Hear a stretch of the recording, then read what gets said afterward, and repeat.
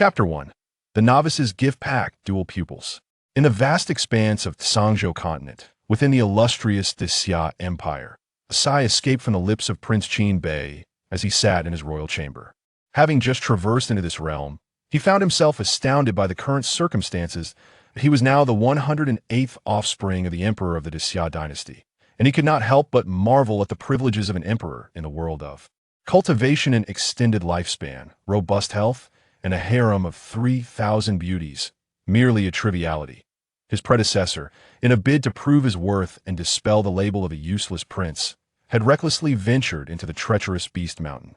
Unfortunately, he was pursued and ultimately crippled by the ferocious beasts that lurked there, reducing him to a true invalid. Fortunately, every prince was accompanied by a shadow guard, which spared him from the clutches of death. Yet, the once disregarded previous incarnation, now stripped of all cultivation, succumbed to a surge of inner demons, leading to the demise of this young man barely in his 20s. As Qin Bei gazed at the beautiful figure beside him, who was quietly weeping by his bedside, his heart ached with uncontainable sorrow. "Mother," he called softly. The woman at his side quickly turned, hastily wiping her tears, her face transforming into a smile. "Xiao Bei, you have finally awakened. I shall summon the imperial physician." "Mother, there is no need. I am fine now. It is just my cultivation." Qin Bai's voice fell, laden with melancholy. The matter of his cultivation remained unchanged, even with his reincarnation. Living is what truly matters. You must not lose hope. You frightened your mother terribly. Rest assured, I shall find a way to help you recover. Ling Fei spoke with conviction, yet she was acutely aware of the challenges that lay ahead. "Do not worry, mother. I shall not despair again. I will seek vengeance." Qin Bei affirmed with determination. "That beast is already dead. Your vengeance has been fulfilled." Ling Fei presumed he referred to the beast.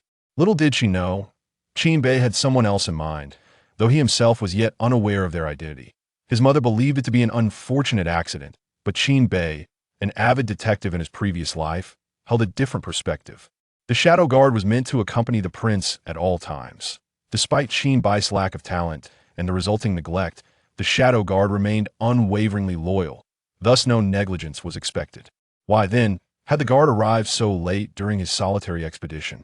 Surely, there was more to this than met the eye. However, that Shadow Guard had since been summoned by the emperor, and it was uncertain when he would return. The emperor likely harbored suspicions himself. As Qin Bei pondered how to navigate this impasse, a chilling voice resonated in his mind. "The microtransaction system has identified a suitable master. Would you like to bind?" "System?" Qin Bei nodded, recognizing that those who traverse worlds invariably possess a golden finger. Moreover, he was not merely a host but the master, which was quite fortuitous. "Binding. Binding successful. Welcome, master, to utilize the system. The system shop is now open, level 1. Please elucidate your functions." The in-app purchase system, as its name suggests, allows one to acquire points by spending money. The universal currency in this realm is the Spirit Stone, and by expending a single low-grade Spirit Stone, one can obtain a point that a sufficient accumulation of these points can be exchanged for items in the shop, including cultivation levels, techniques, training bodies, and insights into the laws of the universe. All matters pertaining to cultivation. "Must I still pay you?" Not at all. The master can earn points simply by spending in daily life, without the need to provide any items to the system. "Oh, that's rather agreeable. Then present me with the beginner's gift pack," Qin Bei said with an air of expectation, and indeed, the system complied with his request. "The beginner's gift pack has been distributed. Please claim it." "Master." Qin Bei envisioned the acquisition in his mind, pondering that the beginner's gift pack should at least elevate his cultivation level by a few tiers. Presently, he was merely at the 7th level of body refinement. Leaping to the Qi condensation realm would not be unreasonable. However, upon witnessing the contents of the beginner's gift pack, he was rendered speechless. Beginner's gift pack, Twin Pupils. This is extraordinarily generous. Qin Bei was well acquainted with the Twin Pupils, recalling the phrase that proclaimed them an invincible path. The moment he acquired the Twin Pupils, he could not resist activating them with a mere glance. The world transformed before him, revealing truths that had previously eluded his understanding. Yet upon catching sight of his mother, he hastily averted his gaze. "However, my most pressing dilemma now is that my foundation has been ruined, leaving me unable to cultivate. With this thought, Qin Bei began to scour the systems. Shop point 1 year cultivation, 1 points. Dragon Elephant Formation, 200,000 points. The Art of Transformation, points. The more Qin Bei perused, the more astonished he became. Many of the items here surpassed even those of the great Xia royal family, some of which could not be obtained by them at all. Yet for Qin Bei, with sufficient points, they were within his reach. Ultimately, he identified his target. Reconstructing the cultivation foundation, 20,000 points. He recalled the small treasury left by his predecessor, containing a total of 10,000 low-grade spirit stones and 100 medium-grade spirit stones. Since one medium-grade spirit stone could be exchanged for 100 low-grade ones, he effectively possessed 20,000 low-grade spirit stones. If he were to expend them all, he would acquire exactly enough points to restore his cultivation foundation. The thought of reclaiming his physical abilities filled Qin Bei with impatience to spend. "Mother, I'm fine now. I wish to go out for a stroll." Although Qin Bei assured her of his recovery, Ling Fei still summoned the imperial physician. Only after receiving confirmation did she finally relax. "Do not venture into the Demon Beast Mountains again. It is best to explore the capital. I have some spirit stones for you. Take them and indulge as you wish. If you cannot become a formidable warrior, then at least live as a carefree prince." As she spoke, Ling Fei handed Qin Bei a cosmos bag filled with the spirit stones allocated to her this year. Qin Bei wished to decline, yet upon observing Ling Fei's demeanor, he discerned that refusing the spirit stones would only cause her unease. Coincidentally, he found himself in need of these precious gems. It would suffice to think of his mother in the future when he obtained something of value. In a couple of days, the marriage envoy from the Wu Kingdom will arrive. "Do remember to return to the palace," Ling Fei reiterated with concern. Marriage alliance? Qin Bei recalled the matter, realizing it bore little relevance to him. After all, the envoy was bringing forth an esteemed saintess from Wu Kingdom. Destined to wed a powerful prince of the great Xia, he would merely be an observer in this affair. Understood. I shall remain within the palace for the next few days. Chapter 2. Deep Snow Dewdrops. Comprehension of the extreme cold stare. Stepping out of the room, Qin Bei beheld for the first time the magnificence of the Celestial Dynasty's imperial palace. The resplendent architecture of ancient times, with its gilded splendor, was on an entirely different tier from the palace he currently inhabited. It was a spectacle beyond the capacity of words to convey, a grandeur that could only befit the heavens. As he wandered onto the bustling streets, Qin Bei caught whispers of conversations about himself. "Have you heard? One of His Majesty's princes had his cultivation crippled by a beast last night." Another voice chimed in, "Not merely crippled in cultivation. He has lost his very essence and can no longer be a man. It is said that this prince, despite being in the body refinement realm, dared to venture alone into the Beast Mountain range. He truly embodies the audacity of the Emperor's bloodline. Alas, bravery without wisdom ultimately led to his downfall." Listening to the various exaggerated accounts circulating around him, Qin Bei felt a surge of frustration, particularly at the rumor regarding his essence. Were it not for the unappealing appearance of the individual spreading such tales, he would have relished the opportunity to demonstrate the true strength of his essence. He entered a resplendent pavilion adorned with a sign that read, "Daxia Trading Company." This establishment belonged to the Daxia royal family, and princes were entitled to discounts. Seizing such an opportunity, Qin Bei made his way inside. The trading hall bustled with cultivators, and he promptly entered the VIP room, where a stunningly beautiful woman soon approached him. "Young master, how may I assist you?" she inquired, exuding poise and charm. 10 drops of deep snow dewdrops," Qin Bei stated directly, without any preamble. Deep snow dewdrops were a unique treasure from the Snow Nation, a realm of extreme cold. These dewdrops would not freeze even in the harshest of climates, and their primary use was to enhance a cultivator's insight. Those fortunate enough could even grasp the Snow Nation's most formidable technique, the extreme cold stare, through these dewdrops. However, it was worth noting that only a rare few had truly comprehended it thus far. "Certainly, I shall retrieve them for you," the woman replied before departing to gather the requested items. Extreme cold stare? Qin Bei pondered silently. He possessed the dual pupils, yet his current cultivation level was insufficient to manifest their true power. Should he succeed in comprehending the extreme cold stare, the synergy between the two would undoubtedly yield effects far beyond mere addition.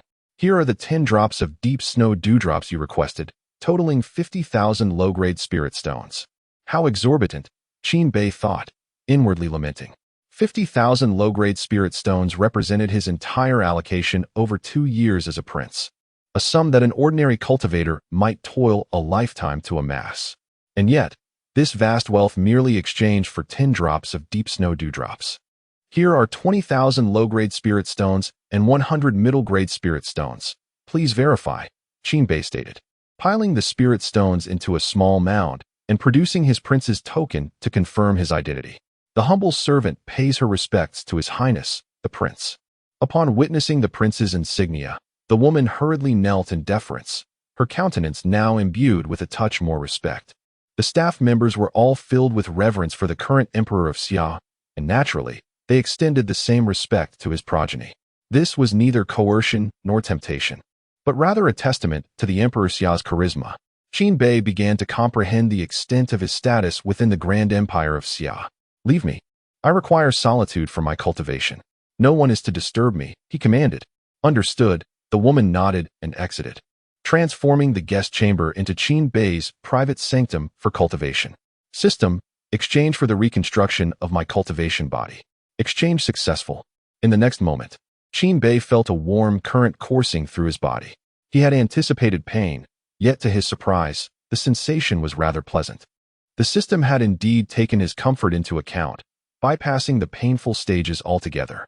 At that moment, his previously crippled cultivation foundation and prowess were restored. It was only then that Qin Bei truly grasped the power of a cultivator, even as a mere practitioner at the 7th level of body refinement. Having regained his foundational strength, he hesitated no longer, pouring 10 drops of deep snow dew into his eyes. The moment it touched his eyes, a refreshing chill enveloped him, sharpening his vision considerably. The price was indeed justified, as the effects were remarkable.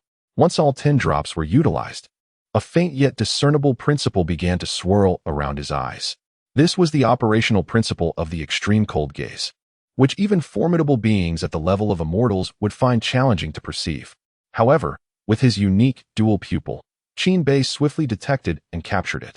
As this elusive principle entered his dual pupil, a complex rune imprint manifested in his gaze, followed by a brilliant white light emanating from his eyes. Instantly, a wall in the guest chamber was encased in frost. Qin Bei gradually closed his eyes, retracting the radiance. At that moment, he fully comprehended the essence of the extreme cold gaze.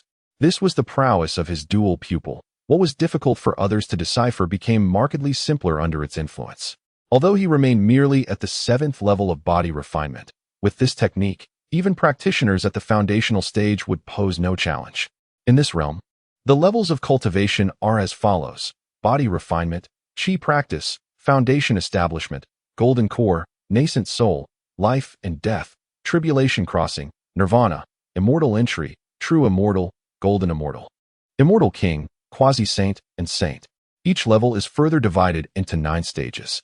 Now, Qin Bei confidently believed he could leap a significant tier to confront a foundational stage practitioner. Should anyone overhear such a claim, they would surely deem him deranged. Stepping out of the guest chamber, he resolved to procure additional cultivation supplies. With his foundation restored, all that remained was diligent effort, not in cultivation, but in earning and spending money. With sufficient resources, he could attain unmatched supremacy. Just as Qin Bei departed, a figure cloaked in gray materialized within the guest chamber. This individual was the guardian of the merchant establishment, having attained the level of tribulation crossing. Is this the power of extreme cold? The gray-cloaked figure murmured, sensing the recently frozen wall. Subsequently, he grasped the air, and a dossier materialized in his hand, meticulously detailing every transaction. The name of the 108th prince, Qin Bei, resonated with an unsettling familiarity. Suddenly, the figure clad in gray was struck by a revelation, recalling the source of this familiarity. It was due to the plethora of recent rumors surrounding Qin Bei. Yet, had he not been rendered powerless? Could he have discovered an alternate path? Despite having attained the tribulation stage, the gray-robed figure found it impossible to discern Qin Bei's true cultivation level, leading him to assume that Qin Bei possessed no cultivation at all.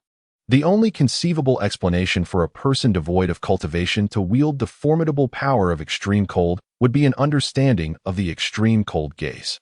This matter warranted informing His Majesty. A genius capable of comprehending the extreme cold gaze could not remain eternally devoid of cultivation. Chapter 3. The redemption of premium points for the blood of the true dragon and the breakthrough to the 8th level of body refinement afterward. Qin Bei expended a sum of 10,000 spiritual stones at the merchant's establishment, depleting both his own resources and those bestowed upon him by Ling Fei.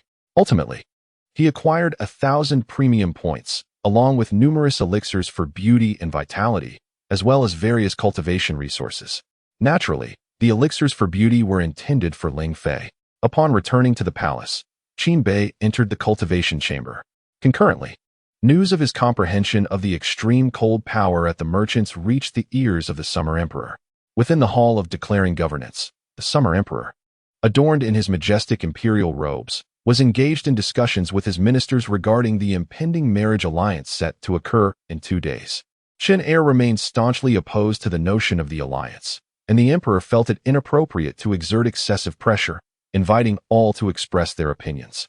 Your Majesty, in my humble opinion, since the one chosen for the alliance is the first holy maiden, our Daxia Empire ought to extend greater respect and allow her to make her own choice, proposed the Minister of Rights, bowing respectfully. Unacceptable. Allowing numerous princes to vie for her selection would be utterly inappropriate and would undermine the dignity of the Daxia dynasty, retorted the Minister of War, his temper flaring as he voiced his direct opposition. However, we cannot allow concerns for dignity to jeopardize this marriage alliance. This union is vital to maintaining the Daxia dynasty's dominance in Sangzhou, and we must not allow any unforeseen complications. Do you truly believe that preventing the Holy Maiden from making a choice will jeopardize this alliance? The two engaged in a heated debate, each presenting valid arguments, all in service to the dynasty. The Zhangzhou continent is home to several dynasties, sects, and families, with the 3 most powerful being the Daxia dynasty, the Sacred Demon dynasty, and the Wu Kingdom. Both the Daxia and Sacred Demon dynasties are fortified by saint-level powerhouses, while the Wu Kingdom maintains its 3rd position through unique cultivation methods, relying on quasi-saints. Despite their relative weakness, the Daxia and Sacred Demon dynasties are wary of offending the Wu Kingdom, for if the latter were to shift allegiances, the rejected party would undoubtedly suffer significant losses. Currently, with the Daxia dynasty holding the advantageous position, a successful alliance with the first Holy Maiden would solidify both parties as steadfast allies, leaving the Sacred Demon dynasty in a precarious situation. Thus, the Summer Emperor regarded this impending marriage alliance with utmost seriousness. Seeing his ministers embroiled in yet another argument over this matter, the Summer Emperor felt overwhelmed. At that moment, a eunuch approached with news. Your Majesty, Lord Xiu from the merchant's establishment requests an audience. What business does he have? The Summer Emperor inquired, puzzled. Announce him. Your servant pays respects to Your Majesty. Rise. Thank you, Your Majesty. I have urgent matters to report. Speak. Today, the 108th Prince of Your Majesty purchased 10 drops of extreme cold dew at the merchant's establishment, and it is highly likely that this prince has comprehended the divine art of extreme cold gaze. Extreme cold gaze? The Summer Emperor was taken aback. Xiu, are you not simply dreaming? News of this prince having his cultivation abolished last night has already spread. Given his talent for cultivation, do you truly believe he could grasp extreme cold gaze? The Minister of Rights expressed his skepticism. Esteemed one, my presence here signifies that I possess indisputable evidence, declared the Minister of War with palpable excitement. If one can comprehend the frigid gaze, does it not stand to reason that they might also grasp that particular treasure? He referred to the imperial jewel of the Great Xia, the Void Sutra, a rare attainment within the imperial dynasty. Historically, those who could comprehend the Void Sutra, provided they did not falter along the way, were assuredly destined for greatness, often ascending to the status of a quasi-saint, and in exceptional cases, they became true saints. The Emperor of Xia himself was among those who achieved sainthood through such comprehension. Continue your deliberations. I shall take my leave to investigate, the Emperor proclaimed before vanishing from sight. Meanwhile, upon entering the training chamber, Qin Bei accessed the system's marketplace, ultimately fixating on a particular item. True Dragon Blood, 1,000 premium points per drop. System, redeem 10 drops of True Dragon Blood. Ding. Redemption successful, please collect. Remaining premium points, 10,000. As the blood came into his possession, Qin Bei felt an overwhelming pressure emanating from it. Such a rarity of blood was scarce even within the Great Xia dynasty. Yet his system offered it for merely 1,000 premium points per drop. Were it not for the system's stipulation against selling its items, he would have profited handsomely by selling the blood and then earning more premium points through consumption. However, it was evident that the system forbade such endless exploitation. The potency of the blood was formidable, and Qin Bei's cultivation level was still insufficient, so he decided to dilute a drop in water for gradual absorption. The moment the blood entered his body, a wave of pain surged through him, but gradually, he acclimatized to the discomfort. Upon fully consuming the first drop, his cultivation advanced from the 7th to the 8th stage of body refinement. With a sudden leap from the water barrel, Qin Bei unleashed a fist into the air, testing his newfound strength. I should possess around 60,000 pounds of power now. This true dragon blood is indeed remarkable. An ordinary cultivator at the 9th stage of body refinement typically maxed out at 50,000 pounds of strength. Yet Qin Bei had surpassed that benchmark even at the 8th stage. You possess quite the fortune, a voice emerged from behind him, startling Qin Bei, who, despite his keen senses, had not detected the presence of the emperor. I pay my respects to father. Qin Bei quickly bowed. No need for such formalities. To waste such exquisite blood in this manner is truly a shame. If you allowed an alchemist to refine it, the effects would undoubtedly be amplified, the emperor remarked. Observing Qin Bei absorb the true dragon blood directly, even finding it somewhat wasteful. Well, seeking out such artisans requires spirit stones, and I have exhausted all of mine. Qin Bei admitted sheepishly, rubbing the back of his head. As a prince, countless individuals would gladly refine it for you without charge. However, lacking spirit stones alters the equation. It introduces a debt of gratitude and karmic ties, thus rendering the cost-benefit analysis quite unfavorable. It is wiser to maintain clear accounts. Qin Bei has acquired the unique ability of placing significant importance on the concept of causality, which he perceives as an elusive notion. The Summer Emperor gazes in astonishment at Qin Bei. Causality. This is a matter he only began to regard seriously after attaining the quasi-saint level. To his surprise, among his numerous exceptional princes, the first to mention causality is this prince whose cultivation had once been rendered obsolete. Not only have you restored your foundational skills, but you have also attained the comprehension of the chilling gaze, a divine power imbued with the essence of laws, and you recognize the significance of causality. It seems that your recent injury has bestowed upon you considerable fortune. In the realm of cultivation, the opportunities of each practitioner are the greatest secrets. Thus he refrains from inquiring about the extraordinary fortune his son has encountered. Qin Bei, however, is unperturbed, having dared to comprehend such concepts in the Merchants Guild. He is well prepared. He has no intention of concealing his cultivation talents. Showcasing his abilities more effectively will garner him greater attention, leading to an increased allocation of spirit stones and more avenues for investment. Father, given my talents among the princes, do you not think I rank quite favorably? He inquires. Should you grasp the void scripture in the future, you will possess the capability to vie for the position of crown prince, replies the Summer Emperor. Though he is puzzled by the reason behind Qin Bei's inquiry, that is too far off. I merely wish to know if, in light of my commendable talents, the allocation of spirit stones this year could be increased, Qin Bei remarks with a smile. The Summer Emperor responds.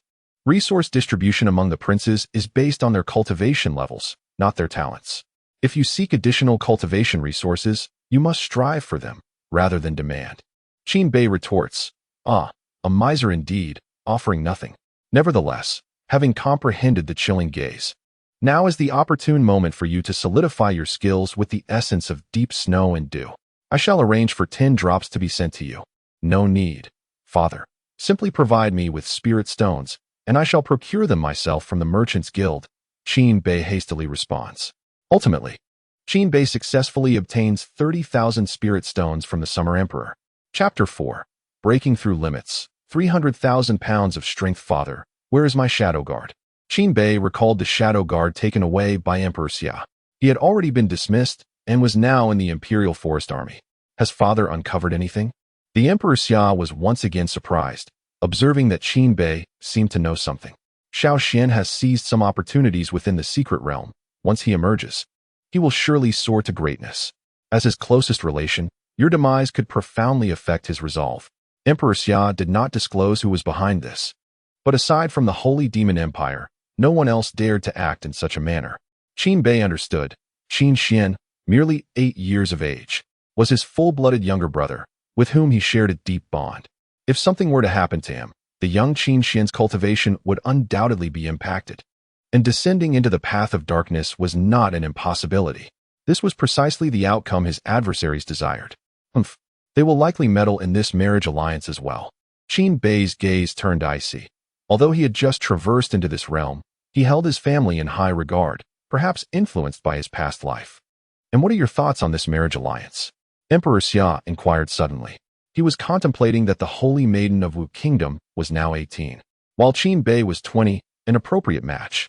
Though Qin Bei's current cultivation was considerably weaker, his innate talent remained, and with his princely status, it was merely a matter of time before he caught up. Marriage alliance? Qin Bei sensed that Emperor Xia harbored intentions of marrying him to the Holy Maiden. Suddenly, he recalled the Holy Maiden's dowry, reportedly consisting of 1,000,000 spirit stones and numerous cultivation resources. 1,000,000 spirit stones? Is that not a beckoning hand of wealth? Ding.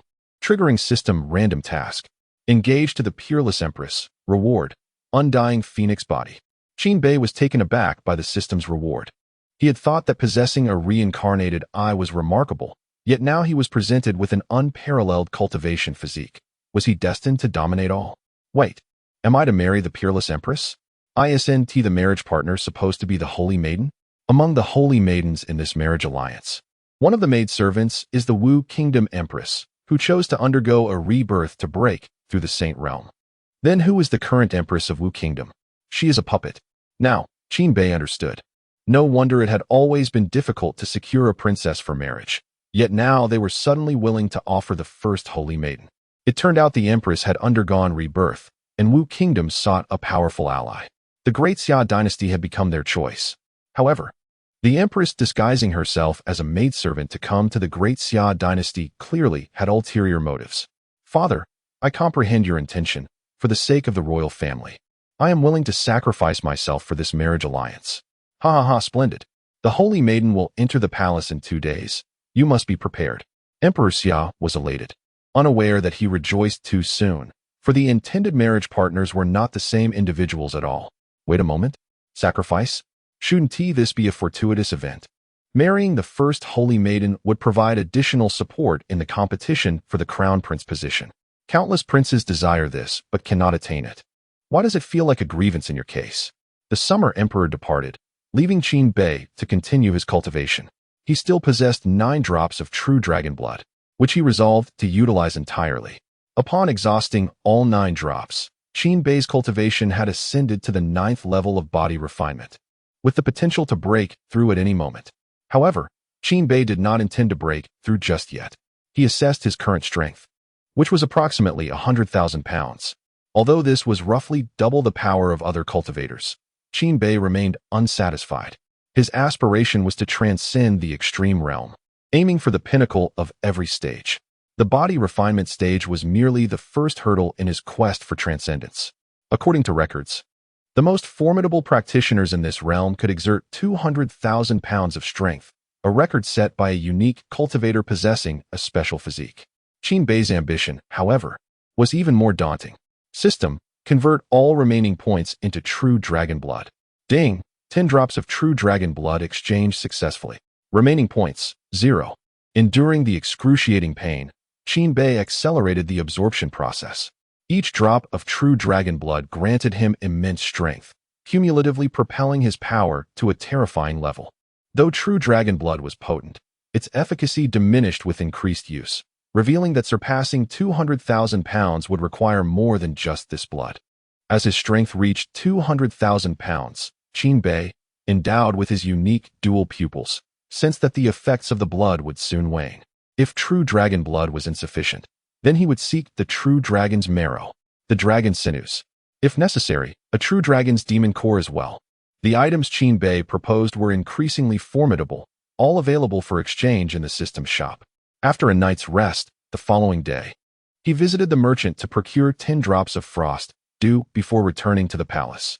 He first employed the 10 drops to enhance his extreme cold gaze. Subsequently, he browsed the system's shop to select the requisite items. True Dragon Marrow, 10,000 points. True Dragon Sinews, 10,000 points. System. Exchange for 2 portions of True Dragon Marrow and 1 portion of True Dragon Sinews. Ding. Exchange successful. Remaining points, 0. As 2 large bones and a long white strip materialized before him, Qin Bei could not help but salivate. Humph. What pressure can they emit now that they are reduced to mere food? Do you think I, the son of a sage, would fear you? With a single palm, he dispersed the faintly gathering dragon aura. This pressure might affect ordinary people or beasts, but it held no sway over him. Slurp. The large bones were destined for a nourishing soup, while the sinews would be braised, simply delectable to contemplate. Qin Bei prepared a pot in his backyard and began to showcase his culinary skills.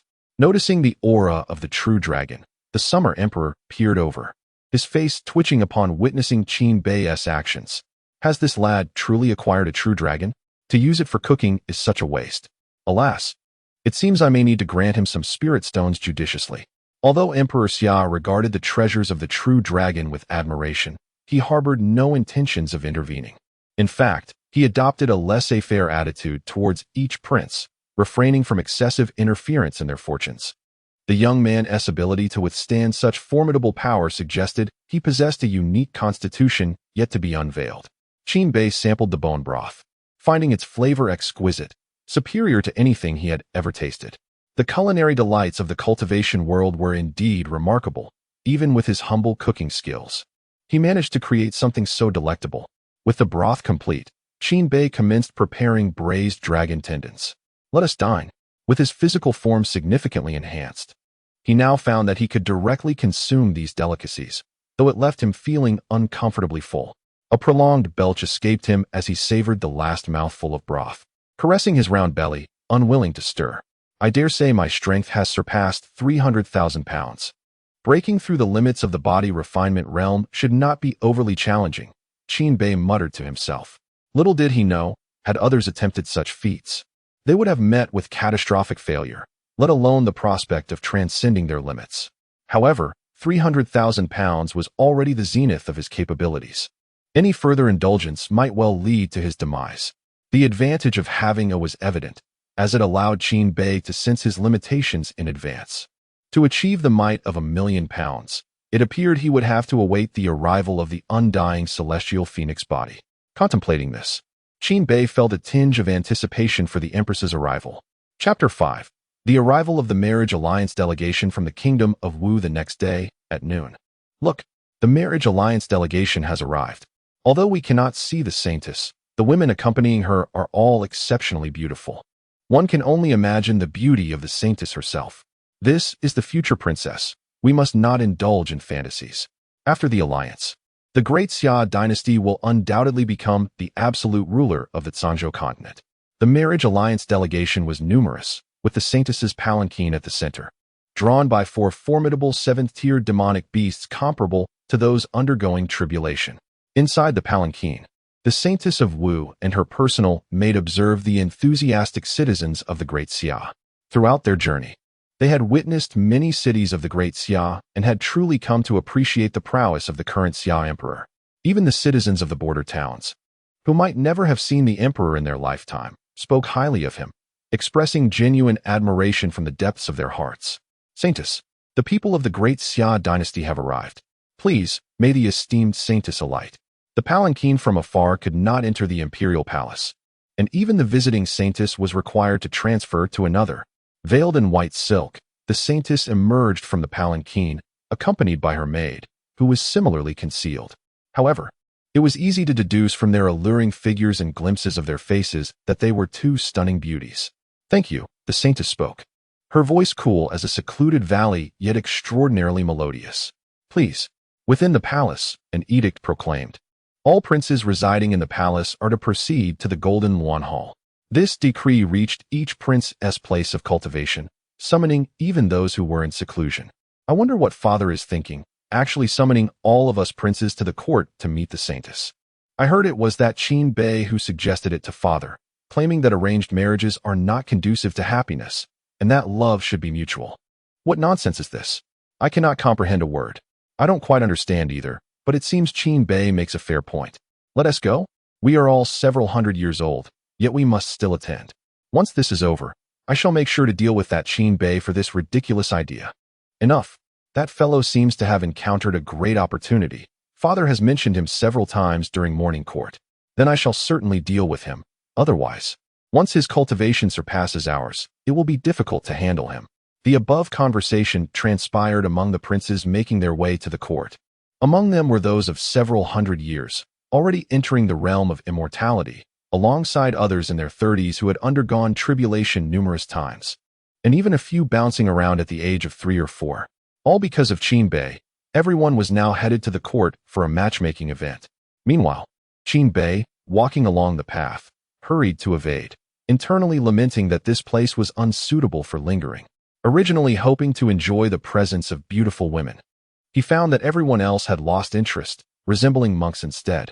In the court, the princes in the palace have all arrived.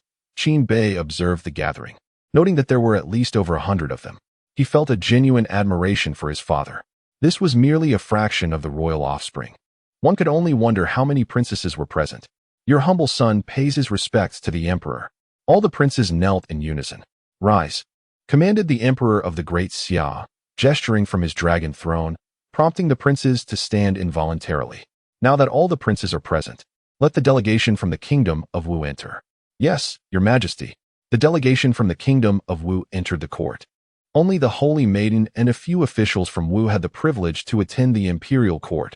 Others were deemed unworthy of entry. Naturally, the empress, whom Qin Bei held dear in his thoughts, was also absent. The delegation traversed the throng of ministers and halted behind the princes. Princess Zhao Shui pays her respects to the emperor of Great Xia. Envoy Huanming pays his respects to the emperor. Be at ease, the emperor responded.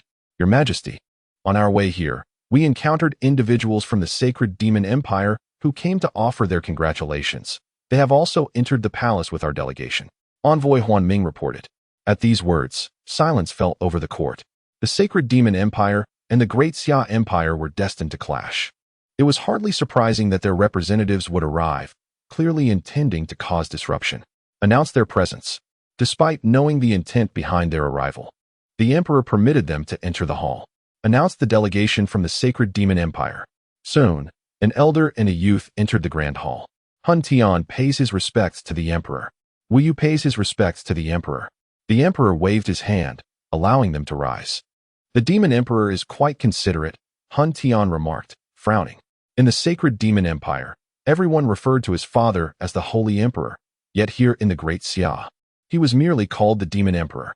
In truth, it is not my father who sent me, but rather my admiration for the number one holy maiden of Wu that compels me to witness what manner of individuals merit her hand in marriage. If you do not mind, I wish to gauge the disparity between us to better motivate my own cultivation. Hun Tian's words were quite clear. He was here to provoke. The emperor frowned. He had never heard of this Hun Tian, clearly not a favored prince, yet he dared to openly challenge him in the court of Great Xia. Very well, I grant your request. The Celestial Dynasty values innate talent and strength. Since others have come to challenge, the Great Xia cannot shy away from battle. It would also serve to affirm to the kingdom of Wu that their choice was not erroneous. Upon receiving permission, Hun Tian moved to the side with his entourage and awaited further proceedings. Your Majesty, may we commence the signing of the soul contract? Envoy Huanming inquired. The matrimonial alliance of the Celestial Dynasty was not merely a verbal agreement. A crucial element involved the signing of a soul contract by the betrothed. Cough. Chen'er has recently encountered some setbacks in his cultivation. We may need to consider a different candidate for the marriage alliance, the emperor suggested, feeling the rationale was somewhat tenuous. Qin Shun was renowned as a prodigious cultivator. Had he truly faltered, the news would have spread far and wide. The smile on Envoy Huanming's face abruptly vanished. What is happening? Does the Great Xia no longer wish to pursue the marriage alliance? It ought not to be so. The primary beneficiary of this alliance is undoubtedly the Great Xia, and it would be inconceivable for them to unilaterally breach the agreement, Huan Ying pondered.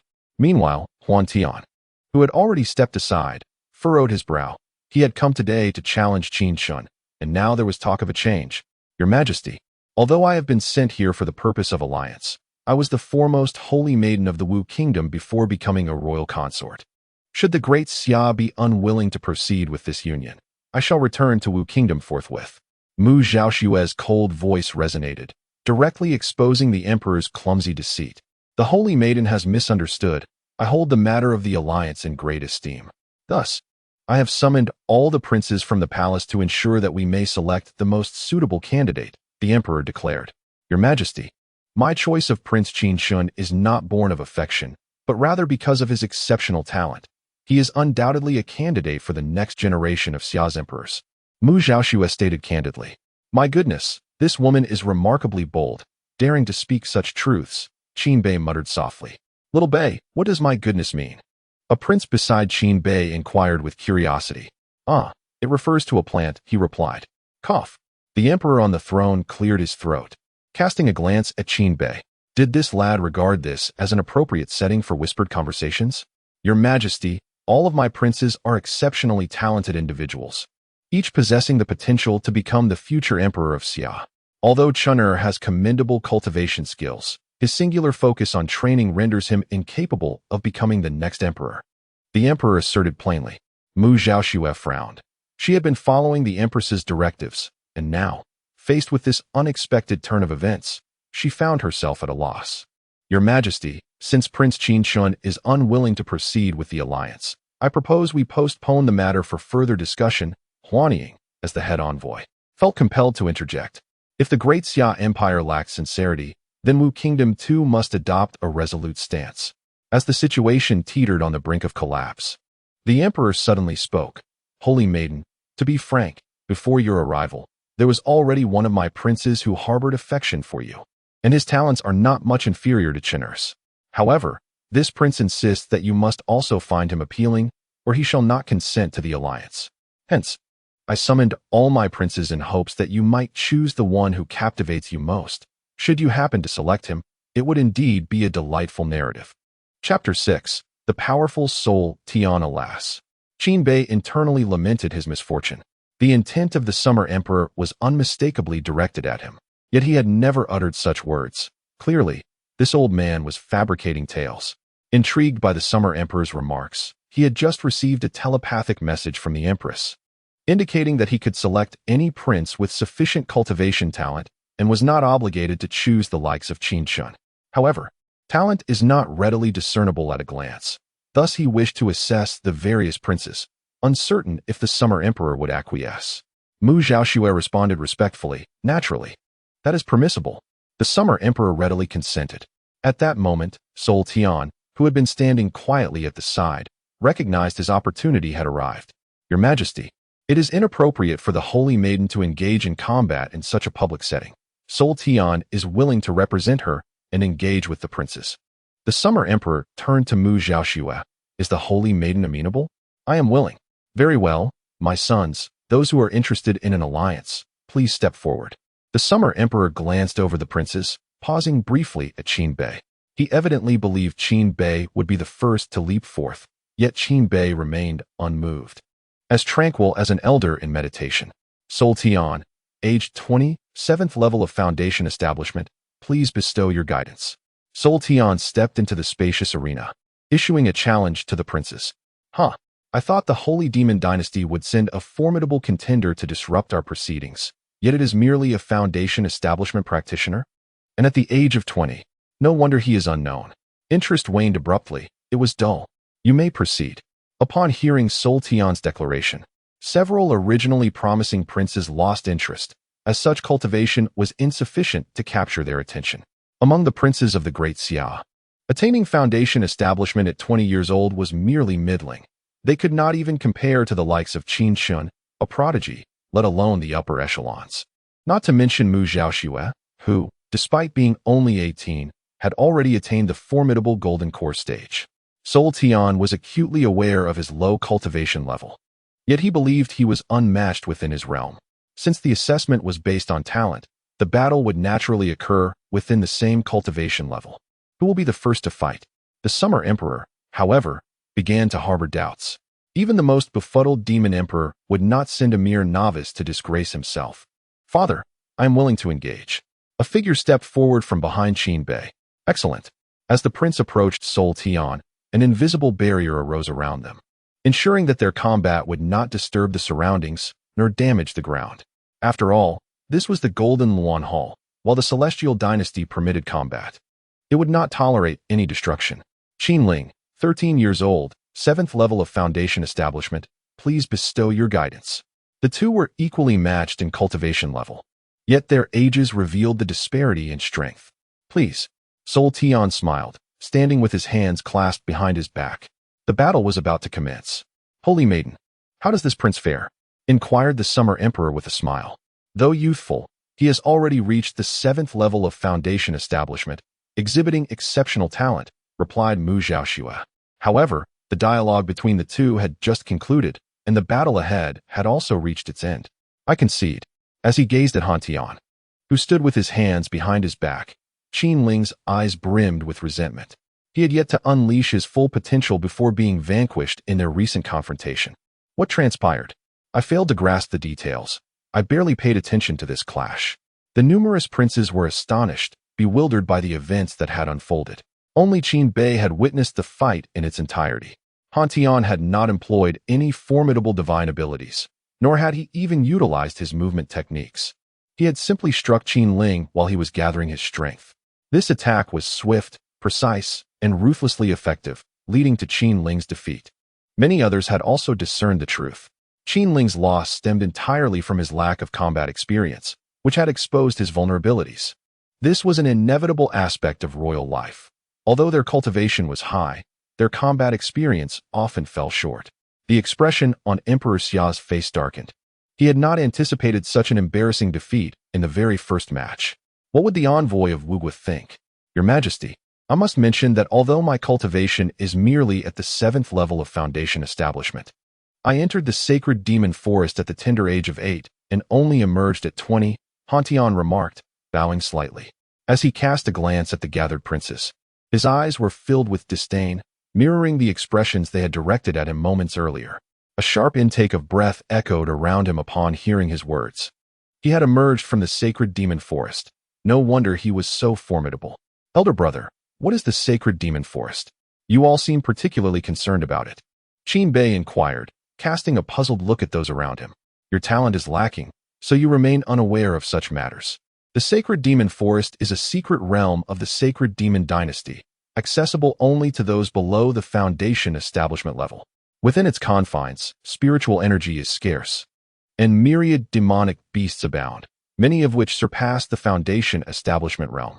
It is difficult to survive even at the age of 20. Each year, the Demon Emperor would cast some of the younger princes into the forest. The longer they remained, the greater the rewards they might reap.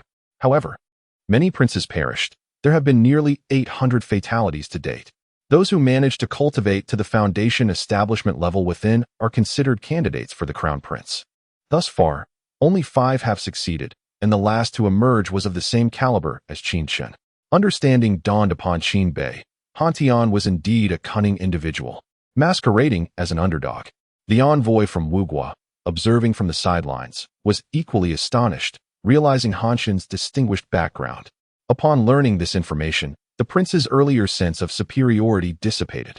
Achieving Foundation Establishment in a place with scarce spiritual energy and subsequently reaching the 7th level of Foundation Establishment was a talent that stood out among them.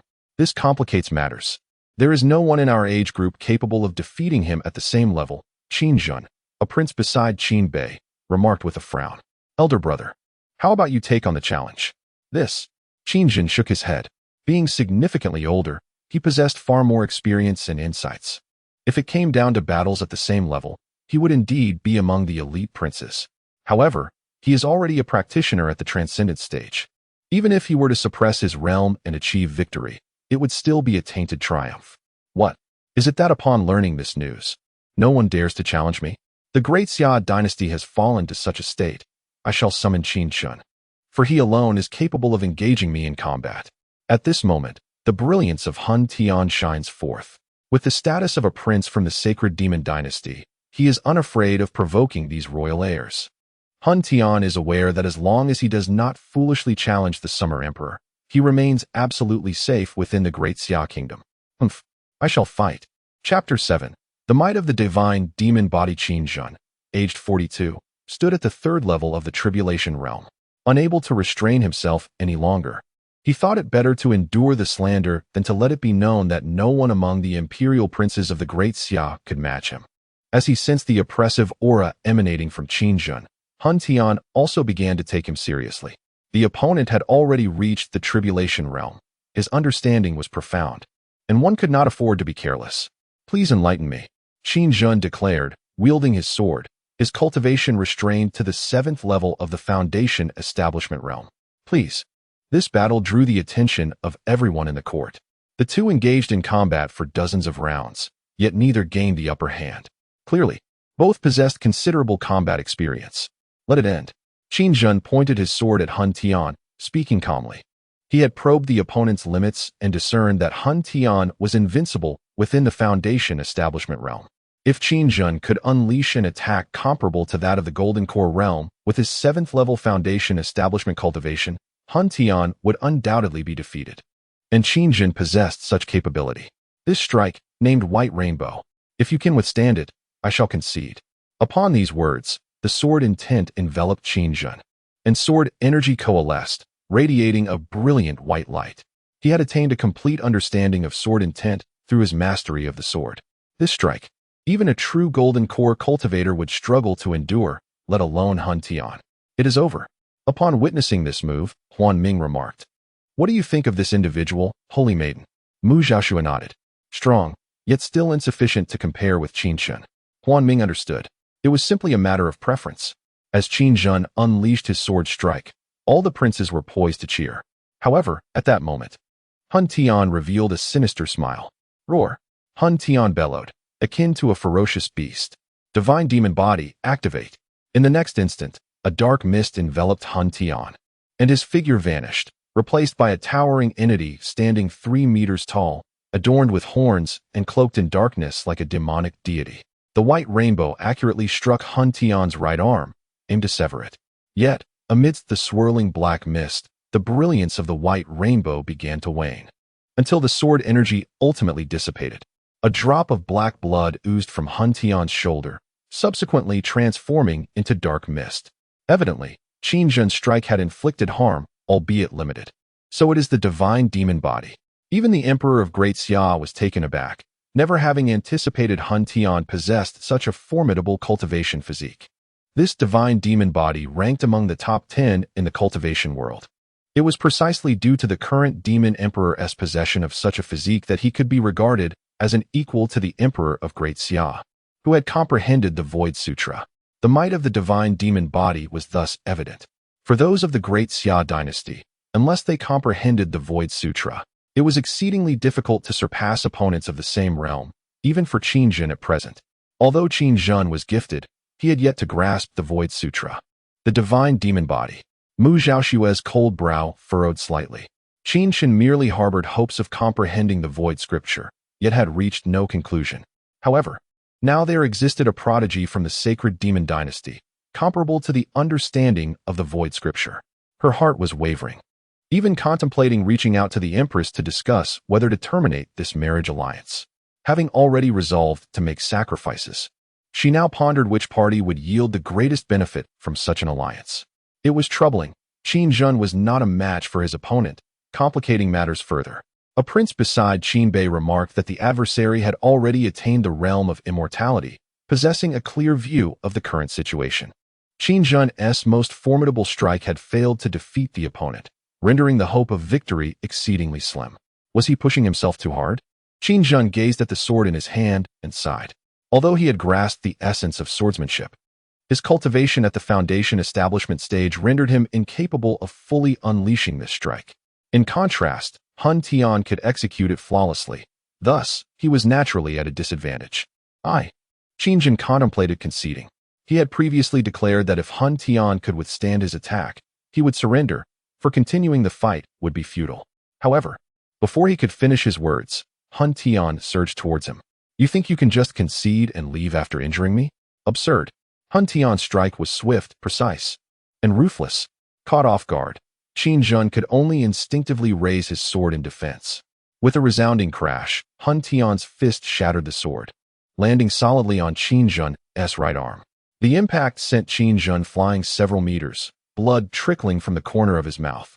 While his right arm lay mangled and unrecognizable, without treatment, he would be permanently incapacitated.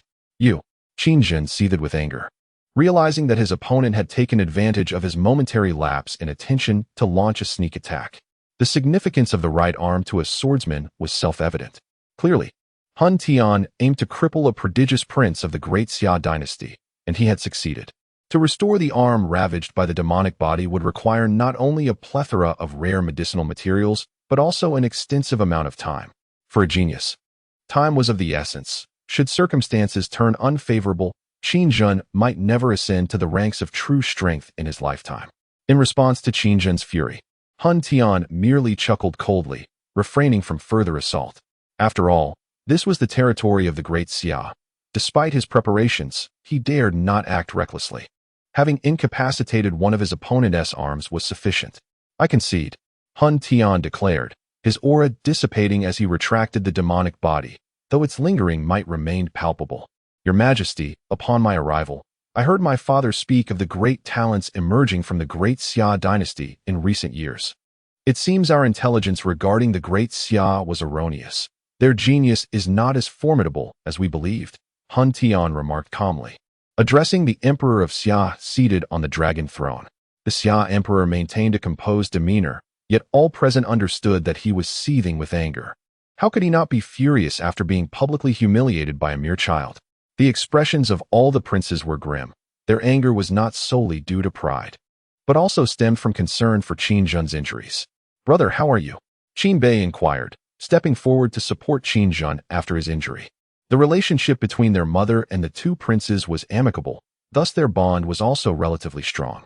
Naturally, Qin Bei was enraged by Qin Jun's suffering. Qin Jun merely shook his head, refraining from elaborating. He could sense the severity of his wounds, and he understood that full recovery would require a considerable amount of time. It was unexpected for him, a foremost prince, to encounter such misfortune. Is no one daring to challenge? Hun Tian cast a disdainful glance at the assembled princes, a smug smile adorning his face.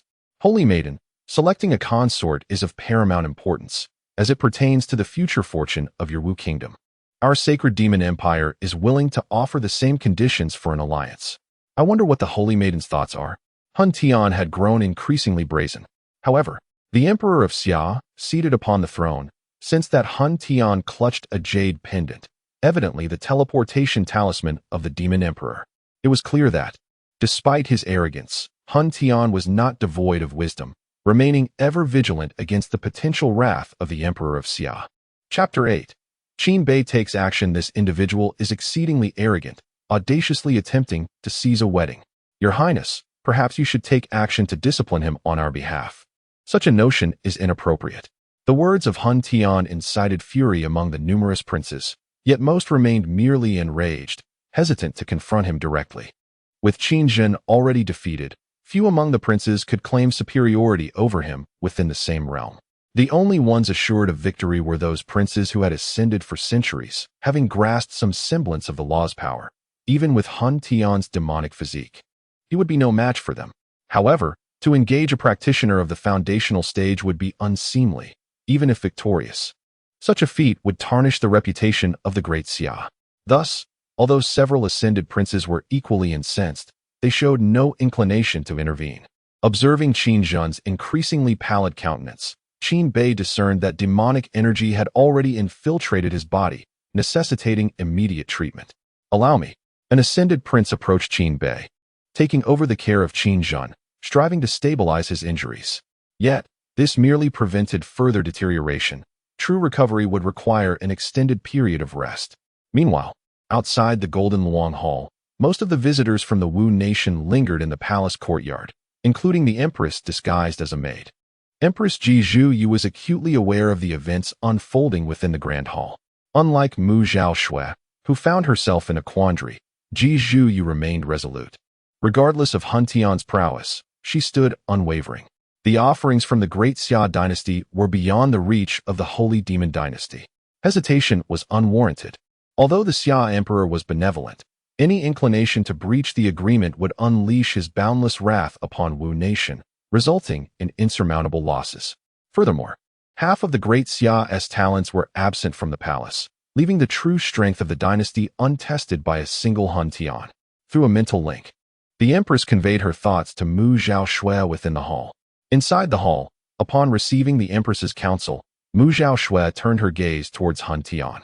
Indeed, the prince was formidable. However, the alliance between Wu Nation and the Great Xia was beyond the interference of the Holy Demon Dynasty, let alone Han Tian himself. Mu Zhaoshui's steadfast stance left both Han Tian and Wu Yu momentarily speechless. They had not anticipated such resoluteness in the face of Han Tian's evident talents, suggesting an underlying issue. The Xia Emperor, observing Mu Zhaoshui's determination, felt a measure of relief. With no one from the Great Xia royal family daring to engage further, Han Tian took his leave. His objectives had been met. Not only had he humiliated the Great Xia, but he also intended to propagate the events of the day throughout Wu Nation. This would undoubtedly create discord in a nation already fraught with tension. Should the two nations unite in matrimony, the Great Xia would suffer greatly, granting the Holy Demon Dynasty ample time to execute their plans for sanctification. Once successful, even an alliance between the Great Xia and Wu Nation would pose no threat to the Holy Demon Dynasty. As Han Tian prepared to depart with his gains, the princes within the hall seethed with indignation. Yet they all lacked the confidence to surpass Han Tian, merely watching helplessly as he displayed such arrogance. Why the haste to depart? Might I take a turn? Just as Han Tian was contemplating how to flaunt this achievement for his own acclaim, a striking young man emerged from among the princes. It was none other than Qin Bei. Upon seeing Qin Bei step forward, the Summer Emperor felt a measure of relief, although he remained unaware of Qin Bei's true capabilities. The fact that Qin Bei dared to directly consume the dragon spine marrow suggested he possessed formidable strength, perhaps even an undiscovered potent constitution. When the prince's entourage beheld Qin Bei's appearance, they were momentarily taken aback. They were all aware of the turmoil surrounding Qin Bei, and while rumors hinted at some fortuitous encounter, it hardly seemed sufficient to empower him to the extent of challenging Han Tian. Yet, why did the Summer Emperor show no inclination to intervene? Xiao Bei, do not act recklessly. Qin Zhen extended his hand to obstruct Qin Bei's path. Rest assured, brother, I am aware of my limits, Qin Bei replied with a faint smile, stepping out from the ranks of the princes. The gazes of the other princes directed at Qin Bei underwent a transformation. They understood that he stood no chance against Han Tian, and his decision to step forward was purely one of impulsive passion. However, Qin Bei's audacity earned him their respect, despite the certainty of defeat and the potential to meet a fate akin to Qin Zhen's. He still dared to issue a challenge. Xiao Bei, it is commendable to have such resolve, yet you are not his equal at present. Such a challenge will merely augment his reputation, another prince advised, but the outcome was evidently unchanged. Qin Bei had made up his mind and would not be swayed by others. With the enemy at their doorstep, how could he, as a member of the royal family, stand idly by while Han Tian departed unscathed? The ministers, upon witnessing Qin Bei's emergence, wore expressions of astonishment. In contrast, those unfamiliar with Qin Bei, such as the Holy Maiden, regarded him with a sense of affirmation. If Han Tian displayed such prowess and yet dared to challenge, he must possess some hidden capabilities. Uncle, you are more familiar with the Great Xia. Do you know this prince? Mu Zhaoshui inquired of Huan Ming, who scrutinized Qin Bei closely. Though he considered himself well acquainted with the talents of the Great Xia imperial family, he had never encountered such an individual. I am unsure. Perhaps he is a concealed genius of the Great Xia, inadvertently revealed today, Huan Ming speculated, finding this explanation most fitting. However, upon hearing Qin Bei's self-introduction, he was rendered utterly dumbfounded, unable to believe the reality before him. Han Tian furrowed his brow as he gazed at Qin Bei, realizing he could not discern the latter's cultivation level. Although Qin Bei was merely at the foundation establishment stage, he could perceive those below the transcendent stage. This implied that if Qin Bei did not possess some extraordinary means, his strength must have already surpassed that threshold. It seemed the Great Xia dynasty could not resist dispatching a prince with celestial aspirations. This would be advantageous, for defeating him would surely elevate my own renown, Han Tian mused, envisioning a path to fame. Yet, Qin Bei's introduction left him utterly bewildered. Under the watchful eyes of the crowd, Qin Bei approached directly across from Han Tian. offering a respectful salute. Qin Bei, the 108th prince of the great Xia royal family, was merely 20 years of age, yet he had attained the 9th stage of the body refinement realm. A profound silence enveloped the venue, so much so that the sound of a falling needle could be distinctly heard.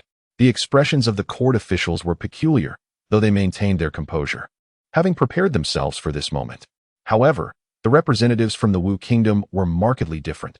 They had initially anticipated a hidden genius, only to discover that at the age of 20, he had only reached the body refinement realm. Wasn't he this rather pitiful? Where was the so-called hidden talent? Oh, Qin Bei, I understand now, murmured Huanming quietly to Mu Xiaoxue beside him. This is the prince rumored to have had his cultivation foundation destroyed. Yet here he stands unscathed? How intriguing. The prince thought to be ruined dares to challenge us. He may yet provide us with unexpected surprises. A rare smile graced Mu Xiaoxue's lips, her expression brightening. Has the great Xia royal family truly descended to such depths? Have they resorted to sending forth such a seemingly useless individual? Could it be an attempt to humiliate me? Hun Tian's countenance darkened, feeling that he had not received the most basic respect from the great Xia royal family. Yet, scarcely had he uttered these words when an invisible pressure enveloped him, rendering him breathless. At that moment, Wu Yu, who had been standing silently nearby, hurriedly stepped forward, unleashing his celestial king's cultivation to shield Hun Tian. Chapter 9. Absolute Domination. As the Summer Emperor and the Soul Prince emerged from the sacred demon forest, Wu Yu hurriedly bowed and expressed his hope that the Summer Emperor would not take offense at their ignorance of the rules. He then turned to Soul Tian, urging him to promptly apologize to the Summer Emperor. At that moment, Wu Yu's palms were slick with sweat, fearing that the Summer Emperor might unleash his wrath and annihilate him on the spot. While Soul Tian could deem the other princes as worthless, he must never utter such words in the presence of the Summer Emperor. Otherwise, it would be a grave disrespect to the sage. Should the Summer Emperor act out, no one would dare criticize him, and instead, they would accuse the sacred demon dynasty of poor guidance. Observing Wu Yu's anxiety, Soul Tian realized his reckless words had been a misstep and quickly knelt before the Summer Emperor to apologize, imploring him not to take offense for his indiscretion. Since you are unaware of the rules, allow me to instruct you, the Summer Emperor replied, his words effectively suppressing Soul Tian's arrogance while subtly conveying that he held no regard for him. Only the Demon Emperor warranted his concern. This statement maintained the Emperor's dignity while perfectly conveying his stance. Father, I wish to establish an agreement with Soul Tian. As long as this battle remains within the barrier, no one is permitted to intervene. Qin Bei disregarded Soul Tian's arrogance, asserting that he would never concede to anyone in terms of pride. The Summer Emperor paused, his gaze fixed upon Qin Bei, as if beginning to comprehend something, yet a sense of worry crept in.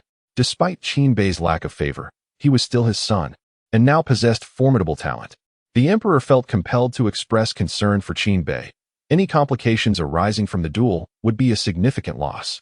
Father, I am confident, Qin Bei said, discerning the Summer Emperor's apprehension and responding with assurance.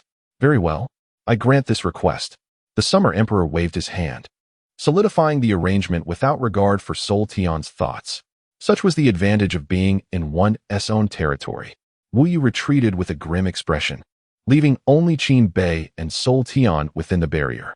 I admire your courage. However, courage alone does not suffice, for your decision is erroneous, as it implies I may dispose of you at will. Truly foolish. Soul Tian felt a surge of frustration. A pact that required no consent from him had taken effect, which would infuriate anyone. Yet, reassured by his absolute confidence in defeating Qin Bei, he soon calmed himself. Since this is a contest of equal realms, you must first elevate yourself to the foundation establishment stage, Soul Tian declared. With so many experts present, it would be a simple task for Qin Bei, a cultivator at the body refinement stage, to temporarily attain the strength of the foundation establishment stage. No need, it is merely the foundation establishment stage. My body refinement stage is sufficient to deal with you, and there is no necessity for me to elevate my cultivation, Qin Bei replied nonchalantly. At that moment, he showcased to all present what true audacity entailed. Regardless of the divine and demonic powers at his disposal, he remained unfazed, even daring to challenge him from two great realms above. Such presence is not possessed by many. Is Xiaobei mad? He cannot hope to triumph even at the same level, and now he wishes to fight across realms? The Emperor has not opposed this. Let us wait and see. If it comes to it, I shall intervene. Despite the so-called agreement, this is the territory of the Great Xia, and they certainly cannot allow Qin Bei to manifest another unexpected event akin to Qin Zhen. Humph, how arrogant. If that is the case, I shall suppress my realm to the 9th level of body refinement. Huatian is also a proud individual. How can he endure such ostentation before him? Moreover, whether he suppresses his cultivation or Qin Bei enhances his, he holds the advantage. Enough of this idle chatter, let us commence. Qin Bei is eager to test his prowess. Huatian has confined his cultivation to the 9th level of body refinement and has not even employed his divine demon body against Qin Bei. Nevertheless, even so, Huatian's physical strength is incomparable to that of ordinary cultivators. Combat at the body refinement level lacks excessive embellishment, as many martial techniques cannot be utilized. At most, one can employ techniques to enhance strength. Bang! With their first strike, the two engaged in a probing clash. Contrary to expectations, it was not Qin Bei who was sent flying, but rather Huatian, who was forced back several steps. The numerous princes and the envoy from Wu Kingdom were taken aback by this outcome. That punch must have carried a force of at least 100,000 pounds, and little Bei astonishingly gained a slight advantage, indicating that he has indeed encountered a fortuitous opportunity. Without the support of a formidable cultivation body, possessing a strength of 100,000 pounds at the 9th level of body refinement is remarkable. Had little Bei's talent for cultivation been even greater, he might well have been able to keep pace with Qin Shen. However, it is worth noting that Qin Shen only broke through to the body refinement level after achieving 200,000 pounds. It appears that little Bei aspires to do the same. The other princes now grasped the source of Qin Bei's confidence in confronting Huatian. Yet, this alone is insufficient. Huatian has yet to utilize his divine demon body. Amid the prince's concerns, Huatian's gaze upon Qin Bei sharpened. To reach the 9th level of body refinement at the tender age of 20 and possess such strength was unexpected. It seems I underestimated you, but that is all. In the next moment, Huatian bellowed, his aura surging as the divine demon body manifested once more. Standing at 3 meters tall, he exuded an overwhelming pressure. Although he remained at the 9th level of body refinement, with the activation of the divine demon body, he had amassed a strength of 150,000 pounds. Coupled with the demon-shattering fist, this strike would exceed 200,000 pounds. This is the end, Huatian declared as he charged his demon-shattering fist. Pathetic. Qin Bei shook his head, uttering words that none present could comprehend. In the next instant, his form flickered and appeared before Huatian. Having discerned his opponent's strength, Qin Bei no longer held back. While he favored keeping his cards close, he would not appear mediocre. Demon-shattering fist. Huatian roared, unleashing a powerful punch. The collision of the two fists, one large and one small, erupted in a tremendous display of force, generating a cacophony of explosive sounds in the surrounding air.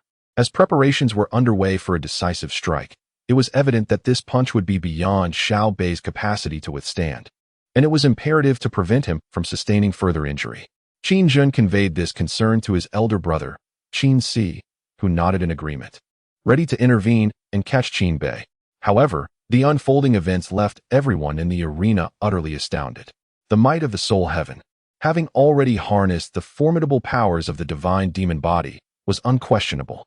Yet, in a shocking twist, a figure was sent hurtling backward upon impact. It was none other than Soul Heaven himself, in his divine demon form. What just transpired? Xiao Bei executed nothing extraordinary, merely an unremarkable punch, devoid of any martial techniques or mystical arts. But he had uttered a term earlier, weak chicken, which I failed to comprehend. Could it possibly be a spell or incantation of some sort? It appears so. Once this is over, I shall seek to elucidate this matter with Xiao Bei. Chapter 10. Dual Pupils and Frigid Gaze. Suppressing all, having meticulously observed the battle, Mu Zhaoxue's delicate lips parted slightly upon witnessing the scene before her. She sensed the immense power wielded by Qin Bei, undoubtedly exceeding 200,000 pounds of strength, and perhaps even reaching 250,000 pounds. Remarkably, Qin Bei exhibited no signs of a formidable cultivation body, indicating that he had achieved this extraordinary might solely through his innate capabilities. Such prowess eclipsed that of those who relied on specialized cultivation bodies to break through to the extreme realm, showcasing his hidden genius. Mu Zhaoxuan mused that had the soul heaven not emerged, her nation would likely have remained oblivious to the existence of such a prodigy. Qin Bei's displayed strength already bore the semblance of catching up to Qin Shen, making him a commendable candidate for a marriage alliance. However, his arrogance and lack of restraint rendered him less than ideal as the next Summer Emperor. At long last, the Summer Emperor seated upon the dragon throne revealed a smile, affirming that Qin Bei had not disappointed him. In contrast, Wu Yu's expression darkened. Their intelligence reports had failed to mention such a genius prince, indicating the depths of the great Xia royal family's concealment. As the battle unfolded, the previously airborne soul heaven steadied himself, his countenance shifting dramatically as he regarded Qin Bei, the playful mockery in his eyes dissipating. Yet, the only response he received was the force of Qin Bei's fist. Soul heaven engaged once more. But this time the impact was far more devastating, his form hurtling backward with alarming speed, teetering on the brink of being expelled from the protective barrier, yet still failing to regain his composure. Little Bei has concealed his true strength so profoundly. Victory is assured now. Let us see how those from the Holy Demon Dynasty will disrupt this marriage alliance. Everyone anticipated that Qin Bei would deliver a final blow to inflict severe injury upon Soul Heaven. However, unexpectedly, the initially stationary Qin Bei surged forward with explosive force towards Soul Heaven. Excellent. Deliver another strike. Yet, contrary to expectations, Qin Bei instead stabilized Soul Heaven's flying form. The prince. Mu Zhaoxue. Wu Yu. Only the Summer Emperor comprehended Qin Bei's intentions. Little Bei, pursue your desires, whatever transpires. Your father shall support you, he communicated telepathically from the dragon throne. Upon hearing this, a smile graced Qin Bei's lips, a grin that sent shivers down Soul Heaven's spine. In that moment, he perceived Qin Bei as a veritable demon, rendering his own malefic aura akin to that of a mere child in comparison. What do you intend to do? Han Tian was filled with terror, startled by Qin Bei's gaze. Do not be afraid, I merely require something from you. With that, Qin Bei made his move once more. You wish to kill me? Han Tian discerned Qin Bei's intentions, incredulity lacing his voice. He had dared to challenge the great Xia dynasty, even injuring a prince, but had never contemplated the act of murder, fully aware of the dire consequences it would entail. You have realized too late. You should have anticipated this at the time of the agreement signing. Qin Bei no longer concealed his motives. He sought nothing less than Han Tian's life. To swiftly heal Qin Zhen's injuries, only one thing would suffice: the heart's essence from a person of divine and demonic physique. Since Han Tian dared to harm Qin Zhen, he ought to have foreseen such an outcome. Han Tian longed to protest that the flawed agreement had never been made with his consent. However, he no longer dared to be distracted, nor did he suppress his cultivation any longer. He understood that in the realm of body refinement, he was no match for Qin Bei. You claim there is no difference between the foundation establishment and body refinement realms. Now let me demonstrate just how distinct these two realms truly are. The power of the 7th level of foundation establishment erupted from Han Tian. Without hesitation, he unleashed a divine technique that could not be executed in the body refinement realm. Holy Demon Finger, with a pointed finger amplified by his divine physique. This strike could easily annihilate an ordinary golden core cultivator, far surpassing Qin Zhen's previous white rainbow sword strike. A smug smile spread across Han Tian's face. Though Qin Bei was formidable, he was also exceedingly arrogant, daring to confront him in the body refinement realm while he was in the foundation establishment realm. Both were prodigies. Even a slight disparity in realms could prove significant, let alone the vast difference between two major realms. However, when Han Tian gazed at Qin Bei, he found his eyes to be akin to an abyss, revealing two pupils. Subsequently, he witnessed Qin Bei facing his holy demon finger head-on, delivering a punch. Astonishingly, the most powerful strike he had conjured shattered. How could he possibly know the weakness of my holy demon finger? Han Tian's pupils constricted in shock. Qin Bei's blow, seemingly casual, had struck directly at the weakness of his holy demon finger. Dual pupils? Han Tian came to a realization. He understood he could not contend with Qin Bei any longer. Yet it was already too late. He attempted to escape the barrier, relying on his enhanced speed, but a mere glance from Qin Bei rendered his body rigid. Extreme cold gaze. This gaze, imbued with the power of law, was something Han Tian could not withstand. As he observed the runes flickering within the depths of Qin Bei's pupils, Mu Zhaoxue stood utterly transfixed. A peerless genius. The only term she could conjure to describe Qin Bei was this. What pursuit of Qin Shen? If his cultivation speed were to continue, he could surpass even Qin Shun. This was the extreme cold gaze. Xiao Bei had actually comprehended a divine technique imbued with the power of law. How deeply Xiao Bei had hidden his capabilities. Within the barrier, Han Shen's fleeing figure was immobilized, and in the next moment, Qin Bei was upon him. Bang! With a powerful punch, Han Tian was sent flying, followed closely by Qin Bei's figure delivering another blow. Bang! Bang! Bang! Han Tian was treated like a mere punching bag, utterly devoid of any ability to resist. At this moment, Han Tian felt an overwhelming sense of frustration. He had anticipated that regaining his foundation level would allow him to dominate Qin Bei, or at the very least, hold his ground. However, to his astonishment, after restoring his cultivation, he found himself losing even more swiftly. Qin Bei's dual pupils, combined with his chilling gaze, rendered Han Tian completely incapable of mounting any defense. Your Majesty, we concede. Wu Yu urgently declared to the Summer Emperor seated on the dragon throne, witnessing the dire situation. Concede? Did Han Tian declare his surrender? I did not hear that. The Summer Emperor inquired with a puzzled expression. We did not hear any declaration of surrender. The courtiers and princes, well aware of the Summer Emperor's thoughts, responded in unison. See, he is yet to concede, has he? But, the previous agreement clearly stated that those outside the arena must not interfere. Let them be. My son possesses sound judgment. The Summer Emperor waved his hand, silencing Wu Yu's attempt to continue. It was evident, if one was arrogant, they ought to face the consequences. In the arena, Qin Bei's punches landed with bone-crushing force. Even though Han Tian possessed a divine demonic physique, he could not withstand each blow, each infused with 30,000 pounds of might. Chapter 11. Killing Soul Heaven before the Demon Emperor cough. Blood oozed from the corner of Soul Heaven's mouth, transforming into demonic energy, only to be dispersed by Qin Bei. Bang!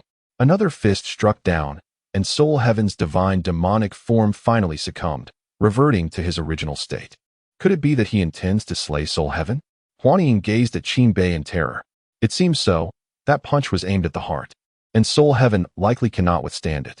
Mu Zhaoxue also expressed astonishment at Qin Bei's ruthlessness. This was a prince of the Holy Demon Dynasty, possessing a divine demonic body.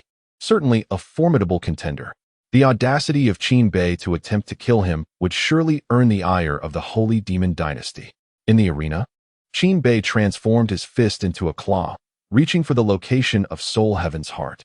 Soul Heaven wished to resist, but found himself powerless. In that moment, he finally crushed the jade slip clutched in his hand. Just as the strike was about to descend, Wu Yu could no longer contain herself. Stop, she shouted, rushing into the barrier to thwart Qin Bei's impending blow. Qin Bei had long anticipated this, and before Wu Yu could act, he seized Soul Heaven and vanished to a distant location.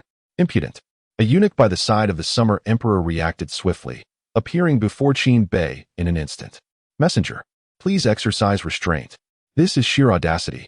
Wu Yu's fury surged, and the aura of the immortal king enveloped the Golden Luan Hall, overwhelming some of the lesser princes.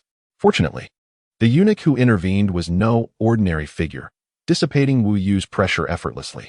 You, Holy Demon Dynasty, chose this day of alliance between my great Summer Dynasty and Wu Kingdom to sow discord, so you must have anticipated such consequences.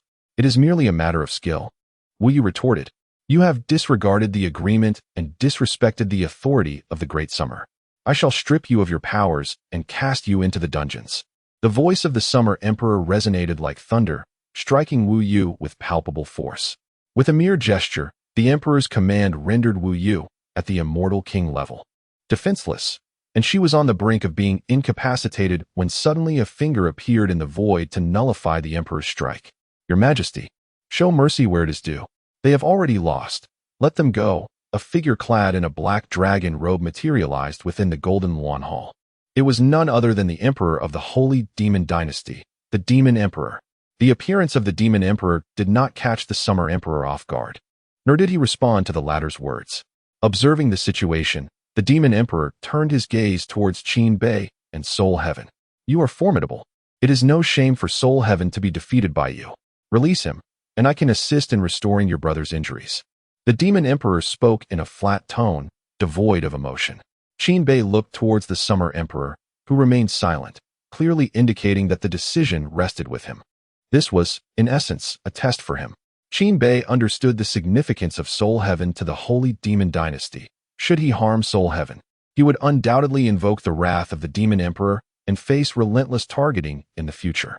The prudent choice would be to release Soul Heaven now, allowing for the healing of Qin Zhen's injuries, ensuring mutual safety. Yet, Qin Bei had never been one to provoke trouble, nor did he fear it. The Holy Demon Empire dares to confront the Great Xia, and if we allow Han Tian to depart unscathed, then the entire royal family of Great Xia bears the responsibility. Very well, consider it done. Upon hearing these words from Qin Bei, a collective sigh of relief swept through the ministers. This prince possesses discernment in weighing the pros and cons. The Summer Emperor regarded Qin Bei in silence. Regardless of Qin Bei's choice, he would lend his support. It was a wise decision, albeit lacking in a certain ferocity. A prudent choice indeed. The Demon Emperor, smiling, extended his hand to receive the now defenseless Han Tian from Qin Bei. Suddenly, a sound akin to flesh-piercing echoed through the hall. All present turned in shock towards the source of the sound, a pin-drop silence enveloping the venue. Drip, drip, Qin Bei gazed at the still throbbing crimson heart in his hand and turned to the Demon Emperor with a mocking expression. Take it. With a flick of his wrist, he cast the lifeless Han Tian at the feet of the Demon Emperor. This, Xiao Bei has gone mad. He has forged an irreconcilable enmity. Humph. Even had he not slain Han Tian, the denizens of the Holy Demon Empire would have targeted him upon discovering his talents, thwarting his growth. Such actions are warranted. They preserve the dignity of our great Xia royal lineage. Following the initial shock, the princes began to murmur amongst themselves. The Demon Emperor, observing Han Tian's corpse on the ground, bore an expression of fury. His anger was not directed at Qin Bei for slaying Han Tian, but rather at the disdainful glint in Qin Bei's eyes. The young man had shown no regard for his status as the Demon Emperor, lacking even a modicum of reverence. You insolent brat, you provoke my wrath. As the words left his mouth, the Demon Emperor appeared before Qin Bei in an instant. Qin Bei possessed no means to resist against such power. However, he remained steadfast, watching the impending attack. Demon Emperor, do you take me for a fool? You dare to strike while I am present? The voice of the Summer Emperor echoed, and the attack immediately followed. The Demon Emperor's external incarnation was instantly immobilized. Humph. Summer Emperor, I shall remember this grievance. The Demon Emperor swept up Han Tian's corpse and, with a wave of his hand, prepared to take Wu Yu as well. I have decreed that Wu Yu, in defiance of the rules and contempt for the imperial authority, shall be punished for his transgressions against a member of the royal family. His cultivation shall be stripped, and he shall be imprisoned. The Summer Emperor spoke with a calm demeanor. Yet his words resonated in the minds of all present like thunder that lingered long after. At this moment, Wu Yu stood in a daze. Despite possessing the cultivation of a celestial king, which would earn him reverence elsewhere, he felt utterly powerless before the Summer Emperor. Regret swelled within him for having acted impulsively against Qin Bei, but it was too late. The moment he struck, his fate had been sealed. Let it be known, even if the Demon Emperor's external incarnation stood before him, as long as the Demon Emperor did not desire war, Wu Yu would have to comply with the Summer Emperor's commands. You shall pay dearly for your actions today. The Demon Emperor cast a final glance at Qin Bei as he departed. He sought to plant the seeds of fear within Qin Bei's heart, hoping to disrupt his cultivation. Yet, Qin Bei merely responded with a mocking smile, seemingly dismissing his words entirely. It could be said that Qin Bei was already aware of the predatory nature of this world and had mentally prepared himself for it long ago. Oomph. The Emperor of the Summer Dynasty let out a cold snort as the figure of the demon monarch stumbled momentarily, evidently struck by the Emperor's attack. Below, the officials of the Wu Kingdom witnessed the Emperor's protective temperament firsthand. Those who dared to act were swiftly incapacitated, and even threats from a mere avatar of the demon monarch were met with a decisive blow. A clear illustration of the principle: if one can take action, there is no need for idle threats. Seize Wu Yu, commanded the Summer Emperor with a wave of his hand. In an instant, Wu Yu's face flushed crimson, followed by a spurt of blood. As he felt his cultivation dissipating, his gaze grew increasingly hollow and devoid of life. He understood that his life was irreversibly over. Chapter 12. The Saintess and the Bride, Attendance as Dowry? Wu Yu was taken away, leaving the grand hall in a profound silence, broken only by the sound of Qin Bei's footsteps and the dripping of blood. Brother, here, Qin Bei handed the heart of a divine beast to Qin Si, who began extracting its essence to heal Qin Zhen. Thank you, little Bei, Qin Zhen said weakly, acknowledging the monumental favor that Qin Bei had bestowed upon his cultivation journey. You're too kind, brother. The two exchanged no further words, their understanding transcending speech. My son, come forth, the Summer Emperor beamed, his joy palpable, eliciting admiration from the ministers who noted how long it had been since they had witnessed such happiness from him. From this point on, Qin Bei would also be a prince deserving of their attention. Father, my son, what is your current strength? The Summer Emperor, already aware, sought to hear it from Qin Bei himself, wishing to bask in the glory. In response to father, it is 300,000 pounds. Although many had speculated, the confirmation from Qin Bei left them in awe. To achieve such strength at the 9th level of body refinement, without relying on any extraordinary constitution, was nothing short of miraculous. What kind of prodigious talent could this be? The entire Zhangzhou continent had never recorded a gift more formidable. Were it not for the challenge posed by the Holy Demon Dynasty, they might have overlooked such an exceptional prince. Ha ha ha, as expected of my son. Speak, my dear boy. You have rendered great service this time. What reward do you desire? I shall grant it. The so-called reward was, of course, the already arranged marriage alliance. A boon for any prince, as marrying into a powerful family would enhance their chances of becoming the next Summer Emperor. Thus, apart from Qin Shun, the cultivation fanatic, the other princes secretly yearned for this marriage opportunity. Father, there is a lady I fancy, and I seek your blessing for marriage, Qin Bei declared. Ah, splendid. I understand. The Summer Emperor replied, his face radiant with joy, relishing the thought of a union born of mutual affection. Saintess, what do you think of my son? The Summer Emperor turned his gaze towards Mu Zhaoxue, who had been fixated on Qin Bei. Prince Qin Bei is indeed remarkable, not only gifted but also possessing extraordinary courage. Mu Zhaoxue responded, her meaning clear. Should the betrothal be to Qin Bei, she would accept, and the kingdom of Wu would acquiesce. Ha ha ha, excellent. Aye. The Summer Emperor's words trailed off as Qin Bei interjected. Father, you have yet to inquire which lady I have in mind. The Summer Emperor, along with everyone present, was taken aback. What audacity was this? The Summer Emperor regarded Qin Bei with a sense of foreboding. Oh, and which lady may that be? He asked, bracing himself. In response to father, I have set my sights on the Saintess of Wu. A collective sigh of relief swept through the crowd. Thankful that Qin Bei had not caused a scandal, yet, the Saintess's personal attendant. Gasp. The hall fell into a stunned silence once more. Everyone turned their gaze towards Qin Bei, eager to discern whether he was jesting. Yet, his earnest demeanor left no room for doubt. What nonsense! Summer Emperor initially presumed that Qin Bei had taken a fancy to some nobleman's daughter. That would have been acceptable. But to show interest in the personal attendant of the Saintess?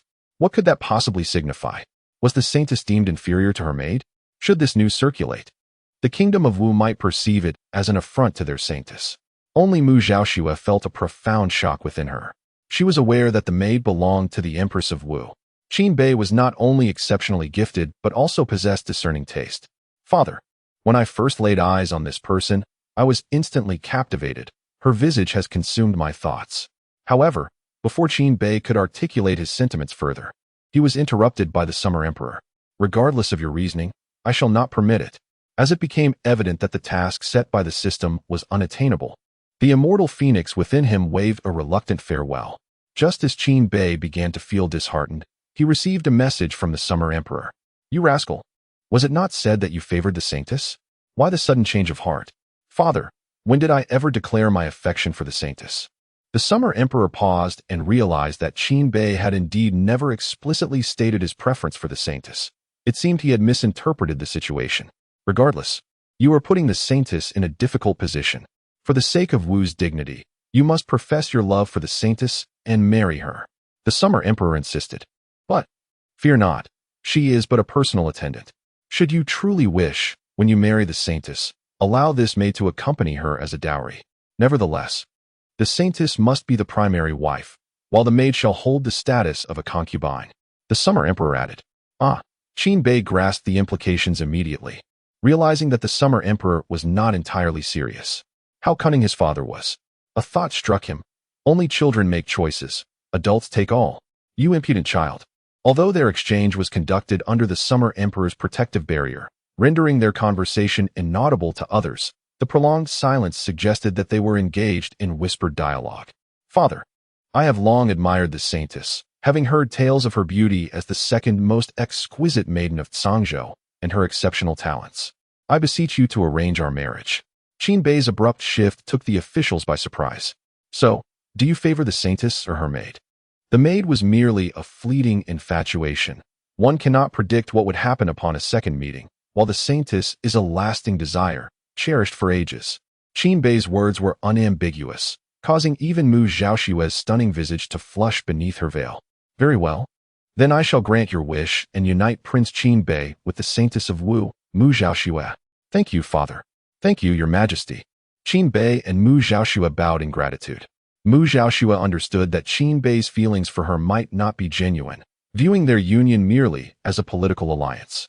Yet, that is the essence of such arrangements. Emotions must be cultivated over time. Since she has chosen to become an instrument of marriage alliance, she must have been prepared for it long ago. As long as Qin Bei has the opportunity to become the next emperor of Xia, she will make her choice. Devoid of emotional ties.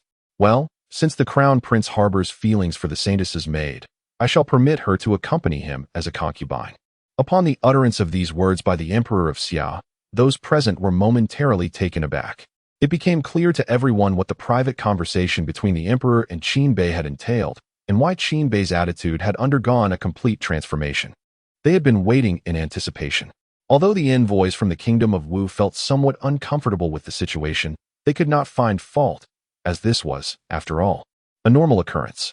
However, Mu Zhaoxue found herself in a predicament. Her own marriage was irrelevant, but if the Empress of Wu were to wed Qin Bei, it would lead to complications. Should that transpire, what distinction would remain between the kingdom of Wu and the Great Xia? They would essentially become one entity, merging into a singular unity. Chapter 13.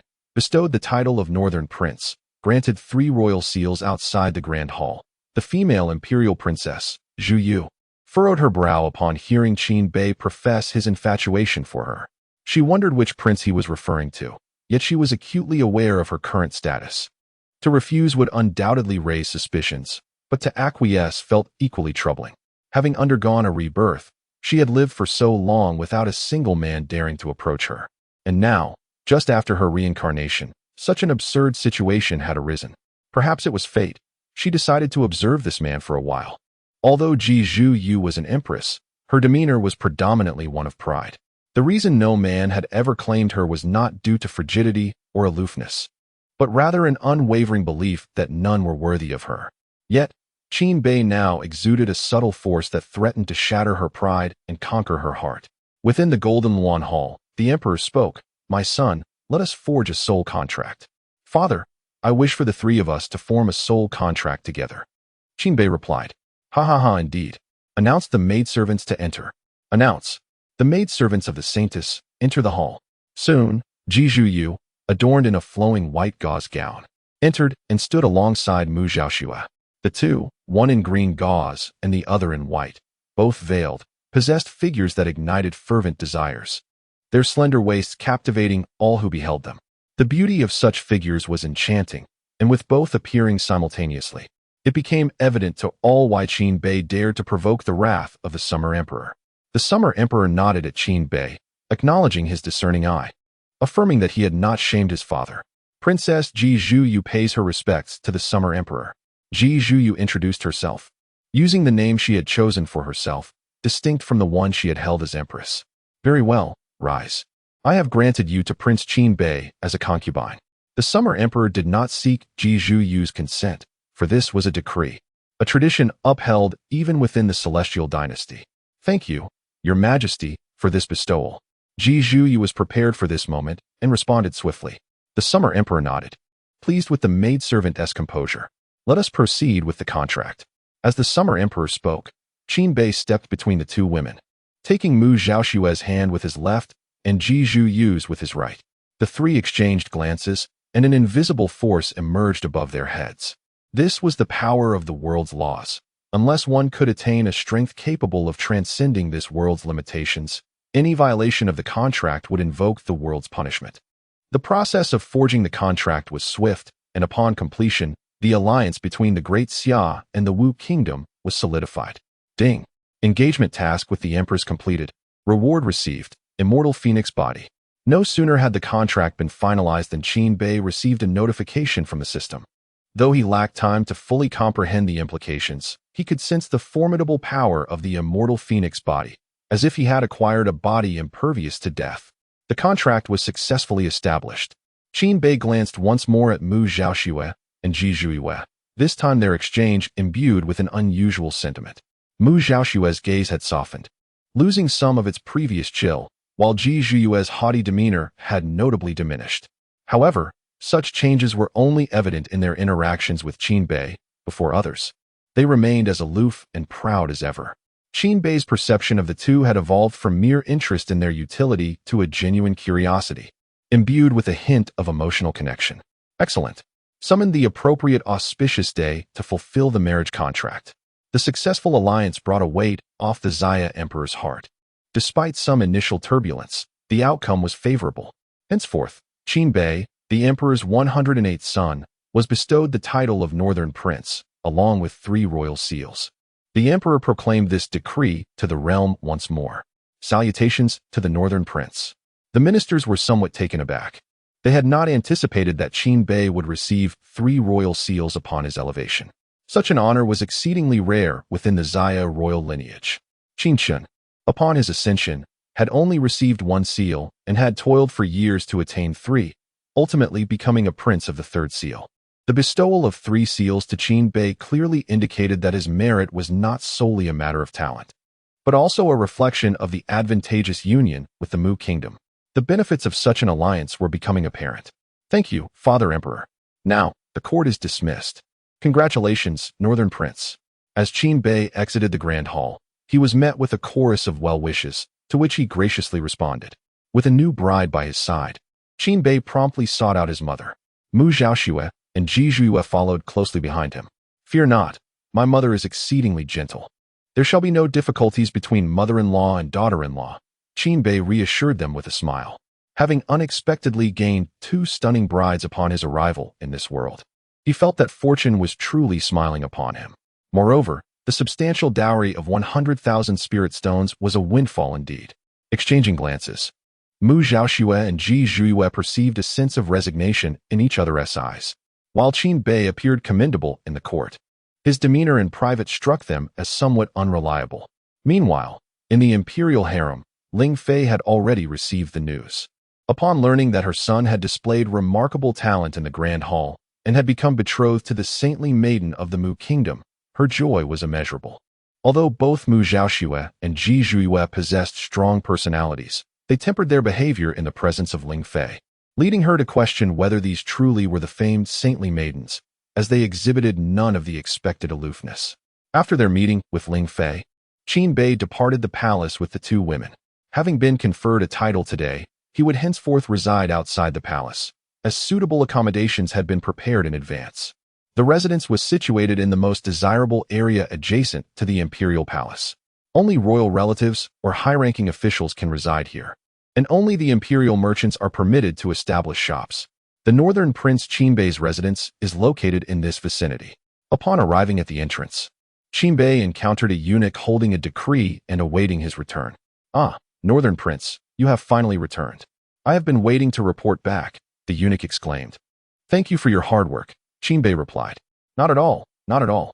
Please receive the decree, the eunuch urged. The imperial edict from the Emperor of the Great Xia reads, I hereby bestow the title of Northern Prince upon the 108th Prince of the Great Xia royal family. Qin Bei, I grant him 3 royal seals, a princely residence, 1,000 house servants, 100 maidservants, and 100 guards for the estate. Your humble son receives the decree, Qin Bei proclaimed, eagerly accepting it. After the decree was read, the eunuch handed it over to Qin Bei, and another eunuch stepped forward. Northern Prince, here are the 3 royal seals. The first seal is the Spirit Seal, which allows you to procure items from any imperial merchant, even if you lack sufficient spirit stones. You may use it first and settle the payment later. The second is the Earth Seal, which grants access to any location within the Great Xia, except for the Imperial Palace. The third is the Human Seal, which enables you to summon any cultivator below the immortal realm associated with the royal family. Northern Prince, please take good care of these 3 seals, the eunuch advised patiently. Chapter 14. Unveiling the Veil. Unimaginable splendor. Qin Bei received the royal seals, astonished to discover that the title of Wang Yin was not merely ceremonial, but bore substantial authority. It was no wonder that the ministers were taken aback upon learning that he had directly acquired 3 royal seals. Each of these seals held immense power. Is the eunuch resting in the manor? He inquired. I extend my gratitude to Prince Bei, but I must return to report, so I shall not linger. Then, I shall not see you off. With the royal seals secured, Qin Bei gazed at the imposing Bei Prince's residence, which resembled not just a manor but a microcosm of its own. Its vastness rendered his previous notions from novels, where one required a vehicle to traverse from the living room to the bedroom, no longer exaggerated. Your Highness. Upon entering, Qin Bei was greeted by a throng of individuals, the household servants and maids bestowed by Emperor Xia. The elder leading them, whose cultivation had reached the golden course stage, was the head steward of the residence. Everyone disperse and attend to your duties. Yes, some of you, bring in the items from outside. Understood. The items from outside were, of course, the dowry of Mu Zhaoxue. Although the wedding had yet to be held, the delegation from Wu Kingdom had already delivered the full dowry as a gesture of goodwill. Emperor Xia had also presented a bridal gift, yet these matters were no longer of concern to Qin Bei. As night fell, Mu Zhaoxue and Ji Zhuiyue shared a room. While Qin Bei pondered how to allocate the 1 million spirit stones, what treasures could he exchange for with such a fortune? Immortal Phoenix Body, he exclaimed. And as he did so, his previously unremarkable physique began to transform. His skin shifted from yellow to a fiery red, and the blood within him surged like molten lava. A golden phoenix mark materializing between his brows. In that moment, Qin Bei's form rivaled that of divine beasts. Driven by curiosity, he drew a blade-like gesture with his fingers and grazed his forearm, only to find no injury. Pressing harder, his skin broke, yet before blood could seep forth, the wound healed instantaneously. Truly, the regenerative capabilities of the immortal phoenix body were unparalleled. Reflecting on this, Qin Bei sensed a significant change in his strength. Although uncertain, he felt that fully activating the immortal phoenix body had doubled his power. Moreover, even without its activation, his strength had increased by 30%. It was no wonder that with a divine body, that Soul Heaven had been so arrogant. It was indeed formidable.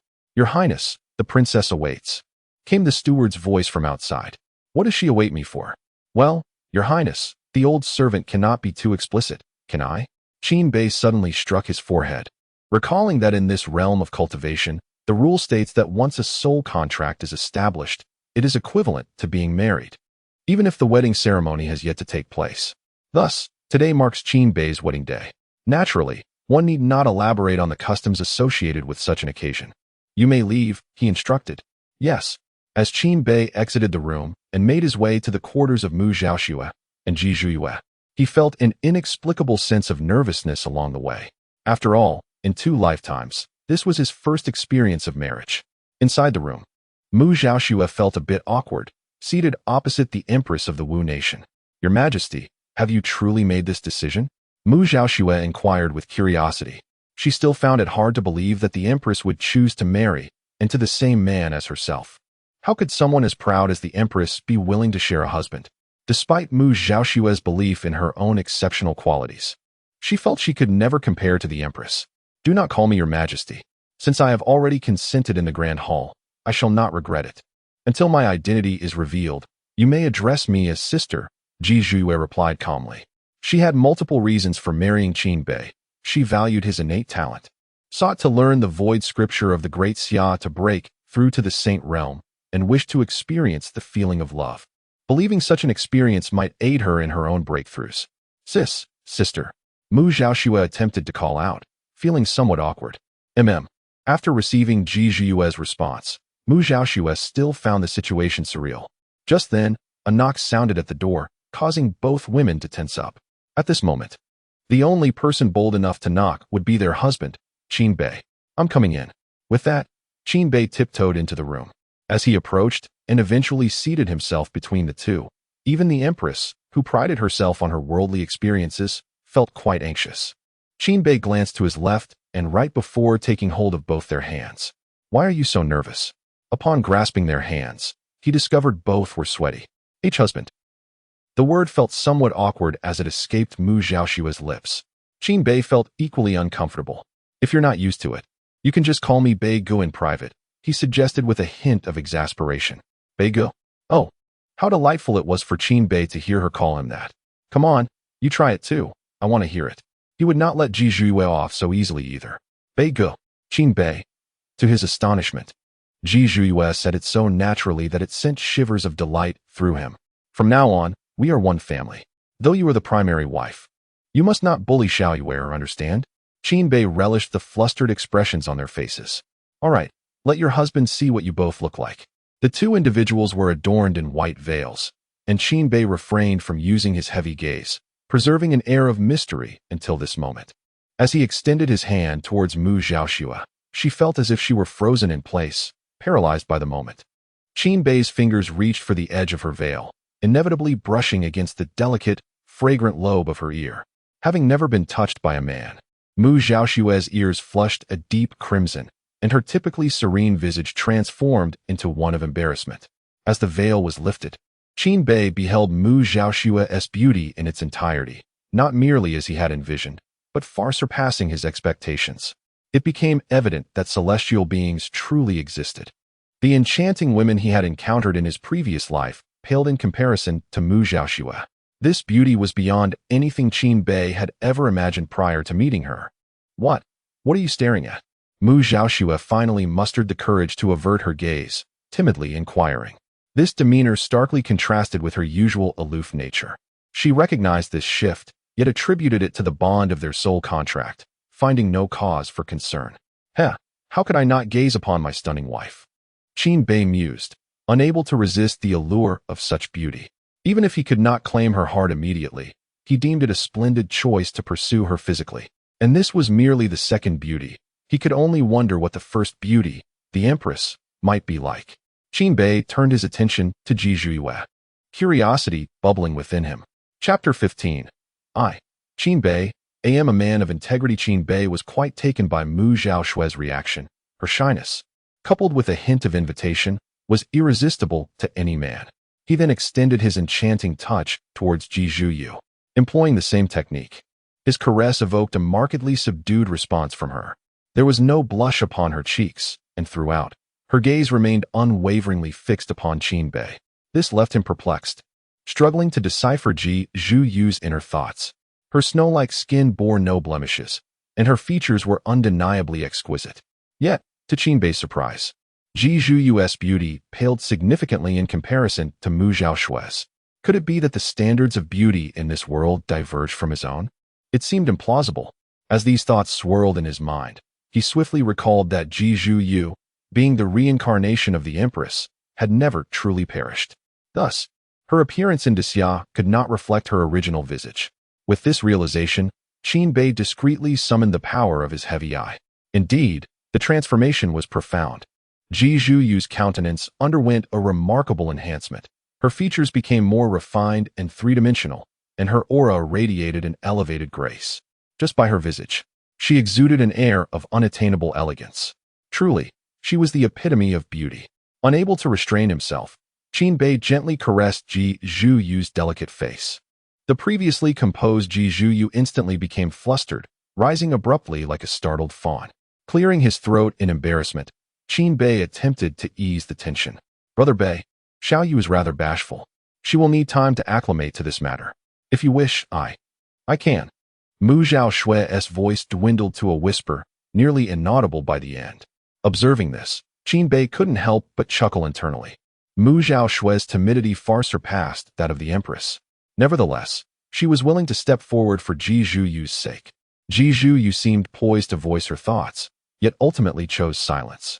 All right, I shall not tease you further. I am not a man driven solely by lust.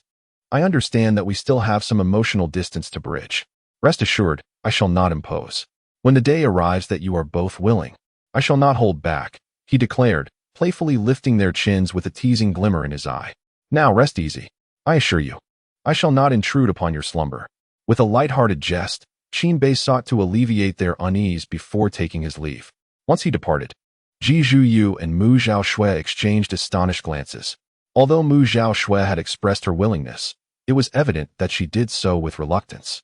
Nevertheless, Qin had refrained from any advances, which elevated their perception of him and piqued their curiosity. It appears we need not fear coercion, which is a relief. It saves me from resorting to underhanded methods, Ji Zhuyu remarked. After agreeing to marry Qin, she was prepared. She could attempt to interact with him and experience the sensations of love, but she would never allow herself to be toyed with before developing genuine feelings. If Qin sought to manipulate them both, she would employ the secret arts of her country to enchant him, ensuring he would be obedient to her, which would not violate their soul contract. Presently, it seemed that her husband, albeit somewhat arrogant, possessed a certain confidence and was, indeed, a gentleman. Perhaps one day she might truly fall for him. Mu Zhaoshui's voice was frigid, yet this time it carried a hint of emotion. Has the little girl been moved? Ji Zhuyu inquired with a smile. And no, that's not the case. It's just that my fate is already sealed, since it cannot be altered. I shall attempt to accept it, Mu Zhaoshui replied bitterly. Her words tugged at Ji Zhuyu's heart, prompting her to embrace Mu Zhaoshui. For the sake of our country. You have suffered. I do not suffer. Rather, it is you, Empress. Everything is for the sake of our nation. I hope it can endure until the day I achieve my breakthrough. Ji Zhuyu reflected on the state of their country, her mind swirling with thoughts.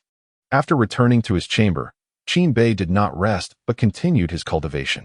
Having obtained the undying Phoenix Body, it signified that his strength could be significantly enhanced once more. However, upon noticing his depleted resources, he had no choice but to search for suitable items within the dowry. Yet, given that their country was not abundant in resources, there were few items truly fitting for Qin use. After a night of toil, his strength had only increased by a mere 10,000 pounds, a stark contrast to his previous training. It appeared that acquiring resources was indeed the most effective means for cultivation. Qin, weary of rummaging through the available items, summoned the steward to sell everything and convert it into spirit stones, distributing wages to the household servants. As for the 100,000 spirit stones, Qin directly stored them in his cosmic bag, preparing to spend them that very day. In the early morning, Mu Zhaoshui and Ji Zhuyu arose early. Qin had already unveiled their veils, thus they no longer needed to wear them. They were to enter the palace to pay respects to the Empress and the Emperor. According to custom, on the morning following the wedding, it was customary to offer their greetings, and Qin took the two women with him. Within the palace, Ling Fei gazed at the two beauties, finding them increasingly pleasing to the eye. Over the past few days, her emotions had swung between two extremes, but fortunately, the outcome was favorable. Xiao Bei, come here, Ling Fei suddenly called to Qin. What is it, mother? He replied. I see that these two young ladies are still untouched. What have you been doing last night? Ling Fei questioned. Qin stammered. Mother knows that the saintess is hard to win over, but if you first make a move on her maid, and a child is born, the saintess will surely become jealous, and you shall have her easily, right? Trust your mother. Act tonight, Ling Fei whispered. Qin was rendered speechless, indeed. Whether in the realm of cultivation or in the previous world, all mothers exhibited the same traits. Unmarried, they urged for marriage, and once wed, they pressed for children. However, subduing the Empress was no simple feat. His mother, growing older, longed to cradle a grandchild, yet little Xian was still too young.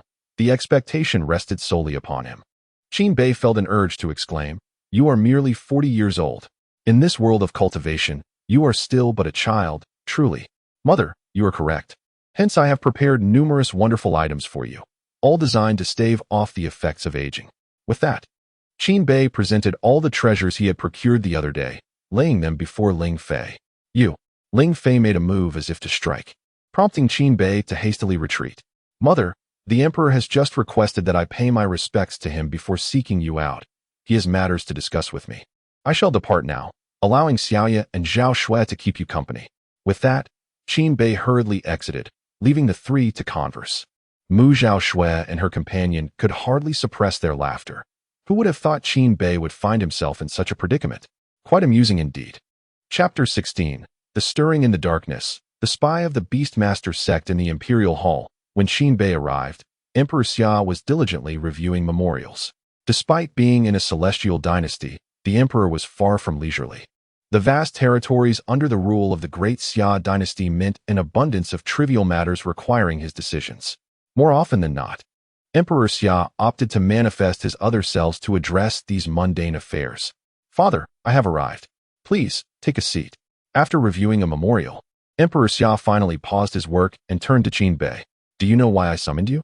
"I can venture a guess or two," Qin Bei replied candidly. "Pray tell." Emperor Xia was intrigued to gauge Qin Bei's intellect. The emperor never inquired about the opportunities presented to his sons. Hence it was certainly not a matter of cultivation.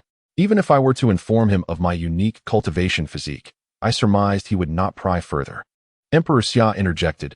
"Who said that? I, too, possess a curious mind. Your words have left me perplexed. Does your conscience not ache?" It was apparent that the emperor would not be as inquisitive about my affairs with the holy maiden as the empress might be, nor would he press me on my intentions concerning a maidservant. "Ah, if you hadn't mentioned it, I would have refrained from asking. However, now that you have, who can resist a bit of curiosity?" "Ahem, I trust you will share what I have not asked?" Emperor Xia queried. "Not a chance," Qin Bei answered decisively. "Very well. It seems my son is deliberately withholding information. Thus, the only plausible matter must pertain to the Holy Demon Dynasty, possibly linked to the recent abrogation of my powers." Qin Bei concluded. "Indeed, you have deduced correctly. It pertains to this very issue. The reason you were pursued by the demonic beasts was orchestrated by the Beastmaster sect." Emperor Xia revealed. "The Beastmaster sect? Is that not a sect of our great Xia?" Qin Bei exclaimed in astonishment. He had suspected the Holy Demon Dynasty's involvement, but was taken aback to learn that they had instigated their own operatives. "The entirety of the Beastmaster sect has already aligned with the Holy Demon Dynasty. I have long been aware of this. Their formidable members are under my scrutiny, and the rationale for their continued existence is that sometimes traitors can be more useful than one's own," Emperor Xia elaborated. "However, the individual who acted this time was not a master of the sect, but rather the young lord of the Beastmaster sect. The beast that harmed you was under his command. This information had been verified by the emperor's agents, ensuring its accuracy." "What does father imply by this?" Qin Bei inquired cautiously. "The affairs of your generation ought to be resolved by yourselves. As long as you do not let the Beastmaster sect realize their exposure, you may proceed as you wish," Emperor Xia replied with a smile. Qin Bei comprehended the underlying message. Much like dealing with Soul Heaven, despite the Demon Emperor's fury, he would not dare to strike directly at Qin Bei, nor would he be inclined to do so openly. After all, the elders possess their own dignity. "I understand, father. Rest assured, should they dare betray, they shall face the consequences." "Very well, go forth." Regarding the matters of the Beastmaster sect, Emperor Xia refrained from divulging too much to Qin Bei, for his current cultivation was still too meager. Some things were better left unknown. "Why do I have the impression that this lad has grown considerably stronger? Is it merely an illusion, or does he truly possess some enigmatic cultivation physique?"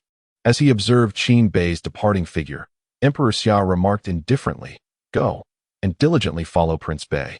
The people of the Holy Demon Empire will undoubtedly seek an opportunity for revenge." As soon as his words fell, a shadowy figure materialized within the Grand Hall, one of the Shadow Guards, ranked within the top 100. Yes, with that, the shadow dissipated, and Qin Bei, who was leaving, sensed an aura trailing closely behind him. However, he was not surprised. Given his displayed talents, Emperor Xia would surely assign him a more formidable shadow guard. Yet, even with his twin pupils, Qin Bei could not discern the individual's cultivation level, which he presumed was at least that of an Immortal Realm expert. Upon returning to Ling Fei's residence, Qin Bei took leave of the amiable Mu Zhaoxue and Ji Zhuiyue, promising to visit again. "Next time, mother hopes to see your achievements. I must say, this maidservant has a rather pleasant disposition. Your judgment is commendable. However, her subtly revealed haughtiness has piqued my curiosity. With such a girl, heed my advice, be direct and resolute. You will undoubtedly win her over." As he listened to Ling Fei's counsel, Qin Bei began to question whether his mother had been swapped out for another. Where had the gentle maternal figure gone? What were these schemes of cunning? If he were to be direct, he had no doubt the Empress would certainly teach him a lesson in propriety. "Mother, worry not about this. I have it under control." You ought to focus on Xiao Xian's marriage. He is no longer a child and should be wed soon. Qin Bei deftly diverted the topic. You rascal. Your brother is but 10 years old. Ling Fei retorted, incensed by his ploy. Ultimately, Qin Bei forged a path through the chaos, leading the two maidens away. On the way, he turned to the two ladies and inquired, "What did my mother discuss with you?" At his question, Mu Xiaoxue flushed, while Ji Zhuiyue wore a peculiar expression. "Nothing much, just trivial family matters." "Ah, that is well. If she broaches the subject of intimate affairs, simply pretend you did not hear, as our relationship will gradually develop in its own time." Indeed, upon returning home, Qin Bei resolved to investigate the Beastmaster sect and its young master. His inquiry, of course, would not involve sending others, but rather utilizing the system's marketplace for information exchange. With sufficient premium points, such intelligence could be procured at a modest cost. Why do I have surplus premium points? I thought I had exhausted them all. Qin Bei pondered in confusion upon discovering a balance of 10,000 premium points in the system. Upon further inquiry, it became evident that the cause lay in the butler's actions. After selling the items, he had placed the spirit stones into the storeroom. However, in accordance with Qin Bei's instructions, he had distributed a certain amount of spirit stones to each servant for their cultivation. The expenditure on these spirit stones was naturally attributed to Qin Bei, thereby creating yet another opportunity for financial investment. "Go, summon the butler," Qin Bei instructed a steward. "Yes, my lord." The old butler promptly arrived, respectfully bowing to Qin Bei. "My lord, do you have any instructions for me? I asked you to distribute more spirit stones to the servants. Have you done so?" The butler hesitated, glancing at the two women beside Qin Bei, and could not continue, feeling somewhat embarrassed. Chapter 17. The royal manor's expenditures can also become a source of wealth. Isn't this the princess? What is there that cannot be said? Qin Bei feigned anger. Upon hearing this, both Mu Xiaoxue and Ji Zhuiyue felt a warmth in their hearts. Although their union was rooted in mutual benefit, Qin Bei still treated them with great respect. "Indeed, I have sold the dowry brought by the princess into spirit stones, and I have also allocated more spirit stones to the servants," the old steward replied. It was now Qin Bei who found himself in an awkward position, not the steward. However, when the two women looked at Qin Bei, he appeared utterly unperturbed. To him, what was a dowry if not something to be utilized? Whether for Mu Xiaoxue or for himself, it served its purpose without issue. "Do you understand what it means to allocate more?" Qin Bei inquired. "There are over 1,000 people here, yet only 10,000 spirit stones were spent. Is that what you call ample?" The steward was taken aback. "Your Highness, that is already quite a sum. For other royal manors, with similar servants, the annual expenditure barely reaches 10,000 spirit stones. I do not concern myself with others' expenditures. From this day forth, the servants of the Northern Prince Manor shall enjoy benefits tenfold compared to those of other manors. The sole reason? We possess wealth. That several 100,000 spirit stones in dowry cannot merely serve as decoration," Qin Bei declared. Upon hearing this, it wasn't just the steward who felt perplexed. Both women wondered if Qin Bei had lost his senses. While others fretted over a shortage of spirit stones, why was Qin Bei so carefree? "Go and implement this immediately," he commanded.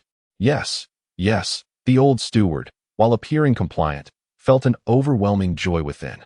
Spirit stones represented cultivation resources, and he too was a beneficiary of this newfound generosity. "Do the two princesses have any objections?" he asked once the steward had departed. "None at all. Brother Bei is the head of the household. Naturally, we shall heed your decisions," Ji Zhuiyue replied. "Indeed, well said. Rest assured, my husband, I shall earn far more than this," Qin Bei affirmed. "I believe in you." Brother Bei, Mu Xiaoxue nodded in agreement. What they spoke was indeed the truth. With Qin Bei's exceptional talent, as his cultivation reached new heights, earning spirit stones would merely be a matter of numbers. Furthermore, his magnanimous demeanor greatly endeared him to the two women. A man who treats his subordinates well would surely extend the same kindness to his family. The steward's efficiency was commendable. It wasn't too long before Qin Bei noticed a rise in his wealth, ultimately resting at 100,000. Remaining wealth, 100,000. System. I wish to know the information regarding the young master of the Beastmaster sect and his current whereabouts. Basic information required. 1,000 wealth. Information retrieval in progress. Remaining wealth, 99,000. Before long, Qin Bei received the details of the young master of the Beastmaster sect. Young master of the Beastmaster sect, Shou Ming. Age, 26 years. Cultivation level, foundation establishment stage. The controlled beasts, the 4th Order Beast, Silver Moon Wolf King, and the 3rd Order Beast, Soul Devouring Goo. Current location, the Langya Auction House in the capital. Upon reviewing this information, a smile crept upon Qin Bei's lips. He intended to venture out to spend spirit stones to acquire some coveted points, and the auction house was indeed his preferred destination. Unexpectedly, the beast's roar was also present. It appeared that fate had conspired against him. However, since the opponent was in the capital, he could not act recklessly to eliminate them. After all, the individual in question was the young master of the Beastmaster sect, and even as a prince, he could not afford to kill indiscriminately. Such an act would not only tarnish the royal family's reputation, but also instill a sense of crisis among the sects reliant on the monarchy. Undertaking a plot akin to killing the goose that lays the golden eggs was utterly out of the question for Qin Bei. Lady Wang, are you and the others planning to attend the Langya auction? Although Qin Bei wished to bring the 2 women along, he deemed it prudent to consult their opinions, as being overly impulsive was not advisable. If Brother Bei wants us to go, then we shall, Ji Zhuye replied, having discerned Qin Bei's thoughts. After all, it was a rare opportunity to flaunt their beauty, particularly with one of them being the foremost saintess of the Mugwa. Such is a desire any man would wish to indulge in. I too shall heed Brother Bei's wishes. Although Mu Zhaoxue's tone remained somewhat aloof, the ease with which she referred to him as Brother Bei hinted at a growing familiarity. Very well, then we shall go together. The backstage of the Langya auction house is the Langya Pavilion, a faction that maintains absolute neutrality on the Zhangzhou continent. As long as one offers sufficient benefits, they can procure anything they desire within the Langya Pavilion. Today's Langya auction was particularly bustling, with the caliber of attendees evidently higher than usual. Upon noticing the posted advertisements, Qin Bei realized it was the annual auction festival at the Langya auction house, showcasing not only a greater variety of items, but also those of superior quality. Naturally, the guests were formidable as well. Evidently, festivities are not merely a privilege of the 21st century, Qin Bei murmured softly, leaving the 2 women beside him perplexed by his words. Look over there at those 2. How beautiful. Indeed, they are stunning. Those 2 elder sisters are so lovely, and that handsome young man is quite dashing too. Did he perhaps save 3,000 worlds in his past life to enjoy such fortune? I suspect he is certainly the young master of some powerful faction, perhaps even a prince of the Great Xia. As Qin Bei led the 2 women from their carriage, he overheard the chatter around him. His name had long since circulated throughout the capital, whether it was due to his prior fall from grace or his subsequent triumph in the Golden Luan Hall, where he vanquished the Soul Heaven and wed the saintess of the Mugwa. These events had catapulted his fame to unprecedented heights. It was no exaggeration to say that he was a household name in the capital, though few knew of his true appearance. Qin Bei reveled in the envy of men and the admiration of women alike. Though he garnered no tangible rewards, his vanity was significantly satiated. Come, let us share a kiss. In the midst of the crowd, Qin Bei took Mu Zhaoxue's delicate hand and pressed his lips to it. Thus, Qin Bei felt unsatisfied and took Ji Zhuye's delicate hand, planting a kiss upon it. At this moment, the men surrounding them transformed from mere envy into seething jealousy.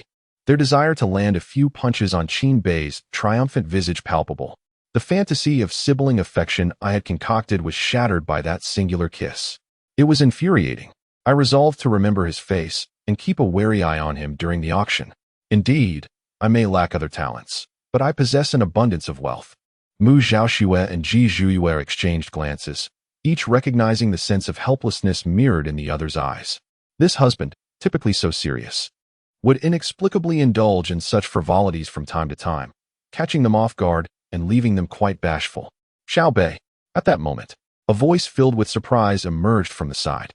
Qin Bei turned to see that it was none other than Qin Zhen, who had been injured previously in the Jinluan Hall, though he appeared to have recovered significantly. Your Highness. Qin Zhen approached, slipping his arm around Qin Bei's shoulder. The onlookers could now ascertain Qin Bei's identity as a prince of the Great Xia royal family. Those who had just spoken of plotting against him had vanished without a trace. Your Highness, how amusing. Sharing dog food. Who would have thought you two would partake? Qin Zhen responded with confusion. Dog food? Oh, It refers to a rather cheesy delicacy. You truly are becoming increasingly peculiar. By the way here, this should prove quite useful to you. Suddenly, Qin Jun produced a pill from his bag of holding and extended it to Qin Bei. Chapter 18. The Blood Pill of Gods and Demons. What is this? This is the blood pill of gods and demons. Crafted from the essence of the divine blood of the gods and demons. It should prove to be of considerable assistance to you, Qin Jun remarked with a smile. On that day, after Qin Jun utilized the heart's essence from the divine body to recover from his injuries, he preserved the heart of the soul heaven. He had only used a small portion of the essence. The remainder was refined into pills. To ensure compatibility with the essence of the divine body, he employed only the finest supplementary materials, with the alchemist being a royal tribute. Altogether, excluding the essence of the divine body, the cost of this pill had already exceeded 200,000 spirit stones. I understand that after so many years in the body refinement realm, you must desire even more. Thus this pill should aid you somewhat, Qin Jun continued with a smile. Qin Bei regarded the pill in silence. While it was indeed beneficial to him, it was equally advantageous for Qin Jun. The divine body had entered the top 10 of historical cultivators in Sangzhou, a feat not easily achieved. If such a pill were consumed by an ordinary cultivator, it could potentially augment their strength by at least 100,000 pounds, reaching a total of 150,000 pounds. Even though Qin Bei had already attained a strength of 310,000 pounds upon refining it, he could reach approximately 350,000 pounds. Your Highness, such a pill must not come at a modest price. I cannot simply accept it. If you insist on saying that you saved my cultivation career, so should I not repay you in kind? Upon hearing Qin Bei's courteous remarks, Qin Jun immediately felt displeased. Very well, I shall accept it. Qin Bei did not hesitate further, recognizing its utility for him. Ha ha ha, splendid. Now that is more like it. Their conversation was devoid of any pretense, causing those around them to feel a pang of envy. My heavens! So this is Prince Qin Bei? No wonder he appears so distinguished. He truly embodies a child of destiny. Just moments ago, you suggested throwing money at him. Such a thing never occurred. No wonder the two are so striking. It turns out this is the saintess of the Mist Country and her personal maid, the renowned second beauty of Sangzhou, living up to her reputation. A match made in heaven, indeed a delightful tale. Upon realizing that this was the Qin Bei who had vanquished the soul heaven, the onlookers could not help but engage in hushed discussions, their gazes towards Qin Bei filled with admiration and reverence. Among them were some formidable individuals who had already attained the Golden Core realm. Qin Bei had indeed risen to fame through a single battle. Today, the atmosphere here is quite lively, Qin Bei remarked as he approached the entrance of the auction house, spotting many familiar faces. Ministers of the court, royal relatives, offspring of nobility, sects from around the capital, and affluent families from the city, all were present, many of whom rarely made personal appearances. That is to be expected. Today marks the annual auction festival, a day abundant with treasures, thus attracting a larger crowd, Qin Jun observed with a smile. Look over there at that individual, the son of the Minister of War. In the past, he would always send his servants to handle matters for him. And there, we have the members of the Sword Sect, as well as those from the Beastmaster Sect. Such figures rarely made an appearance before. Qin Jun introduced Qin Bei. Upon hearing about the Beastmaster Sect, Qin Bei instinctively turned his gaze. There stood two figures, one elderly and one youthful. The elder walked with measured steps, while the young man perched atop a 3-meter-long silver giant wolf. As Qin Bei glanced over, the young man was also observing him. With a resonant beastly cry, Qin Bei immediately recognized the individual. Beneath him was the 4th-tier demon beast, the Silver Moon Wolf King. Old Lion, I was truly convinced he had been rendered powerless, which is why I departed without delay. The beast, Ming, conveyed to the elder beside him in a tone of grievance. Rendered powerless? Then what is the current situation? Are you aware that, because of you, the Holy Demon Dynasty is extremely displeased with our Beastmaster sect? It is your negligence that led to the demise of Prince Hun Tian. Fortunately, you are the sect leader's son, otherwise, this blunder could have cost you your life. The elder, known as Old Lion, held a high position within the Beastmaster sect and feared no repercussions from reprimanding Ming. Ming was now filled with regret. Had he not been preoccupied with toying with Qin Bei, he would have had ample time to eliminate him.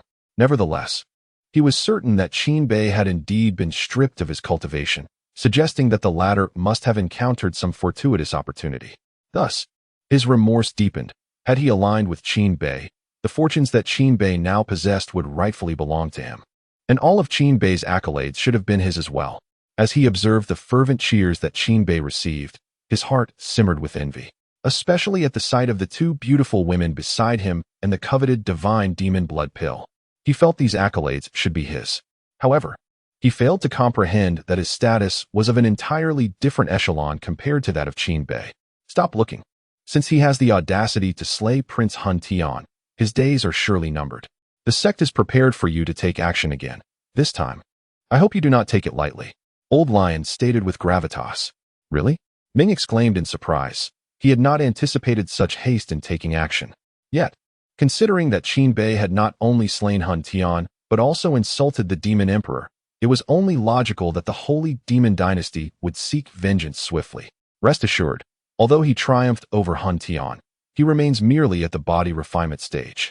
I am confident that I can defeat him in a one-on-one encounter, Ming asserted, casting a glance at the Silver Moon Wolf King beneath him, brimming with confidence. However, to be prudent, you must elevate your cultivation to the peak of the foundation establishment stage, and the wolf's prowess must also be enhanced. I shall heed Old Lion's guidance, Ming responded, a proud smile gracing his features as he contemplated the nature of the opportunity Qin Bei had seized. Would his own ascension lead him to become one of the foremost talents in the Zhangzhou continent?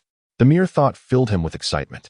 At that moment, both individuals felt the weight of Qin Bei's gaze upon them.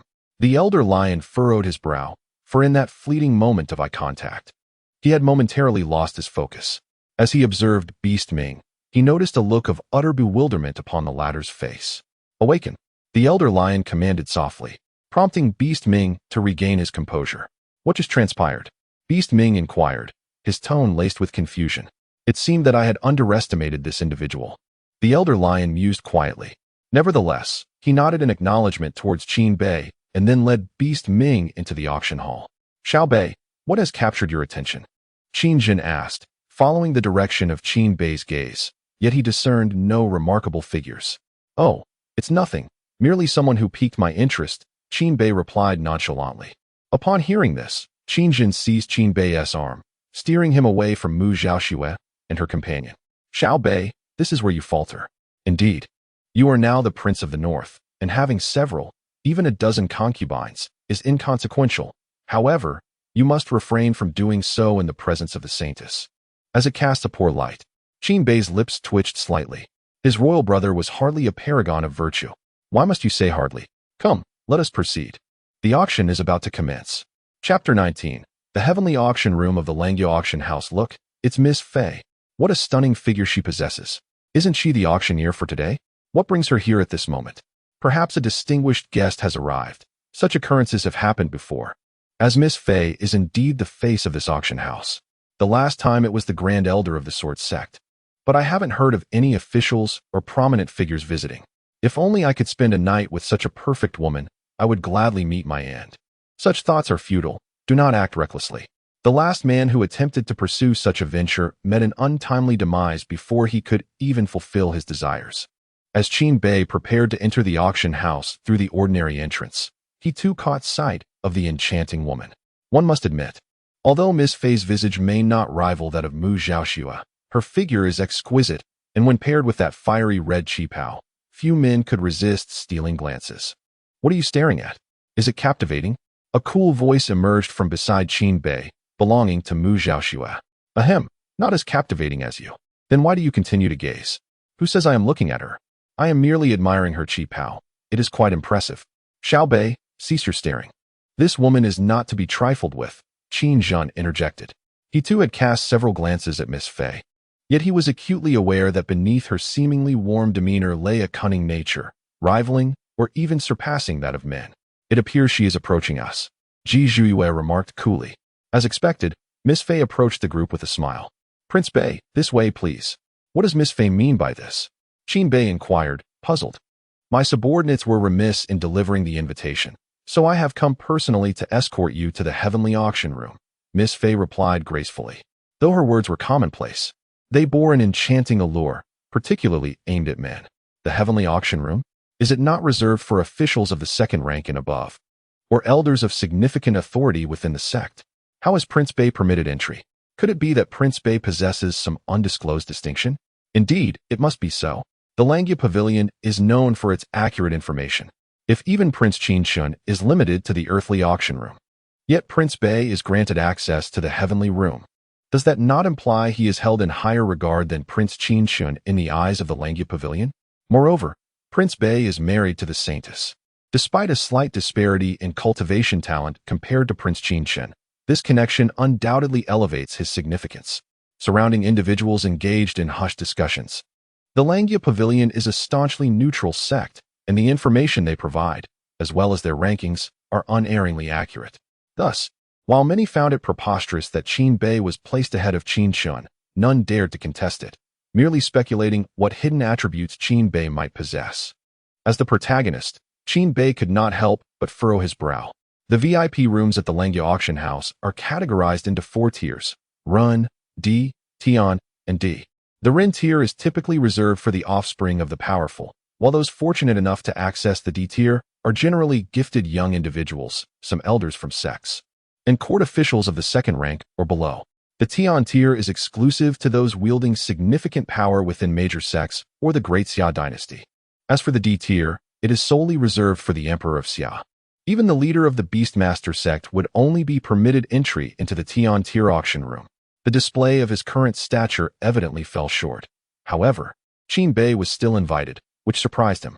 Unless the members of Langya Pavilion were aware of his possession of the Immortal Phoenix Body, the likelihood of such knowledge seemed slim. Perhaps, as everyone suggested, it was simply due to his marriage to Mu Xiaoxue. Xiao Bei, you may accompany Miss Fei Fei. I shall proceed to my own auction room. I have prepared 1,000,000 spirit stones and await my opportunity to bid, Qinjin stated. Knowing that Qin Bei did not possess his own auction room, he initially intended to invite Qin Bei to his D-tier room, but it appeared unnecessary now. Then we shall meet shortly, Qin Bei replied, recognizing that since Qin Jun had his own items to bid on, there was no need to extend an invitation to join him in the Tian tier. Lead the way, Miss Fei Fei, he added with a smile. Please, Fei Fei responded, leading the way as Qin Bei and the other 2 followed closely behind. The swaying figure before him captivated Qin Bei's attention. He vowed to himself that he was not a man easily swayed by allure, yet such temptation was difficult to resist. Does Prince Bei have any inquiries for me? Fei Fei asked suddenly as she walked ahead. None. Even before Qin Bei could respond, Mu Xiaoxue interjected, stepping forward to link her arm with his. The softness against his arm stirred Qin Bei's imagination. Fei Fei paused in surprise, then chuckled. I did not expect the rumored aloof saintess to possess such a side. However, it is understandable. Changes often occur after signing a soul contract, which Fei Fei found unsurprising. Allow me to briefly share the privileges of the Tian tier auction room. The rarity of the Tian tier is not solely due to its status, but also because of its considerable privileges, which contribute to its exclusivity. Pray, do elaborate. Qin Bei expressed genuine interest in the privileges associated with the Tian tier auction room. Firstly, while the auction house operates on a highest bidder basis, if someone in the Tian tier truly desires an item, they can notify our staff. By offering 120% of the item's intrinsic value, we will arrange for the item to be secured and delivered. Each auction event permits one such opportunity, Fei Fei explained as she walked. This privilege astonished Qin Bei. Although it appeared that one would need to expend 120% of the spirit stones to acquire an item, given the nature of auctions, the markup could be substantial. In the face of malicious competition, a doubling of the price was certainly not out of the question. With this privilege, those of the Tian designation need not worry about such matters. Naturally, if both parties in the auction hold the Tian title, the victor shall be the one who offers the highest bid. Secondly, the holders of the Tian designation enjoy a complimentary credit limit, which varies according to their respective strengths. Thirdly, the privileges associated with the Tian title are numerous, though most serve merely to enhance one's prestige. Only the first 2 truly provide assistance to the bearers. At last, this is your auction room. Should you require anything, feel free to instruct the staff outside. Fei Fei guided Qin Bei and his companions to a door marked prominently with the character Tian, indicating that this is a rare Tian auction room. Qin Bei glanced to the side. Although the doors of adjacent rooms were firmly shut, His unique perception allowed him to sense the presence of individuals within, each possessing greater strength than his own. "Very well, you may commence the auction now," Mu Zhaoxue said, pulling Qin Bei into the room while turning to Fei Fei. A smile graced Qin Bei's lips. He cherished Mu Zhaoxue's demeanor, aloof to others yet exceptionally warm towards him. Chapter 20. The auction commences. A dazzling array of treasures. The Tianzi room, spacious and grand, featured a table adorned with several imposing chairs. Upon the table lay an assortment of rare delicacies, items that an ordinary person might savor only a few times a year, yet were offered here without charge. Gazing outside, Qin Bei could clearly observe the bustling auction scene below. The Tianzi room occupied the third floor, while the Dizzy room resided on the second, and the Renzi room on the first. Unsurprisingly, the majority of attendees congregated in the ordinary section, which boasted no fewer than 100,000 individuals. Truly, a spectacular gathering. Befitting its annual occurrence, Qin Bei mused. Such a congregation for an auction was something he had never witnessed in his past life. At that moment, a bell tolled, and the raucous auction hall fell into profound silence. Turning towards the source of the sound, Qin Bei beheld a grand bell, intricately adorned with elaborate patterns. Remarkable. The Langya auction house indeed exuded opulence, utilizing a great earth weapon merely as a signaling device. Mu Zhaoxue echoed this sentiment. In this world, weapons, techniques, and supernatural abilities were classified under a unified grading system, which included human, spirit, earth, heaven, divine, immortal, and saint. A great earth weapon could command a price ranging from 500,000 to 1 million spirit stones. The 1 million spirit stones Qin Bei possessed would suffice to acquire such a weapon. Do not underestimate the significance of 1 million spirit stones. For example, a second-rank official in the Daxia dynasty earned merely 200,000 spirit stones annually, making 1 million equivalent to 5 years' worth of their salary. Typically, a loose cultivator who ascended to the immortal realm would consider themselves fortunate to possess a grade heaven weapon, while those owning a grade divine weapon were exceedingly rare. As for the even more prestigious grade immortal, such items were virtually non-existent across the entire Zhangzhou continent. Thus, the Langya auction house's choice to display a great earth weapon as a mere bell underscores their considerable wealth. "Ladies and gentlemen," came the voice of Fei Fei from the stage, unassisted by any amplification device, yet resonating clearly for the gathered audience of 100,000. "I trust you have eagerly awaited the commencement of this event. I shall not prolong your anticipation. I hereby declare the auction officially open." "Wait, Miss Fei Fei, we came for you. Please, share more. We do not mind the delay." A chorus erupted from the ordinary section, fervent enthusiasm igniting among the crowd. "Indeed, if Miss Fei Fei would perform a dance to entertain us, I would gladly offer 100,000 spirit stones." The throng, upon sighting Fei Fei, exhibited a primal fervor, disregarding the fact that they were on someone else's territory. Unperturbed by their raucousness, Fei Fei had encountered such ardor from men countless times before. It had become a mere curiosity. "Now, allow me to present our first auction item." A woman clad in a qipao gracefully ascended the stage, bearing a tray upon which rested the auction piece. Behold, a complete scroll of grade heaven technique, the Xianlei technique, with a starting bid of 500,000 low-grade spirit stones. Ah, is the very first item up for auction truly this sensational? It is no wonder that the Langya auction house is renowned. Such extraordinary items are seldom offered for sale by others. The cultivation technique serves as the foundation for one's practice. With equivalent innate talent, varying levels of cultivation methods yield results that are worlds apart. One contributing factor to the Daxia dynasty's dominance over the Zhangzhou continent is its possession of the Shuhua Sutra, a quasi-holy grade cultivation method. Qin Bei was also quite surprised, though he held little interest in such techniques. The royal family possesses numerous methods that surpass this one, a testament to the confidence of great powers. Ultimately, this celestial grade technique was acquired by a mid-tier sect for the sum of 5,600,000 low-grade spirit stones. The purchaser lamented for quite some time, as this represented the entirety of their sect's savings. Participating in the subsequent auctions held little significance for them. The auction continued, presenting an array of marvels that left Qin Bei dazzled. Divine abilities, weaponry, elixirs, talismans, and formations, all were of exquisite quality. Throughout this process, Qin Bei made just a single bid, expending 100,000 spirit stones to procure 100 third-tier sword talismans. Onlookers were astonished. Having already entered the celestial grade chamber, it was surprising that he still had an interest in third-tier talismans. However, it was precisely due to Qin Bei's presence in the celestial grade chamber that the previously competitive bidders had resigned themselves to forfeit. Otherwise, acquiring such items would necessitate at least 120,000 spirit stones. Next up for bid was the Millennium Bloodfruit. The Bloodfruit is a rare product of the unique beast, the Blood Serpent, found in the mixed domain. A blood serpent produces only one blood fruit in its lifetime, and its harvest signifies the serpent's demise. This fruit significantly enhances a cultivator's vitality and is especially effective for body refinement.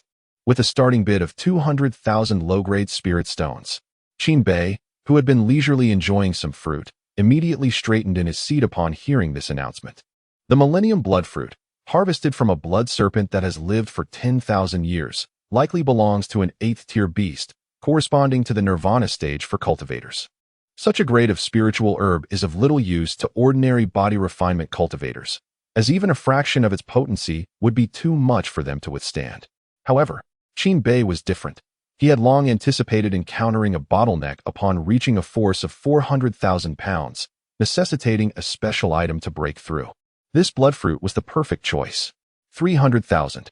As Qin Bei contemplated, the auction price escalated from 200,000 to 300,000, already comparable to that of a terrestrial-grade weapon. Clearly, this was a highly sought-after item. Yet, spiritual herbs are consumables, regarded as luxuries by many cultivators, and the number of bidders gradually diminished. The celestial-grade room 065 bid 320,000. Qin Bei made his move once more, while the crowd below gazed towards the balcony of the chamber, yet saw nothing. At the balcony of room 129, the beast Roar and Elder Shur frowned as they looked upwards. The price of 300,000 has been presented by them, nearing the very limit of the crimson blood fruit's intrinsic value, yet unexpectedly, others are vying for it as well. Lion Elder, what do you think? Beast Roar inquired, casting a glance at the closed-eyed Lion Elder. Suddenly, a flying ant appeared, landing on the Lion Elder's hand. Interesting, it turns out the one inside is Qin Bei. A cold smirk curled upon the Lion Elder's lips. It's actually him. Jealousy flickered in Beast Roar's eyes. He needed the Lion Elder's presence to access the D-tier room, while Qin Bei could enter the S-tier alone. This disparity was intolerable to him. Though royal members possess numerous powerful techniques, their cultivation resources are limited, and this 320,000 might be his final bid. If we add 30,000, he will certainly concede, the Lion Elder stated calmly. They were determined to secure this crimson blood fruit, as it would not only assist Beast Roar, but also benefit him significantly. Room 129 bids 350,000. A murmur surged through the crowd, all eyes turning towards Beast Roar, uniquely aware of his and the Lion Elder's presence on the balcony. Beast Roar reveled in the attention. Let it go. This price has already surpassed the fruit's worth, advised Mu Zhaoxue from within the room. Qin Bei glanced at the crimson blood fruit before Fei Fei, contemplating relinquishing his pursuit. While it was true he needed to expend spirit stones for premium points, he was unwilling to be a fool beyond the fruit's actual value. However, upon a closer look, Qin Bei found himself entranced, activating his heavy pupil to scrutinize the crimson blood fruit meticulously. After his examination, exhilaration coursed through him. Chapter 21. The Crimson Heart, the Heavenly Silkworm Garb. A golden opportunity to accumulate spirit stones through his unique gaze. Qin Bei discerned a glimmer of light within the crimson blood fruit. This was the Crimson Heart. Qin Bei felt a profound shock within him. Such a Crimson Heart could only arise from the crimson blood fruit nurtured by a peak-tier 8-stage crimson blood serpent. The Crimson Heart was the vital essence the crimson blood serpent required to transcend to the 9th stage, a crucial element in the ascension from mortal to immortal. Naturally, not all 8-stage crimson blood serpents could yield a Crimson Heart. Among 100 serpents, it was possible that none would produce one. Thus, the value of the Crimson Heart was self-evident, particularly for Qin Bei. With this Crimson Heart combined with the divine demon blood pill, the threshold of 400,000 pounds would be easily surpassed. Even the barrier of 500,000 pounds would be effortlessly breached. For 100,000. Number 065 bids 400,000. Is there anyone else willing to bid? Fei Fei's voice rang out, and the Beast Roar duo, initially confident of their victory, turned in astonishment towards Qin Bei's chamber. Had this person lost his mind? The price of 400,000 had already eclipsed the inherent value of the crimson blood fruit. I understand. He must be trying to win Miss Fei Fei's favor. A few extra spirit stones are merely a trifle for someone of his stature. It's commonplace for the affluent to spend tens of thousands of spirit stones just to elicit a smile from a beauty. Sigh. How disheartening it is to compare oneself to others. I toil for an entire year and scarcely earn a few thousand spirit stones, while he frivolously spends it to amuse a lady. A chorus of whispers ensued, as the onlookers interpreted Qin Bei's extravagant bid as an attempt to charm the beauty. Even the Beast Roar duo shared this sentiment. After all, such occurrences were not uncommon at auctions presided over by Fei Fei. Let it be. If he wishes to pay a premium, let him. Eventually, our people will have the opportunity to take advantage of him, Lion Elder scoffed. He had not even considered the possibility that the crimson blood fruit contained a crimson heart, for such occurrences were exceedingly rare and often overlooked. For 100,000, sold thrice. Congratulations to number 065. Fei Fei struck her gavel, and Qin Bei's anxieties were finally alleviated. He had feared that others might also detect the crimson heart, and in that case, his meager wealth would render him no match in competition. After the gavel fell, Fei Fei cast a glance towards Qin Bei's room, her enchanting smile accompanied by a flirtatious wink. Instantly, the atmosphere shifted and the attendees became restless. One person pays, yet all enjoy the benefits. Although that smile was not directed at me, it did not diminish my appreciation for Fei Fei's beauty. No wonder the wealthy are so willing to spend to elicit a smile from a beauty. The experience is undeniably exhilarating. Qin Bei exclaimed, "Wait, Zhao Shui, Xiaoyu. Hear me out. I am not merely spending money to win a beauty's smile. This item truly holds such value." Feeling the weight of two fierce gazes upon him, Qin Bei hastily attempted to clarify. Yet, the two remained silent, simply observing him. In that moment, Qin Bei felt he had committed an egregious error. After all, the money he spent was essentially a dowry for both of them, making him feel akin to a callous rogue, heartless and cruel. In an effort to redeem his tarnished image, Qin Bei resolutely embraced the two, subsequently acquiring two exquisite garments worth 100,000 spiritual stones each. Although these garments offered only minimal defensive capabilities, they were considered superfluous by cultivators. Their exorbitant price stemmed solely from their aesthetic appeal and the ability to effortlessly alter colors and styles, giving the illusion of an endless wardrobe from a single piece. The affluent purchased them to please their spouses, leading to fierce competition. Qin Bei's heart ached at the thought. 200,000 spiritual stones vanished in the blink of an eye, a sum he had painstakingly accumulated over nearly a decade. However, the sight of the two adorned in such splendid attire, meant for his admiration, brought him a sense of solace. Suddenly, an insidious thought crossed his mind. With the ability to change styles and colors at will, didn't this present him with innumerable opportunities for creativity? Moreover, the system's premium points had increased by an additional 200,000. Remaining premium points, 799,000. Gazing at the nearly 800,000 points, Qin Bei began to strategize on how to elevate his power to the million-tier realm. A cultivator at the peak of the body refinement stage typically possessed a strength of merely 200,000 pounds, with exceptional training perhaps providing a slight boost. Yet the million mark seemed a distant dream. This million-tier strength was typically reserved for demonic beasts or divine creatures. Only the most elite of divine beasts had the potential to reach such strength at the first tier, and even then, it was a rare occurrence. The challenge of matching the prowess of top-tier divine beasts as a human was immense. Nevertheless, with the indomitable celestial phoenix physique, Qin Bei held a firm belief in his capabilities. "My husband, this is such a waste. 200,000 spiritual stones could have been converted into cultivation resources or directly absorbed," Mu Zhaoxu had gently chided. She truly lamented the expenditure, despite being a saintess. And Ji Zhui were a sovereign. They had never splurged on garments like the celestial silk. Yet, Qin Bei could sense the subtle joy emanating from them. Otherwise, why would they suddenly address him as husband? Indeed, whether in the mundane world or the realm of cultivation, women possess an innate tendency to say one thing while feeling another. How could this be deemed wasteful? "My dear wife is so exquisite. She deserves nothing but the finest." Upon hearing Qin Bei's earnest declaration, Both women couldn't help but smile. He certainly did not disappoint them, as they inadvertently forgot about the previous incident involving the blood fruit. Alas, though he was reluctant to admit it, Qinbei mused that he had mastered the art of being a rogue quite adeptly. Let's depart. There is no longer a need to continue attending this auction, he stated, rising to his feet. Having spent 700,000 spiritual stones today and acquired an equivalent in premium points, he had amassed enough to sustain him for quite some time. Thus, he prepared to return to his estate to embark on his journey of breakthrough. At that moment, the voice of Fei Fei echoed once more. The bid for the grade 129 has reached 200,000 spirit stones. Upon hearing this, Qinbei couldn't help but furrow his brow. If his memory served him correctly, the item up for auction was merely a fragmented map, with a starting bid of only 10,000 spirit stones. Even the Langya Pavilion possessed scant knowledge about this map, only aware of its connection to a secret realm. Hence, the modest starting price was anticipated.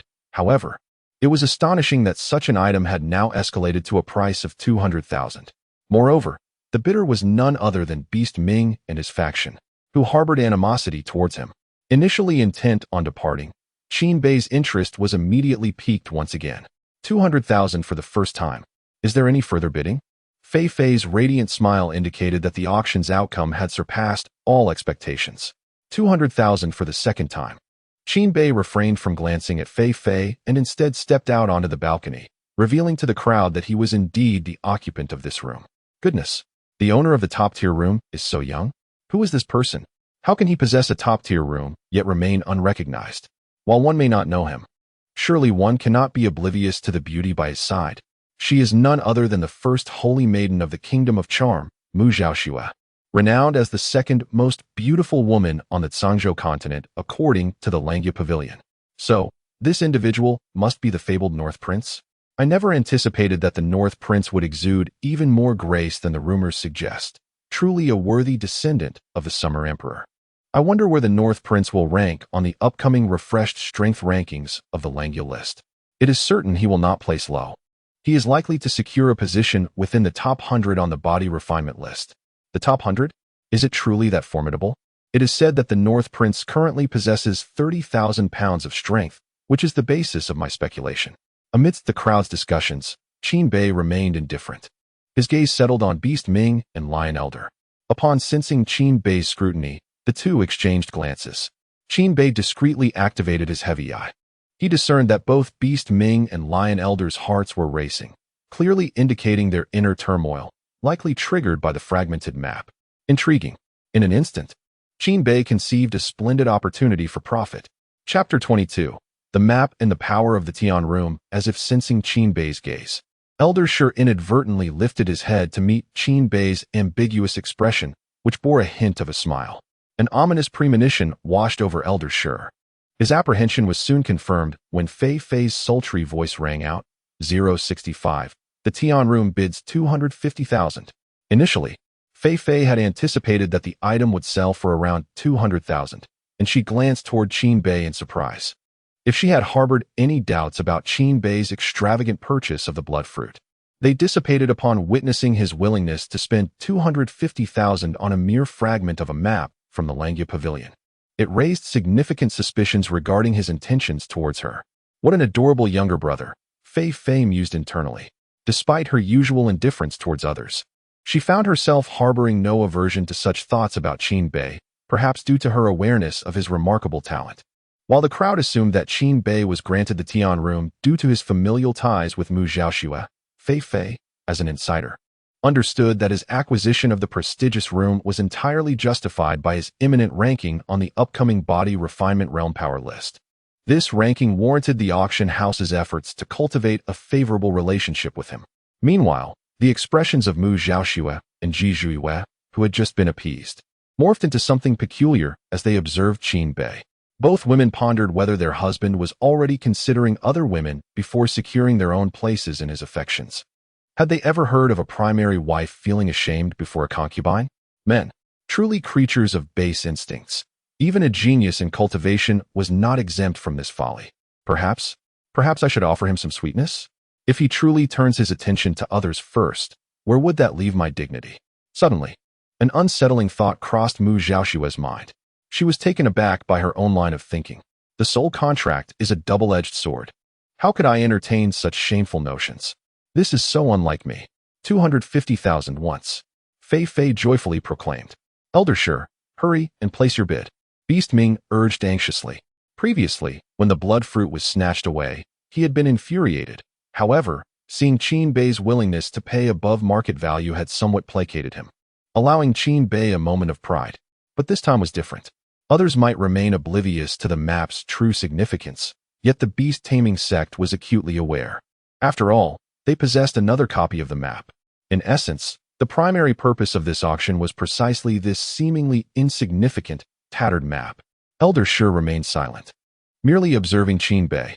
From the glint in Qin Bei's eyes, he discerned that no matter the cost, Qin Bei would pursue this to the bitter end. In a contest of financial resources, as a powerful elder of the beast-taming sect, he held no fear of a prince in the body refinement realm. However, this was an auction, and should he engage in a bidding war with Qin Bei, it might reveal their intentions to others, resulting in dire consequences. Most importantly, there was the matter of Qin Bei's current position in the Tian room.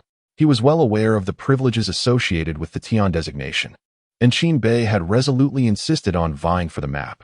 The opposing party could easily wield their Tian authority to seize it directly, and the cost would not be exorbitant. Thus, rather than engage in a futile struggle and risk exposing their intentions, it would be wiser to relinquish this pursuit and seek opportunities anew. The northern prince was lavish in his attempts to win favor, yet one could only wonder what the nearby saintess thought of such extravagance. Although he had prepared to abandon the effort, Elder Shi still decided to irritate Qin Bei a little. There was no need for concern. Harmonious cooperation was the hallmark of this prince's family tradition, Qin Bei declared with great confidence. Despite the unspoken awkwardness among Mu Zhaoxue and the others, they opted for silence, tacitly agreeing with him. Humph. Observing the situation, Elder Shi snorted disdainfully and retreated to his chamber. Elder Shi, are we simply going to let this go? This map is crucial for entering the secret realm. Beast Ming protested, visibly dissatisfied. In his Tian chamber, we stand no chance. Fear not. We shall reclaim it. I refuse to believe he can remain in the capital indefinitely. Once he steps beyond the city, humph. Elder Shi trailed off, yet Beast Ming understood, his expression turning increasingly devious. The capital was the most peaceful place in the entire Great Xia, under the watchful eye of the Summer Emperor. No one dared to engage in underhanded schemes in the presence of a saint. However, beyond the capital, circumstances were quite different.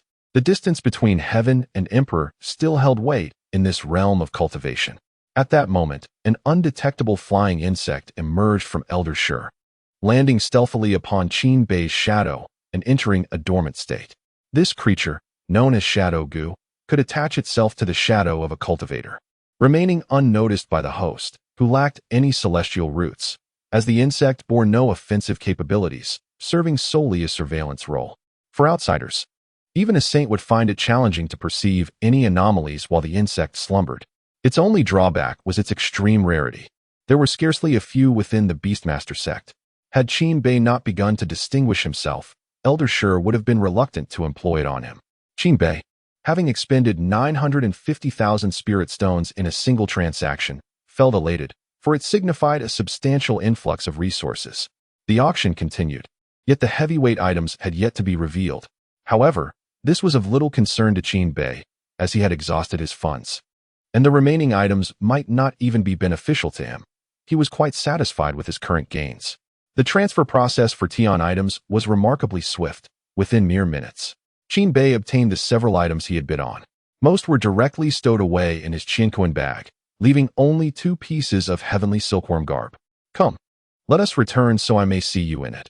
I am quite curious about the adaptability of these garments, he said with a mischievous grin, prompting Mu Zhaoxue and the others to suspect their thrifty husband harbored ulterior motives. That night, just as Mu Zhaoxue and her companion finished their grooming, Qin Bei entered the room. Upon his arrival, he beheld the droplets of water cascading down Mu Zhaoxue's fair neck. Gulu. Qin Bei could not help but swallow hard. The phrase emerging from the water like a lotus aptly described Mu Zhaoxue at that moment. Did my husband purchase all these items for tonight's training?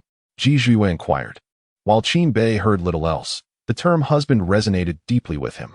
He had initially assumed that these two women, one aloof, the other haughty, would take at least a month to address him in such a manner. To his astonishment, they had adopted the term so swiftly and with such ease. Little did he know, it was merely Mu Zhaoxue and Ji Zhuyue's intention to sweeten Qin Bei's disposition, discouraging him from seeking distractions elsewhere. Thus, they had decided to designate him as husband. Naturally, training was imperative, yet having procured two exquisite silk garments, they needed to ascertain their suitability. If they were ill-fitting, perhaps a return could be arranged. Mu Zhaoxue, Ji Zhuyue, the two exchanged glances. If they remained oblivious to Qin Bei's intentions at this juncture, they might as well relinquish their titles as a saintess and an empress. Very well, husband, you may remain here. Go ahead with your training. We shall try them on tomorrow, Mu Zhaoxue remarked, a rare smile illuminating her face. Qin Bei, what a predicament. There is no rush regarding training. Allow me to offer my counsel on attire, as my insights in this domain surely surpass yours. Amusingly, do you think I, Qin Bei, can be so easily dismissed? Today, I must indulge in some sights not meant for children. Mu Zhaoxue and Ji Zhuyue exchanged knowing glances, stifling laughter. Just last night, their husband had been the epitome of virtue, and yet today he appeared quite eager. Their allure, it seemed, was indeed irresistible. All right then, let our husband advise us, Ji Zhuyue said with a smile, as she took one of the silk garments from Qin Bei and headed towards the dressing room. Mu Zhaoxue followed closely behind. Chapter 23. Crafting the lady of one's dreams. The most remarkable feature of the silken attire is its malleability, allowing for alterations according to one's personal preferences. Once Mu Zhaoxue and Ji Zhuyue entered the changing room, they emerged shortly thereafter. Upon first glance, Qin Bei was utterly captivated. However, he soon discerned a flaw. Their outfits bore no distinction from their usual attire, consisting of flowing white gowns that rendered them ethereal. Yet, Qin Bei desired far more than this. Oh, wearing it like this is a waste of such exquisite fabric. Does it not appear appealing? Both women surveyed themselves, confident in their allure. Despite Ji Zhuyue's altered appearance, she remained among the most striking, certainly not one to diminish the elegance of the silken garment. Of course not. It is merely that your innovation falls short. Allow me, dear wife, to assist in your transformation. With that, Qin Bei took matters into his own hands, starting with Mu Zhaoxue. Recognizing her icy demeanor, he envisioned a lowly aesthetic, creating a perfect contrast. First, this gown cannot be so long. It should be altered to this length, Qin Bei remarked, placing his hand upon the hem of Mu Zhaoxue's dress. Though she was somewhat prepared, she instinctively stepped back. Perfectly exquisite at this length, he continued. Next, we must add knee-high stockings. White would complement you splendidly. At first, all was well, but as Qin Bei began to fit the stockings, his hands naturally brushed against Mu Zhaoxue's fair, slender legs. The sensation, Qin Bei vowed, was undoubtedly the finest in the world. Shall we venture higher? He teased, his hand inching upward. Stop. This is quite satisfactory.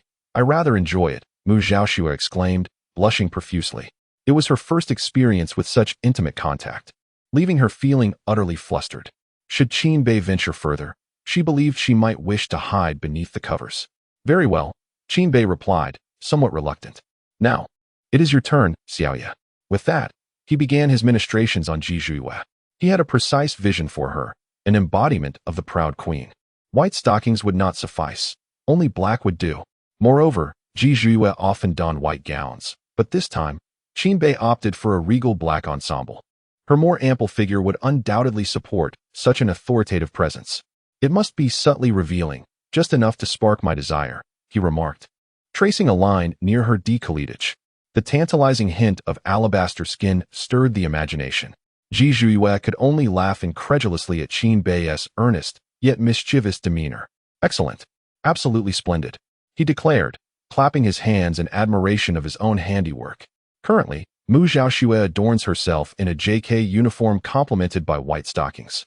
Her flawless physique and strikingly beautiful face creating an irresistible contrast that captivates Qin Bei. On the other hand, Ji Zhuyue, draped in black silk and a flowing black dress, emanates an air of unattainable elegance. How could one such as I be fortunate enough to possess such impeccable women simultaneously? Qin Bei feels that fate has been excessively kind to him. Husband, perhaps we should revert to the previous attire? It feels rather unfamiliar, Mu Xiaoxue remarks.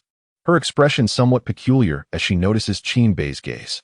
Despite being in a world of cultivation, conservative views regarding women's attire remain entrenched.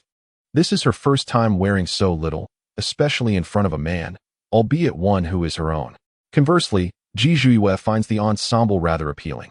She appreciates Qin Bei's efforts in dressing her up, as she is inherently an empress rather than a mere maidservant. Just wear it more often until you grow accustomed to it. Of course, I prefer you to dress like this at home, when going out. You should stick to your previous style. I find it quite delightful, Qin Bei expresses, intent on relishing this beauty for himself alone. What could Mu Xiaoxue and Ji Zhuiyue say about Qin Bei's little quirk? After all, he is their husband, and they naturally accept it. All right, you two rest. I shall proceed to cultivate, Qin Bei declares, knowing when to draw the line and refrain from any indecorous behavior. The two women exchange glances and smiles as they watch Qin Bei's retreating figure. This household is indeed becoming increasingly interesting. Upon returning to the cultivation chamber, Qin Bei casts aside thoughts of emotions. He now has a singular objective, to break through the physical strength limit of 500,000. System. Exchange for 20 drops of Tianhuang blood. Exchange successful. Cost. 200,000 points. Remaining points. 849,000. Both the Tianhuang bird and the true dragon are considered divine beasts, their strengths being remarkably comparable. Qin Bei's choice to exchange true dragon blood for Tianhuang blood stems from his possession of the undying Tianhuang body, which enables him to absorb the Tianhuang's essence more effectively. He then retrieves the god-demon blood pill and the Qixue fruit from his bag of holding. Each of these three items is far beyond the reach of cultivators at the body refinement stage, especially for one like Qin Bei who intends to consume them directly. Even those at the foundation establishment stage would hesitate to do so, as the consequence would be catastrophic, death by explosion. However, such concerns are trivial for Qin Bei. With his undying Tianhuang body, his physical resilience rivals that of divine beasts, perhaps even surpassing them. He pours the 20 drops of Tianhuang blood into a vat, shedding his garments before leaping in. With the god-demon blood pill in his left hand and the Qixue fruit in his right, he stabilizes himself and takes a hearty bite of the Qixue fruit, which is the size of his face. The fruit is succulent and sweet. Undoubtedly the most delectable fruit Qin Bei has ever tasted. With fervor, he continues to savor the moment. As Qin Bei continued to consume the blood-red fruit, he began to feel an overwhelming surge of vitality coursing through his entire being, threatening to overwhelm him if not properly channeled. After an indeterminate number of bites, he finally uncovered the crimson core hidden within the heart of the fruit. Without hesitation, he swallowed it whole, followed by the remnants of the fruit. At this point, a crimson aura had begun to manifest around him, taking on a tangible form. Yet, Qin Bei was not ready to refine it just yet. He swiftly ingested the divine demon blood pill before settling into a meditative posture to begin the refining process. This time, Qin Bei was truly investing himself, as breaking through the threshold of 500,000 gene of strength was imperative. Refining was not an endeavor that could be completed in a mere day or two. When Mu Xiaoxue and her companion came seeking Qin Bei the following day, they were met with resistance from the old steward. "Madam, His Highness has decreed that no one is permitted to enter until he emerges." Thus, time passed, 1 day, 2 days, 5 days, without Qin Bei emerging from his seclusion. On one such day, the Emperor of Xia sent a messenger to summon Prince Bei to the palace. However, Qin Bei remained engrossed in his training. Although the messenger had urgent matters, he dared not intrude on Qin Bei's cultivation, ultimately leading Mu Xiaoxue and Ji Zhuiyue to accompany him to the imperial palace. It was only in the afternoon that the two women returned, their expressions betraying a sense of unease. Chapter 24. 600,000 Gene of Strength. The action of the Beastmaster sect. I am utterly infuriated. Why must we, with our own wealth, still regard the whims of these ministers? Upon returning home, Mu Xiaoxue was rarely so incensed. Today, they had entered the palace with high spirits, anticipating good tidings, only to find themselves subjected to admonishment.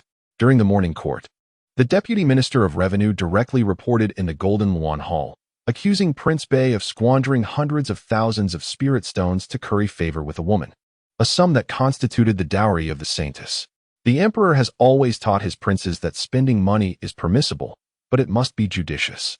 Wealth should be utilized to strengthen one's power, not squandered on debauchery. Consequently, the offspring of royal relatives seldom indulge in the pleasures of brothels. As the emperor disapproves of such behavior, did his majesty not express any opinion?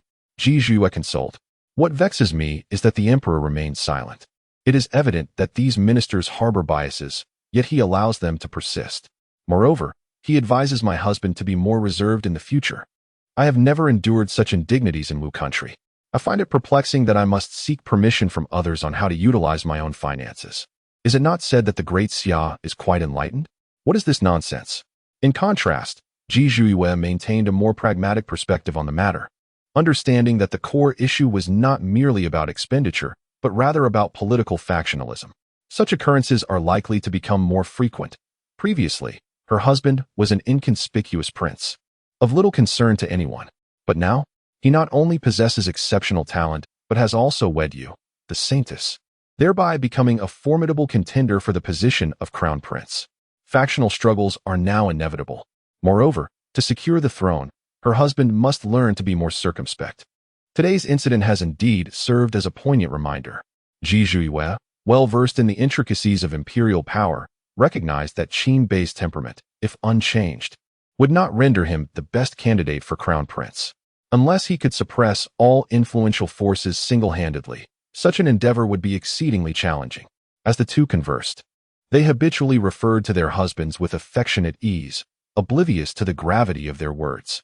Regarding my husband's character, I believe he would scarcely care about such matters. He might even become more defiant. Ji Zhuye mused thoughtfully. Mu Zhaoxue acknowledged the validity of Ji Zhuye's assessment.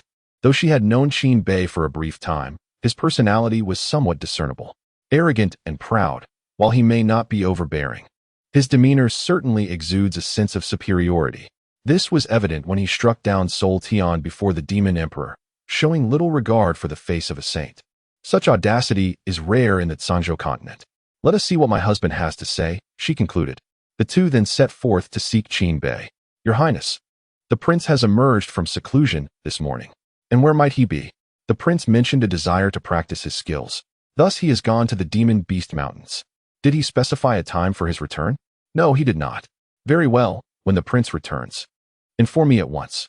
Yes, Your Highness. In the morning hours. Qin Bei finally absorbed the last vestiges of medicinal potency, at which point he felt an invigorating surge of strength coursing through his entire being, his realm on the brink of a breakthrough. However, he had long suppressed this ascent, for he aspired to transcend both ancient and modern paradigms, aiming to be the first cultivator to surpass 1,000,000 gene of strength while still in the body refinement stage, and to achieve such prowess without resorting to the undying Phoenix Body. Should other cultivators become aware of Qin Bei's ambition, they would undoubtedly deem him delusional, for this endeavor is nothing short of an impossibility, a sheer waste of time. No matter how formidable a body refinement cultivator may be, they could never surpass one in the Golden Core stage. While it is true that Qin Bei triumphed over the Foundation Establishment cultivator, Han Tian, within the Grand Hall, many attributed this victory to Qin Bei's astute exploitation of his opponent's flaws and Han Tian's underestimation. In terms of sheer strength, spiritual energy, and martial prowess, Han Tian far surpassed Qin Bei, who remained within the body refinement stage. Chapter 25. The Beastmaster Sect takes action. The might of the Shadow Guard. As long as he is given the slightest opportunity, Han Tian will not succumb to defeat. Upon emerging from seclusion, Qin Bei experienced a remarkable surge in power, his strength now nearing 600,000 pounds, a legendary existence within the realm of cultivation. However, he soon realized a growing weakness in his mastery of this power, prompting a need for continuous practical combat to hone his skills. Thus, he made his way to the Beast Mountain range without delay. At the very moment he departed from the capital, the Shadow Gu, which had long been concealed within his shadow, awakened from its dormant state. As Qin Bei stepped out of the city gates, he turned back for a fleeting glance, a mysterious smile gracing his lips. 1,000 miles away, at the Beastmaster sect. Has he left the capital so soon? The Elder Lion, eyes closed, opened them to activate the Shadow Gu, allowing him to perceive all that transpired around Qin Bei. Noticing that he was alone, he hastened to the chamber of Beast Ming. Let us proceed. This time, failure is not an option. Beast Ming was momentarily taken aback, but soon grasped the gravity of the elder's words, his brow furrowing in concern. However, my father has cautioned against making any rash moves, suggesting we take our time. If he were to leave the capital a month from now, I would indeed advocate for caution. Yet, it has only been a few days since his departure, indicating that he likely has not yet utilized the Crimson Blood Fruit. If we eliminate him, all will be yours. Upon hearing the mention of the Crimson Blood Fruit, Beast Ming's eyes sparkled with newfound determination. Let us go. The two swiftly arrived at the outskirts of the Beast Mountain range. The elder lion gazed into the distance, aligning his focus with Qin Bei's location. Every prince is accompanied by a shadow guard, and now that he has become the Northern Prince, it is likely that his shadow guard comprises formidable beings who have transcended to the realm of immortality. What should we do? We must not be discovered. Rest assured. For this time, I have invested considerable resources to fulfill the mission assigned by the Sacred Demon Dynasty. I hope that, upon completion, the dynasty will duly compensate our sect. As they spoke, a rift in space materialized beside the elder lion. Roar. From within the rift emerged a fearsome, beastly roar, causing the surrounding creatures to scatter in terror. What is this? The sect's void dragon? Beast Ming stared in astonishment at the beast slowly materializing. In the next moment, the rift sealed, revealing a dark green dragon adorned with sharp, rhinoceros-like horns and a gaping maw capable of devouring a man-whole. The emergence of the dragon distorted the very fabric of the surrounding space. Indeed, I had intended to wait until it transformed fully before revealing it. However, given the current circumstances, we must utilize it covertly. Beast Ming nodded in agreement, recognizing the sect's significant investment in this endeavor. Not only had they employed the rare shadow goo, but they also summoned this void dragon, which had remained hidden within the sect's beast-rearing space, never before revealed. This dragon is no ordinary creature. It is a descendant of the legendary Zhu Long. However, that is the true dragon that commands the powers of the void. Should this serpent transform into a true dragon and ascend to the status of a lesser dragon, it would undoubtedly become the cornerstone of their Beastmaster sect. Thus, unless in a critical situation, the sect would never deploy such a trump card. Remember, you have merely half an hour. Act swiftly. After the elder lion spoke, he melded into the belly of the void serpent. This not only allowed him to manipulate the serpent, but also ensured he would remain undetected by the shadow guards. The task of eliminating Qin Bei was left to Shou Ming. The elder lion was confident. Eliminating a mere body refining realm cultivator would not require even half an hour. Shou Ming chuckled. Meanwhile, within the capital's imperial palace, after escorting Mu Zhaoxue and Ji Zhuiwei away, Emperor Xia began to wander through the inner palace. Accompanied by Qin Bei's mother, Ling Fei, given that Qin Bei had already attained the status of a third seal prince, it was only reasonable that Ling Fei's position would rise in accordance with her son's elevation. Your Majesty. Suddenly, a figure materialized in the air and knelt before Emperor Xia. The surrounding palace maids and eunuchs were momentarily taken aback. It was rare for anyone to appear so silently in the inner palace, save for a few leaders of the shadow guards. Speak. The newcomer glanced around before opting to communicate through thought. Your Majesty, the Beastmaster sect is making a move. Oh, a significant move? Not particularly. They have only dispatched 2 individuals, Beast Lion and Shou Ming. However, their actions are quite discreet, likely employing a beast capable of manipulating space. Do we know their objective? They are heading straight for the Demon Beast Mountain range, where Prince Bei is currently located at the periphery. Understood. You may leave. Yes. The surrounding individuals remained unaware of the conversation, and the newcomer vanished once more. Simultaneously, a manifestation of Emperor Xia departed from the palace, unseen. The elder lion would never have imagined that while his previous deployment of a nascent soul cultivator went undetected, his own intervention accompanied by the void serpent would instead draw attention. Chapter 26. Who lures whom out of the shadows? A fierce roar erupted from a second-tier earth armor rhinoceros, warning the intruders in its territory to vacate. Its legs sounded a clarion call for a charge. Come forth. Qin Bei smiled as he gazed at the earth armor rhinoceros. Boom. Provoked, the rhinoceros could not contain its fury, charging fiercely towards Qin Bei, raising a cloud of dust around them. Just as the beast's horn was about to collide with Qin Bei, a pair of hands, considerably smaller than the rhinoceros's horn, firmly halted its advance.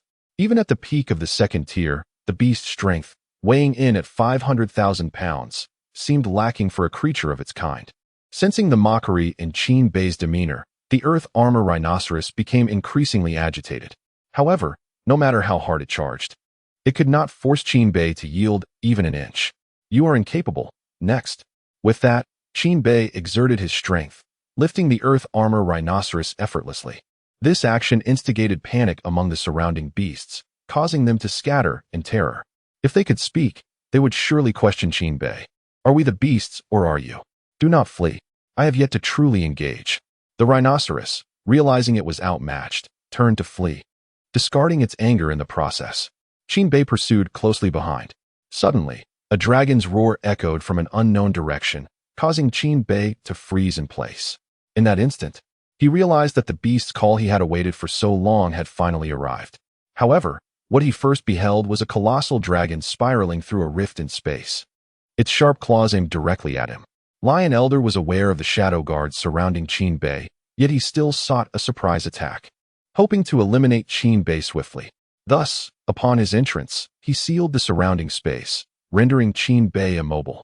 Yet, while the imagination of a flawless plan was enticing, reality proved far harsher. The shadow guard, having long since sensed the impending danger, appeared before Qin Bei before the attack could land. Standing with his hands clasped behind his back, the shadow guard turned to Qin Bei, commanding, "Leave this place." Unbeknownst to him, the assailant was a member of the Beastmaster sect. He merely perceived it as a beast emerging from the heart of the Beast Mountain range. Although the Void Serpent was a rare sight, the appearance of any creature within the mountain range was hardly surprising. Qin Bei did not hesitate. He turned and departed, understanding that he could not assist in a confrontation of such caliber. After his exit, the Void Serpent ensnared the Shadow Guard within its domain, an act orchestrated by Lion Elder to prevent the guard from perceiving the outside world. Discovering the beast's intent against Qin Bei and calling for reinforcements, it would take at least half an hour to escape this realm, time that Lion Elder believed would suffice for the beast to eliminate Qin Bei. Prince Bei, why the haste? Not far from where Qin Bei had departed, a figure emerged, Beast Ming. Qin Bei halted his movements, fully aware that the true spectacle was just beginning. I have yet to introduce myself.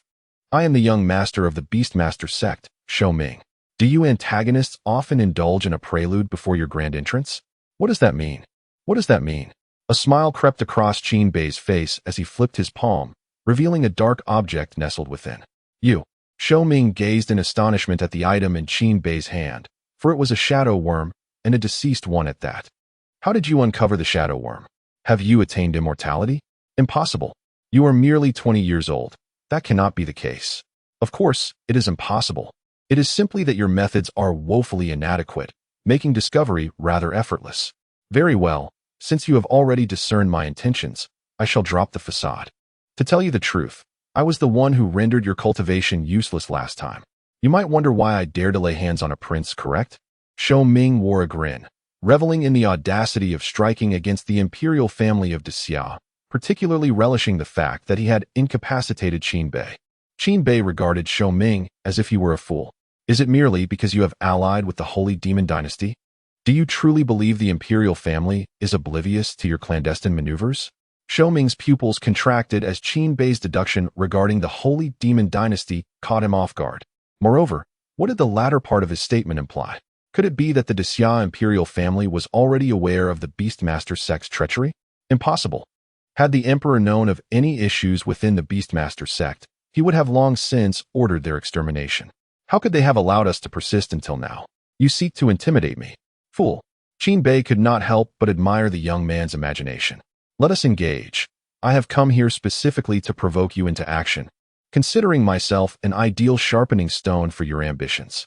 I fear your blade may lack the necessary edge. Shou Ming ceased his pretense, with Qin Bei privy to everything. There was no chance he would allow him to leave. This was a matter of utmost importance to the sect. I have already stated that such paltry tactics should not be employed against me. I feel embarrassed for you.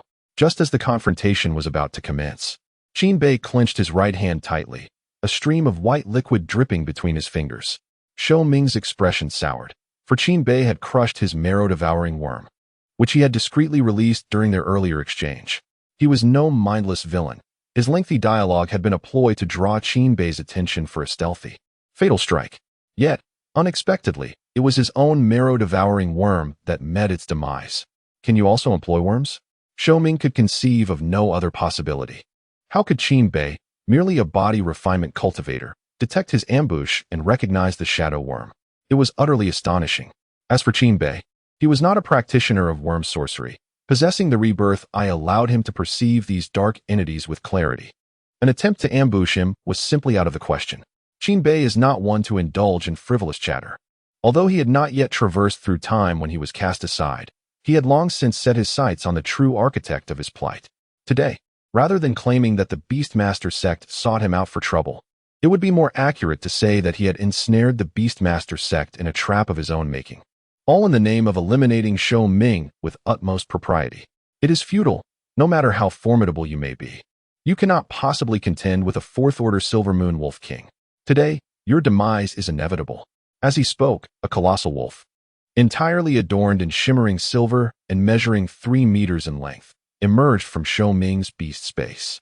A fourth-order beast corresponds to the golden core stage of cultivators. Even a mere early fourth-order creature would be beyond the capabilities of a mere body-refining stage warrior to confront. In the heavens above, 2 figures observed the unfolding scene below. Witnessing the Silver Moon Wolf King charge towards Qin Bei, the elder clad in black robes could not restrain himself from inquiring, "Your Majesty, will you truly not intervene?" Although Prince Bei has a history of overcoming Foundation establishment cultivators, this is a fourth-order beast. The prince may struggle to withstand even a few exchanges. The elder yearned to express that Qin Bei's triumph over Hun Tian was largely due to luck. He had never heard of anyone in the Zhangzhou continent who could triumph over a golden core cultivator while still in the body-refining stage. Such a feat represents a qualitative leap, entirely outside the realm of possibility. I merely wish to ascertain the limits of this young man. I have an inkling that he harbors further secrets, the emperor mused aloud. Surely, Your Majesty does not believe that Prince Bei possesses the physique of a saint? That possibility cannot be entirely dismissed. Yet such innate gifts, if they were absent in the past, how could they possibly manifest now? In the world of cultivation, what is beyond possibility? The emperor continued. If he truly possesses a saintly physique, then the position of crown prince would become a contest he would not wish to enter, yet would be compelled to do so. Chapter 27. The Resurgence of the Dual Pupil. Shattering all divine techniques, a howl echoed through the air as the Silver Moon Wolf King directed its gaze skyward before charging towards Qin Bei. Out of caution, Qin Bei refrained from confronting it head-on at first. After all, it was a formidable fourth-tier beast, and one must not be careless. What astonishing speed! In the blink of an eye, the Silver Moon Wolf King was upon him, its attack following closely behind. This overwhelming velocity compelled Qin Bei to activate his dual pupil technique. Once awakened, the world through his eyes transformed. The once swift Silver Moon Wolf King appeared to move in slow motion, revealing a myriad of vulnerabilities as if they were highlighted for him. At any moment, Qin Bei could strike at the beast's weak points, and while a single blow might not prove fatal, it would certainly inflict damage. Yet, Qin Bei chose not to exploit the Wolf King's weaknesses. He summoned the beast's roar, partly to avenge his predecessor and partly to hone his combat skills. Thus, he resolved to engage the Silver Moon Wolf King in a direct confrontation.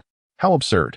The beast scoffed at the audacity of someone daring to clash with a fourth-tier Wolf King, oblivious to the vastness of the heavens and the earth. The Wolf King, although not primarily a powerhouse, had reached the 4th tier, boasting a raw strength exceeding 100,000 pounds. It was inconceivable to the beast that anyone at the body refinement stage could match such might. Indeed, as the beast had surmised, Qin Bei, who had yet to fully harness his 60,000 pounds of strength, was simply not a match for the Silver Moon Wolf King.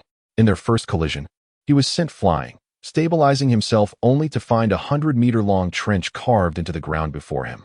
That single strike had propelled him 100 meters away. Coughing, Qin Bei waved away the dust that had settled before him. Such power! Despite being hurled so far, he merely felt his blood surge momentarily before it calmed, and he sensed a newfound fluidity in his control over strength. If he had previously managed to exert 80% of his 60,000 pounds, he now felt it rise to 81%. Once more, Qin Bei denied the Silver Moon Wolf King any time for contemplation, launching himself forward like a human missile. Thud, thud, thud. With each encounter, he was sent flying again, yet he always landed steadily. The beast, standing at a distance, felt utterly secure. The Silver Moon Wolf King had yet to unleash its true strength and was already dominating Qin Bei. With time still on their side, the beast decided to allow the Wolf King to toy with Qin Bei a bit longer. My lord, the Northern Prince is indeed formidable, achieving 50,000 pounds of strength at the body refinement stage. However, the Silver Moon Wolf King is a fourth-tier beast, far surpassing the Northern Prince in power. While enhancing the prince's combat experience is essential, there is no need for such haste. Perhaps it would be better if this old servant took action, suggested the elder beside Emperor Xia. Old Shadow, on that day you were absent from the Grand Hall. This royal heir is not as simple as you perceive. In just a few days, his strength has surged by over 200,000 pounds and continues to grow. Have you heard of anyone in the entire cultivation realm, let alone on the Zhangzhou continent, possessing such ability? Moreover, the true power of this young man lies not merely in his apparent might. His ability to slay Soul Heaven was not a matter of chance, but an inevitability. Observe closely. He has hardly exerted himself and remains inscrutable in his actions. In contrast to the Shadow Guard commander, Emperor Xia remains remarkably composed. However, this is an unavoidable circumstance. From the moment Shadow One was born, he was destined to be a Shadow Guard, and ingrained in his very essence is the imperative to prevent any harm to the royal family in his presence. Their conversation was unheard by anyone, while the battle below continued to be overwhelmingly one-sided. Yet Beast Roar gradually began to sense a shift. The Silver Moon Wolf King, despite relentlessly suppressing Qin Bei, found that he sustained no injuries whatsoever and grew bolder with each encounter. Boom! Another strike sent Qin Bei flying once more. However, this time, the impact was considerably less severe. There were no deep gouges in the ground, nor did it stir up clouds of dust. Qin Bei descended gently, as if made of cotton. Prince Bei, you've played long enough. You are no match for me. Now, surrender what I seek, and I may spare your life, merely keeping you as a pet in my beast space. Once I become a war god, you shall be my foremost general. What say you? Beast Roar mused over the futility of slaying a prince of the body refinement realm. The prospect of transforming the prince of the great Xia into his own battle beast was far more enticing. The thought of issuing a command that would pit Qin Bei against the great Xia sent a thrill through him. Indeed, the time for play was over. He had sufficiently mastered his power, and it was time to conclude this encounter. Qin Bei paid little heed to Beast Roar's taunts, focusing instead on the immense strength he had now fully harnessed, 600,000 pounds. To express my gratitude for your assistance in my refinement, I shall grant you a swift death. I assure you, the pain will last but a mere second. Still pretending before me? Silver Moon Wolf King, do not hold back. Defeat him with all your might. This battle beast shall be mine. Beast Roar could hardly tolerate Qin Bei's arrogant demeanor. Roar, following the command. The Silver Moon Wolf King complied without hesitation, unleashing its most powerful strike. Its strength lay not solely in power, but in speed, especially after breaking through to the fourth tier, when it awakened its bloodline divine abilities, Silver Moon Slash. This was a unique hereditary ability of the demon beasts, and the Silver Moon Wolf King had achieved an early-stage mastery of it. When executed flawlessly, it could decimate a cultivator at the Golden Core stage as easily as slicing through vegetables, let alone the body refinement realm Qin Bei. Reducing him to dust was not out of the question. With a flash of silver light, the Silver Moon Wolf King charged at Qin Bei, resembling a gigantic silver blade slicing through the air, moving with a speed that even Foundation Establishment realm cultivators would struggle to perceive. Your Majesty, this time, the shadow need not say much more, for his fidgeting form has already betrayed him. This strike is fundamentally akin to child's play for someone of his caliber. Yet facing him is Qin Bei of the body refinement stage. Undoubtedly, it is akin to an adult wielding a divine weapon against a mere child. The Summer Emperor remains remarkably composed. However, the shadow senses a force silently advancing towards Qin Bei below.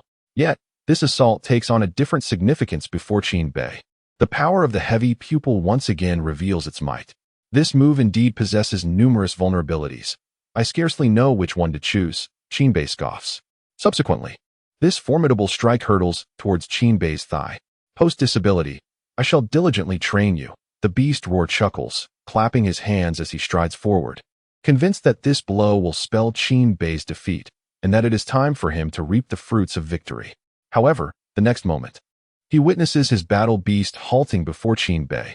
Moreover, inexplicably, the beast's divine ability dissipates, rendering it inflicts not a shred of harm upon Qin Bei. Chapter 28. The first use of the undying Phoenix Body. What is happening? Although the extreme cold gaze is formidable, it is fundamentally ineffective at the refinement stage. Not only are the beast roars below perplexing, but even the observers above, including Shadow, are bewildered by how Qin Bei has achieved this. Once again, this technique. Even Summer Emperor furrows his brow. Yet, even he cannot comprehend how Qin Bei has accomplished this. He cannot believe that merely a divine ability could wield such power. The last encounter with Soul Heaven was similar. Initially, all seemed well, but once Soul Heaven unleashed his divine ability, he should have become increasingly difficult to confront. Yet, just like this time, he was swiftly defeated.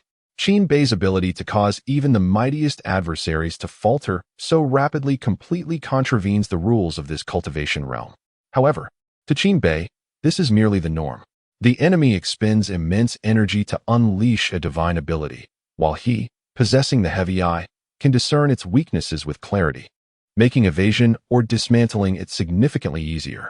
Thus, performing an incompletely mastered divine ability before him is akin to self-mutilation. In these moments, Qin Bei cannot help but marvel at the power of the heavy eye from his novice gift package. After all, this is merely one of its capabilities, with many more yet to be explored. In the arena, Qin Bei presses his hands against the jaws of the Silver Moon Wolf King, which thrashes about in a futile attempt to escape his grasp, emitting a deep, muffled growl. Useless, even if I do not comprehend how you evaded the Silver Moon slash. The disparity in strength renders you no match for me, Beast Roar bellowed from a distance. Uncertain whether Qin Bei had dodged or dismantled the divine ability, his confidence waned. His sole reliance now rests upon the speed and strength of the Silver Moon Wolf King, since the most powerful divine abilities have proven ineffective against Qin Bei. He is acutely aware of the outcome should he resort to others. Is that so? Qin Bei chuckled, the force in his hands suddenly surging. For the first time in battle, he activated the undying Phoenix Body. He does not deny the Silver Moon Wolf King's speed, should he release his grip. It might indeed escape with Beast Roar. However, when it comes to strength, Qin Bei refuses to concede. A golden phantom abruptly materialized behind Qin Bei, the only discernible feature being a pair of golden claws manifesting in his hands. In an instant, the Silver Moon Wolf King, which had still retained some ability to struggle, suddenly froze. Boom. With a resounding crash, Beast Roar stared blankly at Qin Bei, who now sat atop the Silver Moon Wolf King. In just one move, Qin Bei had subdued the beast, rendering it utterly defenseless. Such is the might of a million forces. Following a mournful howl, the Silver Moon Wolf King fell silent, for its jaws had been violently torn apart. Qin Bei had literally ripped the creature's head asunder. Brutality. As Beast Roar beheld the approaching Qin Bei, he felt as though he were staring into the eyes of a bloodthirsty demon beast. Deprived of his ultimate trump card, his legs began to weaken uncontrollably. He could not comprehend why the oppressed Qin Bei had suddenly grown formidable, to a degree that left him bewildered. Could it be that while he had been scheming to toy with his opponent, the opponent had been harboring similar intentions? Was I, in fact, the jester? Flee. As he beheld Qin Bei drawing nearer, Beast Ming felt no inclination to resist. His mind was consumed solely by the imperative to escape. Howl. As Beast Ming turned to flee, dozens of silver-coated wolves surged forth from the surroundings.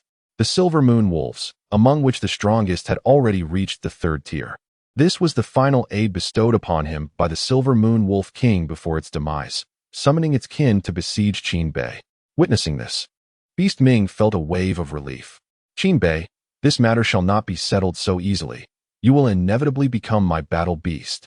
Having uttered these fierce words, Beast Ming spun around and dashed away. Simultaneously, the surrounding Silver Moon Wolves lunged forward to attack Qin Bei. The first Silver Moon Wolf charged at Qin Bei, but before it could strike, its entire body became rigid. Subsequently, under the blazing sun, it transformed into a statue of ice. Not just it, in that moment, the surrounding Silver Moon Wolves also became frozen sculptures. From a distance, Beast Ming, seeking to escape, discovered he could not move. Glancing down, He saw his feet were ensnared in ice, rendering him helpless. Turning his gaze, he beheld Qin Bei approaching him slowly. With each step, an ice sculpture shattered around him. Stepping upon the broken shards and accompanied by the sound of cracking ice, Qin Bei stood before Beast Ming. No, you cannot kill me. My father is the head of the beast control sect. If you slay me, the sect will not let this matter rest. Huh. I dare to kill the son of the demon emperor in his presence. Do you think there is anyone I fear to slay? With that, Qin Bei brushed past Beast Ming. The sound of ice shattering echoed behind him as a Qinquan pouch appeared in Qin Bei's hand. Let us depart. The Summer Emperor, having observed the battle, took his leave. As for the ongoing conflict between the Shadow Guard and Elder Lion in the distance, he did not cast a glance their way. After this observation, he had already deemed Qin Bei a formidable contender for the position of Crown Prince. As Qin Bei made his way back, he inspected the contents of the Qinquan pouch. Beast Ming was quite affluent. Merely the pouch he carried contained 100,000 spirit stones, along with a plethora of peculiar items that Qin Bei found unworthy. Yet the servants of the royal residence would surely value them. Upon returning to the estate, Mu Zhaoxue and her companion received the news immediately and came to see Qin Bei, clarifying the matter regarding the Summer Emperor's summons. At that moment, the old steward entered. My lord, Eunuch Mei has requested your presence in the palace. Now, indeed, Qin Bei squinted, realizing that his father was aware of the happenings in the Beast Mountain range. I shall go at once. Husband, remain composed. If His Majesty accuses you of squandering money, simply acknowledge your fault verbally to avoid being pursued, Ji Zhuer advised. Understood, my dear wife. In the royal palace, within the residence of the consort, Emperor Xia savored the exquisite pastries crafted by Ling Fei. Delicious, as always, your skills are unparalleled. He remarked. Thank you for your kind words, Your Majesty, she replied. Your Majesty, Prince Bei has arrived. Let him in, the Emperor commanded. Mother, why have you changed your residence? This place feels rather strange, lacking the charm of your previous quarters. The voice of Qin Baron preceded his arrival. His impudent behavior startled those around him, rendering them too intimidated to meet the Emperor's gaze. I pay my respects to father, he said. Yes. It was I who instructed the consort to relocate closer to me. Is there a problem? Consort. Mother, have you been promoted? Qin Bei's abrupt query nearly caused Emperor Xia to spill his tea in surprise. Little Bei, how can you be so disrespectful after merely returning home? Ling Fei chastised. You are right, mother. I shall amend my ways, he conceded. Now, to the matter at hand. I have heard that you have been frivolously spending money, and on Xiaoxue's dowry no less. How dare you? Upon his arrival, Qin Bei was promptly scolded by Ling Fei, while Emperor Xia observed in silence. What a scoundrel! He knows I would surely retort, yet he leaves it to mother to admonish me, Qin Bei thought, seething inwardly. Fine, I will swallow this humiliation today, but tomorrow, he shall pay for it. Enough, enough. This is not a grave issue. After all, the money belongs to Little Bei's family. I am merely annoyed by these ministers who constantly meddle. Tomorrow, when we convene, Little Bei shall publicly acknowledge his mistake before all the ministers. It will serve as a reminder to rectify the current extravagance in the court. As Ling Fei's reprimand reached its conclusion, Emperor Xia interjected, playing the role of the peacemaker. Yes, my son shall admit his error openly and assist his father in curbing the excesses. Qin Bei vocally agreed, though internally, he had already noted the meddlesome ministers for future reckoning. I will deal with this loquacious group tomorrow. Now rise. I summoned you for a matter of importance. The Emperor instructed. Your Majesty, I shall take my leave. Ling Fei discerned the situation well. In essence, her lecture of Qin Bei was merely a formality. She merely needed to follow along. As for the ensuing discussion, it was beyond the scope of a mere consort in the imperial harem. Chapter 29. The rankings of Langya Pavilion. Sit and sample the culinary skills of your mother. It should be far superior to your hodgepodge stew. Qin Bei. Hodgepodge. Are you referring to my concoction of dragon spine marrow? What do you think the beast control sect's reaction will be after you slay the beast roar? As soon as he sat down, Emperor Xia inquired. Qin Bei, already prepared, was not at all surprised that Emperor Xia was aware of this matter. What reaction could there be? The conflicts among the youth are not something the older generation intervenes in. They place all the blame on a deceased individual. Even if this were to spread, no one would find it problematic. Indeed, placing the blame on a corpse allows the entire sect to remain hidden, and naturally, They are willing to do so. However, I fail to understand why. Since Father has already learned about the beast control sect, he still permits such recklessness. Although Emperor Xia had mentioned that sometimes spies are more useful than one's own people, Qin Bei was uncertain how to utilize this. Emperor Xia poured a cup of tea and set it before Qin Bei. If I were a loose cultivator, and the beast control sect dared to act against you, I could assure you that they would be eradicated from the Zhangzhou continent. However, I am not a loose cultivator. I have the entirety of the great Xia dynasty behind me. Emperor Xia spoke with absolute sincerity. With his saintly cultivation, he could obliterate the beast control sect with a mere flick of his hand. It is a universally acknowledged truth in the cultivation world that while offending an emperor of saintly rank is perilous, incurring the wrath of a quasi-saint loose cultivator is far more dangerous, for the latter bears no ties and is free to act as they please. As for Emperor Xia, the great Xia is both his foundation and his constraint. What I wish to convey is that the beast control sect has always been under control. If we were to expose them, the royal family would gain nothing. Conversely, the benefits of not exposing them are numerous. Take the Deputy Minister of Revenue, who, in just 30 years, ascended from a mere sesame official to his current third-rank position. Do you know why? Qin Bei was astonished. His knowledge of court matters was limited, and he had not anticipated the existence of such a legendary figure. In the realm of cultivation, advancing a single rank is a formidable challenge. And court officials are not evaluated based on their cultivation prowess, but rather on their abilities. Thus, to ascend so dramatically in just 30 years is a rare occurrence. It is because he alone can generate billions of spirit stones in revenue for the national treasury each year. With Emperor Xia's words, Qin Bei began to comprehend the situation. Is he backed by the beast control sect? Emperor Xia smiled, and Qin Bei felt a sense of reassurance in his thoughts. Indeed, the substantial income he generates is due to the silent support of the beast control sect. If I were to annihilate them now, that immense revenue would vanish. But I know what you are about to say. This money is indeed tasteless for the great Xia. Yet it is not at the point of tolerating the beast control sect. However, the beast control sect possesses a life-saving capability. They train demon beasts for the use of cultivators. Each year, they must supply the court with 100,000 demon beasts, all of which ultimately enter the military. A single beast may be of little consequence. Even 100 beasts may not matter. However, what of millions upon millions? Such a multitude would greatly augment the strength of the border warriors. Do not be deceived by the current tranquility of the great Xia, for outside its borders lies a different tale. Whether it be the enchanting nation or the holy demon empire, or even the chaotic realms, warfare has never ceased in those lands. Should conflict arise within great Xia, I would inevitably be constrained, and the might of our forces would become the decisive factor in determining victory.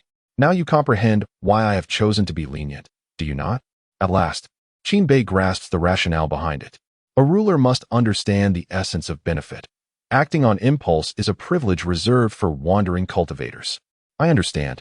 Yet I believe that water can both carry a boat and capsize it. If this continues unchecked, the outcome is uncertain. One must forge their own strength. If great Xia were sufficiently powerful, strong enough to deter any covetous eyes, the concept of benefit could be cast aside. Qin Bei perceives such behavior as playing with fire. And given the current state of the Beastmaster sect, it seems great Xia is not alone in this predicament. The Summer Emperor is momentarily taken aback, as if encountering his son for the first time. You seem quite confident, indeed. A cultivator, naturally, possesses ample self-assurance. Qin Bei replies with neither arrogance nor submission. Ha ha ha, splendid. If you possess the strength to confront the Beastmaster sect, I shall not hinder you. How does that sound? A promise is a promise. Very well. Tomorrow members of the Beastmaster sect will undoubtedly come, and you shall feign ignorance, treating this as a mere competition among the younger generation.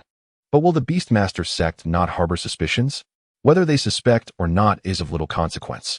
Do you think their presence in Great Xia is for naught?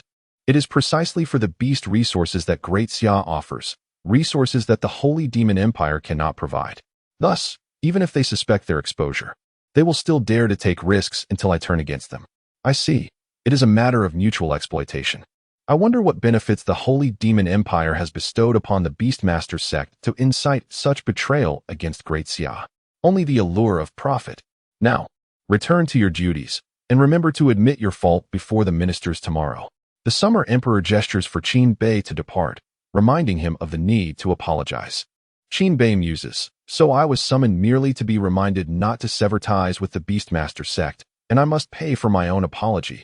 This truly feels burdensome." The weight of being a prince is indeed stifling. However, contemplating the discomfort of others following his apology brings him some solace. "I take my leave. May you rest well." "Father, go." As night falls, within a humble dwelling in the capital, a young man writes by candlelight. Suddenly, there is a knock at the door. "Young master, come in." "Young master, a letter has arrived from the sect master. The rankings for the body refinement realm require amendments for tomorrow." "Oh, is there new intelligence?" The youth sets down his pen. It is rather rare for the list to be altered the day before its announcement. Indeed, today the elder Beast Lion and the young master Beast Ming of the Beast sect departed together, yet only Beast Lion returned to the sect. Beast Ming has been slain.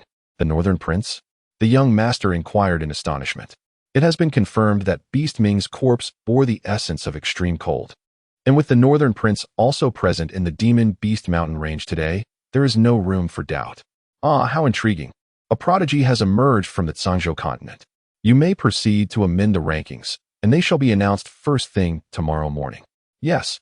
The youth cast a smile at Qin Bei, who had originally held the 5th position on the list and subsequently reduced the ranking document to ashes.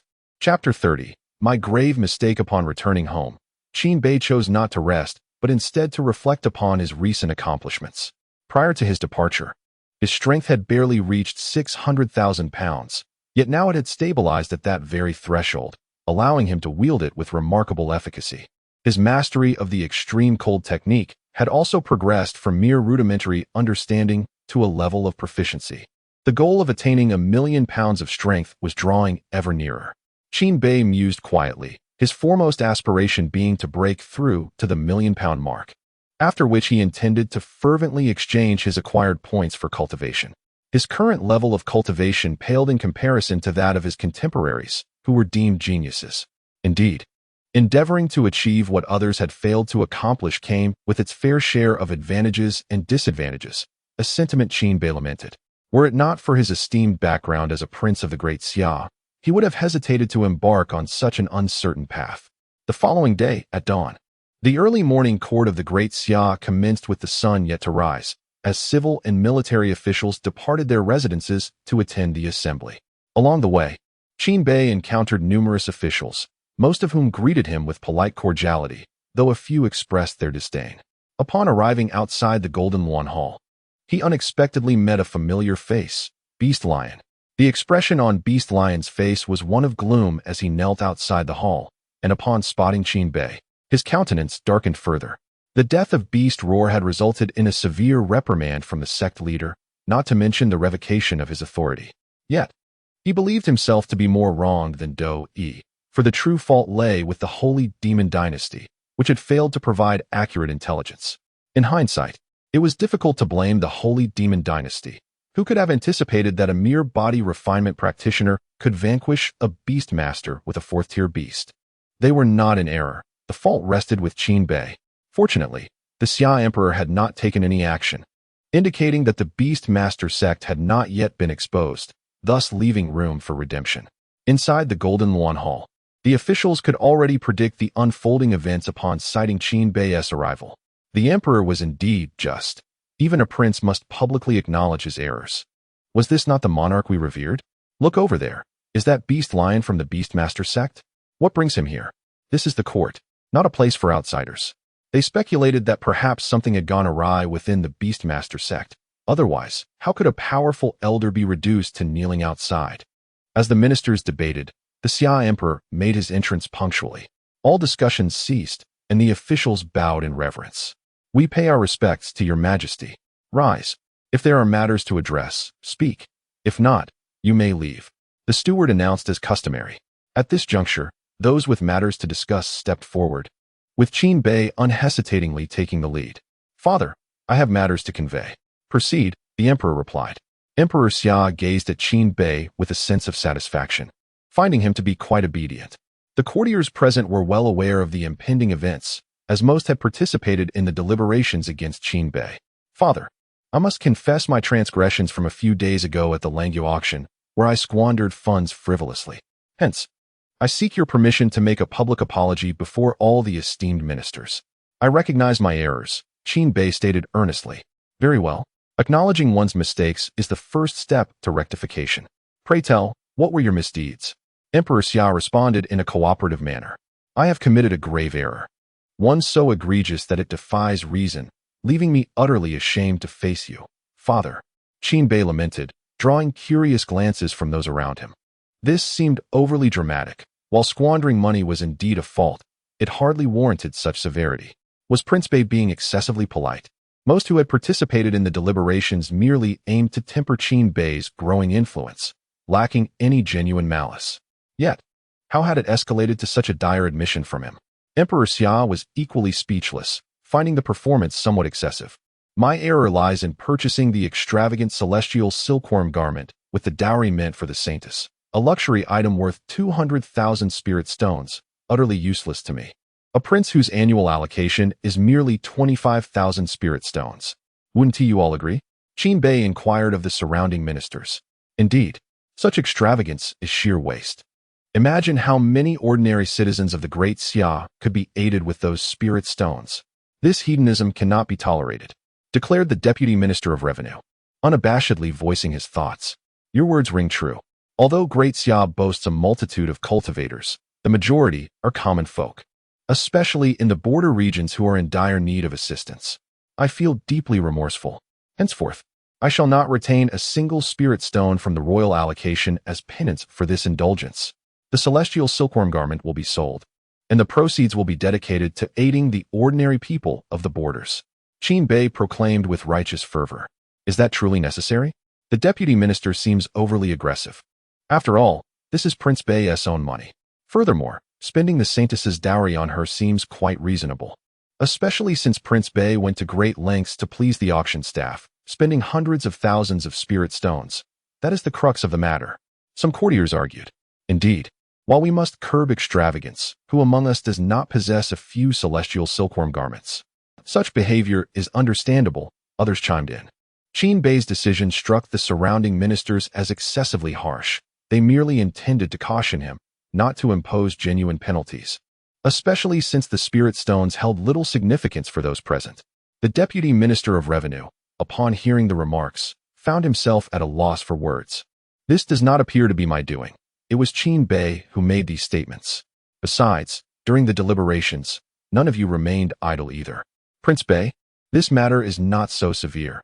Purchasing a celestial silkworm garment for the saintess is not a fault. The real issue lies in your extravagant spending on a worthless map and an exorbitantly priced blood fruit. Those are the true concerns. The Minister of Revenue could no longer tolerate the situation and spoke up. What? Impossible. I did not purchase a mere worthless map. That was a treasure map. The beastly lions outside are willing to pay tenfold for it. How can this be considered wasteful? Furthermore, regarding the blood-red fruit, I did not acquire a blood-red fruit at all. It was clearly the blood-red heart.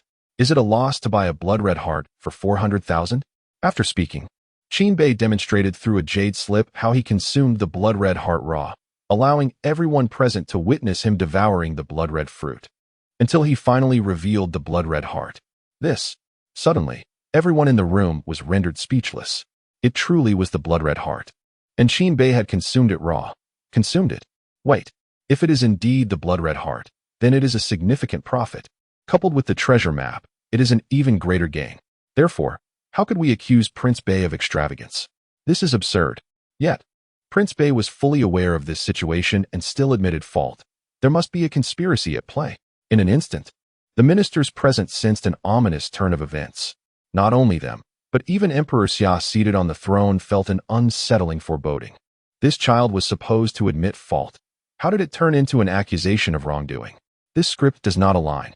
Chapter 31. The effect of red eyes ignites a disregard for kinship. The beast lion, who had been kneeling outside, overheard Qin Bei's words and found himself perplexed, pondering when he had ever communicated with Qin Bei about his willingness to pay tenfold for a purchase. However, it soon dawned on him that Qin Bei was clearly addressing him directly. I am aware of your fervent desire for this map. It can be yours, but at the cost of 10 times the price. Was this not akin to coercion? The dilemma lay in his deep desire to acquire the map, yet failing in his attempts to seize it. He could hardly concede defeat so easily. Furthermore, the exorbitant price was still within the realm of what his sect could bear. Thus, he realized he had unwittingly fallen prey to Qinbei's extortion. The effect of the crimson blood heart was undeniably remarkable. Yet Qinbei decided against revealing his state of undress, leaving it to their imaginations instead. After setting down the jade slip, the image vanished. The crimson blood fruit posed no issue, the map was secure, and the sword talisman was not only reasonably priced, but also a means of survival. None of these were extravagant purchases. Consequently, there remained but one outcome: the celestial silkworm garment. Admittedly, this was an indulgence on my part, and I readily acknowledge my fault. Father, I have erred. However, I believe many ministers possess the celestial silkworm garment within their households. Therefore, I humbly request that you assign me a task to rectify the current climate of extravagance, allowing me to atone for my misdeeds. At this point, the assembled officials finally grasped the source of their unease. They had unwittingly awaited this moment. And how do you propose to rectify this? Quite simply, let me serve as an example by reclaiming all celestial silkworm garments. The Deputy Minister of Revenue is indeed correct. The common folk living along the borders of the Great Xia endure great hardship and require these funds. Thus, the errant ministers shall contribute 10 years' worth of their salaries to aid the border populace, viewing this as a fitting punishment for their extravagance. The surrounding ministers were rendered speechless. Why must your admission of guilt implicate us as well? Moreover, none of us intended to penalize you. It is evident that you are punishing yourself. Why must we be dragged into this?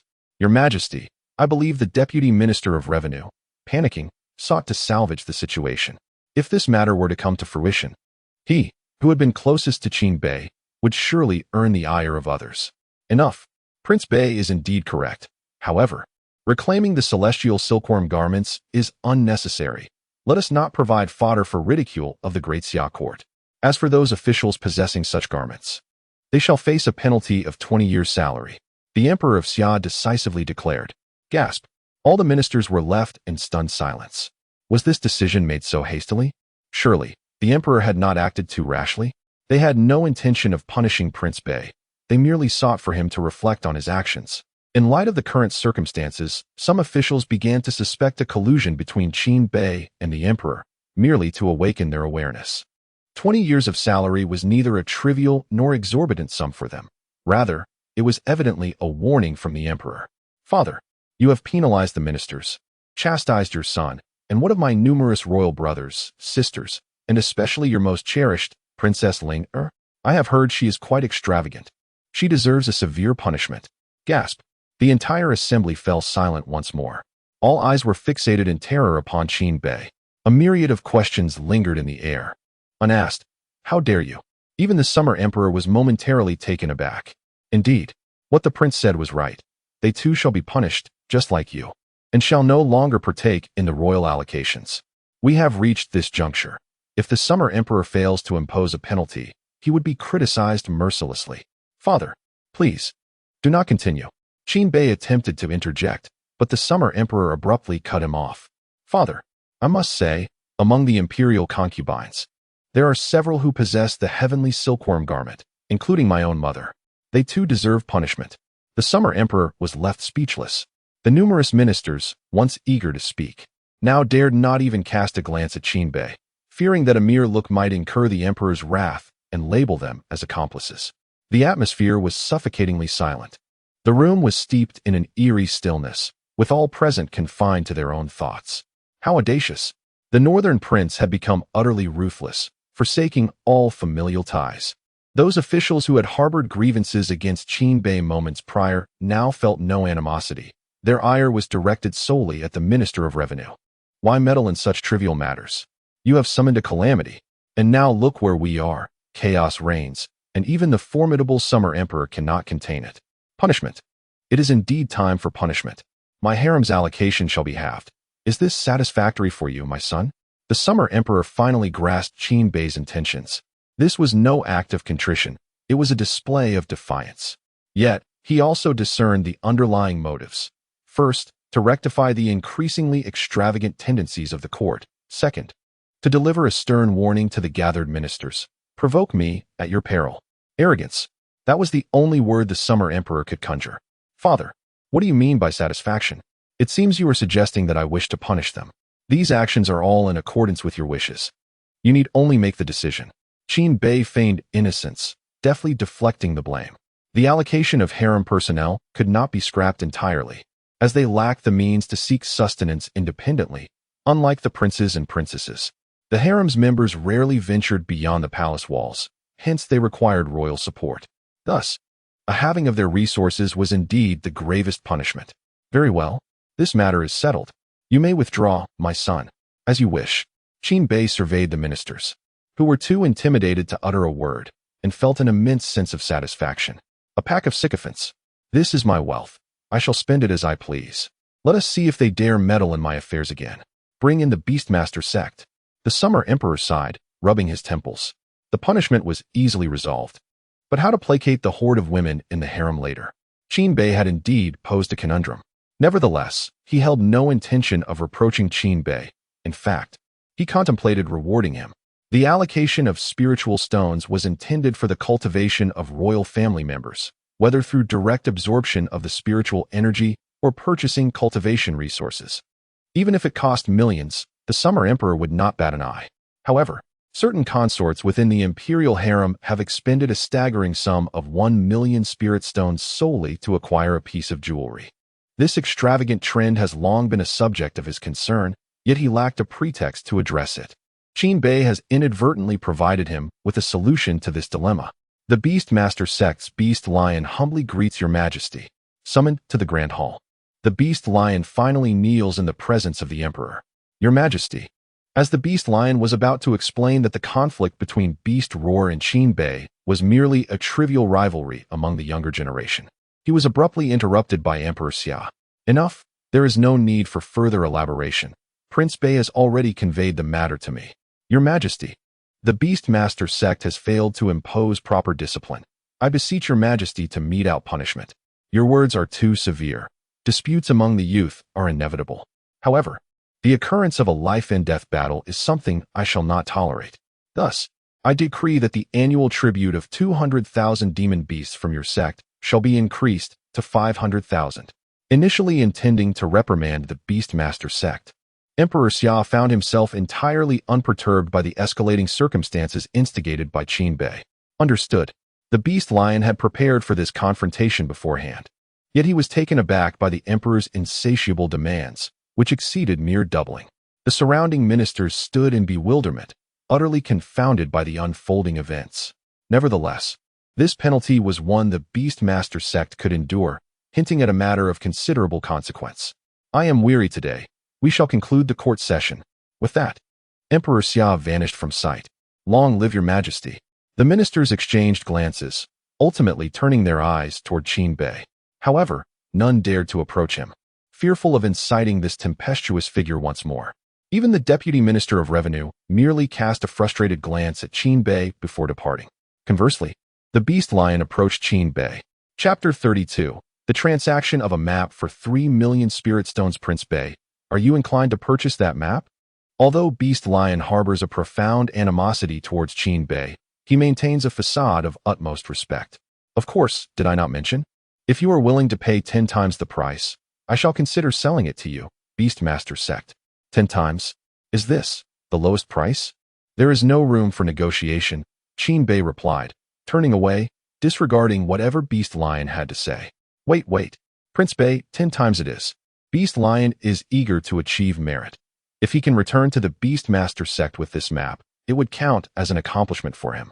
3 million spirit stones. Let us settle this. Qin Bei was quite agreeable, stating that he would sell, and upon receiving the 3 million, he handed over the map to Beast Lion. By the way, please convey a message to your sect leader for me. Upon hearing this, Beast Lion could surmise what Qin Bei intended to say. It was merely a matter of killing Beast Ming, and now he wished to mend fences with words. Qin Bei, after all, was indeed wary of the Beastmaster sect's potential retribution. Yet, did he truly believe that a mere display of humility would suffice to placate them? Thoughts like these coursed through Beast Lion's mind, yet he feigned respect, saying, Prince Bei, I shall certainly relay your words. Our sect leader is quite magnanimous. Just mention that your young sect leader is rather lacking in stature. How could he venture out with merely 100,000 spirit stones in his pouch? Does this not bring shame upon your sect? Such a large sect, and as a young sect leader, he ought to carry at least 100 or 80,000. Remember this for next time. I have a fondness for spirit stones, Qin Bei said with a grin.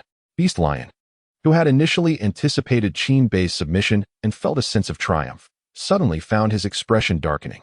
This was a blatant provocation. I shall certainly convey the prince's words. He retorted coldly before turning to leave. My temper is quite explosive. I ought to amend it. In the future, I shall strive to refrain from words and resort to action instead. Qin Bei sighed, shaking his head. Not far off, Beast Lion stumbled upon hearing these words. Truly, he was an excessively arrogant individual.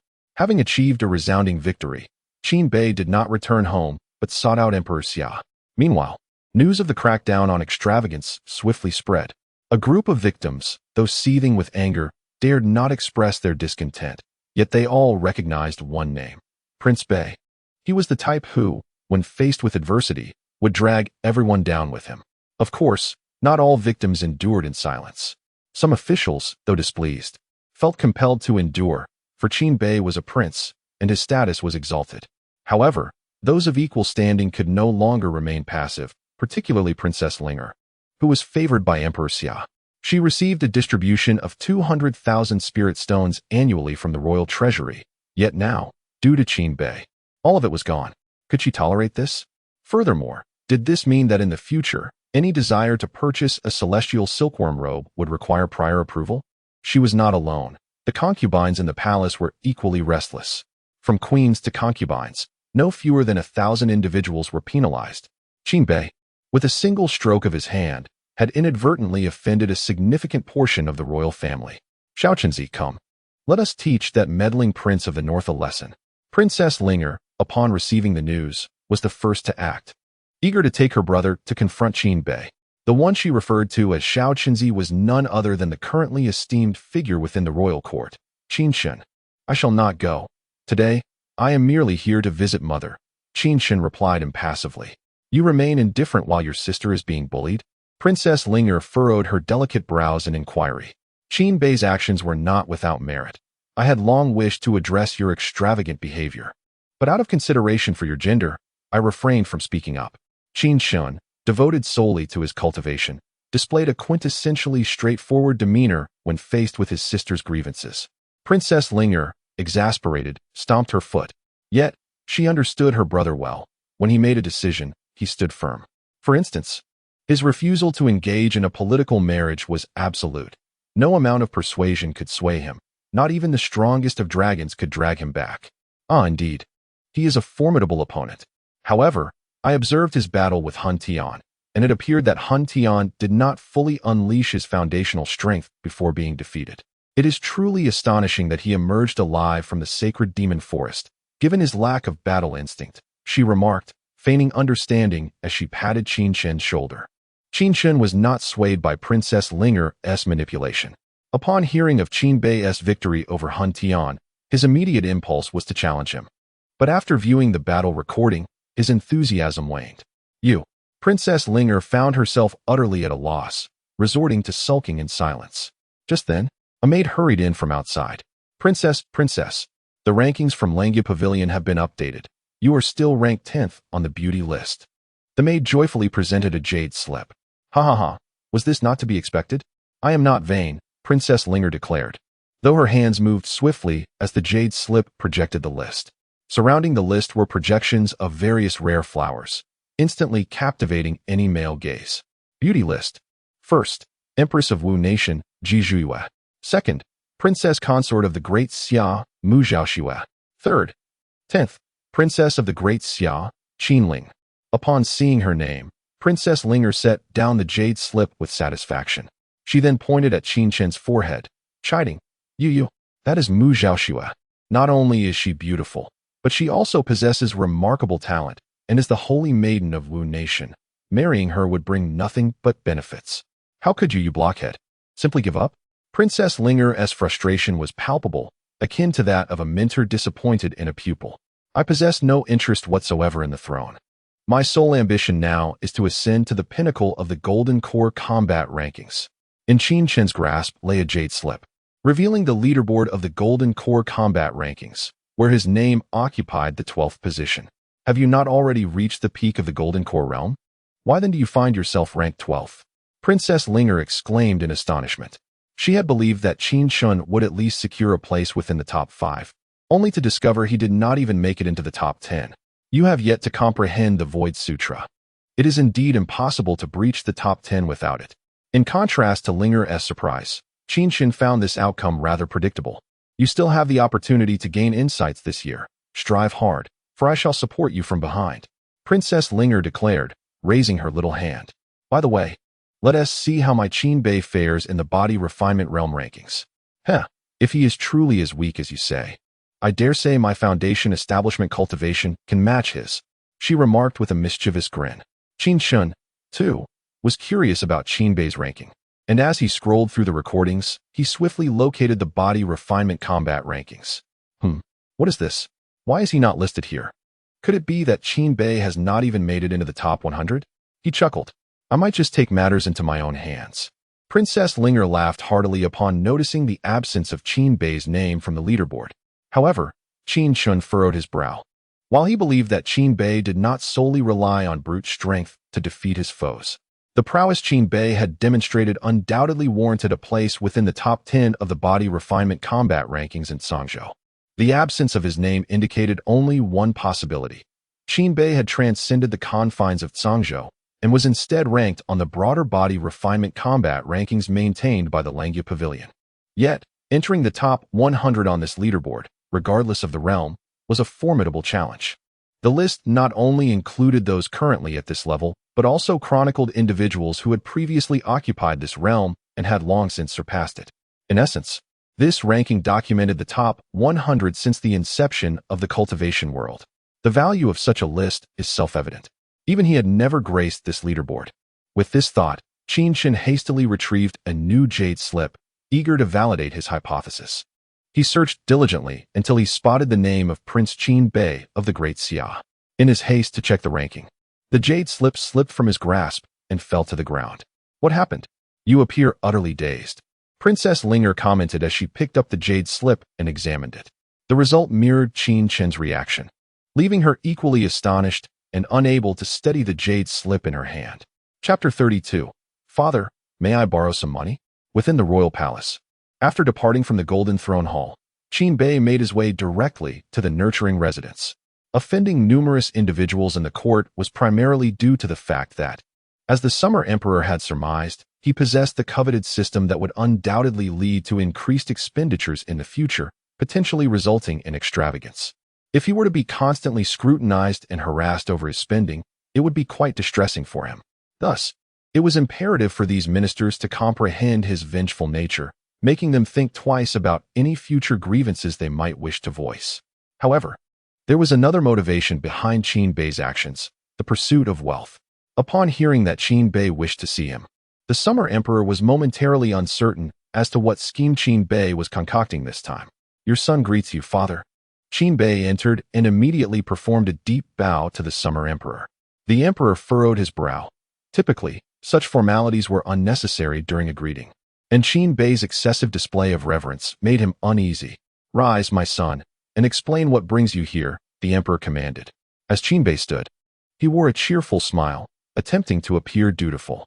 Little did he realize that the more he smiled, the more suspicious the Emperor became. My dear son, you have offended quite a few individuals today, but fret not.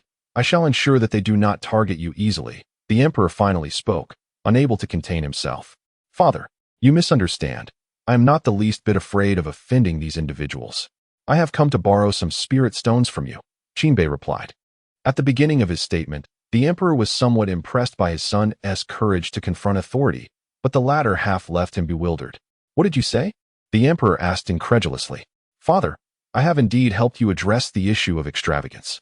For the next few years, I doubt many will dare to spend hundreds of thousands of spirit stones on frivolous items. However, to assist in eradicating this trend, I have made considerable sacrifices. Not only have I offended a significant portion of the royal family, but I have also alienated many ministers and lost my share of royal distribution. My household expenses are becoming unsustainable, and thus, I must seek your assistance in borrowing some spirit stones." The emperor, realizing why his son wore such a grin, remained silent. Yet, Qin Bei's assertion was not without merit. Having had his distribution cut off before even embarking on any adventures made sustaining his household quite challenging. Wait a moment. Did you not sell that map to the beast control sect for 10 times its worth? How could you possibly be short on funds? The emperor nearly fell prey to Qin Bei's cleverness before recalling that his son was quite adept at making enemies. 3 million for a mere map. Only Qin Bei would dare to undertake such a venture, the emperor thought to himself. But let us be clear. The money earned was from the dowry of Zhao Shui, thus the profits rightfully belonged to her, Qin Bei stated with utmost seriousness. Emperor Xia. The emperor was eager to expose the flimsy lie, yet upon reflection, he recognized that Qin Bei had indeed rendered him a service. He pondered the potential resentment that might brew within this young man should he receive no reward, leading to an unwelcome surprise in the future. Speak. How much do you desire? Not much at all. I merely wish to save 1/10 for the national treasury, Qin Bei cheerfully replied. The 1/10 he referenced naturally encompassed the salaries deducted from officials over the past 20 years, the halved allocations from the imperial harem, and the reductions for princes and princesses. If an official's annual salary were merely 100,000 spirit stones, a prince's allocation could be around 50,000, while a consort's would be 100,000. Half to 50,000. Given that Qin Bei's actions directly impacted over 1,000 individuals, the potential savings for the treasury could exceed 100 million spirit stones in just 1 year. Considering the 20-year span for officials, the complete loss of allocations for princes and princesses, and the indefinite halving for consorts, a conservative estimate suggested that Qin Bei could save a staggering 2 billion spirit stones, with 1/10 amounting to 200 million. The thought made Qin Bei somewhat exhilarated. You, scoundrel! You must have offended so many for this. Emperor Xia finally erupted in fury. This prince was indeed a source of constant concern. Father, how can you say such a thing? Your son could never be so calculating. It is merely coincidence. Qin Bei responded innocently. You cunning boy. On the surface, you appear to be the most unfortunate, having offended so many that retaliation is inevitable, leaving you with nothing from the allocations. How miserable. Yet, in truth, everyone will hesitate to act against you due to your status as Prince Bei, and any action would need to consider my approval. You may forfeit your allocations, yet you wish to extract over 100 million spirit stones from me in one go. This is simply... Emperor Xiao paused, for he could not scold his own child too harshly, lest it reflect poorly on himself. Well, if you are unwilling to provide, that is entirely your prerogative. After all, you are the sovereign, and all decisions lie with you. What do you mean? Are you implying that I am unreasonable? Tyrannical? I did not say that. You said it yourself. Qin Bei murmured softly. Emperor Xia. After so many years, no prince had ever dared to speak to him with such audacity. Who would utter such treasonous words? Yet, Qin Bei had not committed this offense for the first time. The issue was that his arguments held merit, which made it quite awkward. The two exchanged glances, neither willing to yield. Qin Bei had already concluded that while 200 million might be out of reach, securing 2 million would suffice. He intended to prolong the standoff, convinced that the emperor would feel compelled to grant him some benefit. Thus, silence enveloped the inner chamber. The ever-watchful eunuch Wang, present throughout this exchange, dared not even breathe. Having served the emperor for a millennium, this was his first encounter with such a bold prince. Your Majesty, the rankings from Langya Pavilion have been updated. Shall we take a look at the list? The northern prince is undoubtedly on the list this time.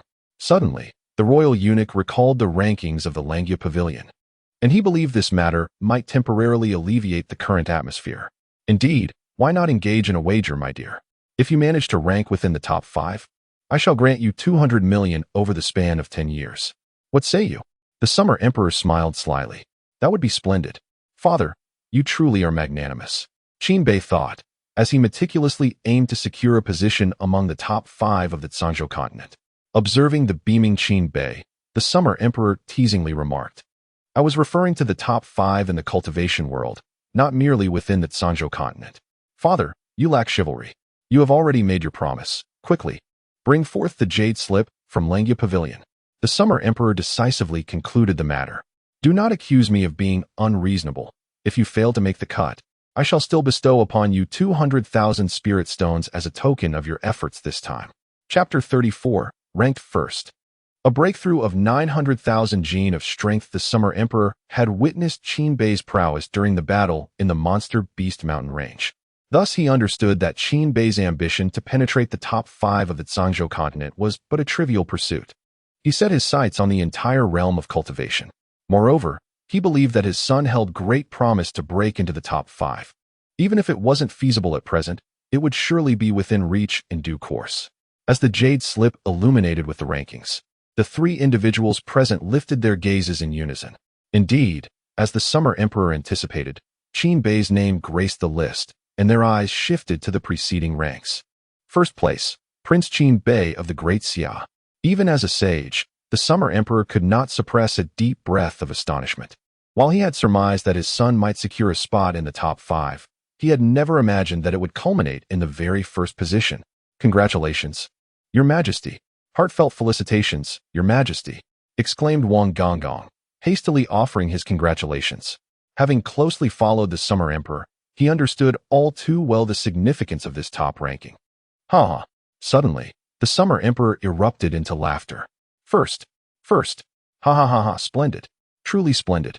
He looked at Qin Bei with a smile and a nod. In contrast, Qin Bei himself felt less exhilarated. Having yet to reach his true limits, attaining the first rank at this juncture felt rather solitary.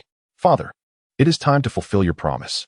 I require the spirit stones now, Qin Bei stated calmly, extending his hand.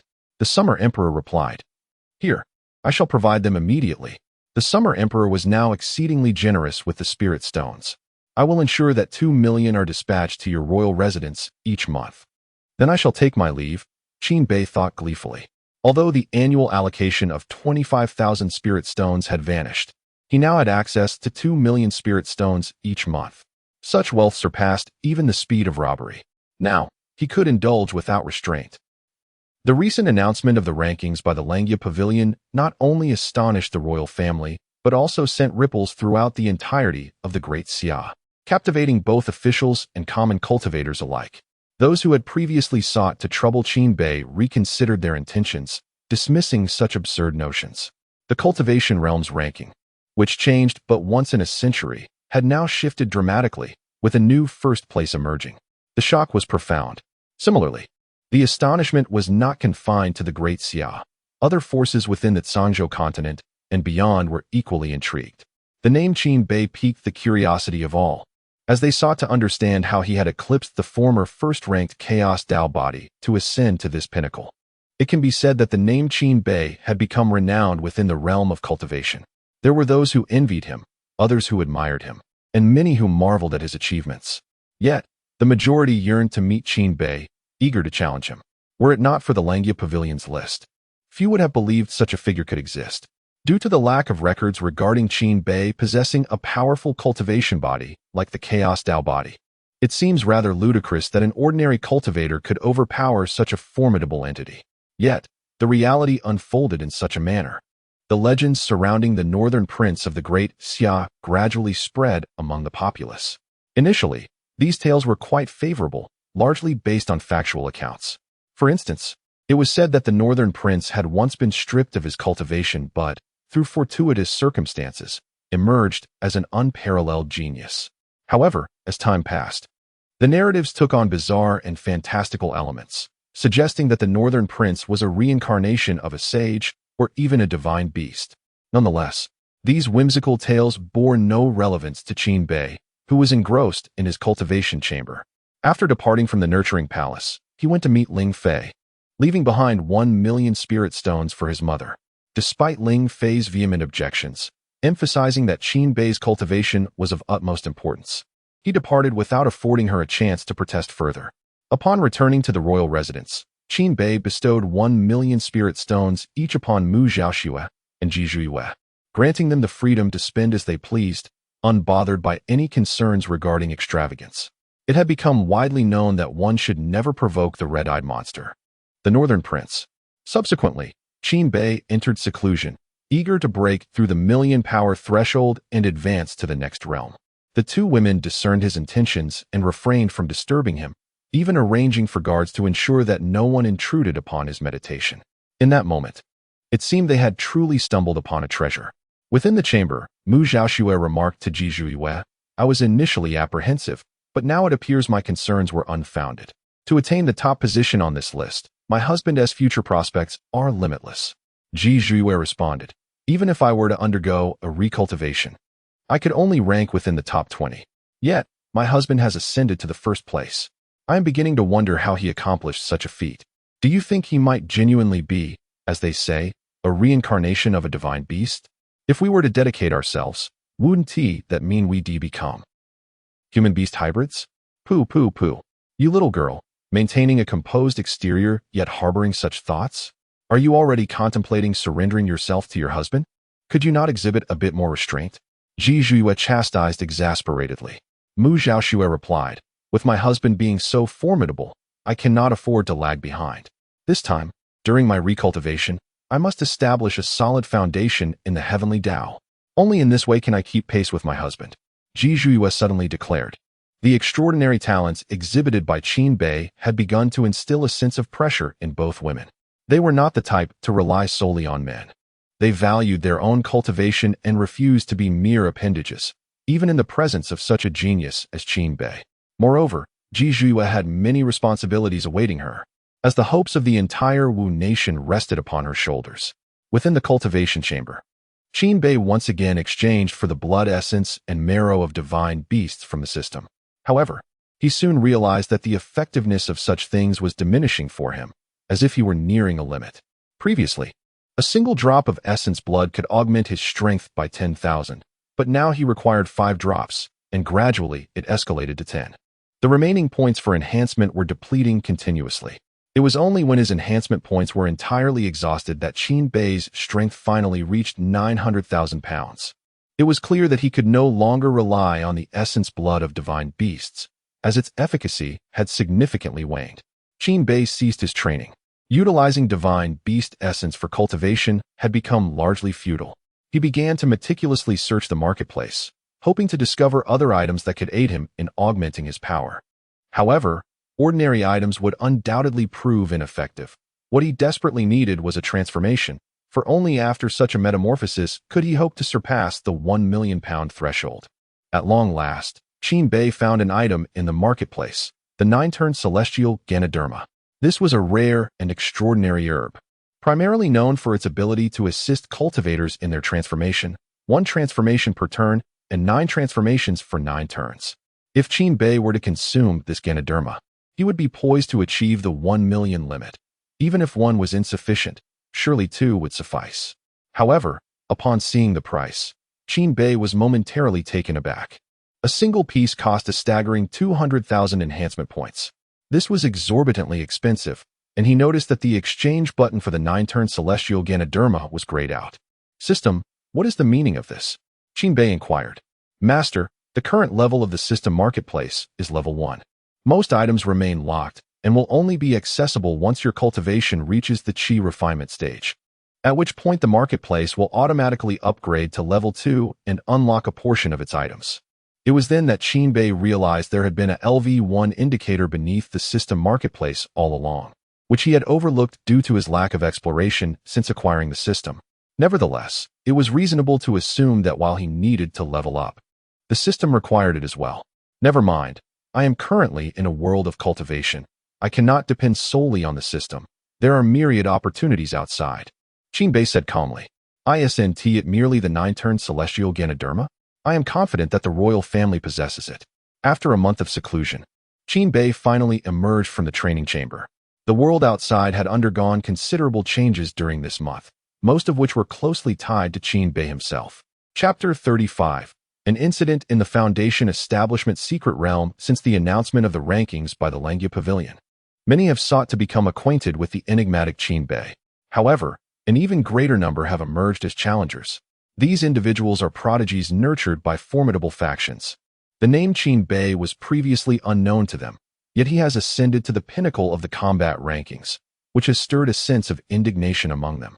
Although this result was issued by the Langya Pavilion, they remain skeptical, or perhaps unwilling, to accept this reality. Consequently, over the course of a month, A continuous stream of challengers gathered outside the northern prince's residence.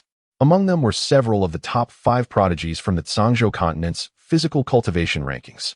Upon hearing that Qin Bei was in seclusion, they awaited his emergence, eager to challenge him and prove their worth. Meanwhile, the Emperor of Xia has also found himself in a state of unrest. The Beastmaster sect seeks to borrow the royal family's demon-suppressing tower for a transformative purpose. The demon-suppressing tower, a weapon left behind by the founders of the Great Xia dynasty, has been nurtured over the years and has become a sacred artifact. It stands as one of the royal family's most formidable treasures. The transformation of the tower is merely a wisp of its essence during its metamorphosis, usable only once. However, the user will receive feedback from the tower, greatly benefiting their cultivation, with the most notable advantage being a significant surge in strength. Over the years, the tower has rarely undergone transformation, and the instances of its essence are dwindling. Each usage diminishes the royal family's treasures. Even among the princes, few have had the opportunity to wield such artifacts. Thus, when the Beastmaster sect initially proposed borrowing a fragment of the tower's essence, all the ministers regarded this as sheer madness. Yet, the Beastmaster sect presented an irrefutable reason that the royal family could not decline: the rescue of all cultivators trapped within the Foundation establishment's secret realm. Just days prior, alarming news emerged from within the secret realm. Numerous demonic entities had appeared, wreaking havoc and slaughtering the cultivators inside, resulting in significant casualties among the royal forces dispatched to assist. Upon receiving this information, the royal family promptly sent individuals into the realm for rescue. However, entry into the secret realm imposes strict limitations on the cultivators' levels. Those exceeding the Foundation establishment stage would be obliterated by the realm's forces. As the demonic creatures continued to grow stronger, even golden core level entities began to manifest, leading to the retreat of the dispatched personnel in disarray. Although the Emperor of Xia possessed the capability to destroy the secret realm and extract everyone within, such an action would incur even greater losses. It was during this critical juncture that the Beastmaster sect stepped forward, expressing their willingness to enter and rescue those trapped. Due to their unique circumstances, the Foundation establishment cultivators of the Beastmaster sect possess a special beast taming space that allows them to bring golden core level beasts along, earning the trust of various factions in their capability to succeed. Thus, the Beastmaster sect sought the royal family's permission to borrow the essence of the demon-suppressing tower, as this manifestation holds absolute dominion over the demonic entities. However, a significant drawback is that the essence cannot be enveloped in spiritual energy. It must be wielded solely through physical strength, a feat few Foundation establishment cultivators can achieve, as it requires immense physical prowess exceeding 100,000. However, the beasts controlled by the Beastmaster sect are indeed capable of such feats. Consequently, it appears that the only hope for rescuing the cultivators trapped within the secret realm rests upon the Beastmaster sect. Should the royal family refuse to relinquish the incarnation of the demon suppression tower, they will undoubtedly lose the people's support. After all, numerous talented individuals from various factions are currently awaiting rescue within the secret realm. The Summer Emperor finds himself in a precarious position, compelled to act despite his reluctance. Within the Beastmaster sect, a disciple questioned the sect leader, "Master, I fail to comprehend why we must grant the royal family 3 days to deliberate. Given their resources, it is highly probable they will find a substitute within this time, leaving us without our share of the demon suppression tower's incarnation.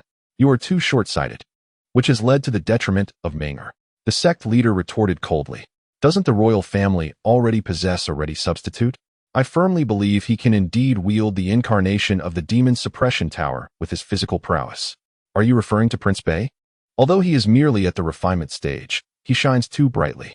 The Holy Demon Dynasty cannot afford to wait for his growth. Do you understand? Understood. Meanwhile, in the Imperial Palace, within the Hall of Declaring Governance, the Summer Emperor inquired of his subordinate, "What is the outcome?"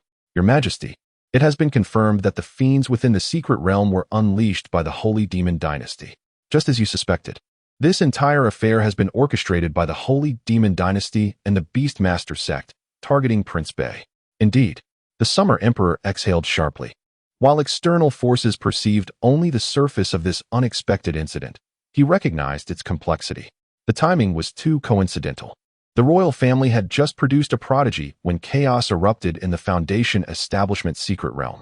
Initially, he suspected that the Beastmaster sect sought the incarnation of the Demon Suppression Tower to cultivate their own talents. However, upon learning that Qin Bei's brother, Qin Xian, was also within the secret realm, he sensed something amiss. He was acutely aware of the bond between the two brothers, a sentiment that the Holy Demon Dynasty understood as well. Once Qin Bei emerged from his seclusion and discovered his brother was in peril, he would undoubtedly rush to his aid. Moreover, Qin Bei was precisely the individual capable of wielding the incarnation of the Demon Suppression Tower through sheer physical strength. Thus, on the surface, Qin Bei appeared to be the ideal candidate for the royal family to dispatch for the rescue, effectively conserving the incarnation while simultaneously enhancing Qin Bei's prestige. In reality, however, this would jeopardize the nascent genius of Qin Bei. With the presence of the Beastmaster sect, dealing with Qin Bei within the secret realm would pose little challenge, especially given the multitude of fiends controlled by the Holy Demon Dynasty. Should Qin Bei truly enter, it could very well lead to his demise. Had the Summer Emperor not discovered that the Beastmaster sect harbored spies, he might have fallen into their trap. Nevertheless, he had already perceived the danger, thus refusing to allow Qin Bei to be ensnared in such peril. Is Prince Bei still in seclusion? The Summer Emperor inquired. He emerged this morning and is currently facing challenges from numerous talented individuals. Very well, assign someone to keep an eye on him, and furthermore, send a team to deliver the incarnation of the Demon Suppression Tower to the Beastmaster sect. They must mobilize for immediate rescue, commanded the Summer Emperor. Ing was taken aback, for it was evident that this decree was a clear act of protection for Qin Bei. The Summer Emperor of yore was not so lenient.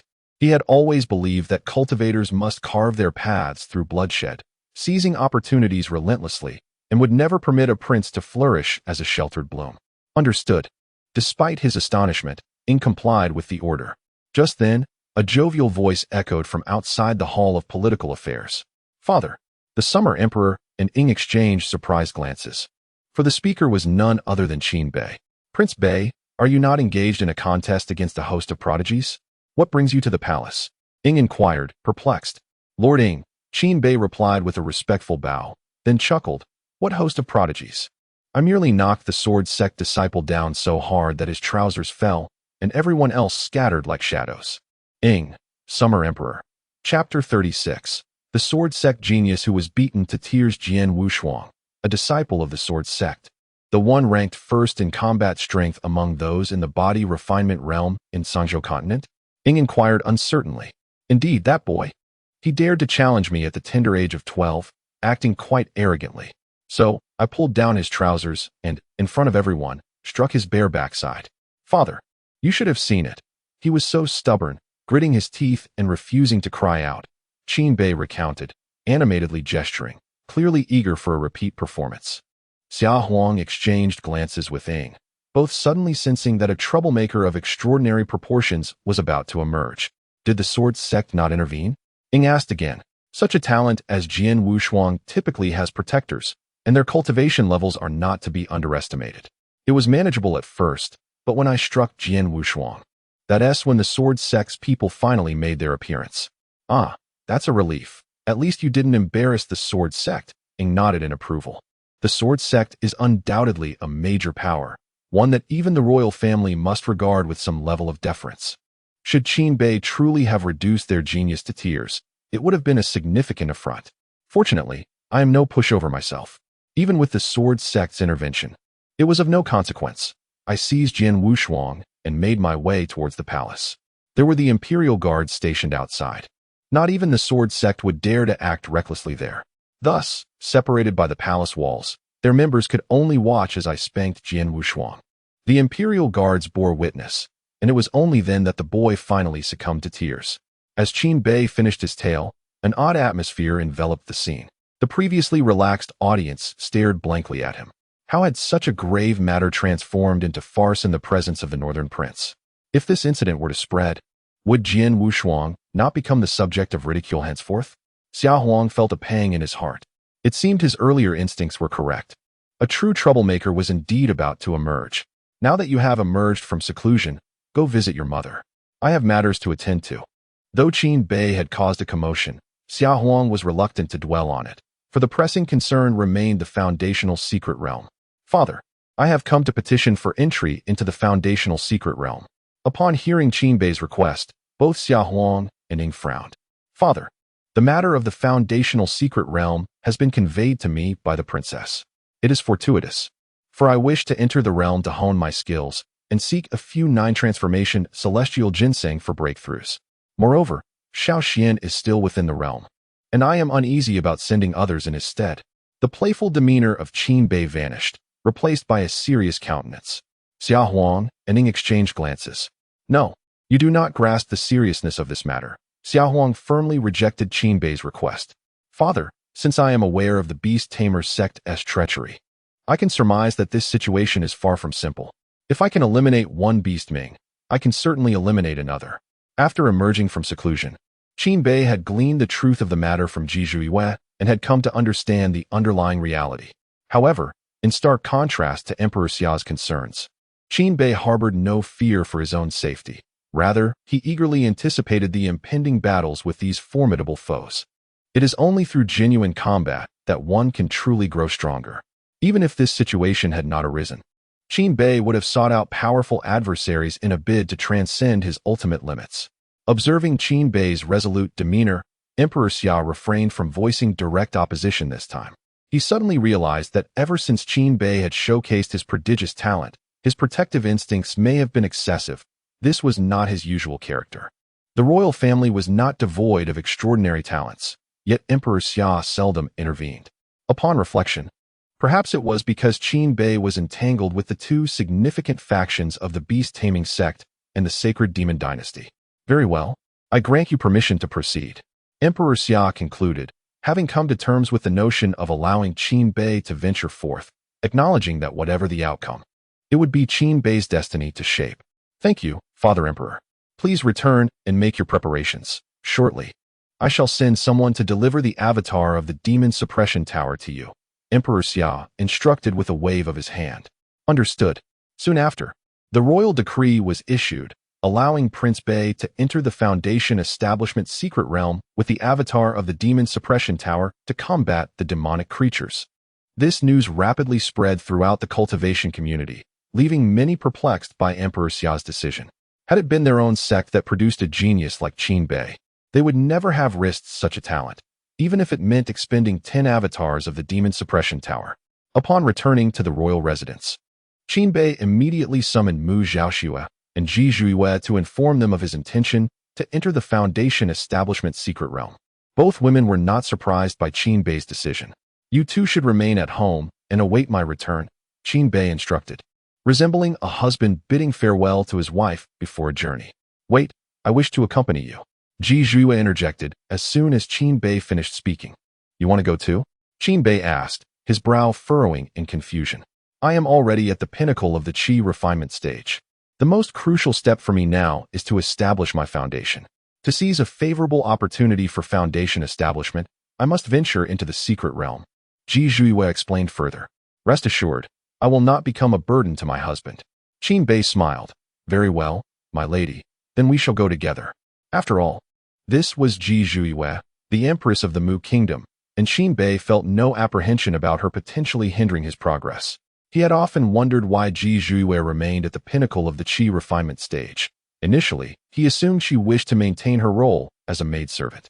Now, it was evident that her intention was to forge a robust foundation for future breakthroughs into the Sage Realm.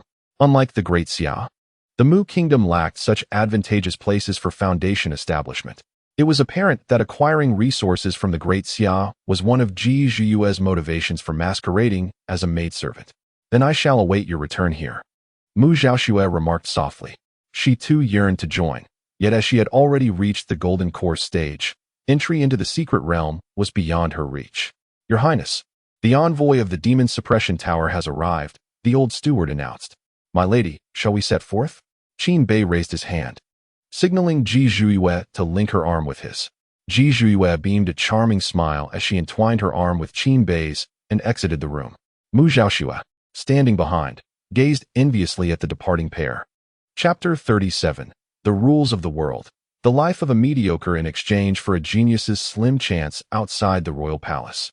The captain of the Imperial Guard held a towering black tower, 9 layers high yet no larger than an arm, though it bore a weight of immense magnitude. Upon seeing Qin Bei and Ji Zhuwei emerge, he hurriedly approached them. "Your Highness, the North." "Indeed.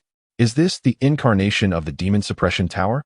Qin Bei inquired, observing that it bore a striking resemblance to the actual tower, albeit in a smaller form. The Demon Suppression Tower had always loomed within the palace, witnessed by all who had entered its confines, and Qin Bei was no exception. "Your Highness, although this is merely an incarnation, its appearance is identical to that of the Demon Suppression Tower. Its current size is merely a reflection of its dormant state. Once activated, it will resemble the true tower, albeit with considerably diminished power," the captain explained to Qin Bei. "Very well, hand it over. This weighs 1,000,000 pounds and cannot be enveloped in spiritual energy. Please exercise caution, Your Highness." Despite having heard tales of Qin Bei's physical prowess potentially exceeding 1,000,000 pounds, the captain still felt compelled to offer a word of caution. "Rest assured." Qin Bei smiled and accepted the incarnation of the Demon Suppression Tower. As he grasped it, he immediately felt a tremendous force pressing against his palm.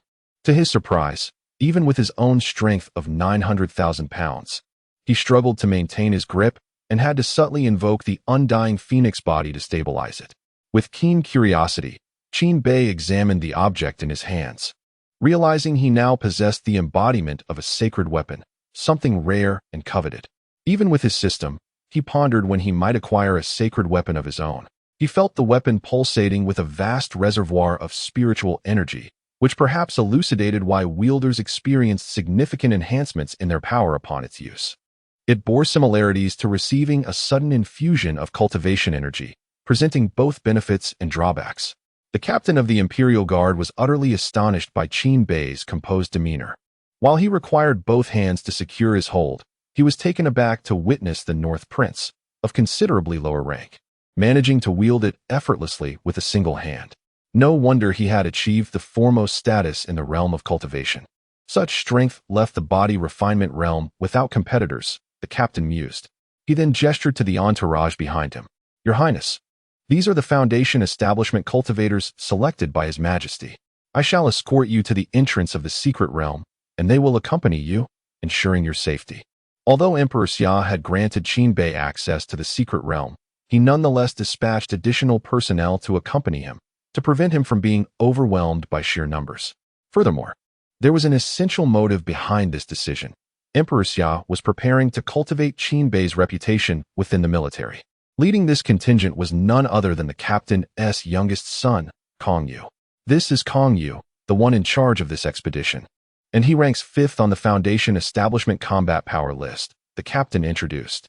Kong Yu, having seen Qin Bei before, was visibly excited upon their encounter. The gaze continued to scrutinize Qin Bei. "Is this truly the genius who has ascended to the pinnacle of the combat rankings? I am eager to engage in a duel to test his mettle," Kong Yu mused, though he was acutely aware of the timing. Now was not the moment for challenges. "Then let us embark," Qin Bei remarked, nodding in affirmation. Shortly thereafter, the news of Qin Bei's journey to the Foundation Establishment secret realm reached the Beast Control sect. "Humph. Just as I suspected, the North Prince has indeed mobilized. Send Beast Frenzy immediately to the Foundation Establishment secret realm. This time, success is imperative. Failure is not an option," commanded the sect leader to the Beast Lion behind him. "Understood. Wait, instruct Beast Frenzy to take that item as well, just in case." "Is it truly necessary, sect leader?" "Indeed. We have failed to deal with this North Prince too many times. We must learn from our previous mistakes." "Yes, I will make the arrangements at once." Of course, the individuals dispatched were not solely from the royal family or the Beast Control sect. Other factions were also involved. In fact, their rescue efforts had never ceased. However, the perimeter of the secret realm was guarded by golden core-level magical beasts, rendering the dispatched cultivators utterly inadequate as opponents. Consequently, most factions hesitated to send their prodigies, opting instead for those who only reached the Foundation establishment stage in their 50s.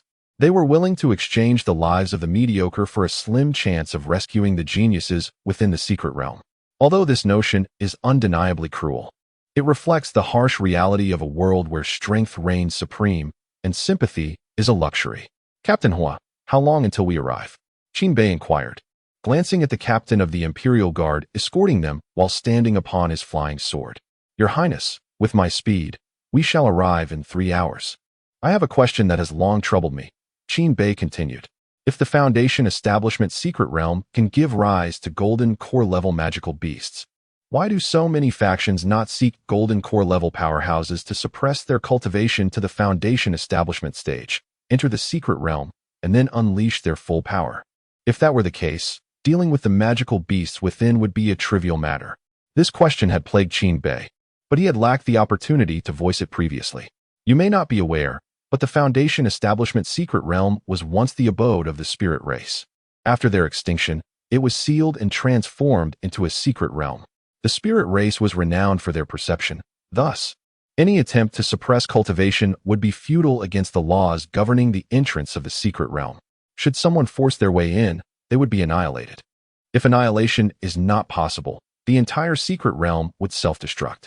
Therefore, no faction, including the royal family, dares to send cultivators above the Foundation Establishment stage inside.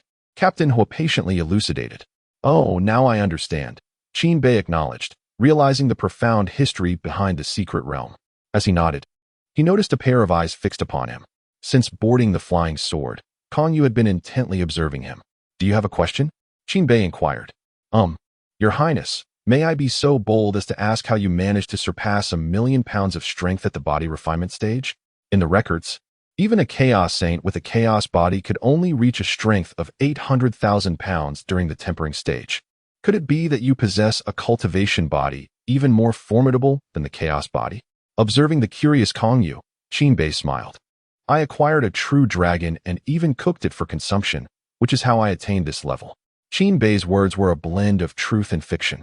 He had not actually obtained a true dragon, but with the system at his disposal, it was nearly equivalent. Perhaps I have pried too much. Such secrets are hardly meant to be divulged, Kong Yu chuckled awkwardly. He found it hard to believe Qin Bei's claim. Who would treat a true dragon as anything less than a treasure? To consume it outright? Even Emperor Xia would not dare to be so wasteful. While they engaged in their light-hearted banter, the atmosphere took a stark turn elsewhere. Outside the Foundation Building's secret realm, the entrance and exit were located at the same point. At this moment, thousands of cultivators surrounded the area. Most were Foundation Building practitioners, eager to enter the secret realm and fight fiercely. Many were middle-aged cultivators in their 40s or 50s, already established in their families. Numerous factions had offered 1,000 spirit stones for participation, with a reward of 100 spirit stones for successfully slaying a magical beast, drawing them in. It was precisely due to their relentless influx that the magical beasts could not solely focus on the geniuses within the secret realm. Moreover, there were over 100 bases in the vicinity.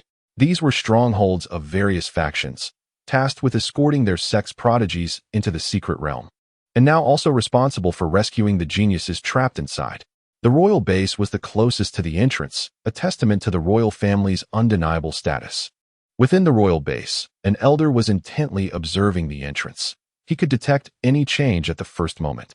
He was one of the elders of the royal worship hall, Elder Ming, whose cultivation had already reached the Immortal King realm. Yet, in the face of the current situation, he felt utterly helpless, placing all hope on this group of hired cultivators. Look, the entrance of the secret realm is glowing. Are there more injured coming out? Why are there only 2 individuals emerging this time? Something feels amiss. The ones who have come out appear quite young. Chapter 38. The deteriorating situation of the secret realm. The situation within the secret realm has become increasingly dire, with those sent for rescue often emerging injured. However, each time, it is a motley crew of battered warriors, typically seasoned cultivators of advanced age. Yet this time, a young prodigy, scarcely 18, emerged. The sole reason for this anomaly is that he was a genius who had previously entered the secret realm to undergo foundational cultivation. Elder Ming was quick to notice this peculiarity. In the blink of an eye, he appeared before Feng Zhe. Almost simultaneously, a dozen individuals surrounded the newly emerged Feng Zhe, startling him. He wondered when his family had gained such an array of formidable figures. Pray tell, what is the current situation inside? A chorus of elderly voices inquired. Great-grandfather. Feng Zhe called out to one of the elders. Do not dawdle. Convey the current circumstances, particularly regarding the fate of the cultivators who entered alongside you. The ancestor of the Fong family urged. Only then did Fong Zhe calm himself to respond. When the demonic creatures first appeared, there was a collective failure to react, resulting in the untimely demise of many talented disciples from various sections. Get to the point. What is the current situation inside? Elder Ming interjected, uninterested in the origins of the calamity, as there would be investigations later. The paramount concern was to ascertain the plight of the cultivators within the secret realm. I do not possess all the details, as I remained on the outskirts of the realm. The royal family and disciples from major sects ventured deep within. Yet I do know a few things. Prince Qin Xian was besieged by demonic creatures during his foundational cultivation. Fortunately, he had protectors. After establishing his foundational path, he rallied everyone to resist the demons. They are still holding out, though I cannot say for how much longer. Fong Zhe divulged all the information he had. Upon hearing that Prince Qin Xian was still fighting, Elder Ming felt a measure of relief, as did those surrounding him. With Prince Qin Xian at the helm, their disciples had a semblance of assurance. As Fong Zhe concluded, more young cultivators began to emerge from the entrance of the secret realm. These were the prodigies who had entered earlier. Have they broken through the demon's blockade? So many emerging at once? Elder Ming asked in astonishment. Indeed, Elder. It appears the golden core level demons guarding this entrance have vanished, likely retreating deeper into the realm, thus allowing a breach for these individuals to escape. The response came. Elder Ming's eyes narrowed. The creation of a breach was ostensibly a positive development. However, the retreat of the golden core demons into the depths indicated a potentially catastrophic turn for Prince Qin Xian's group. When will the beast-taming sect's members arrive? Their assistance is crucial for breaching the defenses, an elder from the Sword Sect inquired as they approached the beast-taming sect's encampment. Elder Jian, you must not put me in a difficult position. It is no small feat to tame fourth-tier beasts even at the foundation establishment stage. These are the prodigies of our Beastmaster sect. Without the royal family's demon suppression tower, we cannot risk the lives of our talented individuals. If you are anxious, you should inquire with Elder Ming as to why the royal family has yet to provide the avatar of the demon suppression tower. Those people are now seizing anyone they can. The elders of the Beastmaster sect are reluctant to draw fire upon themselves and have deftly shifted the blame onto the royal family. As anticipated, the effect was palpable. They all sought out Elder Ming. Elder Ming, the lives of so many children rest in your royal family's hands. Could you perhaps discuss this matter further with Emperor Xia? The attitude of the Sword Sect's elder was markedly different in the presence of Elder Ming, infused with a newfound respect and trepidation. I trust His Majesty will make the most prudent decision. Patience is a virtue. My royal family's Prince Qin Xian is still within. I am more anxious than you. Elder Ming replied calmly. Wait. We have already waited a day without a single word. Is it merely the avatar of a sacred weapon? If your royal family fears waste, the Knife Sect will gladly compensate you afterward. The irascible elder of the Knife Sect could no longer contain his outburst. His urgency stemmed from the news that the Jindan realm beast had departed, intensifying his anxiety. At this juncture, even an hour's wait could bring dire tidings. Elder Ming merely cast a glance at him. Ordinarily, such insolence would merit a reprimand, but given the extraordinary circumstances, he chose to overlook it. Elder Ming, a grave situation has arisen. The number of beasts within the secret realm has surged once more, at least doubling in size. The breach that was just opened has been entirely reclaimed by the beasts. At that moment, an even more troubling report reached their ears. It is over. Without the Beastmaster sect's intervention, there is no hope left. If the royal family does not provide the demon suppression tower, are they not endangering our disciples' lives? The royal family's prestige in the Great Xia is formidable, not only due to Emperor Xia's saintly cultivation, but also because they have always been at the forefront in times of crisis. Yet now, due to a mere avatar of the demon suppression tower, the royal family hesitates. Discontent began to brew among the various sections. Suddenly, a resounding call echoed from afar. A colossal beast soared toward them, and hope flickered in the hearts of the crowd. Look, the Beastmaster sect has finally arrived. The figure leading the charge was strikingly familiar. It was the prodigy Beast Frenzy, the one who could command 2 fourth-tier beasts even at the foundation establishment stage. Indeed, it was him. At last, those within the secret realm would be saved. Yet, something felt amiss. Had they not sought the royal family of the Great Xia for the avatar of the Demon Suppression Tower? Why was it not in sight? Did the royal family refuse? As they speculated, a streak of light surged from behind the beast, swiftly overtaking it. Soon, several beams of light descended upon them. A figure emerged, leading the way with an imposing presence, Qin Bei, who held the Demon Suppression Tower in his right hand. Ji Zhuiyue obediently followed closely beside him, while behind them trailed the team led by Captain Hua.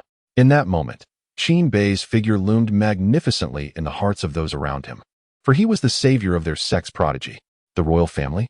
Behold, he is the embodiment of the Demon Suppression Tower. Salvation has arrived. Who is this bearer of the tower? I've never seen him before. You don't know?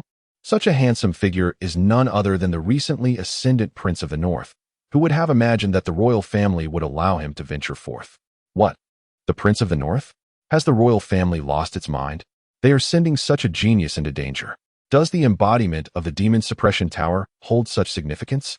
The crowd that had originally debated the Beastmaster sect now shifted their discourse to Qin Bei.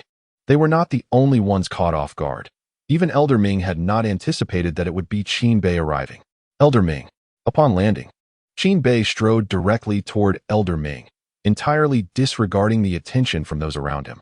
Humph. The beast frenzy from the Beastmaster sect, who had descended behind Qin Bei, could only huff in annoyance as he felt Qin Bei steal his thunder.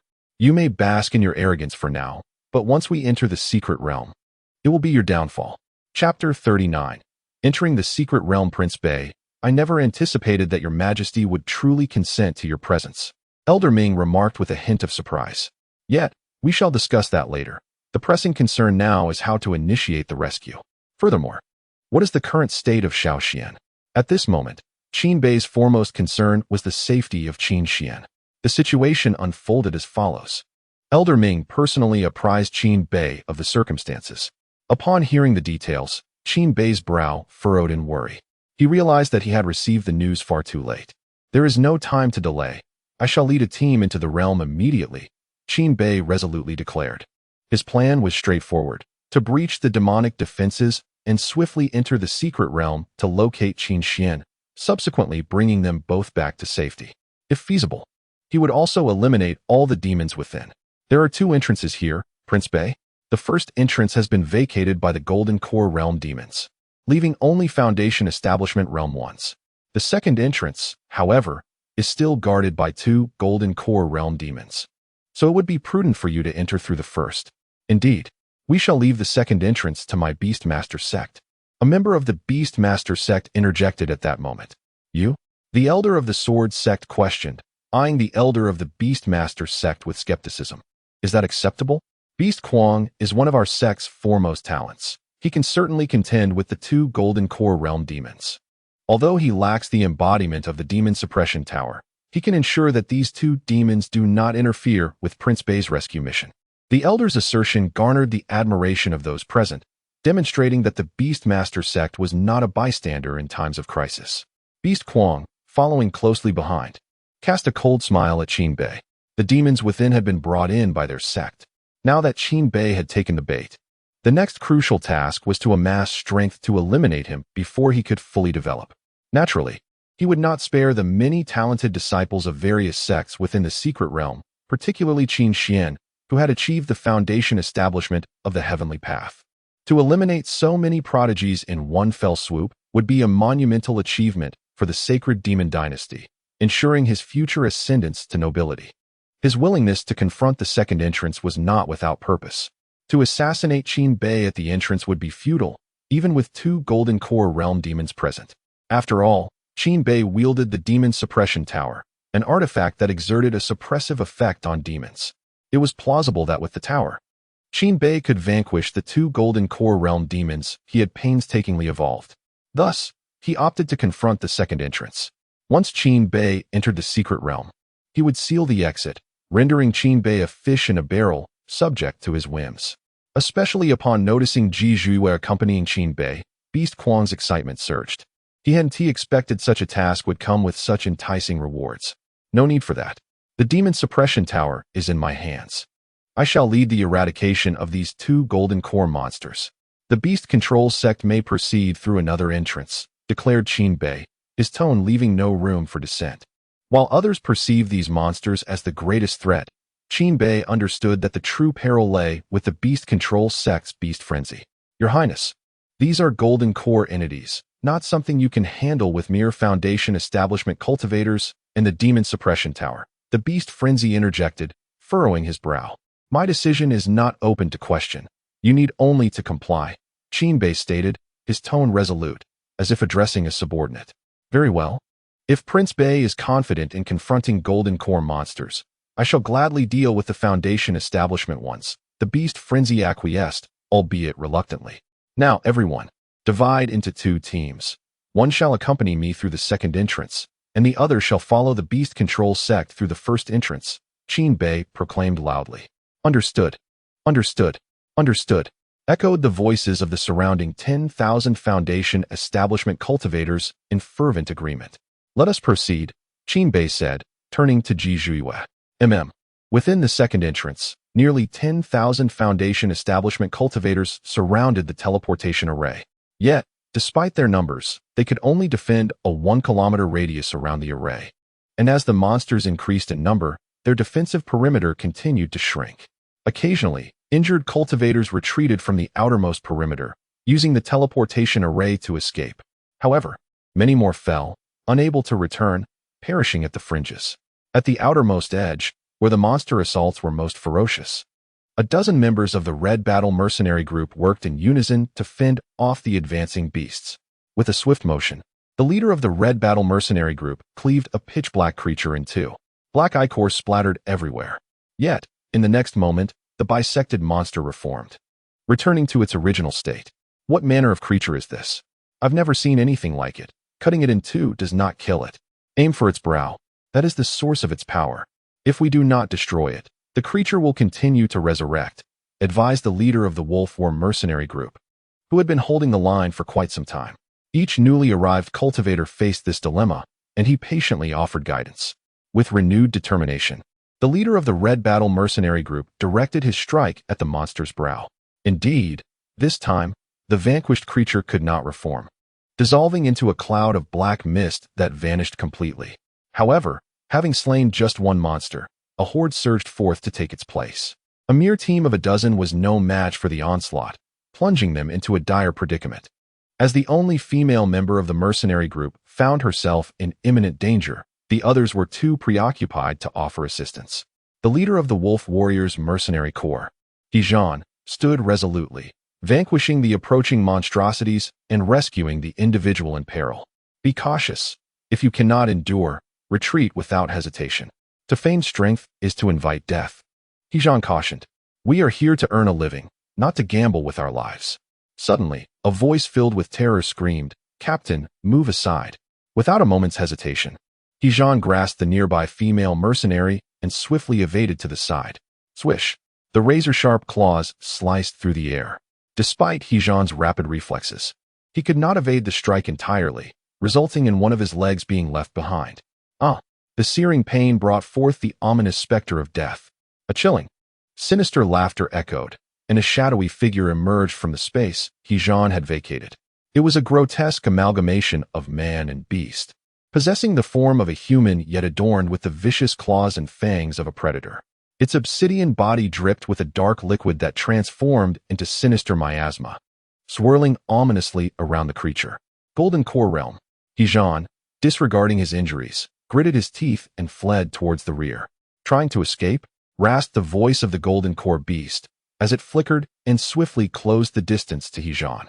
It had long been aware of him, having already dispatched many of its subordinates. Therefore, it would not allow Hejan to depart unscathed. It was determined to claim his life. Chapter 40. The Powerful Royal Elite Quick. Block it. The leader of the Red War Mercenary Corps shouted. Since Hejan had saved his sister, he would not stand idly by. The members of the Wolf Battle Mercenary Corps, numbering in the hundreds, surged forward without waiting for his command, risking their lives to confront the demonic creature of the Golden Core Realm. Hongling, take the others and retreat. The leader instructed the woman he had just rescued. Understood. Hongling dared not hesitate. With each passing second, more lives could be lost among her comrades. However, they had gravely underestimated the strength of the Golden Core demon. They had thought that their overwhelming numbers could restrain it, but instead, they were mercilessly slaughtered, an unrelenting massacre. The demon carved its path through the mercenaries, leaving a trail of crimson behind it. With each strike, a life was extinguished, and the demon's speed was such that the mercenaries could barely react. In mere moments, the team had already lost over 20 members. "Put me down," Hejan shouted at Hong Ling, who had hoisted him up. "No." Hong Ling's eyes were bloodshot. Among the fallen was her brother, the leader of the Red War mercenary corps. She yearned for vengeance. But the Golden Core demon was an adversary far beyond their capacity to challenge. Her sole desire was to lead the one who had saved her life, Hejan, off the battlefield and out of the secret realm. "Let me down," Hejan insisted, witnessing his brothers fall one after another. How could he leave in peace? Even in death, he wanted to stand alongside his comrades. Breaking free from Hong Ling's grasp, he seized his weapon and returned to the fray. Yet, now missing a leg, his combat prowess paled in comparison to that of his fellow fighters. "Come on, come kill me," Hejan bellowed, striving to draw the monster's attention. Yet, the demon seemed to disregard him entirely, focusing instead on its gruesome task. Swish, swish, swish, ha ha ha. The demon cackled as it slaughtered the mercenaries, relishing the mundane emotions of these lowly cultivators. The more Hejan sought to provoke it, the less it acknowledged him. It craved to witness the demise of his companions, for that was its ultimate satisfaction. Hejan's eyes brimmed with tears as he watched his comrades perish. Regret washed over him. He should not have entered this perilous situation without understanding the nature of the threat. He should not have led his team to the front lines in pursuit of greater riches. "I beg you, lend a hand. Save my brothers. If you allow them to survive, I will offer all the wealth of my mercenary corps."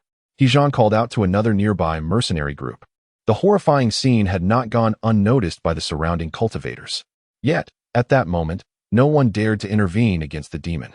Everyone knew that to engage would mean certain death. They could only wait for the demon to finish its gruesome work before seeking its next victim. The scattered warriors behaved in such a manner. As long as it did not concern their own, they refrained from intervening. Thus, when Hejan called out, no one paid him any heed. No matter how abundant the riches, they are of no use if one has no life to spend them. "I have played enough. It is time to deal with you." The creature emitted a sinister laugh, and the dark energy surrounding it dissipated in all directions. Those cultivators who came into contact with this malevolent aura clutched their throats as if struggling for breath, before collapsing lifelessly to the ground. The creature then charged towards Hejan and Hong Ling. With its razor-sharp claws unleashed, the two had no strength to resist and could only close their eyes, awaiting their demise. Hejan regretted not being able to ensure the safe escape of those with families. Suddenly, amidst their impending doom, a resounding crash echoed before them. Both opened their eyes in confusion. They beheld the once unstoppable golden core creature being sent flying several dozen meters, spewing forth copious amounts of black blood along its path. Opposite the creature stood a man clad in a flowing white robe, his back turned to them. Though they could only see his silhouette at that moment, it appeared monumental to them, like a glimmer of light piercing through the darkness ahead. "Thank you." Hong Ling intended to express her gratitude, but at that instant, a group of individuals appeared beside her, immobilizing her with their presence. Clad in royal military attire, each cultivator among them was at the peak of the Foundation establishment stage, and they appeared to be no older than 20. They moved in perfect unison, their aura akin to an awakened beast as they surged towards the surrounding monsters. The territory, once suppressed, rapidly expanded with their arrival, and the previously arrogant creatures began to retreat in defeat. "Listen to my command. Expand the left and right flanks outward by 500 meters. Do not allow the monsters to approach Prince Qin Bei." Kong Yu commanded loudly. He needed the troops to form a circle around Qin Bei, ensuring that no creature could interfere with the battle between him and the Golden Core monster. Yes, not only Hong Ling, but all the cultivators in the vicinity were astonished. Is this the elite of the royal family? This was the thought shared among them. Their numbers were not fewer than those of the royal forces. In fact, they were even greater. Yet, they were being pushed back, continuously losing ground. In contrast, the royal troops had merely to appear to expand their domain. "Leave this place." Ji Zhiyue's figure appeared beside Hong Ling as a reminder. Startled, Hong Ling turned to look at Ji Zhiyue, her flawless visage and form leaving her feeling inferior. "Let us go." Hejan immediately led the remaining members of their team away. With the royal forces having arrived, there was no longer a place for them to exert their strength. Though he did not voice his gratitude, it did not mean he would forget this profound kindness. Hong Ling also departed, but before leaving, she cast a lingering glance at that white silhouette, etching it firmly in her memory. If the opportunity arose, she would undoubtedly repay this debt of gratitude one day. The long-awaited support from the royal family has finally arrived, enabling us to strike back. Quickly, coordinate with the royal forces and expand our front lines. The mercenaries in the vicinity felt a renewed sense of purpose upon witnessing the royal army.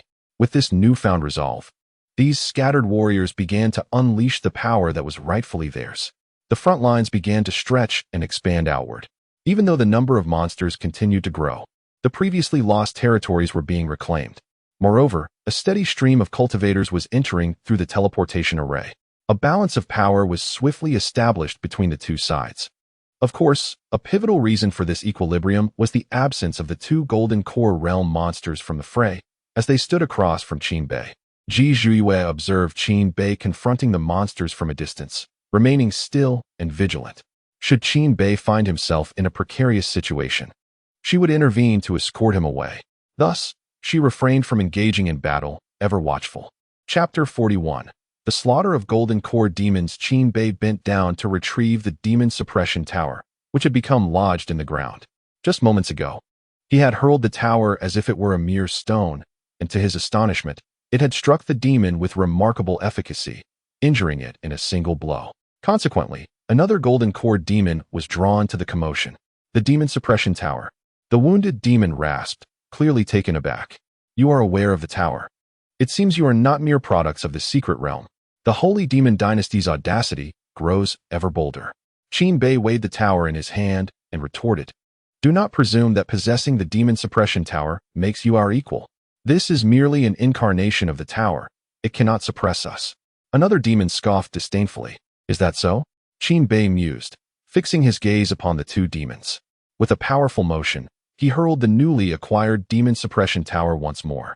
This time, both Golden Core demons were prepared and did not engage head-on. However, their speed noticeably diminished as the tower approached. In stark contrast, Qin Bei surged forward with lightning speed alongside the tower. Seeking death, the demon, incensed by Qin Bei's audacity to confront it directly, struck swiftly. Though the demon suppression tower had significantly suppressed their Golden Core cultivation, their attacks remained beyond the defensive capabilities of a Foundation establishment cultivator, let alone someone like Qin Bei, who was merely at the body refinement stage. Come at me, Qin Bei shouted, seizing the opportunity he had been waiting for since emerging from his seclusion. No longer holding back against the demon's onslaught, he unleashed the full power of his undying Phoenix Body. His dual pupils allowed him to perceive the demon's movements with crystal clarity, while his extreme cold gaze further slowed the already suppressed demon. With a resounding crash, the scene left Ji Zhuiyue watching from a distance, gripping her heart in anxiety. Qin Bei was underestimating the Golden Core level far too much. Just as she prepared to intervene, an unexpected spectacle unfolded before her eyes. The Golden Core demon was sent flying by a single punch from Qin Bei, soaring over 100 meters away. This was utterly absurd. The other demon, intent on charging forward, froze in place, staring at Qin Bei in horror. Not only were they astonished, but even Qin Bei himself was somewhat surprised by his newfound strength. Had he somehow gained an unfair advantage? Yet, upon noticing the golden threads emanating from the demon he had struck, Qin Bei quickly realized that his undying Phoenix Body exerted a suppressive effect on these demons as well, which explained the sheer force of his attack. With this revelation, a sinister grin spread across Qin Bei's face as he regarded the two demons. At that moment, the distinction between predator and prey blurred. Picking up the demon suppression tower once more, he resolved not to treat it as a mere projectile.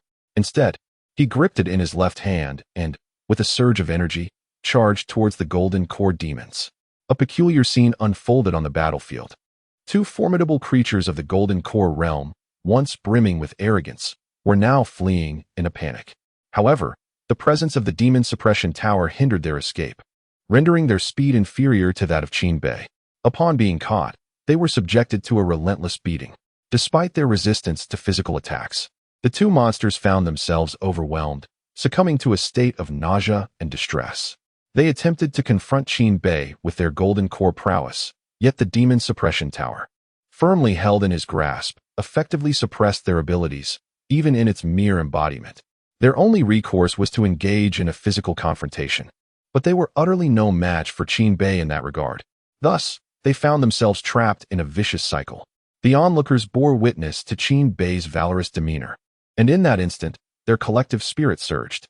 Was this truly the might of a body refinement realm warrior?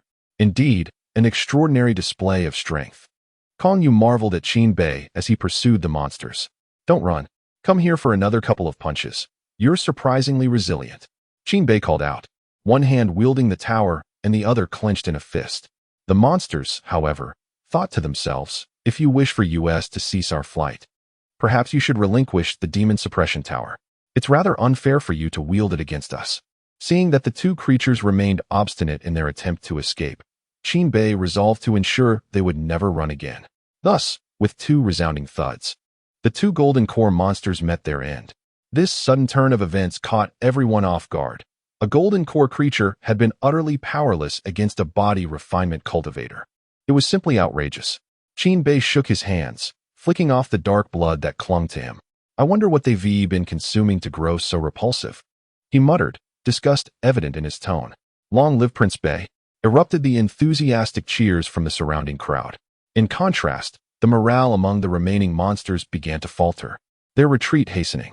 Captain Kong, lead your men to eradicate the remaining monsters here. I must venture deeper into the secret realm to find Xiao Xian. Qin Bei instructed Kong Yu. Having dealt with the golden core threats himself, the remaining creatures posed little danger to the royal forces. Thus, Qin Bei was eager to locate Qin Xian. Yes, however, these monsters continue to breed, and I fear unforeseen complications may arise, Kong Yu replied, observing the increasing number of creatures around them.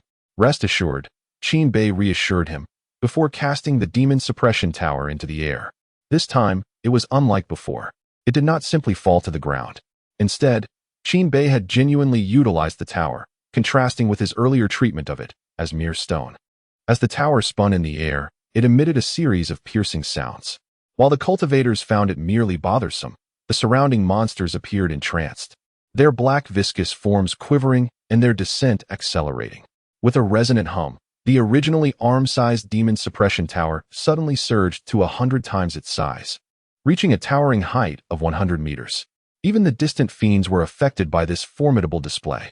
This exemplified the true power of the demon suppression tower. A fitting embodiment of a holy weapon, remarked Ji Zhuiyue. With its presence, the extermination of the fiends here will pose no challenge, Qin Bei stated to Kong Yu. But what about the golden core realm fiend inside? You have utilized it here, Kong Yu inquired with a furrowed brow. Rest assured, I have my methods. Once your task is complete, you may lead your people out, Qin Bei replied. Without the demon suppression tower, he knew he would stand no chance against the golden core fiend. However, should he break through to the Qi refinement realm, coupled with the undying Phoenix Body's innate advantage over fiends, confronting a golden core fiend would no longer be an insurmountable challenge. We shall await Prince Bei's return here. Kong Yu bowed respectfully. Qin Bei's prowess had thoroughly captivated him, and now Qin Bei had become the figure Kong Yu would eternally aspire to emulate. Very well. Qin Bei responded succinctly, leading Ji Zhuiyue through the gaping breach into the depths of the secret realm. As they entered, numerous talented individuals surged forth from the opening, finally liberated after enduring a long entrapment. Chapter 42, Seeking the Bookshelf, the sacred artifact of the Spirit Clan, the ethereal compass, which direction shall we take? Inquiring after breaking through the blockade of the monsters, Ji Zhuiyue directed her gaze at Qin Bei, her expression markedly different from before.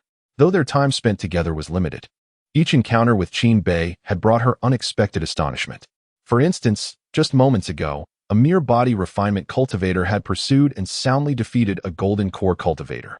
Although aided by the demon suppression tower, such a feat would be arduous even for someone at the foundation establishment stage if it were another person. All members of the royal family are bestowed with a personal jade pendant at birth, enabling them to sense each other's locations within 100 miles. Qin Bei gestured to the pendant at his waist, indicating it was his. Ji Zhuiyue appeared taken aback, though predominantly envious. The Great Xia truly deserved its reputation as the hegemon of the Zhangzhou continent. The protection afforded to royal members was unparalleled by their own moon nation. Such artifacts may seem ordinary, yet only those of the Sage Realm possess the capability to create them. Let us proceed deeper. After using the pendant to sense his surroundings, Qin Bei found no trace of his companion. This indicated that Qin Xian was now more than 100 miles away from him, a revelation that took him by surprise regarding the vastness of the secret realm. The most significant distinction between the Foundation Establishment secret realm and the outside world lies in the fact that this was once the dwelling place of the Spirit Clan. The defining trait of this race is their innate sensitivity to treasures birthed from nature. Thus, their habitats are generally situated in areas rich with spiritual energy, surrounded by numerous rare materials and treasures, often referred to as sanctuaries for cultivation. However, the current state of this place is one of decay, while the rare materials remain. Locating them has become a challenge, often accompanied by formidable beasts. The continued allure of this place for talented individuals is entirely due to the existence of the core area known as the Foundation Establishment Sanctuary. With sufficient fortune, one could achieve the Foundation Establishment of the Heavenly Path, rising above others.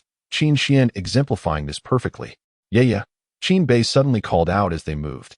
Ji Zhuiyue, momentarily distracted, nearly stumbled. What happened? Was it necessary to summon me with such fervor?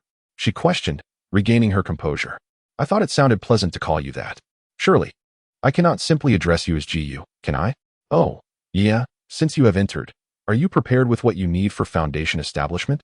When we reach the designated place, I shall facilitate your attainment of the Heavenly Path Foundation establishment. Is the Heavenly Path Foundation establishment something one can obtain so easily? Ji Zhuiyue retorted. It relies heavily on one's own fortune, you know. Nevertheless, she affirmed, since I am here, I have indeed made the necessary preparations. Ji Zhuiyue had long awaited this opportunity, ensuring she was thoroughly prepared. Oh, I merely need to locate the 9-turn celestial Ganoderma, Qin Bei murmured. Without resorting to the Immortal Phoenix Body, his physical strength had already reached an impressive 900,000 pounds. And the key to surpassing 1 million pounds lay in this elusive 9-turn celestial Ganoderma. This secret realm was once the dwelling of the Spirit Clan, and such rare treasures were undoubtedly present, albeit deeply concealed and difficult to unearth. However, this posed little challenge for Qin Bei, who possessed a system. He glanced at the system interface, remaining spending points, 100,000.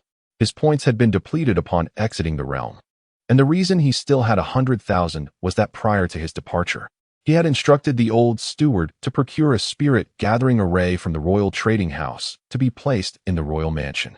This served two purposes: to enrich the spiritual energy within the mansion and to prepare for unforeseen circumstances.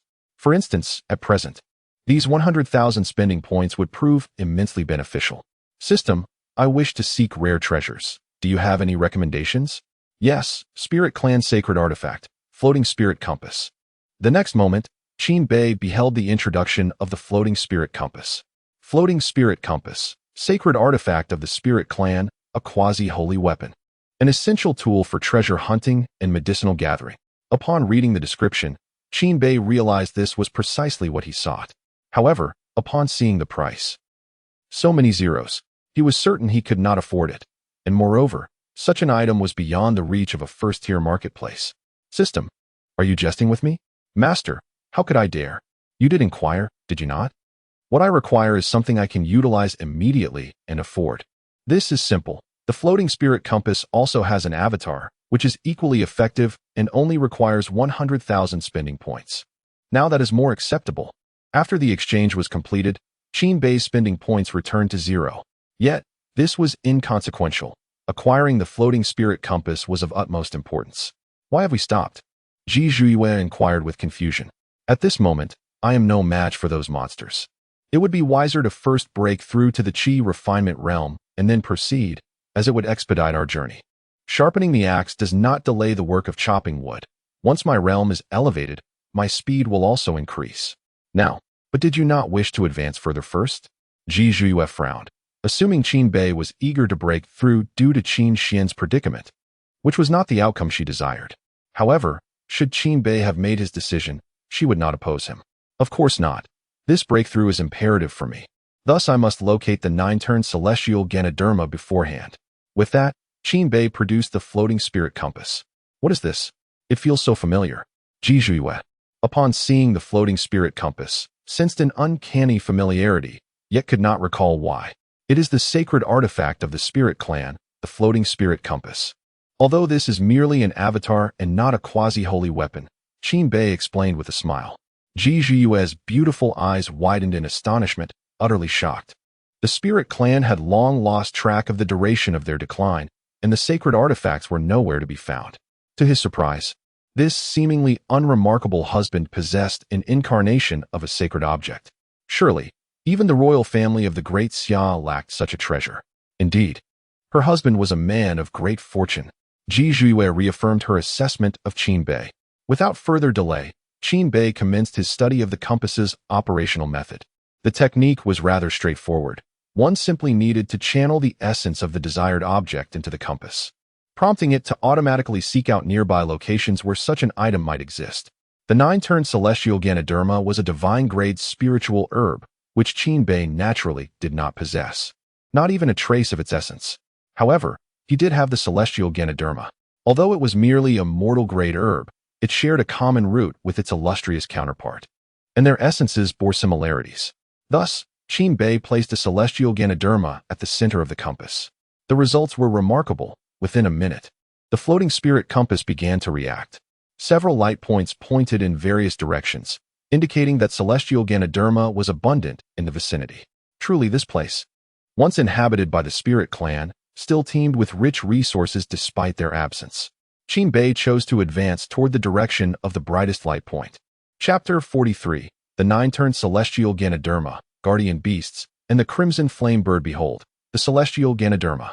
It has undergone 3 transformations and has now reached the spiritual grade. Ji Zhuiyue exclaimed with delight, pointing towards a large tree where a 3-turned celestial Ganoderma stood. Never mind. This item holds no value for me at present. It is unnecessary to provoke the beasts here, Qin Bei replied, shaking his head. Under ordinary circumstances, he would have seized it without hesitation. However, time was of the essence now. This marked the 5th celestial Ganoderma they had discovered. Upon finding the first 4-turned Ganoderma, Qin Bei had acted promptly, resulting in a 10-meter-long ling snake emerging as a consequence. Although it was merely a peak 3rd-tier beast, its serpentine nature posed considerable challenges, consuming much of Qin Bei's time. Thus, upon encountering a celestial Ganoderma that was not the coveted 9-turned variety, he chose to forego it and proceeded to their next destination. The duo continued their search, delving deeper into the terrain. The cultivation levels of the beasts escalated correspondingly. Yet, Qin Bei harbored no fears of encountering 5th-tier beasts, for both the secret realm and its entrance imposed restrictions. The limitations varied slightly. The entrance barred foundation-building cultivators, while within the secret realm, only golden core cultivators were permitted. There existed nothing beyond this threshold. Whether human or beast, any entity surpassing this realm would face obliteration. Hence, the most formidable beasts within this realm could only attain peak 4th-tier status, and such creatures were exceedingly rare. After all, this was a miniature world where the peak 4th-tier beings reigned supreme, and the first batch to achieve this level would never tolerate other beasts standing on equal footing. Subsequently, Qin Bei and his companion discovered 2 more celestial Ganoderma, but both were merely 3-turned varieties, and Qin Bei showed no inclination to claim them. I sense something, Qin Bei suddenly declared. Ji Zhuiyue initially believed he had located the 9-turned celestial Ganoderma, but upon turning to look, she saw that he held a jade pendant instead. He had detected the location of Qin Xian. So you have been searching for Qin Xian while seeking the celestial Ganoderma, Ji Zhuiyue realized, understanding why Qin Bei had avoided a particularly bright point of light earlier. Look over there, Qin Bei directed, not refuting her observation, but instead gesturing towards the peak of a distant mountain. Although it was a considerable distance away, Ji Zhuiyue followed his gaze and clearly discerned a fist-sized celestial Ganoderma standing quietly in a concealed spot at the summit. The 9-turned celestial Ganoderma, Ji Zhuiyue exclaimed in astonishment. She could hardly believe they had so effortlessly stumbled upon such a divine herb. If outsiders were to learn of this, they would undoubtedly be envious to the point of gnashing their teeth. This compass is indeed a remarkable item. It is no wonder the spirit clan once thrived so abundantly, Qin Bei remarked with a smile, admiring the floating spirit compass in his hand. What are we waiting for? Let us retrieve it now. Your final breakthrough hinges upon it. Such a high-grade spiritual herb was scarce within this secret realm, and it was likely guarded by a true, formidable beast. Although Qin Bei had discovered the coveted 9-turn celestial Ganoderma, he refrained from acting impulsively. It would be a minor issue if the demon beast detected him and he lost the opportunity to obtain the 9-turn celestial Ganoderma. However, if he were entangled by the demon beasts, it could lead to dire consequences. The possibility of being unable to rescue Qin Xian was a grave concern, and facing a peak 4th-tier demon beast was beyond his current capabilities. Do you possess anything of value? Qin Bei inquired, gazing at Ji Zhiyue's exquisite visage. Had she merely been a maid, he would not have posed such a question. Yet, he was aware that Ji Zhiyue was the Empress of the Mugwa, even in disguise. She would surely possess valuable items. Indeed, Ji Zhiyue seemed to grasp his intent. Are you suggesting an exchange? She asked, astonished. Precisely. At this level, demon beasts have attained a degree of intelligence. They comprehend the concept of trade-offs. I happen to possess a transformation pill, which should be highly coveted by the demon beasts here. As she spoke, Ji Zhiyue retrieved a pill from her chinquan bag. Without hesitation, Qin Bei accepted the transformation pill and dashed towards the location of the 9-turn celestial Ganoderma, with Ji Zhiyue following closely behind. Soon, they approached the desired herb. To Qin Bei's surprise, he did not detect any demon beasts in the vicinity. However, as he neared the 9-turn celestial Ganoderma, a cry echoed from above. He quickly looked up to see a crimson bird swooping down, shielding the 9-turn celestial Ganoderma with its body. The crimson flame bird, Qin Bei thought, relieved that he had not intended to seize it directly. Otherwise, facing this peak 4th-tier beast could have proven disastrous. Another cry rang out, as the crimson flame bird warned them to vacate its territory. Do not be alarmed. I am aware that you can understand my words, Qin Bei ventured cautiously. Seeing the crimson flame bird fixate on him, he felt more confident that it possessed the ability to communicate. To be frank, I seek the 9-turn celestial Ganoderma behind you. In exchange, I can offer you a transformation pill. Its significance should be apparent to you. The crimson flame bird's expression shifted to one of contemplation as it regarded the pill Qin Bei held aloft. He assumed it was intrigued. However, in the next moment, the bird launched an attack against him. Not good. Qin Bei swiftly maneuvered away with Ji Zhiyue. Humans, depart from this place. I can pretend you were never here. The crimson flame bird spoke, its voice melodious and feminine. You can speak? How is that possible? Do you not desire the transformation pill? Qin Bei queried, bewildered. For the pill was invaluable to every demon beast. I have no intention of leaving this place. The transformation pill holds no significance for me, the crimson flame bird replied. Qin Bei grasped the essence of its words. The transformation elixir enables one to assume a human form, allowing them to cultivate like humans. Coupled with the extraordinary longevity of demon beasts, their achievements are bound to be remarkable. However, the crimson flame bird, unwilling to depart from this secret realm, shows no interest in the transformation elixir, being at the pinnacle of the 4th tier. While this knowledge is acknowledged, Qin Bei is disinclined to concede so easily. What if I insist on taking the 9-turn celestial Ganoderma today? He queried. You may certainly attempt it. It has been ages since I encountered a worthy opponent in this realm, the crimson flame bird coldly retorted. Qin Bei narrowed his eyes. He was at the apex of the golden core stage. Despite possessing the reincarnation eye, divine abilities, and the undying phoenix body, he still felt uncertain in facing her. Nevertheless, he genuinely required the 9-turn celestial Ganoderma. Thus, he resolved to make an attempt. If that is the case, I must take my leave, he declared as a talisman materialized in his hand, a sword talisman he had acquired at an auction, each capable of unleashing attacks with the potency of the pinnacle foundation establishment stage. He possessed 100 of them. Without the slightest hesitation, all 100 talismans were deployed by Qin Bei. Directly targeting a beast of such caliber proved futile, hence, he opted for a barrage of firepower. Simultaneously, Ji Zhiyue initiated her assault on the right side of the crimson flame bird. Qin Bei employed the chilling gaze to slow the bird's movements, simultaneously harnessing the power of the undying phoenix body, hoping to subdue the crimson flame bird with sheer strength. Yet, at the moment he activated the undying phoenix body, the crimson flame bird appeared startled, its once soaring battle intent reduced to mere ashes in an instant. Chapter 44. The acquisition of the 9-turn celestial Ganoderma. A mournful cry erupted from the beak of the crimson flame bird. Qinbei, fully prepared for battle, observed the once proud creature now gazing at him in terror after he activated the undying celestial phoenix body. Its head lowered submissively, as if acknowledging a superior. Who are you? The crimson flame bird inquired, dread evident in its voice. Just moments ago, it had sensed an overwhelming pressure emanating from his bloodline, rendering any thought of resistance utterly impossible, despite Qinbei merely being at the body refinement stage while it stood at the pinnacle of the golden core stage. To the bird, Qinbei now resembled a deity. Exchanging a glance with Ji Zhuiyue, both were filled with confusion. However, it didn't take long for Qinbei to deduce the situation. The undying celestial phoenix body. This sacred physique was intrinsically linked to the celestial phoenix lineage.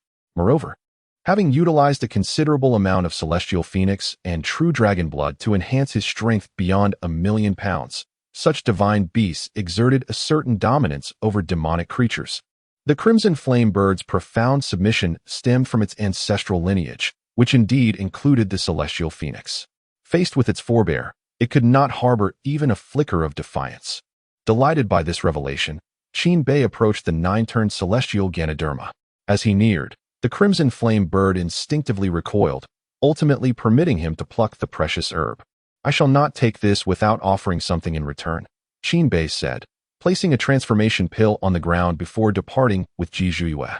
The ease with which he acquired the 9-turn celestial Ganoderma had taken him by surprise.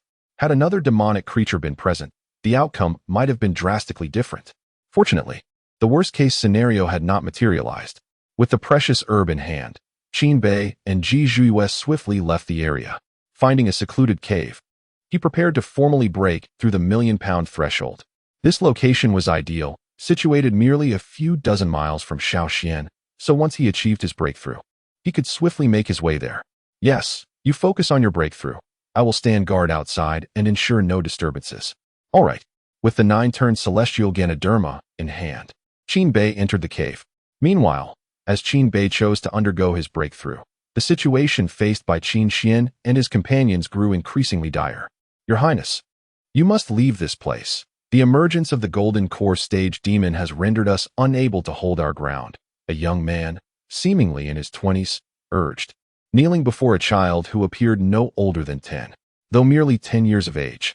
Qin Xian stood out amidst the crowd due to his extraordinary aura and striking resemblance to Qinbei. Blood trickled from the corner of his mouth, a clear indication of his injuries. If I depart, you will be even less capable of resisting. I can still endure, waiting for the Emperor to send someone for rescue. If I leave now, all these people will surely perish, Qin Xian said with a hint of reluctance. Having completed the foundational training of the heavenly path, he was the most formidable presence among them. The fact that these individuals had managed to hold their ground for so long against the approaching demonic creatures was largely attributed to Qin Xian's efforts. Your Highness, it is time to depart. This time, not only the royal members, but also the injured disciples of various sects who had returned to rest voiced their insistence for Qin Xian to leave. He had already done so much for them. Everyone understood that as a valued member of the royal family, Qin Xian must possess treasures capable of ensuring his survival. Yet, out of consideration for them, he had refrained from utilizing his means of escape. Suddenly, the roar of a beast echoed through the air. Ignoring their pleas, Qin Xian gazed into the distance, where he soon spotted hundreds of demonic beasts charging towards them. The cultivation levels of these beasts were notably high, especially the one leading the charge, which instilled a sense of pressure within Qin Xian. It was evident that this beast was at least a 4th-tier creature. What is happening? Have the beasts within the secret realm grown restless? Are they about to engage with these monsters? Judging by their trajectory, it seems so. With a 4th-tier beast among us, we may indeed be saved. Everyone believed that the beasts were targeting the demonic creatures rather than themselves, primarily because they were still encircled by these monsters. They assumed that for the beasts to attack them, they would first have to navigate through the surrounding demonic entities. And they did not think these one-track-minded creatures would disrupt the formation of the beasts. Only Qin Xian frowned in concern. The beasts in this secluded world typically avoided conflict. showing little competition among their kind. Was it truly conceivable for them to unite against these demonic creatures? Clearly, the likelihood was minimal. And indeed, the outcome unfolded as Qin Xian had suspected. The horde of beasts had been unleashed by the Beastmaster sect to avoid revealing their hand. They were still engaged with the demonic entities at the entrance. The hundreds of beasts now appearing were untouched until this moment. As for Beastmaster, a genius with 2 4th-tier battle pets, he had showcased his trained beasts during external confrontations. The current 4th-tier beast had never even been seen in the Beastmaster sect. This was all orchestrated so that after the assault by the demonic creatures, they could absolve themselves of any suspicion, shifting all blame onto the beasts that inhabited this realm. Naturally, the foremost beast was the ultimate weapon that the sect leader had instructed Beastmaster to bring before his arrival, a peak 4th-tier beast, the Celestial Xian Turtle. This beast's defensive capabilities were nearly insurmountable within its tier. It could be said that this creature was specifically dispatched to counter Qin Bei. Roar. The roar erupted once more.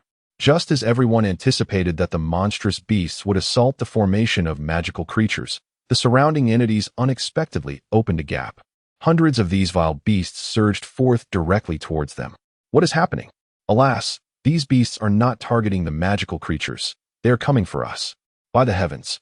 Could it be that these beasts are in league with the magical creatures? Before they could utter another word, the already beleaguered defenders found themselves utterly overwhelmed by the onslaught led by the heavenly Xian Turtle and its minions. The moment their formation was thrown into disarray, casualties began to mount. Furthermore, with the combined assaults of the beasts and the magical creatures, the number of the wounded and deceased escalated alarmingly. Your Highness, you must flee. Realizing the dire situation, the royal family urged Qin Xian to vacate the area while they recklessly charged into the fray.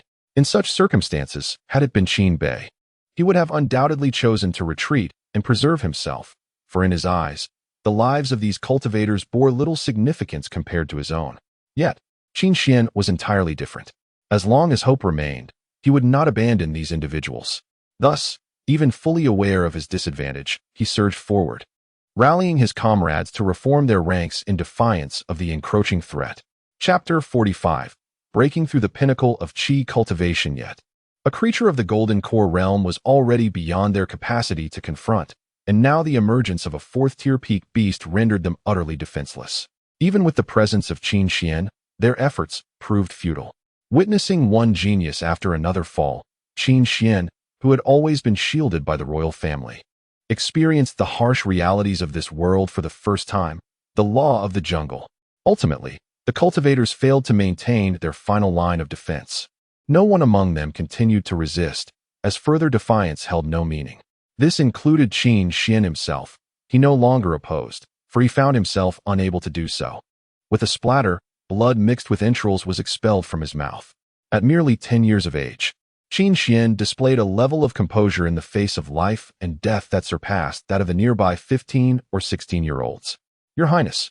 Several members of the royal family encircled Qin Xian, shielding him in their midst. A sinister laugh echoed through the air. What a loyal and affectionate child. I almost hesitate to end your life. The creature withdrew its hand from the heart of a young cultivator, advancing step by step toward Qin Xian. Roar. Understanding the creature's words, the ever-vigilant Tianxian turtle let out a furious roar, as if warning the beast. Yes, yes. How could we ever release the tiger back to the mountains? The creature retorted impatiently to the Tianxian turtle before shifting its gaze back to Qin Xian. I truly envy your Dashao royal family. Geniuses appear one after another, each more monstrous than the last. As the creature spoke, it continued its grim task, claiming one life with each step, tightening the fists of the dozen or so surrounding Qin Xian. Protect Prince Qin Xian. At that moment, a young man, not of royal blood, shouted and positioned himself in front of the royal members. This action momentarily stunned the creature. Soon, one cultivator after another stepped forward to shield Qin Xian, as if to convey that any attempt to harm him would first require dealing with them. Though not all the cultivators Qin Xian had previously aided were willing to risk their lives in resistance, a considerable number were resolute.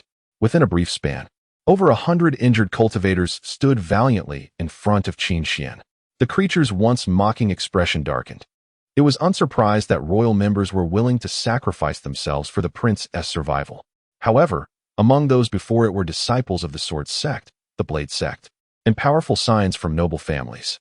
The willingness of these individuals to die for Qin Xian instilled a sense of threat within it, or rather, the holy demon dynasty behind it. In just over a month of interaction, these individuals were prepared to lay down their lives, showcasing the remarkable ability of Qin Xian to win hearts. Should such a person ascend to the throne of Daxia, it could potentially unify all sects, yielding consequences far more terrifying than the rise of an unparalleled genius. At this moment, he was resolutely determined to eliminate Qin Xian. Such a person must not be allowed to survive. The sound of fabric rustling resonated through the air. A small child, shorter than those surrounding him, emerged from the crowd. This individual was none other than the revived Qin Xian. The monster, perplexed, thought to itself, "Has it come to me willingly? I shall not flee. I stand here, ready to strike at my leisure." Qin Xian positioned himself defiantly before the monster, seeking death. The creature doubted that Qin Xian possessed anything capable of inflicting harm upon it. If he had the means, he would have used them by now. Thus, the moment Qin Xian stepped forward, the monster lunged into action. In a blur, it reached Qin Xian, its vicious claws aimed directly at his heart. "Your Highness." The crowd gasped in disbelief at Qin Xian's bewildering behavior. The monster anticipated some resistance. However, to its astonishment, Qin Xian remained motionless, awaiting the impending attack. With this realization, the monster ceased its contemplation, assuming Qin Xian had surrendered. Boom! Just as the creature drew near, a deafening crash reverberated through the air. The shockwave from the collision billowed Qin Xian's clothing dramatically. The onlookers soon witnessed the once ferocious monster being struck by an unseen force, creating a substantial crater in the ground, with the monster now trapped at the bottom. Black liquid seeped forth, transforming into demonic energy. "What just happened? Did you see that?" one exclaimed. "I saw nothing at all. Look, your Highness is unharmed." Cough, cough, cough. A smile crept across Qin Xian's lips, yet the movement exacerbated his injuries, causing him to spit blood once more. "Who dares?" The monster, buried beneath the rubble, flung aside the stones that had struck it and leapt from the pit, glaring furiously at its surroundings. It was only then that the crowd realized reinforcements had arrived. But why had they not noticed sooner? In the midst of their confusion, a furious roar echoed. "I shall take your life." As the words rang out, two figures rushed in from the distance. The foundational monsters encircling them barely had time to react before being sent flying through the air. Qin Bei had arrived. Moreover, he had attained a breakthrough. Upon advancing to the Qi refinement stage, he had instantly reached its pinnacle. Both his speed and strength had multiplied significantly. Immediately after his breakthrough, he charged towards the fray. Fortunately, his increased velocity had averted potential disaster. "Everyone retreat," Qin Bei commanded, dismissing the monsters without further ado. He would single-handedly take charge of this battlefield, be it beasts or demons. "Brother?" Qin Xian was somewhat taken aback. He had sensed the approach of a royal presence long ago, thus he knew assistance from the royal family had finally arrived. Little did she expect that the rescuer would be none other than her own elder brother, who had remarkably grown stronger. Ji Zhuiyue approached Qin Xian and retrieved a pill from her cosmos pouch, placing it into his mouth. "Focus on your recovery." The sudden appearance of this enchanting figure took Qin Xian by surprise. It seemed that during the month of his absence, significant events had transpired within the royal family. "This is fortuitous. I can eliminate them all at once." The demonic creature immediately recognized Qin Bei and was informed of his previous defeat of two of its golden core companions at the entrance. However, at that time, its allies had been suppressed by the demon suppression tower and could not unleash their full potential. Now, with the tower no longer in play, Qin Bei was no longer its match. "Do not interfere. I seek vengeance for my companions." The demonic creature directed its gaze towards the observing Tian Xian turtle. "Roar." The Tian Xian turtle responded, indicating its willingness to merely spectate. As long as the demon could annihilate everyone present, it mattered not whether it intervened. "Come, allow me to show you what a true golden core realm is like." The demon made the unwise decision to engage in a one-on-one confrontation. Chapter 46. The nonchalant confrontation with the golden core realm demon. Who is this person? It appears they have yet to establish their foundation, yet they exhibit such remarkable strength. How can they engage in a direct confrontation with a golden core realm entity? The Prince Qin Xian calls him brother, so he must indeed be of royal blood. However, I have not heard of any prodigious talents emerging from the royal family recently. The emergence of Qin Bei has left everyone perplexed. It is evident to all that he is a practitioner of the Qi refinement stage.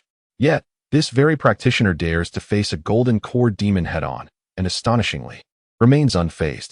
This is utterly absurd. They have witnessed practitioners overcoming levels before, and many among them possess the capability to contend against certain rogue cultivators. However, they achieve such feats through superior martial skills and cultivation techniques, typically only managing to surpass 1 or 2 levels, such as a foundation establishment 3rd layer against a 5th layer. No one has ever managed to confront a golden core entity while still in the foundation establishment stage.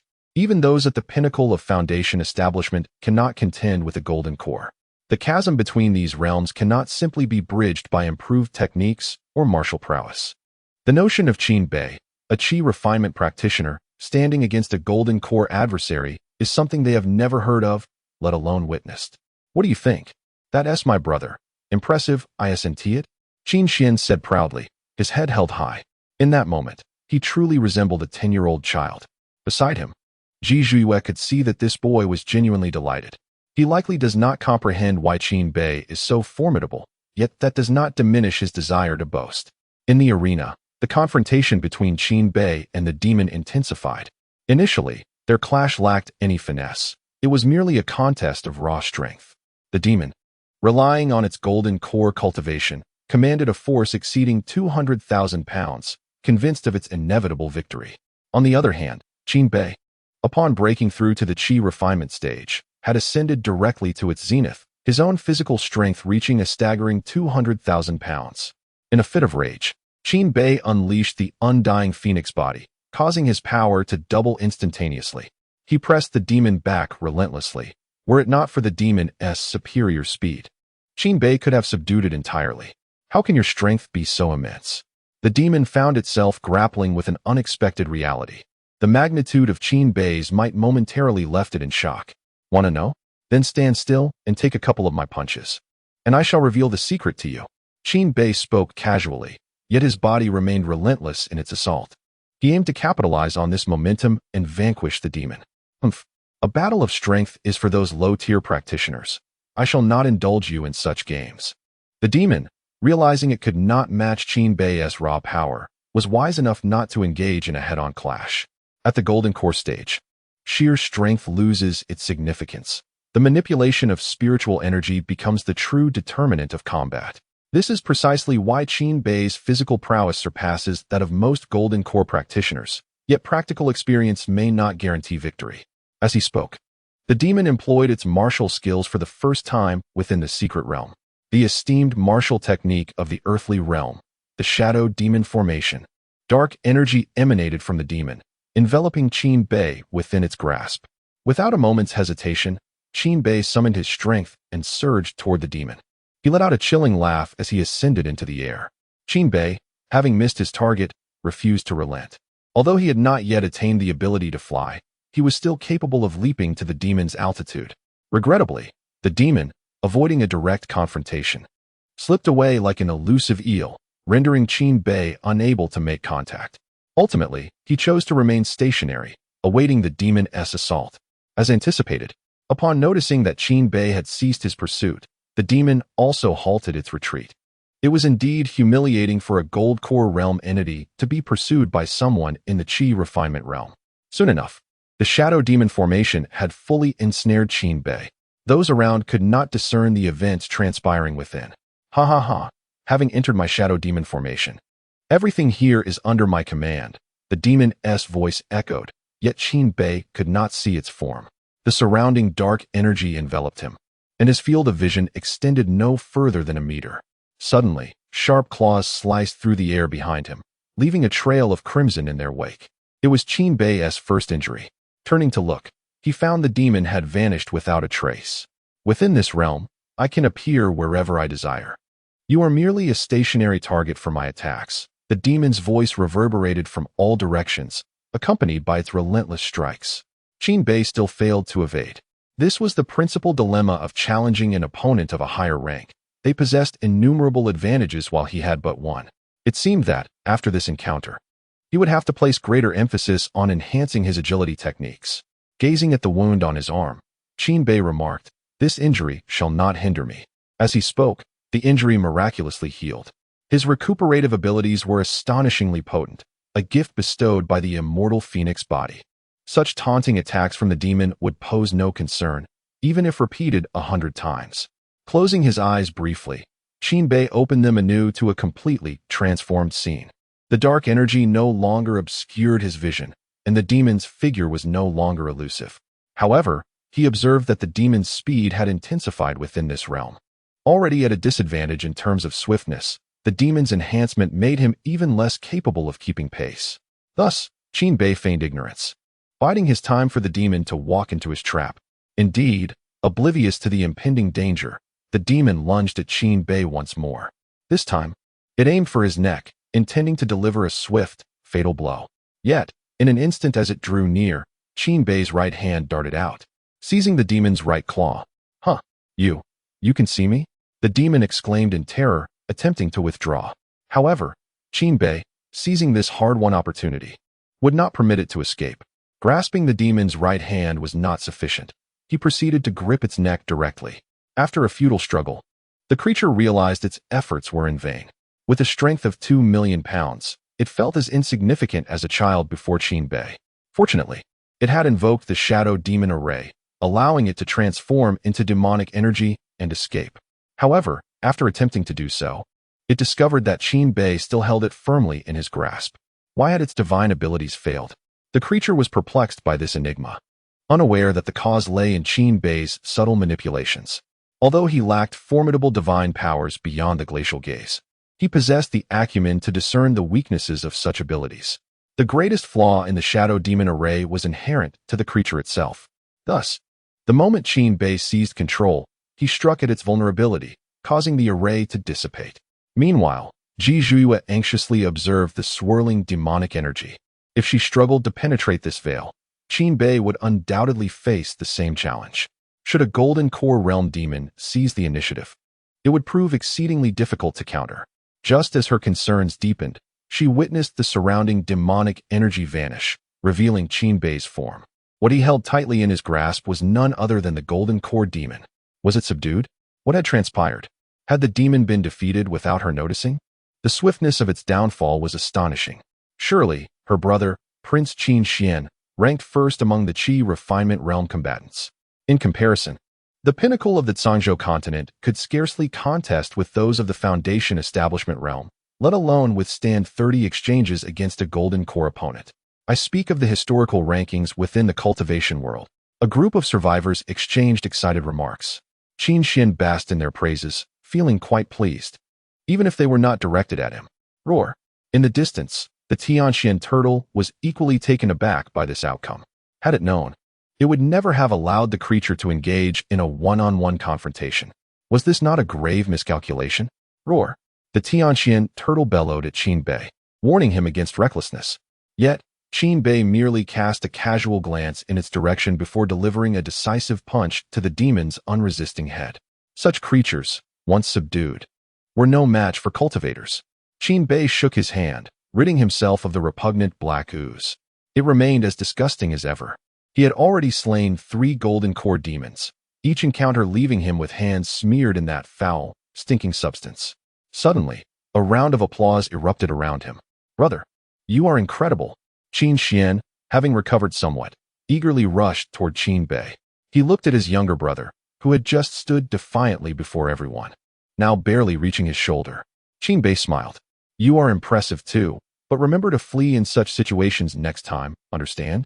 Had I arrived a minute later, can you fathom the consequences?" His tone carried an admonishing note. "With you being so formidable, I will fear nothing in the face of such events in the future." Qin Xian raised his head and innocently remarked, "Qin Bei, hey, are you all pretending I don't exist?" At last, the heavenly mystic tortoise, infuriated, spoke in human language. Chapter 47 must read. The Empress transforms into a weapon, and Qin Bei routs all foes. The previously exuberant crowd turned their attention toward the Tianxian turtle. It dawned on them that while the leader among the demonic creatures had been vanquished, the greatest threat lay with this formidable Tianxian turtle. Qin Bei surveyed the current situation. Nearly 100 cultivators remained alive, while their adversaries, the demonic beasts, were significantly diminished. Indeed, during the earlier skirmishes, this group of foundational-level geniuses had managed to maintain an advantage against overwhelming odds.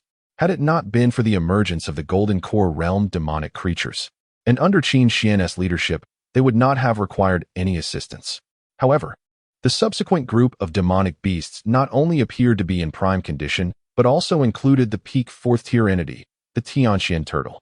In an instant, the spirits of the previously elated crowd plummeted once more. What is there to fear?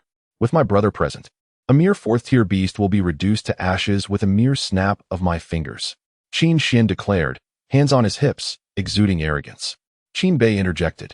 You certainly did not hear me utter such words. Indeed, with Prince Qin Xian here, what do we have to dread? As long as we manage to hold off the other beasts and prevent them from overwhelming us, we shall prevail. The fervor in Qin Xian's words invigorated the young warriors. Although Qin Bei wished to express that they were placing too much faith in him, he refrained from dampening their enthusiasm at such a critical moment. He knew that confronting the Tianxian turtle was something he must undertake alone. They could not rely on the beast sovereign of the Beastmaster sect, who was lurking in the shadows.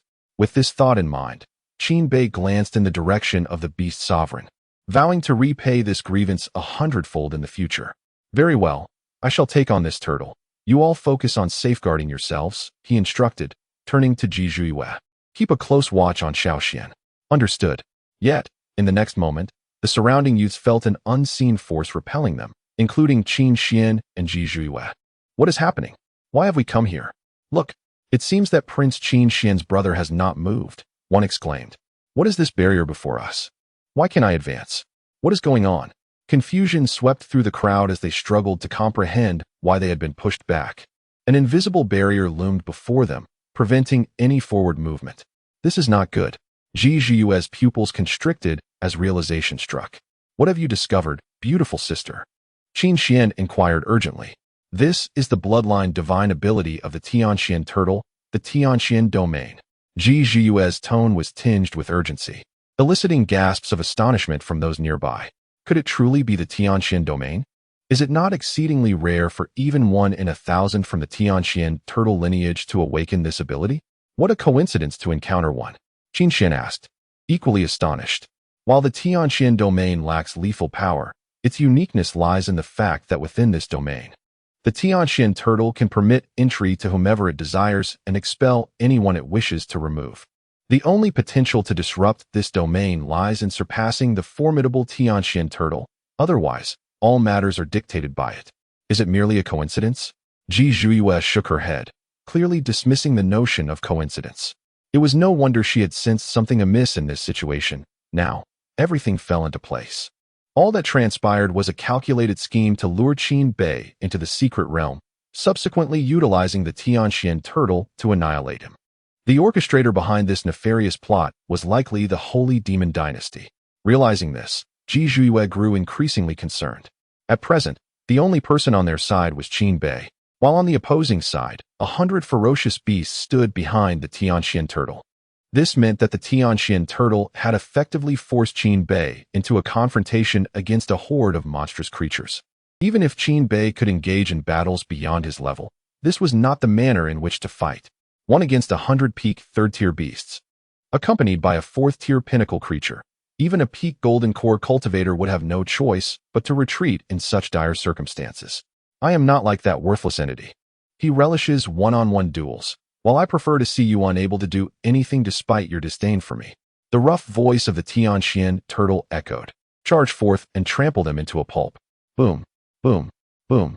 At the command of the Tianxian turtle, a frenzy of beasts surged toward Qin Bei. He had already discerned the issues within the Tianxian domain. However, he found himself powerless against it, as this domain skill neither attacked him nor concealed his form like the shadow demon array. It was merely a simple barrier, albeit one that was not particularly friendly towards him. Its only weakness lay in the Tianxian turtle within the barrier, but such a weakness hardly counted as one. Be careful. The onlookers outside anxiously watched Qin Bei. Then, they witnessed an astonishing scene. Qin Bei seized the horn of the foremost beast and propelled it backward. The leading beast thus became Qin Bei's monstrous shield. Roar, roar, roar. A chorus of enraged roars erupted from the beasts. They deemed Qin Bei utterly shameless for not confronting them directly. Boom. With a single punch, the brain matter of one beast was obliterated, killing it instantly. Gulp.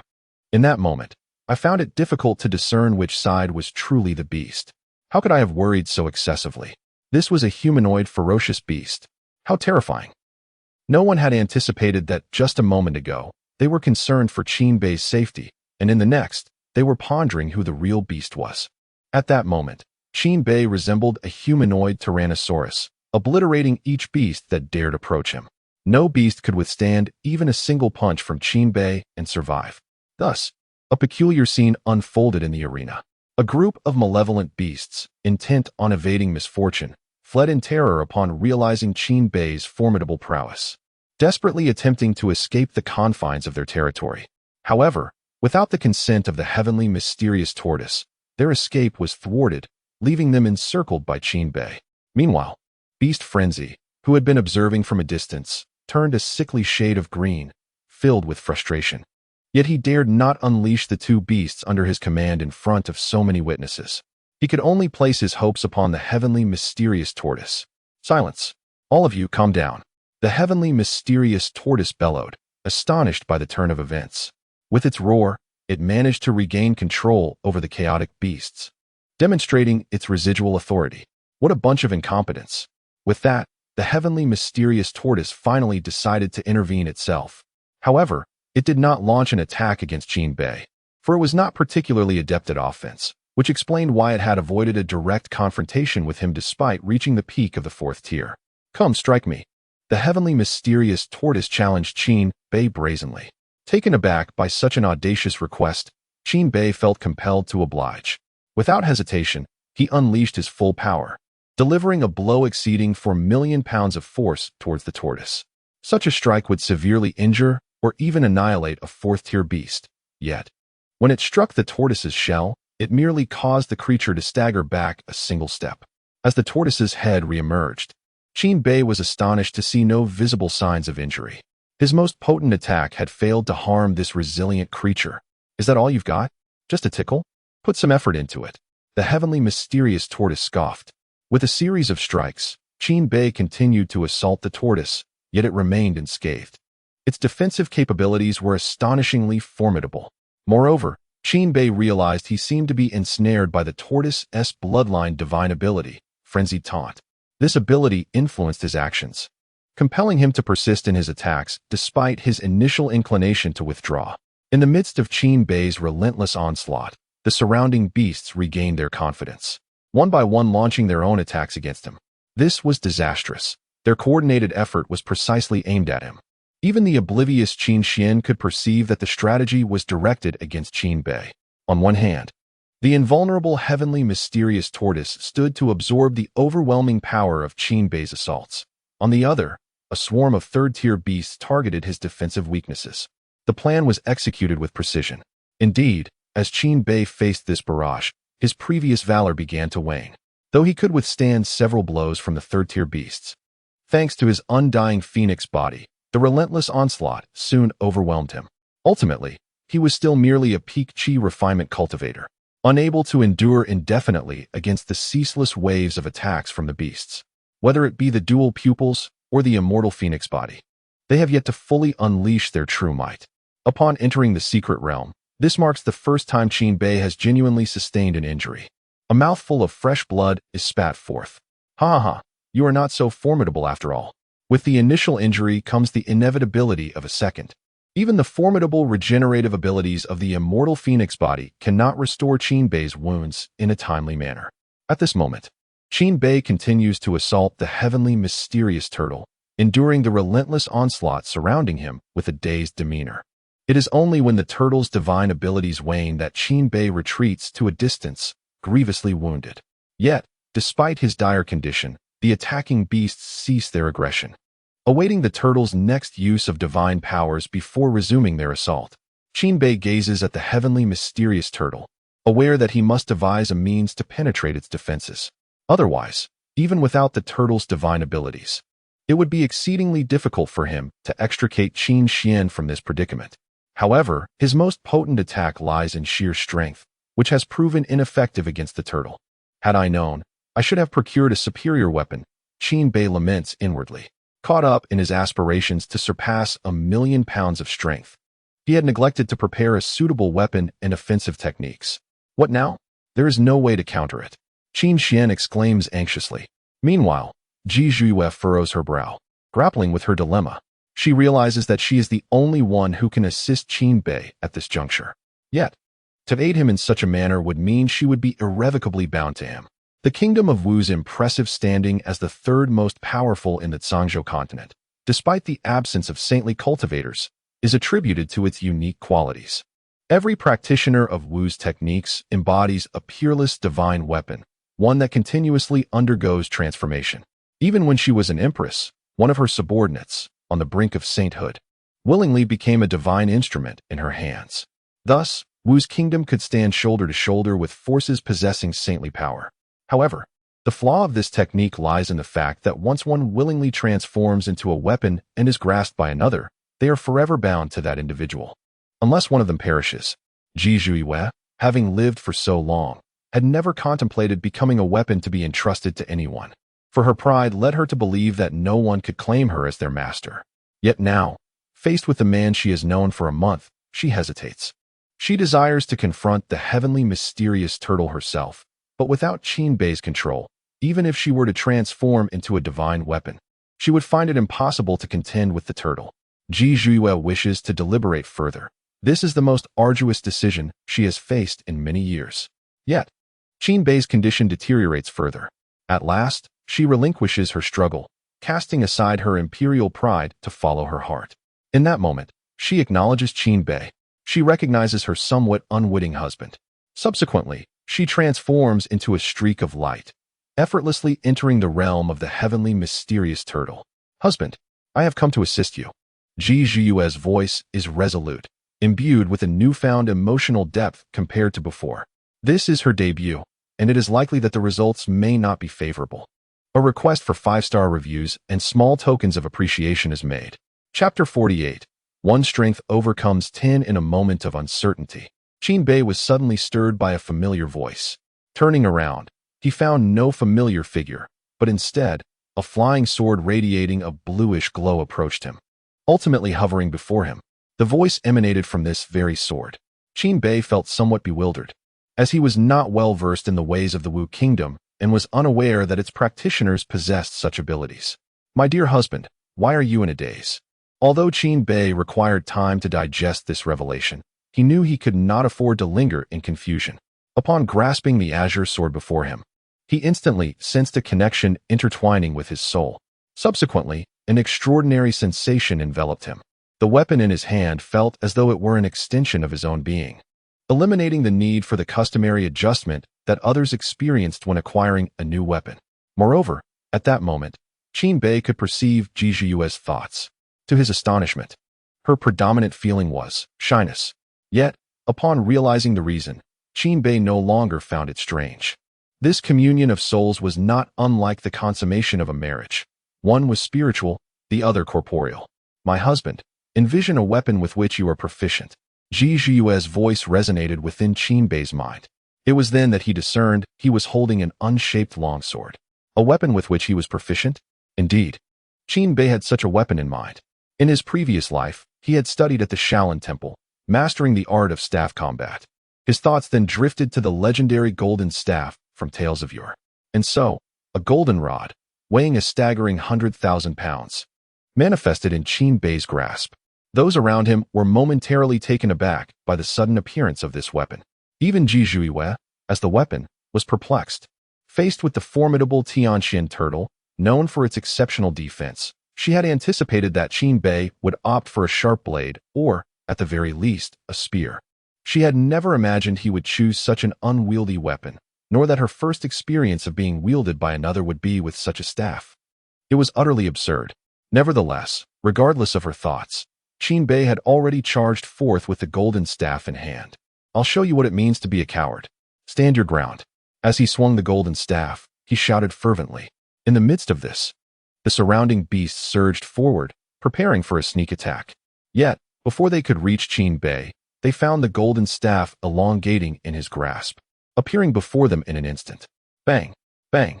Bang! The sounds of impact echoed consecutively. None who dared to approach were spared. All were sent flying by Qin Bei's strike. Upon hitting the ground, not a single beast could rise again. Even the pinnacle third-tier beasts were unable to withstand a single blow from Qin Bei. What kind of staff technique is this? I've never seen anything like it. Are you certain it's a technique? It feels more like a chaotic flailing to me. Pure strength overcoming the odds.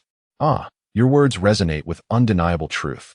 The once composed Tianxian turtle, standing steadfast, instinctively withdrew its head upon being confronted by Qin Bei's assault.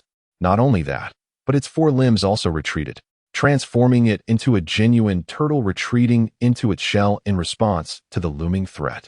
Bang! The impact of this attack was markedly different from the previous ones. Even when Qin Bei exerted his utmost strength before, he was unable to budge the Tianxian turtle. Yet this time, it was as if the creature had become a spinning top, sent flying by Qin Bei's strike. What a marvelous weapon! Observing this spectacle, Qin Bei could not help but exclaim regarding the golden rod in his grasp. This blow had augmented his strength by at least 50%, amounting to a staggering 6 million pounds. Such terrifying power could obliterate a mountain in an instant, a feat perhaps even beyond the capabilities of earthly-grade weapons.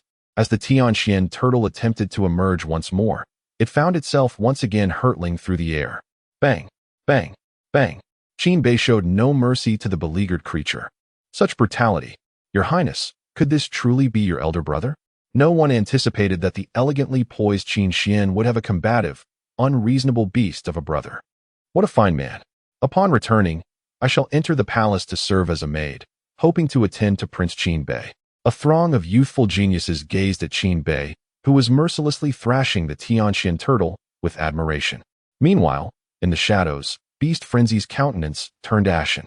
He understood that the defeat of the Tianxian turtle was merely a matter of time, yet he could only watch as Qin Bei displayed his might, garnering attention among the numerous disciples of various sections. Let us proceed. Beast Frenzy commanded his companions. Young master, are we going to assist the Tianxian turtle? One of his subordinates inquired. What? Do you wish to confront Qin Bei directly? We certainly cannot, but you, young master, can. Foolish. Do you think two initial stage 4th-tier beasts can triumph over the peak 4th-tier monster that is the Tianxian turtle? Beast Frenzy retorted in anger. Though arrogant, he was not delusional. Unlike Beast Ming, who was devoid of reason. Nonetheless, this encounter was not without merit. The maid destined to marry Qin Bei was evidently no ordinary individual. She was likely stronger than Mu Zhaoxue. Inform the Holy Demon Dynasty of this news. My beast-taming sect will also have made a contribution. Although Beast Frenzy was unaware of Ji Zhiyue's true identity, he was certain that it was significant. The alliance between the Kingdom of Wu and the Daxia dynasty must harbor grander schemes. Communicating this to the Holy Demon Dynasty might yield greater merit than eliminating Qin Bei himself. Let us go. Leading the way, Beast Frenzy approached Qin Xian and his entourage, feigning to protect them. However, the arrival of Beast Frenzy garnered little attention. Everyone was solely focused on witnessing Qin Bei's prowess, uninterested in the tardy interloper. I shall shatter your shell. With a thunderous roar, Qin Bei summoned every ounce of his strength to deliver a final strike. The resounding explosion took him by surprise. The Tianxian tortoise remained grounded. This blow had shattered its protective shell, leaving the creature defenseless and resulting in its swift demise, dissolving into a mist of blood without a trace of resistance. Qin Bei's assault had utterly obliterated the Tianxian tortoise, sending flesh and gore scattering in all directions. The ethereal domain conjured by the Tianxian ghost came to an abrupt end at that moment. A flash of light signified the disappearance of the golden staff from Qin Bei's grasp. In its place, his right hand now held the delicate left hand of Ji Zhiyue. Their eyes met, and in that instant, words were unnecessary. Impressive. The onlookers erupted in cheers, acknowledging the prowess of the northern prince. Beast Frenzy approached Qin Bei with a grin, remarking, "Your timing is impeccable." Qin Bei merely offered a nonchalant response, choosing to disregard Beast Frenzy further. The latter could certainly discern the sarcasm in Qin Bei's tone, yet he could only swallow his pride in silence. Chapter 49. building the foundation with one's own body, brother. You are truly remarkable, Qin Xian exclaimed with excitement. Well, the matters here have been resolved. You should lead them out of the secret realm, Qin Bei said, affectionately ruffling Qin Xian's hair. But what about you, brother? After coming all this way, my sister-in-law and I certainly intend to complete our foundation before leaving. Qin Bei did not conceal his intentions. Having reached the pinnacle of qi cultivation, he was determined to solidify his foundation before exiting this secret realm. Sister-in-law? So you are married. Why was I unaware of your marriage, brother? Qin Xian gazed at Ji Zhuiyue in astonishment. Such matters will be revealed to you once you exit the secret realm. Qin Bei then said, Those from the Beastmaster sect. Please take everyone away first. I will catch up shortly. Qin Xian turned to Beast Madness, speaking with a tone that belied his youthful appearance, exuding the authority of a leader. Understood, Your Highness. Though Beast Madness felt somewhat disgruntled, he complied nonetheless. Once everyone had departed, Qin Xian retrieved an object from his universe pouch and handed it to Qin Bei. Brother, take this. Observing the palm-sized flying sword that Qin Xian presented, Qin Bei looked puzzled. What is this? If you carry it, it will guide you to a canyon where there exists the essence of the heavenly Tao, enabling you to complete your foundational cultivation. I have also set up a sword formation at the periphery. This is the key.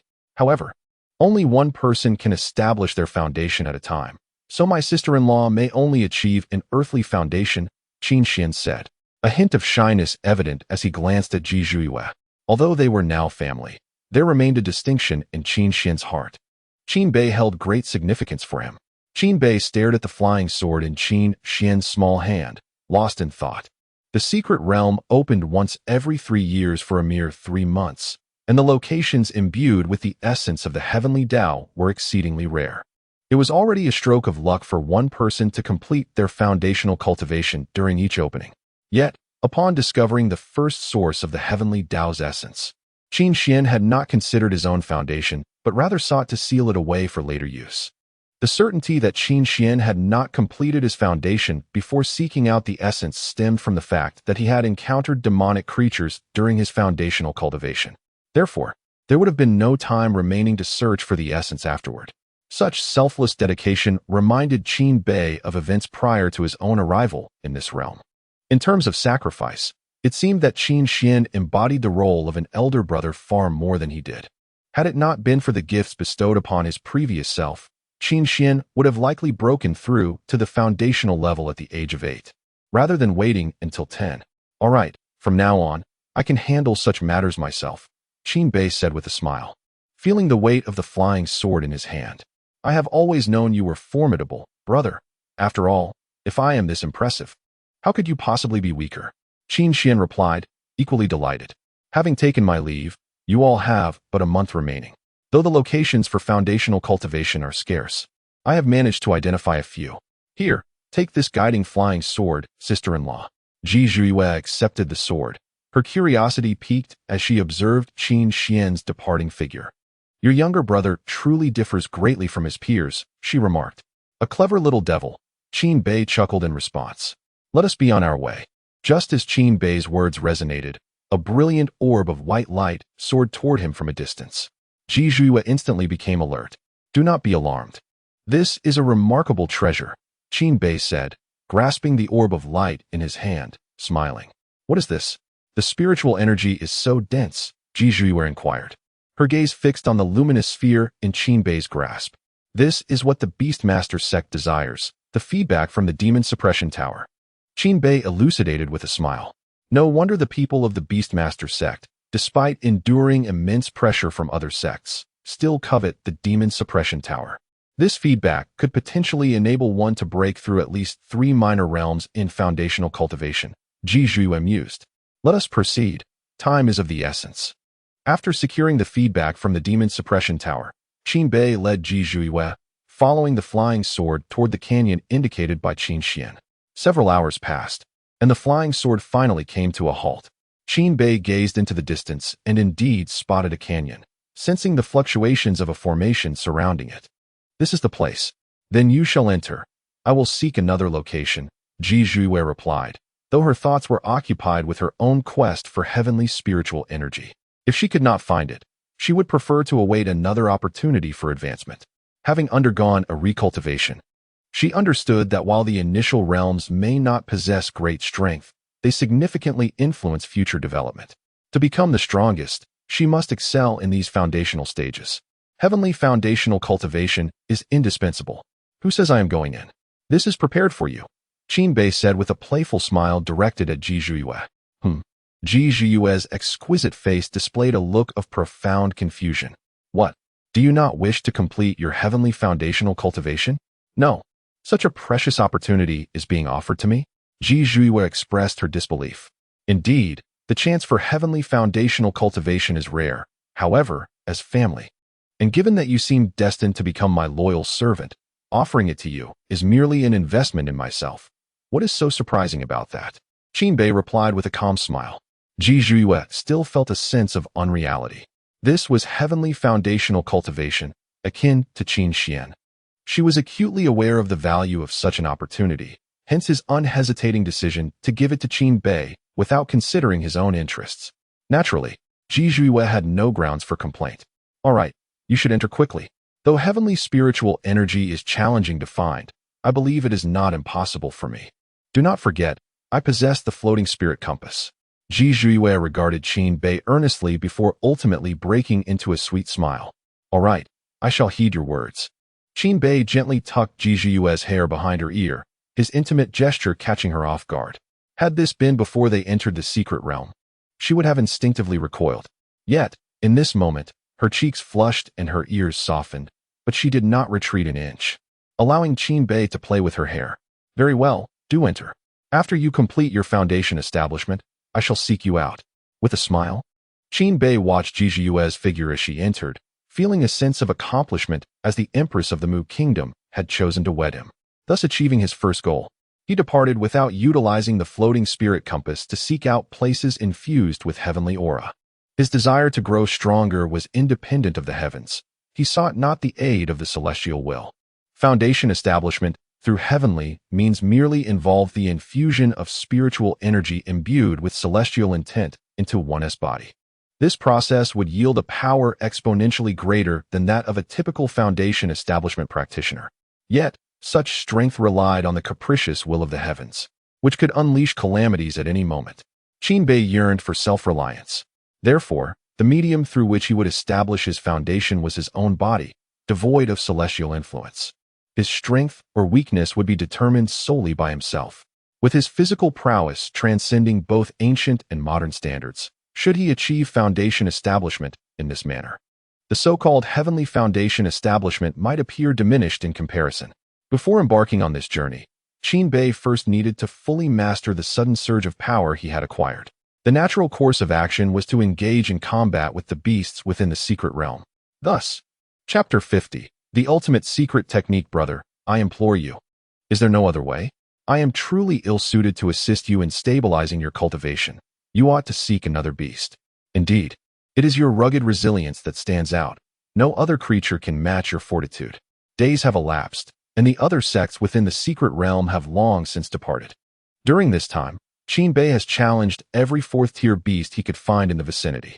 Now, before him, a mid-tier armored beast flees, its defenses astonishingly robust, capable of burrowing into the earth to escape. Yet, each time it vanishes underground, Qin Bei invariably tracks it down. Now, the beast has grown weary of its subterranean escapes, opting instead to run while attempting to reason with the relentless Qin Bei pursuing it. This is utterly absurd. Is this truly a human and not a divine beast? The armored beast, witnessing Qin Bei appear once more before it, grumbled. Over the past few days, it had clashed with Qin Bei multiple times. Initially, it had the upper hand. However, as the days progressed, not only was it unable to maintain dominance, but it also found itself battered and bruised. The most infuriating aspect was that after sustaining injuries, it expected Qin Bei to cease his pursuit or even take its life. Yet instead, Qin Bei would offer it healing elixirs, only to unleash another onslaught once it had recovered. This cycle continued, with Qin Bei relentlessly tormenting the poor creature. I must inform you, I have resided here for centuries. Ever since I ascended to the 4th tier, I have never endured such indignities. If you persist in your pursuit, I shall be compelled to unleash my ultimate technique. Should you be harmed, Do not blame me for failing to warn you. The armored beast stood upright, its short arms propped on its hips, gazing haughtily at Qin Bei. It intended to intimidate him with the notion of possessing a secret technique, hoping he would relent and cease his relentless chase. However, upon locking eyes with Qin Bei, it was taken aback. Rather than fleeing or displaying fear, Qin Bei's gaze was alight with excitement. What? Do you gaze at me with such fervor? Surely, you do not covet my treasures? The armored beast glanced down at itself, pondering if this human had taken a liking to it.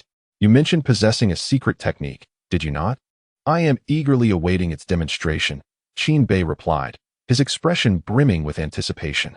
The armored beast was bewildered. You know I have a secret technique. Yet you appear so exhilarated. Is this reasonable? You have forced my hand. I had no intention of using it. Enough with the banter. I can hardly contain my excitement. Very well. Behold, the ultimate secret technique. With fervor, the armored beast waved its short arms in circles before it. Qin Bei watched intently. For a fourth-tier beast was sure to possess formidable skills, perhaps even a remarkable bloodline ability. However, what ensued was unexpected. Father, come. Qin Bei, what did I just hear? Father? Come? As Qin Bei pondered, the very ground beneath him began to tremble. Suddenly, a beast resembling an armored creature materialized before him, albeit significantly larger and evidently more formidable. Father, it is this brat who has pursued me relentlessly for 5 days, the armored beast declared, pointing an accusatory finger at Qin Bei. I warned you to leave, yet you insisted on staying. Now, I shall make you experience all that I have endured over these past 5 days. Qin Bei, taken aback by the appearance of 2 armored beasts, found himself at a loss for words. It was one thing to encounter a smaller version outside, but to face such a peculiar situation within this confined realm was quite unexpected. Well then, I must admit you have a point. Perhaps it is time for me to seek a different opponent. Battling you repeatedly has lost its charm. Farewell. With that, Qin Bei turned to flee. He felt confident in facing a mid-tier 4th-grade beast alone, but the addition of a peak 4th-grade beast would undoubtedly lead to his own downfall. Don't run. The smaller armored beast, seeing Qin Bei's retreat, became frantic. Meanwhile, in the outside world, news of Prince Bei's solo entry into the secret realm to rescue numerous talented disciples spread rapidly throughout the capital of the Great Xia. Many sects rushed to the prince's residence to express their gratitude. Although Qin Bei was absent, the elderly steward had been inundated with gifts, leaving his hands sore and causing envy among the other princes and nobles. However, their envy dissipated upon learning of the events that transpired within the secret realm. A practitioner at the Qi refinement stage had slain a peak 4th-grade beast. This revelation astonished not only the common folk, but even the royal family, who found it hard to believe. Such an achievement was beyond their wildest imaginations. The notion that someone at the Qi refinement stage could triumph over a peak 4th-grade beast was unfathomable. Could the cultivation world truly accommodate such an extraordinary individual? As anticipated, Langya Pavilions swiftly updated their rankings, prominently featuring Prince Bei Qin Bei at the pinnacle of the Qi refinement battle power list. Meanwhile, within the borders of the Wu nation, in a secluded meditation chamber, a woman clad in imperial robes sat in serene contemplation. Her exquisite visage was unforgettable at first glance. This was the doppelganger of Ji Zhuiyue, possessing the same enchanting features, yet merely a puppet. Outside her meditation space, a group of officials from the Wu nation had gathered, intent on uncovering the mystery behind the sudden disappearance of Ji Zhuiyue's vermilion mark. This vermilion mark, akin to a palace guard's mark, was unique to the Wu nation and served as a means to detect whether a cultivator had transformed into a weapon and intertwined their soul with another. The royal family's vermilion marks were meticulously guarded.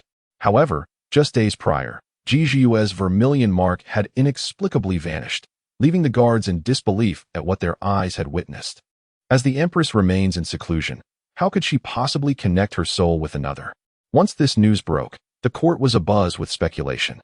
The Empress's choice of a kindred spirit is undoubtedly a matter of paramount importance for the Kingdom of Wu, for it not only pertains to the Empress herself, but also to every individual within the realm.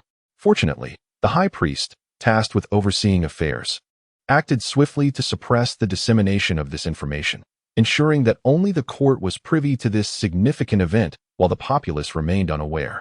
High Priest, have you inquired thoroughly? What exactly has caused Her Majesty's crimson hue to vanish? Indeed, why had we received no prior notice regarding such a momentous issue? All the officials anxiously awaited the High Priest's response. Fear not, for Her Majesty has not selected a kindred spirit. The disappearance of the crimson hue is merely due to an oversight and supervision, the High Priest proclaimed. She is not only the High Priest of Wu but also a kindred spirit of Ji Zhuiyue, which is why Ji Zhuiyue entrusted her with power. An oversight and supervision? Since when has our kingdom of Wu ever encountered such a blunder? I would very much like to meet this supervising individual. It is utterly unacceptable for such a critical matter to be mishandled. 1,000 deaths would be too lenient. Just as the High Priest concluded her explanation, a young man strode forward from the back of the crowd, questioning with audacious fervor. Chapter 51: The Turmoil of Wu State upon the arrival of the visitor. The officials instinctively parted ways, for the individual before them was none other than the Prince of Wu State, the elder brother of the Empress. None dared to offend him. The martial prince, despite the High Priest currently wielding power, still addressed him with utmost respect. It was understandable, although the martial prince was deemed ineffectual.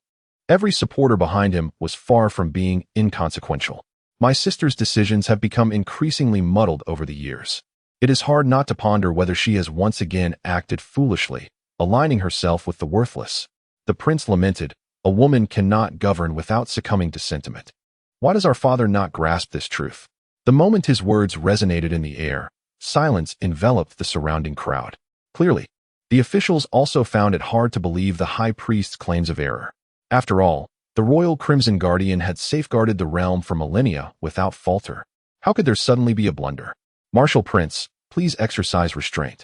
You must recognize your current status. The Emperor's merits and faults cannot be simply judged by your words. The High Priest interjected, her brow furrowed. Although she feigned anger, her true intent was to divert their attention away from the matter of the Crimson Guardian.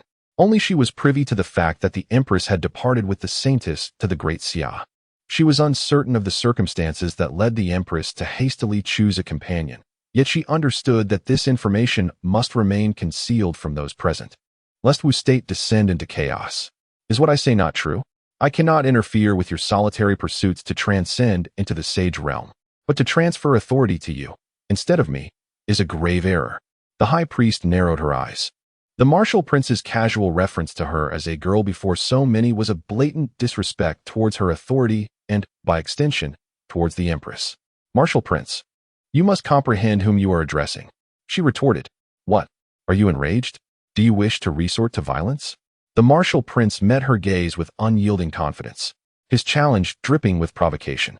The High Priest, possessing the cultivation of a quasi-sage, was no match for him, yet he stood with the backing of Wu State's mightiest.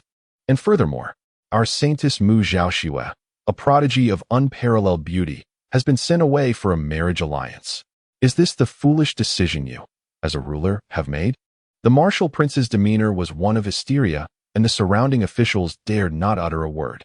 It was well known that despite being over 1,000 years old, the martial prince remained infatuated with beauty. The moment Mu Zhaoxue ascended the beauty rankings, he had already set his sights upon her. Additionally, she was of Wu State lineage. Thus, even without receiving any affirmation, he had already deemed her his possession. When the High Priest announced Mu Zhaoxue's betrothal, the most vociferous opponent was none other than the martial prince himself. I have previously elucidated that this is His Majesty's directive prior to his seclusion, and I am merely executing it. Although the High Priest felt an inner fury, he managed to suppress his disdain and continued conversing with the Prince of Wu. My sister's intention is for Mu Zhaoxue to be betrothed to Prince Qin Shun of the Great Xia royal family, and if this union does not materialize, she should return. Yet, you have allowed the Saintess to wed an inconspicuous individual. The Prince of Wu's ire intensified as he spoke. He had already gathered intelligence that Prince Qin Shun of the Great Xia was nothing more than a cultivation fanatic, entirely disinterested in an alliance. Initially, he believed that the marriage proposal would fail. However, he never anticipated the emergence of Qin Bei, akin to a fortuitous savior, who not only wed the Saintess, but also did not spare her maidservants.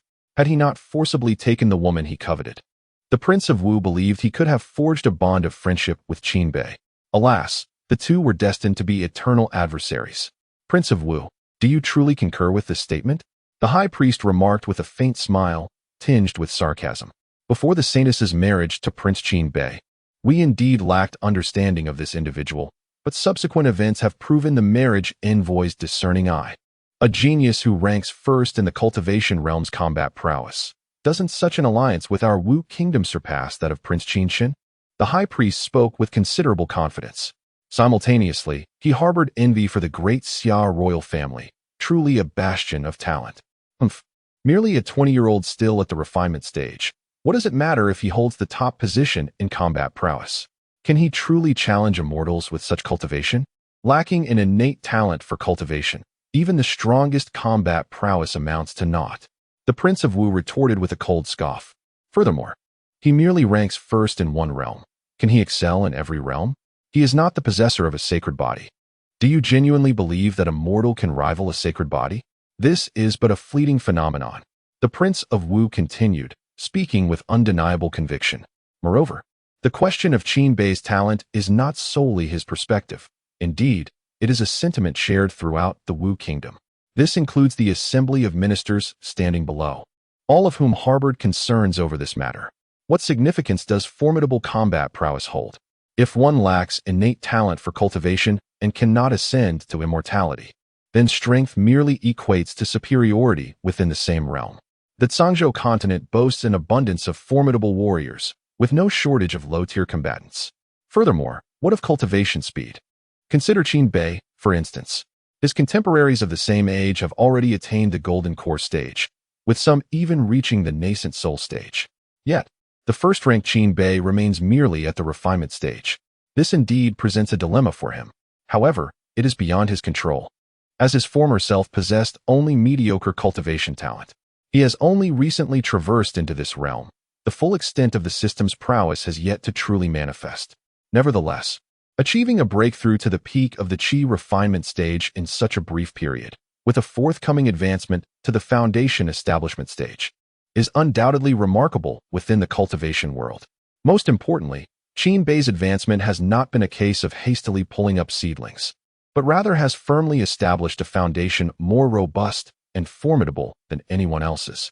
Within the entire realm of cultivation, few can achieve rapid progress without undermining their foundational strength. Observing the assembly of ministers gazing in his direction, the high priest comprehended that these individuals concurred with the words of the martial prince, all believing that the alliance with the great Xia was not approached with sufficient caution. However, she could not evade this issue, for the truths articulated by the martial prince were indisputable. Coincidentally, news from the Langya pavilion has surfaced. Today there will be significant changes in both the combat ranking and the genius list within the Qi refining realm. Let us see if the talent you speak of can secure a place on the genius list. Should it fail to do so, the folly of this decision would be all too evident. Henceforth, it is hoped that the high priest will consult with the cabinet before announcing crucial decisions, rather than assuming unilateral authority over every matter. At this moment, the martial prince finally revealed his true intentions. His aim was to diminish the high priest's power during Ji Zhiyue's seclusion, even to the extent of rendering the high priest ineffective. This was merely the first step, sowing seeds of doubt among the ministers regarding one another's decision-making capabilities. The court is a game of wits.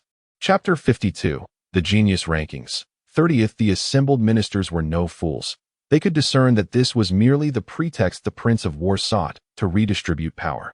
After all, half of the cabinet supported him. Yet, while they acknowledged this reality, the ministers present were inclined to see such events unfold.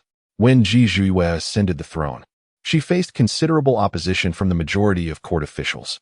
However, her iron-fisted methods had eradicated many dissenters, leaving only those whom she wished to eliminate but dared not touch. Now, if the Prince of War could seize control during Ji Zhiyue's seclusion, they would welcome it. How could the high priest fail to perceive the thoughts of these individuals? She lamented that although the Empress had entrusted her with power, she found herself constantly constrained by checks and balances, unable to take decisive action against these ministers, let alone the audacious Prince of War. If what the prince claims is true, that the Northern Prince cannot even enter the genius rankings, then indeed, this marriage alliance decision is fraught with issues. However, if the Northern Prince possesses both remarkable combat prowess and extraordinary talent, I hope the Prince of War will diligently carry out His Majesty's directive regarding the establishment of a teleportation array at the borders of Daxia. I urge you to expedite this matter. The High Priest spoke, her expression somewhat grim. As a dignified authority figure, her commands had gone unheeded. To enforce them, she had to resort to a wager, a blatant humiliation. In Daxia, if the Emperor's orders were defied, the offender would find their corpse by dawn. Unfortunately, the foundation of the Kingdom of Wu was shallow, and its rulers lacked the strength and resolve of the Xia Emperor. Ha ha ha indeed. The teleportation array has been under construction. However, our Kingdom of Wu does not possess the capability to match Daxia's swiftness.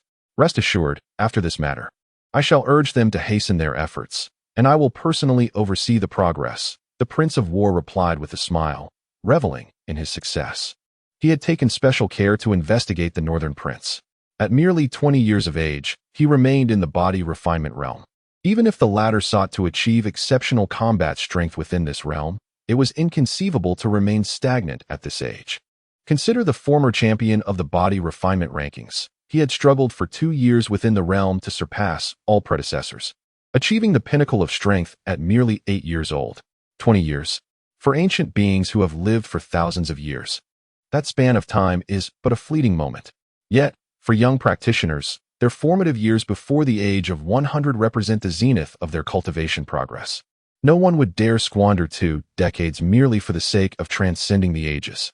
Even a reincarnated sage could not exhibit such audacity. Thus, in the eyes of the Prince of War, the Northern Prince was merely a fortunate individual who had gained some opportunities, achieving remarkable strength in the body refinement realm, which led to his fame. As for his cultivation talent, he remained an unremarkable figure. This is evident from the fact that the Northern Prince, despite having gained fame for over a month, has yet to break through to the Qi refinement stage. Although he has ascended to the pinnacle of the ancient and modern body refinement realm, his stagnation indicates a deeper issue.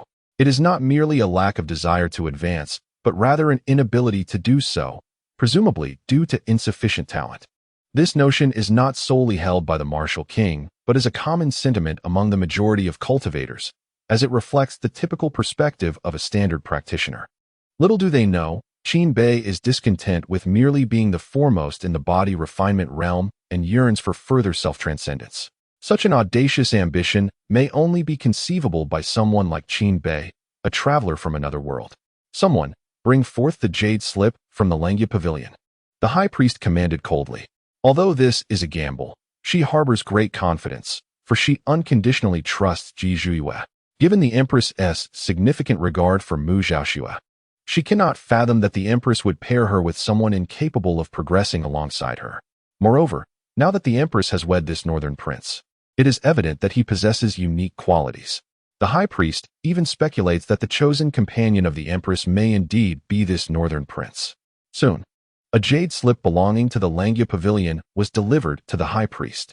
All present observed with bated breath, as the forthcoming results would determine the authority over crucial future matters of the Mu Kingdom. The talent ranking of the Zhangzhou continent is a prestigious list, admitting only 100 cultivators from the entirety of the continent. The competition is fierce beyond measure. The ranking on this list is determined by the comprehensive cultivation speed of the practitioners, a definition that is inherently vague and one of the most controversial within the Langya Pavilion's listings. Some cultivators might suddenly encounter fortuitous opportunities and experience meteoric growth, raising questions about how such advancements compare to those who have endured arduous training. Consequently, the Langya Pavilion revised the criteria for the talent ranking. It not only assesses cultivation speed, but also considers opportunities and the cultivator's comprehension abilities, which encompass the techniques and powers mastered. For instance, under identical conditions, if the first cultivator comprehends a divine-grade technique in 3 days while the second takes 5, the former will naturally rank above the latter. The inclusion of comprehensive abilities has rendered the talent ranking the focal point of attention, even surpassing the combat strength ranking. Furthermore, entering the talent ranking is considerably more challenging, as the combat strength ranking merely compares practitioners of the same realm, while the talent ranking features a contest among all cultivators under 100 years of age vying for a mere 100 slots. Ha ha ha, stop looking. There is no way this Northern Prince could ever make it onto the talent ranking. A mere 20-year-old in the body refinement stage? Not only will he not break into the top 100, but he wouldn't even qualify for the top 1 million, scoffed the Martial King, observing the high priest searching the talent ranking for the Northern Prince's name. I, the foremost saintess of our nation, find myself merely ranked 50 on this list. What does he have to boast about? The Prince of War intended to mock, yet he abruptly sensed a shift in the atmosphere around him. Every gaze was fixated on the image projected by the jade slip held by the high priest. Disbelief was etched across each face. Ranked 30th on the genius list, Prince Qin Bei of the Northern Royal Family of the Great Xia. How can this be? Have I grown old? Are my eyes deceiving me? 30th? This is inconceivable. Our saintess is only ranked 50. Has the Langya Pavilion lost its mind? Could it be that this northern prince is some hidden genius, biding his time until he married the saintess to finally reveal his true potential? High Priest, please check the commentary provided by Langya Pavilion, someone urged. Regardless of any fluctuations in rankings, Langya Pavilion always offers its own commentary and rationale. Only with substantial reasoning can they earn the trust of the masses. Otherwise, they could never attain such high regard among the numerous cultivators. The High Priest, upon hearing this, hastily opened the commentary for the 30th rank and was met with an extensive array of observations regarding Qin Bei's current standing. Chapter 53, Foundation Completed. Pursuing the two four-stage beasts, Qin Bei, the crown prince of the Great Xia, bestowed with the title of Prince of Three Seals at the tender age of 20. The preceding text primarily serves to introduce Qin Bei, while the majority of onlookers direct their attention towards the evaluation provided by Langya Pavilion. The rationale behind this ranking by our esteemed pavilion is as follows. 1. A culmination of persistent effort, having just transcended the Qi refinement realm to reach its pinnacle. Qin Bei now stands at the zenith of the Qi refinement combat rankings. 2. It is anticipated that he will undoubtedly complete his foundation establishment within a month, especially since his younger brother has discovered the heavenly Tao spiritual energy within the foundation establishment secret realm, ensuring his success in the heavenly Tao foundation establishment. 3. Even in the body refinement realm, Qin Bei comprehended an exceptionally difficult divine technique, the celestial art of the Snow Nation, the frigid gaze. No one throughout history has achieved such mastery. 4. Though unconfirmed, it is highly likely that Qin Bei possesses the rare cultivation of a holy body, potentially rivaling that of the chaotic Tao body in rarity. Our pavilion's stance is this. His comprehension ability is extraordinarily high. Should it be confirmed what type of holy body he possesses, his ranking could ascend into the top 10. However, due to his age of 20 upon establishing his foundation, the certainty of his cultivation talent remains ambiguous, thus preventing his inclusion in the list of prodigies within the cultivation realm. Upon reading this commentary, the audience was rendered speechless. It was astonishing that Langya Pavilion would venture such uncertain assertions regarding both the heavenly Tao foundation establishment and the holy body cultivation, despite these being factors still shrouded in uncertainty. Yet, Langya Pavilion has factored them all into their assessment. Even Qin Bei's cultivation speed remains unverified, yet he has been directly placed at the 30th position on the genius list. This is indeed a rare occurrence for Langya Pavilion. However, considering Qin Bei's current accomplishments, setting aside the fact that he established his foundation at 20, his instantaneous breakthrough to the pinnacle of the Qi refinement realm and his mastery of the celestial technique are indeed worthy of a top 5 ranking. Moreover, not only did Qin Bei secure the first position in the body refinement combat rankings, but he also maintains the first rank after breaking through to the Qi refinement realm. This clearly indicates a trend of dominance. Thus, placing him at the 30th position seems somewhat justifiable. Yet, the crowd found it difficult to accept. A mere 20-year-old who has only just established his foundation could possibly be ranked 30th, while the holy maiden Mu Zhaoxue, who has already reached the 7th level of the Golden Core realm at 18, could only secure the 50th position. This disparity was hard for many to digest. However, the authority of Langya Pavilion is not easily overturned, especially when their reasoning is both rational and compelling. Lord Martial King, what now? The High Priest finally revealed a smile. Indeed, the Empress was not mistaken in her trust. Anyone worthy of marrying the Empress would surely not be an ordinary individual. Humph. Lord Martial King flung his sleeves and departed in a huff. He had not anticipated such a significant oversight in his intelligence, being unaware that the Northern Prince had comprehended the frigid gaze, a celestial technique. Lord Marshal King, I hope you remember your promise. I expect the teleportation array to be fully completed within 6 months. Humph. I do not require your reminders. Disperse now. His Majesty is in seclusion and cannot meet with you. The High Priest addressed the other officials. The High Priest has already provided an answer regarding Zhu Hong, although many officials find it unreasonable. However, now that the esteemed Lord Wu has faced setbacks, they naturally avoid provoking further trouble. Watching everyone depart, the High Priest finally breathed a sigh of relief. Lacking sufficient authority, she feared she might not be able to manage these officials. Nevertheless, all outcomes appear favorable at this juncture. With the establishment of the teleportation array, the two nations now possess the capability for mutual support along their borders. The smaller nations surrounding Wu Kingdom must now consider the consequences of any aggressive actions. Moreover, the matter concerning the Empress Zhu Hong remains undisclosed. Unbeknownst to her, spies from the Holy Demon Dynasty within Wu Kingdom have begun to investigate the identity of the Sanus's maidservant. Although the disappearance of Empress Zhu Hong seems confined to court gossip, one can never be certain when a minister might divulge it as idle chatter. Within the secret realm, brother, we implore you, is that not enough? Both father and son are no longer young. We cannot endure such turmoil. Brother, how about this? Tell me, which beast has caught your fancy? I shall accompany you to find it. What do you say? A large and a small armored beast ran ahead, turning to plead with the humanoid beast pursuing them. That will not do. Within this secret realm, only you two can contend against 2 4th-tier beasts simultaneously without being suppressed by my cultivation. At that moment, Qin Bei held a tree trunk, a meter in diameter, poised to strike the 2 armored beasts before him. A pair of anguished cries echoed as the armored beasts were once again smashed into the ground. Both were on the verge of tears from frustration at Qin Bei. Just days prior, when the peak 4th-tier armored beasts appeared, they had been able to overpower Qin Bei. At that time, the 2 beasts were quite formidable, returning all the grievances inflicted upon the smaller armored beast back to Qin Bei. After Qin Bei managed to escape, they thought the matter concluded.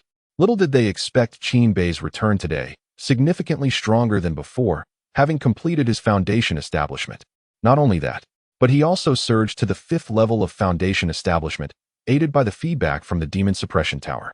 Remarkably, Qin Bei achieved this without relying on any celestial energy. As for his strength, though Qin Bei was uncertain how he compared to those who had established their foundations through heavenly means, he was confident that those practitioners would find it impossible to overpower these 2 4th-tier beasts. All right, you need not hide any longer. I shall depart this secret realm today, and it may be a while before we meet again. Qin Bei discarded the tree trunk and dusted off his hands. Having completed his foundation establishment, he was ready to leave. However, due to Ji Zhiyue's difficulties stemming from the unique cultivation methods of Wu Kingdom, he had spent several days playing with these 2 beasts.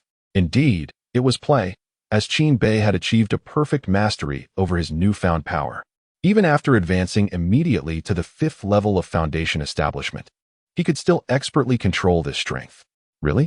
Suddenly, the 2 armored beasts, which had not been seen moments ago, emerged from the ground, their eyes squinting into crescent shapes. Truly, would you not consider joining me? How about becoming part of my Northern Prince's residence? With your unique abilities, serving as messengers would be quite commendable. Qin Bei inquired with a smile. Oh no. We find this secret realm rather delightful. When do you intend to leave? We shall see you off. The 2 armored beasts hastily waved their short arms in refusal. I shall depart immediately. No sooner had Qin Bei spoken than a streak of light soared from the distant canyon. After enduring numerous challenges, Ji Zhiyue finally emerged. Having attained the foundation of the heavenly path, Qin Bei noticed that Ji Zhiyue, now transformed into a blue sword, appeared significantly more refined and alluring than before. He could hardly resist the urge to wield a sword himself. Let us go. As a halo flashed, Ji Zhiyue's figure materialized. Peak foundation establishment? This. Taking Ji Zhiyue's hand, Qin Bei instantly sensed her formidable strength.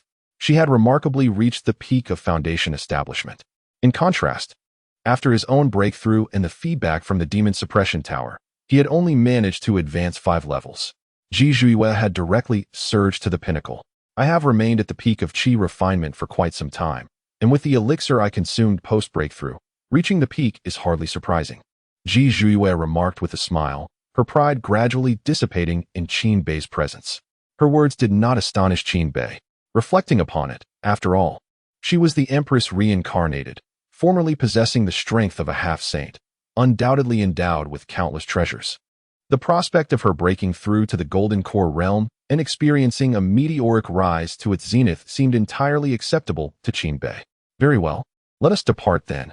In the outside world, following the update of the rankings by Langya Pavilion, the Northern Prince's residence was once again surrounded by eager challengers. This time, however, the visitors were not merely from the body refinement realm, but rather cultivators of the Foundation Establishment realm. Among them was the current foremost warrior of the Foundation Establishment realm in the Zhangzhou continent, Ling Jinzi of the Sword Sect. Yi Jinxiu. Chapter 54. The True Dragon Carriage. As Qin Bei and Ji Zhuyu emerged from the secret realm, they were promptly noticed by those waiting outside.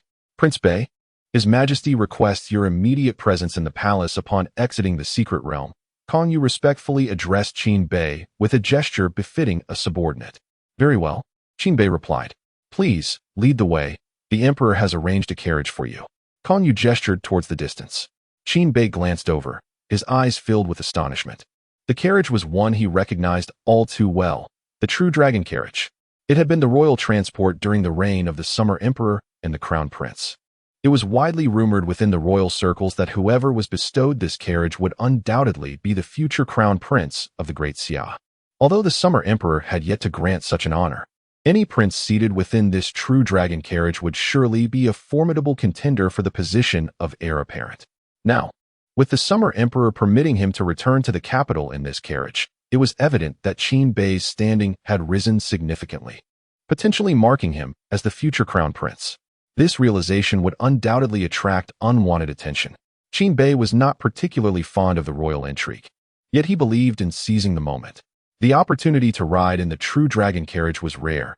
Each experience was precious. Thus, he took Ji Zhuyu's delicate hand and boarded the carriage. Let us depart, back to the capital. With a command from Kong Yu, 100 elite guards ascended, accompanying the True Dragon Carriage as it soared towards the city. Inside the carriage, Ji Zhuyu remarked with a radiant smile. The resources of your Great Xia are truly abundant. How astonishing that such a true dragon is not revered, but instead used to pull a carriage. Have you never ridden in a carriage drawn by a true dragon? Qin Bei asked, astonished. Almost immediately, he regretted his words, recollecting that Ji Zhuyu was now betrothed to him as a saintly maiden and had likely not experienced such luxury. Her expression of envy seemed feigned. However, Ji Zhuyu's response surprised Qin Bei. Of course not. Our Wu kingdom is quite small, and with the scarce spiritual energy, there are few magical beasts, let alone powerful ones. Even if a true dragon were to appear in our realm, our Empress would never part with it for mere transportation. After all, a well-trained dragon could wield the power of at least a celestial king. Ji Zhuyu spoke earnestly, clearly without pretense. This was Qin Bei's first glimpse into the circumstances of the Wu kingdom. He had always perceived it as the third imperial dynasty of the Zhangzhou continent, basking in superficial glory, unaware of the numerous hardships it faced. I truly did not foresee this. I had always assumed that every dynasty possessed a true dragon carriage. He mused. My husband jested. You have lived solely within the Great Xia, as a prince of the royal family, oblivious to the scarcity of resources beyond its borders. Were it not for such shortages, how could the Zhangzhou continent be in a constant state of turmoil, all in pursuit of greater cultivation resources? The Great Xia dynasty occupies nearly 80% of the Beast Mountains on the Zhangzhou continent, a region rich in spiritual energy, making it the most abundant area in the entire Zhangzhou. It can be asserted that the Great Xia dynasty controls over 50% of the resources of Zhangzhou, with the remaining 30% divided among the Holy Demon Dynasty. The last 20% is shared among various sects and dynasties. Although our country, Wu, is nominally the third dynasty, our share of resources is less than 10%. Thus, while the Xia Emperor possesses the audacity to use 9 true dragons as his royal carriage, our Empress of Wu has none. Ji Zhuyu's voice brimmed with envy. Qin Bei nodded in realization. This was his first encounter with the matter of resource allocation. It appears that the strength of the Great Xia dynasty is indeed well-founded. You are correct. However, these resources have been accumulated over generations by the royal family of Great Xia, won through our own efforts, Qin Bei stated earnestly. Ji Zhuiyue smiled radiantly. You are right. So isn't our Wu nation merely clinging to a powerful ally? It seems you have chosen the right person. With that, Qin Bei embraced Ji Zhuiyue in his arms. The true dragon traveled swiftly. A journey that took 3 hours to arrive now took less than 1 hour to return to the capital. Look, there is the true dragon carriage. Along with the Imperial Guard, the Northern Prince must have returned. After rescuing so many, he is sure to receive a significant reward. Do you think the Emperor will bestow this true dragon carriage upon the Northern Prince? Impossible. This is a symbol of the future Crown Prince. He cannot simply reward it to the Northern Prince for this single accomplishment. Indeed, there are too many outstanding princes in the royal family. The competition for the position of Crown Prince is fierce. However, I heard from my father that His Majesty has thoughts of establishing a Crown Prince. It remains to be seen who will ascend to this position, as it concerns our entire Great Xia. Is that so? They are actually considering appointing a Crown Prince. The crowd gazed at the true dragon carriage soaring above, engaged in animated discussions. Kongyu, what are those people doing below? As they passed by the Northern Prince's residence, Qin Bei looked down to see a throng surrounding his estate. He noticed the old steward, seemingly persuading the crowd to disperse. Oh, these are the prodigies from various powerful factions. They have heard that you completed the foundation of Heavenly Tao in the secret realm. So they all wish to challenge you. Kongyu replied from outside the true dragon carriage. Foundation of Heavenly Tao? Who said that? Huh, is it not so? The Langya Pavilion stated in their rankings that your brother, Prince Qin Xian, prepared a portion of heavenly spiritual energy for you. Kongyu responded, somewhat surprised. The information from Langya Pavilion is indeed quite accurate. Qin Bei frowned. Go tell those gathered around the estate that I have no interest in competing with them and they should leave. But, in the cultivation world, it is customary for the top 10 talents on the combat rankings to challenge each other and cannot refuse. Kongyu said, somewhat troubled. Who established this rule? Qin Bei inquired with evident displeasure.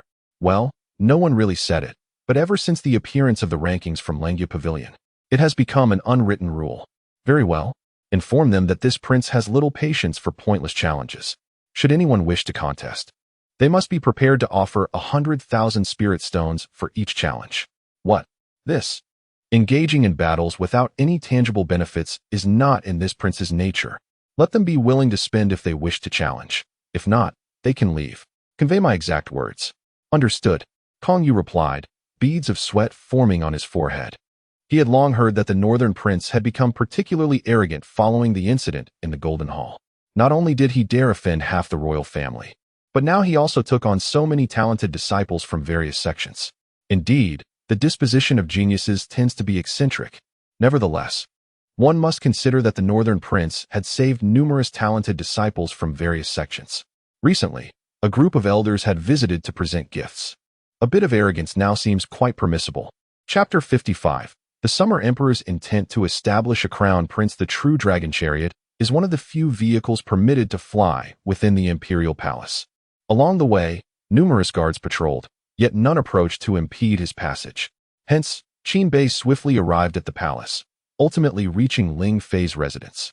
Your Majesty, why do you seem troubled of late? Have you encountered vexations? Ling Fei gently inquired while tenderly massaging the Summer Emperor's shoulders. I have no concerns. Merely some progress in my cultivation, he replied. That is indeed a positive development. Your Majesty, you are the pillar of Xia. Should your cultivation ascend further, the realm shall find greater stability. Then why do you not appear joyous? Ling Fei expressed with delight.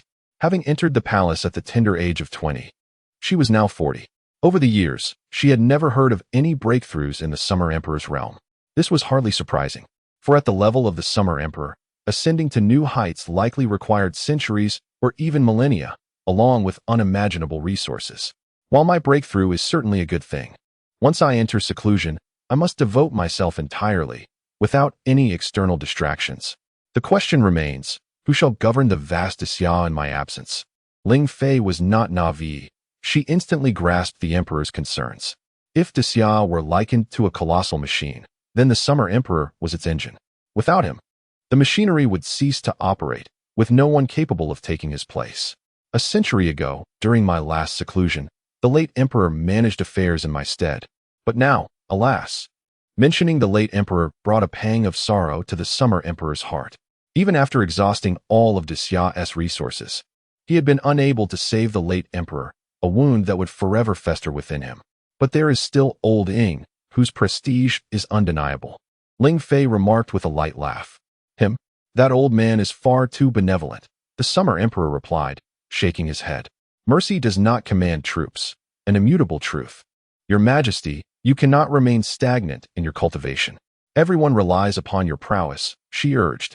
Indeed. Suddenly, the Summer Emperor turned to Ling Fei, who was still gently massaging his shoulders, and asked, Do you not think the position of Crown Prince has remained vacant for too long? Ling Fei paused in her ministrations. The appointment of a Crown Prince is your sovereign decree. How could a mere woman like me presume to speak on such matters? Ha ha, I merely jest. Your reaction is quite amusing, he chuckled. Ling Fei smiled, continuing her massage, yet deep within, she understood that after all these years, the Summer Emperor harbored intentions of establishing a crown prince. Discussing this matter with her clearly indicated that at least one of her two sons held the prospect of being named as such. She felt neither elated nor disheartened. For in her heart, she believed that with greater power came greater pressure. Rather than seeing her sons ensnared by the constraints of a throne, she preferred they pursue their own paths. Furthermore, once this news spread, the contest for the crown prince would likely become the most significant affair in Xia in recent years. She could easily foresee the intensity of the ensuing struggles. She, too, wished to keep her two sons away from the turmoil of war. There was nothing amiss in aspiring to be a carefree prince. At that moment, Qin Bei entered, accompanied by Ji Zhuyue. Your son pays his respects to father and mother, he proclaimed. Ji Yu pays her respects to father and mother. Come, rise quickly. The Summer Emperor gestured. Upon noticing the Emperor's signal, Ling Fei hastened to assist Ji Zhuyue in standing. Now, let me see how you are faring, Ling Fei remarked, scrutinizing Ji Zhuyue carefully. What do you mean by how? Qin Bei inquired, puzzled. Oh, you child, what do you think? Ling Fei's expression turned serious. Well then, it appears I cannot rely on you for embracing a child. Qin Bei. Ah, this is absurd. Upon grasping the situation, Ji Zhuyue's cheeks flushed with color. Come, you have just emerged from the secret realm. Mother will help you dress appropriately, Ling Fei said, leading Ji Zhuyue away, leaving the space for Qin Bei and the Summer Emperor. Very well, Ji Zhuyue nodded obediently and followed. Once the two departed, the Summer Emperor turned his attention to Qin Bei. I do not concern myself with the nature of your feelings for Ji Yu, but I must remind you to never neglect Mu Zhaoxue. Within 50 years, I expect you to have your first child, and it must be with Mu Zhaoxue. The Summer Emperor spoke sternly from the outset. In his view, Mu Zhaoxue was the saintess of the Mu Kingdom, and to stabilize relations, it was imperative to bind her to him. Father, since when have you taken to overseeing such matters? Your son wishes to have a child with Mu Zhaoxue, but she is not willing, Qin Bei retorted. Thus, you must strengthen yourself. No woman can resist an outstanding man. Once you become sufficiently exceptional, she will be devoted to you, the Emperor advised. Qin Bei, am I not making progress? That is good. Do you know why I summoned you? Of course, Father wishes to reward me, for I have accomplished great feats this time. How delightful your imagination is. If I were to bestow upon you the true dragon carriage, would you dare accept it? The Summer Emperor teased. Everyone understood the significance of the true dragon carriage, and thus, even if the Summer Emperor wished to grant it, many princes would hesitate to accept. Although all were princes, some lacked foundation and dared not compete for the position of crown prince. Qin Bei belonged to this category, despite recently showcasing his talent for cultivation and achieving notable merits. He had become the third seal prince, yet these accomplishments remained solely his, with no influence or power in the court. Even with the bond of marriage, he was ultimately a lone wolf, especially considering the many enemies he had made previously. Therefore, the Summer Emperor believed that the astute Qin Bei would never accept such a hot potato. However, the reality surprised him. Qin Bei boldly declared, If Father is willing to give it, why would I not dare to accept? I am eager to savor the taste of fresh dragon meat. Emperor Xia. Ha ha ha, splendid. However, I cannot provide it to you at this moment. If you can comprehend the void scripture in the royal tomb, I shall bestow upon you this true dragon carriage as a reward. What does that imply, Father? Does it mean that my contributions this time will go unrewarded? Emperor Xia, why must you focus on such trivial matters? Who said there would be no reward? In fact, I have already conferred one upon you. Qin Bei's eyes sparkled with curiosity. You have. Why have I not seen it? Perhaps it was sent to the royal residence? Spirit stones? Elixirs? Or divine weapons? Emperor Xia, allowing you to return in the true dragon carriage is the reward. The emperor spoke the truth. Although riding in the true dragon carriage might seem merely ceremonial, it served to inform the court officials that Qin Bei held potential to become the crown prince. Consequently, in the days to come, esteemed courtiers would undoubtedly pay visits to Qin Bei's residence. Thus, this prince, previously lacking a foothold in the court, would establish his own foundation. This undoubtedly lays the groundwork for Qin Bei's quest for the position of crown prince. Qin Bei. Father, you should have mentioned that sooner. Had I known, I would have declined and opted for a different reward. No, I must express my frustration through you. After all the painstaking efforts I have made for you, is this the only response I receive? Had it been anyone else, Emperor Xia might have truly lost his temper on the spot. Chapter 56. What is the foundation of the heavenly Tao? My son, you are mistaken. Never mind. I shall consider you innocent of ignorance. Let us speak of serious matters. Present to me the results of your heavenly Tao foundation. Each prince who has completed the foundation of the heavenly Tao is summoned before the Summer Emperor to demonstrate their prowess. This serves two purposes. First, to assess the strength of these princes post-foundation, which in turn influences the emperor's regard for them. Though the Summer Emperor is a sage, his energy is finite. As an emperor, with so many princes, if he were to engage with each individually, he would find himself overwhelmed with duties. Pragmatic as it may seem, it is the truth. Had it not been for Qin Bei's extraordinary talent, such a dialogue would not be possible. Secondly, observing them allows him to provide guidance. Any prince who has completed the foundation, provided their cultivation speed is not excessively slow, will undoubtedly become a pillar of the great Xia in the future. Thus he is willing to invest time in their education. Results? What results? I have not established the heavenly Tao foundation, Qin Bei replied, bewildered as he gazed at the Summer Emperor. His words left the emperor equally perplexed. What do you mean? Has the foundation failed? Yet you are already at the 5th level of foundation. The Summer Emperor questioned. Of course, the foundation has not failed. I merely bestowed the opportunity of establishing the heavenly Tao upon my concubine. Gu, Qin Bei confessed. The Summer Emperor was taken aback. What audacious words are these? Repeat that, he demanded. This. Observing the once amicable expression of the Summer Emperor now clouded with fury, Qin Bei sensed the shift. The atmosphere grew tense. Suddenly, Qin Bei felt an overwhelming pressure enveloping him. He then perceived a force surging into his body. Instinctively resisting, he found it utterly futile. The Summer Emperor scrutinized Qin Bei's foundation. Indeed, he had established a foundation, yet there was not a trace of the heavenly Tao's aura within him.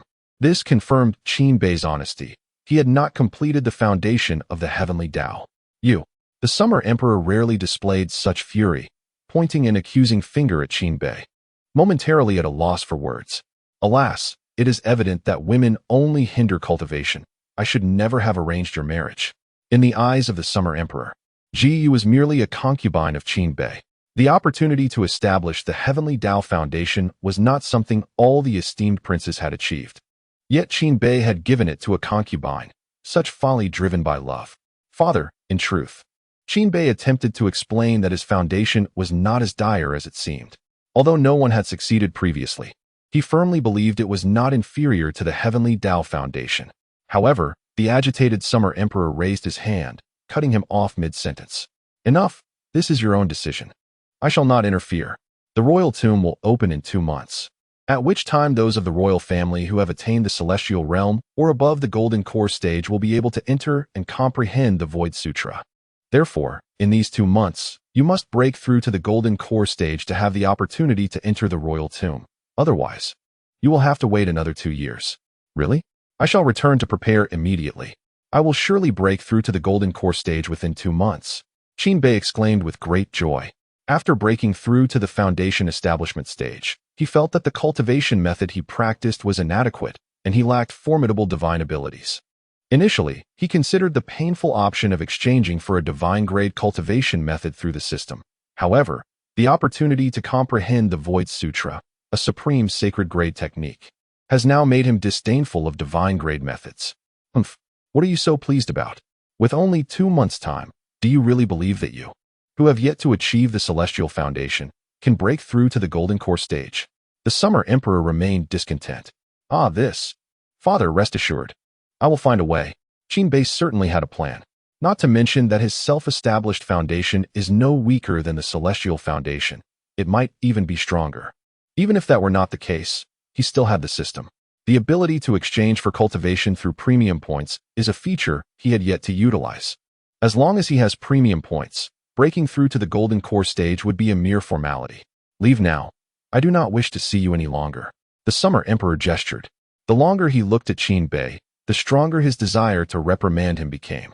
To provoke the Summer Emperor, who was at the saint level, to such a degree illustrates just how infuriating Qin's decision to grant the opportunity of celestial foundation to Ji Zhuye was.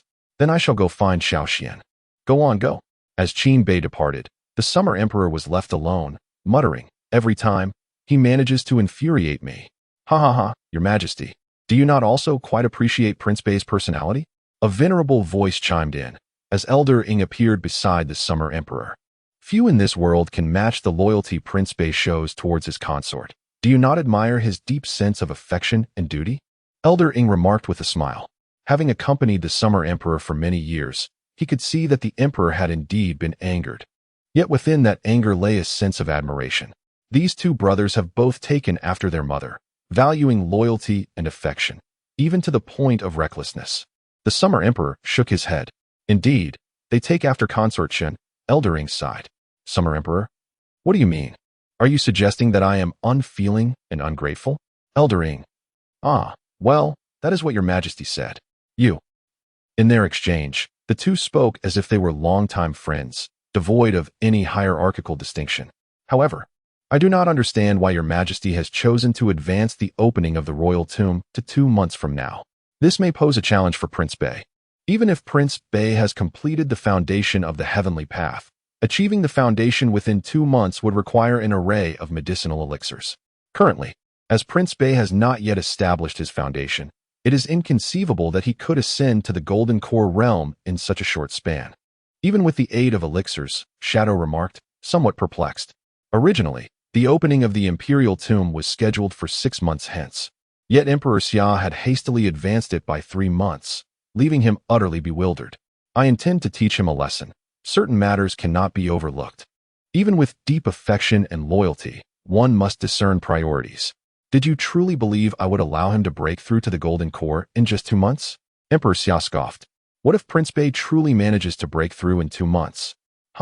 If that ungrateful wretch can indeed achieve such a feat, I shall move the opening of the Imperial Tomb to 2 months from now. Moreover, I will not only permit him to bring the princess into the tomb, but also allow that concubine, Ji, to accompany him. Though uncertain of the outcome, the minister diligently took note. You old rascal, what is this about? To be candid with Your Majesty, I harbor great interest in both Prince Bei and Prince Qin Xian. What? Do you wish to take on disciples? I do entertain such thoughts. Though I believe it would be unwise to mentor Prince Bei, I fear I might be unable to manage him. However, I would like to give Prince Qin Xian a try. Emperor Xia regarded Shadow with surprise. He had merely spoken in jest, yet Shadow genuinely contemplated taking on disciples. A thought crossed Emperor Xia's mind, and he gazed deeply at Shadow. With a light chuckle, he remarked, Very well, you are indeed aging. It is time for someone to inherit your legacy. Your Majesty is astute, Shadow replied respectfully, bowing earnestly. Have someone keep a close watch on Prince Bei's residence. He has not completed his foundation. His strength likely pales in comparison to that of the Sword sect. We must avoid any mishaps.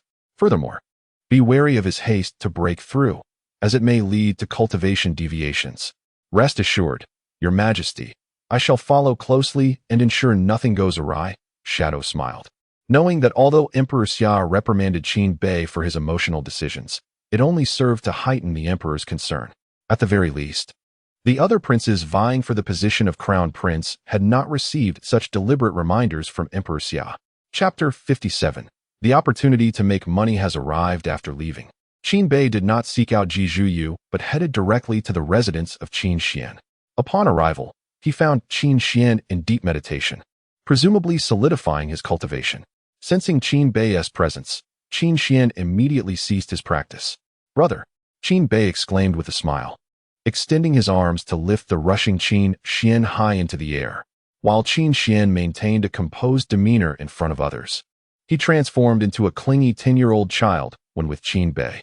After exchanging light-hearted banter, Qin Bei finally regarded Qin Xian with earnestness. "Xiao Xian, there is something I must tell you." "What is it?" "The heavenly Tao spiritual energy you prepared for me. I have given it to your sister-in-law," Qin Bei said, his tone laced with hesitation. He felt a pang of guilt for taking the precious energy that Qin Xian had painstakingly acquired for himself and giving it away without consent. He expected to see disappointment or anger on Qin Xian's youthful face. However, after a brief moment of shock, Qin Xian merely smiled. "Then does that mean you have an even better way to establish your foundation?" Upon witnessing the eager expression on Qin Xian's face, Qin Bei could hardly contain himself. He playfully pinched Qin Xian's chubby cheeks and chuckled. "Indeed, my method of foundation establishment is certainly superior to that of the heavenly Tao. When the rankings for foundation establishment combat strength are released, I will undoubtedly be at the top." "Really? That's wonderful. Come, brother will take you to explore the Falling Phoenix Pavilion." "No, I'm still young. Mother said I cannot go to such places." "Who said that?" "Love must be nurtured from a young age. Trust me, let us go?" "Well, all right then." The Falling Phoenix Pavilion was filled with women. Yet it was not a vulgar establishment. The ladies within were all accomplished in the arts, excelling in music, chess, calligraphy, and painting, and beauty was, of course, indispensable. It was one of the favored haunts of the capital's elite youth, as those willing to spend money had the chance to enjoy their company. Qin Bei's intention for visiting was to earn some spiritual stones. However, before that, he needed to make a trip to the Royal Divine Library. While he was not planning to change his cultivation method, he was in dire need of divine abilities. Combat in the Foundation establishment realm was no longer as simple as relying solely on brute strength. The application of spiritual energy had become increasingly significant and would continue to grow in importance.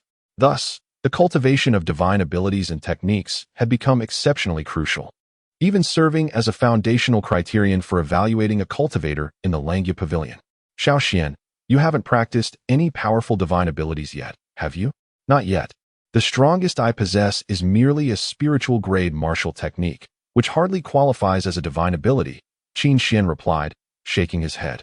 In essence, martial techniques and divine abilities were akin. However, it had become customary to refer to martial techniques that had reached the divine grade as divine abilities.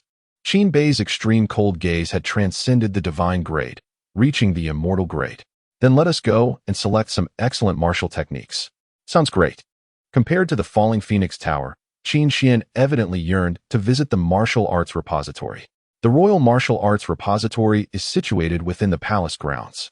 Moreover, the vast palace encompasses training arenas, weapon storages, spiritual herb repositories, and alchemy chambers, all of which are located within the palace walls and guarded by the Imperial Guards.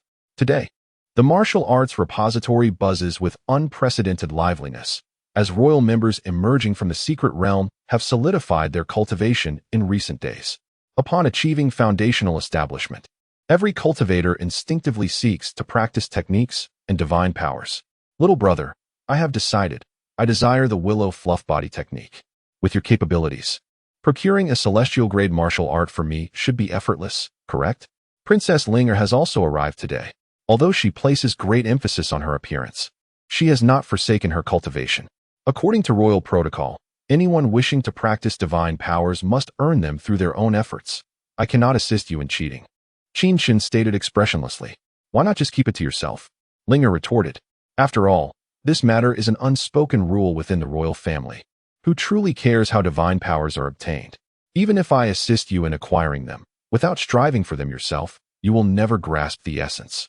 Sister, one must act within their means. You are ruthless." Princess Langya huffed, her delicate nose elevated in indignation. Is there anyone in the royal family more oblivious to sentiment than her own brother? Just then, she noticed the crowd around them gazing in a singular direction, whispering excitedly.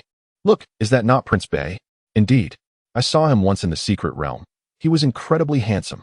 "Yes, when that beast was about to slay us. Prince Bei descended from the heavens. It was breathtaking. How I wish to grow as powerful as Prince Bei." The young princes and princesses chattered animatedly, most of whom had recently emerged from the secret realm. They vividly recalled the silhouette of Qin Bei during the rescue, all being under 20 and harboring a deep admiration for heroes. "Brother, look, that is the Prince Bei who caused us to lose our allocation of spirit stones," Princess Linger remarked, grasping Qin Shen's arm. "That is you, not us. My allocation remains unaffected each year," he replied. "Hey, Sister Linger." From a distance, Qin Shen spotted Princess Linger and Qin Shun and waved eagerly. Qin Bei, upon witnessing Princess Linger's resentful gaze, realized the girls still harbored a grudge over their previous encounter. "Isn't this our great hero, Prince Bei? What is this? Has father not rewarded you with divine powers? Must you contend for them yourself?" Princess Linger's smile was bright, yet her true thoughts remained a mystery. The powers of the royal family are earned through personal endeavor rather than bestowed as mere favors. However, following my previous demonstration of virtue in eliminating extravagance, my father rewarded me handsomely, granting me 200,000 spirit stones each month. Qin Bei, not one to be outdone, swiftly retorted with a cutting remark. You infuriate me." Princess Linger, sensing the tension, interjected, "Do not be upset, Sister Linger. If there's a divine ability you desire, I can enlist my brother's assistance in procuring it for you." "Really?" Princess Linger exclaimed, her expression shifting dramatically in response. "Indeed, it is true, is it not, brother? You may acquire it, but it shall cost you. For a celestial-grade martial technique, I shall charge you 100,000 spirit stones." "Deal." Princess Linger, eager to secure the transaction before Qin Bei could retract his offer, promptly produced a Qianquan bag and handed it to him. "This contains no less than 100,000 spirit stones, as you can see, dear royal brother." Qin Bei, however, mused, the price was rather low. Onlookers were astonished by the scene, realizing that Qin Bei had underestimated the value of the exchange. The prospect of acquiring a celestial-grade martial technique for merely 100,000 spirit stones captivated everyone present. "Let us depart. Celestial-grade martial techniques are not easily obtained," Qin Shen remarked, glancing at Qin Bei with an expression of indifference. He remained impassive, fully aware that Qin Shun, whom he had encountered only a handful of times, was a taciturn individual wholly devoted to cultivation. Should Qin Shen ever smile at him, he would surely suspect some hidden agenda at play. Chapter 58. The Challenge of the Demon Tower. The Royal Martial Arts Repository consists of 9 levels, distinctly different from conventional sects that merely display their techniques for selection. Here, even the most mundane of human-grade skills is safeguarded by seals. To acquire a technique, there are only 2 avenues. First, one must enter the repository and stand before the desired technique. If a resonance is achieved, the seal will automatically lift. This is the simplest method for royal members to obtain skills. However, the drawback is that an individual may only attempt this once a month. Should one desire to pursue 2 techniques simultaneously, they must wait until the following month to try again. Furthermore, the time allowed for comprehension is limited, often necessitating that a royal member return for several consecutive months to grasp a single technique. The second method is far more direct, albeit significantly more challenging. The Challenge of the Demon Tower. Centrally located within the repository, the Demon Tower comprises 9 levels, with each ascension allowing access to increasingly advanced techniques. Most importantly, once one conquers the tower, they may freely select any technique to practice. The 9 levels of the Demon Tower correspond to the 9 levels of the repository. Nonetheless, royal members tend to favor the first method. Although it does not permit complete freedom in technique selection, it allows for stable cultivation. To attempt the Demon Tower is perceived by many as akin to self-harm. Except for cultivators like Qin Shun, most princes and princesses prefer the tranquility of steady practice. As Qin Bei and his companions approached the entrance of the repository, an elderly man reclining in a rocking chair, lazily holding a wine jug, spoke up. "Old wine, I choose to challenge the tower." Qin Shun respectfully addressed the elder, his expression unusually earnest. You again? Has your injury healed?" the elder inquired. "It was just a minor injury. A few days were sufficient for recovery," Qin Shun replied. The elder glanced at him and said nonchalantly, "Very well. Take your jade slip and proceed inside." "Ah, Qin Shun, truly a cultivation fanatic. I thought his last injury would require at least a month of rest. Yet he returns in less than 7 days. What a madman. He has already conquered 4 levels. I wonder if he can challenge the 5th this time. Based on previous experiences, there is indeed a promising chance. If he succeeds, he would break the long-standing record for the quickest ascent of the 5th level. A record that has remained unbroken for a century. Is there really hope? The crowd buzzed with speculation, for Qin Shi was quite renowned within the royal family, often regarded as a benchmark by many. Prince Bei, I shall enter first, Qin Shi stated, disregarding the chatter around him, addressing Qin Bei instead. Qin Bei merely smiled and nodded in response, their brief exchange leaving the onlookers momentarily astonished. In principle, both individuals are currently prominent figures among the princes, and it is reasonable to assume that there exists some animosity between them. To the observers, it is already commendable that they are not in direct opposition. The harmonious rapport they exhibit is entirely unexpected. Yet, how could they fathom the thoughts of a genius? Although Qin Bei had encountered Qin Shi only a handful of times, the name Qin Shi was exceedingly familiar to him. Whether during the marriage alliance, the provocations from the Holy Demon Dynasty, or in casual conversations overheard among ministers, the name seemed to perpetually linger around him. After his arrival in this new realm and subsequent rise to prominence, many began to compare him with Qin Shi. Despite his burgeoning brilliance, in the eyes of the majority, Qin Shi's radiance still eclipsed his own. Previously, Qin Bei had chosen to disregard these comparisons due to a lack of opportunity. However, the Demon Suppression Tower now presented itself as the chance to shatter these constraints. Old Jiao, I too shall attempt the trials, Qin Shi proclaimed, stepping forward. Old Jiao took a sip of his drink and glanced at Qin Shi before responding nonchalantly. Those under 12 are prohibited from entering the tower. Your Highness should wait another 2 years. I possess practical experience, and my father has granted me permission to enter the tower, Qin Shi asserted resolutely. Very well, take these, prick your blood to enter, and do not forget your own, Old Jiao remarked, tossing 2 jade slips that landed before Qin Shi and Qin Bei, respectively. It was evident that Old Jiao was aware of Qin Bei's intentions to enter the tower without needing to inquire. On your first attempt, do your utmost, but refrain from overexerting yourself. Should you sustain any injuries, immediately summon the Spirit Master. He will ensure your safe exit. Old Jiao advised the two as he typically did for first-time challengers. Thank you for the reminder, Old Jiao. Both Qin Bei and Qin Shi expressed their gratitude before striding towards the Demon Suppression Tower. Prince Bei, remember our agreement. You must clear the 4th level, or you shall owe me 100,000 spirit stones. Princess Ling called out from behind. The surrounding crowd turned to her, thinking that Princess Ling was being somewhat overly ambitious. The 4th level? It has yet to be accomplished by anyone on their first attempt, they murmured. Linger, do you think it wise to conduct business in my presence? Old Jiao chided with a tone of reproach, though his gaze betrayed a hint of indulgence. Master, can't you simply pretend you saw nothing? Princess Ling playfully massaged Old Jiao's shoulders, evoking envy from the other princes and princesses nearby. At that moment, a voice echoed from within the Demon Suppression Tower. Prince Qin Shi, 2nd stage of the nascent soul realm, the 100th trial begins. Upon hearing this proclamation, the princes observing outside were taken aback, for merely days prior, Qin Shi had been at the 8th stage of the Golden Core realm. They were astonished to learn he had achieved a breakthrough in such a short span. How ruthless! Even after sustaining such injuries, he managed to surpass his limits. Truly a cultivation fanatic, they whispered among themselves, as the voice continued to announce the names of other princes and princesses who chose to face the trials.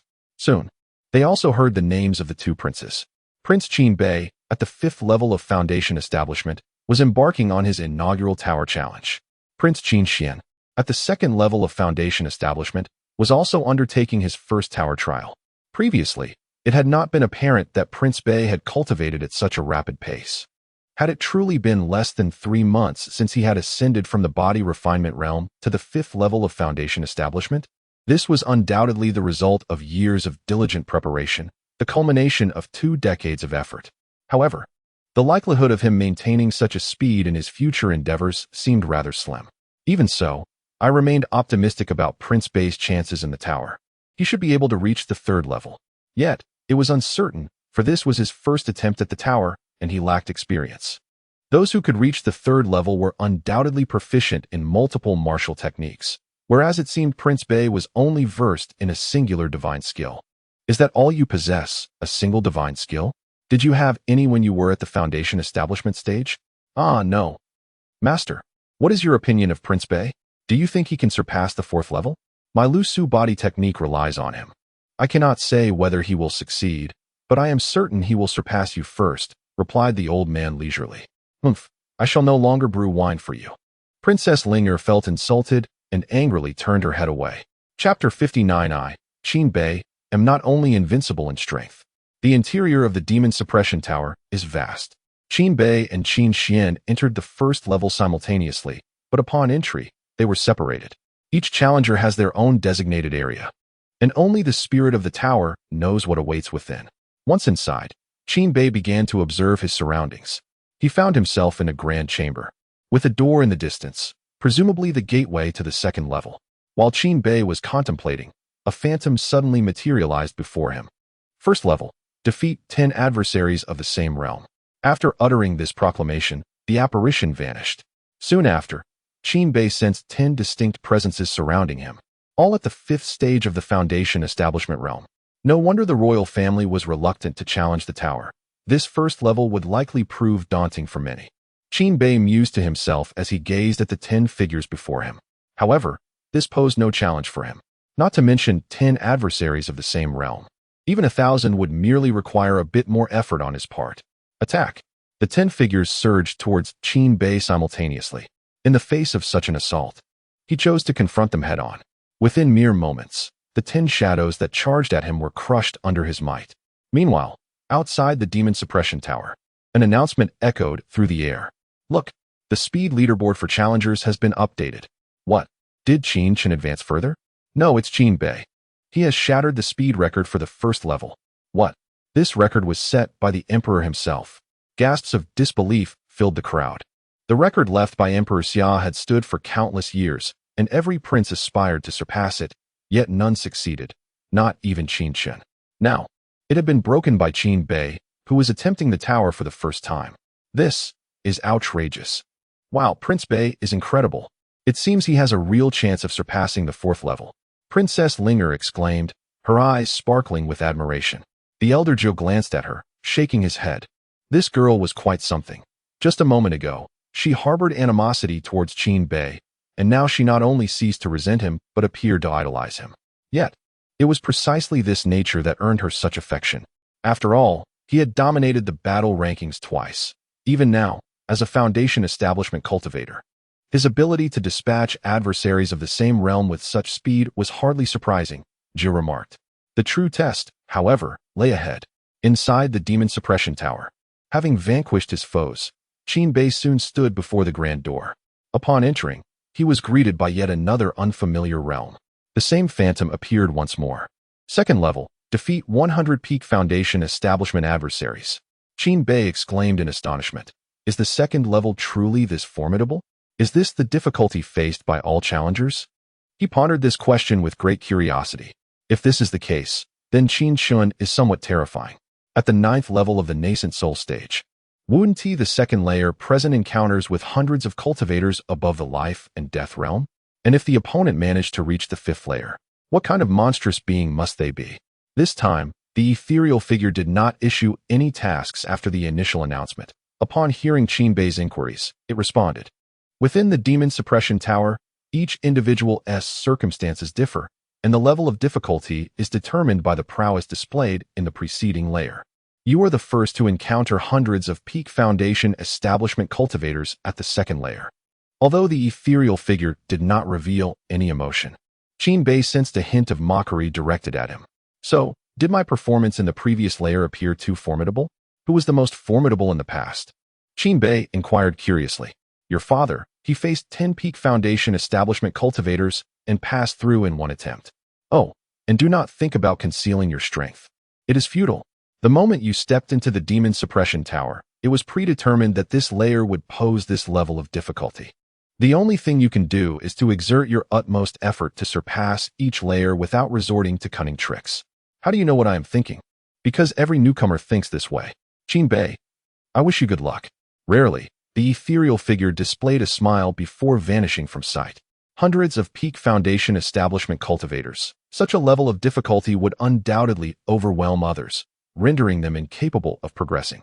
However, for Qin Bei, who could chase after 2 peak 4th-tier demonic beasts, facing 100 peak Foundation Establishment cultivators was merely a trifle, likely just a matter of consuming some time.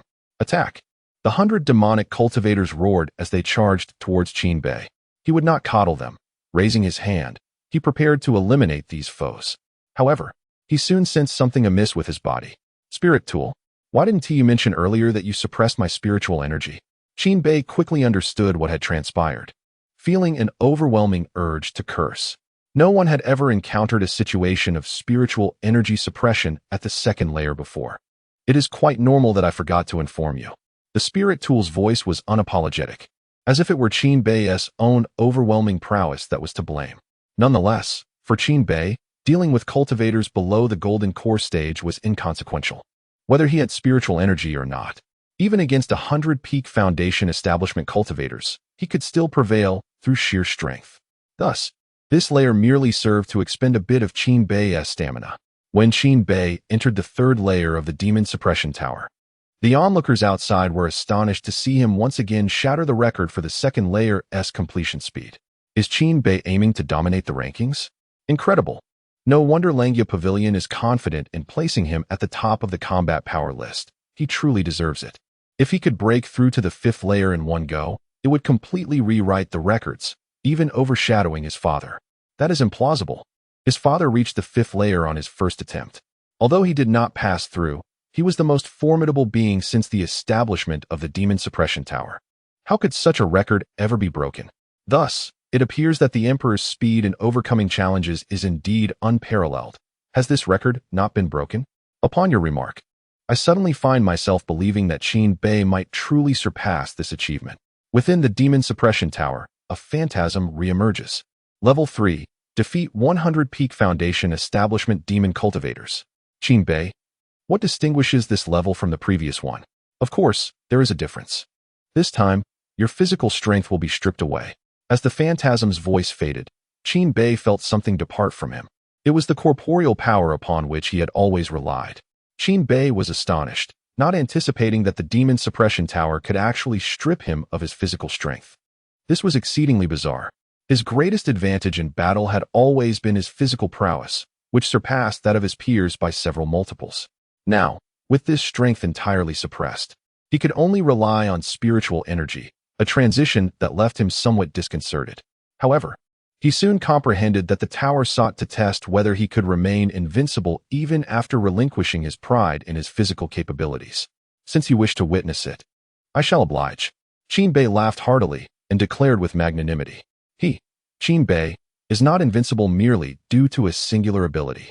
Rather, he embodies invincibility in every aspect. Chapter 60. The true instant kill. Though Qin Bei had transcended to the Foundation Establishment stage, within the confines of the secret realm, he predominantly relied on his physical prowess in battles against both demonic entities and beasts. After all, his sheer physical strength was sufficient to withstand even the peak 4th-tier beasts.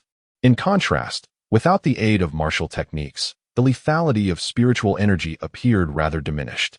However, this does not imply that he undervalued the application of spiritual energy, nor does it suggest a lack of capability on his part. One must not forget that in addition to his raw strength, he possessed a coveted technique that evoked envy in all, extreme cold gaze. This was a celestial-grade technique, and although he could not fully harness its power at the Foundation Establishment stage, with the support of his dual pupils, its lethality was by no means inferior to that derived from his physical strength, perhaps even surpassing it. Once the specter of the weapon spirit faded, 100 peak Foundation Establishment demon cultivators emerged, resembling relentless combat machines as they surged towards Qin Bei with ferocity. The weapon spirit had been silently observing the fray from the shadows, fully aware that death in this realm was irrevocable. Thus, every challenger was afforded protection. As the myriad of attacks from the 100 peak Foundation Establishment demon cultivators approached Qin Bei, he remained utterly still, as if oblivious to their impending assault. This was quite perplexing. Even without his physical strength, he should not have been so utterly inept. When had the royal family produced such an extreme prince? The weapon spirit mused, mistakenly presuming Qin Bei to be a practitioner solely focused on physical cultivation. entirely incapable of wielding spiritual energy. Such practitioners did exist in the cultivation world, and once they achieved great power, they became invincible within their tier. Resolving to select a different challenge for him next time, the weapon spirit prepared to intervene and disperse the demon cultivators to rescue Qin. However, as it made its move, it found itself frozen in place. At the moment the horde of demon cultivators charged towards him, Qin made no offensive gesture. Instead, he slowly closed his eyes. Until now, he had never truly utilized his dual pupils in conjunction with extreme cold gaze. This time, he sought to discern the extent of power achievable through the amplification of his dual pupils. When Qin opened his eyes again, an extraordinary phenomenon manifested within his pupils. No longer did a mere flash of white light flicker. A complex rune surged forth from his gaze. In the next instant, an extraordinary event unfolded. Within the dark confines of the demon-suppressing tower, delicate white snowflakes began to drift through the air. As these snowflakes descended upon the bodies of the demon cultivators, they were instantaneously encased in ice. Moreover, the spiritual energy attacks launched by the foremost demon cultivators were also frozen just before they could reach Qin. Freezing spiritual energy. The weapon spirit trembled with disbelief. Spiritual energy was intangible, akin to air. To freeze it? How could a mere foundation establishment cultivator achieve such a feat? Yet, regardless of its incredulity, the evidence was irrefutable before its eyes. In the blink of an eye, the entire space was encased in ice. A swift defeat. Qin leisurely approached the door leading to the 4th level. With a creak, he pushed the door open and entered, maintaining an outwardly calm demeanor. Spirit of the artifact. Such a powerful strike, and he has not exerted any effort? Outside world. As anticipated by all, Qin once again shattered the record for completing the 3rd level. However, upon witnessing the completion time, they were engulfed in profound disbelief. 1 breath? Am I truly not mistaken? What on earth? Completing the 1st level in 3 breaths had already surpassed my comprehension, yet this 3rd level, which is supposedly more challenging, has a completion time of merely 1 breath. Instant annihilation? Surely not. Could it be that the 3rd level is deceptively simple? How could that be? My challenge level is merely celestial, and I have been stuck on the 3rd level for an entire year, while the spirit of the artifact has tasked me. A mere 2nd-tier gold core cultivator to vanquish 5 5th-tier gold core demon cultivators. What then is Qin challenge level? It cannot possibly be on par with Qin Shen's, which is celestial, can it? This is inconceivable. Achieving instant defeat at this level of difficulty on the 3rd tier? Is there truly someone in the realm of cultivation capable of such a feat? Everyone was puzzled as to how Qin had managed to annihilate his foes. Even more unfathomable was the revelation that upon his exit from the tower, the reported difficulty level was unparalleled to date. Within the demon suppression tower, the perplexed spirit of the artifact could not help but feel a sense of relief upon seeing Qin in the 4th level. I thought you hadn't exerted any effort. It turns out you restored yourself here? The ethereal presence of the spirit of the artifact reappeared in the 4th level, gazing at the meditating Qin with a smile. Young people certainly enjoy showing off. Qin felt somewhat embarrassed. Upon reaching the 4th level, he realized his body had been entirely drained, with scarcely any spiritual energy remaining. He sought to recover swiftly and challenged the 4th level. Do not waste your efforts. Within this demon suppression tower, you can at most regain your stamina. But the consumption of spiritual energy cannot be restored directly, as there is no spiritual energy here. The spirit of the artifact kindly reminded him. What? How am I supposed to pass this level then? What does that have to do with me? Who told you to show off? Qin. Indeed. My inexperience in my 1st tower challenge is evident. I had no idea that spiritual energy could not be restored. Had I known, I would have taken my time in the previous level. 4th level challenge. Defeat a peak gold core demon cultivator. Upon seeing a figure clad in a black robe wielding a long blade emerge from the darkness, Qin understood that this would be a formidable battle. He no longer possessed sufficient spiritual energy to employ the ice-cold gaze. This meant he could not restrict his opponent's speed. Furthermore, he was unable to utilize the double pupil, leaving him incapable of discerning his opponent's attack weaknesses and responding accordingly. In the context of cross-boundary combat, these 2 significant advantages had vanished. This implied that in his confrontation with the peak gold core cultivator before him, he could only rely on the strength of his body in a suboptimal state. The difficulty had escalated beyond the ordinary. The ensuing battle unfolded as Qin Bei had anticipated. Once the assistance of the extreme cold gaze was withdrawn, he truly grasped the unparalleled swiftness of a peak golden core cultivator, an agility that was utterly beyond the reach of his foundation establishment realm. Each of his opponent's strikes was executed with remarkable speed, precision, and ferocity, leaving Qin Bei no time to evade. The only glimmer of hope for victory lay in the fact that his adversary had yet to unleash any formidable divine abilities, relying solely on their formidable prowess in combat.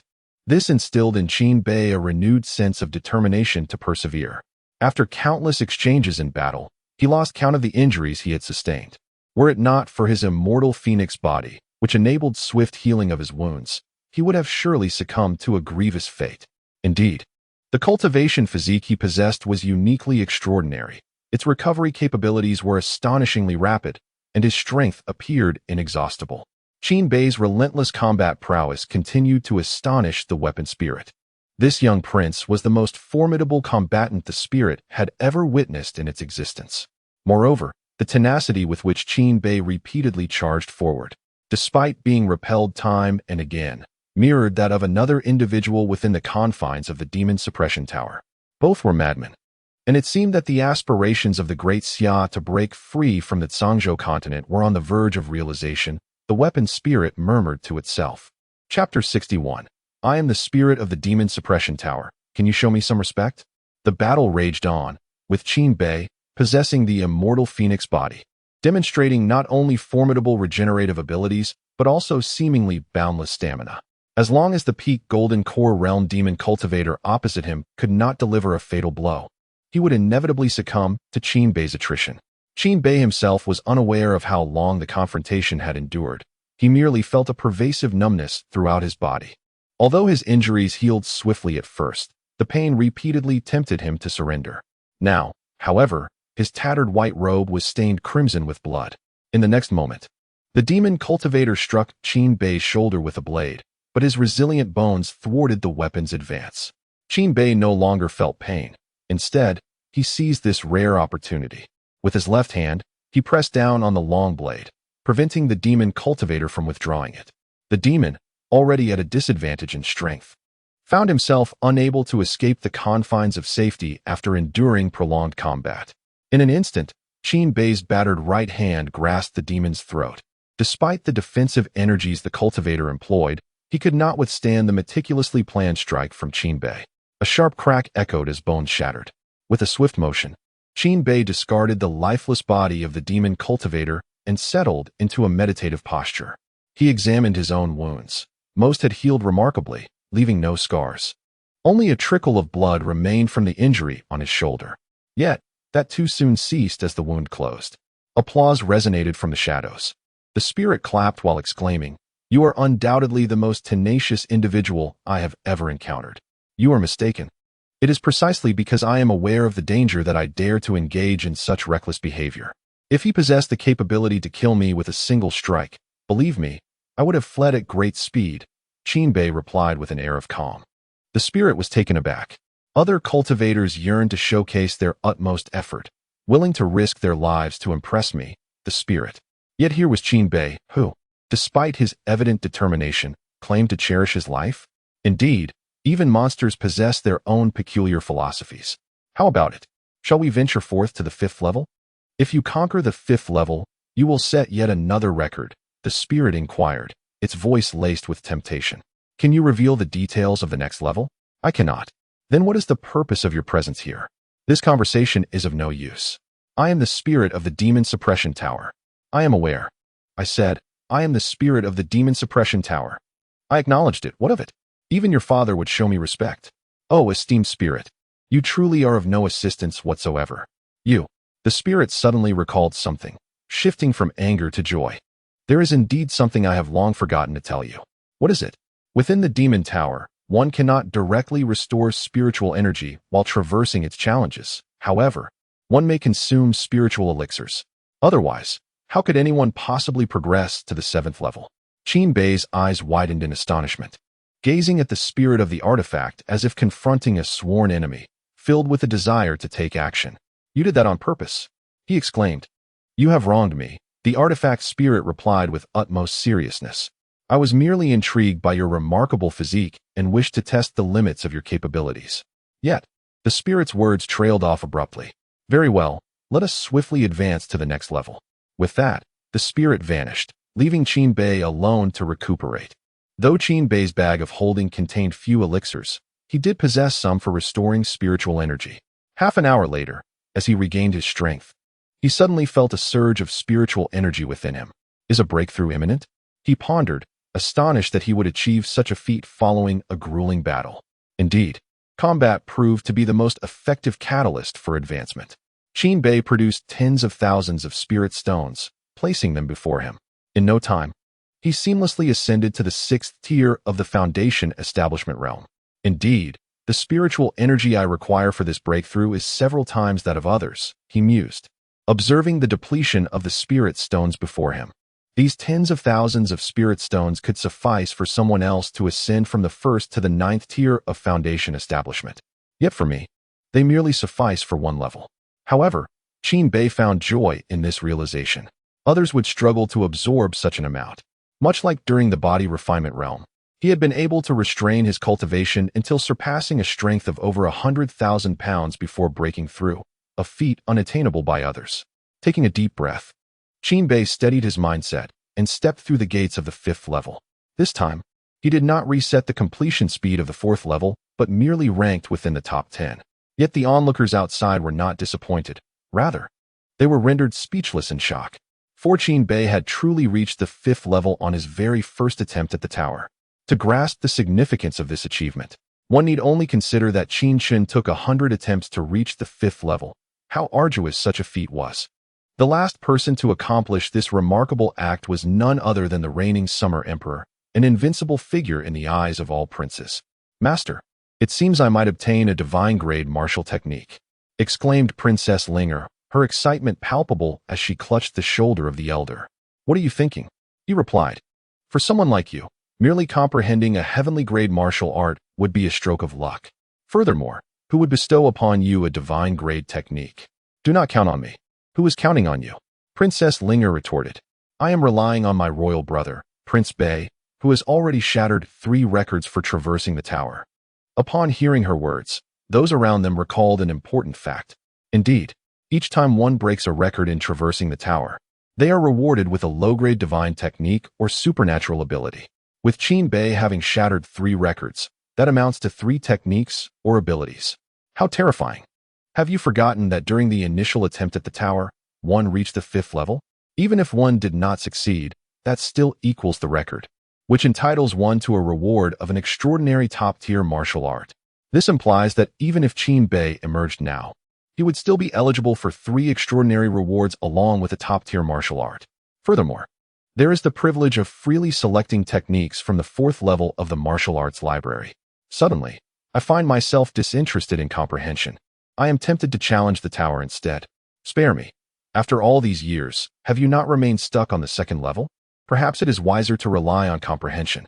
Princess Langya hastily examined her spatial pouch. Since the heavenly grade martial arts commanded a price of 100,000 spirit stones from Qin Bei, would not the divine grade demand at least 200,000? It would be prudent to prepare adequately, so that upon Qin Bei's return, she could be the first to propose a purchase. Surely this would be feasible. After all, surplus techniques should hold little value for Qin Bei. Thus, selling to her would indeed be a profitable endeavor. Chapter 62. Unrivaled State of Mind. Easily passing through the 5th layer, while Princess Langya was still lost in contemplation over which divine movement technique to choose.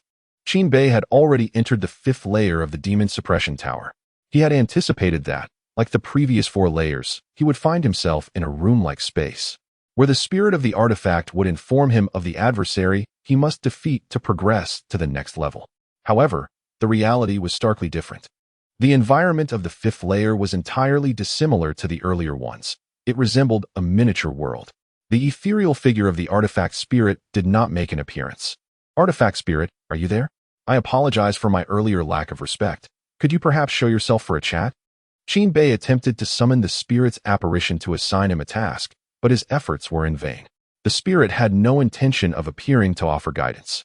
Realizing that this layer was unlike the previous ones, Qin Bei understood that he would have to navigate through it on his own, which was evidently not an auspicious sign. Observing his surroundings, he noted the dense forest and the plethora of exotic flowers and fruits. As he ventured forward, the sounds of cicadas and frogs gradually filled the air. The further he walked, the more perplexed he became. He felt less like a challenger of the tower and more as if he were traversing a realm he had always longed for. In his dreams of becoming the strongest in the world, he envisioned residing in such a place, surrounded by friends and family. Nevertheless, Qin Bei did not forget that he was currently navigating the 5th layer of the Demon Suppression Tower, and thus, all of this was merely an illusion. Resolutely, he continued onward in search of the door to the next layer. Soon, he traversed through numerous places that resonated with his innermost desires and finally discovered the entrance to the 6th layer. As he pushed the door open, the spirit of the artifact appeared above him. Observing Qin Bei's silhouette entering the doorway below, the spirit was utterly bewildered.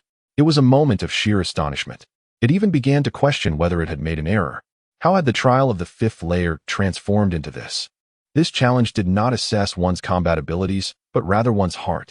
Every cultivator faces their inner demons throughout their lives. The more one yearns for, the stronger the inner demons become. The initial appearance of this idyllic paradise did not surprise the spirit, for many individuals succumb to their inner demons due to their pursuits.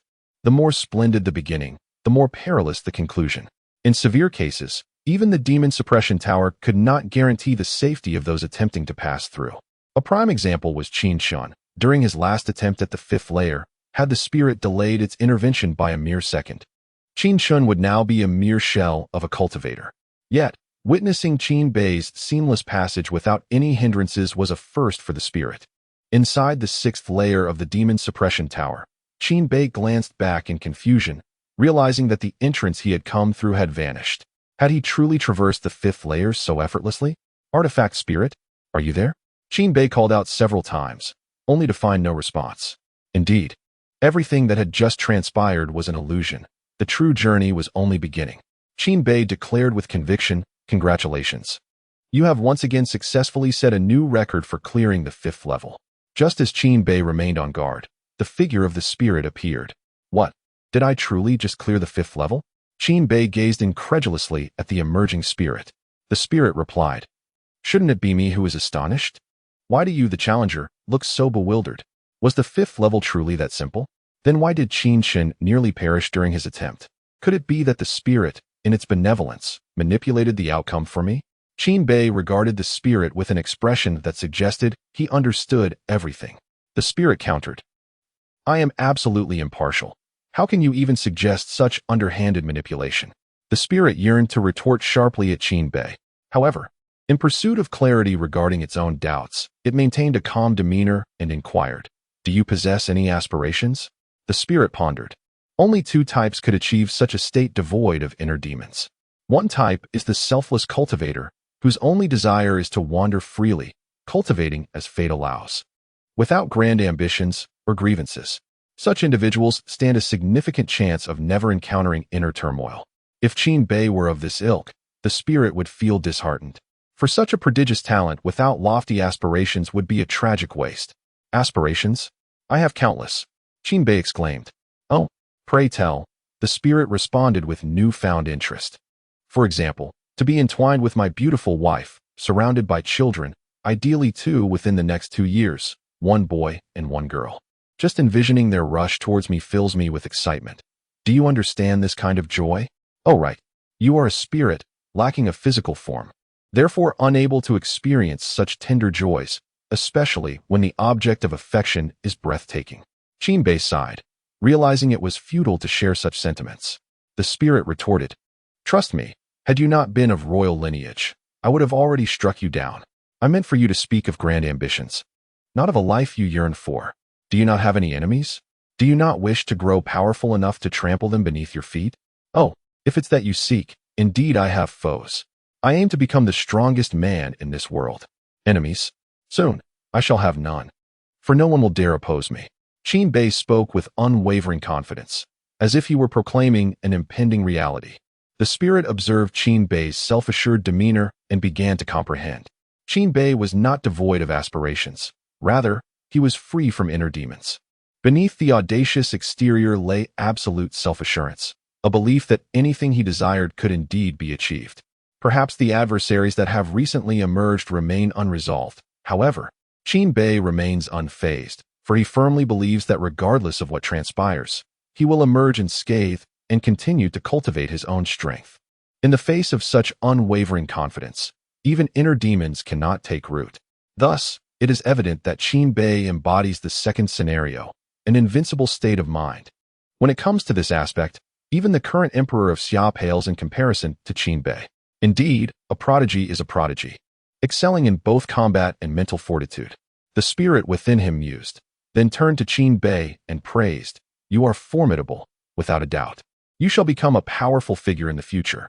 Although you are the esteemed spirit, must you look down upon others?" The spirit replied, bewildered, "Wasn't I complimenting you?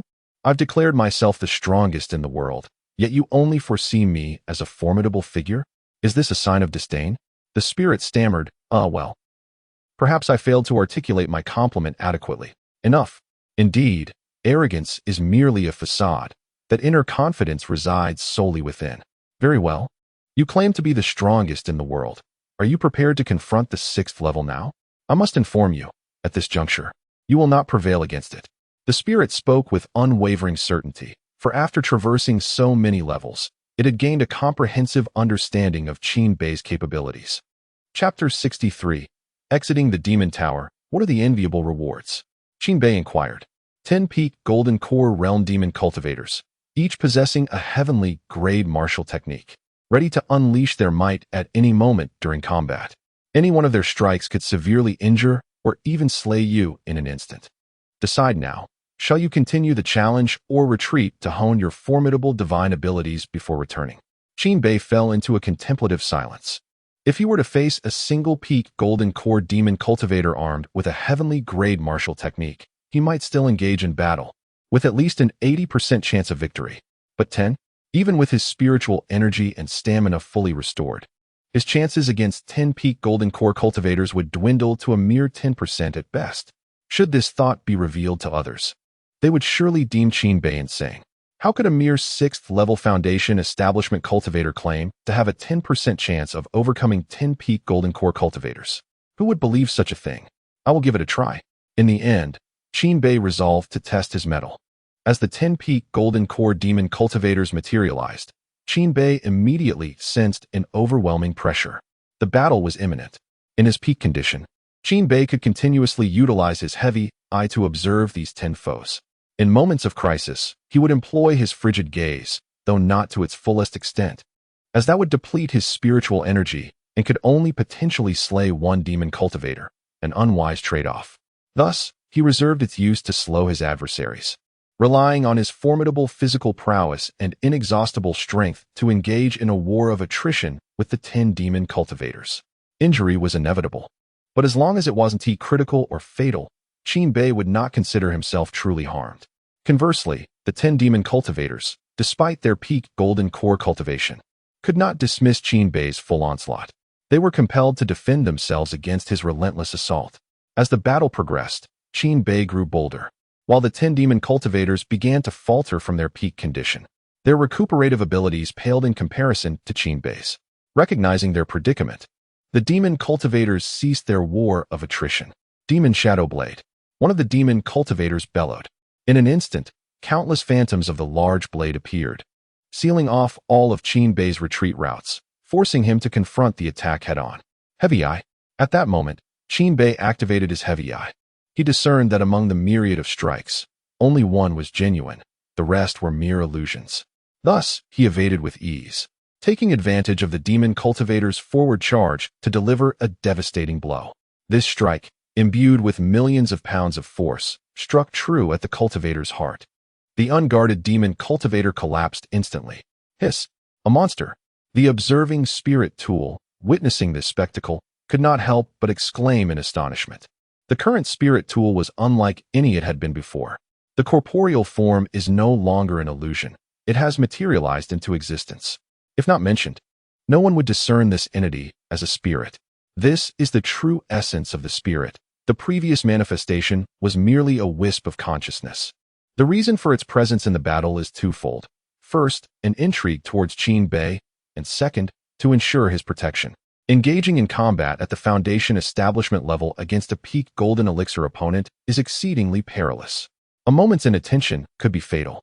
Given the rarity of such a prodigy emerging from the royal family, the spirit could not allow any misfortune to befall Qin Bei. This lad's fighting style is indeed distinct. He seems to thrive amidst the fray. However, it must end here. As the spirit's words resonated, the 9 remaining demonic cultivators launched their most formidable attacks in unison, leaving Qin Bei no chance to evade. In direct confrontation, he could only employ his most potent technique, the extreme cold gaze. Yet, it could only withstand the assaults of 2 adversaries, while the remaining 7's attacks, should even one land upon him, would result in severe injury or potentially lethal consequences. I concede, Qin Bei swiftly declared. In an instant, the prepared spirit appeared before him. With a mere wave of its hand, it dispersed the 9 attacks, causing the figures of the demonic cultivators to vanish without a trace. Return when you are assured of victory, the spirit gestured, and Qin Bei's figure disappeared from the demon suppression tower. The next moment, he materialized outside the tower. The sudden appearance captivated the attention of those nearby. Look, it's Prince Bei, he emerged unscathed. Unscathed? Just look at his tattered garments. They barely conceal him. I recall he entered clad in white. How has he now turned red? Perhaps he was injured but has since healed. His recovery ability is quite impressive. Come, let us rush to purchase his techniques. First come, first served. Don't go. Did you not observe that even Princess Linger hasn't approached? After the initial tower challenge, the demon suppression tower will announce results, particularly for someone like Qin Bei, who has shattered numerous records and will surely receive rewards. As anticipated, once Qin Bei changed his attire, a bell tolled. Dong. The spirit's voice followed. Prince Qin Bei, for breaking the speed record of the first layer of the tower, you are awarded a low-grade divine technique or divine ability. For breaking the speed record of the second layer, a middle-grade divine technique or divine ability. For breaking the speed record of the third layer, a high-grade divine technique or divine ability. For breaking the speed record of the fifth layer, a top-grade divine technique or divine ability. Listening to the spirit enumerate the rewards, even the assembled princes and princesses could not help but feel envious. Divine techniques. Even Qin Shun, the royal family's beacon of hope, possesses but one of such caliber, which he comprehended from the martial arts repository upon reaching the nascent soul stage. And what of Qin Bei? Merely at the foundational stage. He has acquired such an abundance of divine abilities. Moreover, no one can forget the pressing question. Qin Bei possesses a self-comprehended celestial-grade divine ability, the extreme cold gaze. While it is understood that he cannot master them all, the rewards from the demon suppression tower signify Qin Bei's immense wealth. As envy pervaded the atmosphere, the voice of the artifact spirit resonated once more. Prince Qin Bei, for the first time, has successfully traversed the 5th level of the tower, breaking the record, and is awarded a celestial-grade teleportation talisman. At that moment, not only did the princes gasp in astonishment, but even the old wine merchant, who had been reclining, straightened up to listen intently. A celestial-grade item? A teleportation talisman bestowed by the artifact spirit? Clearly, the spirit had extended a favor, for such a reward seemed rather generous. What purpose does this item serve? It is a teleportation talisman granted by the esteemed artifact spirit. Regardless of the distance, it allows instantaneous return to the demon suppression tower. A treasure coveted by many royal families for its life-saving properties, surpassing even what the emperor offers. Alas, the artifact spirit rarely bestows such gifts. A celestial-grade teleportation talisman? In my century of life, I had only just learned of this level's existence. Does this not imply that in the future, should Qin Bei venture beyond the capital, he need not fear for his life? As long as he possesses this talisman, unless confronted by a quasi-saint, it seems no one could possibly detain him. I suddenly perceive the artifact spirit's favoritism. If one could break so many records, they too would be deserving. But can you achieve such feats? Just as everyone believed the revelations had come to an end, the voice of the artifact spirit echoed once again. This time, the collective sentiment transcended mere astonishment. It morphed into envy and resentment, a burning desire to supplant Qin Bei. Chapter 64. The Tower Challenge at Saint Level Difficulty, Qin Bei. The first of all times the challenge posed by the Demon Suppression Tower has reached a saint-level difficulty. This marks Qin Bei as the foremost figure throughout history, with the reward being a celestial grade technique or divine ability. The voice of the artifact spirit echoed in everyone's minds, lingering persistently. Celestial grade? Surely, I must have misheard. Can such a level of divine ability truly be awarded to a foundation-building cultivator? Is that all you care about? Did you not hear the mention of the unparalleled saint-level difficulty? Moreover, even under such daunting circumstances, Qin Bei managed to reach the 6th floor on his very first attempt. Is this not astonishing? As the crowd engaged in fervent discussion, another figure emerged, bloodied and battered. Everyone instantly recognized him, Qin Shun, who had entered the tower alongside Qin Bei. At this moment, Qin Shun appeared gravely injured, evidently having sustained severe wounds. What a pity. He still could not surpass the 5th floor, lamented those around him. With a painful cough, Qin Shun expelled a mouthful of blood upon his exit. He hastily retrieved a healing elixir and consumed it, feeling somewhat better afterward. Turning his gaze toward Qin Bei, he observed him dressed anew, as if nothing had transpired. For a moment, he could scarcely believe his eyes. Yet, the artifact's spirit's declaration still reverberated around him. He had distinctly heard that Qin Bei had surpassed the 5th floor. How had he achieved this? Why did he emerge from the 5th floor looking as if nothing had occurred? A myriad of questions filled Qin Shun's mind. He realized he had previously underestimated Qin Bei due to his lower cultivation level. Nevertheless, Qin Shun did not despair. Instead, he discovered a new path for surpassing his limits. Qin Bei cast a sidelong glance at him, offering no further words.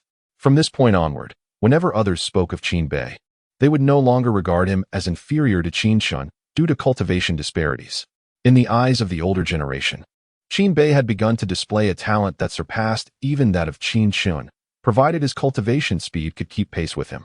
This was a crucial condition, as Qin Bei had yet to attain the same level of cultivation as his peers. Brother, how are you? Concerned for Qin Bei's potential willingness to sell a celestial-grade technique to his beloved Ling she rushed over upon seeing Qin Shun injured. Her primary concern remained Qin Shun's well-being rather than Qin Bei's willingness to part with his techniques. Brother, you are amazing. As Qin Bei stepped outside, Qin Xian rushed up, his eyes sparkling with admiration. How are you? Qin Bei inquired, gently ruffling Qin Xian's chubby head. I'm not doing well. It was merely a celestial-level challenge, and I only managed to clear the first 2 floors, Qin Xian replied. Disappointment evident in his voice as he recognized the vast gap between himself and Qin Bei. The onlookers, witnessing his expression, felt an overwhelming urge to take action. Listen. Is this even human language? Is the challenge of the tower merely at the celestial level? How many individuals within the royal family can attain such a rank? Even the former Emperor Xia barely reached this level. Moreover, initially, I managed to surpass the first 2 tiers, and Qin Shun could only achieve this much. How has it become so insipid in your mouth? More importantly, you are just a little child who has yet to turn 12. Isn't this statement a humiliation to all the royal brothers present? No worries, I only just passed the 5th tier myself. It's nothing extraordinary. The crowd. Indeed, no surprise that they are brothers. They are equally infuriating. Ahem.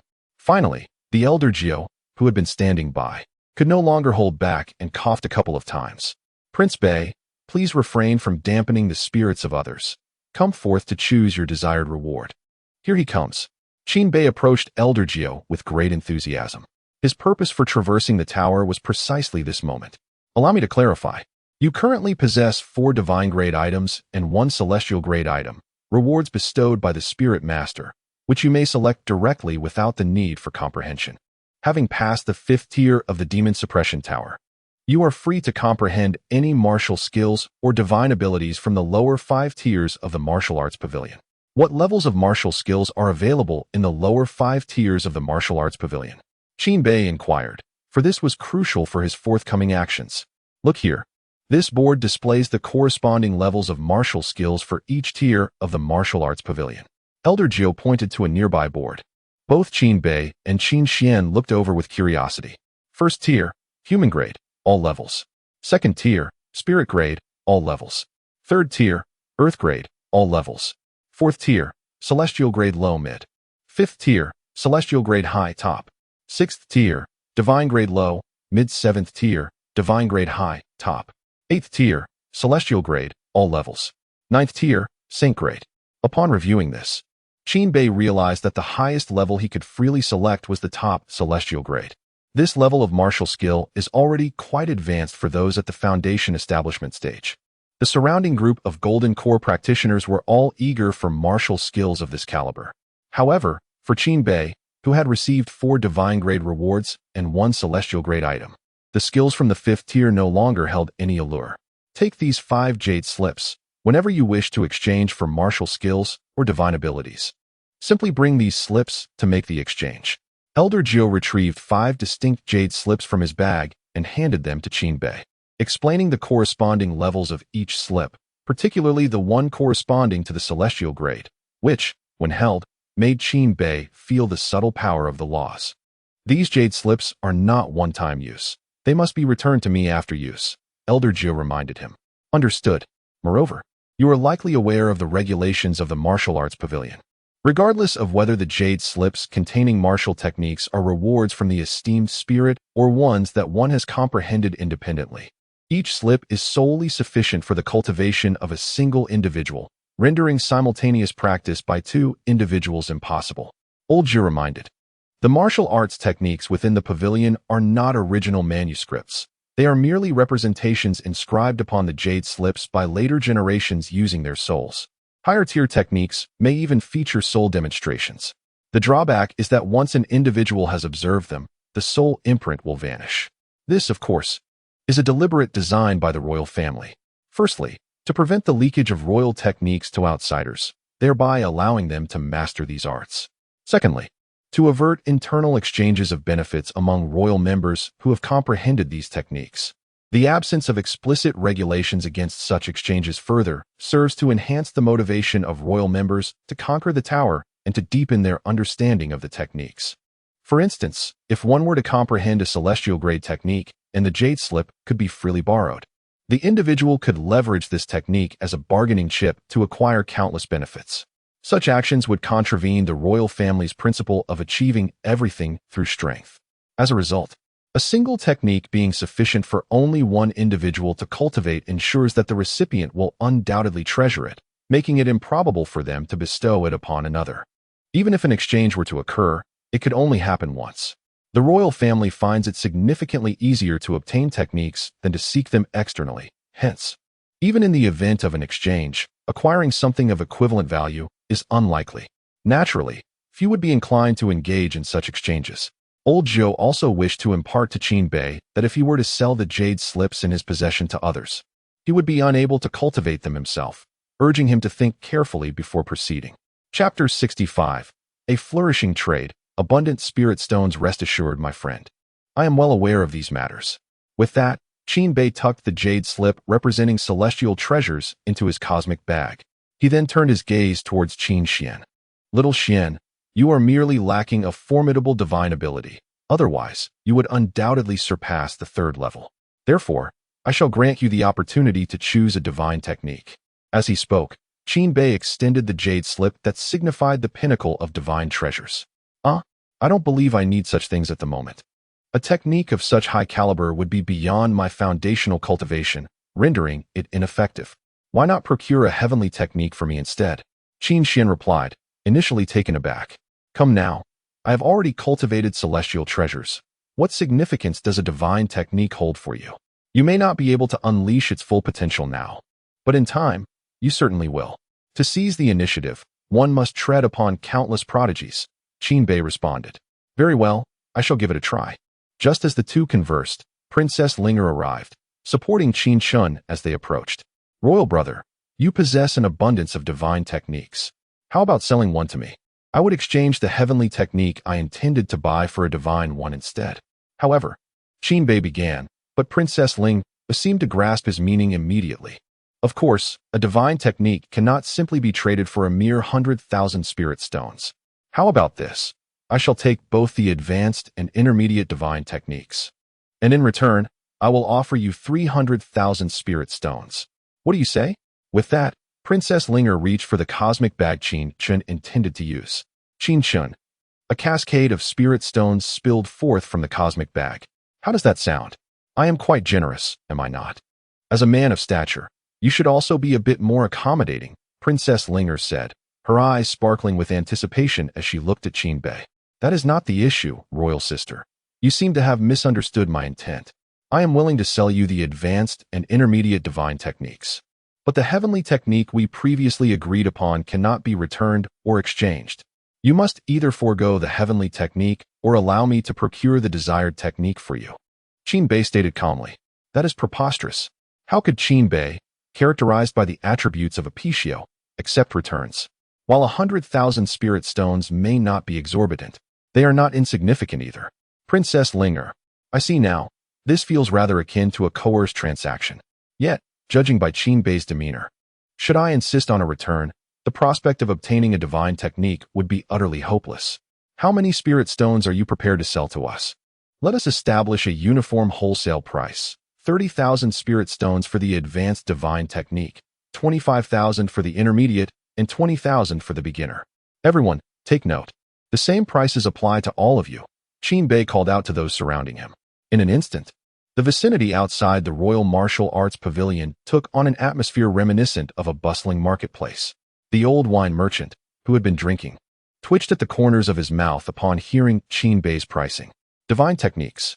If one possessed the originals, selling them outside could yield millions or even more. Upon arriving at Qin Bei's establishment, the prices had indeed plummeted to that of wholesale cabbage.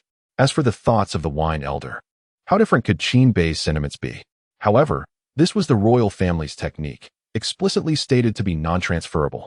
Should he dare to sell it outside, he could easily find himself apprehended by the royal clan and charged with treason the very next day.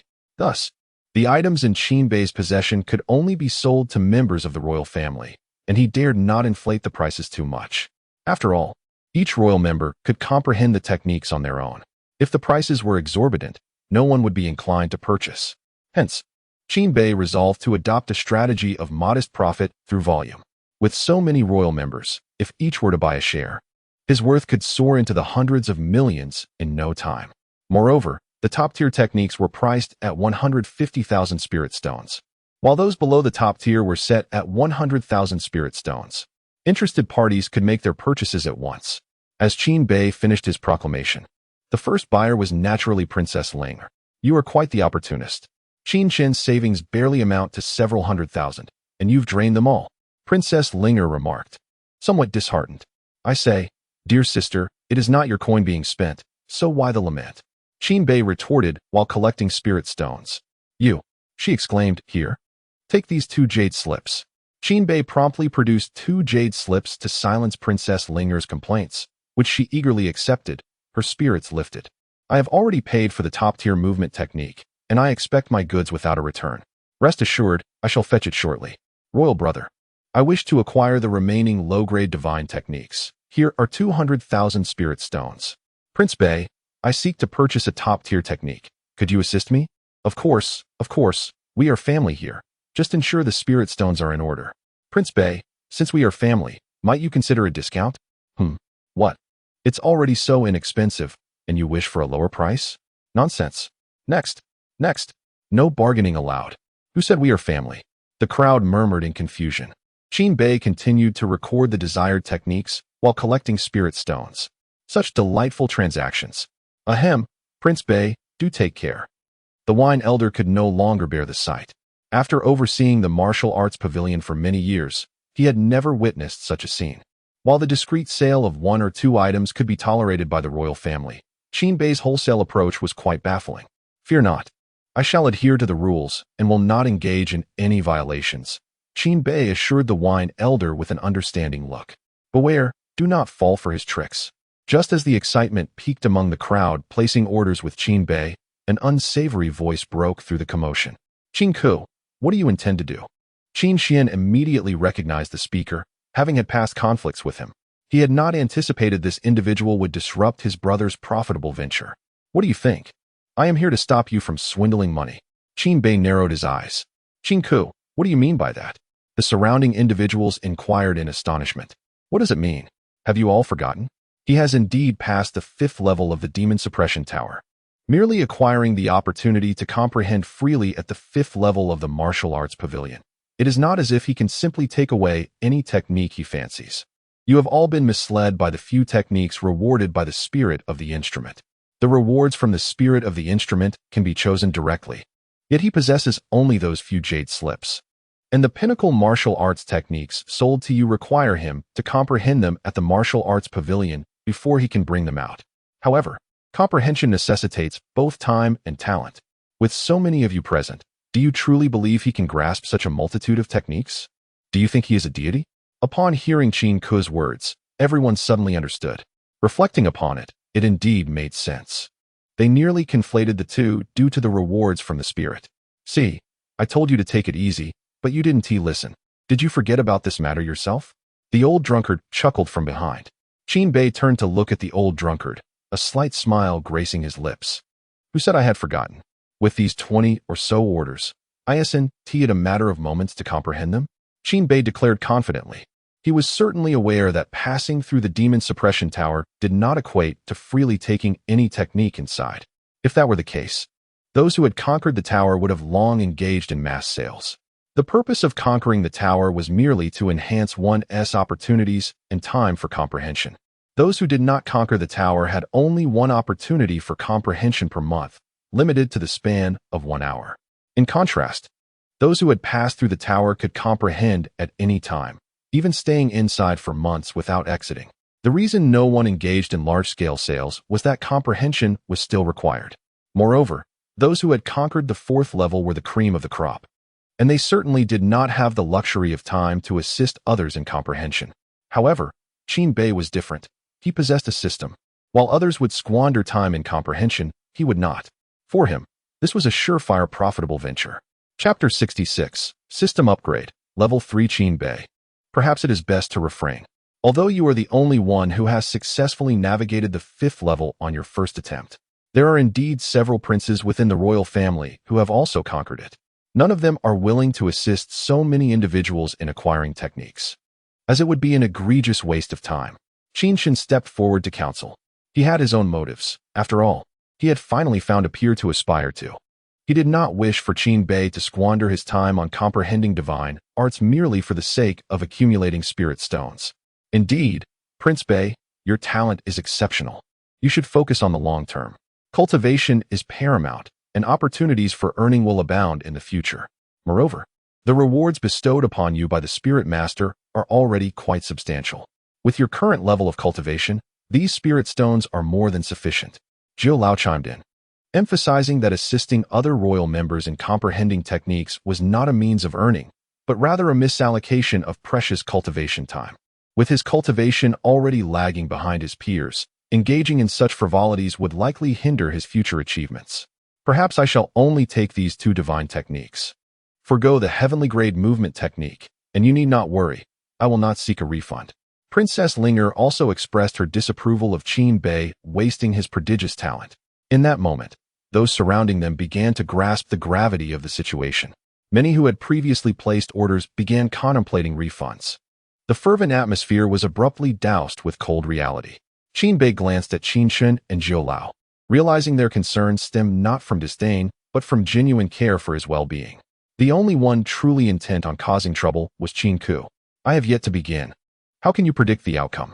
Just because others have failed does not imply I will as well, Qin Bei asserted with unyielding confidence. The crowd was taken aback. This, it seems, to transcend mere confidence. It borders on unwarranted arrogance. Qin Shen regarded Qin Bei with a mix of admiration and disbelief. Suddenly, his pupils widened. Confidence. He comprehended how Qin Bei had traversed the 5th level of the demon suppression tower. Perhaps it was indeed this very confidence that propelled him. In that moment, Qin Shen realized why he had always felt capable of overcoming the 5th level, but had fallen short each time. It was due to his own lack of confidence. Very well, you may rest assured and wait outside. I shall return shortly with what you seek. Having spoken, Qin Bei no longer hesitated and stepped into the martial arts pavilion. Humph. Ignorant of his own limitations, you expect us to wait for your return? That could take an eternity. Qin Ku retorted, visibly irked by Qin Bei's indifference. Silence. If this princess, who has already paid, is not anxious, why are you making a fuss? Can you not bear to see others surpass you? Princess Langya, with her fiery temper, rebuked Qin Ku without hesitation. Humph. Before Princess Langya, Qin Ku could only let out a cold snort, refraining from retorting. The others who had spent money earlier could only sit cross-legged outside, awaiting their turn. They had all mentally prepared themselves for a wait that could last anywhere from 3 to 5 days, or even up to half a month, if fortune favored them. Those present were acutely aware of the arduous nature of comprehension. This was especially true for Princess Langya, who had been striving for half a year to master the exquisite technique of superior rank. Thanks to her mentor, Master Jiu Lao, she had enjoyed special privileges during her learning, often gaining more time for comprehension than others.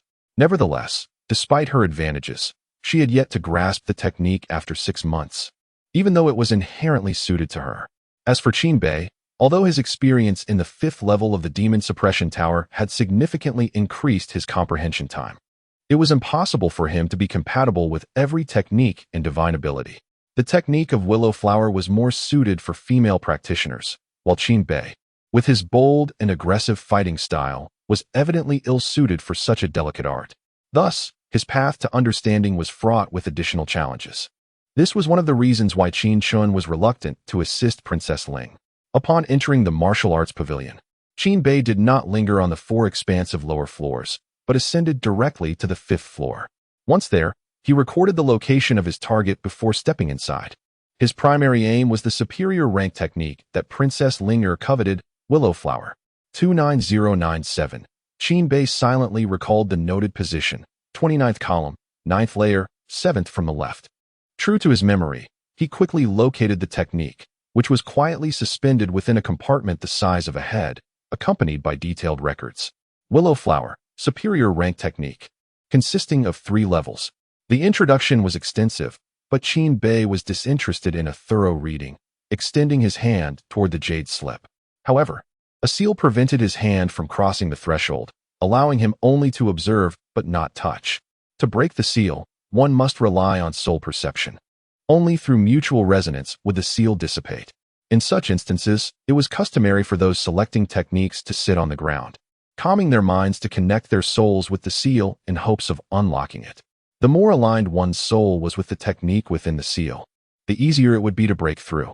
This was a lengthy and arduous process, and one could never predict when a response might come. Thus, the onlookers were skeptical of Qin Bei's ability to comprehend multiple techniques in a short time, even though he was regarded as a genius in their eyes.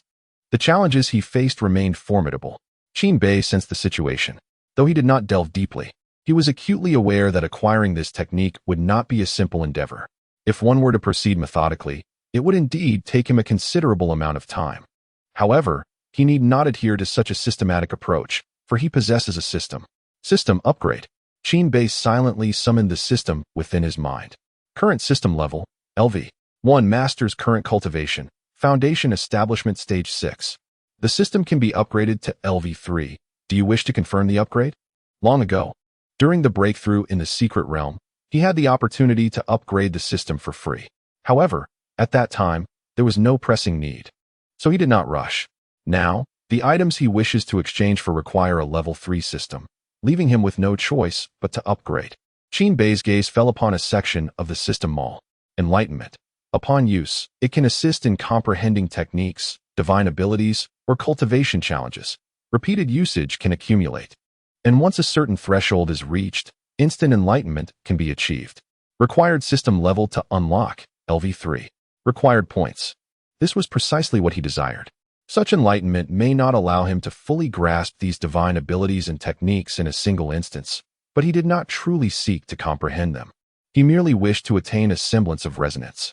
Thus, exchanging for a single enlightenment opportunity for one technique would suffice. He decided to elevate it directly to level 3. Chapter 67. The Spirit Master thinks the same. Ding. System upgraded to level 3. Unlocking store level 3. Unlocking 10 of products. Currently, the number of redeemable products in the store is 15. As Qin Bei gazed at the icons in the store lighting up one after another, a sense of fulfillment enveloped him. It seemed that after each breakthrough, he ought to promptly upgrade the system. The visual delight was indeed gratifying. Just as Qin Bei was contemplating this, the icon for enlightenment also illuminated. Enlightenment. Upon use, it assists in comprehending martial arts, divine abilities, or cultivation stages. Multiple uses can accumulate, and once a certain threshold is reached, instant enlightenment may occur. Required points, 100. Seeing that only a mere 100 points were needed, Qin Bei was utterly astonished. Was this not exceedingly inexpensive? Upon further inspection, he discovered that even an exquisite martial art was available for merely 50,000 points. This was so affordable that Qin Bei could scarcely believe it. Indeed, the very next moment, he understood why. Master, after the system upgrade, the weight of points will increase. For the level 3 system, 1 point requires the expenditure of 1 medium-grade spirit stone to obtain. No wonder I was bewildered by the sight of divine weapons priced at only 100,000 points. Now it all made sense. Nevertheless, this was quite reasonable, and he could accept it. The remaining points before were 300,000. Now, with the adjusted weight, remaining points, 3,000. Qin Bei nodded. All these points were acquired after he instructed the old steward to spend. He had arranged for the steward to manage this. The treasury would provide him with 2 million spirit stones each month, of which 50,000 he allocated for the steward's expenditures on spirit-gathering formations, elixirs, and the like. After all, the steward was responsible for depleting this 50,000 every month. Qin Bei felt no fear regarding the steward's loyalty, as only through the expenditure of his points would their value increase. This also served as a test for the steward's fidelity. So far, there appeared to be no issues. Continuing this expenditure, Qin Bei believed that it wouldn't be long before his estate surpassed even the imperial palace in comfort. Well, with 1 medium-grade spirit stone able to be exchanged for 100 low-grade spirit stones, and the exchange ratio being 1 to 100, there was no problem at all. Qin Bei gladly accepted the changes post-system upgrade. After all, points did not require the expenditure of spirit stones. His consumption would directly translate into points. It was akin to dividing a spirit stone into 2, and the benefits were far greater than a simple addition. He decided to redeem an opportunity for enlightenment. Eager to sample its effects, Qin Bei silently communicated with the system, consuming 100 points to successfully redeem enlightenment. Remaining points, 900. After the successful redemption, Qin Bei placed his hand once more outside the grid. The seal still prevented his hand from passing, yet at the moment his soul made contact, he experienced a remarkable sensation. Countless thoughts drifted through his mind, willow leaves fluttering and flower petals falling. Just as Qin Bei intended to grasp this feeling, he suddenly found his hands empty. Upon opening his eyes, he beheld that the seal before him had been lifted, allowing him to effortlessly retrieve the jade slip. However, the insights in his mind began to dissipate gradually. Clearly, a moment of enlightenment could enable him to resonate effortlessly with this particular technique of movement. To truly master it, he would need to delve into its contents. It was likely that a mere few dozen moments of clarity would suffice for mastery. Unfortunately, this opportunity was only sufficient for a single individual. Furthermore, having acquired such a profound insight, Qin Bei found himself somewhat dismissive of the heavenly grade technique. Suddenly, the ever-watchful Jiu Lao sensed something amiss, his eyes filled with perplexity. The fact that such an unsuitable technique could be perceived so swiftly must have been sheer luck. He mused. Yet, in the next moment, he detected the unsealing of a seal. Upon further investigation, he was astonished to discover it was Qin Bei once more. This time, the situation was even more outrageous. Merely standing before the desired technique, within less than 10 seconds, the seal had been lifted. Once, twice, 5 times, 10 times. At last, Jiu Lao could no longer remain composed. In such a brief span, Qin Bei had acquired 10 jade slips. This was hardly an act of contemplation. It was akin to a purchasing spree. Jiu Lao suspected a malfunction in the seals of the martial arts pavilion. Otherwise, such an extraordinary occurrence was inconceivable. With a swift movement, Jiu Lao's figure vanished. What was happening? Where had Jiu Lao gone? Surely, he had entered the martial arts pavilion. Everyone was puzzled, unaware of the reason for Jiu Lao's sudden entrance. However, they paid little attention, assuming he was merely conducting a routine inspection. Inside the martial arts pavilion, Qin Bei stood before yet another seal. As he closed his eyes, the seal lifted in an instant, prompting him to reach out. Just then, Jiu Lao's voice rang out. Prince Bei, stop at once. Puzzled, Qin Bei looked up to see a dejected Jiu Lao standing before him. Jiu Lao, is something the matter? Prince Bei, I apologize. But there seems to be an issue with the seals in the martial arts pavilion. Please allow me to inspect it before you continue your enlightenment, Jiu Lao replied apologetically.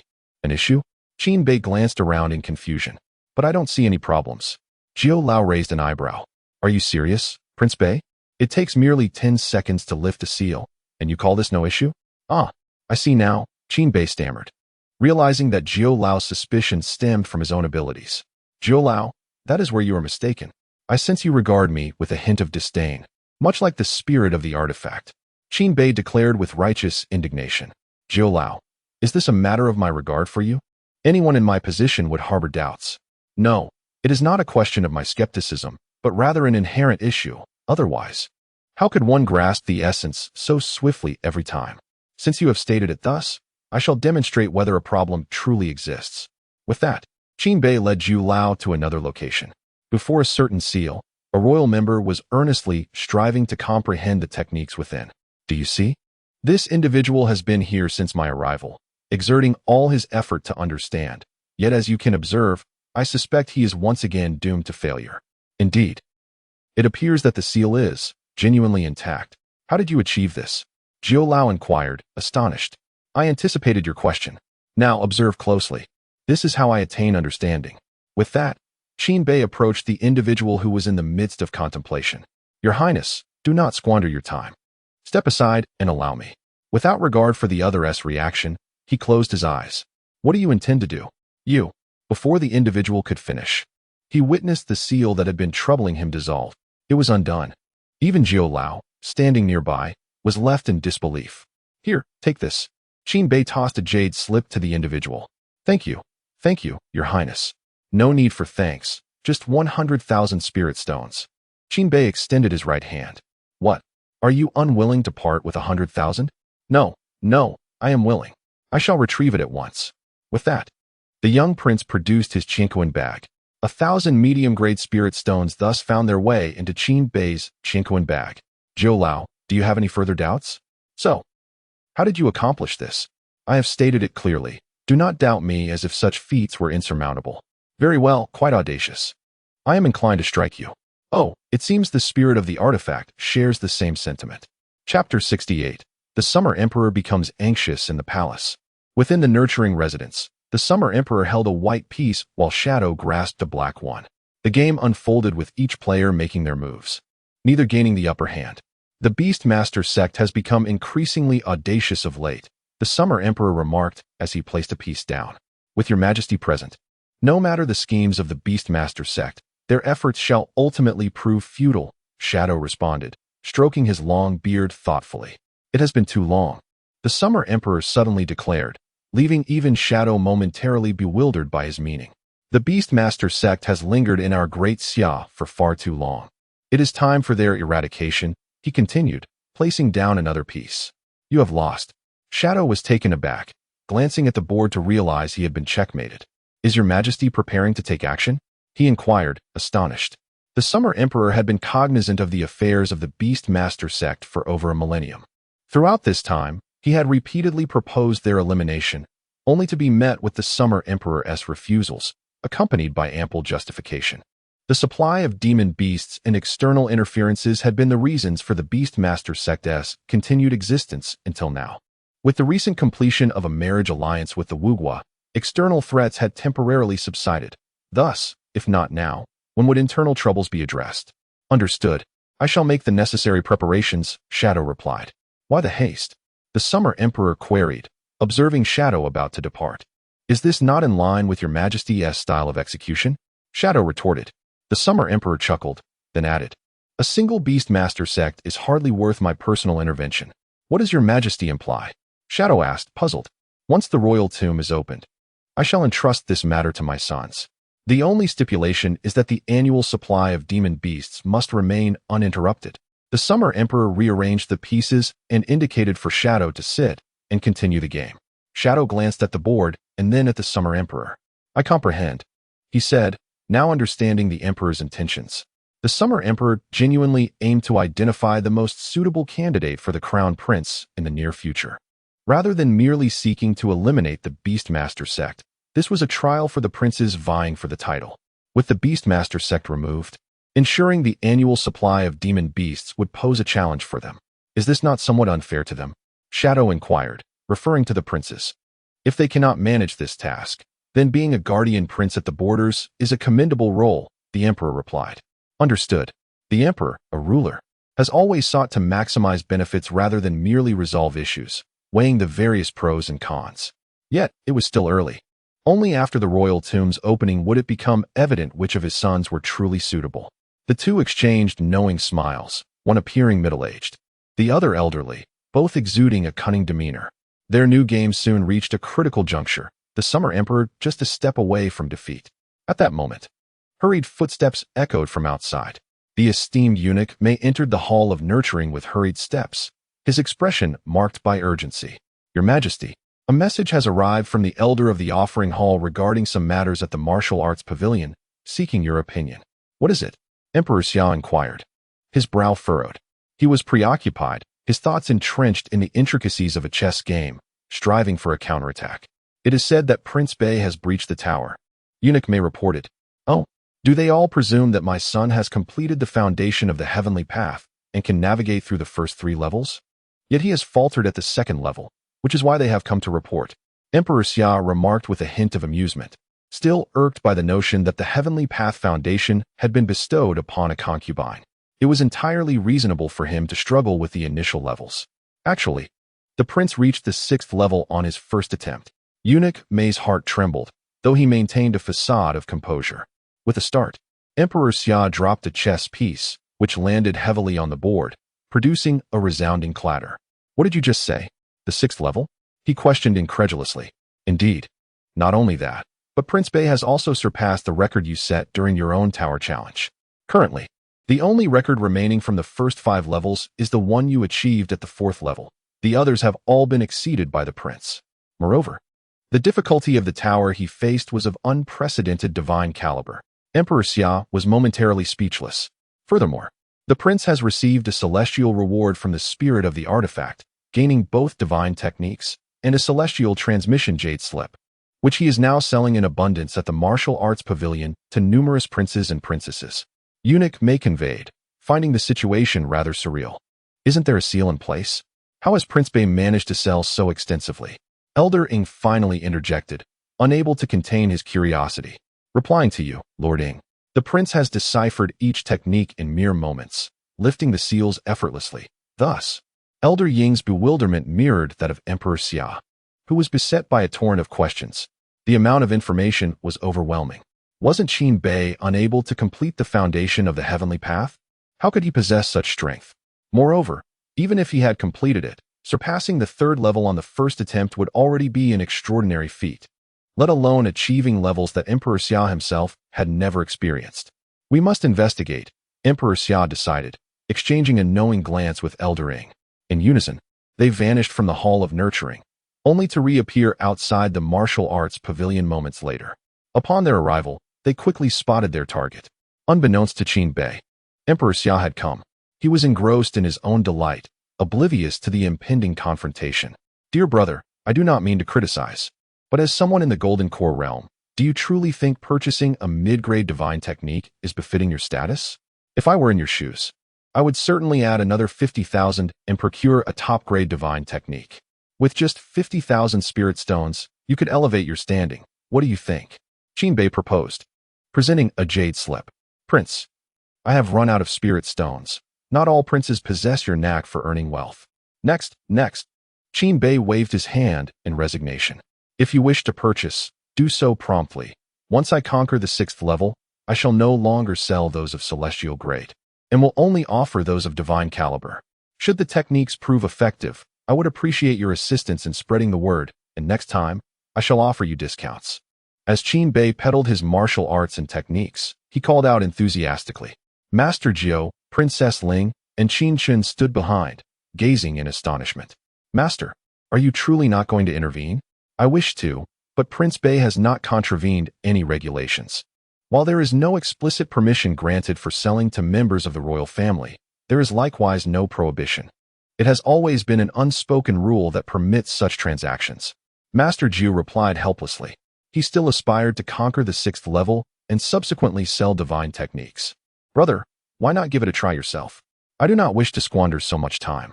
Yet, the time spent could yield spirit stones. Spirit stones can be exchanged for cultivation resources, thus it would not be a waste of time, would it? Very well. I concede that I cannot decipher the seals of so many techniques. You should have mentioned that earlier chapter 69. My brother is truly great observing the distant Qin Bei, who had transformed the martial arts pavilion into a veritable marketplace. Emperor Xia clenched his fists. When was the last time I was truly enraged? He mused, attempting to convince himself of his infrequent bouts of anger, only to recall, this morning. Emperor Xia? And what about the time before that? I cannot recall. It has been far too long. So this insufferable brat has managed to provoke my ire twice in a single day? This. Even Eldering found himself at a loss for words. Who could have anticipated Qin Bei's antics? A day without causing a stir seems to render him uneasy. Emperor Xia gradually approached Qin Bei, and every person he passed hastily bowed in respect. Your son pays his respects to father, echoed a chorus of princes and princesses, queuing to seek Qin Bei's guidance in martial arts, all of whom promptly bowed upon seeing Emperor Xia. Father? Qin Bei also caught sight of Emperor Xia. Without a word exchanged, he instinctively understood the situation. Casting a glance back at the old wine merchant, it was evident that he had been the informant. Enter with me. Qin Bei had anticipated such a confrontation eventually, but he had not expected it to arrive so swiftly. With no choice but to comply, he followed Emperor Xia into the martial arts pavilion. However, before entering, he entrusted a handful of jade slips to Qin Xian. Brother, you must sell all of these before I return. Even if you make only a little, it is acceptable. Huh. Qin Xian's chubby face bore an expression of bewilderment. Yet he eventually nodded, indicating his intent to follow Qin Bei's instructions. Emperor Xia merely cast a sidelong glance at Qin Bei, refraining from further comment. Eldering, lingering behind, couldn't help but admire Qin Bei's audacity. At such a moment, he exhibited no fear and was instead preoccupied with thoughts of profit. Upon entering the martial arts pavilion, Emperor Xia came to a halt and turned to face Qin Bei. Qin Bei, glancing to the left and right, conspicuously avoided meeting Emperor Xia's gaze, betraying his unease. Demonstrate to me how you comprehend these martial arts techniques. Rather than displaying anger, Emperor Xia requested a showcase of Qin Bei's understanding. Qin Bei complied without hesitation. After exchanging points with the system for a moment of clarity, the seal representing a particular martial art was instantaneously released. Emperor Xia's eyes narrowed slightly. He sensed that the seal was intact. At the moment of contact, Qin Bei resonated with the seal, facilitating its dissolution. Once more, thus, Qin Bei demonstrated 10 times, expending 1,000 points in the process. How did you accomplish this? Emperor Xia finally inquired, unable to contain his curiosity. Oh, it's simply done this way. Qin Bei responded, wearing an expression that suggested he found the task rather elementary. He certainly could not disclose the existence of the system or his ability to exchange for moments of enlightenment. Emperor Xia squinted his eyes. In the land of Zhangzhou, there once existed an individual akin to yourself, whose aptitude for mastering martial arts and divine abilities eclipsed that of all prodigies. Regardless of the technique, his comprehension was remarkably swift, albeit not as rapid as yours. The Emperor Xia remarked with a casual tone.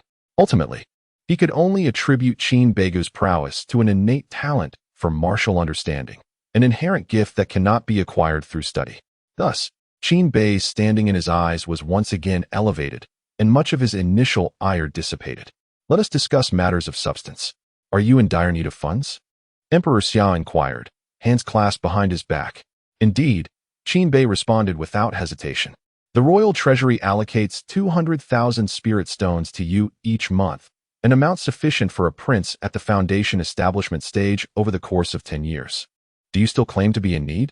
Well, my humble self merely wishes to expedite my cultivation, hence the increased expenditure on spirit stones.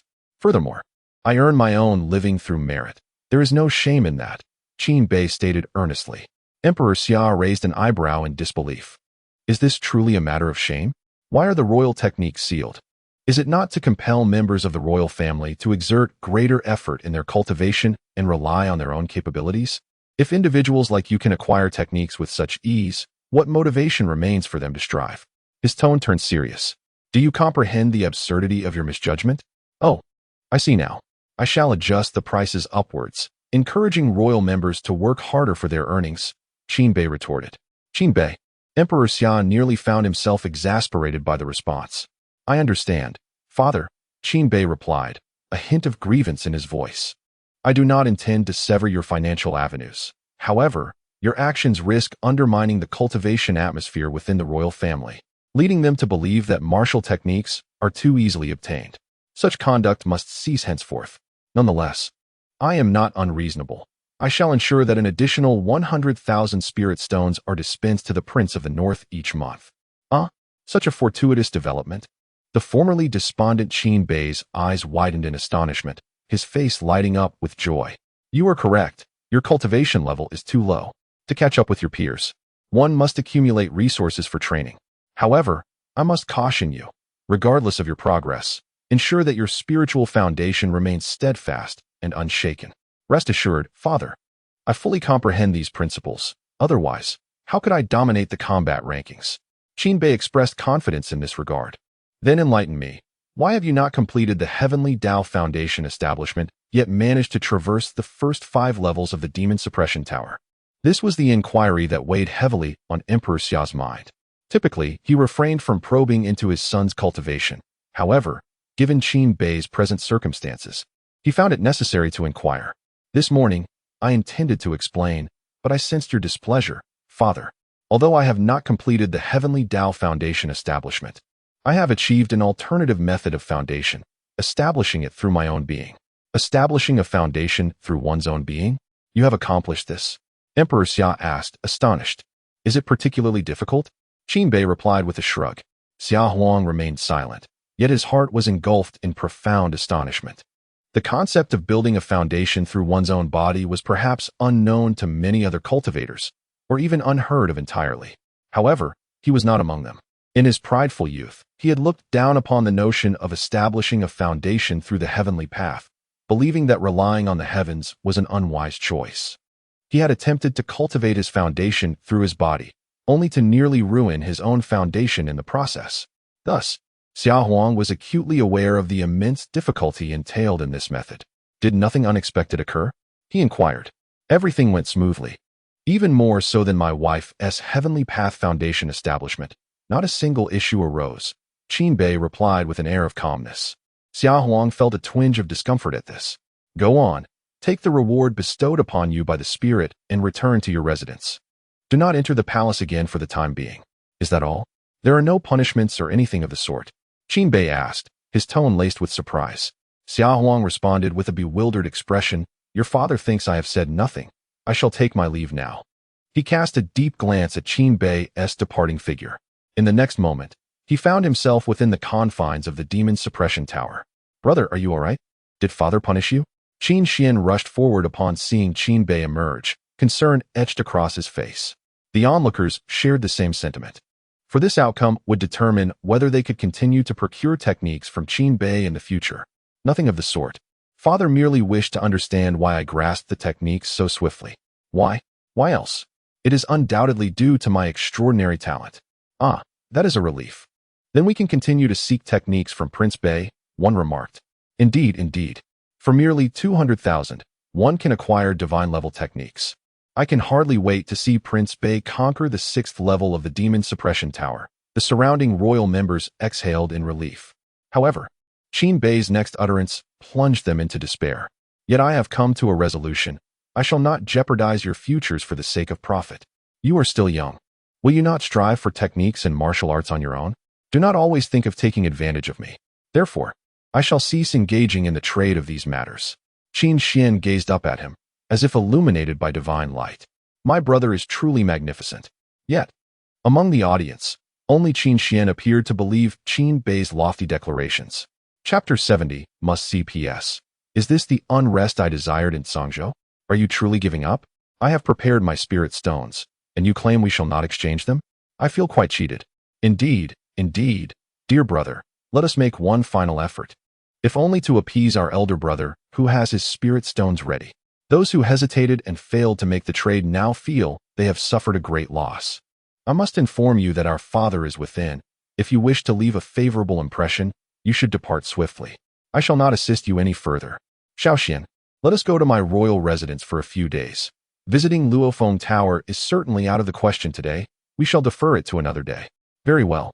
The prosperous Qin Bei departed, leaving behind a bewildered assembly of princes and princesses. Those who successfully made their purchases rejoiced in their swift actions, while those who did not now regretted their indecision deeply. Within the Demon Suppression Tower, at this moment, two figures stood on the 9th level. One was the spirit of the tower. Though merely in a spiritual state, it appeared almost indistinguishable from a corporeal form. The other figure before the spirit was none other than the Summer Emperor. Observe, this is the image of that rascally boy during his tower ascent. It can be said that he found it considerably easier than you did on your initial attempt, the spirit remarked nonchalantly. Not only does he possess the cultivation of a sacred body, but if I am not mistaken, his eyes bear a unique quality that surpasses even the celestial-grade divine abilities. A gaze of extreme coldness. The royal family has truly birthed an extraordinary talent this time. The Summer Emperor paid little heed to the recordings of the preceding 4 levels, for he had already discerned Qin Bei's uniqueness. His current focus was on the footage of Qin Bei's ascent of the 5th level. It was remarkably special. No wonder he acts without regard for consequences. What seemed like arrogance was, in fact, sheer confidence, completely unperturbed by potential outcomes, the Summer Emperor mused. Which celestial-grade divine ability did he select? The Summer Emperor inquired. Desolation Spear Technique. Perhaps he intends to practice spear techniques, which indeed suit his bold combat style. The Summer Emperor nodded. He was not surprised by Qin Bei's choice. Given Qin Bei's temperament, if he were to study sword techniques like Qin Xian, it would be utter nonsense. Sword techniques are meant for elegant young gentlemen, not for a chaotic prince like him. What is your opinion of him? The Summer Emperor asked. The spirit had existed for a considerable time, and disregarding the Summer Emperor's status, it deserved to be addressed with respect. Thus, the Summer Emperor valued the spirit's perspective highly. With exceptional talent and solid foundations, it is only a matter of time before he surpasses you. However, for the stability of the Great Xia, this young man should not wield too much power, lest chaos befall the realm, the spirit stated earnestly. Understood. The Summer Emperor nodded. But what if unrest is precisely what I desire? He cast a glance at the spirit. After all these years, I have finally awaited the emergence of a suitable prince. The Summer Emperor revealed a smile laden with significance. The vessel spirit cast a glance at the Summer Emperor and chose to refrain from further comment. 1. Regarding the notion that the essence of blood can only elevate one's realm by a single tier. This is due to the fact that the enhancement is directed towards power rather than cultivation level. 2. Many assert that the cultivation of a sage is merely mediocre. But this assertion is flawed. The strength of a sage's cultivation is indeed formidable. To reference the realms of the primordial world, I have omitted the celestial realms, as there seems to be an excess of them, rendering it unnecessary to elaborate on so many. 3. The setting of the Zhangzhou continent is extensive, boasting not only numerous dynasties but also chaotic domains. A sage who is a loose cultivator can act freely, for their strength allows them to do so without reservations. However, a sage affiliated with a faction is constrained, as this world does not harbor only a single sage. A mosquito may not be lethal, yet it is undeniably bothersome. 4. Concerning the issue of age, there are indeed inconsistencies. The protagonist is 20, the Empress is ominous, and Mu Zhaoxue is 18. Qin Xian's age is 10. Errors were made in the initial chapters, and rectifications are underway. As for the number of princes, even if only one prince were born each year in the harem, the Summer Emperor has reigned for over a millennium, resulting in merely a handful of princes. Does this seem plausible? 5. Qin Chun's cultivation is at the 2nd level of the nascent soul. The mention of the 9th level was erroneous. 6. The name of Ji Zhu was also misstated. Her current name is Ji Zhu, and she was not known by this name during her reign as Empress. 7. The favor shown to Princess Ling serves as a foreshadowing. Rest assured, this foreshadowing is not of the cliché variety involving a non-imperial birth leading to a harem. It is not that contrived, and she is not a willful princess, but rather a naive and sweet character, akin to the princess portrayed by Li Qin in Princess Agents. 8. The protagonist's relatively low cultivation level is entirely normal. After all, how long has it been since he traversed realms? He cannot simply ascend like a rocket, as his foundation remains unsteady. Furthermore, A rapid enhancement in his cultivation speed is imminent, as the expenditure of wealth will unveil opportunities for advancement, allowing for direct conversion into cultivation levels. Nevertheless, his combat prowess has consistently surpassed that of any peer. None can rival him.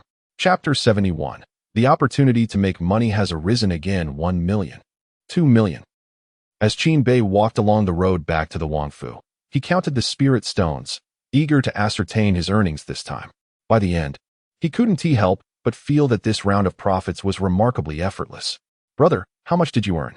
Qin Xian inquired with curiosity. "Not much. Merely 320,000. So much. Just a trifle. My father grants me 1 million each month. That's the real bounty. Now let us head home. Tomorrow, I'll take you to the falling Phoenix Tower for some fun." All right. As they neared the entrance of the estate, they spotted a group of over 10 individuals standing before the gate. "I initially thought that the Northern Prince would serve as our model, but it seems he dares not even accept challenges. It's one thing to refuse us, but to turn away even the top 10 is outrageous." Yi Jinxiu, sword in hand, stood by, listening to the murmurs. "Excuse me, have you all misunderstood something? The Northern Prince never stated that he would refuse your challenges. It's simply that his time is precious, and he cannot afford to entertain all of you. He has made it clear, if you wish to challenge him, be prepared with spirit stones. He mentioned that each challenge costs 100,000 spirit stones. Should you win, your stones will be returned intact, plus an additional 100,000. Do not blame others for your lack of confidence or unwillingness to part with your money. Be cautious, or I shall bring my men to expel you from the capital." Kong Yu, also present, felt a surge of irritation upon overhearing their discussions. "If you wish to challenge him, take notes from Yi Jinxiu of the Sword Sect. He offers 100,000 spirit stones without hesitation. How generous. Yet you all appear as a mere assembly of paupers." "Kong Yu, what do you mean by that? Do you look down upon us?" "Not at all. I merely believe you are overestimating yourselves.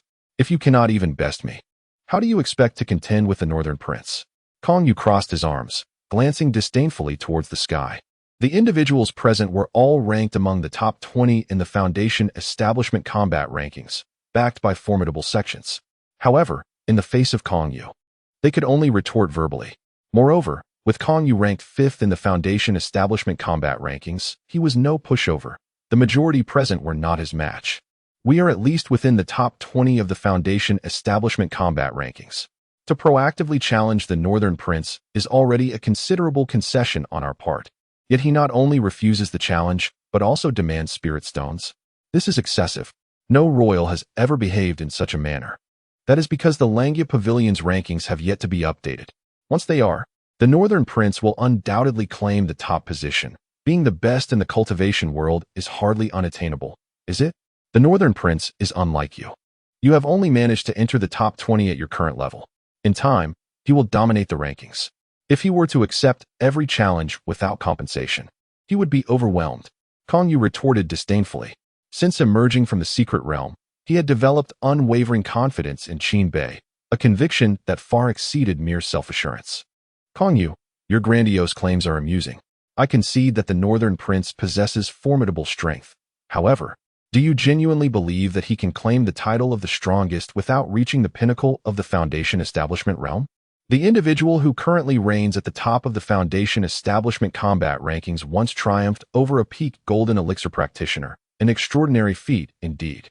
You must be acutely aware of the challenges involved in surpassing such a figure. A mere group of Navi younglings." Kong Yu scoffed, entirely oblivious to the fact that he was scarcely older than they. "Look, the Northern Prince has arrived."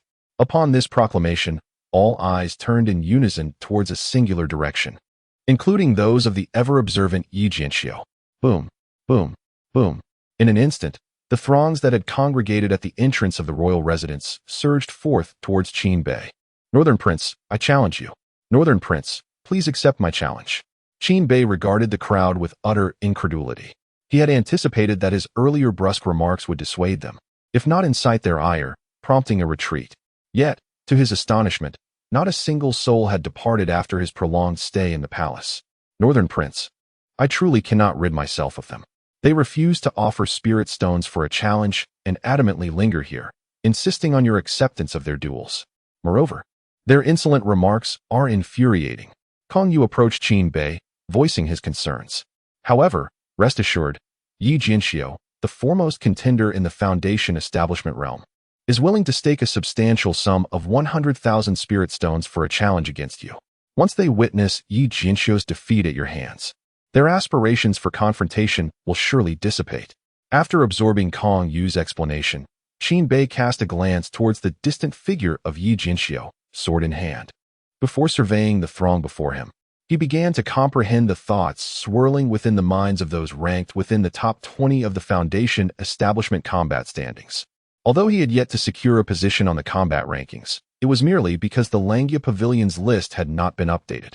Coupled with his recent dominance over 2 separate combat lists, his reputation loomed large. In the eyes of many, it was only a matter of time before he ascended to the pinnacle of the Foundation Establishment combat rankings, albeit not at this moment. Presently, Qin Bei had not yet reached the zenith of the Foundation Establishment realm, leaving his combat prowess uncertain. These individuals had seized upon this opportunity, reasoning that since he would inevitably surpass them, they might as well attempt to best him before that eventuality. Such a victory would allow them to bask in his glory once he claimed the title of number 1. Imagine the tales they could share, did you know? The top combatant once fell to my prowess. Such a statement would surely attract the favor of affluent patrons willing to spend spirit stones on their behalf. Furthermore, should they emerge victorious, their own renown would undoubtedly flourish alongside Qin Bei's burgeoning fame. While tangible rewards may be scarce, their vanity would be thoroughly satiated. Thus, upon hearing of Yi Jinxiu's impending challenge to Qin Bei, they all converged. Their reluctance to part with spirit stones was palpable. Certainly, the apprehension regarding the formidable prowess of Qin Bei looms large over them. The sum of 100,000 spirit stones holds significant weight for all present. Only Yi Jinxiu is willing to offer the spirit stones outright, for his intentions lie not in fame, but in the thrill of battle. With this revelation, a smile graced Qin Bei's lips. This assembly of individuals dares to regard him as a mere stepping stone. Such an affront would incite indignation in anyone, let alone the astute Qin Bei. Prince Bei, we have traversed countless miles to engage you in combat.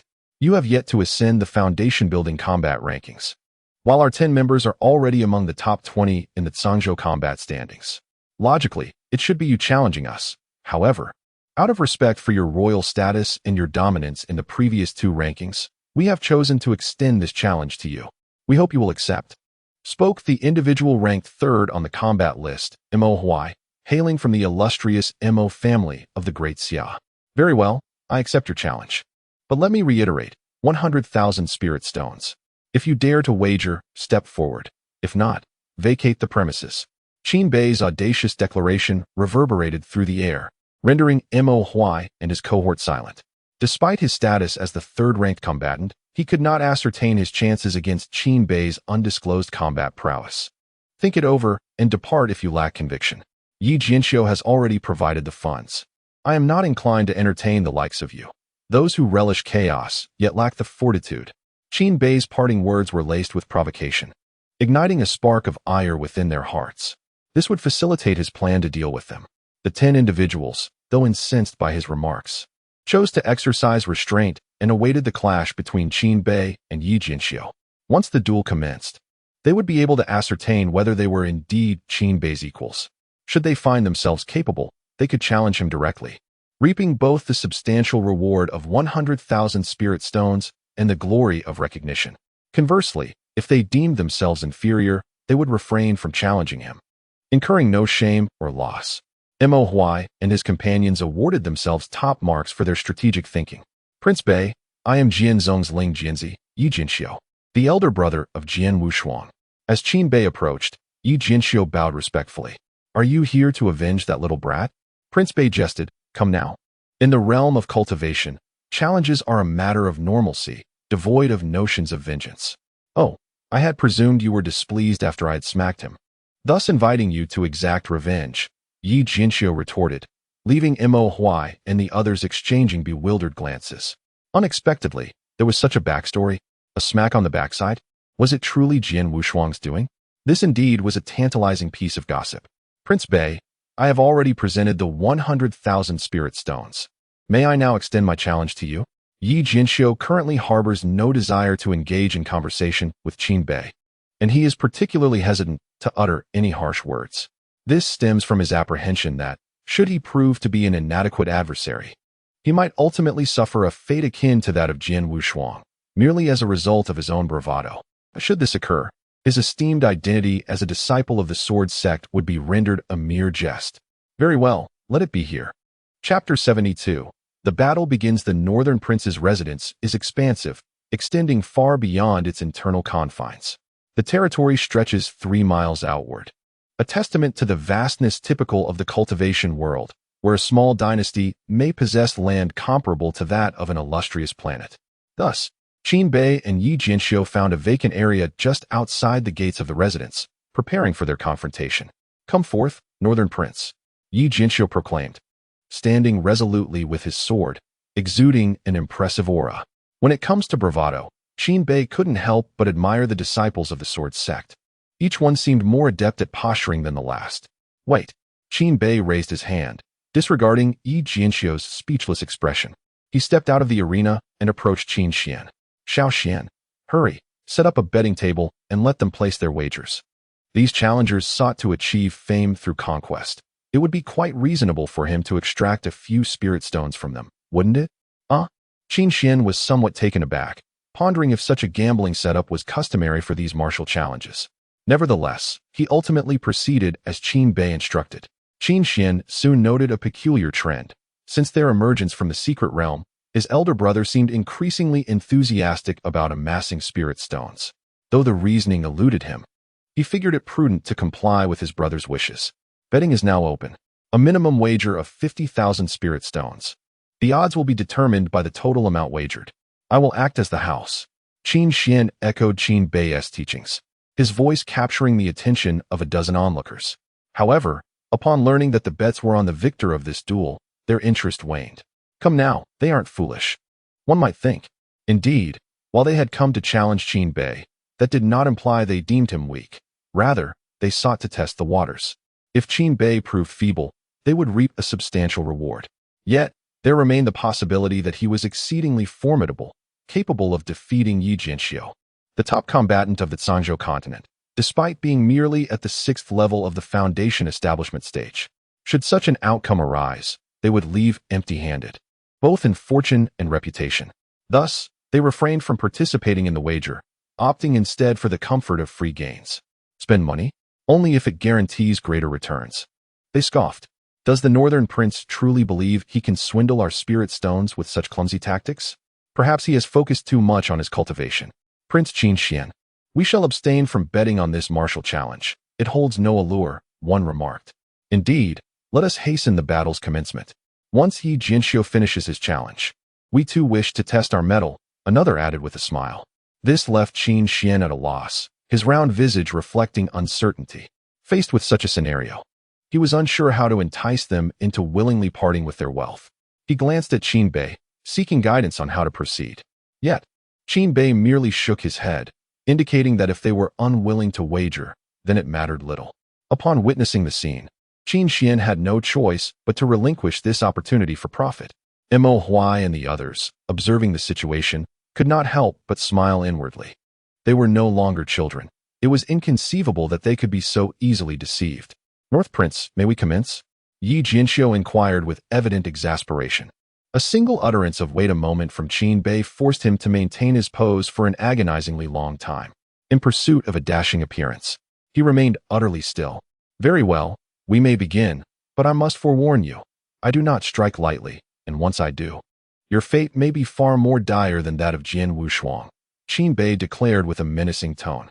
"As long as you do not humiliate me, even if you severely injure me with a single blow, I, a disciple of the Sword Sect, shall not hold it against you," Yi Jinxiu replied earnestly. "Are you implying that Jian Wushuang harbors a grudge against me?" Yi Jinxiu retorted. "Have you no awareness of your own actions? Holding a grudge is putting it mildly. The fact that you did not summon your elders to reclaim your dignity speaks volumes about the Sword Sect's lack of protection for its own. Were it a revered genius among the royal family, such as Qin Xian, should he be humiliated in front of a multitude?" Yi Jinxiu believed that even the emperor would intervene, regardless of whether the perpetrator was an elder of the sword sect. Of course, this would be a different matter altogether for a mere prince of no distinction. All right, enough of this. Let us begin. I, too, am eager to witness the prowess of the one who ranks first in the Foundation Establishment realm, Qinbei said, stretching his limbs. Very well, my apologies in advance. Yi Jinxiu responded, ready to unleash his full power without any reservations. With a thrust, Yi Jinxiu's sword struck forth, despite lacking any elaborate martial techniques. The simplicity of his movements, having begun to grasp the essence of the sword, was far beyond what an ordinary practitioner of the Foundation Establishment realm could contend with. Indeed, Yi Jinxiu lives up to his reputation as the foremost individual. I must exert all my strength to parry this strike, Qinbei acknowledged. If Yi Jinxiu were to wait another year in the Foundation Establishment realm, truly comprehending the sword's intent, he would undoubtedly contend for supremacy in the cultivation world. Do not even entertain such thoughts. Yi Jinxiu has already waited half a year. He cannot afford to delay any longer. The window for cultivation is fleeting. Who can afford to wait? Indeed, do you suppose everyone possesses the patience of the North Prince? To wait a full 20 years for a single realm's ascension is a boldness of the highest order, the 10 challengers remarked among themselves. All eyes keenly focused on how Qinbei would respond to this assault. Should Qinbei manage to counter effortlessly, it would be as though nothing had transpired, and they would return home without a second thought. Conversely, if he faltered, they would seize the opportunity to assert their dominance over him for the sake of notoriety. As Yi Jinxiu launched his attack, Qinbei began to ascertain the extent of his opponent's capabilities. Do not speak of conquering oneself. Even if one remains utterly still, it is exceedingly difficult for an opponent to inflict a fatal wound. Take this strike, for instance. Even if Qinbei endured it with his flesh and blood, he would sustain no more than superficial injuries, ones that he could recover from almost instantaneously. It is not unjust for him to be excluded from the rankings of the cultivation world, as the list comprises all notable figures from antiquity to the present. Not only from Zhangzhou, but also from other provinces, the prodigies find themselves similarly unable to enter the cultivation rankings. It is only a remarkable talent like Qinbei, defying the odds, who can continuously ascend and dominate the leaderboard. What a swift sword technique! Just as everyone's attention was captivated, Qinbei exclaimed in astonishment. Accompanied by his startled cry, he hastily retreated, appearing entirely unwilling to confront the challenge head-on. Emohuai pondered, puzzled. What is happening? Wasn't he the northern prince reputed to be exceedingly arrogant, with an astonishing physical prowess that rendered his combat style bold and unrestrained? When did he become so timid in battle? As one ascends in cultivation, raw physical strength becomes increasingly less significant. One cannot expect a foundational cultivator to withstand a treasured sword of the earth grade wielded by Yi Jinxiu, can one? Upon reflection, it does seem to hold true. It appears we have indeed come to the right place. Most assuredly we have. Chapter 73. Do you wish to challenge 10 at once? As 10 individuals engaged in animated discussions, the battle in the arena was nearing its conclusion. Qinbei had failed to evade Yi Jinxiu's swift and precise strike, which pierced directly into his left shoulder. Grasping the sword's blade with his right hand, Qinbei appeared to be attempting to halt Yi Jinxiu's advance. Qin Xian was left bewildered. When had his elder brother become so feeble? The surrounding spectators were equally stunned. They had not anticipated Qinbei's defeat occurring so swiftly. Only Yi Jinxiu wore a perplexed expression. He had indeed exerted his full strength in the thrust aimed at Qinbei, yet Qinbei's speed was astonishing, rendering him unable to keep pace. Just when he believed he could not catch up, it seemed as though a flustered Qinbei had collided directly with the sword in his hand. It was utterly confounding. Moreover, as the blade made contact with Qinbei, Yi Jinxiu distinctly sensed an unexpected resistance. Despite summoning all his might, he found himself unable to penetrate this force. Yet, Qinbei's hand gripped the sword, forcing it deeper into his shoulder, seemingly without any action from Yi Jinxiu. At one moment, he even felt the sword slipping from his control. Blood gushed from Qinbei's shoulder, spouting forth like a fountain, and it did not cease. This was indeed a perplexing sight. With a pained expression, Qinbei looked at Yi Jinxiu. You wielded such formidable strength. I concede, he stammered. Yi Jinxiu wished to assert that these matters bore no relevance to him, yet the current scene demanded that he convince those around him. Had he truly grown stronger unbeknownst to himself? or had some latent power within him suddenly surged forth. Such thoughts occupied Yi Jinxiu's mind. Qin Bei withdrew the low-grade treasured sword and applied healing ointment to his shoulder, finally staunching the flow of blood. "Prince Bei, are you all right?" Yi Jinxiu inquired with concern, feeling a twinge of guilt for the injury inflicted upon Qin Bei by this inexplicable power. "I'm fine, thanks to Brother Ye's restraint. The injury is not severe. Just a bit of ointment will suffice," Qin Bei replied with a generous demeanor. His nonchalant attitude left Yi Jinxiu somewhat perplexed. For outside whispers had portrayed Prince Bei as one who bore grudges, a man who would turn against even his closest kin if provoked. Clearly, rumors are but whispers, often born from envy of others' fortunes, Yi Jinxiu mused. "Brother Yi, you are a person of character, willing to accept challenges for spirit stones. I am not one to be overly particular. Here, I present to you 2,000 medium-grade spirit stones, equivalent to 200,000 low-grade spirit stones." With that, Qin Bei took the initiative to extract 2,000 medium-grade spirit stones from his bag, laying them upon the ground. "I shall suffice with a mere 1,000. Let us forego the stakes," Yi Jinxiu expressed, acknowledging the gravity of his challenge and the injury sustained by his opponent. After all, Qin Bei was a prince, his status far surpassing that of Yi Jinxiu. The fact that Qin Bei did not hold him accountable for the injury weighed heavily on Yi Jinxiu's conscience. Accepting spirit stones from someone of such high standing felt beneath him, as the sword sect had not raised him to behave in such a manner. "Oh, we had an agreement. How can one renege on it? Accept this. Otherwise, I might suspect that you intend to tarnish my reputation," Qin Bei declared with righteous indignation. As the northern prince, at such a tender age, to marry a saintess and be hailed as the heroic youth by the populace. It would be a disgrace beyond mere 10,000 spirit stones if I were accused of defaulting. "Very well, I shall heed the northern prince. I have resolved to be your friend." Yi Jinxiu nodded in acquiescence. "Now, the duel is concluded, and you have emerged victorious. This farce must come to an end," Qin Bei stated. However, Mo Huai and the others were not pleased. "Wait, northern prince. While Yi Jinxiu has completed his challenge, we have yet to engage," they protested. "Indeed, we journeyed from afar for this very purpose. We cannot leave without a fight." Qin Bei surveyed the 10 individuals surrounding Mo Huai. "But you have not prepared any spirit stones. Although I may have lost this round, I shall not alter the rules. If you wish to challenge, you must be ready with 100,000 spirit stones. If not, be gone," Qin Bei retorted bluntly. Seeing the rising ire in Qin Bei's demeanor, the onlookers were not surprised. Anyone in his position, having lost a battle and a hefty sum, would indeed be displeased. "We possess the spirit stones. We have been prepared for some time, merely awaiting your arrival to present them." "Yes, indeed," Kong Yu's demeanor was rather brusque, which is why we preferred not to engage with him. Kong Yu grimaced at the remarks from the sidelines. This group of scoundrels. They rush in upon seeing potential gain. And now they dare to speak of propriety, he thought. "Kong Yu, I must say, you ought to take a page from the Northern Prince's book. Though he is a prince of remarkable stature, he engages with a certain grace that you lack," Mo Huai asserted with gravity. Kong Yu retorted, "What nonsense." Those words were merely prompted by the Northern Prince himself. Moreover, given the Northern Prince's recent demeanor, where do you perceive any semblance of politeness?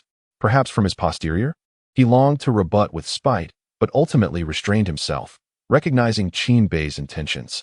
The Northern Prince would impart the necessary lessons, thus sparing him the need to express his frustrations verbally.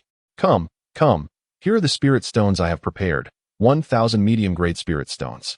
Mo Huai was the first to produce his contribution. Brother Mo Huai, as the third on the battle rankings. It is only fitting that those of us further down the list take our turn first. Indeed, here is my 100,000 spirit stones. And mine as well. Thus, a rather peculiar scene unfolded at the entrance of the Northern Prince's residence. 10 individuals eagerly vied to offer their spirit stones, all clamoring to challenge Qin Bei. This phenomenon was undoubtedly unprecedented in a century. Typically, challenges were made by those not on the leaderboard, seeking entry or aspiring to ascend in rank. It was unheard of for those outside the leaderboard to challenge those within it. "There's no need to quarrel. You have all contributed your spirit stones, correct?" Qin Bei said with a benevolent expression as he regarded the 10. "Yes, indeed. Prince Bei, please select your opponent," Mo Huai said, rubbing his hands together. He was impatient to defeat Qin Bei, not only to earn a handsome sum of 100,000 spirit stones, but also to gain renown. It was a venture with no risk, promising immense reward. Oh, since you have all provided your spirit stones, there's no need for selection. Let us engage all at once. At that moment, Qin Bei revealed his true intent. He had long suspected that this rowdy yet insecure group would not place any bets. It was merely a fade. The actual plan was to lead these individuals to believe they were his rivals, and in their greed, willingly offer their spirit stones for the challenge. This way, he could not only deliver a thorough thrashing to this group, but also reap substantial profits. Even disregarding the 200,000 from Yi Jinxiu, he would still secure a net gain of 900,000 spirit stones. Qin Bei suddenly felt that those who thrived on chaos were quite scarce. If the top 50 geniuses from the Great Xia realm were to participate, he would stand to gain immensely this time. Mo Huai, Yi Jinxiu, the crowd. Chapter 74. The Invincible Northern Prince. Your Highness, I did not quite catch what you just said. Mo Huai inquired with a hint of uncertainty. Are you not here to challenge me? It would be quite tedious for each of you to step up individually. The day is waning, and I cannot possibly host you all in the royal manor overnight, can I? Well then, let us commence the challenge without further ado. Wait, Mo Huai attempted to interject, feeling that it was inappropriate for so many to confront a single individual. However, in the next instant, he was propelled 100 meters away. The remaining onlookers exchanged glances, realizing that Qin Bei was indeed serious, showing no mercy whatsoever. Bang! Just as they were still reeling from the shock, the nearest challenger to Qin Bei was sent flying. Despite having prepared themselves, he vomited blood as he was cast aside. The 8 remaining individuals turned their gaze towards Mo Huai and his companion, their expressions growing exceedingly grim. After Mo Huai and his companion were sent sprawling, they found themselves unable to move, blood trickling from the corners of their mouths, their chests caved in. Should Qin Bei apply even more force, it would surely be more than mere serious injuries they would suffer. How could you possibly be this strong? Stop standing there in shock. Let's all attack at once. Bang, bang, bang. Despite their utmost efforts and the use of celestial-grade martial techniques, the outcome was no different from that of Mo Huai. Qin Bei needed not deliver a second punch to subdue the same opponent. Why must it come to this? Must you force my hand? Qin Bei remarked, shaking his head as he looked at the 10 fallen challengers. He had intentionally held back, otherwise, their injuries would be far more grievous. A single punch at full strength from Qin Bei would yield the same result, even against those of the Golden Core realm. Steward, please take them to the nearest medical facility. Qin Bei instructed the steward who had been patiently waiting nearby. Yes, Your Highness. The expenses will be covered by my princely manor. Understood. Though the fallen Mo Huai and his companions were too intimidated to move, they remained conscious. Upon hearing Qin Bei's words, they spat out another mouthful of blood. This is utterly outrageous. What a shameless act. Mo Huai chastised himself, wishing to slap his own face. He had momentarily believed that Qin Bei was not as the rumors suggested, but rather a loyal and honest prince. Alas, they had misjudged him. It was evident that Qin Bei had seen through their intentions, and they had unwittingly walked straight into his trap. Truly, they had tried to steal a chicken, but ended up losing a rice. As the steward escorted the incapacitated 10 away, Qin Bei finally prepared to return to the manor with Qin Xian. Your Highness. At that moment, Yi Jinxiu's voice rang out.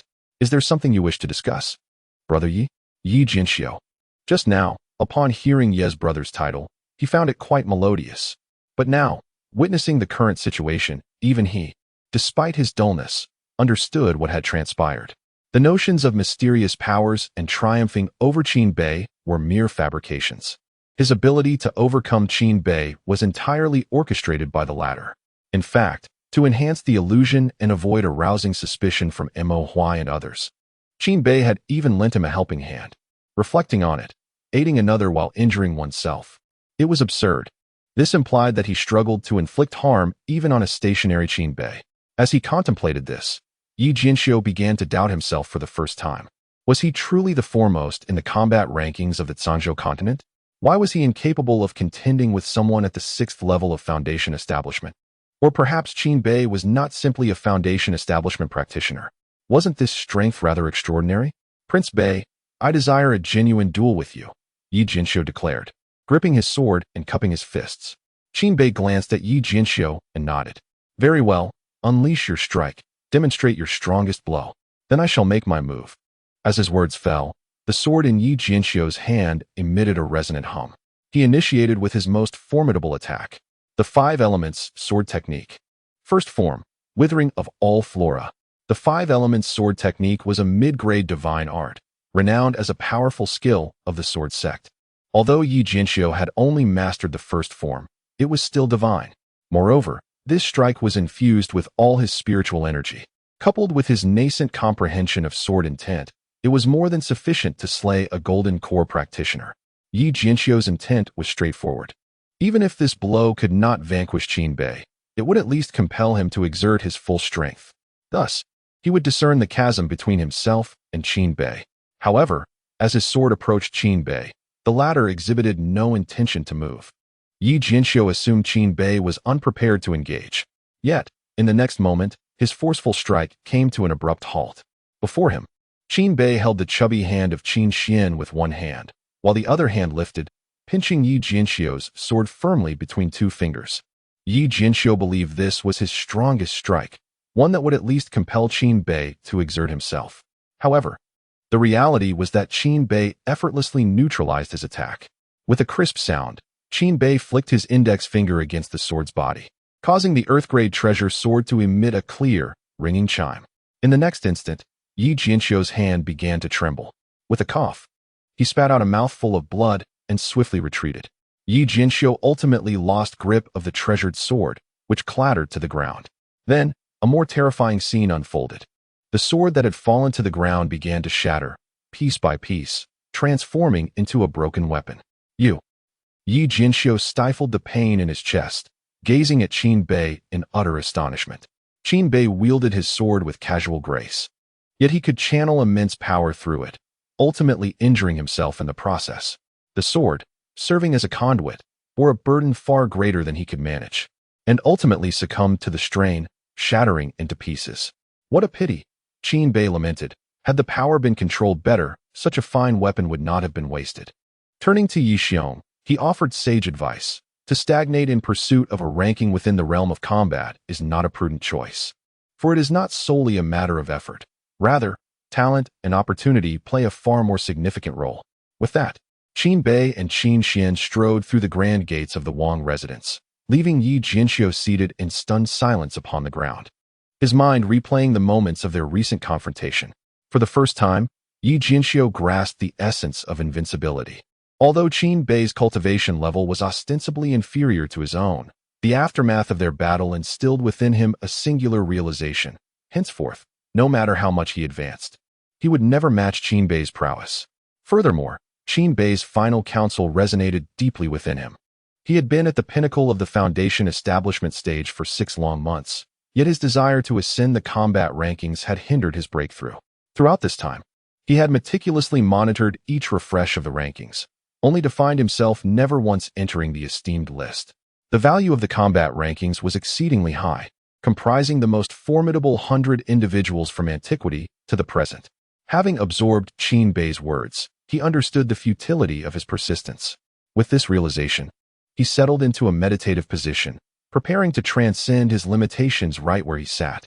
Chapter 75. Mu Zhaoxue's Subtle Intentions. My husband, you have returned. Mu Zhaoxue and Ji Zhuiyue had long been awaiting his arrival. They were aware of Qin Bei's challenges outside and had quietly observed from a distance. Allow me to introduce my brother, Qin Xian. Qin Xian, these are your 2 sisters-in-law. Although it was not their first meeting, a proper introduction had never been made. This was also the reason Qin Bei brought Qin Xian to the Wangfu for a short stay. Greetings, elder brother.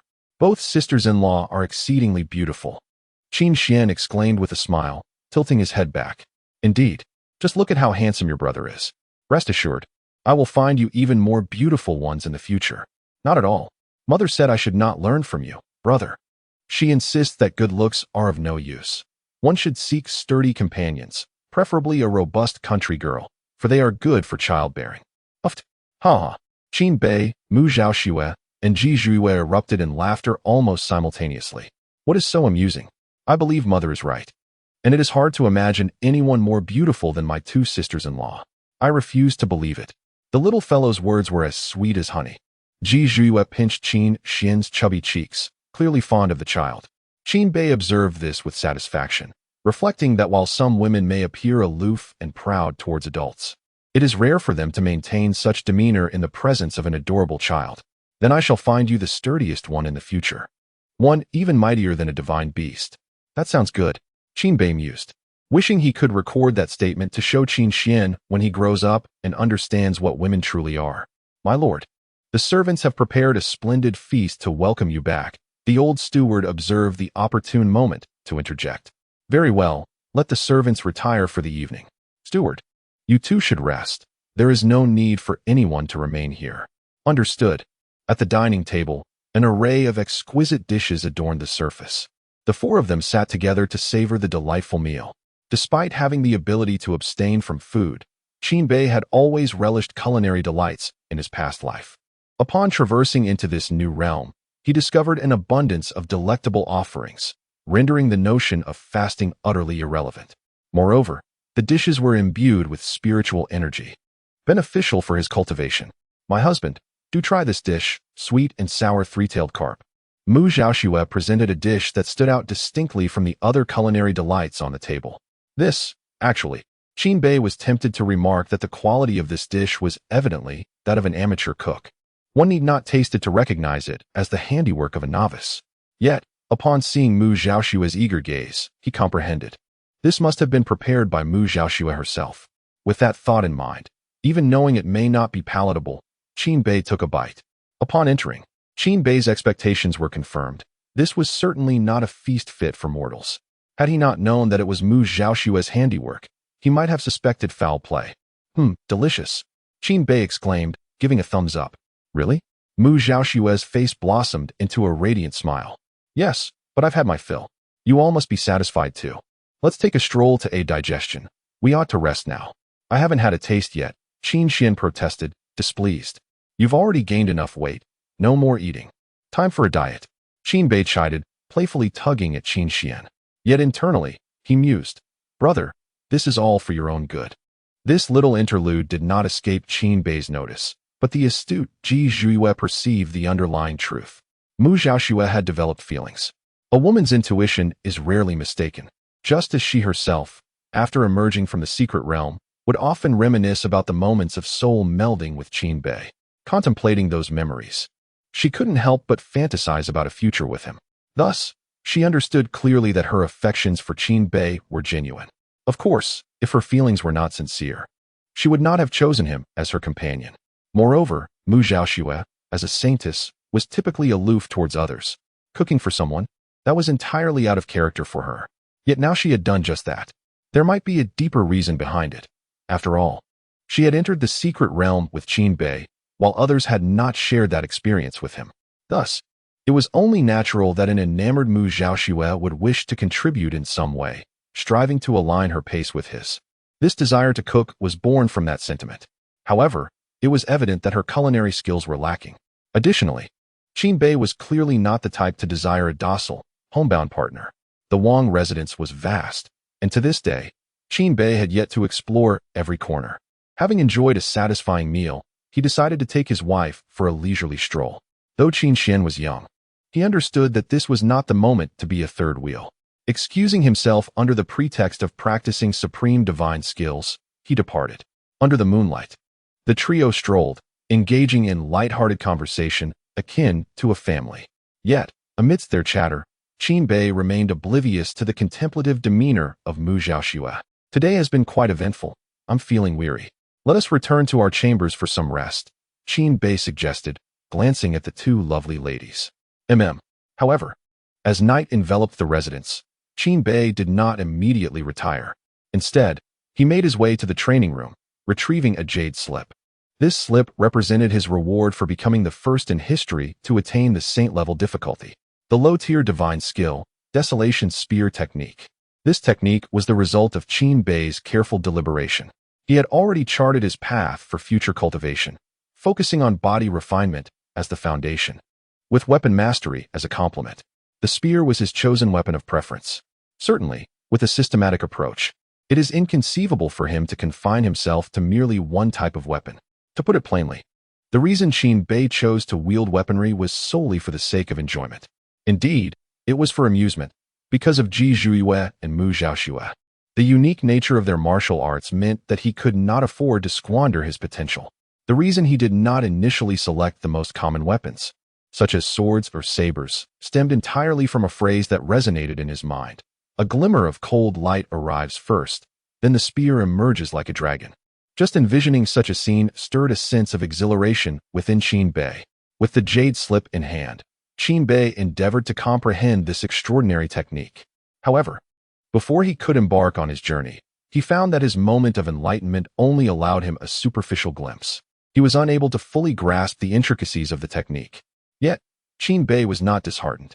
Observing the complete depletion of his precious points, he ultimately rose from the training chamber. He resolved to await the accumulation of sufficient points before pursuing the study of this art. Qin Bei muttered to himself. After a long day, he succumbed to slumber. The following day, Qin Bei was eager to take Qin Xian to the falling Phoenix Tower. To his surprise, Qin Xian was indeed immersed in comprehending that pinnacle-level divine technique. Qin Bei remained unperturbed. Maintaining a relaxed demeanor, he refrained from any rigorous training over the past few days, choosing instead to foster his bond with Ji Zhuiyue and Mu Xiaoxue. During this period, news spread of how the northern prince effortlessly injured Yi Jianxiu with a casual strike. The Summer Emperor, upon hearing this, was not at all surprised. A person capable of advancing to the 6th level of a saint-level difficulty was certainly not someone who could be compared to the foremost warrior of the Zhangzhou continent. It was likely that even the most esteemed figure in the cultivation world would not stand a chance. However, the report indicated that Qin Bei had feigned defeat and deceived the challenger out of 100,000 spirit stones. The Summer Emperor felt an itch in his hand. If Qin Bei were present, he would undoubtedly deliver a sound thrashing. This ungrateful child, does he truly lack for money? The Summer Emperor could not help but exclaim. Chapter 76. The self-disciplined talent investigate why Prince Bei is hoarding wealth. His financial resources surpass those of his peers by several multiples. Why does he resort to such unscrupulous methods for profit? Let us discern where his expenditures lie. Commanded Emperor Xia to Shadow. He found it incomprehensible that Qin Bei, a mere foundational realm cultivator, considered 1,000,000 spirit stones a substantial sum. Yet, he still demanded 300,000 spirit stones monthly. Is there anything else? Emperor Xia inquired as he noticed Shadow's lingering presence. Your Majesty, recently many ministers have submitted visiting cards to the Prince Bei's residence, Shadow reported. Indeed, that does provide some foundation, the Emperor acknowledged, aware of the minister's intentions. Factional strife was beyond his control, nor did he wish to intervene. However, the truly influential individuals required his personal engagement, utilizing his charisma to win them over. Those who approached unbidden were often fickle. Not quite, Your Majesty. I meant to say that Prince Bei has shown no response to these visiting cards. Not a single minister has crossed the threshold of his residence in days, Shadow expressed, somewhat exasperated. He has declined? The Emperor asked, astonished. Not exactly. According to the steward, Prince Bei neither accepted nor refused to meet, Shadow replied, puzzled. What is going on? Has he made significant progress in his cultivation? It cannot be that he has comprehended an immortal-grade divine ability so swiftly. The Emperor mused in disbelief. Qin Bei had ascended to the 6th level of the foundational realm, exceeding the Emperor's expectations. If, within a matter of days, Qin Bei achieved further advancement without relying on elixirs, the Emperor would be led to suspect that the young man was possessed by the soul of a reincarnated sage. This, Shadow began, his expression peculiar, hesitating in his speech. What is it? Is there something I am not meant to know? The Emperor frowned. Of course not, Your Majesty. It is merely that you must remain calm. I fear your reaction may be displeasing after I speak, Shadow cautioned. The Emperor felt a foreboding sense of unease. Shadow had been stationed outside the prince's residence for days without witnessing any sign of Prince Bei. Upon inquiring with the steward, he learned that Prince Bei had been spending time with his 2 wives, reportedly enjoying a harmonious relationship, with the princess often preparing meals for him. The Emperor sighed in exasperation. He was at a loss for words regarding Qin Bei's behavior. The ministers sought to curry favor, even if they were unreliable. They wielded considerable power and demonstrated loyalty to the imperial family. Should he win their goodwill, it would forge a faction of his own. Yet, Qin Bei chose to remain unavailable, prioritizing his time with his wives. Could he not find a more suitable time to be with them? Why must he be so devoted? The emperor mused. Even with my numerous consorts in the harem, none are as diligent as you. Go. Let him go. Perhaps he does not regard these ministers highly. Those who can actively approach him are at most fourth-rank officials. In the end, Emperor Xia could only conjure up such a rationale. Yet, despite his cultivation having reached the 6th stage of foundation establishment, how could he afford to slacken his efforts and squander time in the mere span of 2 months to elevate himself to the golden core stage? Emperor Xia lamented, feeling that Qin Bei was squandering his innate talents. He had already achieved personal foundation establishment. Thus, it was reasonable to surmise that his cultivation speed would surpass that of the conventional path. Could he not exert himself a little more diligently?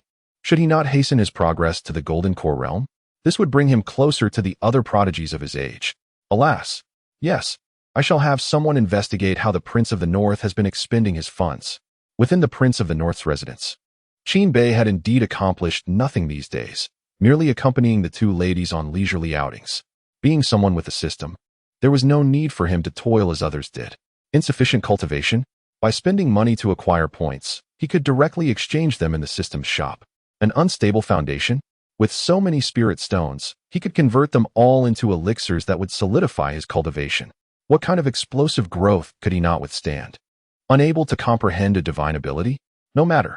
100 points could be exchanged for an opportunity for enlightenment. Cultivating a divine ability? If once is insufficient, then let it be 10 times. If 10 times is still not enough, then 100. For Qin Bei, arduous cultivation was simply out of the question. In this lifetime, he would never endure such hardship. Instead, he would spend lavishly, acquire some points, and conveniently enhance his cultivation. In Emperor Xia's view, for Qin Bei to ascend to the golden core realm within 2 months, he must be ceaselessly engaged in cultivation, supplemented with medicinal pills. However, in Qin Bei's perspective, a visit to the falling Phoenix Tower for some indulgence would suffice. Is it not simple to attain the golden core stage? Mastering the silent extinction spear technique could be achieved in just a day or 2. On yet another sunlit day, with the sun shining particularly bright, Qin Bei continued to saunter about the residence with the 2 ladies. Through their time together, he had clearly noticed a remarkable shift in the attitudes of the 2 women towards him. Initially, the 3 were united solely by the benefits of marriage. At that time, Qin Bei's interest in the 2 ladies was primarily physical, while they viewed him as merely a means to an end. After their excursion into the secret realm, Ji Zhiyue's transformation was particularly pronounced. Were it not for Qin Bei's knowledge of her identity as the Empress of the Kingdom of Enchantment, he might have mistaken her for an ordinary maid. The haughtiness of her former status had vanished in her presence, replaced by a glimmer of distinct emotion in her gaze. After days of companionship, the changes became even more evident. When Ji Zhiyue addressed him as husband, a smile would accompany her words, while Mu Zhaoxue dedicated herself daily to preparing meals for him.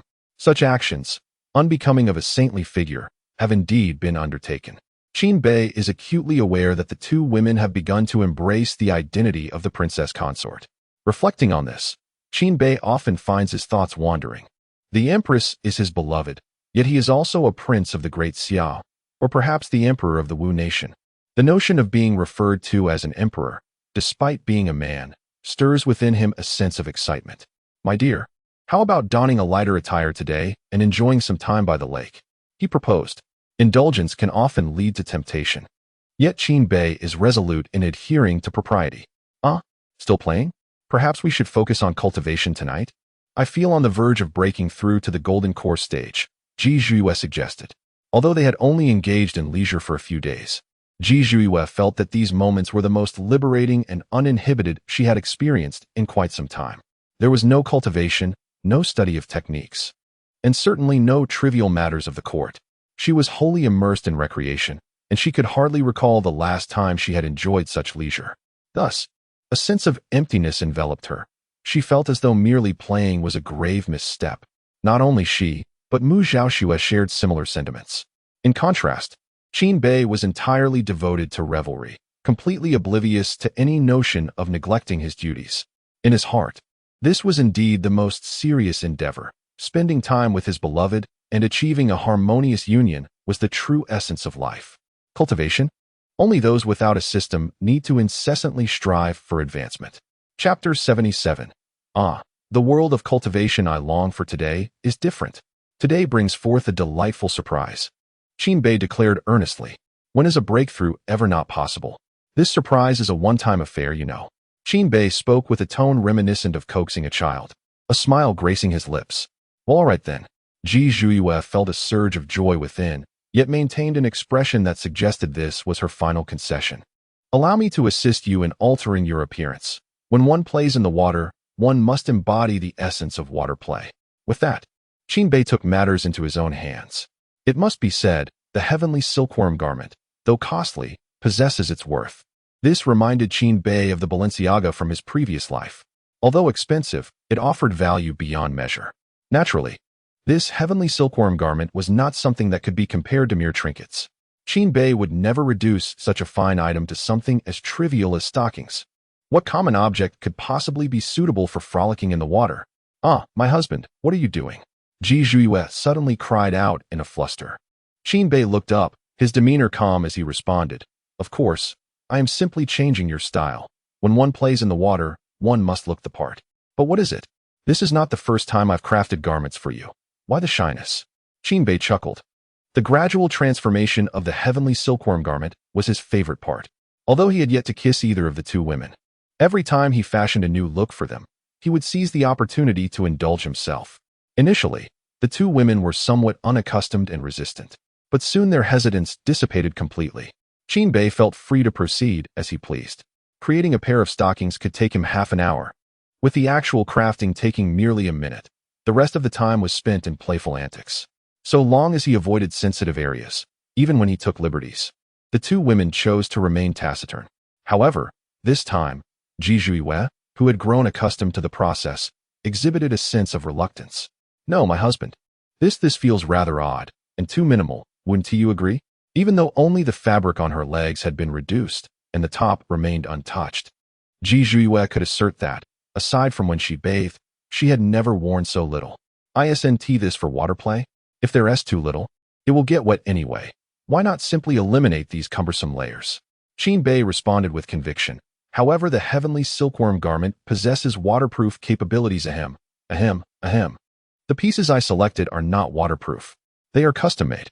This was not mere bluster. Qin had indeed purchased two non-waterproof heavenly silkworm garments from a shop. Upon hearing Qin's request, the shopkeeper believed him to be somewhat unwell. After all, most customers sought garments with added functionality. This was the first instance he encountered someone who lamented an abundance of features. Ji Zhuiyue, you come now. Do not resist. You must trust in my abilities. I have encountered garments that surpass your wildest imaginations. As a seasoned aficionado of the second dimension, Qin possesses an intricate understanding of the attire featured in anime, managing to don a different ensemble each day throughout the year. Ultimately, although Ji Zhuiyue felt a tinge of discomfort, she acquiesced to Qin wishes. Observing Ji Zhuiyue before him, Qin felt a profound sense of satisfaction. The sailor suit.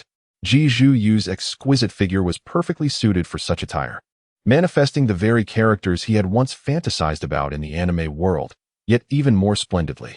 Her fair and smooth skin, when touched, felt as soft and cool as water. Her impeccably straight legs elevated the elegance of the sailor suit to a new height. Come now, Zhao Shui, it's your turn. Your husband will procure you an identical outfit. This time, Qin resolved not to create two different styles. Joyous occasions deserve to be doubled, after all. This was the enchanting world of cultivation that Qin yearned for. The celestial beings appeared even more resplendent than those depicted in paintings. Is it appropriate to dress this way, with so many servants around? Mu Zhao Shui expressed a hint of hesitation. Rest assured, I have arranged everything. Today, only Xiao Xian remains in seclusion. All the others have already left, Qin reassured her. And what about the shadow guards? Don't all princes have their own shadow guards? That is even less to worry about. The capital is quite safe. The shadow guards maintain a considerable distance.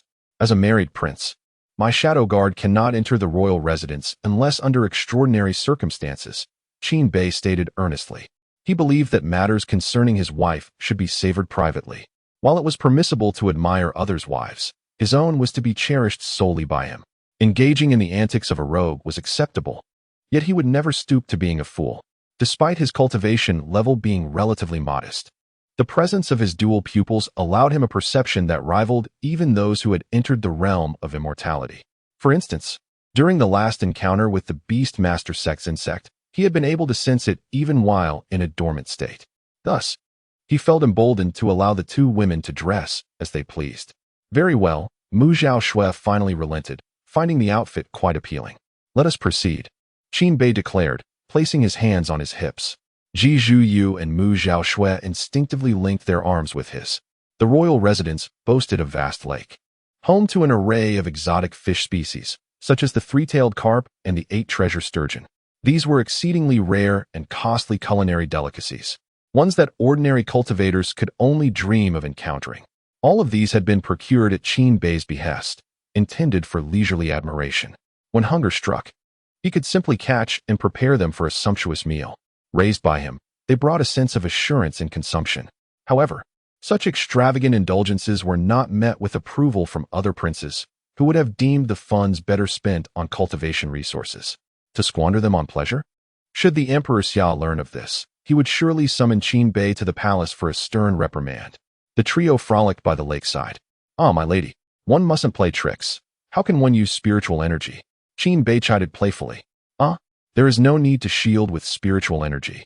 Wouldn't tea that result in being soaked?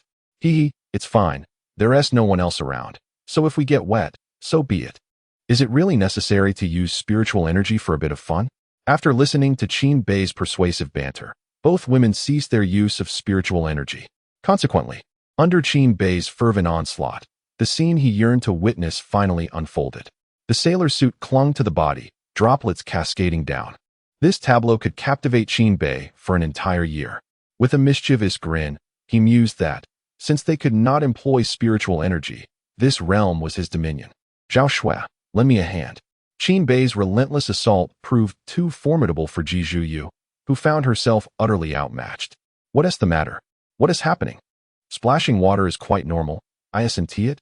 Bang! Following Qin Bei's clever retort, Ji Zhuyu retaliated with a decisive move. "Rogue. Ah, but I am your husband. How can I be a rogue? You dare to employ underhanded tactics, and I shall have to punish you." With that, Qin Bei, wearing a devilish smile, advanced toward Ji Zhuyu. Yet, just then, an unexpected voice interrupted his actions. "Brother," Qin Bei exclaimed, "what the—" Chapter 78. Making Ji Zhuyu the ruler. The sudden call shattered Qin Bei's intention to continue. Ji Zhuyu, startled like a frightened bird, instinctively retreated a considerable distance.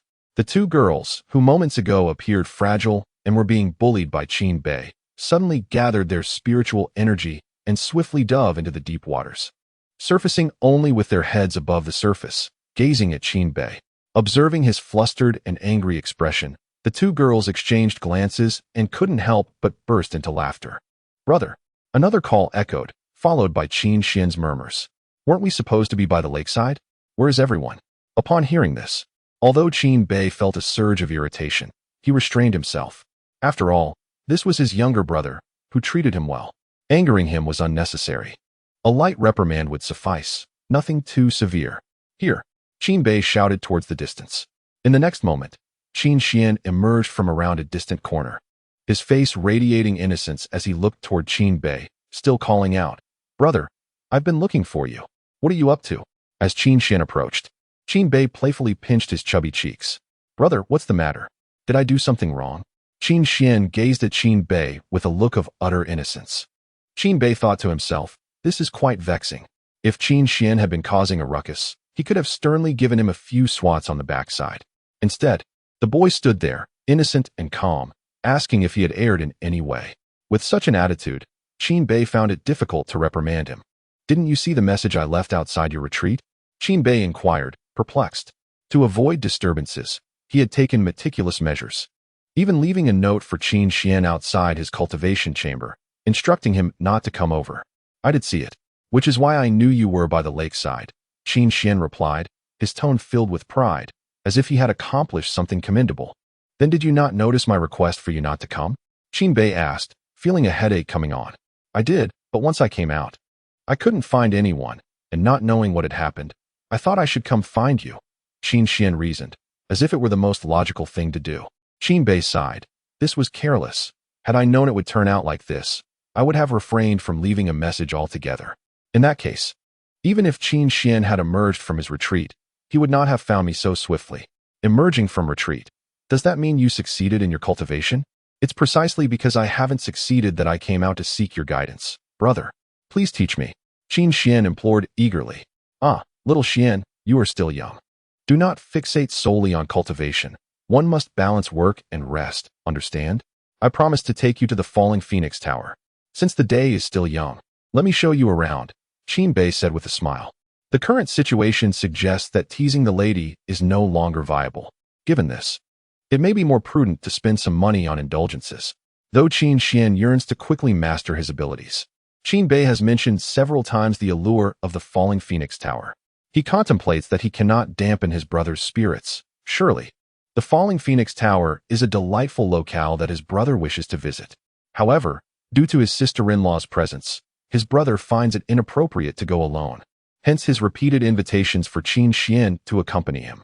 As a considerate younger brother, it is imperative not to disappoint his elder sibling in such matters. You should head to your room to prepare. I'll join you once I finish my tasks, he said. As Qin Xian departed, Qin Bei observed the two ladies in the water, contemplating mischief. Unfortunately, the flirtatious atmosphere created by their playful splashing had dissipated. Even his intentions for a bit of naughtiness were thwarted, as Ji Zhuyu and Mu Zhaoshui had clearly regained their composure. What a pity. Next time, I must be fully prepared, Qin Bei mused. Splash. The two ladies emerged from the water before Qin Bei could act further. The sailor outfits that he had meticulously prepared vanished without a trace. My lady, would you care to join us? Qin Bei jested. Ji Zhuyu and Mu Zhaoshui exchanged glances, their expressions questioning his seriousness. Such places are ill-suited for individuals of our standing. You should go alone, dear husband, Ji Zhuyu replied, shaking her head. Indeed, Qin Bei nodded in agreement. Ultimately, he ventured to the falling Phoenix Tower accompanied solely by Qin Xian. However, before their departure, Qin Bei entrusted Ji Zhuyu with a task. My lady, numerous officials have sent invitations over the past few days, which I have not attended to. Surely you are aware?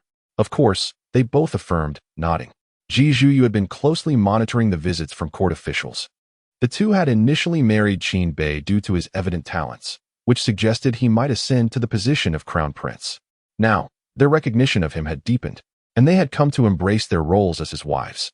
The more they accepted Qin Bei, the more they considered his interests. Cultivating relationships with court officials could signify an opportunity to seize the position of crown prince, thus capturing their keen attention. Upon learning that Qin Bei had not met with these officials, Mu Zhaoshui felt compelled to advise him. However, Ji Zhuyu intervened, believing Qin Bei was not foolish. If he chose to ignore them, there must be a reason. Let us wait and see. Indeed, now Qin Bei had brought it up. I will leave the matter of these officials to you, my lady. What do you think? Qin Bei inquired, gazing at Ji Zhuyu. Ji Zhuyu. Mu Zhaoshui. Both were left in a state of confusion. My lord jested. Ji Zhuyu hastily shook her head. As a mere concubine, how could I possibly undertake such a task? In the realm of cultivation, the concept of male superiority does not prevail. However, it remains a rarity for women to wield power. Particularly in the Great Xia, there are no female ministers in the court. Moreover, as a concubine, if I were to meet with them, the ministers would undoubtedly perceive it as a humiliation to their status. I have faith in your capabilities. My judgment is never flawed. Qin Bei replied with a smile. Surely, you possess a strategy. Others may be oblivious, but he was well aware. Ji Zhuyu was the Empress of the Mu Kingdom. Dealing with a few court ministers was certainly within her grasp. Qin Bei's decision to have Ji Zhuyu engage with these ministers was rooted in two reasons. First, as Empress, she could not perpetually remain in the role of a concubine within the Great Xia. Qin Bei aimed to elevate her status. Second, while he considered himself reasonably clever and adept in schemes, he lacked proficiency in matters of political intrigue. Though strategy and intrigue differ by a mere character, they represent an abyss of difference. Thus, instead of seeking assistance from others, it was far more prudent to select Ji Zhuyu. After all, she was the Empress, a position far superior to his own. Chapter 79. The Falling Phoenix Tower. Rest assured, my lady, should any of these ministers dare to gossip about your status, I shall take your side. From henceforth, you shall be my spokesperson. Qin Bei declared with conviction. What choice did Ji Zhiyue have? Naturally, she opted to align herself with Qin Bei. After all, she harbored ambitions of becoming the strategist behind Qin Bei, propelling him to the pinnacle of power. This decision not only favored Qin Bei, but also benefited the kingdom of Wu. In essence, Qin Bei's resolution merely transformed her clandestine aspirations into a public declaration. Well, since my husband has spoken thus, what reason do I have to decline? Ji Zhiyue replied with a smile, acquiescing to his wishes. Mu Zhaoxue observed from the side. She recognized the wisdom in Qin Bei's decision, yet inexplicably felt a twinge of discomfort in her heart. It seemed to her that Qin Bei held Ji Zhiyue in higher regard and trust than he did for her. In that moment, she was reminded of Qin Bei's earlier declarations in the Grand Hall. Could it be that her husband had indeed fallen for the Empress at first sight? Was she merely the accompanying bride? Strangely, Mu Zhaoxue felt a pang of jealousy rising within her. Yet, Qin Bei remained oblivious to her sentiments. Even if he were aware, he would likely dismiss it as trivial. After all, was it not normal for a young girl to feel envious? Who could blame her for being so exceptional? Very well, I shall take Xiao Xian to the falling Phoenix Tower. Regardless of what rumors we may encounter, I trust both of you will refrain from jealousy. My intentions are solely for the sake of cultivation, Qin Bei announced. Though nothing had yet transpired, he believed it prudent to preemptively address any potential misunderstandings. Go forth with peace of mind, my husband, the two ladies replied with smiles, feigning reassurance. Nevertheless, Qin Bei sensed that perhaps he ought to temper his exuberance. The falling Phoenix Tower resembled the entertainment industry of Qin Bei's past life. The women within were not only gifted but also remarkably beautiful, a sanctuary reserved for the affluent. It far surpassed the opulence of traditional brothels. The falling Phoenix Tower was not exclusive to the Great Xia. It existed in other dynasties as well, including the territories of the sacred demon dynasty, akin to the renowned Langya Pavilion, transcending regional confines. The establishment earned its name due to the many women within who once held esteemed statuses, daughters of nobility, scions of illustrious families, or even princesses. Their fates, however, were altered by war or familial transgressions against formidable foes, leading them to lose their protective backers. In a bid for survival, they ultimately resorted to joining the falling Phoenix Tower to showcase their talents. Within the falling Phoenix Tower of the Great Xia's capital, there resided a renowned figure known to all, Ling Kursin, who ranked third on the beauty list of the Zhangzhou continent, second only to Ji Zhiyue and Mu Zhaoxue. Ling Kursin's identity extends beyond mere recognition. She is a descendant of the Spirit Clan, a lineage that once thrived in the foundational secret realms but has since faded into obscurity. However, Ling Kursin bears no connection to the Spirit Clan residing within the Great Xia territory. They merely share a common ancestry. 2 decades ago, Ling Kursin emerged within the sacred demon dynasty, unaware of her true heritage, and joined a modest sect. There, she revealed her extraordinary cultivation talent alongside the innate gifts of her lineage. This humble sect, under her influence, experienced a remarkable transformation, uncovering treasures and discovering optimal locations imbued with auspicious energies. Consequently, within a mere decade, the sect expanded exponentially. The rise of this sect inevitably attracted the attention of rival factions, and through meticulous investigation, they identified the pivotal figure that was Ling Kursin. Upon learning of her existence, the royal family of the sacred demon dynasty dispatched emissaries to investigate, leading to a revelation that left the entire royal court astounded. Ling Kursin was indeed of the Spirit Clan, and her bloodline was of the purest quality, surpassing that of the Spirit Clan that once existed in the Great Xia. The demon emperor, upon receiving this news, found himself unable to remain idle. Why did the Great Xia dynasty possess such a significant share of the resources and auspicious locations on the Zhangzhou continent? Was it solely due to the vastness of their territory? Certainly not. While extensive, their land only accounted for less than 30% of the continent. What justified their claim to over 50% of the resources? It was the unique presence of the Spirit Clan, a race capable of uncovering treasures hidden from ordinary eyes. Take the sacred demon dynasty as an example. Their territorial holdings were comparable to those of the Great Xia. Yet they possessed far fewer auspicious sites, not due to a lack of such places, but because they remained undiscovered and unutilized, where common individuals might overlook a location. A member of the spirit clan could instantly recognize it as a site of great potential, harnessing the energies of heaven and earth to transform it. This extraordinary ability to manipulate the forces of nature was a gift exclusive to the spirit clan. Thus, the demon emperor, who harbored ambitions of surpassing the great Xia dynasty, could not afford to let such a treasure as Ling Kursan slip through his fingers. With her under his command, perhaps, in a millennium, the sacred demon dynasty could unify the Zhangzhou continent. Consequently, he issued a decree, bestowing upon Ling Kursan the title of crown princess of the sacred demon dynasty. Typically, one would rejoice at such an honor. However, Ling Kursan was different. She outright rejected the proposal. Upon learning of the demon emperor's intentions, her sect, rather than supporting her for the aid she had provided over the years, sought to ingratiate themselves with the emperor. Exploiting Ling Kursan's trust, they chose to control her and present her to the emperor. As a result, this sect continues to thrive within the sacred demon dynasty to this day.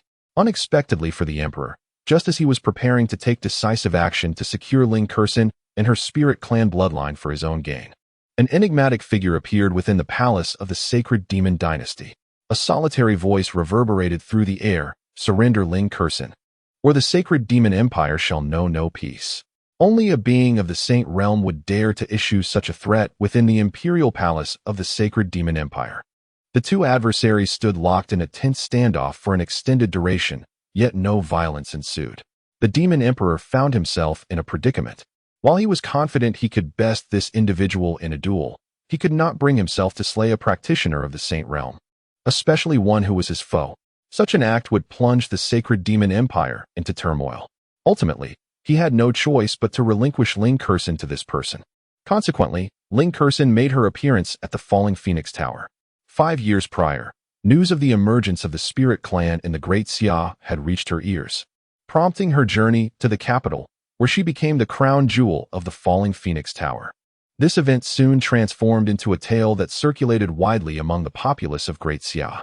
From the venerable elders to the tiniest of children, everyone was aware of this narrative, particularly as it featured the demon emperor in an unfavorable light. The citizens of Great Xia relished tales of the demon emperor's misfortunes. This incident also showcased the formidable prowess of the falling Phoenix Tower. Yet, throughout the years, the identity of the force behind this establishment remained shrouded in mystery. Whispers suggested that a woman wielded control over the falling Phoenix Tower, though this remained unverified. Perhaps the Langya Pavilion held the key to this secret, but the price to uncover it was exorbitant, beyond the means of ordinary individuals.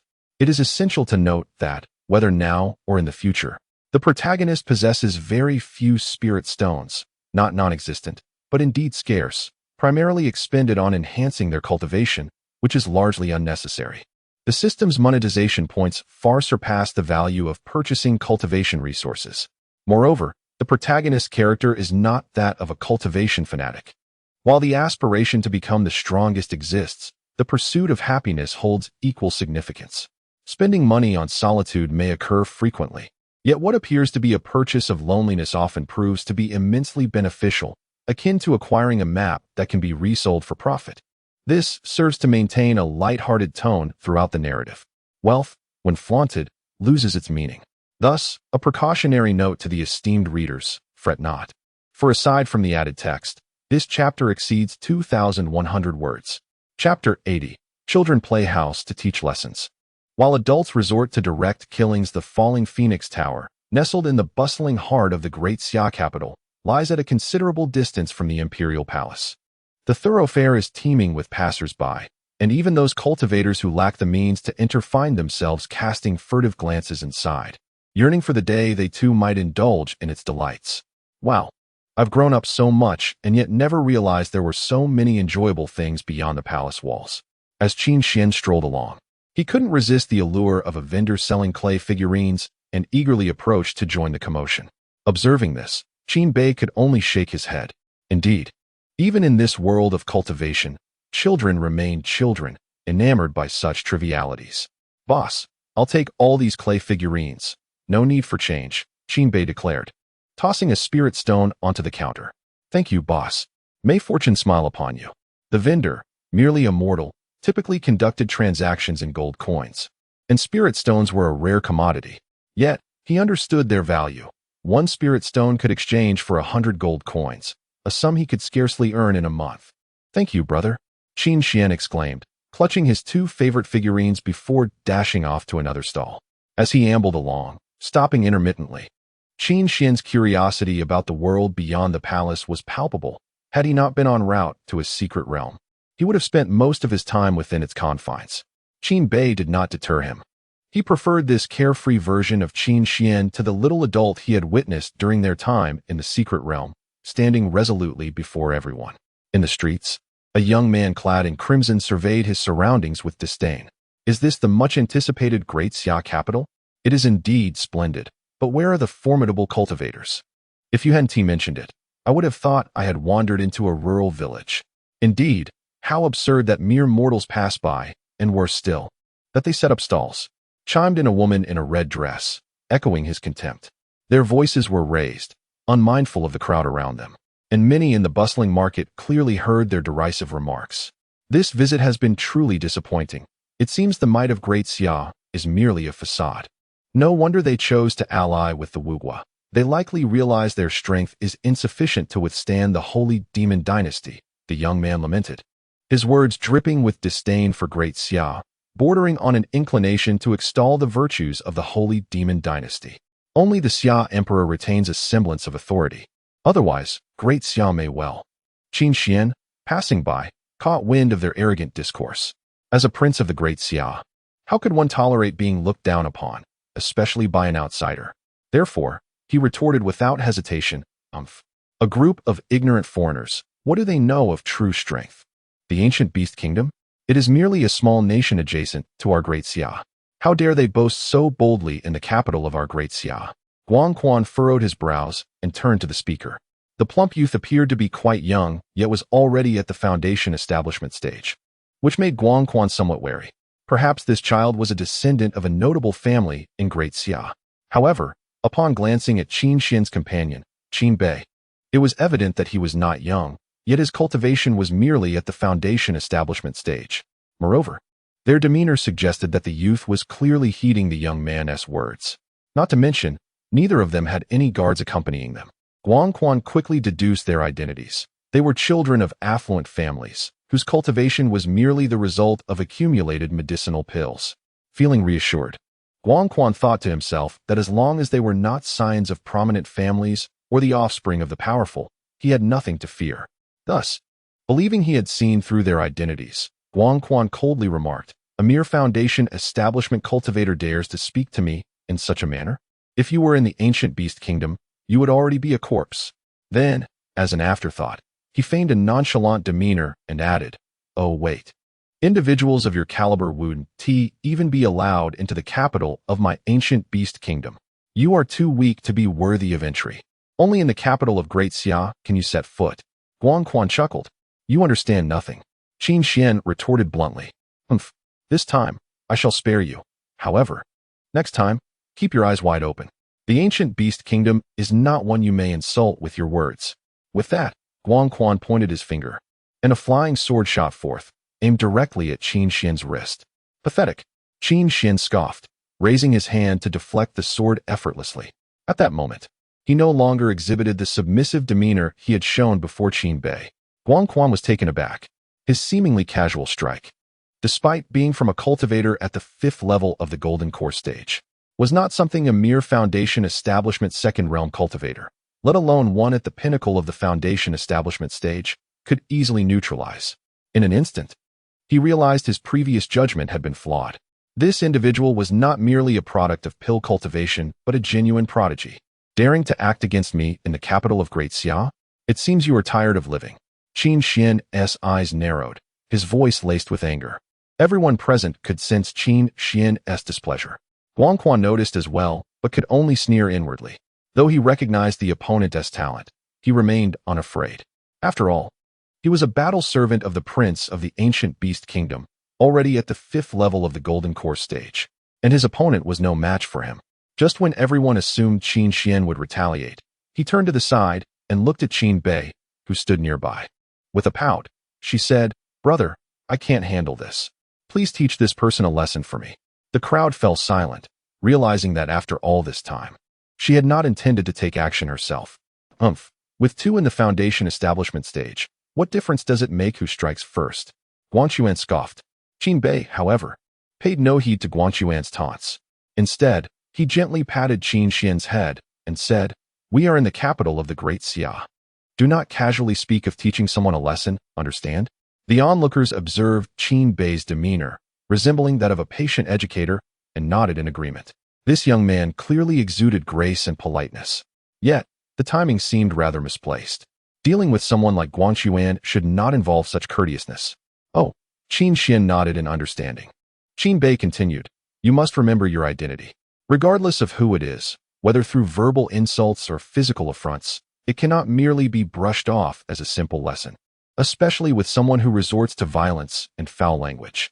In such cases, it is best to eliminate the threat entirely. You must gradually shed the habit of treating such matters as trivial child's play. Do you understand?"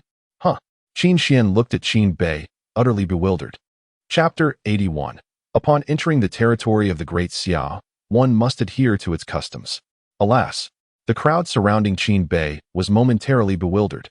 Just moments ago, they had perceived him as a courteous young gentleman, yet now he had transformed into a formidable adversary. Nevertheless, the onlookers silently prayed that Qin Bei would refrain from violence. For they were within the capital of the Great Xia, a place where no harm could be inflicted. "Damn it! Who are you? Do you threaten to kill me?" Guangquan could no longer contain his laughter. "You, a mere foundation establishment cultivator, dare to proclaim such threats? Is arrogance a common trait among the people of Great Xia? No wonder, as the upper beam is crooked, the lower beam is also skewed." In an instant, Guangquan's laughter vanished, replaced by a chilling glare directed at Qin Bei. Without hesitation, he launched an attack, sending his flying sword straight towards Qin Bei's neck.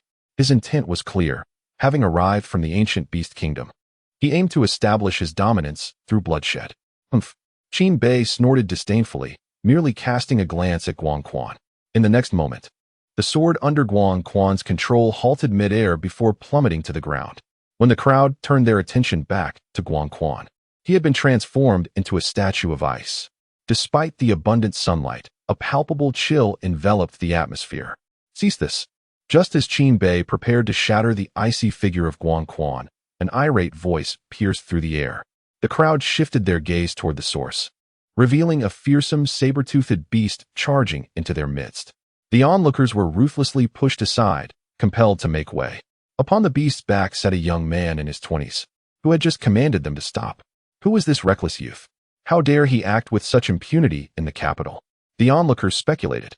Perhaps he, like the uncouth denizens of the ancient beast kingdom, believed he could impose his will upon this place as he pleased. It seemed this group was doomed. Even if the individual before them faltered, the patrol would not let them escape unscathed. Youth is truly marked by impulsiveness. Qin Bei frowned upon seeing the newcomer. These individuals were indeed intriguing.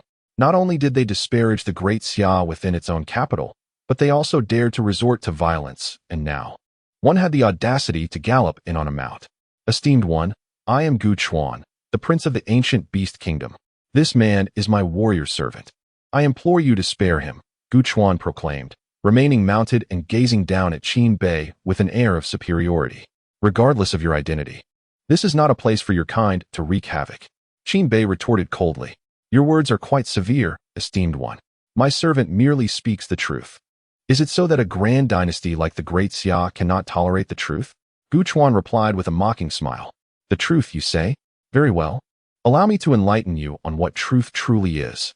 In your diminutive nation of ancient beasts, the capital is inhabited solely by cultivators, devoid of common folk. Do you comprehend the reason?" Qin Bei squinted and inquired. "That is undoubtedly due to the formidable prowess of every individual in my ancient beast nation, particularly those frequenting the capital," Gu Chuan replied with an air of arrogance. "Nonsense.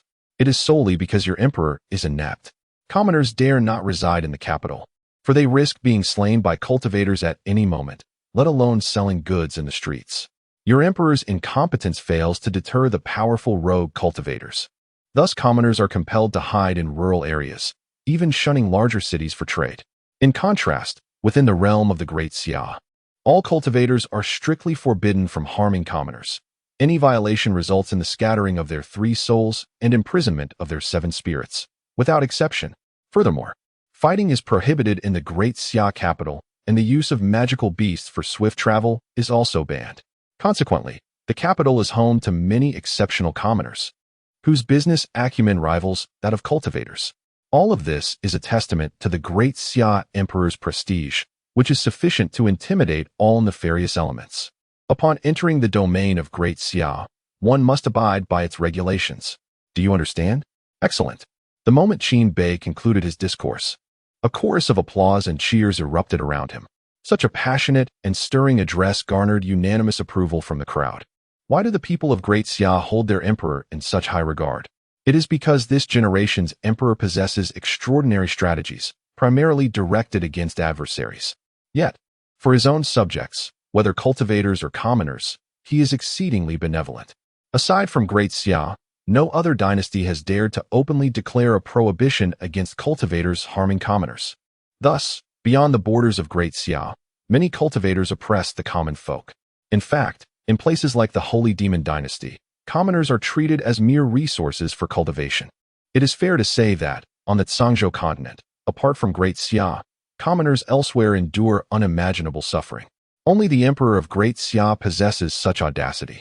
You rustic bumpkins from the ancient beast nation cannot possibly comprehend the breadth of our Great Xia Emperor's vision and capabilities.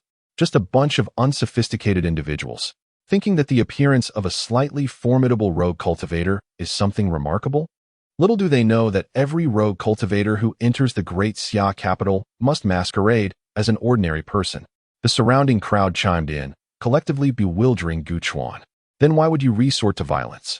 Release my warrior at once, or I assure you, regardless of your identity, you shall face consequences beyond your endurance. Gu Chuan gritted his teeth. Despite his newfound understanding of Great Xia's regulations, he remained unafraid, for he was invited by the imperial family. Moreover, he had the air of a Great Xia minister at his back. Such trifles, he presumed, would not pose much difficulty.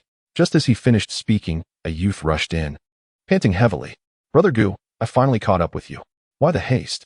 Do you not realize this is the capital? One cannot act so recklessly here. Brother Kong, you have finally arrived. This person has harmed my warrior and seeks to kill him. Is this how you treat your guests in the Great Xia? Who is so blind? I shall.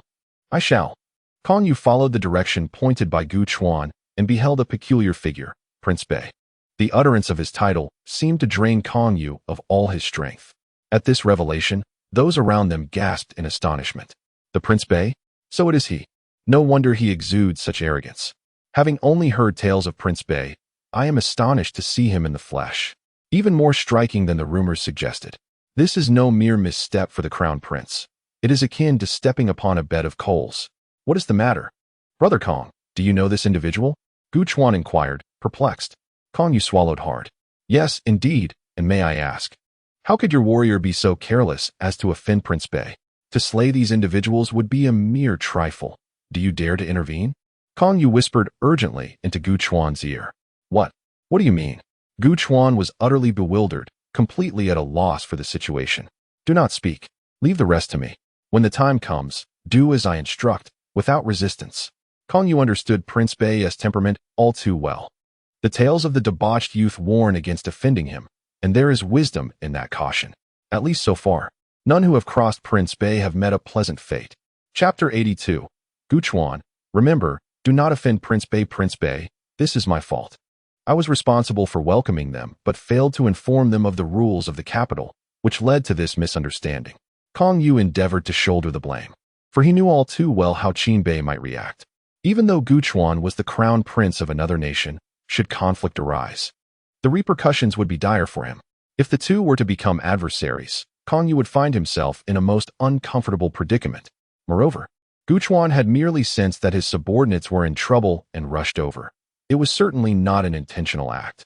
Qin Bei could not claim to know Kong Yu intimately, yet he was somewhat acquainted with him. When it came to outsiders, Kong Yu would never be so protective. It was crucial to clarify the situation. Visits from foreign princes to Daxia were a rarity, particularly from neighboring nations, who were often too fearful to venture into Daxia, concerned that they might never return. After a moment of hesitation, Kong Yu finally transmitted a message. Not many are aware of this matter yet. I believe, given your status, it would not pose a problem for you to know. The Gusho Kingdom has pledged allegiance, and within a year, its territory will be annexed into our daxia, rendering the Gusho Kingdom a mere memory. However, this information is to remain confidential for the time being. Gu Chuan and his subordinates are unaware that their visit is in relation to the Imperial Tomb trials. Their national allegiance granted them this opportunity. Upon hearing this, Qin Bei was taken aback. Daxia had not expanded its territory in over a century. The Gusho Kingdom's submission suggested that his father harbored ambitions of territorial expansion once more. Thus, it seemed prudent to refrain from acting against Gu Chuan, yet he could not simply let the matter slide. The servants had not spoken disrespectfully, therefore, a lenient approach would be taken. Their cultivation would be revoked, and they would be imprisoned. As for you, Qin Bei regarded Gu Chuan, who now appeared far less imposing than before. The prince felt a chill run down his spine under Qin Bei's scrutiny. You have not insulted daxia. However, riding a beast openly in the streets warrants the confiscation of your mount. Kong Xiong, Gu Chuan implored, his expression darkening. Qin Bei's decision not only stripped him of his warrior, but also seized his beloved steed. As the crown prince of the Gusho Kingdom, how could he endure such humiliation? Before Kong Yu could intercede further, Qin Bei's demeanor hardened. Not satisfied? Very well, I shall not confiscate the beast. Instead, I will send it to my estate to be executed by the steward. It will be an opportunity to savor the taste of a creature with Gusho blood. Qin Bei's decisive action thrilled those around him. Dealing with such presumptuous individuals necessitated a proper lesson. Kong, refrain from speaking. We shall proceed according to Prince Bei's wishes. Kong Yu, in a state of urgency, feared that Gu Chuan's continued protests might provoke Qin Bei to turn hostile, incapacitating him. Other princes might hesitate, weighing the consequences and fearing to offend or provoke the Emperor of Xia, but Prince Bei was unafraid. When anger flares, one can indeed become unrecognizable to kin. The most disconcerting aspect is that others remain powerless against him. Let us disperse over trivial matters, Qin Bei declared, and the surrounding crowd complied. With a sigh of relief, Kong Yu realized that this incident had finally passed. The Northern Prince is truly formidable. He contemplated offering a compliment, praising Qin Bei's magnanimity. However, in the next moment, he witnessed two of Gu Chuan's 6 battle servants transform instantaneously into ice sculptures, which then shattered into countless fragments. Kong Yu was taken aback. The people who had just dispersed couldn't help but glance in this direction. Xiao Xian, did you see that? When he speaks, he delivers. The only outcome for daring to speak ill of the great Xia in the capital is this. Oh, I'll remember that. The tall and short pair exited the street, leaving behind a bewildered Kong Yu and Gu Chuan. What kind of person is this? Wasn't it said that only their cultivation would be abolished? Gu Chuan's excitement left him at a loss for words. Indeed, the stipulation was that no unwarranted comments should be made about the great Xia. Evidently, your two subordinates spoke out of turn. Kong, who is this person? Why is he so audacious? Ah, you will find out soon enough. However, it would be wise to heed the Northern Prince's advice for now. Your mount is destined to become a meal. Kong Yu shrugged helplessly, yet inwardly he felt a sense of delight. Those who dare to speak recklessly against the great Xia deserve such a fate. Only the Northern Prince possesses such resolve. Others would likely downplay matters, trivializing significant issues. Kong Yu mused, feeling that the Northern Prince eclipsed the other princes in strength. Is this truly the only option? If you wish to depart the great Xia completely, this should be the sole outcome. Otherwise, even if His Majesty speaks on your behalf, it would likely be mere window dressing, with dire consequences lurking behind the scenes. What? Gu Chuan exclaimed in shock. He never anticipated encountering such a formidable character upon his arrival in the Great Xia. He had sought high-level cultivation techniques, yet it seemed the Great Xia was intent on taking his life instead. In an instant, Gu Chuan firmly etched Qin Bei's visage into his memory, resolving to steer clear of him in the future for his own safety. This brief interlude did not dampen the spirits of Qin Bei and Qin Xian. After leaving, the two made their way directly to the falling Phoenix Tower. My lord, please show some leniency. My grandfather has lived for over 200 years and is now on the brink of death. He merely wishes to enter and take a look. I swear he will do nothing else. My lord, I am gravely ill. My days are numbered. My only wish in this life is to enter falling Phoenix Tower and witness a dance. I beseech you to grant my request. My lord, I am willing to sell myself into servitude to serve the courtesan. I will go west and never stray east. Please accept me. Esteemed sir, as a scholar who has journeyed from afar, I am confident in my ability to excel. Might I request the indulgence of a credit, promising to repay double in the future? Outside the falling Phoenix Pavilion, a certain group of forlorn individuals congregates daily. Each one, lacking funds, devises various schemes to gain entry into the establishment. They have exhausted every conceivable idea and even venture into the realm of the unimaginable. How absurd! This motley crew, yearning to enter the falling Phoenix Pavilion, could easily do so if they simply produced the requisite funds. If one cannot muster even 10,000 spirit stones, how can they expect to gain entry? The gatekeepers of the pavilion are all women, and notably, they possess striking beauty. They handle these hopefuls with remarkable ease. The aspirants, aware of their limitations, refrain from further antics, merely watching longingly from the threshold. The pavilion seldom concerns itself with those attempting to sneak in. Should they truly possess the cunning to infiltrate, they might even be rewarded with a VIP card. Young master, is this your first visit? The gatekeepers inquired, their attention immediately drawn to Qin Bei and his companion upon their arrival. Though unfamiliar with Qin Bei, their attire and his handsome visage were more than sufficient for them to treat him with utmost courtesy. Qin Bei nodded in acknowledgement. In other entertainment venues, the requirement to display financial capability might incite dissatisfaction. Yet the falling Phoenix Pavilion remains an exception. For indeed, the impoverished cannot afford such luxuries. Chapter 83. The enchanting falling Phoenix Tower. Having established their financial standing, Qin Bei and Qin Xian entered the falling Phoenix Tower. Upon entry, a threshold obscured their view, and at that moment, a staff member called out to Qin Bei, "Young master, this way, please. Is this your first visit? Allow me to introduce you to our falling Phoenix Tower." "No need. I relish the allure of mystery," Qin Bei replied. "The prince?" The staff member was taken aback. To refer to oneself in such a manner in the capital could only be the prerogative of royalty. Given his age, it was likely he was a son of the current Emperor Xia. Instantly, the staff member felt a surge of respect. "Then, as it is your first visit, how many spirit stones would you like to deposit? We operate on a VIP system here." Qin Bei responded, "Let us start with 1 million. The staff member was stunned. "Ah, this. While I suspected your royal lineage, is it truly necessary to be so extravagant on your first visit? It is quite rare to encounter someone so young making such a substantial deposit. Very well, I shall prepare your identity card. Also for my brother. His expenses will be deducted from my account." Understood. An identity card could be swiftly arranged as long as the funds were in order. Qin Bei glanced at the system interface. Remaining spending points, 1,000. The points had not increased, indicating that the pre-deposit did not count as expenditure. Actual spending was required for that to change, he mused. "Please enter. Should you require any assistance, the young women in uniforms inside will be more than willing to assist you," the staff member informed. "Let us proceed," Qin Bei said, taking Qin Xian's small hand. Beyond the threshold, there was nothing particularly extraordinary.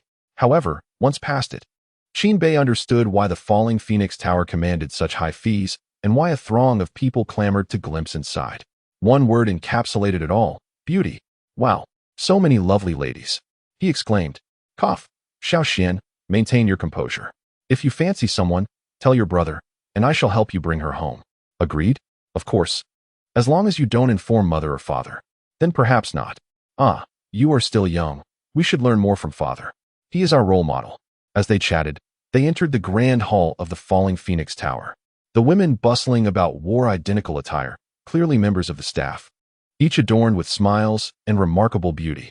Qin Bei, having seen the concubines of the Empress Xia, candidly remarked, "Frankly, the attendants in this hall surpass many of the beauties in the imperial harem. Alas, it seems father is not doing enough. Not all in the harem are beauties." In his heart, Qin Bei pondered, should the Emperor of Xia discover this, he would undoubtedly berate Qin Bei mercilessly. Day after day, all he could think about were beautiful women. The concubines in the imperial harem were predominantly daughters of noble families or officials, all intricately connected. Did he truly believe the emperor selected consorts solely based on beauty? Enough of this. These are merely service personnel. The truly alluring ones are hidden behind the scenes. "Brother, allow me to show you." Upon entering the falling Phoenix Tower, One is met with a sense of openness. Guests may wander wherever they please. Each performer has her own designated space, capable of accommodating at least 1,000 visitors. And this is merely one performer's area. The entire Falling Phoenix Tower boasts an innumerable collection of skilled entertainers. Thus, it is common for patrons to linger for 3 to 5 days. Those around them had noticed Qin Bei and his companion, but were not surprised by Qin Xian's youth. The Falling Phoenix Tower offered not just beauty, but also a myriad of entertainment options, many suitable for children. Come, brother, let us see what delightful amusements await us. Oh, this one is splendid, a fairy-esque lullaby. And this is intriguing as well, The Dream of the Pen Fairy. What a delightful title. Qin Bei listed them one by one, each accompanied by a detailed description. Upon finishing, a realization dawned upon him. Should anyone dare to compare this place to a brothel, Qin Bei would vehemently disagree. The Falling Phoenix Tower is truly a haven of joy and merriment, resembling an amusement park, complete with exquisite delicacies and accompanied by numerous beautiful women. However, the greatest allure lies in the appreciation of arts such as music, chess, calligraphy, and painting. Each performer's masterpiece has become renowned throughout the capital. In the realm of cultivation and entertainment, the proprietor of the Falling Phoenix Tower is indeed a commercial genius. After absorbing all this, Qin Bei had but one thought. Qin Xian listened intently to his brother's exposition. Brother, what is so entertaining about these simple arts? What do you know? Are we here merely to admire music and painting? You must uncover a different kind of beauty. For instance, have you noticed the enchanting lady playing the pipa before us? What highlights do you discern? None. You cannot see such an obvious highlight. Observe how she coyly holds the pipa, half concealing her face. Do you not wish to engage her in conversation? Brother, I realize you seem to be leading me astray. Nonsense. You should stick to your little games. The Dream of the Pen Fairy is perfectly suited for you. And what about you? I can discern the highlights of this enchanting lady. So naturally, I aim to discover more beauties. Qin Bei stated with righteous conviction. But you already have 2 sisters-in-law. Why pursue other women's highlights? Do you wish to marry again? Bah, what do children know? If you continue with such nonsense, I shan't take you along next time. Not take me. Would your sisters-in-law permit you to come alone? Do not assume that my youth renders me oblivious. You merely wish for me to provide cover for you. Qin Bei. Fortunately, Qin Xian refrained from uttering the term wingman. Otherwise, he would have begun to suspect whether this younger brother was also a time traveler. Go on. This spirit-riding dreamscape is truly suited for your enjoyment. Qin Bei observed the project, reminiscent of the map of mountains and rivers from the tale of Neza he once beheld. Those who enter can act at will, akin to sovereigns of the world. Whatever one envisions can be manifested. Although it is merely a dream, participants remain unaware of its illusory nature, perfectly mastering their thoughts. It caters particularly to those who revel in fantasies and to children. Just imagine the exhilarating sensation of annihilating worlds with a mere gesture. Such ecstasy can become addictive. Thus, this spirit-riding dreamscape is among the most lucrative ventures of the Falling Phoenix Tower. Furthermore, some cultivators exploit this dream to confront their inner demons. With Qin Xian being a prime example. It is said he visits every 7 days to experience it anew. Enjoy yourself. I am not fond of such fantastical amusements. I prefer the tangible reality. Oh, so you are off to listen to music? Yes, indeed.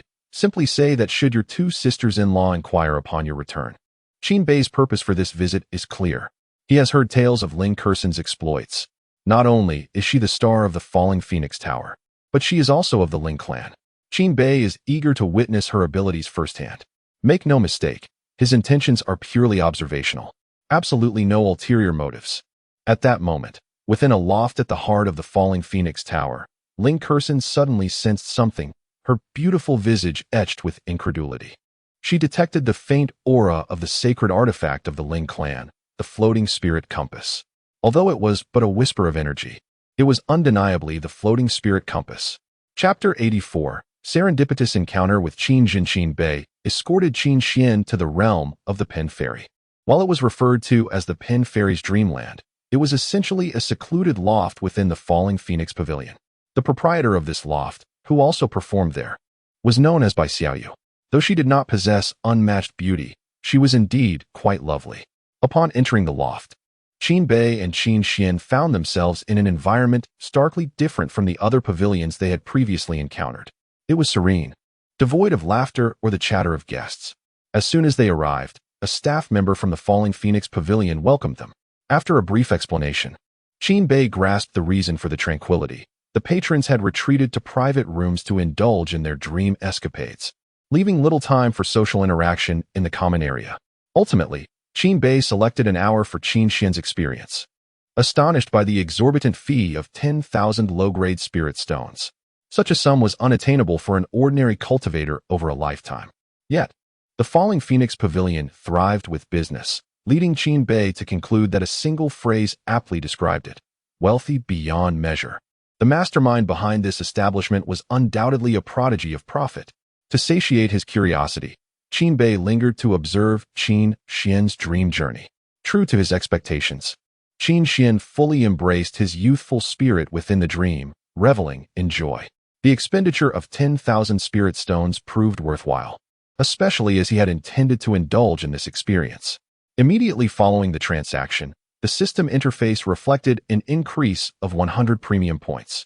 Qin Bei also discerned the true nature of the so-called Pen Fairy's dream. It was a sophisticated form of divine technique, vastly superior to the inferior illusions and dream techniques he had encountered. It bore similarities to the 5th level of the Demon Suppression Tower, utilizing divine arts for the amusement and cultivation of others. Truly fascinating. With these thoughts, Qin Bei departed the loft. As he ventured further toward the center, he encountered an increasing number of familiar faces, including several prodigious youths from the secret realms and members of the royal family. Among them was Qin Zhen. "Little Bei?" Qin Zhen exclaimed upon spotting Qin Bei, promptly greeting him. "I didn't expect to see you in such a place. I assumed you were rather serious." Qin Zhen continued. "This is indeed a respectable establishment, not the sort of frivolous venue you might imagine. Yes, I must admit that prior to my arrival, I thought it was merely a more upscale brothel, but it turns out to be akin to a Disney theme park, replete with beautiful companions." "What is a Disney theme park?" Qin Zhen inquired, puzzled. "Oh, never mind the details. Little Bei, which lady's loft are you heading to? Perhaps I can introduce a few. I am quite familiar with this place. Regardless of whether you seek melodies or wish to indulge in poetry, or perhaps simply desire to behold exquisite beauty, I am well aware of the finest selections available. However, as you are already in the company of a saintly lady, these other women may not pique your interest." "Qin Bei, this is my first visit. Yet, judging by Qin Zhen's demeanor, he has evidently frequented this place. My father has sternly proclaimed a ban on extravagance. Does my elder brother still dare to come here? Ah, you are unaware of this. But the Falling Phoenix Tower is indeed a sanctuary for cultivation. Therefore, expenditures made here can be justified as part of one's training. Moreover, since you severed many princes' allowances from the royal treasury, they have become bolder in their spending. For now, the money they spend is earned through their own merit. As long as one does not squander exorbitantly, who could possibly object?" "Oh, I see." Qin Bei nodded. "It stands to reason. Spending the royal funds lavishly would invite accusations of wastefulness. However, with one's own earnings, one may spend freely, provided it is not excessive. Who could dispute that? So, they ought to express their gratitude to me, perhaps with a small gift or two." Qin Zhen. He was tempted to inquire if Qin Bei was serious about the gifts. That they had not collectively beaten him was already a significant concession to their father. Let us proceed to the Spirit Tower. The primary purpose of our visit to the Falling Phoenix Tower is to meet this esteemed individual from the Spirit Clan, Ling Curson.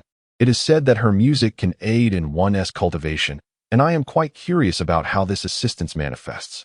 She is quite valuable. Not only is it uncertain whether one can receive her aid, but merely to enter her spirit tower requires the expenditure of 10,000 spirit stones, and even then, one might not even see her. What an outrageous scheme. Qin Zhen, evidently a previous visitor, lamented. At that moment, Qin Bei's eyes shone with excitement as he exclaimed, "Expensive? That is splendid. If it were not pricey, I would not be inclined to attend. Are you unwell?" "Oh. What I mean is, there must be a reason for the high price. Let us go." Inside the spirit tower, situated at the very heart of the Falling Phoenix Tower, many individuals had already gathered. Each was enjoying the fruits laid upon the tables while listening to the melodies emanating from the upper floors. Qin Bei and Qin Zhen stepped into the tower and sought a secluded corner to settle down. "Elder brother, what is the situation? We hear the music but see no performer?" Qin Bei queried, perplexed. Ling Curson is the jewel of this falling phoenix tower, so naturally, the rules are quite numerous. Oh, pray, enlighten me. Come, sip your tea, and allow me to elaborate. The piece you are currently hearing is indeed performed by Ling Curson. However, it is merely a recording of her music played on a jade slip, cycling through in this tower. What? Qin Bei was taken aback. This resembles the music software from my previous life. Am I not attending a concert? And yet, Ling Curson merely offers a recording, charging 10,000 spirit stones for this. It's robbery compared to such swift profits. The most astonishing part is the multitude surrounding us. Do refrain from your dramatic reactions. To experience a live performance by Ling Curson is not entirely impossible.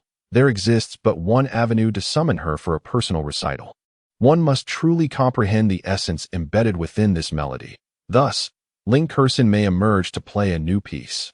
Oh, but what if I wish to hear Ling Curson perform a solo piece?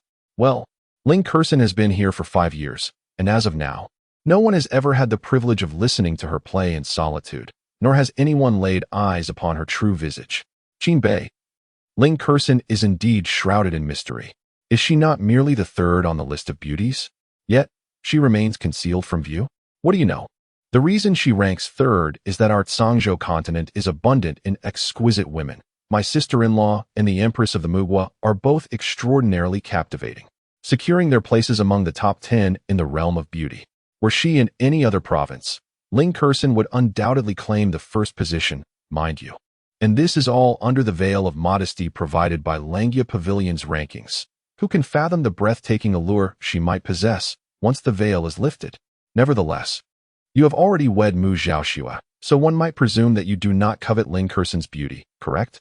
Qin Bei observed the visibly excited Qin Zhen, who was eager to declare, not only have I married Mu Xiaoxua, but I have also wed the Empress of Mugwa. Does that not provoke your envy? Chapter 85, Prince of the Three Seals. Qin Xiu, if you wish to experience a live performance, it would be prudent to awaken your understanding quickly, for your innate talent is formidable, and you should give it a try. Qin Bei nodded, eager to test the veracity of the rumors that the music could indeed aid in cultivation. He soon found himself immersed in the experience. The melodies were enchanting, ethereal and melodious, and upon comparison with the music he had previously heard, he realized they were of an entirely different caliber. Whether in terms of musical theory, the quality of sound, or the skill of the performer, all reached an unparalleled zenith. After savoring the music, he even felt as though his soul had undergone a profound purification. Meanwhile, within the confines of Ling Lu Courtyard, which was quite expansive and boasted a rear garden, Ling Curson resided here. Before her stood a mirror, yet the reflection it cast was not her exquisite visage but rather Qin Bei, who was with his eyes closed, savoring the music. The moment he entered the falling phoenix tower, she felt a connection. Xiaohuan, do you recognize this individual? Ling Curson inquired of her personal maid, her voice a harmonious melody. Of course I do. He is quite renowned in the capital now. I am certain you have heard of him, though perhaps you have not seen him. He is the Northern Prince, Xiaohuan replied joyfully. The Northern Prince? So he has indeed ventured into the Foundation Establishment's secret realm? Without a doubt. The Northern Prince rescued many from the Foundation Establishment's secret realm, and when he returned to the capital, he rode in a true dragon carriage. Such grandeur. As she spoke, stars seemed to twinkle in Xiaohuan's eyes, clearly besotted with Qin Bei. Has this little girl developed a crush on him? Ling Curson teased. What nonsense are you speaking, miss? As a mere maid, how could I dare entertain such thoughts? It is merely that a prince of such striking appearance and remarkable talent is universally admired. However, if you were to entertain such notions, I could serve as your maid of honor, just like the maid of the Holy Maiden of Wugwa.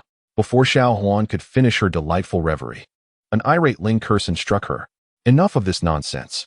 A single slap to the backside for punishment. What have I done wrong? If you were to marry into the royal family, the emperor would surely rejoice and host a grand banquet for the realm. Wouldn't he that mean the Prince of Xiu would visit often?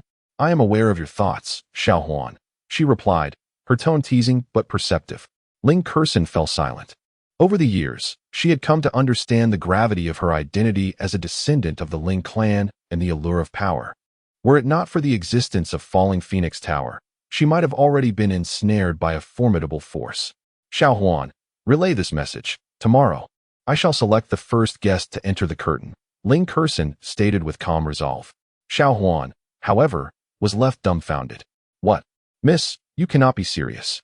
I was merely jesting. She exclaimed anxiously. What do you think? It is merely a guest of honor. It will allow me to contribute more to Falling Phoenix Tower.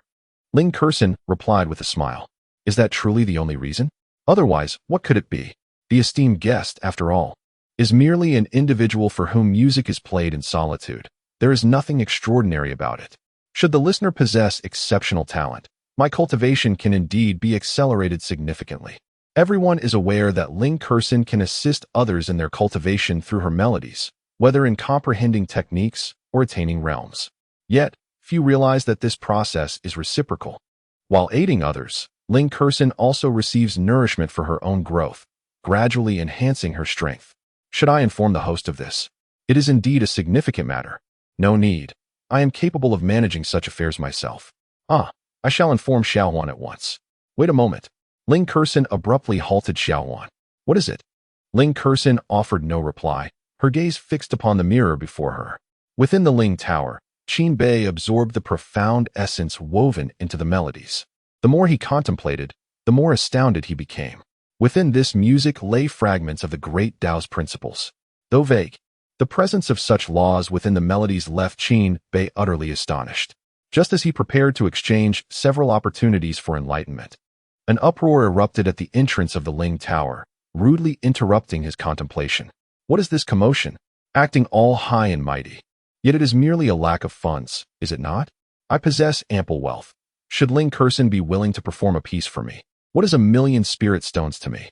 I can afford it. This young lady must play a tune for me today.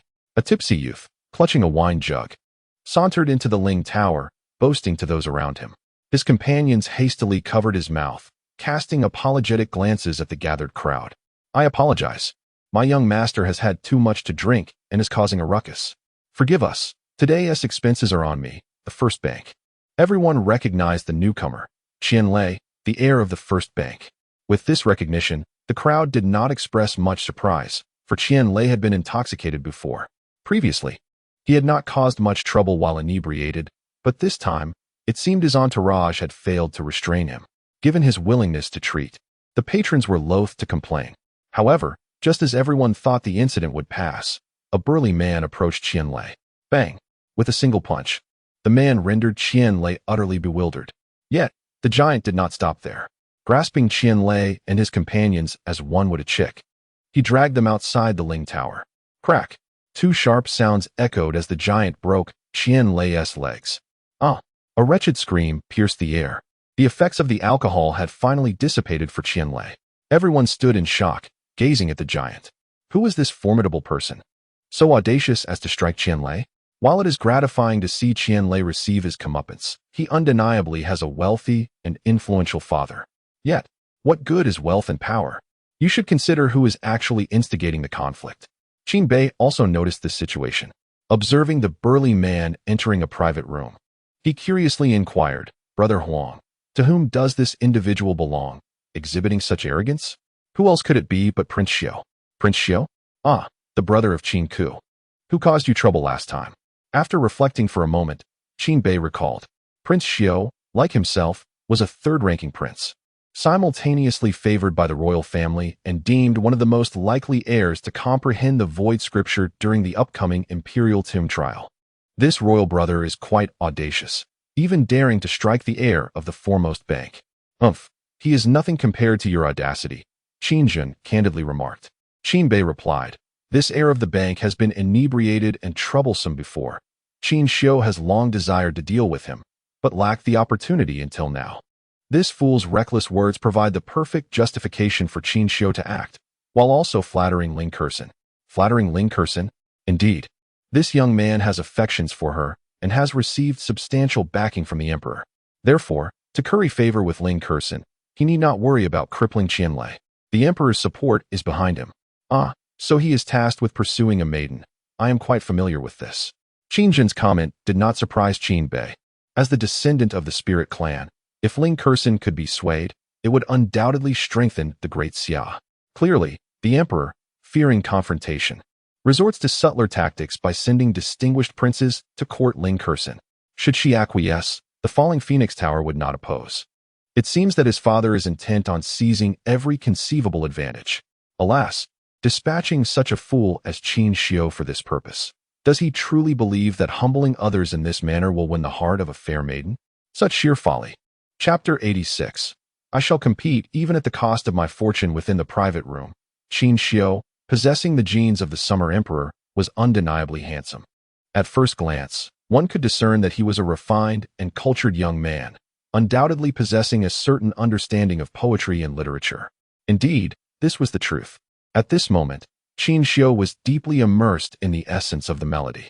Soon, he completed the final step, fully grasping the profound meaning within the music. Meanwhile, the burly man hastily reported an urgent matter. Your Highness, Gu Chuan has arrived in the capital, but there has been an unexpected incident. Qin Xiu furrowed his brow. What kind of mishap could he possibly encounter? It turned out that he and his battle servant had clashed with the northern prince, resulting in the demise of 3 of his battle servants, and Gu Chuan's steed had been sent to the northern prince's residence as sustenance. The burly man recounted the situation in detail. Qin Xiu began to comprehend the unfolding events. The rise of Qin Bei had been remarkably swift, embroiling himself in every matter. Qin Xiu expressed his displeasure. He had previously reached out to Gu Chuan, inviting him to collaborate during the royal mausoleum trials. With Qin Bei seizing Gu Chuan's steed, he had effectively diminished Gu Chuan's strength, which Qin Xiu found unacceptable. Your Highness, I just spotted the northern prince. He has also come to this Ling Tower. He has come too? Qin Xiu's frown deepened. Relying on marrying the holy maiden to attain a third-rank prince status, does he intend to employ the same tricks again?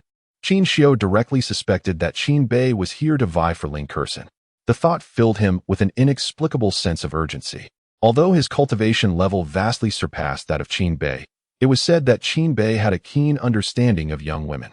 The aloof holy maiden had reportedly spent time recently at home frolicking with Qin Bei, even affectionately calling him husband, which indicated a certain intimacy. There were even rumors that Qin Bei had already engaged in intimate relations with the holy maiden. If such a person were to compete with him for Ling Curson, his chances of success seemed rather slim. No, he must act swiftly to secure Ling Curson and prevent Qin Bei from seizing any opportunity. Qin Xiu contemplated this fervently. Miss Ling, I have comprehended the essence of this piece. Would you be willing to validate my understanding? Qin Xiu's gentle voice resonated from within the private room, instantly eliciting a chorus of cheers. Prince Xiu truly deserves his reputation as one endowed with the Dao comprehension. Such insight is beyond our comparison. Although Prince Xiu is busy and cannot come every day, whenever he does, he promptly perceives the essence of Miss Ling's melodies. It is truly admirable. It is thanks to Prince Xiu that we have had the pleasure of hearing 3 new pieces from Miss Ling this month. Prince Xiu dedicates so much time to Ling Tower despite his rigorous training. It seems he truly cherishes Miss Ling. A match made in heaven, indeed. The surrounding crowd chattered enthusiastically. Just then, a striking figure appeared above the pavilion. Indeed, it is the personal maid of Ling Curson, Xiao Huan, though merely a servant. Her beauty surpasses that of many courtesans in the falling Phoenix Tower. Among those who come to listen to the melodies, a small portion are actually present to become familiar with Xiao Huan. They ponder that since Ling Curson is unattainable, marrying such a maid would be quite favorable. Congratulations, Prince Xiu, but this time my lady shall not personally verify, Xiao Huan remarked from the 2nd floor with a smile. Upon hearing this, the crowd frowned. In the past, whenever someone grasped the essence of the music, Ling Curson would appear behind the curtain on the 2nd floor for verification. Although she did not fully reveal herself, her vaguely visible figure was enough to captivate countless gazes. What is the situation this time? No verification? Xiao Huan, why is that? Fear not. The reason for the lack of verification is that my lady has other plans. In one day, she will formally select the first guest to enter the curtain. Xiao Huan's words struck the attendees like a bolt of lightning. A guest to enter the curtain? Does this mean there is a chance to meet Miss Ling in person? The crux of the matter is to enjoy Miss Ling's performance in solitude. That is the essence. Spare yourselves. With Prince Xiu present, do you think you stand a chance? Alas, though I am reluctant to offend Prince Xiu, for the sake of the goddess, I must strive for this opportunity. It is merely a matter of spirit stones. I would exhaust my fortune to become the first guest. Although Qin Xiu did not reveal himself in the private box, he heard the discussions outside clearly. His emotions were mixed. He was pleased that Ling Kursin was finally willing to choose a guest. If he could become that guest, his chances of winning Ling Kursin's heart would significantly increase. Yet, he was troubled by the numerous competitors. Although he was already a prince of the third rank, his disposable wealth was limited. Not to mention, just now Qianlei had more money than he did. If the highest bidder wins in a day, he could hardly ensure he would be the sole victor. Go, quickly seek my mother for funds. Collect as much as possible. I must be the first guest. Qin Xiu commanded the burly man beside him. Yes, the subordinate understood the importance of this matter and immediately set out to comply with the orders. However, at that moment, Xiao Huan on the second floor spoke once more. Everyone, please do not misunderstand. The grace period of 1 day is not for you to gather wealth. The position of my lady's guest cannot be exchanged for mere riches. Xiao Huan proudly declared. Xiao Huan, then please tell us, how can one become this guest? Indeed, if we could compete without expending vast sums, that would be delightful. Upon hearing that one could become the guest without depleting their finances, the crowd grew increasingly restless. The rules are quite straightforward. After a day, our esteemed young lady will present 10 new compositions. Whoever is able to grasp the essence of these 10 pieces first shall earn the honor of being her inaugural guest. The crowd fell into a profound silence, a silence akin to death. Qin Bei had anticipated that these individuals would be elated at the prospect of enjoying 10 new melodies without any financial burden or sacrifice. To his astonishment, however, the people around him appeared utterly despondent, as though they had received some grave news. Soon, a wave of commotion erupted throughout the venue. What? Is this for real? Xiao Huan, must you be so cruel? Is this not denying us even the slightest chance? It seemed we had misplaced our expectations. Perhaps we should inquire with Miss Ling again, for we are indeed willing to spend. Indeed, I have come to realize that investing money is a splendid option. How can one aspire to be Miss Ling's honored guest without any expenditure? Yes, let us bid. I would even pawn my undergarments. As long as the challenge is not so bizarre. Chapter 87. Expenditure exceeding 1 million, with a balance of 16,000 in gaming points outside. A crowd lamented their misfortunes. While within the private room, Qin Xiu's heart overflowed with joy. This method pleases me greatly. Discussing money is indeed too pedestrian and unworthy of Miss Ling. Qin Xiu remarked with a smile. Had it been an auction, he would have felt less assured. The capital harbored numerous wealthy individuals. For someone of Ling Kursin's stature, to secure the first invitation, it would require no less than several million spirit stones. However, the situation was entirely different when it came to comprehending the essence of the melody. He possessed the enlightenment body. How many could truly compare to him in the capital? Among the younger generation, none could rival his capabilities. Thus, the outcome of this occasion was essentially assured in his favor. My lord, it seems your frequent visits have indeed borne fruit. Miss Ling clearly favors you. Aware of your enlightenment body and superior comprehension skills, she has thus chosen such a challenge. Perhaps she hesitated to select you directly, hence this so-called trial, Pang Zhou flattered. Oh, is that so? Your words resonate. It appears that winning over Ling Kursin is merely a matter of time. Qin Xiu chuckled at this possibility. Yet, he recalled hearing about the Northern Prince's remarkable prowess. During his last exhibition at the Martial Arts Repository, his comprehension abilities were rather extraordinary. He feared that Qin Bei might surpass him. He remembered a detail Qin Ku had shared. Qin Bei had managed to master several high-tier martial techniques in a remarkably short span while at the repository. This was something even he, with his enlightenment body, could not achieve. Nevertheless, concerns remained just that, concerns. In Qin Xiu's mind, although Qin Bei had ascended to the position of the third prince through the Saintess, regardless of how he attained this title, their statuses were now equivalent. He was merely 2 years older, without any other advantage. Hence he dared not make any rash moves. Brother, since we have another day, why not visit the culinary Immortal Pavilion for a fine meal tonight? Qin Bei suggested, unaware of Qin Xiu's contemplations. Certainly, it is my treat. The fare at the culinary Immortal Pavilion is no less exquisite than what our father bestows during festivities, Qin Xiu replied, and the two departed from Ling Lu, exchanging light-hearted banter. This action caught the attention of Xiao Huan on the second floor, who noted, while others were impatient, the Northern Prince maintained a leisurely demeanor. It seemed that having a saintess as a wife indeed set him apart from the common folk. Within Ling Lu, Ling Kursin gazed at Qin Bei through the mirror. Others believe this esteemed guest was there for Qin Xiao, but in truth, it was for Qin Bei. Ling Kursin was not infatuated with Qin Bei. She was not so frivolous as to fall for someone already wed. Her interest stemmed entirely from the ethereal compass he possessed. She has been searching for this item for many years. One of her reasons for coming to Daxiao was the floating spirit compass. The restrictions of the Foundation building's secret realm were of no consequence to her. Hence she had ventured inside to seek it out, but to no avail. Now, it has suddenly manifested on Qin Bei. As a member of the spirit clan, she believes in destiny, and thus she understands that her fate is inextricably intertwined with Qin Bei's. Rather than being passive, she decides to take initiative. Moreover, she is eager to acquire the floating spirit compass that resides with Qin Bei. Although she knows it is not the true compass, possessing this incarnation could enable her to recover the original, given sufficient fortune, allowing her to rejuvenate the spirit clan and uncover the reasons behind their disappearance. However, Qin Bei's nonchalant demeanor, as he indulges in a lavish meal, leaves Ling Kursin feeling somewhat disheartened. The delicacies at the kitchen Immortal Pavilion are exquisite. Both the ingredients and the chefs are of the highest caliber, with the sole drawback being their exorbitant prices. The three of them spend a staggering 20,000 spirit stones on a single meal, with Qin Bei graciously footing the bill. For him, this was not a considerable expense. In fact, he found it rather inexpensive. The expenditure of 20,000 spirit stones yielded only 200 premium points. Observing the system interface, he noted, remaining premium points, 1,300. Subsequently, Qin Bei led the trio in a frenzy of enjoyment at the falling Phoenix Tower. Regardless of the cost in spirit stones, if it was entertaining, Qin Bei was determined to partake. Qin Jun was reluctantly swept along in the revelry.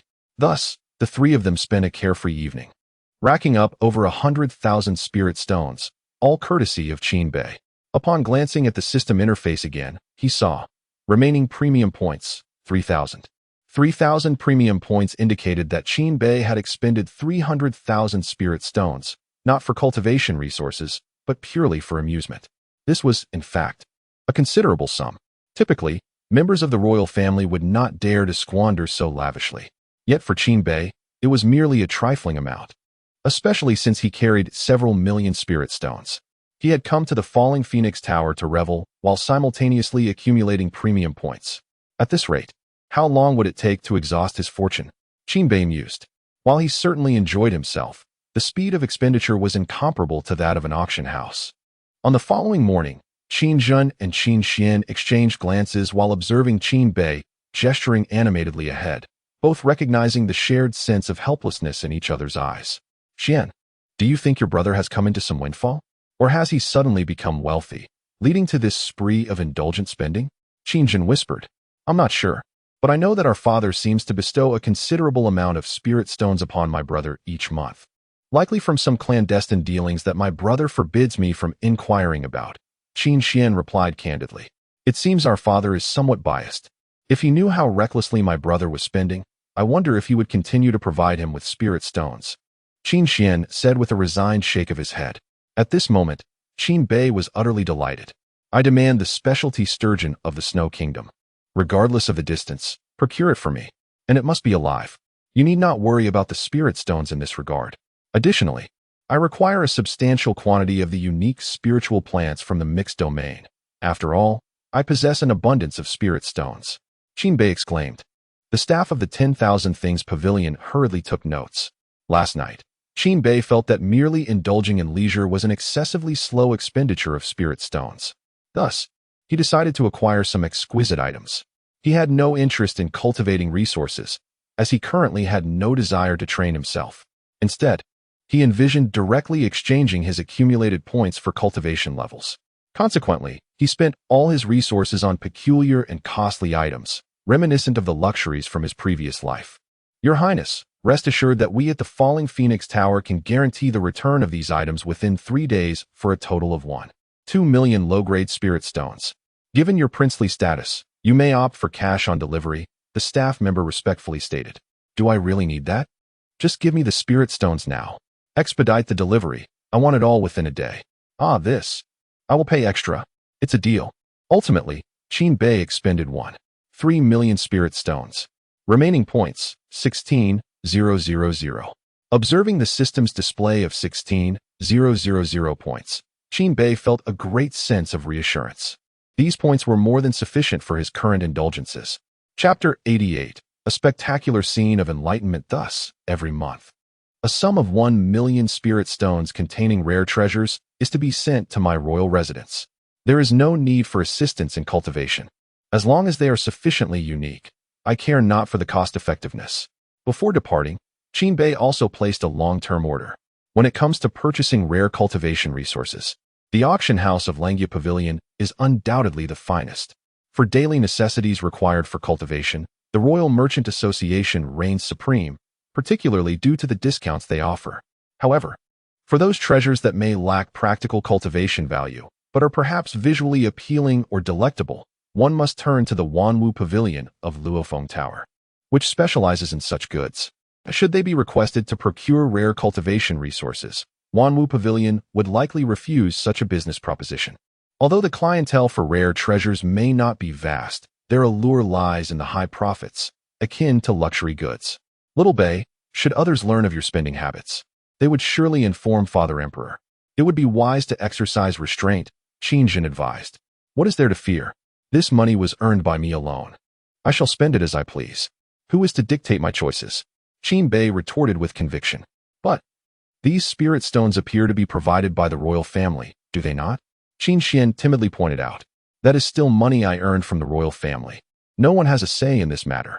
Even if the King of Heaven himself were to intervene today, it would be futile, Qin Bei asserted defiantly. Qin Xian and Qin Zhen exchanged glances, realizing that they could not sway Qin Bei's determination. Enough of this discussion. The Spirit Tower has already gathered a considerable crowd. We ought to make our way there, Qin Zhen finally suggested, shifting the topic. Let us proceed. At present, Qin Bei exuded an air of confidence. Had it been yesterday, he might have hesitated in the presence of Qin Xiu, who possessed the body of enlightenment. His limited points for indulgence had hindered his ability to utilize comprehension repeatedly. While the power of his dual pupils was formidable, it could not guarantee perfect understanding of a technique on every occasion. For instance, while learning the Oblivion Spear technique, the dual pupils did not facilitate understanding as effectively as anticipated. However, the situation has now changed. His points for indulgence are abundant, allowing him to utilize opportunities for enlightenment as he sees fit. Each use requires merely 100 indulgence points, and with his 16,000 points, he could afford to employ this method 160 times, more than sufficient to master a technique. As the trio arrived at the Spirit Tower, they found it teeming with over 10,000 individuals.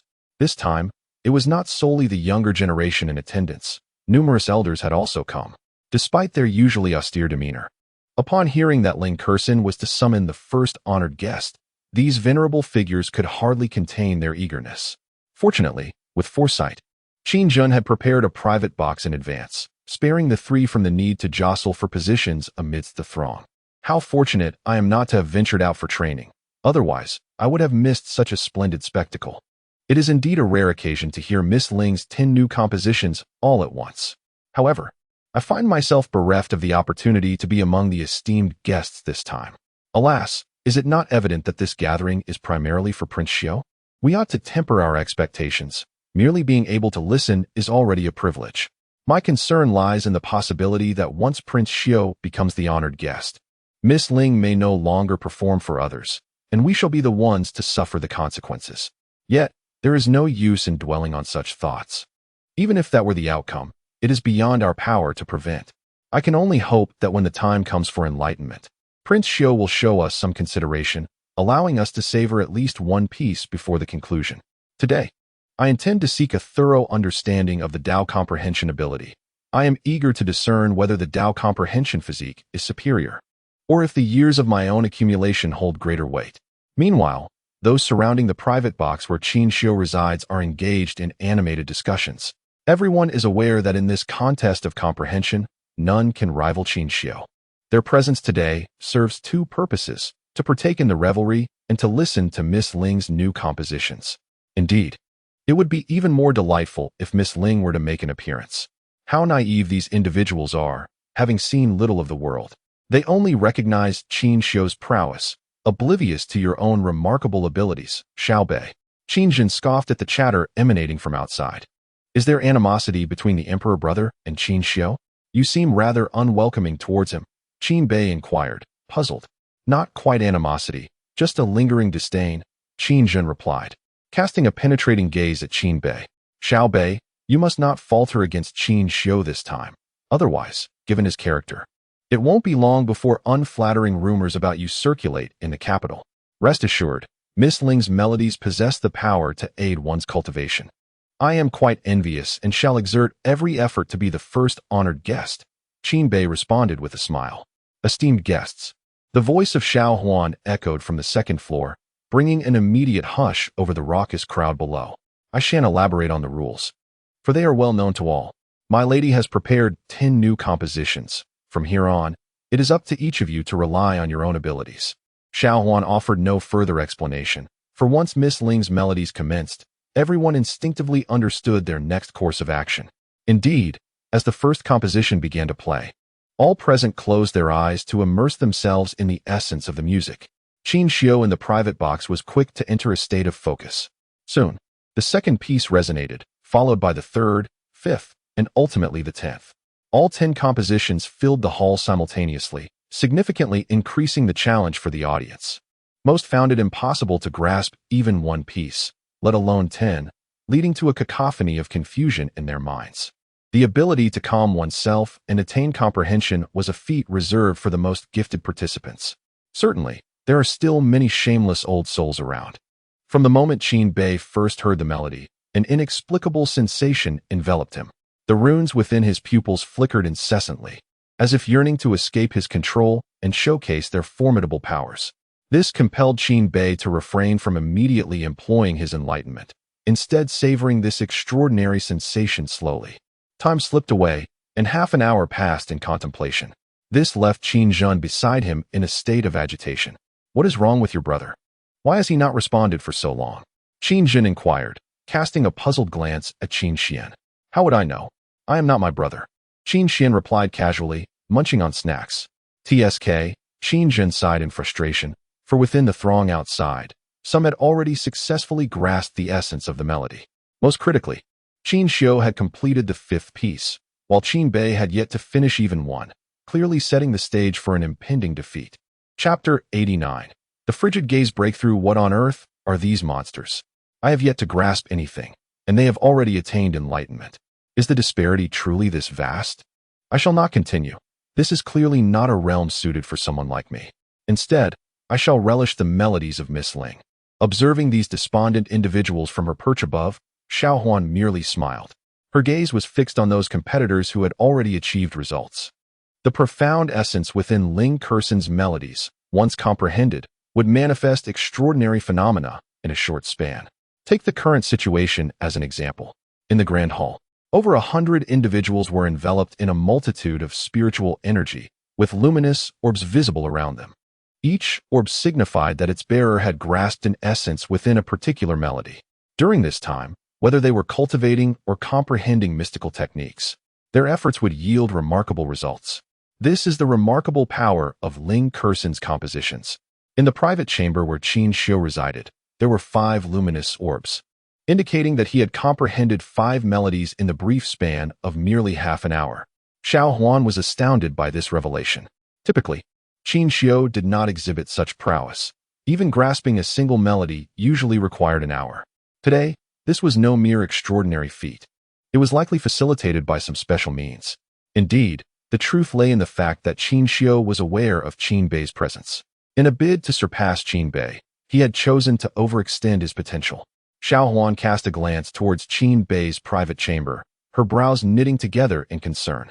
For there was not a single luminous orb to be found. This was simply absurd. She was well aware of who resided there, the Northern Prince. According to the information provided by Langya Pavilion, he was someone capable of comprehending celestial-grade mystical techniques even in the body refinement stage. How could it be that he had yet to grasp even a single melody's essence? Was his comprehension of celestial-grade techniques and the frigid gaze merely a stroke of luck? This seemed implausible. Yet, given the current circumstances, Xiao Huan found it hard to dismiss this notion. Meanwhile, Ling Kursan within the spirit tower remained unfazed by the unfolding scene. even appearing somewhat leisurely. As time passed, another hour slipped away. By this point, the majority had conceded defeat, with Qin Xiu drawing the closest to success. Outside his chamber, 9 luminous orbs had emerged, indicating that only one melody remained for him to fully comprehend. Curse it! The comprehension of the Tao truly sets one apart. Indeed, as a distinguished guest of Miss Ling, Prince Xiu was destined for victory. I, an old man, must concede defeat. I can only accept my limitations. I can manage to comprehend but 3 melodies, and as for the remaining 7, I know that no amount of time would suffice. If understanding eludes me, then no extension of time would change that. I too had hoped that the years of accumulation would yield some advantage, yet it proved utterly futile. I must hasten to cultivate further, taking advantage of the blessings bestowed by the Spirit Maiden before they dissipate. I shall advance my techniques. Indeed, those of you who have yet to comprehend should make way for us. We must cultivate and break through on the spot. The crowd, though vexed, could do nothing but comply with the demands of these individuals. Thus, a remarkable scene unfolded within the Spirit Pavilion. Hundreds sat upon the ground, encircled by luminous orbs. Each person immersed themselves in their cultivation or the comprehension of techniques. After a while, I have broken through. I have finally ascended to the 9th layer of the Golden Core Realm. Ha ha ha. I too have reached the 3rd layer of the nascent Soul Realm. The melodies of the Spirit Maiden truly enhance one's cultivation exponentially. The divine-grade, low-level divine abilities that I could never grasp are now within my reach. Alas, I could only comprehend 3 melodies. How wondrous it would be if I could grasp all 10. The thought alone is exhilarating. In the midst of the crowd, one after another experienced breakthroughs, each face adorned with smiles. This is precisely why Ling Curson is so cherished. With her assistance, their cultivation feels akin to wielding a cheat. However, once the excitement subsided, all eyes turned enviously towards the private chamber of Qin Xiu. At that moment, an overwhelming aura suddenly emanated from another private chamber. The crowd seemed to hear the tumult of spiritual energy. They gazed towards the source, which appeared to be Prince Qin Jin's chamber. A faint crackling sound arose. What is this? Why has it turned to ice? Everyone was astonished as they observed the walls and floor around them freeze within mere moments. Sharp shards of ice forming like deadly weapons. Suddenly, an icy chill enveloped everyone. The lower-ranked cultivators found their feet frozen in place. What is Prince Qin Jin doing? I am but a humble golden core cultivator. Is such treatment necessary? Elders, please save us. Before the golden core cultivators could finish their pleas, their bodies became encased in ice, rendering them speechless. Who? A thunderous voice erupted from Qin Xiu's chamber. Qin Bei. Upon regaining consciousness, Qin Xiu swiftly realized that it was Qin Bei who had interrupted his meditation.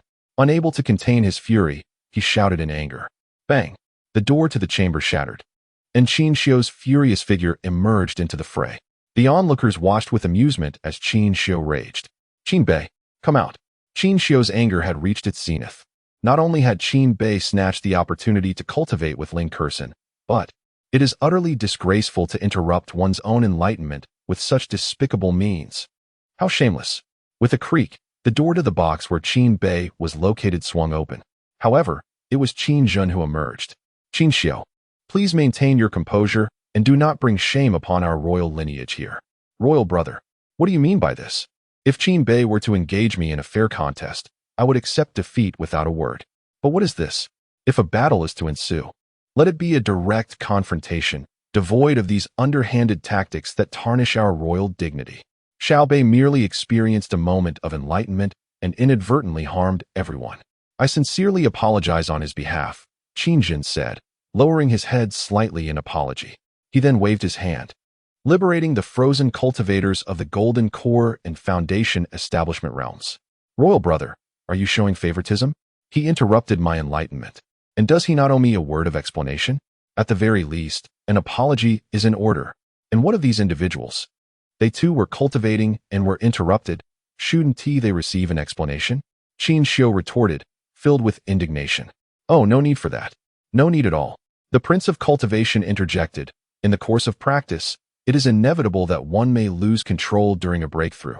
Prince Bei need not apologize to us. Indeed, we were interrupted, but it is of no consequence. A group of individuals pointed at by Qin Xiu hastily shook their heads in agreement.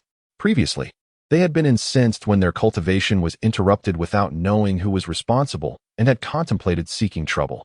However, upon hearing the name Qin Bei, Prince Bei, trouble him, it would be better to refrain. After all, the prince of the ancient beast kingdom had suffered just yesterday. It would be wiser for them to endure. Moreover, it is advisable for them to avoid entangling themselves in the royal conflicts, lest they offend someone and face dire consequences. Chapter 90. The Crumbling Prince of Xiao Fu. Qin Xiao silently cursed the individuals present. Qin Xiao, retreat to your chamber and reflect. Do not act out of impulse. After all, you remain in first place, merely one song away from victory. Do not falter at the final moment, Qin Jun advised with a smile. To be candid, Qin Jun harbored some trepidation regarding Qin Xiao's potential actions. Despite being a cultivator of the Tribulation Crossing stage, he was still merely a second-rank prince. According to royal protocol, even with his seniority, he could not lay hands on Qin Xiao. Breaching this code would invite the royal enforcers to summon him for a chat. Humph. Qin Xiao felt a deep dissatisfaction within. Yet, as Qin Jin pointed out, he was but a step away from his goal. To secure his place as Ling Kursan's honored guest, he had no choice but to endure, intending to seek retribution against Qin Bei later. My sincere apologies once again, everyone. Qin Jun addressed the crowd, who merely shook their heads, feigning indifference. However, beneath their calm exteriors, they were anything but tranquil. They had all heard of the Northern Prince's esteemed reputation, a prodigy capable of comprehending divine techniques at the body refinement stage. The overwhelming aura that had just erupted was recognized by everyone present as the chilling stare of the extreme cold. The only explanation for this phenomenon was that the Northern Prince had once again achieved a personal breakthrough, leaving the attendees in astonishment. Without any cultivation method for the chilling stare, Qin Bei's ability to comprehend it was already unparalleled. Now, having achieved yet another breakthrough without a specific technique was simply absurd. One could only imagine how the people of the Snow Country would react to this news, eagerly inviting Qin Bei to expound on his experiences. Within the private room, Qin Bei reigned in his aura.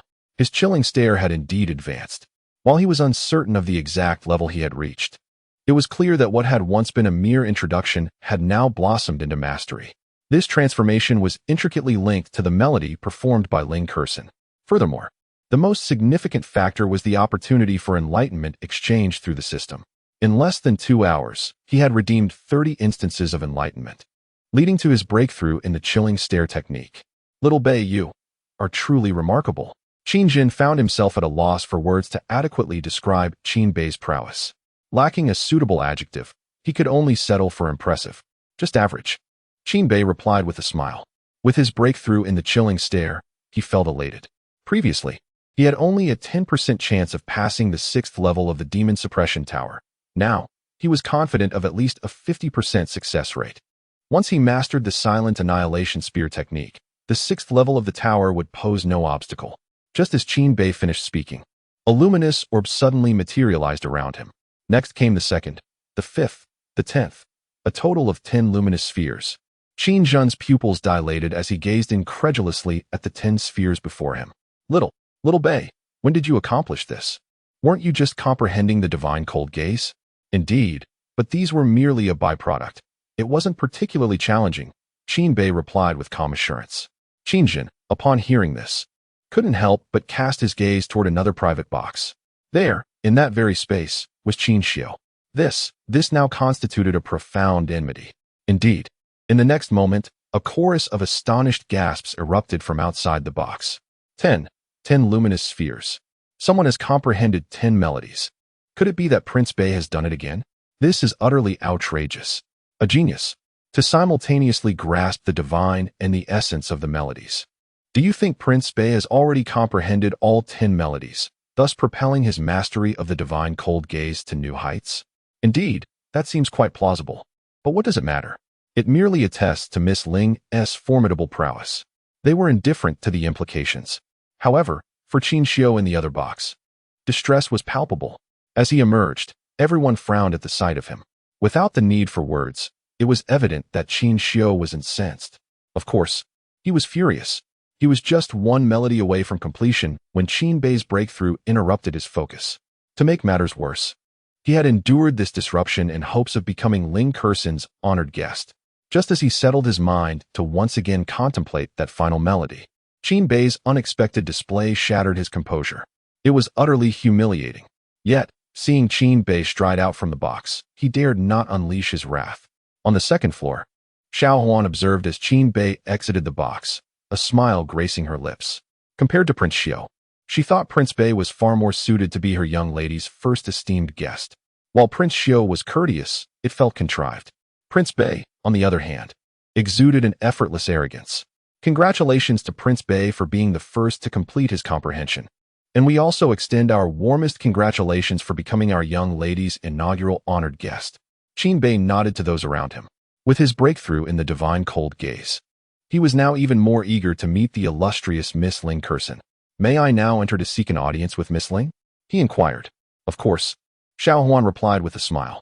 The surrounding crowd gazed at Qin Bei with envy as he made his way toward the inner sanctum of the Ling Pavilion, wishing they could transform into him to meet the legendary Ling Curson. Just as Qin Bei was about to step out of sight, Qin Xiu's voice rang out. What is it, Brother Huang? Qin Bei observed Qin Xiu with a knowing smile. He had clearly witnessed the flustered demeanor of Qin Xiu moments ago. Might the Northern Prince consider granting this opportunity to my elder brother? He would surely express his profound gratitude, Qin Xiu said earnestly, lowering his head slightly. This attitude was, in fact, quite commendable. However, possessing the rare dual pupils, Qin Bei discerned that Qin Xiu's demeanor was merely a fade. Every gesture and expression was rigid, clearly masking a deep-seated resentment.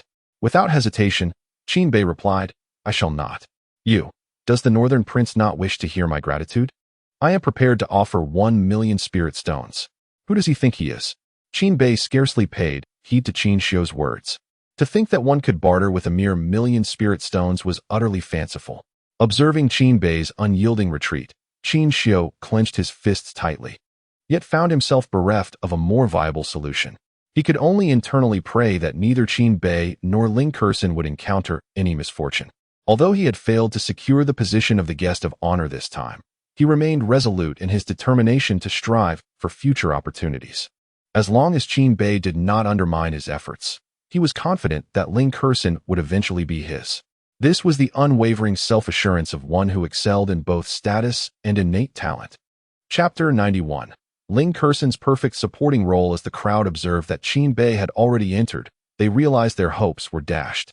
The identity of the first guest of the event remained uncertain, and one could only speculate how long it would last. If Ling Curson were to choose to become a guest like some of the maidens from other pavilions, she might entrust herself to another for an extended period. It was not uncommon for other guests to remain for a month. What transpired during that time was well known and often yearned for by many. However, considering that the Northern Prince was already married, and to a saintess at that, it seemed unlikely he would engage in any indiscretions. This thought alleviated many worries. Xiao Xian, let us depart, one urged. I will not leave. I want to wait for my brother to come out. She insisted. Stop waiting. Your brother is engaged in important matters and will take several days. I shall escort you back to the palace. Oh, very well. Qin Zhen then turned to Qin Xiu. Prince Xiu, shall we not go together? Qin Xiu's face twitched slightly. This prince has ample free time. I shall remain here for the entire month. I am eager to see what absurdities Qin Bei dares to commit. I presume the saintess of the Wu Kingdom, Mu Zhaoxue, is still waiting at home? Brother, you ought to advise him to return home soon.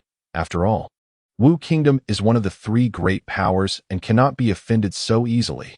Qin Xiu exclaimed indignantly. Qin Zhen shrugged. You shall be disappointed. For before Xiao Bei came, he had already obtained the lady's consent.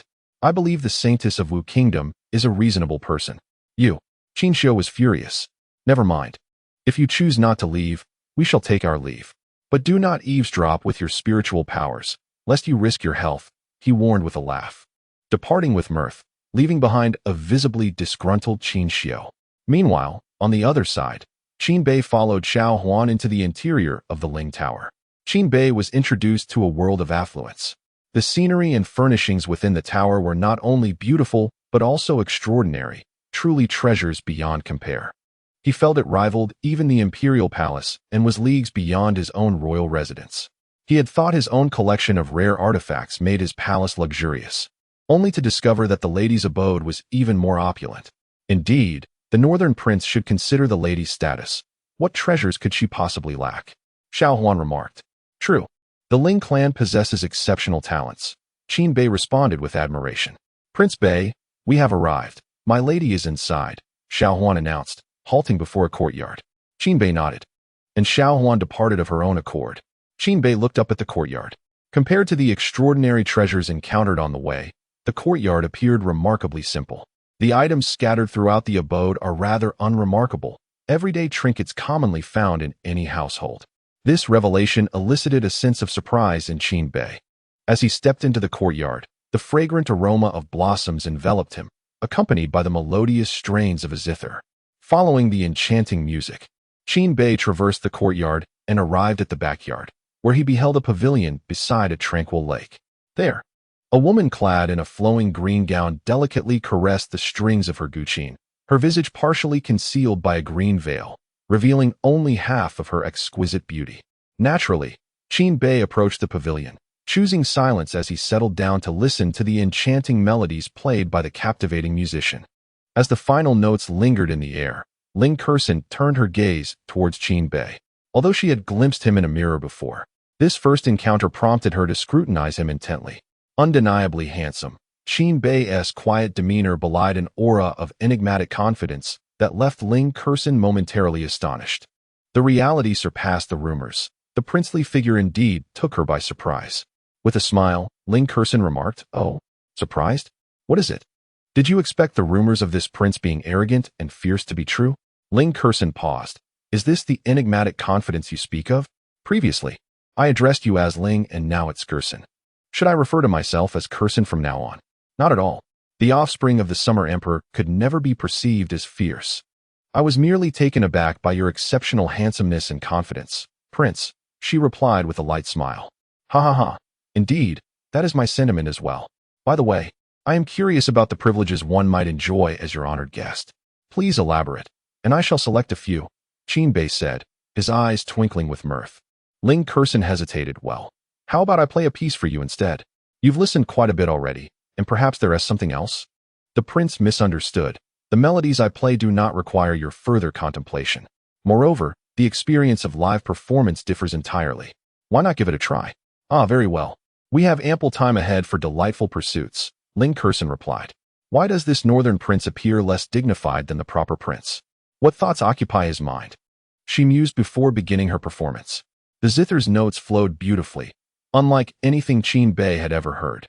This rendition bore a distinct essence, akin to an open book exam, seamlessly imbuing itself into his consciousness. Gradually, Qin Bei found himself immersed in the experience. His recently acquired powers, still in a state of instability, now settled into a profound steadiness. Remarkably, Ling Kursin's music facilitated his mastery over these energies. At last, Qin Bei comprehended the nature of Ling Kursin's cultivation, purely supportive. Whether in cultivation or combat, Ling Kursin possesses the ability to enhance one's capabilities. This realization struck Qin Bei with a profound understanding, leaving him utterly astonished. Furthermore, a bold idea began to take shape in his mind. The system's enlightenment could theoretically enable him to master various techniques and spells, while Ling Kursin's melodic strains could facilitate the adept embodiment of these powers within his physique. Thus, through this harmonious amalgamation, he envisioned a path to invincibility without the necessity of rigorous training or actual combat. Of course, this ambition hinged upon the availability of sufficient in-game currency and the enduring assistance of Ling Kursin.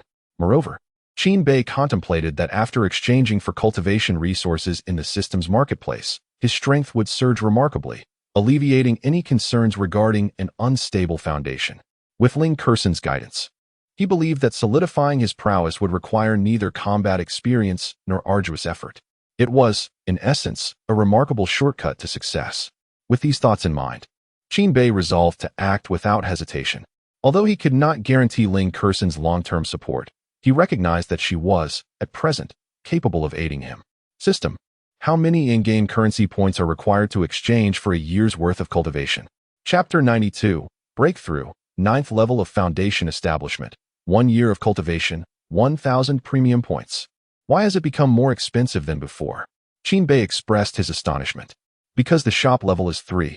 And the exchange is also for 1 year of foundation establishment cultivation. Then I shall exchange for 1 year of cultivation. 1,000 premium points. 1 year of cultivation successfully exchanged. Remaining premium points, 12,000. In the next moment, Qin Bei felt an immense surge of spiritual energy within his body. Although the energy was vast, it was far from chaotic. Rather, it was remarkably gentle. This was the first time Qin Bei experienced such a wondrous sensation. How should one describe it? There was no need for him to actively absorb or refine it.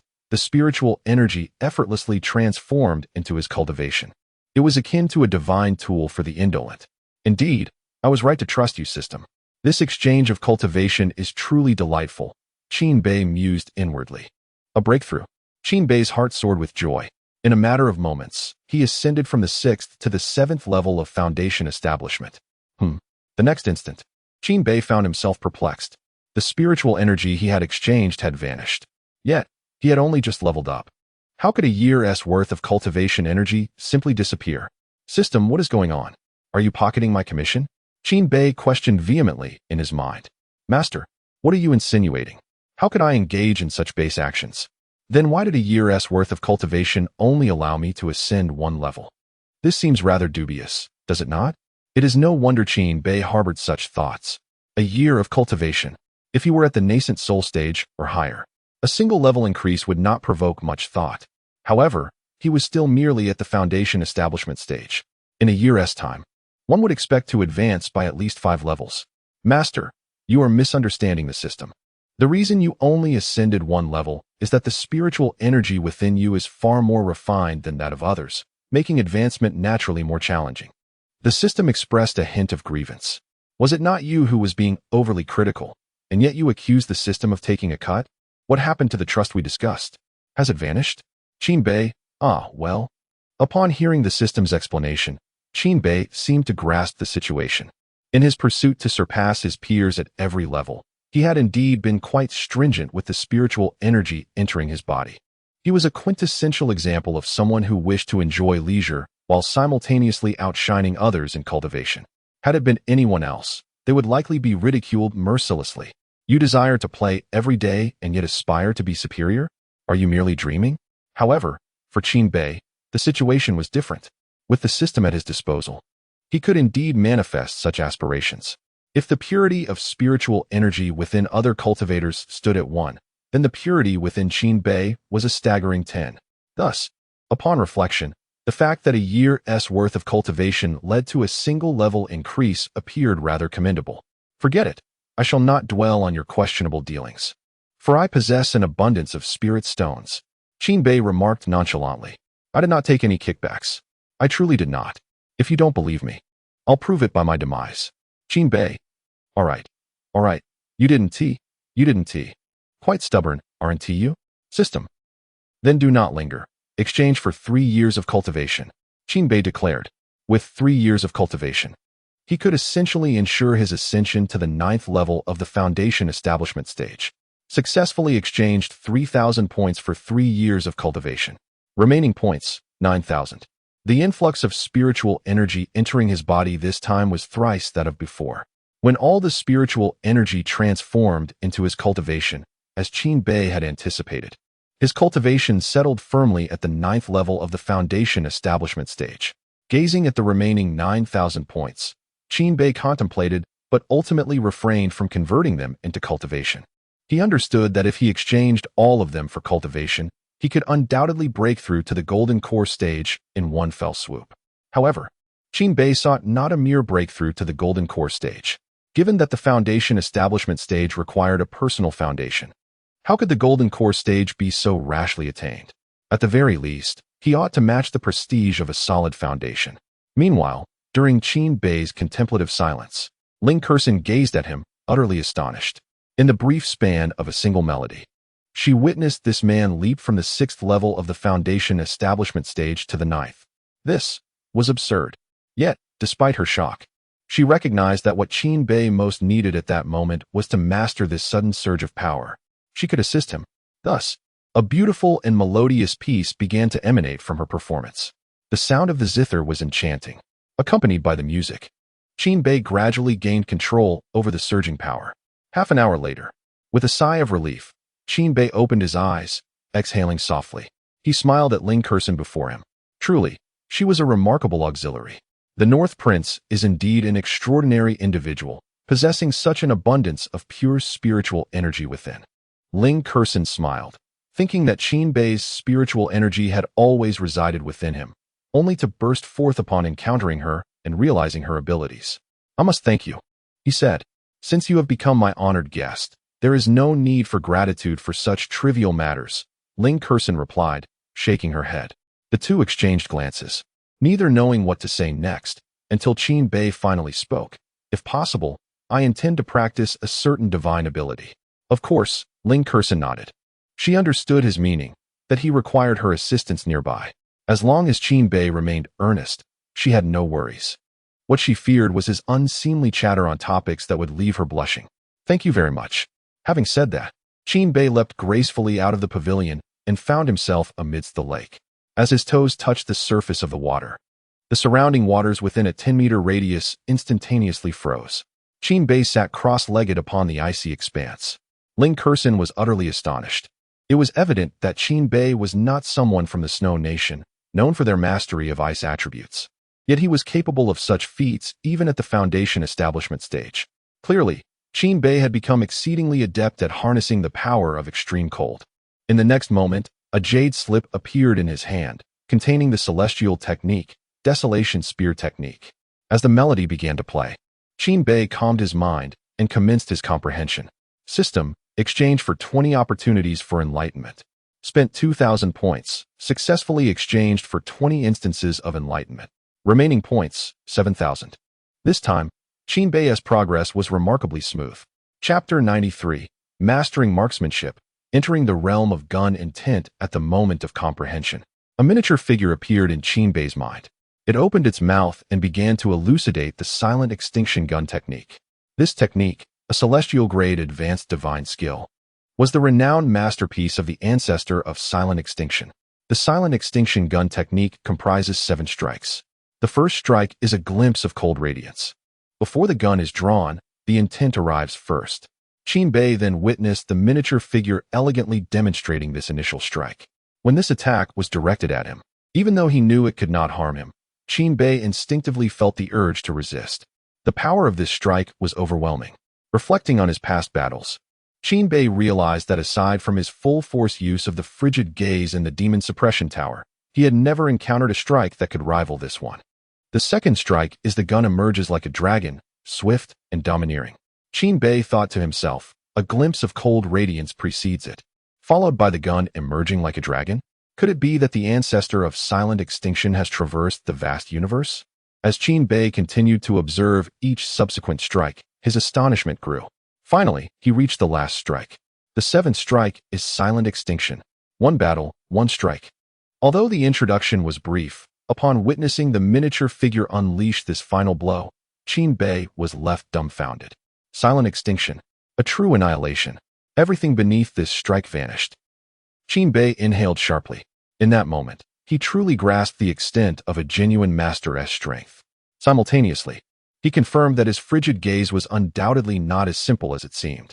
It appeared that he would need to find time to journey to the land of snow in the future. As Qin Bei pondered this, the miniature figure vanished, leaving behind its final words. Remember, to practice this divine skill, one must possess a profound understanding of marksmanship. To cultivate the first strike, one must at least achieve an entry-level understanding of gun intent. Otherwise, attempting to practice it is tantamount to self-destruction. Listening to these last words, Qin Bei exclaimed, "What the heck? This celestial-grade divine skill looks down on people. What? Am I, someone who has never wielded a gun, forbidden from practicing? Must I truly possess an entry-level understanding of gun intent? I haven't even formed a prototype yet, and you want me to have an entry-level understanding." If others were to hear Qin Bei's complaints, they would likely be infuriated to the point of vomiting blood. After all, this is a celestial-grade divine skill. Who would have imagined that a foundational realm cultivator like him would dare to study it? And yet, he truly managed to comprehend it. It was utterly absurd. In the entire cultivation world, only a handful could achieve such a feat. Qin Bei believed that with the presence of a system for sudden enlightenment and the assistance of Ling Kursen, he could attempt to learn this first strike. A glimpse of cold radiance. Hence, he rose to his feet, and a long spear measuring 7 inches and 2 feet appeared in his hand. Though merely an ordinary spear, in Qin Bei's grasp, it radiated an aura of divinity. After all, confidence is the pinnacle of mastery. With a swift flourish, Qin Bei initially played with his firearm, finding the experience quite delightful. Encouraged, he then embarked on mastering the first technique of the silent extinction gunplay, a flicker of cold brilliance. However, while the motions were present, they lacked lethality and instead bore a sense of spiritual backlash. Thus, it became evident that he must first diligently learn to wield the gun. Reluctantly, Qin Bei conceded to this necessity, embarking on a path of rigorous practice. Fortunately, he experienced moments of insight provided by the system. Although the essence of gun intent was elusive, these moments of clarity proved beneficial. Coupled with his dual pupils, mastery was merely a matter of time.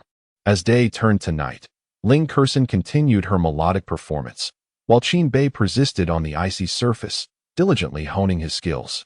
Alas, what was supposed to be an enjoyable endeavor had turned into a formidable challenge. Qin Bei couldn't help but grumble, wishing he could directly exchange his accrued points for progress. Master, that is indeed possible. Qin Bei, Wang Defa. While one cannot instantly cultivate divine abilities, the quantity of techniques and gun intent can be exchanged for points. Upon hearing this, 1,000 wild stallions galloped through Qin Bei's mind. Why had he not been informed sooner? He had toiled for so long. Did you not fail to inquire, Master? Qin Bei. How many points are required to exchange for the basic gun intent? 5,000 points will suffice. Qin Bei glanced at the interface. Remaining points, 5,000. Perfectly adequate. He promptly selected the exchange option, feeling no regret despite depleting his points, as he knew he could earn more. 5,000 points expended, basic gun intent successfully acquired. Remaining points, 0. In that moment of successful exchange, Qin Bei sensed a profound transformation in the long gun he held.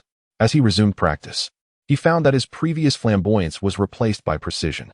Each thrust and flick was executed with uncompromising intent. Thrusts were thrusts, and jabs were jabs. Though he appeared less ostentatious than before, Ling Kursen, from a distance, looked on in astonishment. Despite not being an expert in gunplay, she could discern the stark contrast in Qin Bei's understanding of the weapon. Where he once stood at a novice's level, he now exhibited remarkable talent. It was no wonder he could accomplish feats beyond the reach of ordinary cultivators. An hour later, Qin Bei finally ceased his motions. He had grasped the fundamentals of gun intent, and the technique felt remarkably fluid. However, he had yet to fully master the first strike of the silent extinction gunplay. An impatience began to gnaw at him. He resolved to continue his studies once he had accrued more points. With that, Qin Bei sheathed his gun and returned to the pavilion. Did the prince learn gunplay in the past? Ling Kursen inquired, curiosity piqued. No, he replied. Qin Bei responded with an air of nonchalance. So, do you wish to inquire why I am able to accomplish what others might take years to achieve in such a brief span? Indeed, within a single day, I grasped the essence of the gun. Even with my assistance, such a feat could hardly be realized. Ling Kursen was acutely aware of her own limitations and thus recognized that Qin Bei's comprehension of the gun's intent bore no relation to her own efforts. This was a matter that required years of diligent practice, so achieving it in just one day could only be attributed to one reason: my exceptional talent. Qin Bei spoke with unwavering confidence, showing no signs of embarrassment. Ling Kursen remarked, "Very well, it is time for me to return home." Rising from his seat, Qin Bei admitted, "To be honest, my presence as a guest in your esteemed company was primarily motivated by the allure of spending money and admiring beauty. Of course, there also existed a curiosity to explore the abilities of the Ling clan." Now that he had gained insight, Qin Bei felt little reason to linger. "Are you truly departing so soon?" "It has scarcely been 2 days," Ling Kursen exclaimed in surprise. "If I were to remain as others do for an entire month, my 2 wives would surely have my head." Qin Bei chuckled, shaking his head. Ling Kursen smiled at his words, acknowledging the truth. As a prince with a family, it was indeed inappropriate for him to linger excessively in her presence. Chapter 94. The exchange with the spirit compass. The two exchanged glances in silence, until Qin Bei finally broke the stillness. "Having departed this time, I can always return. After all, I have ample leisure." He contemplated the prospect of training. recognizing that Ling Kursen's abilities could facilitate his cultivation. With sufficient resources, he could spend time honing his skills here, an exceedingly beneficial arrangement. Next time, that will require a considerable expenditure of spirit stones, Ling Kursen remarked playfully. Then all my spirit stones shall be reserved for you, Miss Kursen. Qinbei replied with a smirk. Just teasing. In truth, it is quite simple to become my honored guest, just align with my desires. Ling Kursen chuckled. Oh, is it truly that challenging? So, does that imply I am in accord with your wishes? At least, at present. I find you far more intriguing than that prince of marriage. Intriguing. Qinbei interjected, his thoughts veering into inappropriate territory. Indeed, I am quite eager to know you better. Cough, cough. If you put it that way, I believe I can extend my stay for another day so we may thoroughly understand one another. He settled down, grinning mischievously. Ling Kursen stared at him, perplexed. Prince Bei, you consistently give off an impression of being rather irreverent. Do not merely feel that way. I am indeed irreverent, he replied candidly, realizing she had been playfully teased. Ling Kursen felt a wave of embarrassment wash over her. All right, I shall cease my teasing. But, you were intentionally trying to make me your honored guest, weren't you? Qinbei fixed his gaze on her and suddenly declared, you need not feign ignorance. Every time I enter the spirit tower, I sense something observing me from the shadows. Initially, I could not ascertain it was you, yet your 10 melodies were evidently composed for me. Otherwise, my chilling gaze would not have experienced such a breakthrough.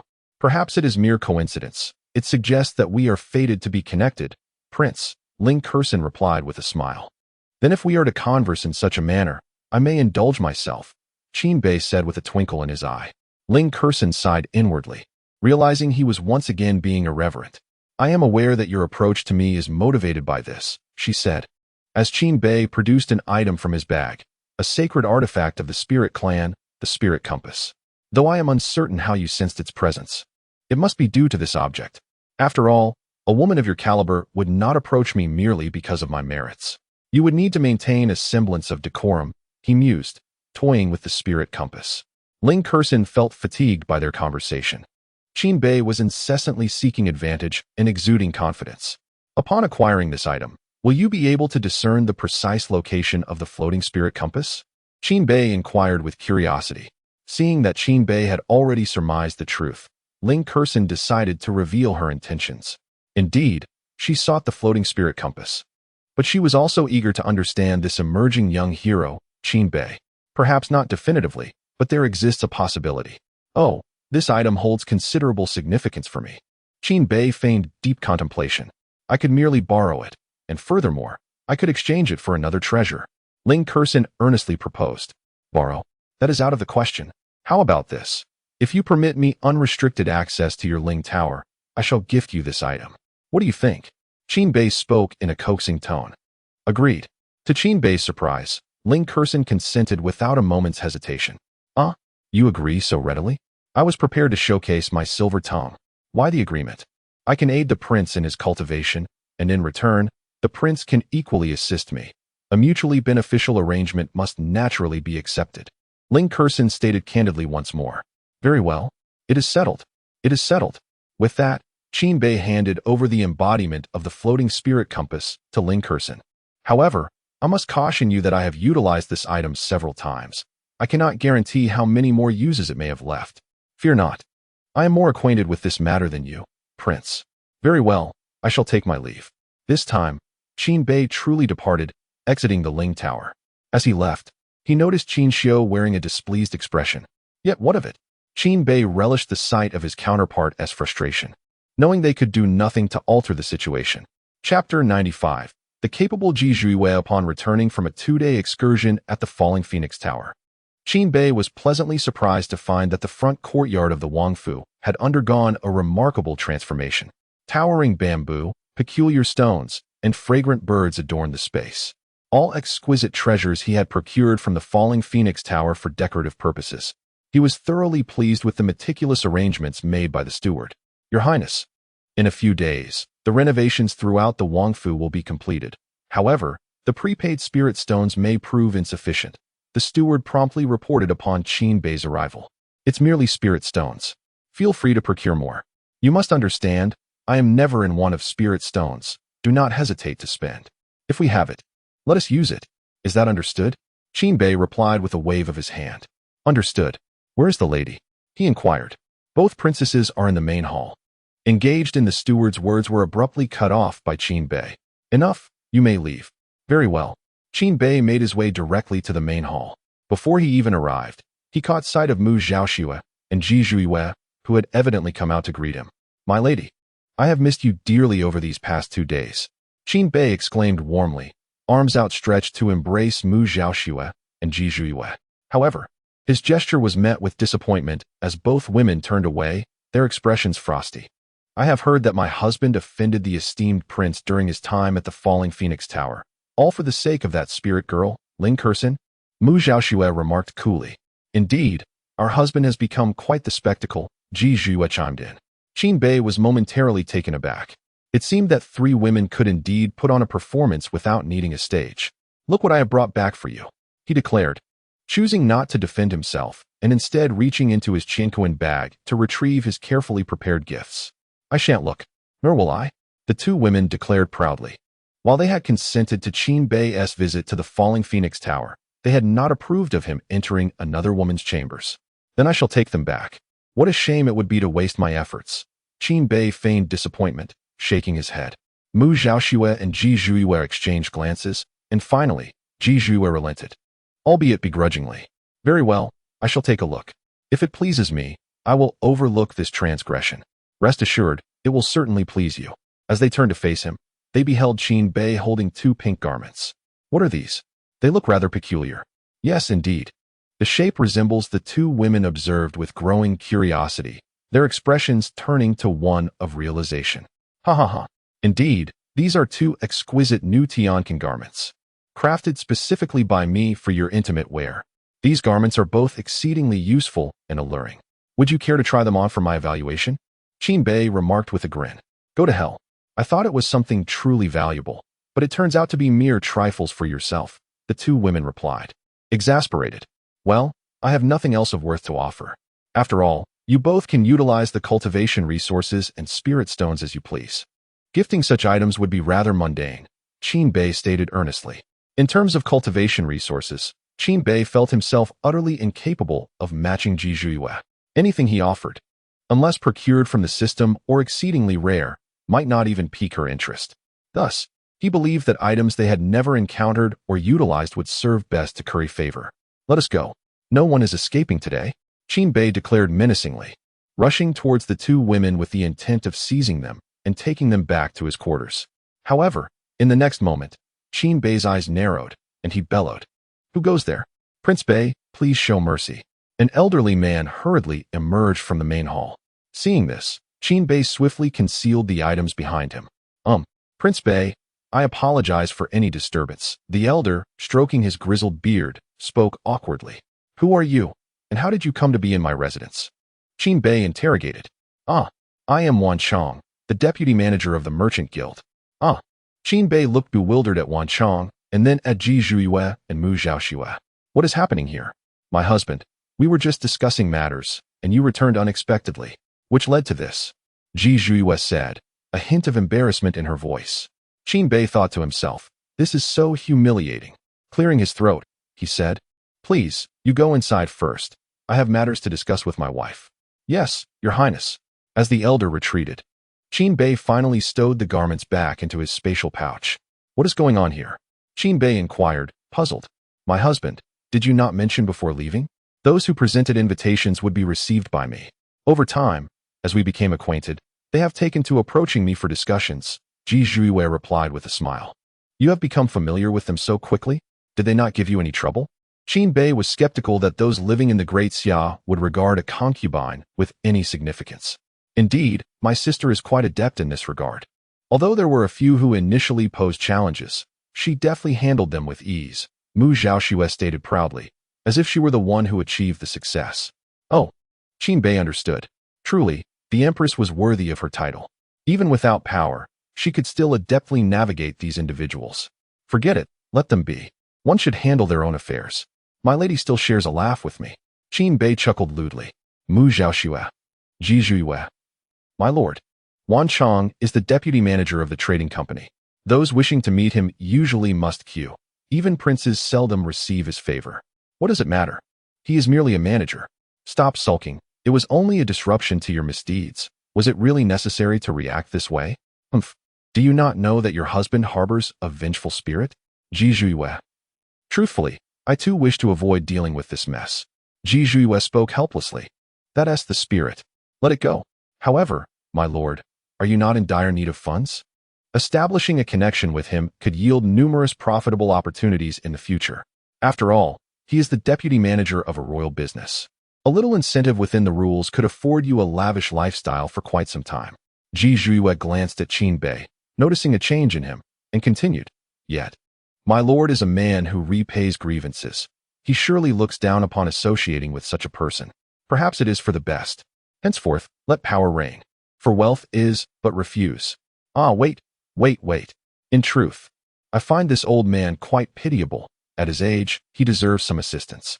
Qin Bei stated earnestly. Uft. Ha. Ji Zhuiyue and Mu Zhaoxue burst into laughter almost simultaneously. Qin Bei could only gaze at them in speechless bewilderment. Chapter 96. What's wrong with advancing my own funds? Is it amusing? Earning money is nothing to be ashamed of, Qin Bei asserted with nonchalance. Shall my husband join us in our discussions? Ji Zhuiyue inquired. I think I'll pass. Such taxing matters are better left to you, my lady. If any insurmountable issues arise, feel free to summon me. I shall simply employ force to resolve them. Qin Bei declared, standing tall. Ji Zhuiyue. She truly wished to avoid undermining Qin Bei's confidence. However, how could a cultivator at the 6th level of the Foundation establishment stage exert force in the vast, peerless realm of the great Xia capital, where ascension was as common as dogs? Wait, husband, have you reached the 9th level of the Foundation establishment stage? Ji Zhuiyue asked in astonishment. Upon hearing this, Mu Zhaoxue also looked at Qin Bei in surprise. But why did her perception reveal him to be merely at the 6th level? You know this? Qin Bei was equally taken aback. His royal insignia bore numerous functions, one of which was to conceal his true cultivation level. To others, he appeared to be at the 6th level of Foundation establishment, unless they possessed extraordinary insight. After all, this was crafted by the Emperor of Xia himself. For a disregarded prince, the most valuable possession throughout his life might very well be this jade pendant bestowed upon him at birth. I just know anyway. Ji Zhuiyue wanted to express that it was because they had become one, but she feared what outrageous actions Qin Bei might take if he were to discover this. Oh, indeed. I am at the 9th level of the Foundation establishment stage. Impressive, isn't it? I've been diligently cultivating these past few days and haven't engaged in anything else. Qin Bei, uninterested in further inquiries, continued. Well then, you may proceed with your discussions. I shall not intrude. He felt assured that Ji Zhuiyue could handle such trivial matters. His primary objective now was to master the first strike of the silencing spear technique and, more importantly, to break through to the gold core stage. Only upon reaching the gold core stage would his cultivation level be comparable to that of his peers. Naturally, by the time he caught up, the other geniuses of his age would hardly stand a chance against him. For now, these matters seemed resolvable, and he anticipated that assisting them would lead to profitable ventures for the royal residence in the future. Ji Zhuiyue smiled and said, as Qin Bei strolled alone through the garden of the royal residence, he gazed contentedly at the fine acquisitions he had procured. He envisioned that, in the not-so-distant future, his estate would emerge as the finest abode in all the land. The thought invigorated him. However, after a leisurely circuit, he sensed that something was still amiss. It was only upon arriving at the entrance of the royal residence that he realized what was lacking. In front of the grand residence of a wealthy family, there must surely be 2 magnificent stone sculptures of mythical beasts, such as dragons, phoenixes, Pai-Xiao, or lions. To lack such adornments at one's entrance seems rather pitiful. Yet, little do they realize, these stone sculptures are merely the embellishments of ordinary households. Nobility, on the other hand, employ cultivators as their guardians. Take, for instance, the North Prince's mansion, where the sentinels stationed at the gate are all golden core cultivators. With this thought in mind, Qin Bei resolved to procure some awe-inspiring guardian beasts in the coming days. That evening, he counted the spirit stones in his possession, amounting to over 1 million. If he were to expend all of them and convert them into premium points, he would undoubtedly be able to master the first strike of the annihilation spear technique. However, Qin Bei yearned to ascend to the Golden Core realm more swiftly, and such aspirations would require an abundance of premium points. Clearly, 1,000,000 spirit stones would not suffice. Alas, the royal distribution 1T arrived for another fortnight. Must I truly wait that long? Qin Bei mused, feeling that such a delay would be a waste of precious time. If one is to spend, it should be done immediately. Thus, that very night, he sought out Ji Zhuiyue.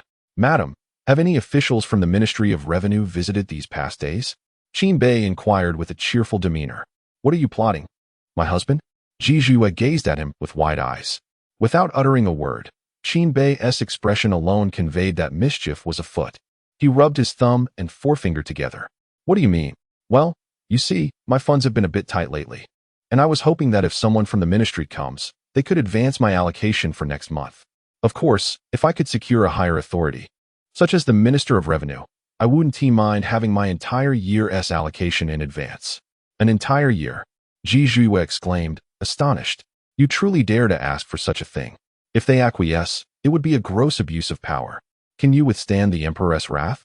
Ji Zhuiyue deemed Qin Bei increasingly audacious. My dear, spending over 1,000,000 spirit stones on such trivial pursuits that bear no value for cultivation is already excessive. If the Emperor were to discover this, he would surely unleash a torrent of scorn upon you. Ji Zhuiyue expressed her concern. In her eyes, Qin Bei had indeed been displaying remarkable talent and was undoubtedly among the candidates for the crown prince. Everything seemed to be progressing favorably. Yet, Qin Bei's reckless expenditure could easily become a liability. If left unchecked, it would undoubtedly become a vulnerability. Moreover, Ji Zhuiyue understood that the current emperor of Xia had imposed strict prohibitions against extravagance. As the emperor, the imperial harem and gardens were filled with only the most mundane of items, with rare treasures reserved solely for the central area as offerings from various dynasties and sections. Thus, Ji Zhuiyue was acutely aware that Qin Bei's current standing was a result of the emperor's endorsement. Should he provoke the emperor's ire, all that he had could vanish in an instant. Qin Bei did not ponder these matters, yet Ji Zhuiyue had to. She was acutely aware that, for an emperor, innate talent was not always of paramount importance. Unless one was destined to ascend to the realm of the sage, what need was there to fear the emperor? This wealth was originally extracted from him. What wrong was there in desiring to obtain it a little earlier? I merely wish to indulge in some expenditure. What fault lies in that? Qin Bei asserted once more with an air of certainty. Ji Zhuiyue responded. However, my dear, you truly do not comprehend the nature of the emperor. He is an ambitious man, disinclined to tranquility. Qin Bei remarked with a knowing tone. Ji Zhuiyue was taken aback, her beautiful eyes widening as she gazed at Qin Bei. What do you mean, my husband? I have said nothing. I merely wish to spend money and do nothing else. Qin Bei replied, raising his hands in a gesture of indifference. Well, there is indeed an official in charge of the Ministry of Revenue, a fourth-rank officer responsible for the monthly income and expenditure statistics. Is he reliable? Ji Zhuiyue recalled. He has a sharp, monkey-like visage, clearly a sycophant. As long as your status surpasses his, he will be useful. However, I cannot assure that he will divulge anything to someone of equal standing with my husband. Ji Zhuiyue articulated. She had encountered many such individuals. Lacking in capability, they resorted to flattery. That is of no consequence. As long as he can provide me with the spirit stones, Qin Bei replied nonchalantly. Chapter 97. Mu Zhaoxue and Ji Zhuiyue break. Through simultaneously shall I have someone contact my husband? Very well, it is settled then. With that, Qin Bei began to act rather restlessly. After all, my wife is indeed capable. As he uttered these words, Qin Bei attempted to embrace Ji Zhuiyue, but alas, she swiftly evaded him. Hey, trying to escape? I find it amusing, he teased. My lord, please. Zhaoxue will be arriving shortly. Ji Zhuiyue replied, while dodging Qin Bei's advances. What does she intend to do? Are you not sleeping apart? Could it be that you two are conspiring behind my back? Qin Bei said with a mischievous grin. Ji Zhuiyue replied. What are you thinking? I merely require Zhaoxue's assistance to break through to the Golden Core realm tonight.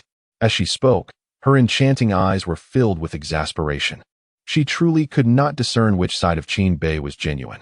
From his earlier assertion that Emperor Xia was an ambitious individual who despised tranquility, it was evident that Qin Bei was a clever man, cunning in his own right. Yet at this moment, he appeared quite frivolous. Ready so soon? Qin Bei exclaimed in surprise. He refrained from asking Ji Zhuiyue if she needed his assistance, for if she did, she would surely seek him out. It was evident that she had only chosen to inform him now that she was prepared to break through, indicating she did not require his help. Am I fast? My breakthrough is to the peak of the foundation establishment stage, while you have ascended from the 5th level of foundation establishment to its pinnacle. My lord, you are the one who is swift, Ji Zhuiyue remarked earnestly. Huh, I am fast. You slander me. When have I ever been swift? You cannot judge my speed without experiencing it yourself.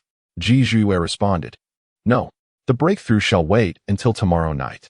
Tonight, I must show you just how fast I truly am. With that, Qin Bei feigned anger and began to remove his garments. Ji Zhuiyue gazed at him with her beautiful eyes, pondering how someone with such a mindset could be rumored to be the reincarnation of a sage. Upon learning of this, such rumors would surely be dispelled. Which sage behaves so frivolously? My lord, what are you doing? Just then, Mu Zhaoxue's head peeked in from outside the door. Illuminated by the moonlight, her beauty captivating. Ah, this. I was merely showing Zhuiyue my newly acquired heavenly silkworm robe. Qin Bei, caught off guard, hastily conjured a flimsy excuse. Cough, cough. Since you both have matters to discuss, let us speak at another time. With that, Qin Bei exited Ji Zhuiyue's chamber, unaware that Mu Zhaoxue's previously joyful expression had turned sour due to his departure. Earlier, Mu Zhaoxue had overheard Qin Bei's antics from outside. She had anticipated that her arrival would prompt him to continue his playful behavior. Now, Qin Bei has just left. The attentive Ji Zhuiyue noticed this. However, as the Empress, Ji Zhuiyue has never experienced love herself. How could she possibly know how to handle such matters? Moreover, it was evident that Qin Bei was merely playing around, likely feeling embarrassed as his childish side was exposed, which prompted his departure. I am envious. Mu Zhaoxue entered, sat beside Ji Zhuiyue, and pouted like a sulking child. Ji Zhuiyue remarked, well, one has departed, and now another arrives. If you are envious, then tonight I shall refrain from making a breakthrough. You can secretly visit your husband's chamber and let him claim you this evening. With your charm, given his nature, even if the King of Heaven himself were to appear, you would find it impossible to leave his room tonight. Ji Zhuiyue teased with a smile. But wouldn't he that fulfill his desires? Absolutely not.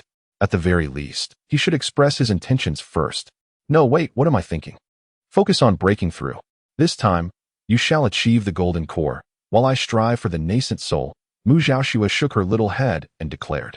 Ji Zhuiyue merely smiled at this. A night passed. Qin Bei had been keeping an eye on Ji Zhuiyue's chamber, and throughout the night, he sensed 2 auras of breakthroughs. Clearly, not only had Ji Zhuiyue succeeded, but Mu Zhaoxue had also made her advancement. However, Qin Bei was somewhat puzzled. Could the techniques of the Kingdom of Wu allow for dual cultivation? And with 2 women at that? Shouldn't dual cultivation involve himself as the male counterpart? Were novels deceiving him? Could it truly be that dual cultivation could occur with just 2 individuals? Yet, Qin Bei chose not to dwell on this matter. After all, Ji Zhuiyue was the Empress, and she was most aware of her own cultivation. It was best for him not to meddle. Your Highness, there is someone outside seeking an audience. Who is it? He claims to be Zhang Chuanda, a clerk from the Ministry of Revenue, and he has matters to discuss with you. Very well, instruct him to wait in the West Wing. Understood. Qin Bei glanced at the sky. It was still early. Zhang Chuanda's efficiency was quite commendable, having brought the spiritual stones within a single night. Soon, Qin Bei arrived at the West Wing, where he encountered a thin, sharp-featured young man. However, sensing his cultivation, it was clear he had already reached the golden core stage, indicating he was no longer young. Ah, Your Highness. Upon seeing Qin Bei, Zhang Chuanda immediately adopted a loyal and earnest demeanor. Although his appearance did little to convey sincerity, he likely possessed a fair amount of cunning. Very well, hand over the spiritual stones, Qin Bei commanded. Your Highness flatters me. Zhang Chuanda felt a surge of joy at the compliment from Qin Bei. After all, this was the Prince of Bei, a youthful hero. Moreover, he was a prince who had once graced the capital in a magnificent dragon carriage. Even if he could not ascend to become the Emperor of the Summer, he would undoubtedly be a figure of considerable authority. Countless individuals sought his audience, yet none were granted a personal reception by Qin Bei. Now, having the opportunity to serve Qin Bei, if he performed well, he could very well become a favored confidant. In that case, he would walk with an air of distinction. What is he dawdling for? Where are the spirit stones? Qin Bei furrowed his brow, gazing at Zhang Chuanda's foolish grin. Was this man afflicted by some grievous ailment? Ah well. Your Highness, I did not bring the spirit stones. Zhang Chuanda murmured softly. What? In an instant, the atmosphere around Qin Bei shifted dramatically. The pressure he emanated was not solely that of a superior, but also a manifestation of formidable power. Zhang Chuanda trembled uncontrollably, utterly astonished. Wasn't this northern prince rumored to be merely at the foundation establishment stage? Why was he, a practitioner at the golden core stage, so intimidated by a mere glance? Your Highness, please understand. I am merely responsible for the entry and exit statistics and would never dare to misappropriate the spirit stones from the national treasury. Such an offense warrants the extermination of 9 clans, and I would not be so foolish. Zhang Chuanda hastily knelt, speaking earnestly. Qin Bei pondered for a moment and realized that this was indeed the case. The man was but a low-ranking official, barely at the 4th rank. Not only was it a question of daring, but it was entirely impossible for him to access the treasury alone to procure spirit stones. Rise, then. How will you assist me? Qin Bei inquired imperiously. Zhang Chuanda finally stood up, a broad smile illuminating his face as he replied, This is quite simple. All that is needed is. Chapter 98. The enviable Zhang Chuanda, this sum of money rightfully belongs to your Highness. All that is required is for you to accompany me to the treasury, and the guards will permit me to retrieve the spirit stones. I merely need to record this transaction in next month's accounts, Zhang Chuanda said with a beaming smile. Is it truly that simple? Indeed, it is that simple. But I must trouble your Highness to accompany me, which is why I arrived so early. In truth, a mere word from Qin Bei would suffice. However, Zhang Chuanda preferred that Qin Bei personally visit the treasury. In that case, let us not delay, we shall set off at once. Qin Bei discerned Zhang Chuanda's subtle motives. It was merely a desire to showcase their visit to the treasury, thus allowing certain individuals to recognize the royal backing he possessed. Consequently, those beneath him would show greater respect, and even officials of equal rank would think twice before crossing him. Those of higher rank would also consider his princely connections in their dealings. Though aware of this, Qin Bei bore no resentment towards such matters. After all, in the realm of business, mutual benefit is essential for longevity. This approach aligned perfectly with Qin Bei's own style. Those who worked for him invariably reaped more advantages than those serving other princes. Anyone daring to undermine his interests would undoubtedly face dire consequences. Thus, Qin Bei accompanied Zhang Chuanda to the treasury. Zhang Chuanda was adept at seizing opportunities, and as he led Qin Bei through winding paths, nearly every treasury worker witnessed his obsequiousness in following Qin Bei. Qin Bei adopted a demeanor of gracious acceptance.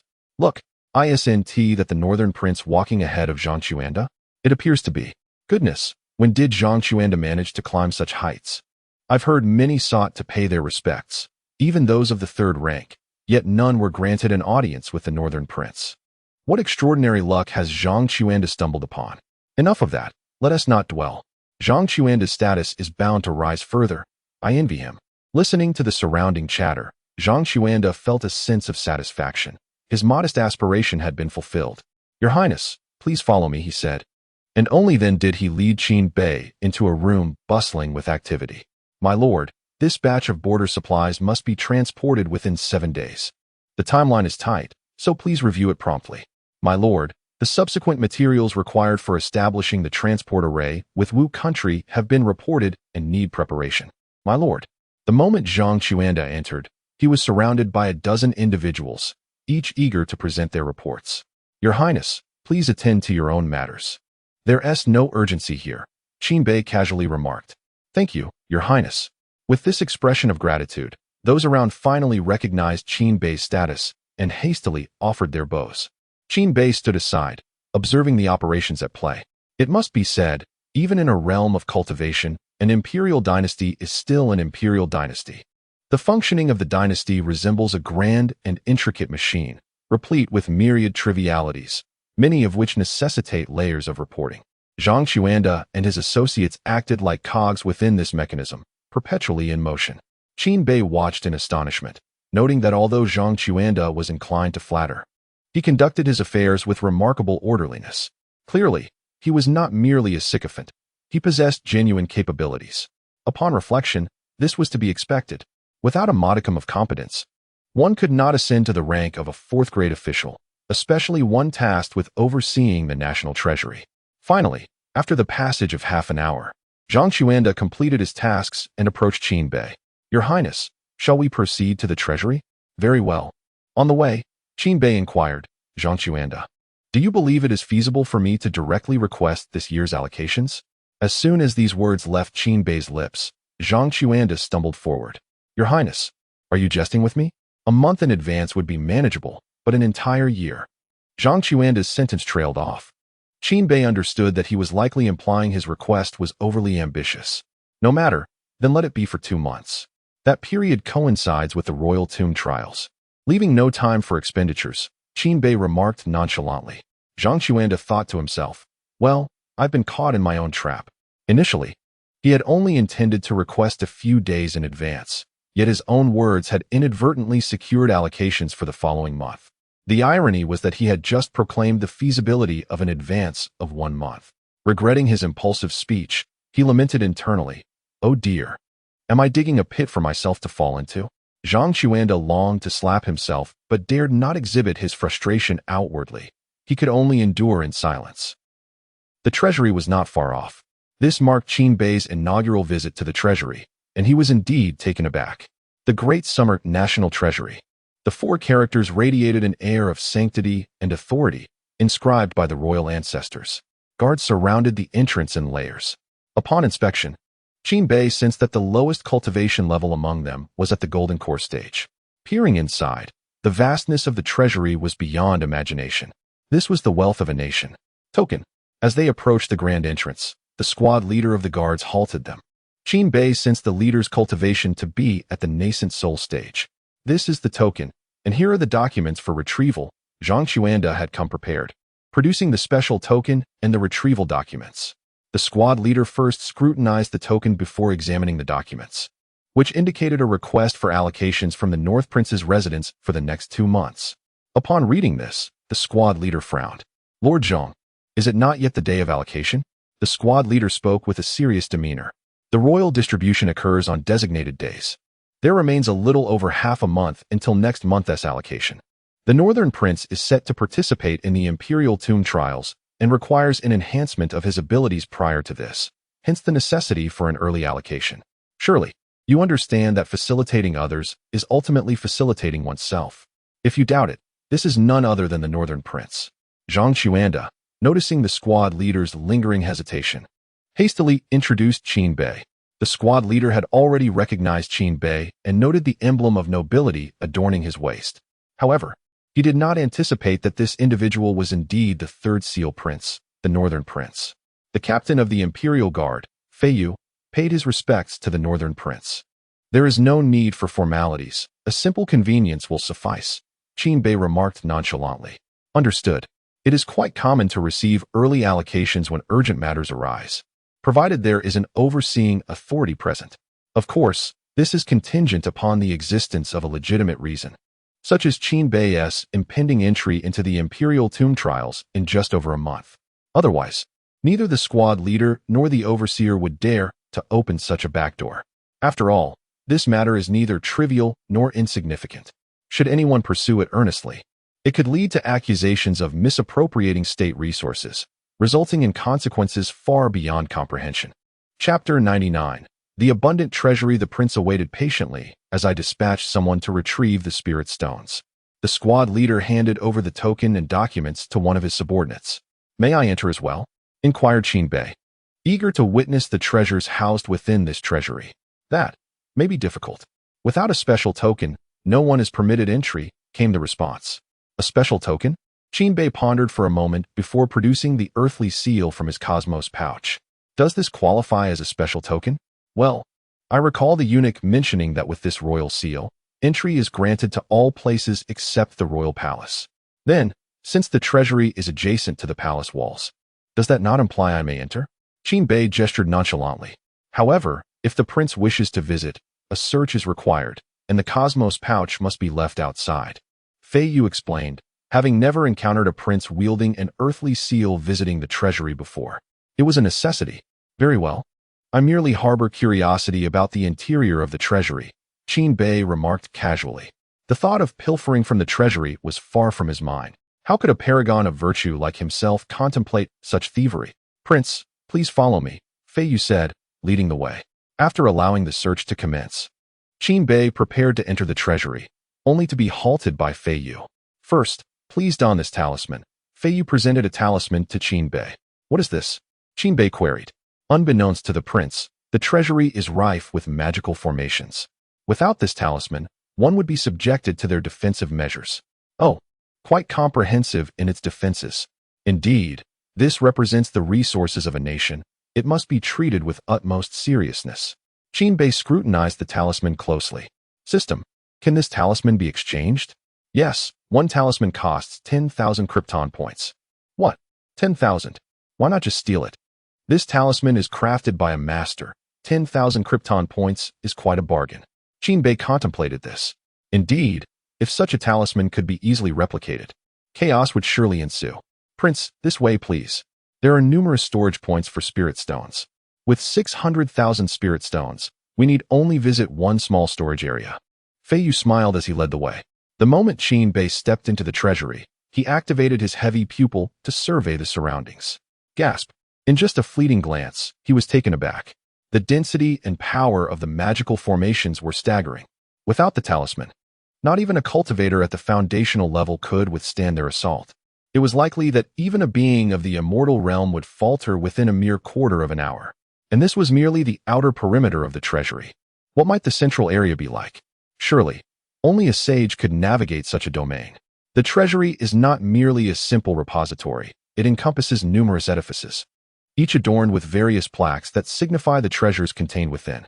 These treasures include rare herbs, elixirs, medicinal concoctions, spiritual stones, and other precious materials. Your Highness, over here is the armory, which houses an array of low-grade weapons designed for the warriors. One could hear the informative tone of Fei Yu. And to this side, we have the healing potions, also prepared for the soldiers. Do not be deceived by the modest size of the building. It is replete with Qianquan bags, each capable of holding the wealth of an entire family. As Qin Bei had come to observe, Fei Yu dutifully narrated the details as they walked along. Upon arrival, they stepped into a structure dedicated to spiritual stones. Fei Yu produced a token, and the doors of the grand edifice opened with ease, allowing them entry. Upon entering, Qin Bei was greeted by rows of shelves filled with countless small compartments, each no larger than a fist, and each containing a Qianquan bag. Fei Yu approached the shelves, inspecting each one. Qianquan bag number 1, remaining spiritual stones, 0. Qianquan bag number 10, remaining spiritual stones, 0. Qianquan bag number 199, remaining spiritual stones, 10 million. With determination, Fei Yu seized the 199th Qianquan bag and retrieved a special Qianquan bag from his waist.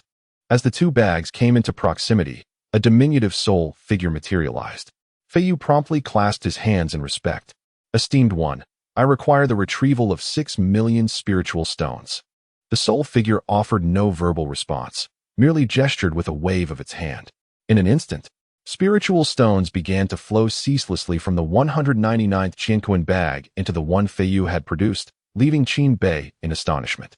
Could it be that Qianquan bags possessed consciousness? Yet, upon reflection, such a notion seemed improbable. Consciousness would imply a divine quality. And these bags were evidently not of that caliber. It was likely the imprint of the soul left by their creator, possibly the handiwork of a notable figure in the royal treasury. After a few breaths, the 199th Qianquan bag retracted and returned to its compartment, and the soul figure vanished. The displayed number beneath the bag transformed. Qianquan bag 199, remaining spiritual stones, for million. Your Highness, let us proceed, Fei Yu urged. Your Highness? What troubles you? He inquired, waving a hand before Qin Bei's face. Finally returning to his senses, Qin Bei coughed lightly. Oh, it is nothing. Let us continue. In truth, he had been contemplating the Qianquan bags. Each contained 10 million spiritual stones, and this building alone housed 500 of them. This meant that within this single structure lay a staggering 50 billion spiritual stones. If only they could be his, transcending tribulations would be a mere formality. Alas, these treasures belong to the treasury. Do not speak of your princely status. Even the Emperor of Summer cannot claim it for himself. Let us depart. Having witnessed this, Qin Bei felt he had truly grasped the essence of immense wealth. Meanwhile, not far off, Minister of Revenue Wen Hua was overseeing the storage of a batch of supplies. These were procured through the clandestine support of the Beastmaster sect, all in an effort to contribute more to the imperial family and to aspire to the position of Minister of Revenue within a century. At that point, he would repay the Beastmaster sect for their assistance. Is that not Prince Bei? What brings him here? Wen Hua instantly recognized Qin Bei. Given the enmity between Qin Bei and the Beastmaster sect, Wen Hua had etched Qin Bei's image into his memory. It seemed that Zhang Xuanda had come to secure an early allocation of supplies for the next 2 months. As a newcomer entered, aware of the recent events outside, he responded accordingly. Early? Who bestowed upon him such authority? Wen Hua's anger flared instantly. Yet, this ire was not directed at Zhang Xuanda, but rather at Qin Bei. He felt he had finally found an opportunity to teach Qin Bei a lesson. So, he dares to seek an early allocation? Let him await a reduction in his distribution. Chapter 100. A minor mishap stop. As Qin Bei and Fei Yu stepped out of the building, they were halted by a voice. Captain, what seems to be the matter? Fei Yu inquired, glancing at the individual before them. The person was clad in military attire, unmistakably a battalion commander from the Imperial Guard, holding a rank superior to theirs. Thus, upon being obstructed, Fei Yu promptly sought to understand the reason for the interruption. The deputy minister has sent me to inspect your retrieval documents, the battalion commander stated plainly. Fei Yu furrowed his brow, casting a glance toward Wen Hua, who was orchestrating the resource allocation in the distance. A sense of bewilderment washed over him. Why would a mere deputy minister take an interest in their retrieval documents? If scrutinized, the flaws within the documents could lead to accusations of dereliction of duty, despite his role being merely to escort individuals to retrieve them. Captain, this. Fei Yu hesitated, feeling somewhat troubled. Stop stalling. Is it not just a retrieval document? Do you really lack one? The battalion commander pressed, his brow furrowing in skepticism. He had presumed this was a routine check, yet the potential for uncovering a problem was now apparent. Of course not. How could I possibly utilize the National Treasury's resources without a retrieval document? It's just that. Ultimately, Fei Yu had no choice but to present the document for inspection. Upon reviewing it, the battalion commander discerned the issue. It wasn't a matter of lacking the document. Rather, there were discrepancies within it. Prince Bei? Yes, Captain. This is indeed Prince Bei, authorized by Zhang Xuanda. Fei Yu quickly clarified, introducing Qin Bei. Greetings, Prince Bei. The battalion commander exhibited a respectful demeanor upon recognizing Qin Bei's stature. Given his current prominence in the capital, everyone sought to curry favor, and he was no exception. After examining the explanation on the document, which pertained to the upcoming royal tomb trials, the battalion commander understood. While commoners were unaware of the trial's timing, the word of a figure like Prince Bei, stating it would occur in a month, held weight. Very well, please wait here while I report to the deputy minister.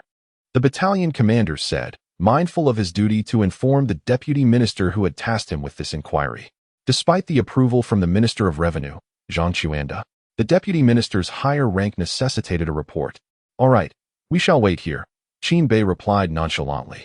After all, the spirit stones were already procured. Regardless of whether the Minister of Revenue was an undercover agent for the Beastmaster sect or not, Qin Bei was resolute in securing the spirit stones today.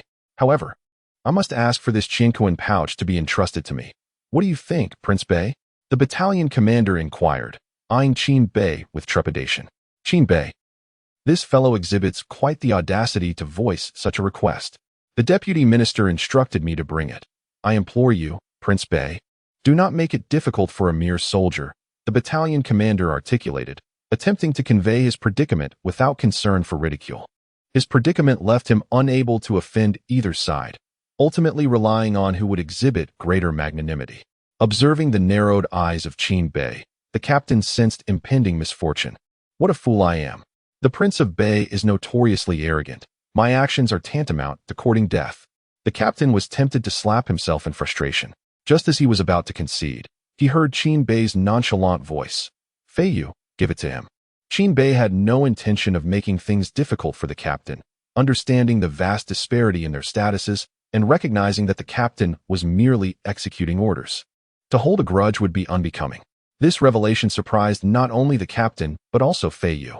It became evident that many things should not be taken at face value. At least in this moment, Qin Bei was not the unreasonable and arrogant prince of rumors. "Thank you, Prince Bei, for your understanding," the captain said hurriedly, bowing in gratitude. "All right, go and inquire about what your minister desires," Qin Bei replied coolly.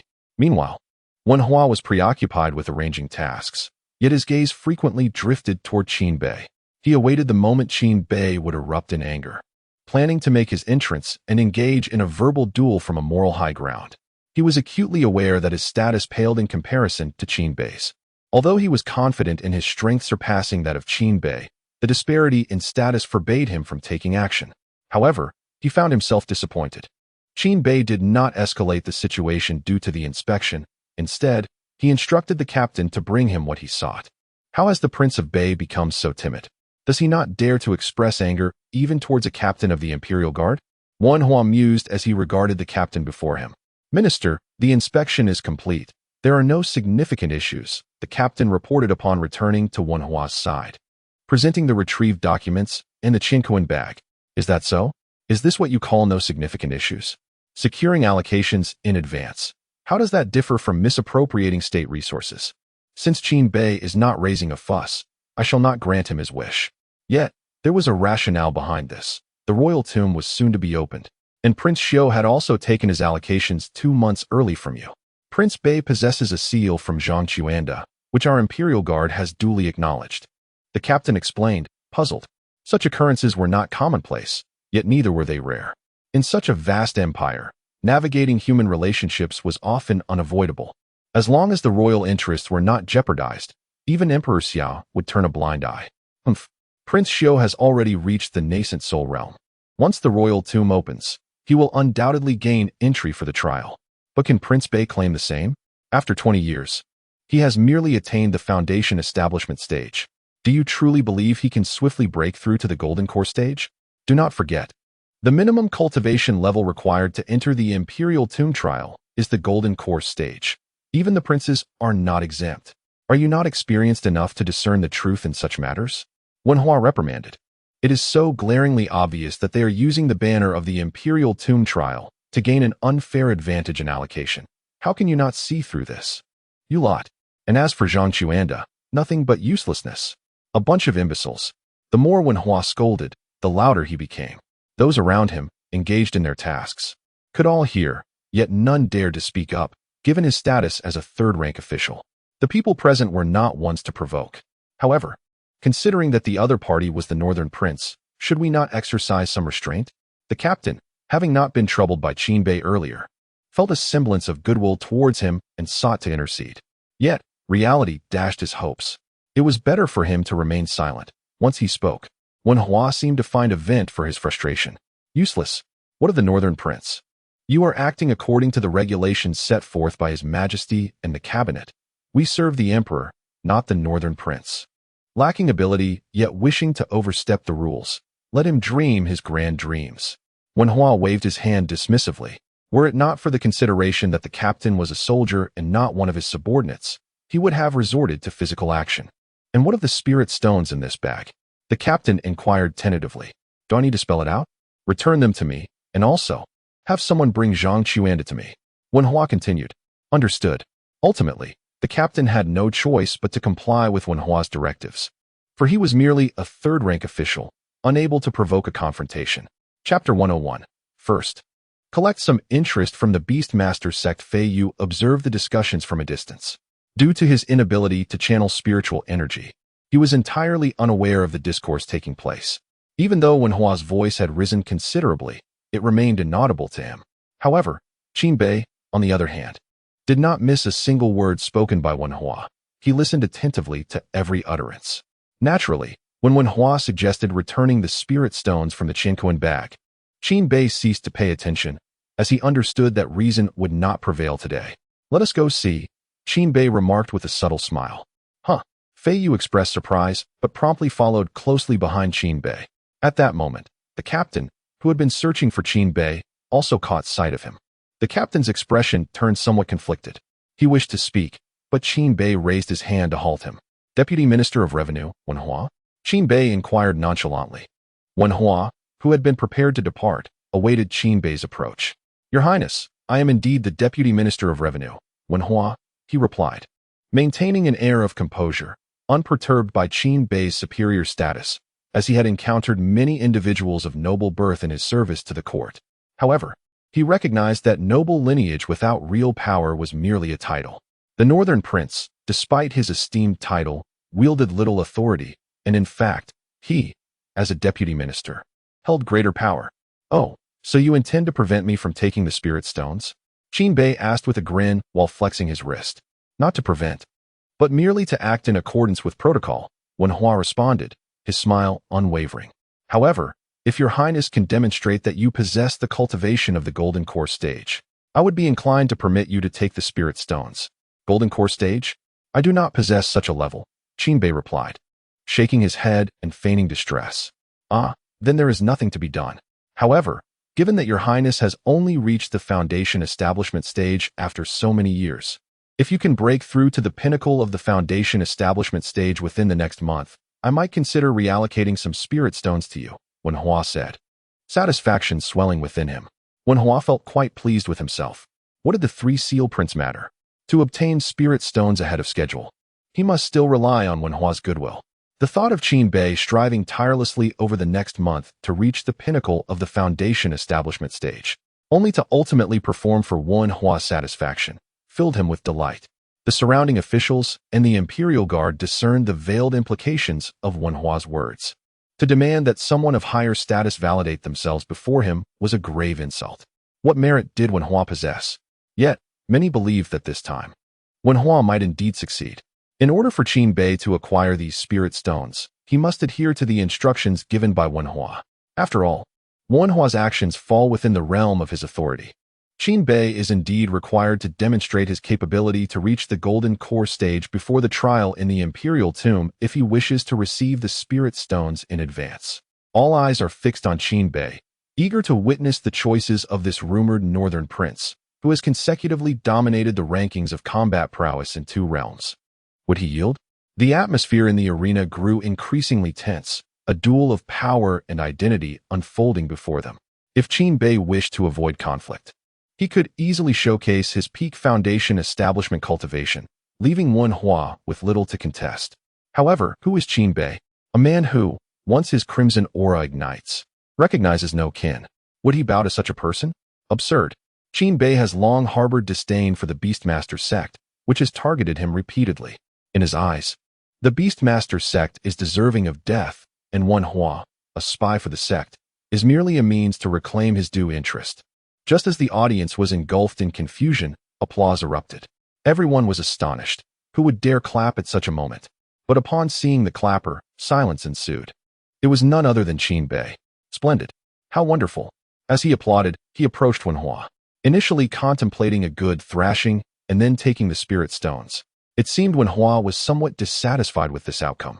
Thus, Qin Bei decided to inform him, "You have overstepped your bounds, and now you are in serious trouble." Wenhua frowned, gazing at the advancing Qin Bei.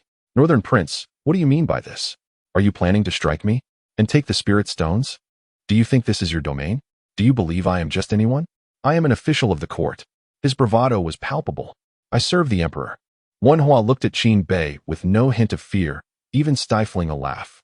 He was a third-rank official, not to mention that Qin Bei, a mere third-rank prince with little power, could not hope to challenge someone like him. Even a prince like Qin Xiu, backed by the Minister of Revenue, would never dare to strike him in front of such an audience, let alone take the spirit stones afterward. Wenhua found Qin Bei's audacity utterly ludicrous. "Is that so? You seem quite impressive," Qin Bei retorted with a smile. "Moreover, do not forget your own cultivation level, just the 6th stage of foundation establishment. I have already attained the undying stage. If you wish to make a move, do you truly believe you can contend with me?" This was a point of confidence for Wenhua. He was no mere civil servant, but a cultivator as well. With a cultivation level in the 9th stage of undying, dealing with a foundation establishment practitioner would require no more than a mere flick of his finger. Wenhua stood with his arms crossed, gazing at Qin Bei. A nascent soul? How marvelous. This time, Qin Bei did not hesitate. He shook his fists and, amidst the astonished stares of the crowd, launched a powerful punch towards the infuriating Wenhua. A sharp intake of breath resonated among the onlookers. Did the Northern Prince truly dare to strike? Wasn't it sufficient to merely engage in banter? Physical confrontation was an entirely different matter. Wenhua was equally taken aback. Yet, he had no time for further words, for Qin Bei's attack had already reached him. In an instant, Wenhua evaded the blow with a swift maneuver. Very well. Since you initiated the attack, I shall oblige you with a spar. Wenhua was no pushover. However, he needed the witnesses to attest that Qin Bei had struck first, not he who had instigated the conflict. Just as he prepared to unleash his own power, a sudden realization struck him. This was the treasury. A treasury filled with complex formations. As a practitioner at the nascent soul stage, he dared not channel spiritual energy here. Any combat would have to rely solely on physical prowess. Ah, have you come to understand the nature of this place?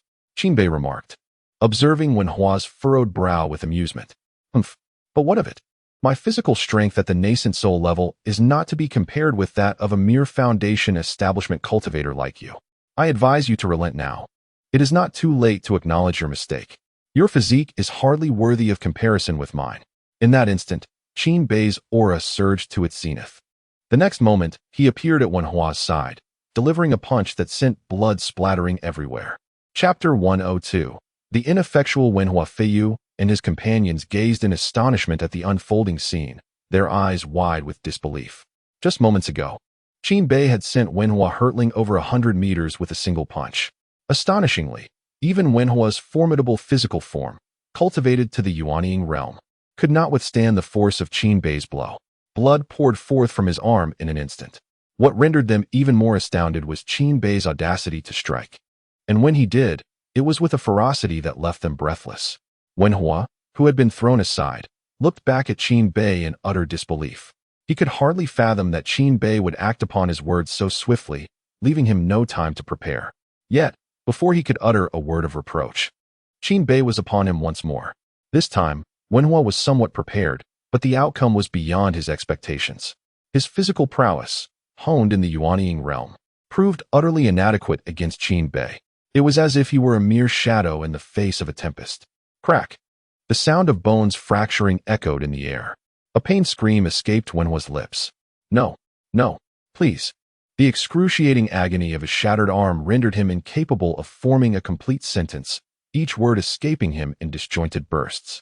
After all, he was a court official who had never truly engaged in life-or-death combat. The pain of his broken bones was something that would merely cause Qin Bei to furrow his brow, while Wenhua teetered on the brink of unconsciousness from the sheer torment. Yet, Qin Bei was indifferent to his anguished cries. To dare to act defiantly in his presence without facing immediate retribution was reserved for those of considerable power or status. Clearly, Wenhua did not belong to that category.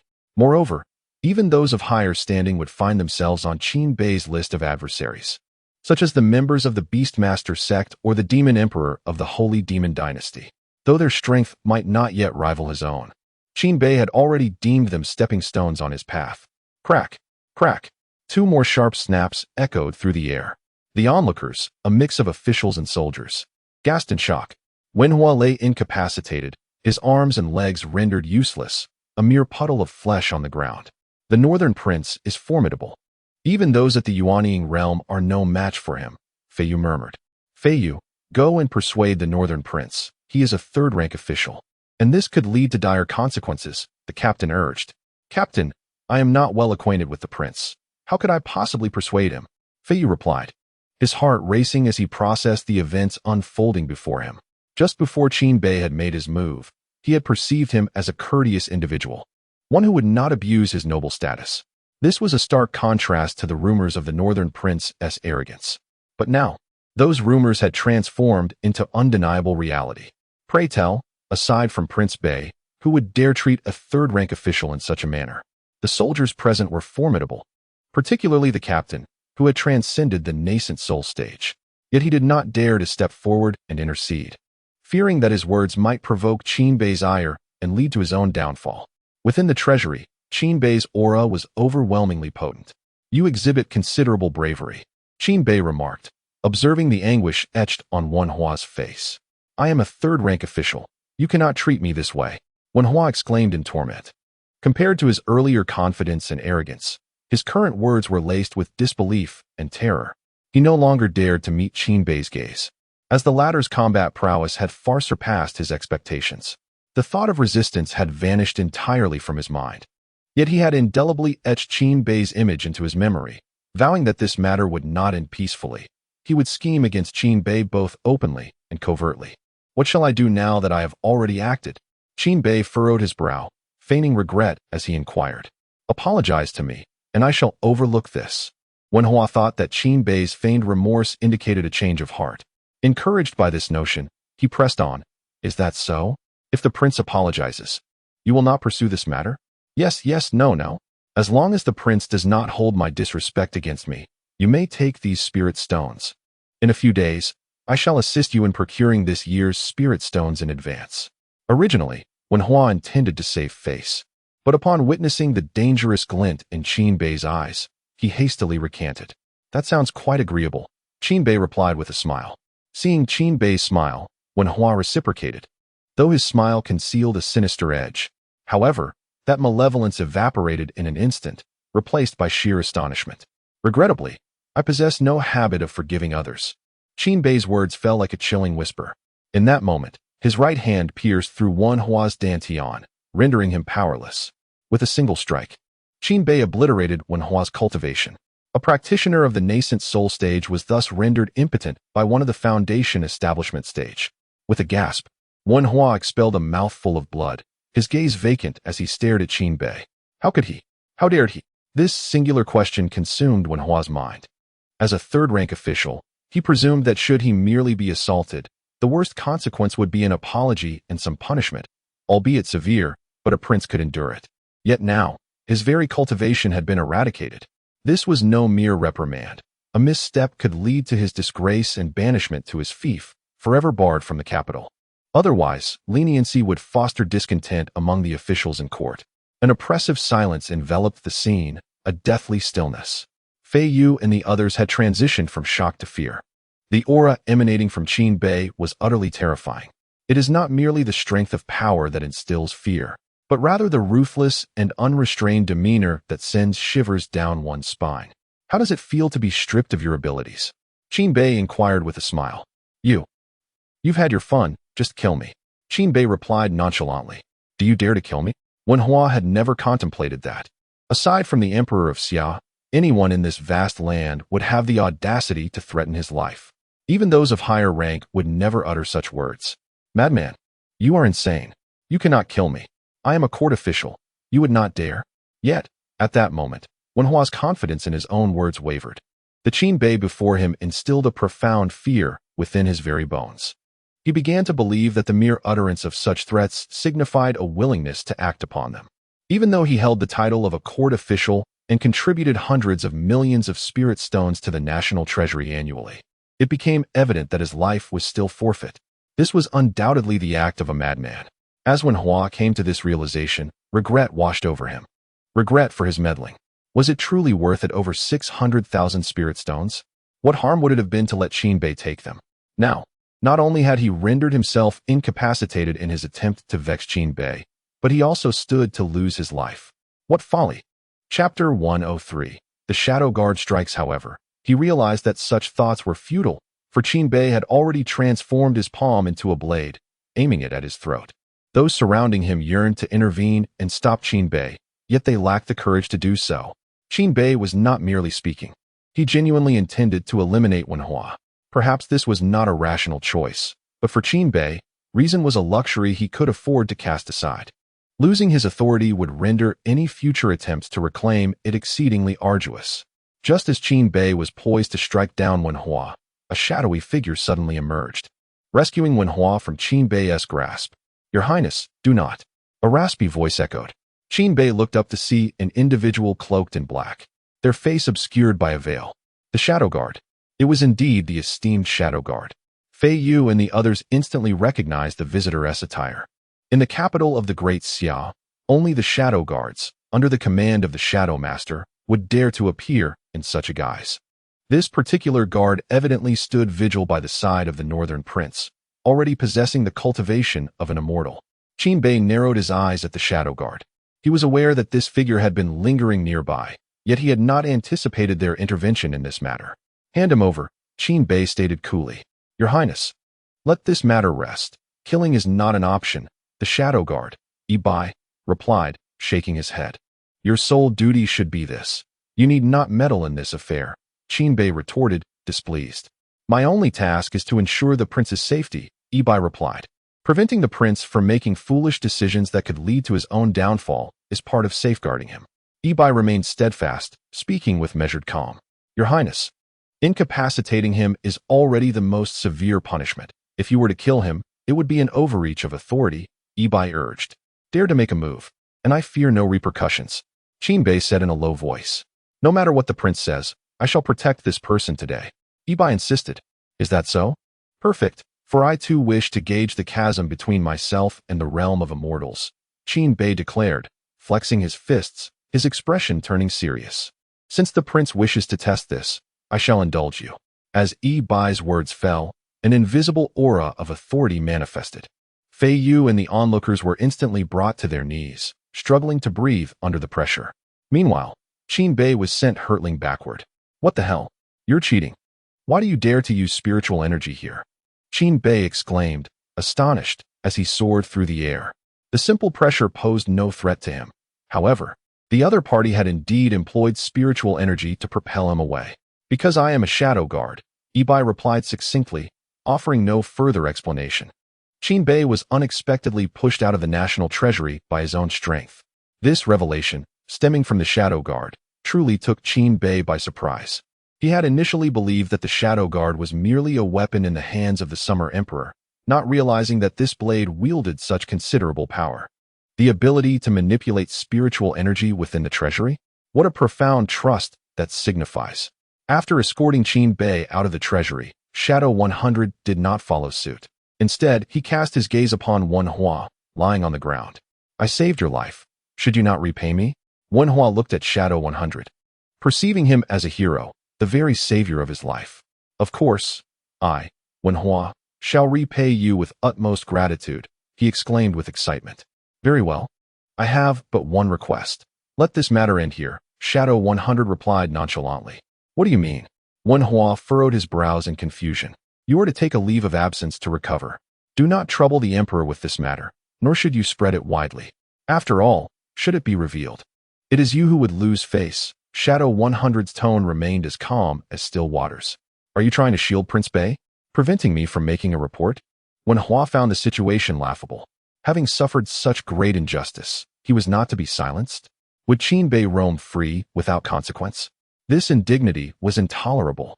You may perceive it that way, but I assure you it is for your own good. You should have grasped the nature of Prince Bei. The only reason he spared you this time was that he deemed you not worth the trouble, as he is not my equal. Should you persist in this vendetta? Given Prince Bei's character, your current state would lead to a dire conclusion. Need I elaborate further? If he dares to act against you, he too would meet an unfortunate end, Shadow 100 stated. Indeed, but living as a carefree prince is entirely feasible. The royal family possesses a noble lineage, unless one commits an unforgivable crime. Royal members are merely exiled back to their fiefs. Your transgressions, I believe, do not warrant such a fate, Shadow 100 replied, his composure unwavering. Though his words were piercing, they rang true. Of course, if you wish to gamble your life in this matter, I shall not oppose you, he added with a smile. Am I to endure this humiliation without recourse? I am already a cripple. I fear nothing if the net shatters. Wenhua's fury was beyond containment. How could Qinbei, having rendered him powerless, expect him to swallow his pride? This was an affront too great. He was no ordinary person. He was a third-rank official, the Deputy Minister of Revenue. For a powerless Prince Bei to treat him thus would surely incur a painful reckoning. Is living not preferable? Although your cultivation has been crippled, your foundation is not entirely irreparable. With sufficient sacrifice, you may still continue your training. Given your knack for earning, resources should not elude you. Are you truly willing to wager your life to punish Prince Bei? Shadow 100 expressed confidence that Wenhua would heed his counsel. Because the other party is an infiltrator from the Beastmaster sect. It took immense effort for the Beastmaster sect to cultivate a spy of the third rank. How could they possibly abandon this for a mere northern prince? Moreover, I am acutely aware of the circumstances that led to this situation. Your lofty demeanor, if His Majesty were to learn of it, what would be the consequences? To have a prince showcase his strength for you? How dare you? Even Shadow One finds this matter ludicrous. He reflects that apart from his profitable capabilities, Wen Hua is utterly foolish. If one wishes to make things difficult for the Northern Prince, this is hardly the way to go about it. Not only does it provoke unnecessary gossip, but it also risks inciting the ire of the Northern Prince. In truth, you have no other options. Observing Wen Hua's restlessness, Shadow One reiterated, "Let us go. I shall escort you back to recuperate." Very well. Wen Hua, though reluctant, pondered Shadow One's words and considered his own standing. He had no choice but to acquiesce. Furthermore, with the presence of the Beast Master sect, his foundations would surely be restored. You all shall regard this day as if nothing transpired. Do you understand? Shadow One lifted Wen Hua's limp form and addressed those around him. We shall comply with Lord Shadow's command. Fei Yu and the others knelt, responding with utmost respect. Chapter 104. Secrets unknown to the Shadows in the capital of the Great Xia. In the capital, there existed secrets that not even the Shadows were privy to. The commander of the Shadow 100, Wen Hua, had been taken away. The remaining individuals could only heed his directives, pretending as though nothing had transpired, and continue with their duties. Naturally, the matter of a third-rank official being stripped of his position outside the palace walls could not be entirely concealed. The actions of the Shadow 100 merely served to suppress the incident, preventing further awareness among the officials to avoid inciting widespread dissent. As members of the Shadows, it was imperative that all matters be reported to the Supreme Leader. Whether to escalate the issue to the Emperor of Xia and the manner of such reporting were solely the concerns of the Shadows. Thus, after escorting Wen Hua home, the commander of the Shadow 100 promptly proceeded to the Imperial Palace to relay the incident. Meanwhile, Qin Bei, having been expelled from the National Treasury, glanced back at the interior with discontent. He felt vexed for not having been able to take Wen Hua's life. Very well, I shall spare you for today. Your time will come, he mused, contemplating the Qian Kuan bag in his possession, ultimately resigning himself to this outcome. After all, the man was now rendered incapacitated, which was sufficient. When Zhang Xuanda observed that only Qin Bei emerged, he was momentarily puzzled. However, upon seeing the Qian Kuan bag in Qin Bei's hand, he immediately donned a broad smile and approached. "Your Highness, you have obtained the spirit stones," he exclaimed. "Though there were some complications, the outcome is indeed favorable." "That's good to hear," Zhang Xuanda replied with a grin. "I leave the subsequent matters to you. Remember to return the Qian Kuan bag to Captain Fei Yu. You've split the spirit stones evenly, haven't you?" Qin Bei had amassed a considerable quantity of spirit stones in his Qian Kuan bag. Since it was an item belonging to the National Treasury, he had no intention of taking it away and courting trouble. Therefore, he left 10,000 spirit stones in the bag to hand over to Zhang Xuanda.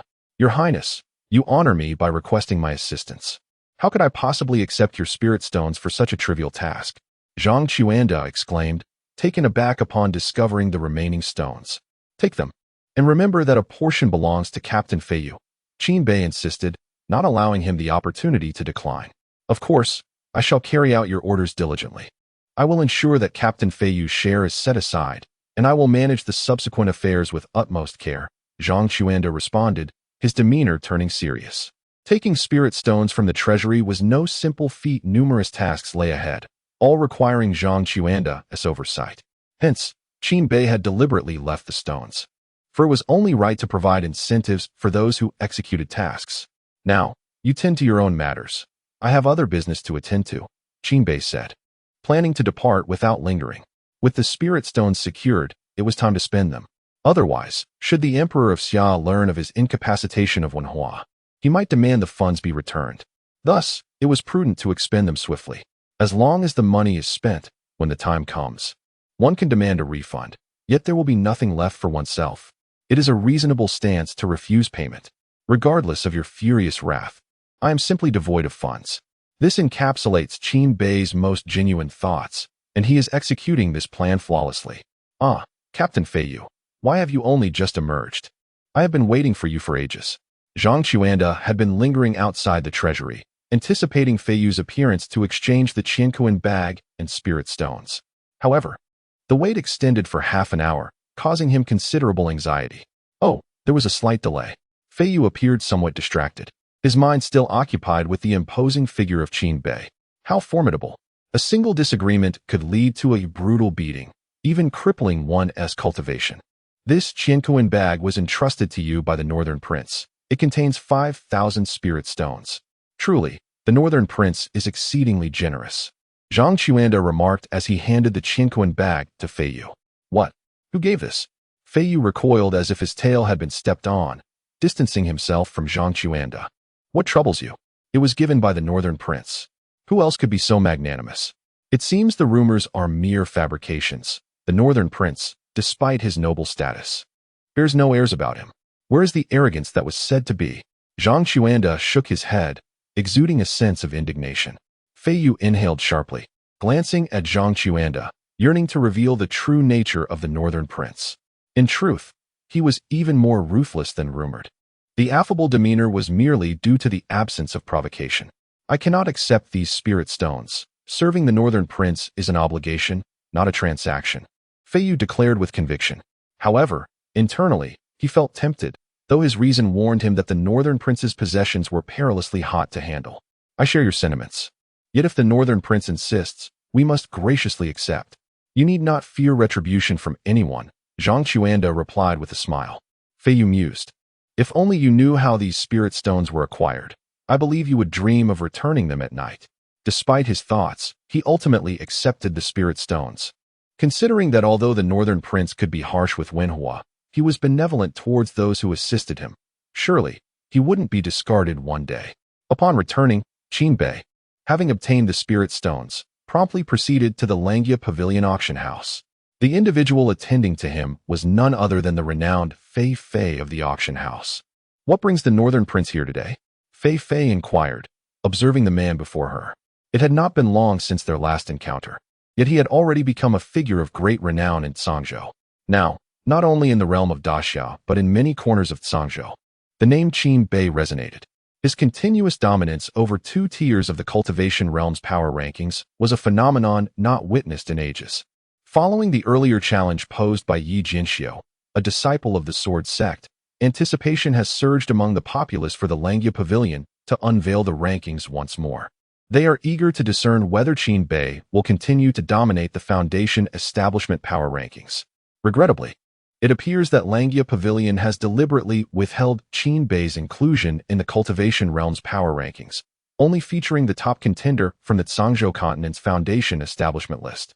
Some speculate that Qin Bei's prowess has yet to secure a position within the top 100 of the cultivation world. As whispers suggest, he is merely a 6th-layer Foundation establishment practitioner. However, as a member of Langya Pavilion, Fei Fei is privy to certain secrets. This man before her has conquered the 5th level of the Royal Demon Suppression Tower, achieving the unprecedented feat of facing a challenge of saint-level difficulty. This information, however, remains undisclosed by Langya Pavilion, known only to a select few within its upper echelons. Fei Fei is aware that shadowy operatives have visited Langya Pavilion's clandestine stronghold in the capital, after which news regarding Qin Bei has notably diminished. Chapter 105. The Golden Lion King at the Gates of Life and Death. When Fei Fei first heard that the Shadow Guard had gone to the secret stronghold, she was genuinely astonished. The Langya Pavilion possesses 2 strongholds in every imperial capital, one overt and one covert. The secret stronghold is known only to the upper echelons of the Langya Pavilion, and even the royal family should remain unaware. For instance, the Holy Demon Dynasty and the Wu Nation, 2 colossal powers, are only acquainted with the overt stronghold of the Langya Pavilion. The only exception across the Cangzhou continent is that the royal family of the Great Xia is aware of its secret stronghold. Hence, Fei Fei developed a new understanding of the Shadow Guards in Great Xia. I wish to procure some obedient demon beasts, Qin Bei stated directly. Does the prince have any specific requirements, such as cultivation level or species? Fei Fei inquired.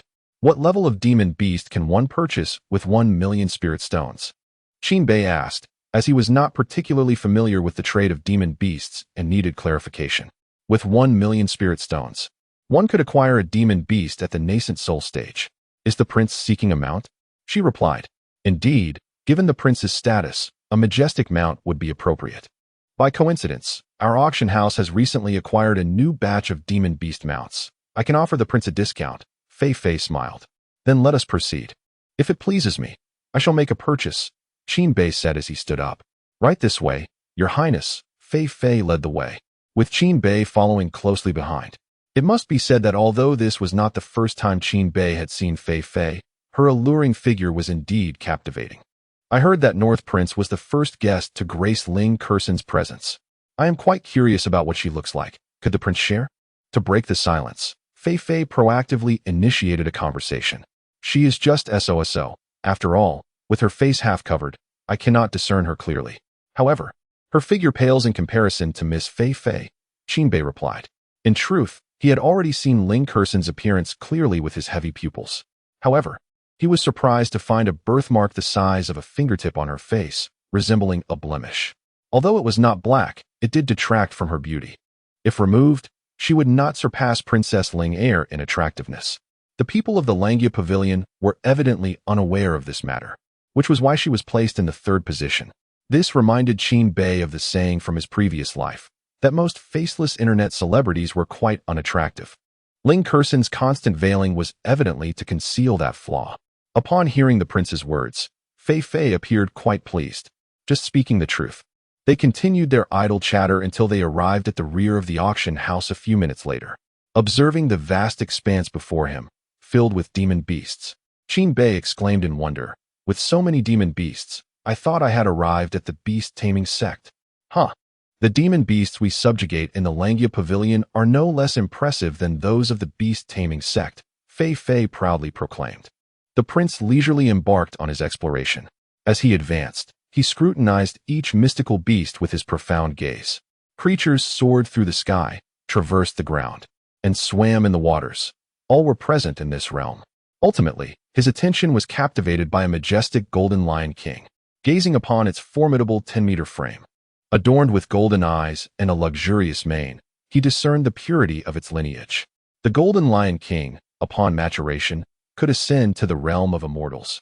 As a steed, it would be exceptionally impressive, perfectly suited for the prince. Indeed, it was striking. Thus, he resolved to acquire it without hesitation. However, both golden lion kings had already reached the threshold of life and death, leading to a discussion of their price. Even though you are the proprietor of the heavenly auction house, it is implausible to procure a beast of the life and death realm at the cost of a nascent soul, Fei Fei cautiously remarked. How much for both golden lion kings? Inquired Qin Bei. One golden lion king is priced at 3,500,000, but I can offer you a special price of 3 million for each. What do you think? Fei Fei gritted her teeth, reducing the price to its bare minimum. 3 million was a price that practically screamed desperation. Deal. Qin Bei dismissed any need for negotiation. After all, it was merely a matter of expenditure. Thus, he parted with 6 million spirit stones, leaving him with a mere 1 million. Yet, Qin Bei was not content with this. He invested the remaining 1 million in cultivation resources, instructing the auction house to deliver them directly to the royal residence. These resources were of little use to him, as he had no need for enhancements in cultivation. Why not simply exchange points for cultivation directly through the system? It was swift and comfortable. Remaining points, 70,000. Observing the system's points, Qin Bei felt quite accomplished. Your Highness, you may take these 2 mystical beasts now. They shall serve as your steeds. Which is indeed a blessing for them, Fei Fei offered, ready to hand over the control talismans for the 2 golden lion kings. However, Qin Bei declined to accept them. Who said they would be steeds? Have them delivered to the royal residence. Henceforth, these 2 golden lions shall serve as the majestic guardians of my estate. Fitting for such an imposing appearance, Qin Bei stated with nonchalance. Fei Fei was taken aback. Did I just hear that correctly? You intend to station the golden lion kings as guardians? And they are of the life and death realm. Has the configuration of the royal residence reached such heights? Nevertheless, it must be said that having golden lion kings as sentinels was indeed impressive. Shall I proceed as you suggest, Your Highness? Indeed. Coordinate with the steward of the royal residence, Qin Bei replied before departing. However, he did not return to the palace but instead headed to the falling Phoenix Tower. In the present, Qin Bei had become a prominent figure there, the only man to earn the privilege of being an esteemed guest of Ling Kursan. Within the tower, the Northern Prince has arrived once more. Could it be that he seeks Ling Kursan? Surely not.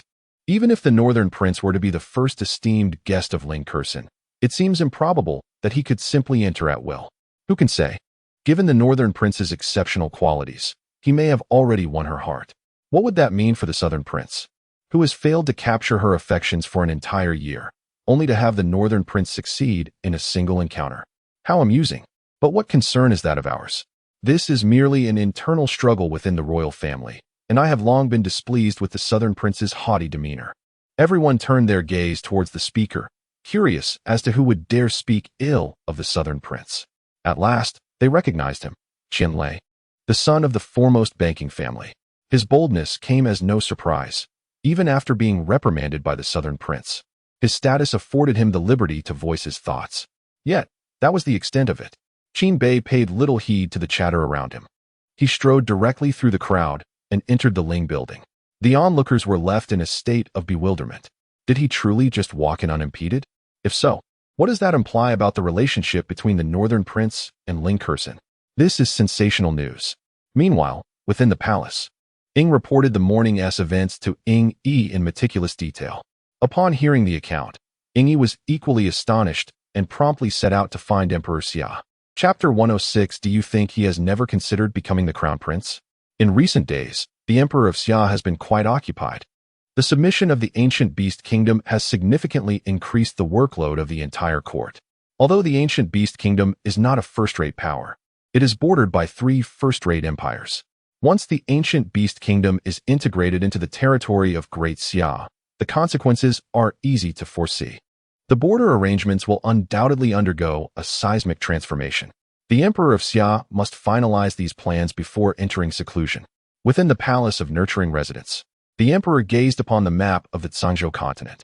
The map was divided into numerous regions, with the 2 largest areas located in the east and west. The eastern region bore a prominent character for Xia, signifying the territory of Great Xia. In contrast, the western territory that could rival Great Xia belonged to the Holy Demon Empire. The 2 nations appeared distant on the map, separated by countless smaller empires and sections. At that moment, Ying appeared within the Palace of Nurturing Residence. You arrived just in time. Come and see what changes have occurred. The Emperor of Xia greeted Ying with palpable excitement. Ying glanced at the map and immediately discerned the alterations. Smiling, he remarked, "The territory of Great Xia has finally expanded after a millennium." "Indeed, it has expanded," the Emperor responded with a smile, "though it's merely a small area. Achieving this without shedding a drop of blood is a commendable beginning." It was evident that despite the increased busyness, the Emperor was genuinely pleased. However, regarding the selection of individuals to guard the newly expanded borders, the Emperor furrowed his brow, uncertain. "Do you have any good ideas?" he inquired. "Guarding the borders is a matter that should concern the several great generals. I, an old minister, have no desire to create unnecessary troubles for myself." Ying chuckled, politely declining the responsibility. Guarding the borders has always been a significant issue, particularly with newly expanded territories. At the first sign of external forces becoming aware, it is undoubtedly the most challenging moment. During such times, it is the great generals who bear the brunt of the burden. Ying felt that he had aged, preferring to refrain from such troublesome matters. "True enough, you should simply keep an eye on the capital. The one who bears the headache is still me," the Emperor of Xia said, shaking his head in resignation. "You must have come here for a reason today. Speak your mind." The Emperor put away the map and set up a chessboard, inviting Ying to take a seat opposite him for a game. Ying, naturally, accepted the invitation and began to play. "I have come to inform your majesty of the investigation's results," he stated. "Have you discovered where his funds are being spent?" "Indeed.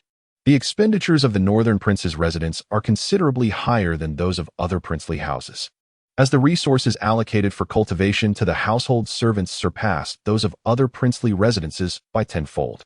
Furthermore, there are multiple spirit-gathering arrays within the residence." Ying disclosed the information he had gathered. "Ah, not bad," the Emperor mused. "Though this young lad has been rather indulgent, he treats his own people well." The Emperor of Xi'an nodded in approval. However, even with these matters, the royal mansion shouldn't be so lacking in spirit stones, right? Every time this young man visits the palace, it's as if he has "I am out of money" emblazoned on his forehead. The Emperor mused, perplexed.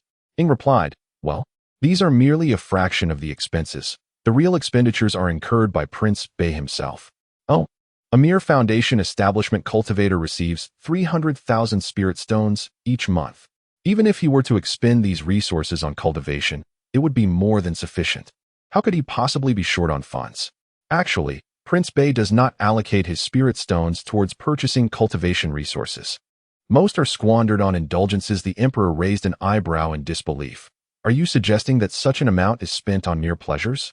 He found it hard to believe that Qin Beilai could engage in such reckless behavior. Thus, Ing recounted Qin Bei's recent expenditures in detail. Upon learning that Qin Bei had spent 1,000,000 spirit stones at the Falling Phoenix Pavilion merely to acquire some extravagant trinkets devoid of any cultivation value, the Emperor's face turned a shade of green with anger. However, upon hearing that Qin Bei had become the first guest of Ling Curson, the Emperor's ire somewhat subsided. Well, this young man may not excel in many areas, but he certainly possesses prowess in courting women, the Emperor remarked with a nod. Clearly, he was pleased that Qin Bei could interact with Ling Curson, should he manage to bring her into the royal fold. The Emperor speculated he might elevate Qin Bei's rank to that of a fourth seal prince. Yet, one matter does not negate the other. Extravagant spending warranted a reprimand. So he instructed Ing to summon Qin Bei to the palace the following day. Your Majesty, this is merely one matter that the old minister has come to discuss. Another matter also pertains to Prince Bei. Another? Indeed, Prince Bei has acted rather rashly, incapacitating the Deputy Minister of Revenue, Wen Hua. Had it not been for the presence of the Shadow Guard, Wen Hua might have perished. Ing then detailed the sequence of events to the Emperor. This time, the Emperor was genuinely unsettled. Extravagant spending was one thing. As long as it involved one's own money, the Emperor could merely admonish him and let it pass. However, incapacitating an official of the third rank was a far graver issue. If this were to be publicized, Qin Bei's reputation would swiftly shift from that of a youthful hero to that of a debauched prince. As the Emperor, he was compelled to penalize Qin Bei to maintain propriety. Oh, this troublesome boy, he is far too adept at causing chaos. The Emperor felt a headache coming on, especially knowing that the root cause was the spirit stones. He found himself at a loss for words.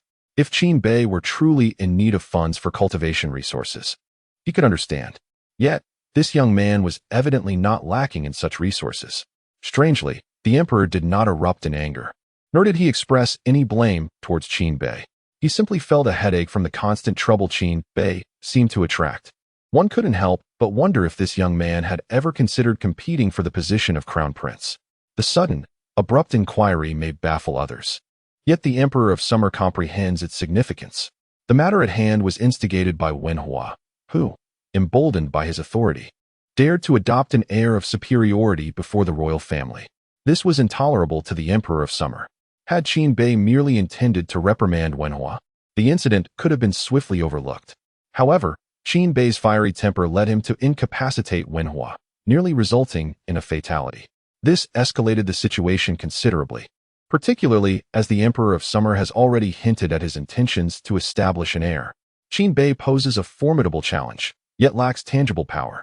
Should this incident become public knowledge, influential princes such as Prince Xiu could leverage it to undermine Qin Bei's candidacy for the position of crown prince. Thus, the Emperor of Summer's query regarding whether Qin Bei has ever contemplated the role of heir apparent emerges, for otherwise, one would not act so recklessly without regard for the consequences. Chapter 107. The first shot of the annihilation gun technique, Your Majesty. What do you mean by that? Smiled Ing, observing the princes. It seemed that apart from those like Prince Qin Shan, who were solely focused on cultivation, no other prince was truly indifferent to the position of crown prince. Especially Prince Bei. He appears particularly enamored with spirit stones and harbors ambitions regarding the crown prince title. He continued, He likely doesn't aspire to be the crown prince, but rather desires to be a leisurely prince, one who indulges in feasting and revelry, possessing an endless supply of spirit stones. Were he even slightly inclined to become the crown prince, he wouldn't act so recklessly, retorted Emperor Xiao with irritation. Isn't that precisely what you find appealing about Prince Bei? Ing quipped, a smile playing on his lips. Let us observe for now. If it becomes necessary, we may send him to the borders for some training, Emperor Xiao replied, shaking his head. However, this matter must remain confidential, especially for my other sons. Rest assured, Your Majesty, the Shadow Guards have already suppressed this information. No one will be aware, assured Ing. Very well, but despite the need for discretion, this young man must be punished. Coupled with his reckless spending, I am eager to see how he evades this time. Go fetch him at once, commanded the Emperor. Yes. Ing departed promptly, while Emperor Xia made his way to the royal harem to seek out concubine Chen. He believed that concubine Chen might be the most suitable person to reign in Prince Qin Bei. As the sovereign of the nation and a sage-level powerhouse, he felt as though he lacked authority in the presence of Qin Bei. Meanwhile, the shadow guards were dispatched to locate Qin Bei. Initially, they sought him at the royal residence, but upon arriving at the entrance of Prince Bei's abode, they were met by two imposing golden lion kings standing guard. However, the guards soon noticed a peculiar detail. Though the lions appeared majestic, their eyes were vacant, as if their souls had been lost. "Captain, what is the matter with these golden lion kings? Are they injured?" One of the guards inquired. "Injured?" The golden lion kings possess noble bloodlines, now reduced to mere gatekeepers. How could they not feel humiliated? Their eyes are bound to reflect their plight. The captain explained. "I see," the guard acknowledged, understanding the situation. At the royal residence, the search for Qin Bei proved fruitless, and they soon learned he had gone to the falling Phoenix Pavilion. The appearance of the shadow guards was rather conspicuous, especially since several were acting in unison. The public could readily discern that something significant had transpired. Inside the Ling Pavilion, Ling Curson addressed Qin Bei, who was meditating by the lake. "Prince Bei, it seems there are visitors seeking you. Pay them no mind. Cultivation is of utmost importance," Qin Bei replied, fully aware of the shadow guard's arrival, but choosing not to exit. He instructed that they be informed he was in seclusion. The leader of the shadow guards had some familiarity with Ling Curson and understood her ability to assist in cultivation. With Qin Bei declaring his seclusion, they had no choice but to await his emergence. The command issued merely directed individuals to the palace without any coercive intent. This resulted in a 5-day wait, during which it became evident that this mischievous lad was deliberately evading capture. Those permitted entry into Ling Tower must be forcibly returned unless they are in seclusion. After 5 days of waiting without a glimpse of Qin Bei, the Summer Emperor's patience wore thin. Yi Bai was appointed as the leader for this operation. Upon arriving at Ling Tower, he first sought out the staff there, presenting his Shadow Guard token. He found that even the falling Phoenix Tower could not impede the Shadow Guard's entry. This marked Yi Bai's inaugural venture into the inner sanctum of Ling Tower. Upon reaching the central area, he spotted Qin Bei standing at the heart of a frozen lake, wielding an ordinary spear. Just as Yi Bai was about to call out to Qin Bei, the sound of a zither filled the air, abruptly silencing him. Ling Curson merely cast a glance at Yi Bai without uttering a word, yet he grasped the underlying message. It appeared that the Prince of the North's claim of seclusion was not entirely unfounded. He truly was engaged in profound cultivation. Consequently, Yi Bai seated himself on the ground, awaiting Qin Bei's conclusion. In the next moment, Yi Bai sensed the surrounding spiritual energy converging towards Qin Bei. Abruptly, the previously closed-eyed Qin Bei opened his eyes and began to wield the spear. The spiritual energy continued to gather and ultimately coalesced around him. Yi Bai observed as Qin Bei, spear in hand, pointed at himself. It dawned on him that Qin Bei intended to practice with him. Thus, he braced himself.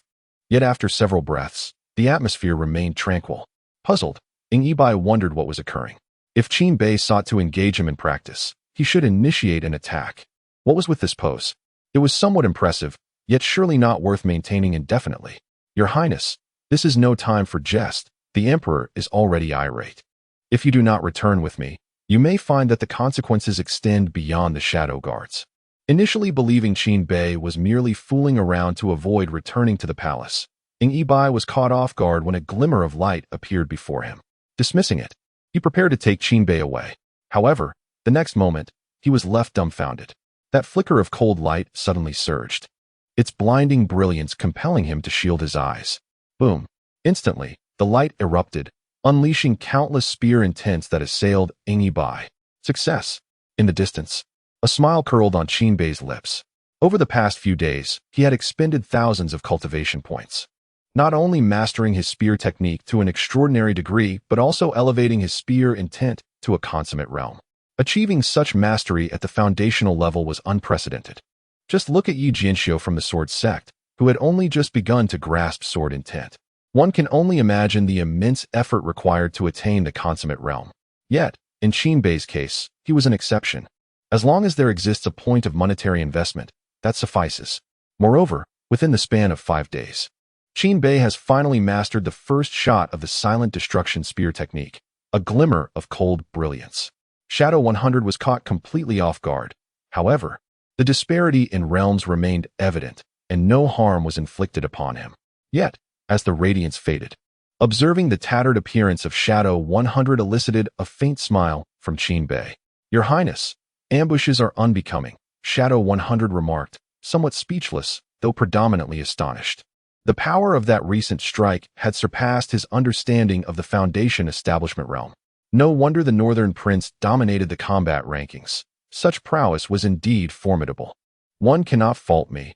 This is the manner in which divine techniques instruct," Qin Bei replied, raising his hands in a gesture of innocence. Shadow 100 remained unconvinced. A celestial-grade divine technique would teach ambush tactics? That would be rather disreputable.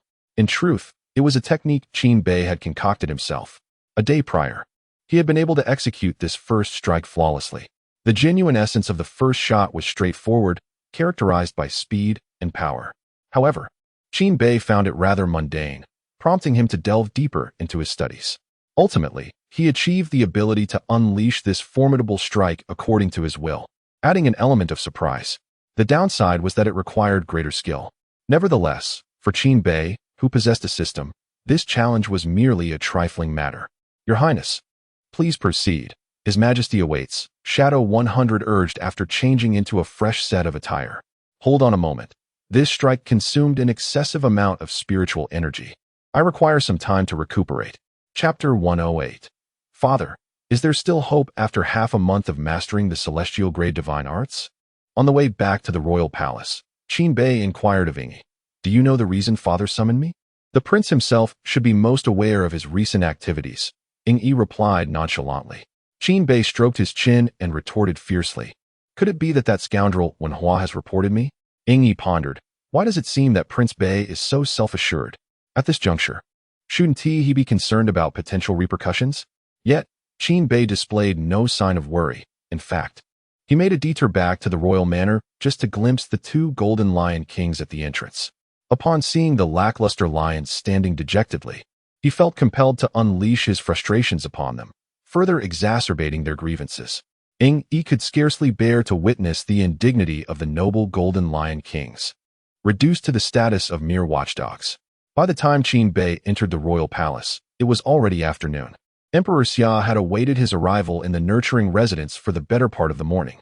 Were it not for Ingyi's presence, the emperor would have personally sought Qin Bei out at Ling Tower. "Your Majesty, Prince Bei requests an audience." Just as Emperor Xia was on the verge of urging once more, Qin Bei finally arrived. "Let him enter." The emperor's tone betrayed an unmistakable ire.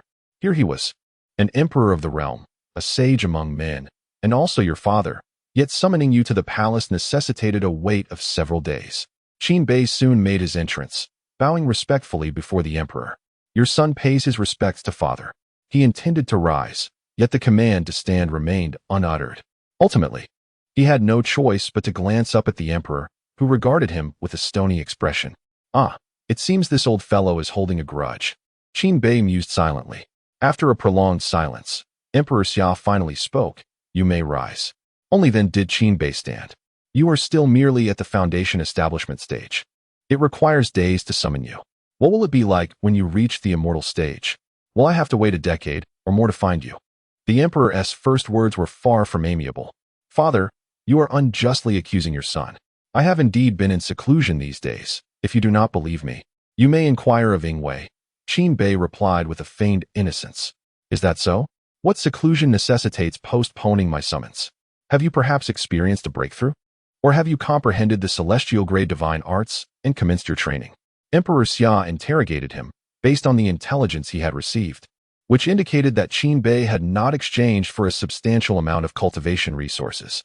Thus, it was improbable that the recently advanced Qin Bei could achieve another breakthrough so soon. Concerning the divine techniques of the celestial realm, given Qin Bei's cultivation at the Foundation establishment stage, merely comprehending them would signify reaching the pinnacle of the cultivation world, let alone mastering them directly. Thus, when Emperor Xia made his remark, it was evidently intended to mock Qin Bei, conveying the message that he could not accomplish either of these feats, yet dared to act so arrogantly before him. Clearly, This was an attempt to instill a sense of humility in Qin Bei. However, upon hearing these words, a smile immediately graced Qin Bei's face. Initially, he contemplated softening his stance before the emperor to let the matter slide. Yet, since Emperor Xia showed him no courtesy, he could hardly be blamed for retaliating fiercely. Straightening his posture, Qin Bei gazed at Emperor Xia. "Father, how did you come to know of this?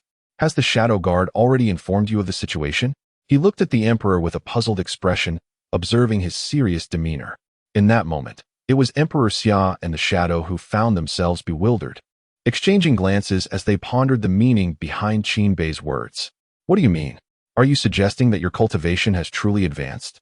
Emperor Xia inquired. Though he did not wait for Qin Bei's response, and instead directly probed into his cultivation level. Despite Qin Bei possessing a jade pendant that concealed his cultivation, it made no difference in the presence of Emperor Xia. Thus, he swiftly discerned the truth of Qin Bei's cultivation. Subsequently, he exchanged a look with the Shadow, both recognizing the astonishment reflected in each other's eyes.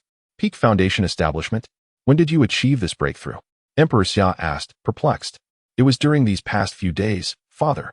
In preparation for the trial in the royal tomb, I have diligently trained for an extended period, which led to my attainment of the Peak Foundation Establishment stage." Qin Bei replied, his expression earnest.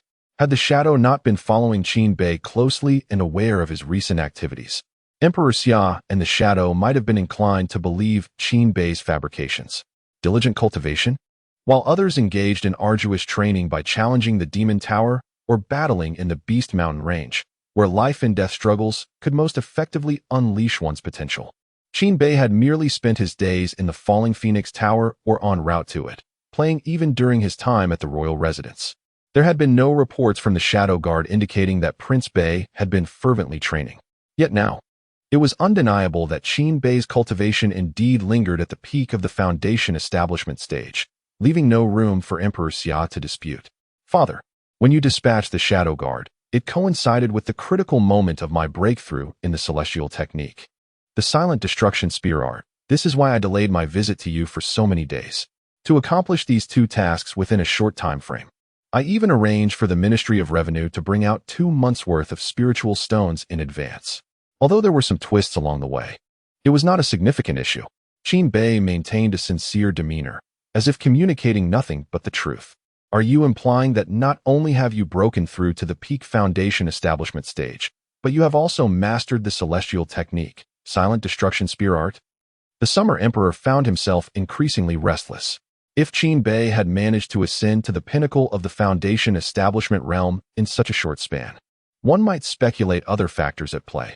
Perhaps he had acquired some rare treasures of heaven and earth, or perhaps he had resorted to ingesting miraculous elixirs to hasten his progress. Such explanations would be somewhat acceptable. However, to master a celestial-grade divine ability in such a brief period transcended mere luck or the availability of cultivation resources. It spoke to an undeniable, innate talent. I recall that the first condition for successfully practicing the Annihilation Spear technique is that the spear technique must be inherently seamless, and the understanding of its artistic conception must reach a foundational level before one can begin cultivation. Is that not so? The Summer Emperor inquired, narrowing his eyes. He now harbored doubts about whether Qin Bei had resorted to deception to evade reprimand. Indeed, that is the case. Therefore, I, your son, have been laboring tirelessly these days, to the point where my hands have developed calluses, just to refine my understanding of the spear technique to great perfection. Alas, I must admit that my innate talent is indeed lacking, compelling me to rely on diligence to compensate for my shortcomings, Qin Bei replied, shaking his head in disappointment at himself as he spoke the latter half of his statement. Chapter 109. Father, please allow me to defend myself. I assure you that spending money can indeed elevate one's state of mind. However, the expression on his face, as perceived by the Summer Emperor in shadow, appeared rather infuriating. If what Qin Bei claimed were true, could it still be deemed a lack of talent? Hard work compensating for inadequacies? The Summer Emperor was inclined to suggest that there might be a misunderstanding regarding this phrase. If I recall correctly, you have never wielded a spear before, have you? Inquired the Summer Emperor. To be precise, I have only ever handled the golden cudgel. I have not used any other weapon, Qin Bei replied candidly. The Summer Emperor? Shadow? The golden cudgel? What on earth is that? So, within less than a month, you have mastered the spear and even cultivated your spear technique to a consummate level? Are you certain you are not mistaken? The Summer Emperor asked skeptically. I should not be mistaken. If you wish, I can demonstrate, Qin Bei suggested, feigning ignorance as he looked at the Summer Emperor. Very well. Show me here. The Summer Emperor's tone quickened, clearly eager to witness whether Qin Bei had truly accomplished such an extraordinary feat as the energy within the nurturing palace began to stir. Even in the preparatory phase, the Summer Emperor sensed the profound essence of Qin Bei's spear technique. Both he and Shadow were taken aback, for indeed, as Qin Bei had claimed, his mastery of the spear technique had reached an extraordinary level, without a trace of deception. Subsequently, Qin Bei executed the first strike of the Oblivion Spear technique. A glimmer of cold light emerged. The Summer Emperor, somewhat familiar with this divine art, observed the tranquil hall after Qin Bei charged his energy, puzzled. It was not until he witnessed that glimmer of cold light quietly manifest, only to then erupt with astonishing force, that he understood. The Summer Emperor raised his hand, dispelling the entirety of Qin Bei's unleashed offensive, thus sparing the nurturing palace from destruction. As Qin Bei settled down to recover his energy, having fully expended it in this strike, he realized that without the assistance of the spiritual energy in the environment, he would have been unable to unleash such a powerful attack at the foundation establishment stage.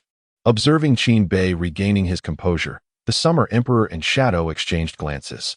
Both were of exceptional cultivation, yet the phenomena occurring around Qin Bei left them astounded. To have mastered 2 celestial-grade divine arts at the foundation establishment level, and to be able to harness the spiritual energy of heaven and earth for charging. This was a situation that simply should not manifest in someone at the foundation establishment stage. What was this? A genius? A prodigy? An anomaly? These terms seemed insufficient, as it defied the very principles of cultivation. Father, how about that? This is the fruit of my diligent practice over these days. Qin Bei stood and addressed the Summer Emperor. The Summer Emperor. Quite impressive.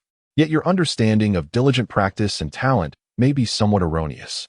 Ultimately, the Summer Emperor could only utter such a remark. Qin Bei had already demonstrated it. To achieve such a breakthrough, let alone waiting for 5 days, even if Qin Bei were to remain absent for an entire month, the Summer Emperor would not utter a word of reproach. However, the Summer Emperor felt that presenting a favorable demeanor towards Qin Bei was essential, lest the latter become presumptuous. Moreover, what was the meaning of Qin Bei's demeanor, portraying himself as weak and claiming that his accomplishments stemmed solely from diligent practice? Was this lad feigning modesty? Or did he genuinely believe such a thing? Ing, seated nearby, observed the astonished Summer Emperor and then glanced at Qin Bei below, feeling an urge to chuckle. It was evident to him that Qin Bei was deliberately putting on an act, likely aware that the Summer Emperor intended to use the matter of Wenhua as leverage against him. Thus, upon entering, Qin Bei showcased the results of his recent cultivation, clearly aiming to dissuade the Summer Emperor from harboring any thoughts of retribution through his achievements and practice. Is that so? I merely believe I could hasten my progress further. If not for insufficient spirit stones, I would already have attained the Golden Core realm, Qin Bei thought to himself, smiling inwardly while maintaining a facade of difficulty. He contemplated that by expressing such sentiments, perhaps the Summer Emperor would grant him another allocation of spirit stones. If that were the case, this visit to the palace would truly be profitable. However, what do you mean by this? Do you wish for me to provide you with more spirit stones? Do you presume I am a fool, oblivious to the investigation of how you have utilized your spirit stones? The Summer Emperor could no longer contain himself. Qin Bei's audacity was infuriating. Before he had even commenced punishment, Qin Bei brazenly declared a lack of spirit stones. The issue was that given Qin Bei's currently displayed talent, if he truly lacked spirit stones, the Summer Emperor would certainly devise a means to ensure he obtained more. But did Qin Bei genuinely lack them? Clearly not. If he were genuinely short of spirit stones, how could he afford such extravagant expenditures? Moreover, he had not even purchased any cultivation resources. You claim to be in need of spirit stones, yet I wonder why, after withdrawing 6 million spirit stones from the royal treasury, you promptly purchased 2 golden lion kings? If you intended to acquire them as mounts, I might have borne it, but instead, you used them as mere guardians? Is this what you refer to as lacking spirit stones? With such an abundance of spirit stones, Have you applied them to your cultivation? Instead, you squandered them on bizarre and useless trinkets. And now you dare to claim a deficit of spirit stones before me? What is even more infuriating is that you have, for the sake of spirit stones, disposed of an official of the third rank. Do you comprehend the severity of this situation? The Summer Emperor finally voiced his discontent regarding Qin Bei's reckless spending in the matter of Wenhua. Qin Bei understood that the inevitable had arrived. Even though he had showcased his extraordinary talent, the facts presented by the Summer Emperor were irrefutable. Nevertheless, Qin Bei had already prepared an excuse. Father, you are unaware that my current cultivation relies entirely on the expenditure of spirit stones. The Summer Emperor responded. What do you mean? What connection does your cultivation have with the expenditure of spirit stones? The Summer Emperor inquired, puzzled. It is thus that I, the sun, have discovered a certain satisfaction upon expending spirit stones, which consequently accelerates my cultivation speed and significantly enhances my comprehension abilities. Hence, I sought assistance in procuring the allocations for the upcoming 2 months in advance, with the sole intent of augmenting my cultivation pace. The results were evidently rewarding. After depleting several million spirit stones, I felt an overwhelming sense of fulfillment. Consequently, both my cultivation and divine abilities surged remarkably within a brief period. Yet, this Wenhua dares to impede me and speaks with such disrespect. It was only then that I took action to admonish him. Had it not been for the appearance of the Shadow Guard, I would have eliminated him without hesitation. Does Father Emperor not agree that my actions were justified? How could the dignity of the royal family be trampled upon by a mere spy from the Beastmaster sect? Qin Bei exclaimed with indignation. Emperor Xia responded, Indeed, your reasoning appears quite sound. A spy like Wenhua certainly. Wait a moment. I intended to reprimand you, yet I have been ensnared in your argument. Spare me your tactics. Even nonsense has its limits. You claim that spending money can enhance your cultivation mindset. I have governed the great Xia for so long, and have yet to hear of such absurdity in the realm of cultivation.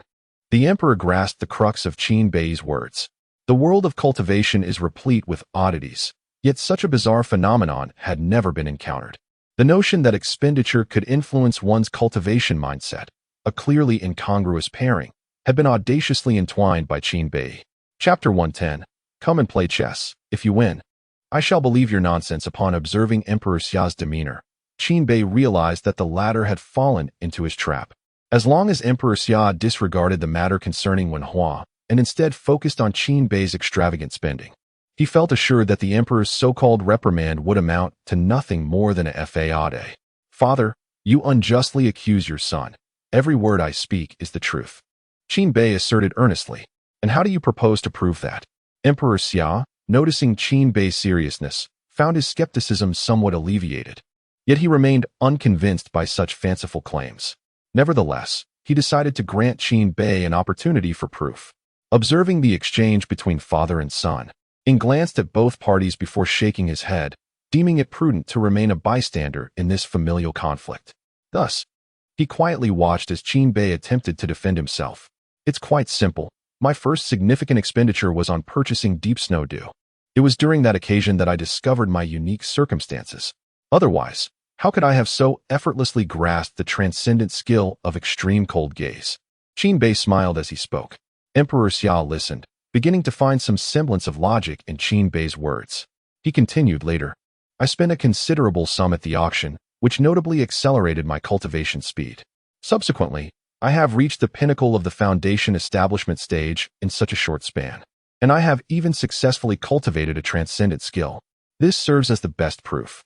After all, how could father believe that I, having lived for 2 decades only to reach the body refinement stage, could elevate myself to the peak of the foundation establishment stage and dominate the combat power rankings in such a brief period? All this is due to my discovery of a unique talent. Spending money leads to strength. Qin Bei spoke with a blend of truth and embellishment. Naturally, he could not divulge the workings of the system. Yet, in the realm of cultivation, fabricating a talent was as simple as uttering a word. The notion that expenditure equates to empowerment was indeed based in reality. However, what he deemed as 9 parts truth and 1 part fabrication sounded like mere drivel in the ears of Emperor Xia. Noticing the emperor's increasingly displeased expression, Qin Bei understood that his words had failed to persuade. Yet he had a backup plan. Father, If you remain unconvinced, I can provide proof. If you grant me 10 million spirit stones now, I assure you I will break through to the golden core stage within 3 days. I might even learn the second move of the annihilation spear technique directly. Filled with confidence, Qin Bei spoke boldly. Well said. If your fanciful claims can indeed lead you to such heights, I might just find myself inclined to believe your nonsense. Emperor Xia nodded affirmatively. Qin Bei, it seems my hopes of swindling another sum have dimmed considerably. Father, I assure you that every word I speak is the truth. As long as the money is well spent, whatever I endeavor will yield remarkable results. If you doubt it, you may as well test it now. Qin Bei, undeterred, responded. Since you have said so, I shall put you to the test. Anything is possible. Indeed, my son. I could even demonstrate the mastery of a divine technique within the span of an hour. Qin Bei glanced at his remaining premium points. To instantly acquire a divine technique was certainly within reach. If he could convince the Summer Emperor, securing 10 million would alleviate any concerns regarding insufficient premium points. Very well. I shall test your claim. Come, take a seat, the Summer Emperor said with a smile. Qin Bei thought, isn't this a test? Why am I being invited to sit? Let us engage in a game of chess. Should you emerge victorious, I shall believe your assertions. Gazing at the beaming Summer Emperor, Qin Bei felt an uneasy foreboding. Chapter 111. The Prince's Distress. Father, you actually do not trust me. Qin Bei found himself at a loss for words. What sort of trial was this? Had he not just claimed to comprehend the divine powers? Little did he know that the Summer Emperor held his words in utter disbelief. Nevertheless, Qin Bei had swiftly elevated his cultivation to the pinnacle of the Foundation Establishment realm and had even mastered the first strike of the Desolation Spear technique. These were undeniable facts. Thus, in the eyes of the Summer Emperor, Qin Bei was a prodigy with exceptional talents in cultivation, which had only manifested after the age of 20, though Qin Bei was reluctant to admit it. Such a genius was a rarity even for the Summer Emperor. Yet the cultivation world had encountered similar talents before. Typically, as long as such prodigies did not meet an untimely demise, their future achievements would undoubtedly be remarkable. The notion that one could simply pay to become stronger was merely an excuse for extravagant spending, simultaneously shielding the reckless behavior of those like Wen Hua from condemnation. The scheme was well conceived, albeit the deceptive prowess was somewhat lacking, easily perceived as a facade. Hence, the Summer Emperor intended to give Qin Bei a stern lesson, illustrating that frivolity could only be afforded by those in power. Without authority or support, the consequences would solely fall upon oneself. This would also serve to dissuade Qin Bei from harboring ambitions for the crown prince's position, even if he did not possess such aspirations. It would provoke Qin Bei to recognize the significance of power, rather than daydreaming about wealth and leading a life of idleness. Qin Bei regarded the Summer Emperor, then glanced at the silent figure of Ing. Though he was reluctant to play chess with the Emperor, he had already boasted about his skills. To back down now would be akin to slapping his own face. Thus, despite knowing he stood little chance of winning, he steeled himself and took a seat opposite the Summer Emperor. Can you play chess? The Summer Emperor inquired with a smile. Just a little, Qin Bei replied, rubbing his hands together. Perhaps you should first spend some spirit stones to practice for a couple of days. When you feel better, return and challenge me to a game. The Summer Emperor suggested, his tone laced with mockery, a sentiment understood by both Ing and Qin Bei. Father, you still do not believe your son. If that is the case, I see no need for a contest. Just tell me how you wish to punish me, and I shall accept it, Qin Bei exclaimed, tossing aside a chess piece in apparent indignation. The Summer Emperor was taken aback. Father, spare the explanations. Your distrust has wounded me deeply. I now find myself in despair, forgetting how to play Go altogether. Qin Bei lamented dramatically. The Summer Emperor sighed inwardly. Do not play your clever tricks before me. Speak plainly. What do you desire? He found Qin Bei's current demeanor to be even more willful and unreasonable than that of Princess Langya. The ability to leverage such situations was nothing short of perfection. In truth, it is quite simple. I, your humble son, am adept at another form of chess known as Gamoku, which is straightforward and swift, ensuring that I do not waste your majesty's precious time. Might you care to give it a try? Qin Bei inquired tentatively. He indeed possessed knowledge of Go, yet when compared to the adept emperor of Xia, who frequently engaged in matches regardless of the circumstances, it felt as if he were on entirely different planes. Even with the assistance of the system, Bei dared not guarantee victory against such a cunning strategist. Thus, he seized the opportunity to shift the focus from his less proficient Go to his favored Gomoku. With the system's aid, he envisioned the Emperor of Xia conceding defeat. Gomoku? I have not heard of it, but if it is your desire to play, so be it. The Emperor of Xia responded with indifference. To him, every game of chess represented a battle, a lens through which to perceive the world. Regardless of the variations, he felt confident in his ability to command the entire scenario. Shall I first explain the rules and strategies of Gomoku to your majesty? Bei said with rising excitement, contemplating that if he could triumph over the emperor, it would validate his assertions. This would not only spare him from penalties for the failed endeavor of Wenhua, but also shield him from consequences for indulging in pleasures. Moreover, he might even extract a sum of spirit stones from the national treasury or the emperor's private vault. The mere thought was delightful. Very well, I comprehend. Let us commence. Should you emerge victorious, I shall accept your claims, and I shall consider this matter as if it had never occurred, the Emperor of Xia replied, a smile gracing his features as he regarded Bei. However, should you lose, the outcome may be less than desirable, yet I believe you can endure it. Loss. That is inconceivable. I have claimed to be exceptionally gifted. With sufficient expenditure, I can become formidable in any endeavor. Bei proclaimed confidently, musing that the emperor, who had only recently familiarized himself with the rules of Gomoku, would dare to challenge someone endowed with a golden finger. Such thoughts were fanciful. Moreover, draws in Gomoku could occur with ease. Bei's objective did not solely rest on victory. Even achieving a draw would suffice as a triumph over the emperor. It is commendable to possess confidence, the Emperor of Xia laughed heartily. Lord Ing, you shall serve as witness for our father-son match. Do ensure that if I lose. The emperor does not resort to trickery. Bei glanced towards Ing, who had been quietly seated and observant. Ing thought to himself, why must I be involved in your father-son affairs? Nevertheless, he ultimately acquiesced, for he believed that despite the game not yet commencing, Bei had already lost, simply because his opponent was the Emperor of Xia. Thus, victory for Bei seemed unlikely. Let us begin. Your Majesty, please make the first move. Very well.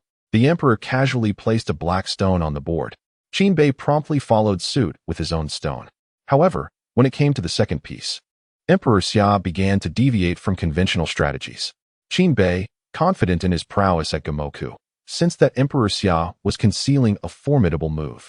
As the game progressed, Bei found himself on the defensive, as each of his moves was primarily aimed at obstructing Emperor Xia. The formation he had meticulously prepared was swiftly dismantled. In essence, all games share a common thread. They revolve around a gradual accumulation of strategic placements, ultimately leading to mastery of the entire board. Much like the Great Xia dynasty, which has been built through generations of accumulation, achieving the current stature. Now, I have seized control of the entire situation. Your resistance is futile, Emperor Xia declared, gazing at Bei. At that moment, Bei clutched his white piece, grappling with indecision, utterly disinterested in Emperor Xia's discussion of dynastic matters. Continuously led by the nose, he estimated that if the game continued in this manner, he would inevitably lose within another 10 moves. Losing would be a blow to his pride, but more critically, he would be unable to retract the boastful claims he had made, which would incur Emperor Xia's wrath. Bei had no desire to face any inexplicable punishment. System, is there any way to secure victory in this game? He inquired. Master, that is not feasible. Bei, did you not claim to be omnipotent? As long as there are enough premium points, it should be possible. Master, those were your own words. I never claimed to be infallible. Bei, winning is impossible, but a draw can be achieved. It will simply require 20,000 premium points. It depends on your willingness. What? For a single game of chess, you require such an exorbitant amount of premium points? That equates to 200,000 spirit stones. Bei questioned internally. There's no alternative. The current endgame is quite challenging to win. Chapter 112. Does the Summer Emperor want Bei to become the Crown Prince? Resign yourself to the truth. Your actions are excessively reckless. Consider this a lesson to enhance your wisdom, the Summer Emperor remarked, observing Bei's reluctance to make a move. Bei met the Emperor's gaze in silence, refraining from expending his precious resources for a mere chance at an equal footing. The state of the game mirrored the evolution of the dynasty. The outcome and the process lay firmly in the grasp of those wielding supreme authority. In this match, you possess power equal to mine, yet you falter, thus you are defeated. In reality, you lack the sovereign authority that I command, rendering certain aspirations unattainable for you. The Summer Emperor scrutinized Qin Bei, eager to gauge his reaction to these words. Yet, Qin Bei displayed not a flicker of emotion, as if he had not heard the Emperor's pronouncements at all. The Emperor exchanged a glance with Ing, both furrowing their brows in unison. It was evident that Qin Bei had not comprehended the implications of the Emperor's remarks. Meanwhile, Qin Bei pondered how to navigate this predicament without expending excessive resources. In the next moment, the Summer Emperor and Ing stood in stunned disbelief before the chessboard, glancing at Qin Bei with incredulity. A draw, father. Does that not mean I have triumphed? Qin Bei proclaimed, a sly grin adorning his face, prompting the Emperor's lips to twitch in response.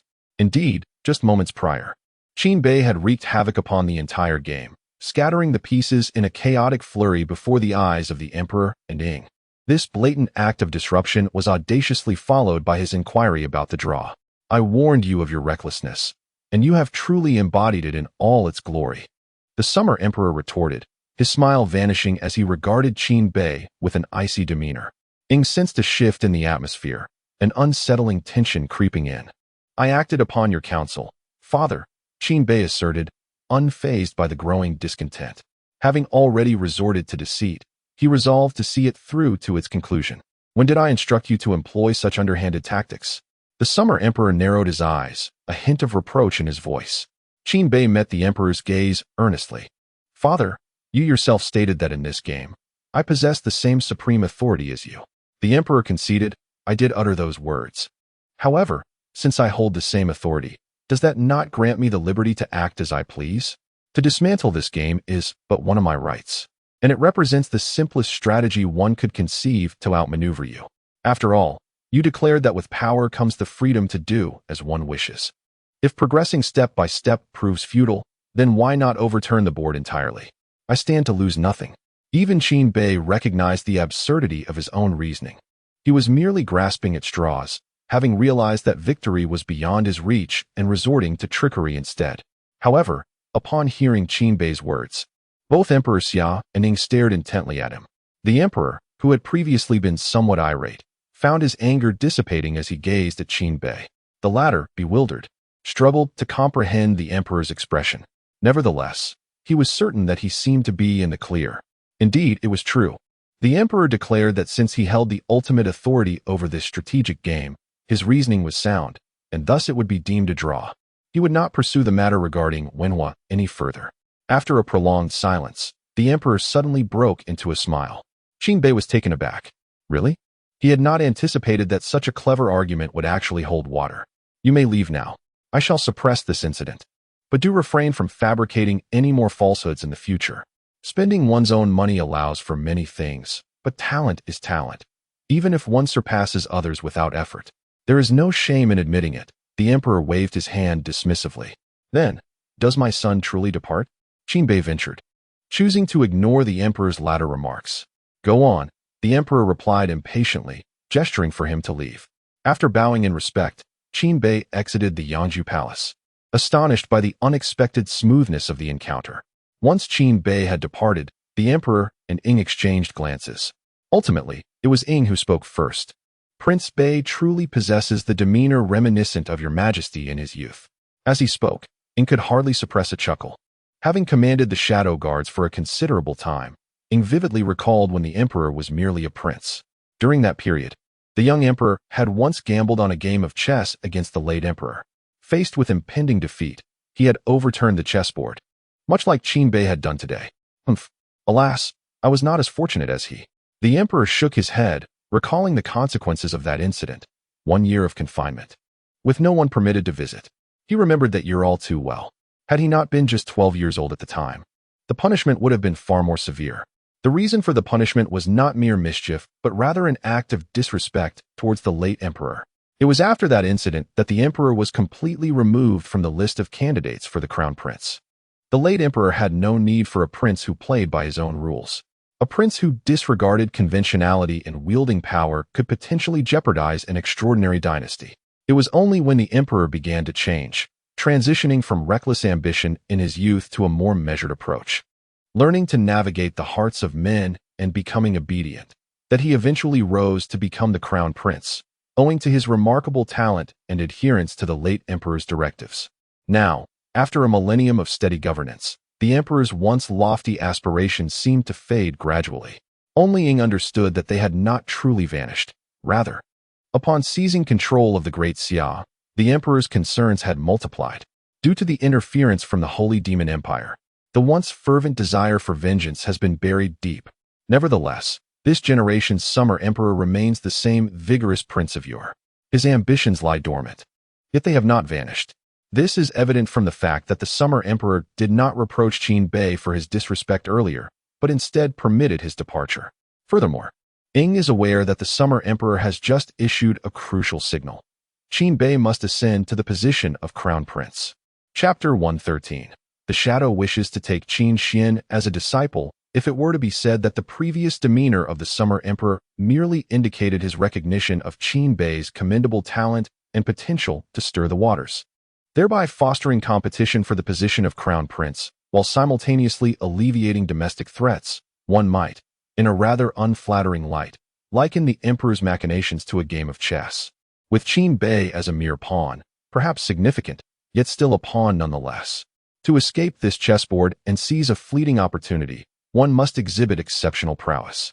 However, the situation has evolved. The summer emperor now seeks not only to have Qin Bei disrupt the domestic sphere, but also to incite upheaval across the entirety of the Zhangzhou continent.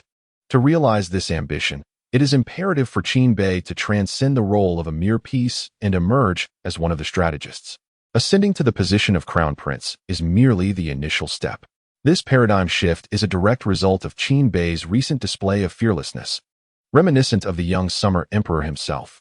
Unlike other potential candidates for the crown prince, who cower within the confines of established rules, Qin Bei stands alone in his audacity, a boldness that few, if any, in the grand realm of the Great Xia would dare replicate. Your Majesty, the recent events involving the Northern Prince did not culminate in disaster solely due to the timely intervention of the Shadow Guards. Should such a situation arise again, given the Northern Prince's current authority, the outcome may not be favorable, Shadow remarked, leaving his statement unfinished. Yet, the summer emperor discerned Shadow's unspoken thoughts. Do you presume I shall aid him in securing the position of crown prince? The summer emperor inquired with a smile, observing Shadow's astonishment. Did the emperor not harbor such intentions? Let him strive for it on his own. It shall serve as a form of trial. However, I demand a specific outcome, the emperor declared with a grin. Now, Shadow comprehended the emperor's true intentions. The emperor indeed wished for Qin Bei to ascend to the throne, but not through mere edicts that would pave an easy path for him. Instead, the emperor desired for Qin Bei to achieve victory in the political arena through his own merits. Indeed, the summer emperor had the power to directly proclaim Qin Bei as crown prince, and none would dare oppose him. Yet, such a proclamation would garner no genuine recognition from the ministers. What significance would it hold to be crown prince if one lacked the authority possessed by close allies of the Ministry of Revenue, such as Prince Xiao? Power is acquired through one's own efforts. It is not something bestowed by others. The emperor chuckled, yet the old minister seems to believe that the northern prince's yearning for spirit stones far exceeds his desire for power. Humph, what difference does it make? I shall ensure he learns the truth, the emperor replied with a smile before assigning Shadow a task. Upon hearing the assignment, Shadow wore a peculiar expression. Such truly is the bond between father and son. Then I shall set this in motion, Shadow affirmed. Indeed, go forth, the emperor nodded, gazing outwards while murmuring. This battle between father and son has only just begun. After leaving the nurturing residence, Qin Bei did not return directly to the royal palace, but sought out Qin Xian instead. Brother, yesterday I taught that Qin Ku a lesson. His cultivation is even higher than mine. Yet he was no match for me, huh?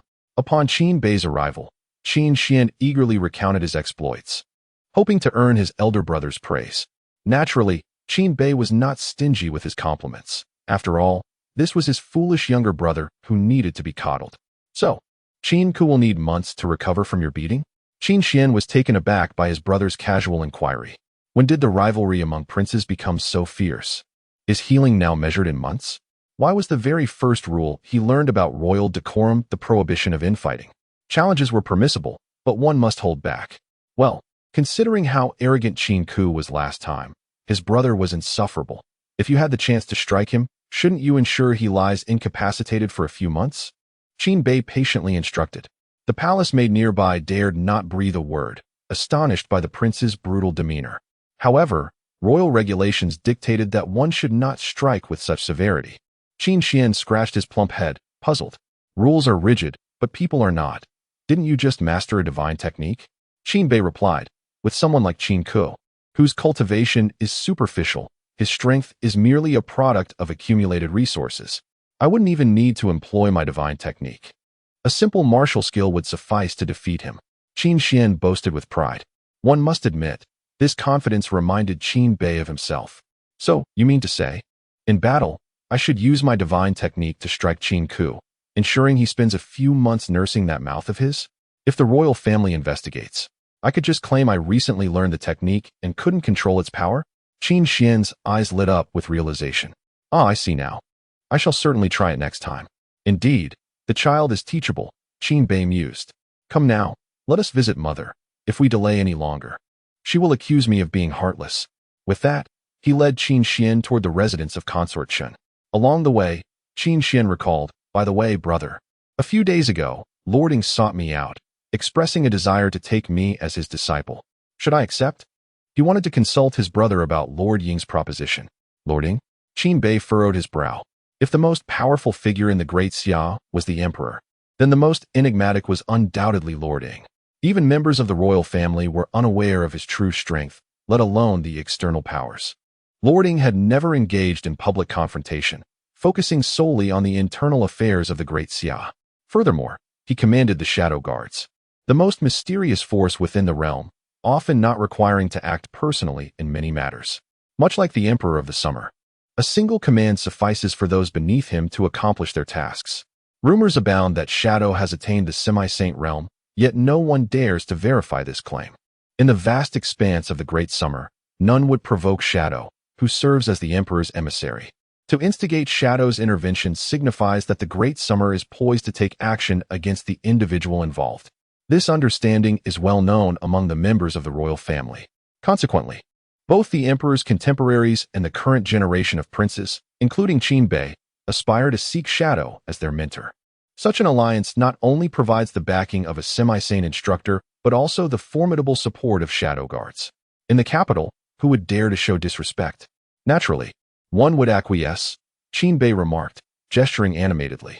If you were to become Lord Shadow's disciple, characters like Wen Hua would be swiftly dealt with, without the need for burial. Qin Xian interjected.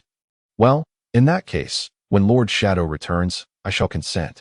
However, should that occur, I might find myself quite occupied. Qin Xian expressed his discontent. Shadow had informed him that should he wish to become a disciple, a plethora of cultivation resources would be at his disposal. The stipulation, however, was rigorous training, enduring hardships until he earned Shadow's acknowledgement, at which point he might arrange for his own time. Chapter 114. The intrigues of the imperial harem. It is beyond doubt that the path of cultivation is fraught with hardships. However, once one's skills reach a higher level, all the suffering endured becomes worthwhile. Qin Bei affectionately patted Qin Xian's plump head and remarked, But brother, it seems you have not endured such rigorous training. Yet your cultivation has advanced remarkably. Qin Xian expressed with envy. Ah, well, I am an exception. I possess the ability to take shortcuts. Qin Bei replied with a smile. The two continued their jovial conversation and soon arrived at the residence of Consort Chen. At that moment, a grand drama of court intrigue was unfolding within the confines of Consort Chen's quarters. My dear sister, it seems that ever since your elevation to consort, you have scarcely found time to visit your elder sister. Thus, today, I have come personally to congratulate you, the noble Consort Shu said, grasping Consort Chen's hand with a beaming smile. That is hardly my sister's fault. You need not have come all this way. Consort Chen discreetly withdrew her hand. As it happens, sister, I must apologize on behalf of young Xian for the incident with Prince Ku. He is but a child, full of mischief, and inadvertently caused some harm. Oh, it is of no consequence. Children will be children. It is only natural for them to play. Prince Ku's abilities are limited. How can one blame young Xian? His actions were merely a trifling injury, nothing serious. Consort Shu hastily supported Consort Chen, embodying the role of a loving sister. How time flies. I still remember when you were merely a common girl. Who would have thought that you would become Consort Chen? With two such outstanding princes as Qin Bei and Qin Xian, such gratitude belongs to you, dear sister. Without your assistance, I would not have been able to enter the palace and serve His Majesty. The two continued their conversation. Ling Fei, a distant relative of Consort Shu, was scarcely connected to the family. She had lived in a small town until a grand family gathering brought her to the capital. Upon her arrival, Consort Shu's family took notice of Ling Fei's beauty. With Consort Shu's aid, they successfully brought her into the palace, where she ultimately bore two princes for Emperor Xia.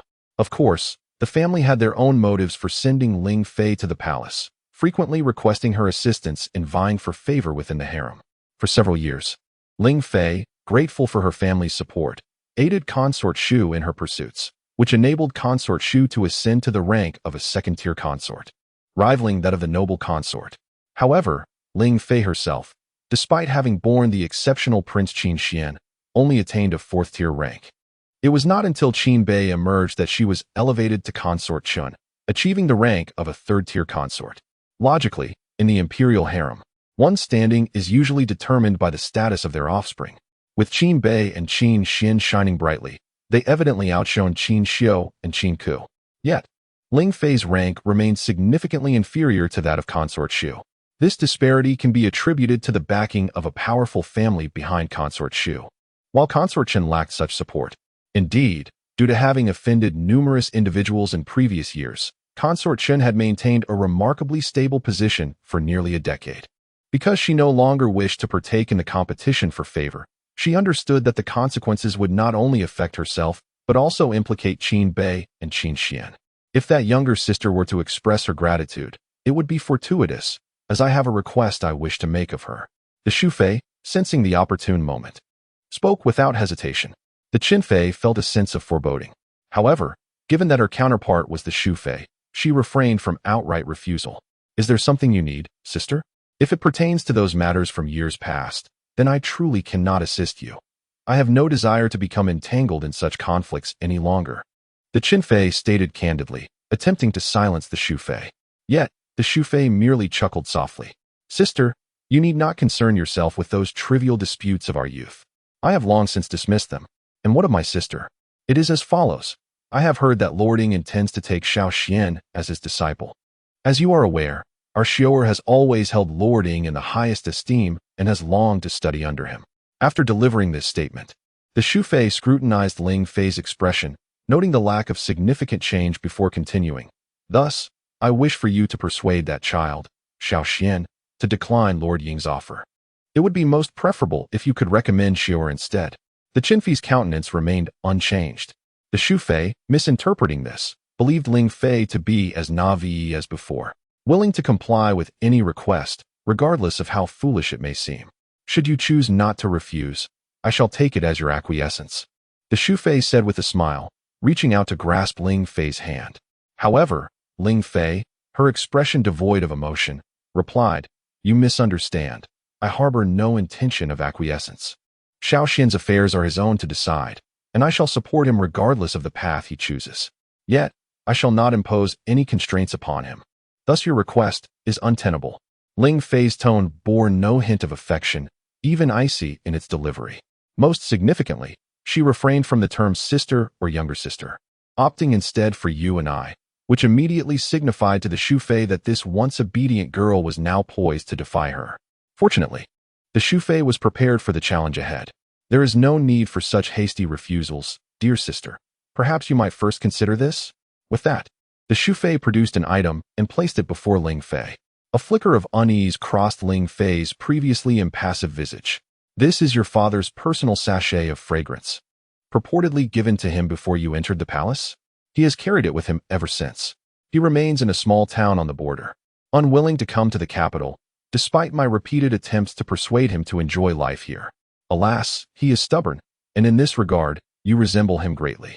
The Shu Fei observed Ling Fei with a measured gaze. What do you imply? Ling Fei maintained her outward calm, though her heart was tinged with anxiety. She discerned that this was the Shu Fei's subtle intimidation.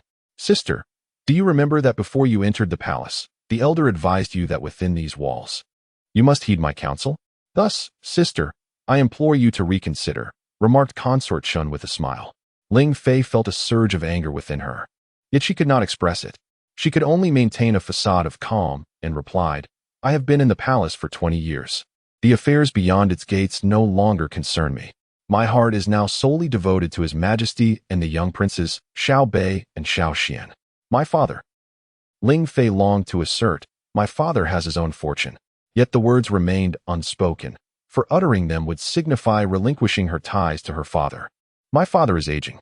Today, I intend to beseech His Majesty to send someone to bring him to the capital for his twilight years. Is it truly your wish, sister? I am merely trying to engage in a civil discussion, the consort replied, her brow furrowing. Was Ling Fei attempting to invoke the emperor's name as a means of intimidation? After all, Ling Fei's father held noble status, and few would dare act against him lightly. The consort merely sought to rattle Ling Fei with her words. Your request exceeds my capabilities. Thus, I can offer no assistance. I must ask you to leave, for my palace shall no longer welcome you. Ling Fei stated coldly as she rose. Chapter 115. The injured Ling Fei and the enraged Qin Bei and Qin Xian swiftly arrived at Qingling Palace. However, upon entering, Qin Bei immediately sensed something amiss, as many familiar items were conspicuously absent. What remained were either new furnishings or simply empty spaces. The further he ventured inside, the more peculiar it became. Numerous significant decorations were missing. Mother, what is happening? Why are so many items gone? Are you planning to redecorate? Qin Bei inquired upon spotting Ling Fei. Why have you come? Ling Fei responded with surprise, secretly relieved that Qin Bei had arrived a bit later. My brother made a mistake and was summoned by Father Emperor, so I took the opportunity to come and check on you. Qin Xian explained candidly. Qin Bei remarked. Is making a mistake something to boast about? The way you say it is astonishingly nonchalant. A mistake? What have you done to anger Father Emperor? Ling Fei did not address Qin Bei's query directly, but instead aimed to divert his attention. Nothing much. I merely had a little altercation with someone and spent a few spirit stones. Father Emperor was displeased. Perhaps he's going through a phase, always getting angry for no reason. Qin Bei continued, choosing not to press Ling Fei further, but rather following her lead. Well, since you are here, it must mean there is nothing serious. Do take care next time. This time, Mother won't blame you. Today we shall celebrate Xiao Xian's apprenticeship under mastering, Ling Fei stated, opting not to delve deeper into the matter and preparing to cook a feast for Qin Bei and Qin Xian. Watching Ling Fei head towards the kitchen, Qin Bei furrowed his brow. Subsequently, he activated his heavy pupils to scrutinize Ling Fei's condition. To his dismay, he discovered a troubling issue.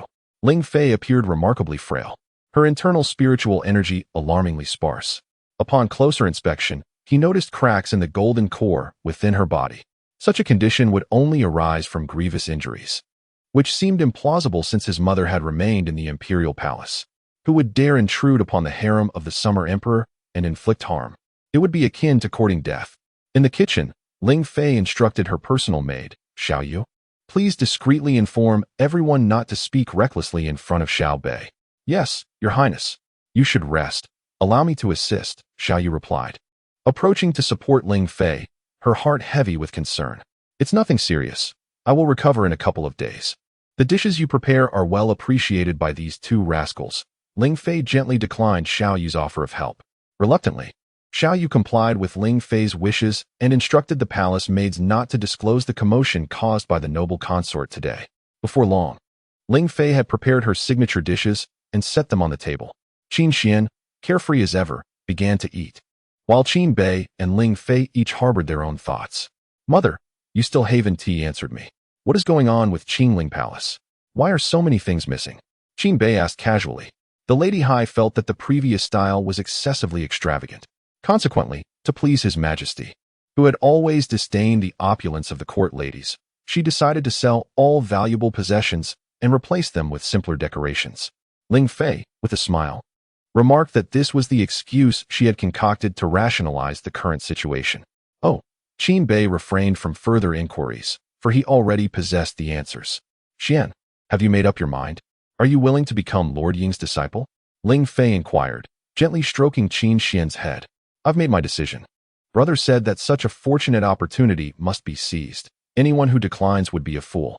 Moreover, brother mentioned that once I become Lord Ying's disciple, even the fourth prince will have to treat me with respect. This way, I can support brother, and he can deal with third-rank officials as he pleases, while I will have my master to back me up, Qin Xian declared proudly. Beside them, Qin Bei felt a wave of embarrassment. They had agreed to share only a portion of their ambitions in front of their mother, yet he had openly revealed his desires. Wasn't he this rather brazen? You, always listening to your brother. If Lord Ying discovers your thoughts, he will surely be reluctant to take you as a disciple, Ling Fei said, both amused and exasperated. These two children were a handful. One was obedient to a fault, while the other was perpetually mischievous. Ironically, it was Qin Xian who should have been the playful one, that sometimes behaved with the maturity of an adult. Brother, you cannot falsely accuse me. I never said such things. Those are merely your own assumptions. Qin Bei responded with feigned seriousness. The meal was warm and pleasant, yet the palace maid struggled to find humor in the situation. As night fell, Qin Bei said, Mother, Xian and I shall take our leave. He took Qin Xian's chubby little hand and departed from the Qingling Palace.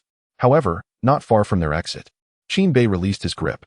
Xian, you can head back alone. I have some matters to attend to. Oh, that's fine. Qin Xian replied without further inquiry and made his way back. Meanwhile, Qin Bei returned to the Qingling Palace. At that moment, the palace was enveloped in silence, akin to a place nursing its wounds. Suddenly, a sharp scream pierced the stillness, but before there was time to protest, Qin Bei covered the mouth of the source. It's me. Xiao Yu, with wide eyes, looked up at Qin Bei. Prince Bei, you didn't leave? She asked in astonishment. What is this? Qin Bei did not answer her question, but instead picked up the items that had fallen when Xiao Yu was startled. Ah, these are the Empress's tonics. Xiao Yu stammered as she lied, unable to meet Qin Bei's gaze. Medicinal herbs for healing. Do I need to elaborate? Now, tell me what has transpired, immediately. Qin Bei's tone was icy, causing Xiao Yu to tremble involuntarily. The current Prince of Bei exudes an aura of cold menace, as though his silence could invite harm upon oneself at any moment. However, the Empress has forbidden us, the lowly servants, from speaking. Little Yu's voice trembled with suppressed tears, a mixture of fear and the frustration of recalling the events of the day. Having recognized the issue, it is merely a matter of time before the truth is unveiled. You are simply being asked to divulge what has transpired. Should the Empress lay blame upon you, I shall shield you, Qin Bei declared. Then, very well. I shall speak. After a moment's hesitation, Little Yu resolved to defy Ling Fei's orders and recount everything to Qin Bei. If punishment is to be meted out, so be it.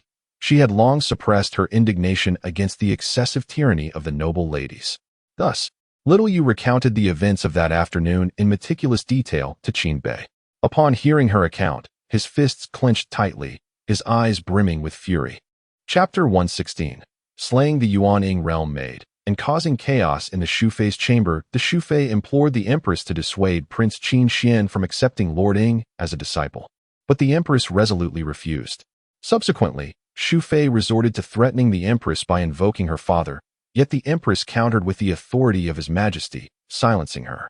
However, later on, Shufei claimed that her possessions had gone missing and suspected that our Qingling Palace had taken them. We all understood that Shufei was merely causing a ruckus, but she was accompanied by a highly skilled maid, making it impossible for us to intervene. Thus, they began to ransack Qingling Palace, breaking and destroying our belongings. While the Empress could only suppress her anger, Xiao Yu grew increasingly agitated as she spoke, tears streaming down her face. Then what about the injuries on my mother? Qin Bei was indifferent to the external possessions, focusing solely on why Ling Fei had sustained such severe injuries. It is Shufei. Shufei claimed that the Empress had violated the Ling family by reclaiming the innate spiritual fetus bestowed upon her by the Ling family, so she forcibly took it back. Xiao Yu recalled the scene, trembling uncontrollably. Extracting the innate spiritual fetus was akin to peeling flesh from bones. Such pain was unbearable for an ordinary person. Upon hearing this, Qin Bei grasped the general situation. The innate spiritual fetus could be likened to a cultivation vessel, akin to an implant. There were various types, and the one Ling Fei possessed merely preserved her youthful appearance, yet it was still precious. In fact, many individuals in the harem had been granted such spiritual fetuses. typically provided by their families to ensure that the consorts entering the palace would retain their beauty. However, Ling Fei's modest family could not afford such luxuries. Hence it was bestowed upon her by the prominent Ling family in the capital. This spiritual fetus had been with Ling Fei for many years, having long since merged with her essence. Forcibly extracting it would not only damage her foundation of cultivation, but could also render her incapable of making any progress in the future. Xu Fei's actions were undoubtedly pushing Ling Fei toward a path of despair. A cultivator at the Golden Core realm has a lifespan of merely a few hundred years, which is but a fleeting moment in the realm of cultivation. Very well. How dare you, Xu Fei? Qin Bei's eyes gleamed with boundless killing intent. Be but Prince Bei, you mustn't. Xu Fei holds a second-rank consort position, and there are the Ling family and the Xiu prince backing her. The Empress forbids us from speaking out, fearing you might act recklessly. Although Xiao Yu is terrified of Qin Bei's current demeanor, she steadfastly advised him. You need not concern yourself any further. I know what I must do next. Qin Bei dismissed Xiao Yu's counsel. System, is there anything that can assist my mother in her recovery? Qin Bei inquired in his mind. Indeed, there is. But do not forget, as I previously mentioned, that items exchanged through the system can only be utilized by the master and cannot be given to others. Is there truly no other way? There is, but it requires spending double the amount of points. Qin Bei. I had thought it was something significant. It turns out to be merely a matter of spending more points, shrouded in mystery. Hasten, which one is useful? I shall redeem it now. Divine Elixir, Foundation Restoration Pill. Required expenditure of premium points, 5,000. Redemption. Although the cost of 5,000 premium points is exorbitant, and utilizing it for my mother would necessitate 10,000 points, Qin Bei did not hesitate to proceed with the exchange. Redemption successful, expenditure of premium points, 10,000. Remaining premium points, 23,000. Qin Bei retrieved the elixir from his spatial pouch. Xiao Yu, find a way to have my mother consume this pill. Understood. Xiao Yu accepted the elixir. Though its nature was unknown to her, it was undoubtedly beneficial, having been bestowed by Prince Bei. Very well. I shall act as if nothing has transpired.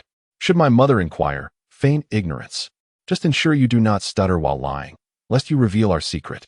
After imparting this advice, Qin Bei departed from the Qingling Palace, his singular aim being the residence of the Xu Fei. Baichao Palace. In the depths of the night, the inner court was largely deserted, with few daring to roam freely, even among the princes, who typically retreated before dusk. Few were brazen enough to traverse the inner court as Qin Bei did. After all, this was the harem of Emperor Xia, where only he could come and go at will, and even the shadows dared not be so audacious. System. How many premium points are required to elevate my temporary cultivation to the pinnacle of the Golden Core realm? Qin Bei inquired as he made his way. The system offered a plethora of options for exchange, among which cultivation energy was one that Qin Bei favored. Such temporary cultivation often proved advantageous in times of urgent need. For instance, during his last venture into the secret realm, he could have exchanged for temporary cultivation had not Ji Zhuiwei intervened first, thus extinguishing his desire to attempt it. This time, however, he found it imperative to make the exchange, as a palace made of yuaning cultivation accompanied the Xu Fei, which had rendered Xiao Yu and her companions unable to retaliate earlier that afternoon. In Qin Bei's mind, the palace maid was already marked for death. Master, it is ill-advised to exchange for temporary cultivation. Forcibly enhancing one's abilities may damage the foundation, and the expenditure of premium points is considerable. Enough with the chatter. How many premium points are required to maintain the pinnacle of the Golden Core realm for 10 minutes? 10,000. Qin Bei inhaled sharply. Indeed, it was quite expensive. Moreover, forcibly augmenting one's cultivation could potentially harm the foundation over time. It seemed prudent to avoid such measures in the future. Thus, Qin Bei contemplated. This was the most fervent desire for power he had experienced since his arrival in this realm. Redemption. Without hesitation, he proceeded with the exchange once more. Redemption successful. Expenditure of premium points, 10,000. Remaining premium points, 13,000. In the next moment, Qin Bei felt a surge of ferocious energy coursing through him, forcibly elevating his cultivation.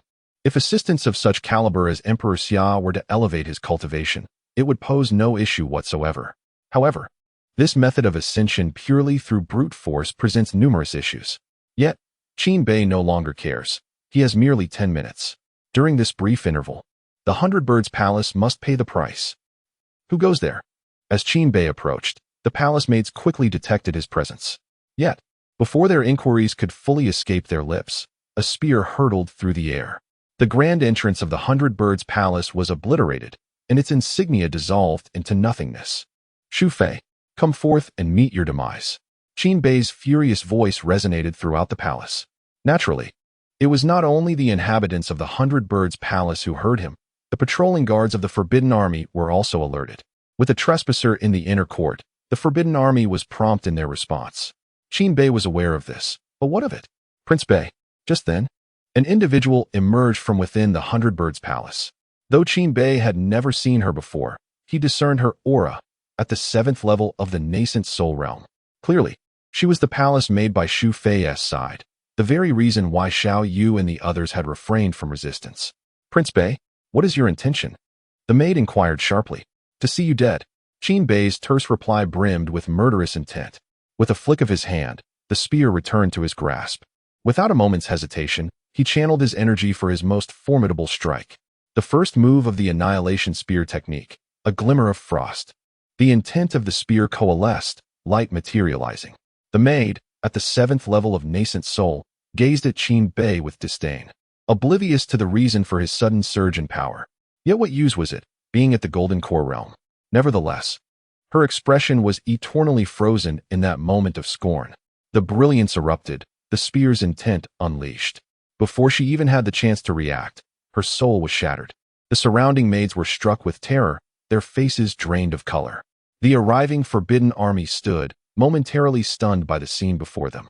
No one could fathom that a practitioner at the 7th level of nascent soul could be obliterated without even making a move. Instantaneous annihilation? Could this truly be an act achievable by someone at the Foundation Establishment stage? No, it's the Golden Core stage. Or is it? The Golden Core stage? Chapter 117. A malicious woman must govern with malice. The commotion caused by this strike was indeed considerable, drawing the attention of the surrounding Imperial Guards. The esteemed Xu Fei, the mistress of the Hundred Birds Palace, was also roused from her repose. She witnessed, in vivid detail, the moment when Qin Bei dispatched the Yuan-Ing realm maid.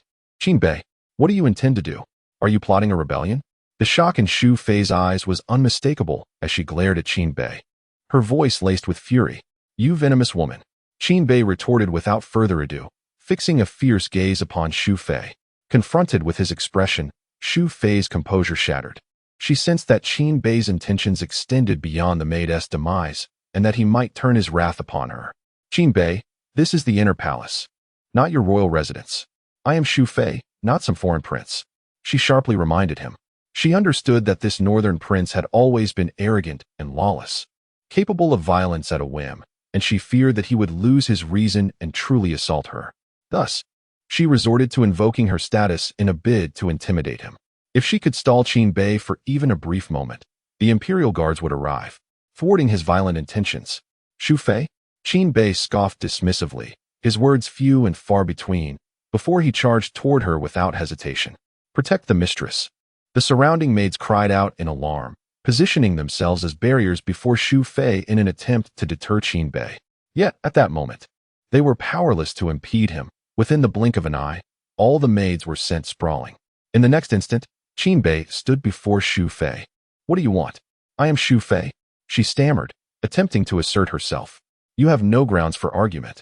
Qin Bei replied coldly, his gaze unyielding. Xu Fei realized that he was aware of the events from earlier in the day, yet she maintained her defiance. All I have done is within the bounds of the rules. Having taken from the Ling family, and failing to serve our interests, it is only right that I reclaim what is mine. Xu Fei proclaimed with unwavering conviction. Then there is no need for further discourse. Qin Bei interjected icily, extending his hand to grasp Xu Fei by the throat. Ah! Xu Fei gasped, attempting to resist. Though she was also of the Golden Elixir realm, she found herself utterly powerless against Qin Bei, who held her aloft. Stop this, Northern Prince. At that moment, the Imperial Guards finally arrived, among them Kong Yu. Seeing Qin Bei gripping Xu Fei's throat sent a chill of terror through him. However, his plea elicited no response from Qin Bei. Noticing the situation, a captain among the guards furrowed his brow, preparing to intervene. Do not move. Qin Bei's chilling voice rang out, holding the struggling Xu Fei aloft. If anyone dares to advance, she will perish. All the Imperial Guards stood frozen, recognizing the gravity of Qin Bei's threat. Should they act, he might indeed resort to lethal force. Northern Prince, whatever your grievances, first release Xu Fei, and we can discuss the rest, Kong Yu urged. However, at that moment, everyone witnessed a cold glint emanating from Qin Bei's eyes. Subsequently, they observed Xu Fei struggling in agony, her expression revealing the torment she was enduring. Moments later, a radiant light erupted from within Xu Fei. The acquired spiritual fetus was evidently far more precious than the spiritual fetus nurtured by Ling Fei for years. With a resounding bang, all stood in stunned silence, gazing at the shattered spiritual fetus. Qin Bei had not only extracted the acquired spiritual fetus from Xu Fei, but had also utterly destroyed it. At that moment, Xu Fei was not only in excruciating pain, but also visibly aged. Her once youthful visage, which appeared to be in her 20s, had transformed within mere seconds into that of a middle-aged woman. Prince Bei, the Imperial Guards, realizing Qin Bei's intentions, were filled with terror. Such actions were akin to murdering Xu Fei. None could fathom what had transpired to provoke Qin Bei to such extremes. This was no mere injury. Regardless of how Qin Bei might attempt to justify his actions, he would undoubtedly face the repercussions from the Imperial law enforcement. Such conduct essentially jeopardized his own future. Just when everyone thought the ordeal had concluded, Qin Bei turned to Xu Fei, revealing a smile. This smile sent a chill through Xu Fei, as if the hand of death had already grasped her. A crisp sound resonated from Xu Fei's dantian. Although others could not hear it, they understood that Xu Fei's cultivation had been utterly ruined. That sound was the shattering of her golden core. Qin Bei had not only severed Xu Fei's acquired spiritual fetus, but had also rendered her cultivation powerless. Even with the Ling family as her backing, recovery from such wounds was impossible. The cost of restoring her cultivation would be exorbitant. Only Qin Bei understood that it was now impossible for Xu Fei to regain her powers for the rest of her life. His intent was clear: to ensure that Xu Fei could never cultivate again, forced to watch herself wither away without recourse. To deal with such a malicious woman, one must employ even more malicious tactics. Impudence. At that moment, an enraged voice resounded. "Commander! Commander!" All the Imperial Guards knelt in salute upon seeing the newcomer, who was none other than the commander of the Imperial Guards, Kong Fei. "Release her at once. Do you truly wish to take a life?" Kong Fei inquired sternly, fixing his gaze upon Qin Bei. Seeing the commander present, Qin Bei felt there was little left to say. His meager strength paled in comparison to others, and resisting further would be futile.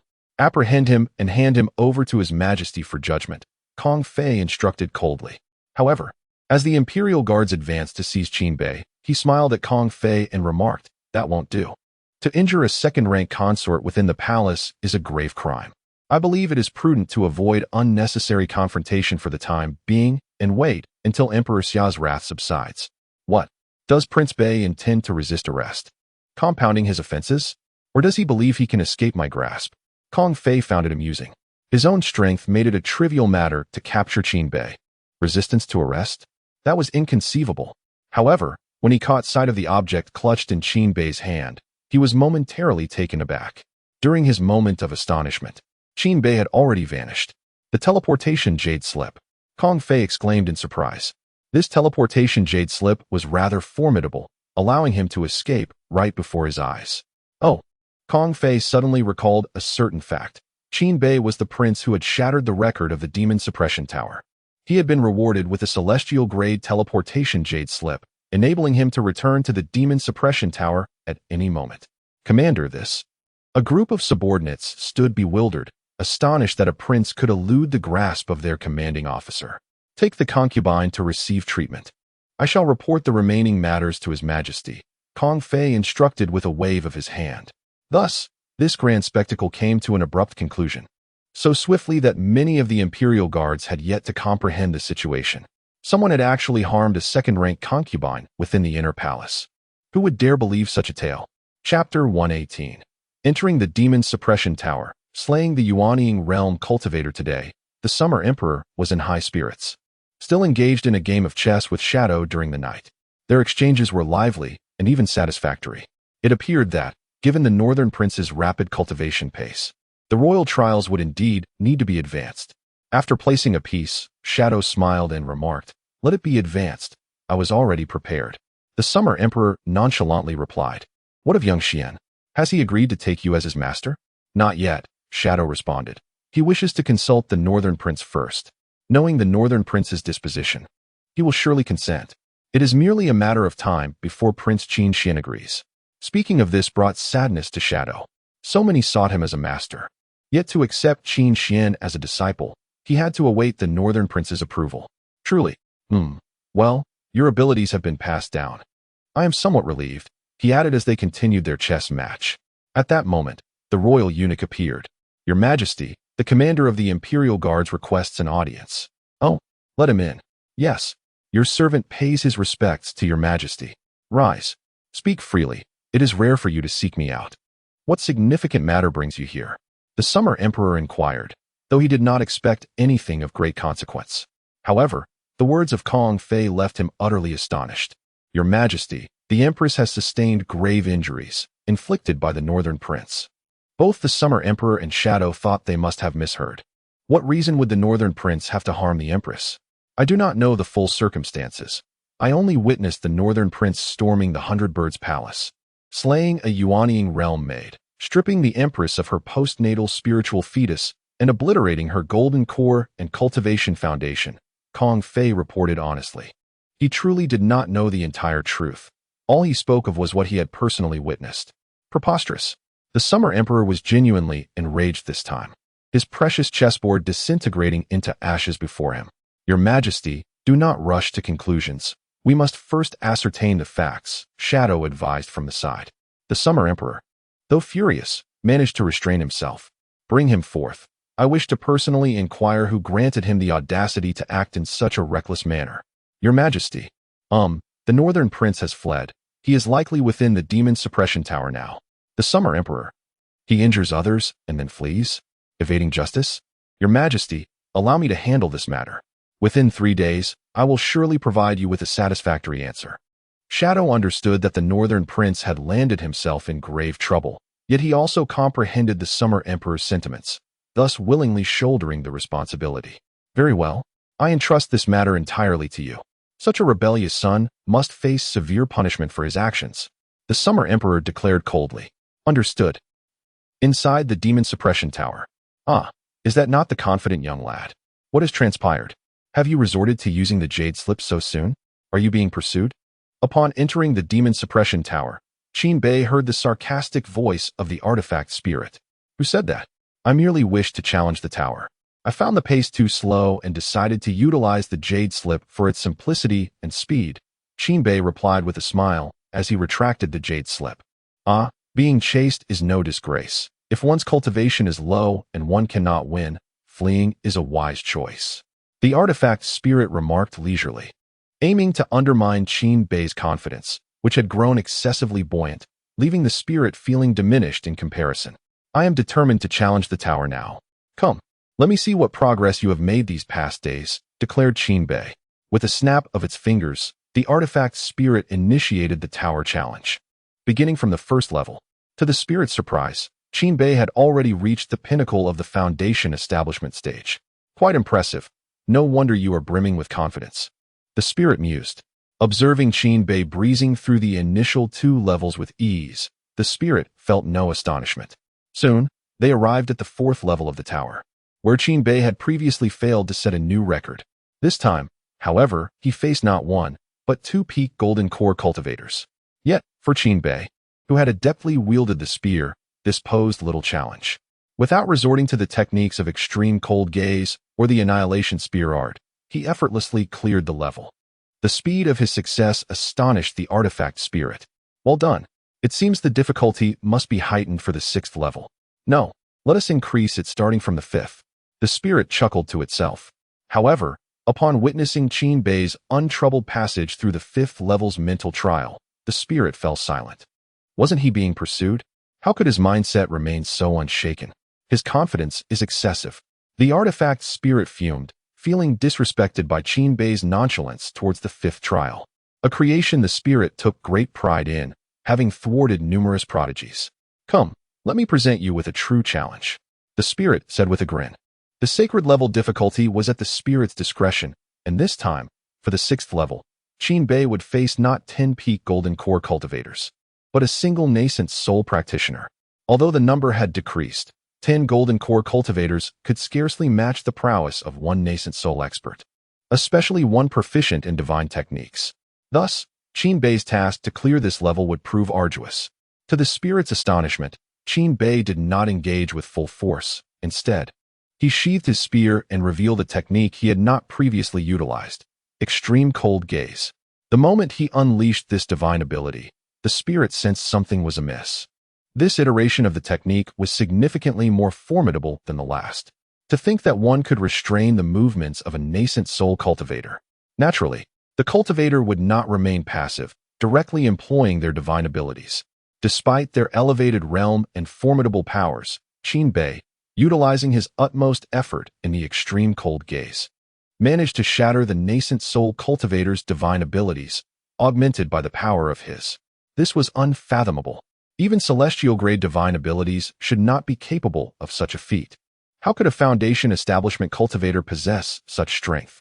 The weapon spirit was utterly astonished. However, upon closer inspection, it became evident that Qin Bei's attack had precisely targeted the weaknesses of the nascent soul cultivator's divine abilities, thus enabling him to obliterate them. The weapon spirit was left numbed. To discern the weaknesses of divine abilities in such a brief span, was this still human? Qin Bei gazed at the distant nascent soul cultivator, who was now bereft of any means to retaliate. The surrounding space had crystallized into layers of ice due to the preceding strike. Is that all? Bring me 10 more. Qin Bei proclaimed with audacity. Chapter 119. Commence your performance. Qin Bei stood before the 10 undying realm cultivators, momentarily taken aback. You said to bring you 10. I am quite indifferent. Whatever you say goes, the artifact spirit remarked from within the 7th level of the demon suppression tower. Although it was stated with utmost seriousness, Qin Bei could not shake the feeling that there was a hint of schadenfreude in the spirit's demeanor. Indeed, the oldest among them were the most irreverent. Begin your performance. I wish to witness your valiant display against 10 foes. With that, the spirit vanished, leaving Qin Bei alone to confront the 10 undying realm cultivators. The outcome was evident. Qin Bei, at most, had just reached the pinnacle of foundation establishment, and defeating even one undying realm cultivator relied solely on his formidable divine powers. Meanwhile, while Qin Bei engaged in fierce combat within the demon suppression tower, chaos erupted outside. Upon taking charge of the situation, Ing did not immediately apprehend Qin Bei. Instead, he chose to investigate the scene. With his abilities, coupled with the existing formations within the harem, he was able to reconstruct the events that had transpired with clarity. When he witnessed Qin Bei's unhesitating strike that had directly slain a undying realm maid, Ing felt a jolt of astonishment. However, upon closer inspection, he discerned that Qin Bei's cultivation had evidently escalated, clearly through forceful means. This child, how could he dare to engage in such reckless actions that endanger his foundation? Ing mused softly to himself. You didn't intervene at all. Ing glanced reproachfully at Ing 100 beside him. Ing 100 remained silent. Very well.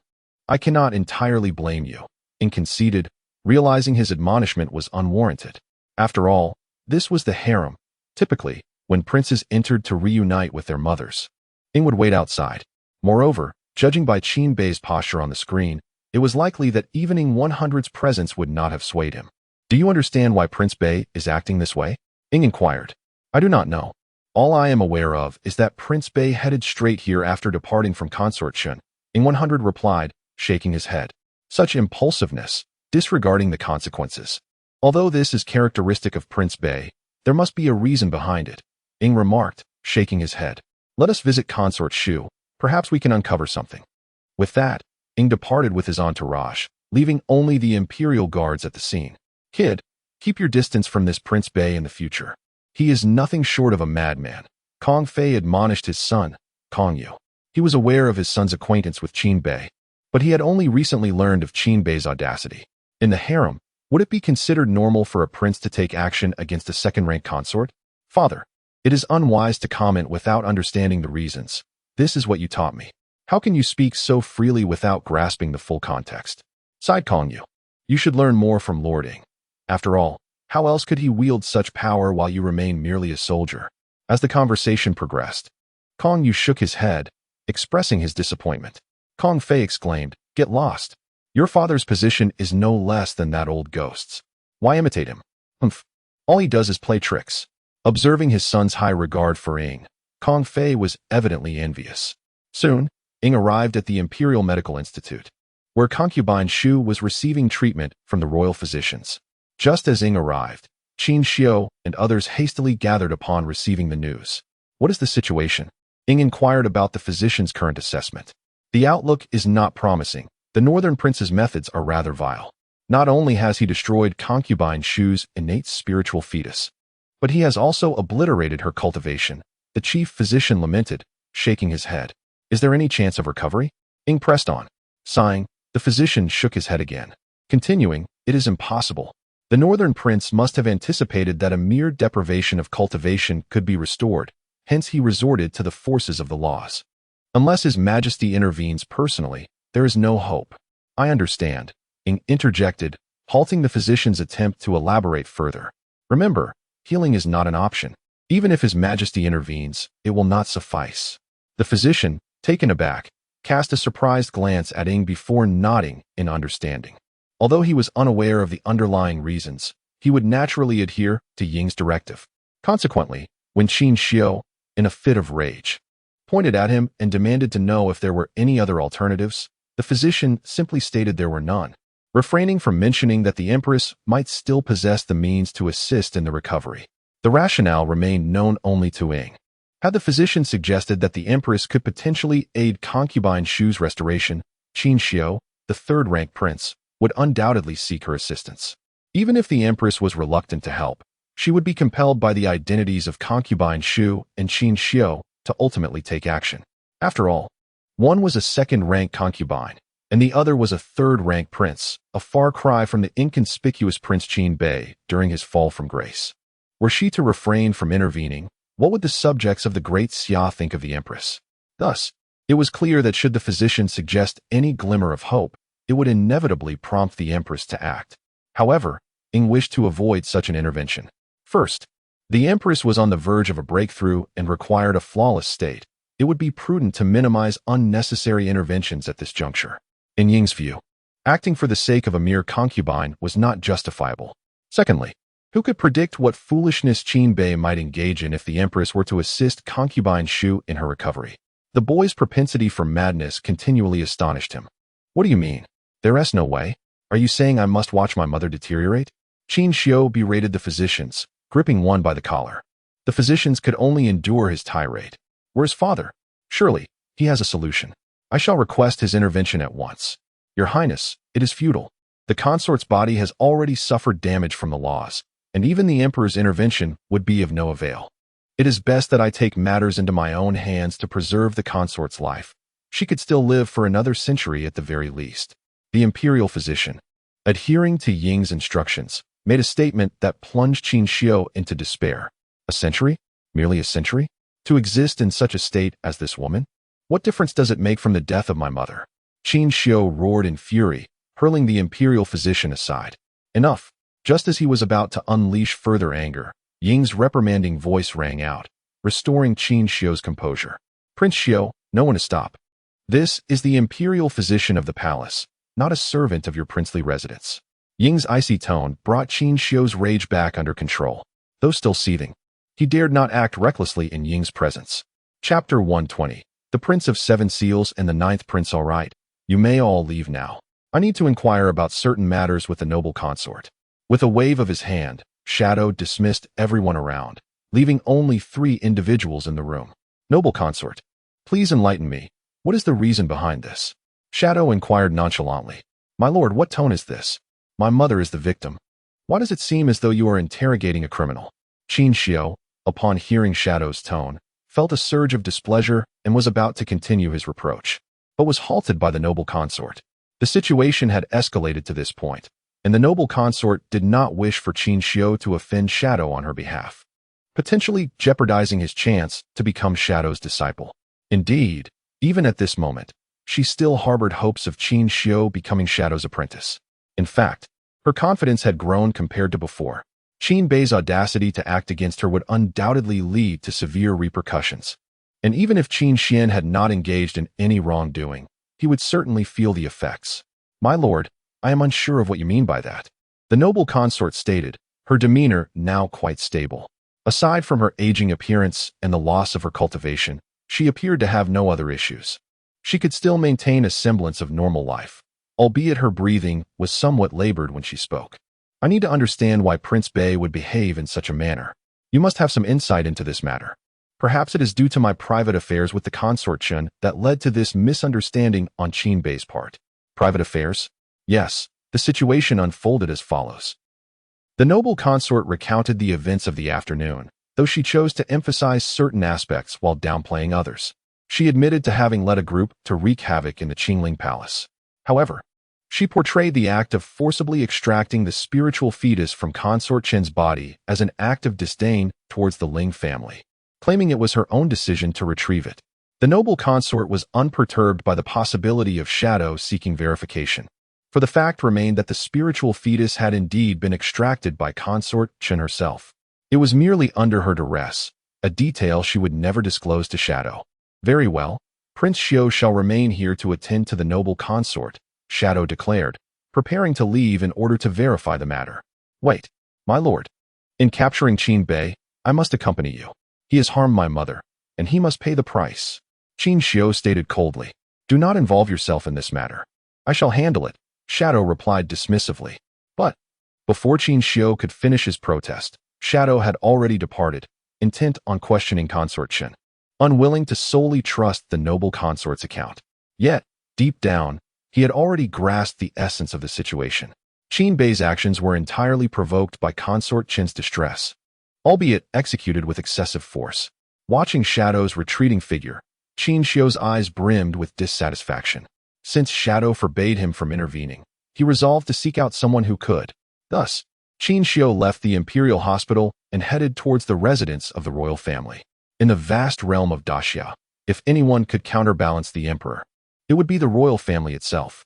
The royal family is solely concerned with matters pertaining to itself. Whenever a member of the royal household transgresses, the inquiry and punishment are entrusted to the royal clan. The Ministry of Justice is not permitted to intervene with royal members. This is fundamentally a protective measure for the nobility of the royal lineage. Non-royals are deemed unqualified to judge them, which underscores the exalted status of royal members.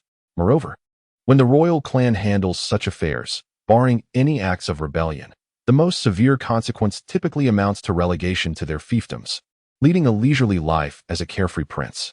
On this occasion, when Ying approached to inquire about Consort Chen, she appeared quite taken aback. The matter of her spiritual fetus being severed was something she had not divulged to anyone. Why, then, was Ying inquiring about it? A dreadful possibility crossed her mind. Ying provided her with an unequivocal answer, and upon learning the details, Consort Chen nearly lost her footing, her heart overwhelmed with anxiety. Ultimately, she revealed the entire truth to Ying, without uttering a single falsehood. Lord Ying, is Prince Bei safe? Consort Chen inquired. Rest assured, Prince Bei is currently quite safe. Hiding within the demon suppression tower, he is unlikely to emerge anytime soon, Ying replied before taking his leave. Meanwhile, Qin Xiao made his way to the Royal Enforcement Hall. Ninth Uncle, Qin Xiao requests an audience, he proclaimed, bowing deeply outside the hall. Enter, came a deep voice, prompting Qin Xiao to rise and step inside. What brings you here at such a late hour? Qin Rui scrutinized Qin Xiao with a probing gaze. Typically, the royal princes were loath to encounter him, as his presence signified wrongdoing and the impending consequences. He was the ninth son of the late emperor, currently styled as Prince of Qi and Prince Rui, though most preferred to refer to him as the ninth prince. He governed the entirety of the royal clan. In the Great Xia, matters of state were solely dictated by the emperor, with no room for interference. However, within the royal household, the ninth prince held equal authority to the emperor. Crucially, the two had a long-standing enmity, often embroiled in heated disputes over various issues, each unwilling to yield. Qin Xiao gazed at the ninth prince, feeling somewhat speechless as he observed the prince indulging in the entertainment of dancers while savoring fine wine and delicacies, seemingly indifferent to the turmoil unfolding outside. Uncle, I beseech you to advocate for your nephew. Qin Xiu implored, bowing deeply once more, startling the leisurely ninth prince. Why, dear nephew, what are you doing? Speak your mind.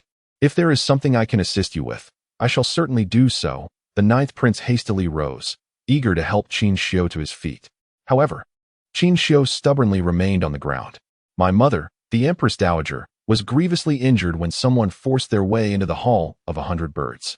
His Majesty entrusted the matter to Lord Ying, yet after several hours, the culprit remains at large. I implore my royal uncle to intervene and bring the perpetrator to justice, restoring the dignity of our royal family. Qin Xiu's expression was one of righteous indignation, feeling as though he had suffered an immense injustice. Indeed, he held such thoughts in his heart, completely unaware of his mother's sordid actions. What? Is there still someone bold enough to lay hands on the noble consort? What is Lord Ying doing? Has the Shadow Guard fallen to such a state? Upon hearing that a member of the royal family had been harmed, the ninth prince erupted in fury. Speak. Who dares? I shall summon the enforcement squad to apprehend them and have them executed on the spot. The ninth prince's ability to command the royal clan does not stem from extraordinary talent or profound cultivation. Rather, it is his unwavering protectiveness that defines him. Though his cultivation is modest, barely reaching the realm of immortality, he possesses a certain degree of capability, yet he revels in leisure, aspiring to be a carefree prince. The reason the royal family chose him to oversee the clan is simple. The ninth prince is fiercely loyal to his kin, regardless of the circumstances. He stands by any royal member in need. For instance, had he been aware of the affair between Qin Bei and Wen Hua, the latter would have been bedridden for at least a year. The clan seeks individuals like him, prioritizing the interests of the royal family above all else. My royal uncle. It was the audacious and unrestrained Qin Bei. Seizing the opportunity, Qin Xiu hastily named Qin Bei as the offender.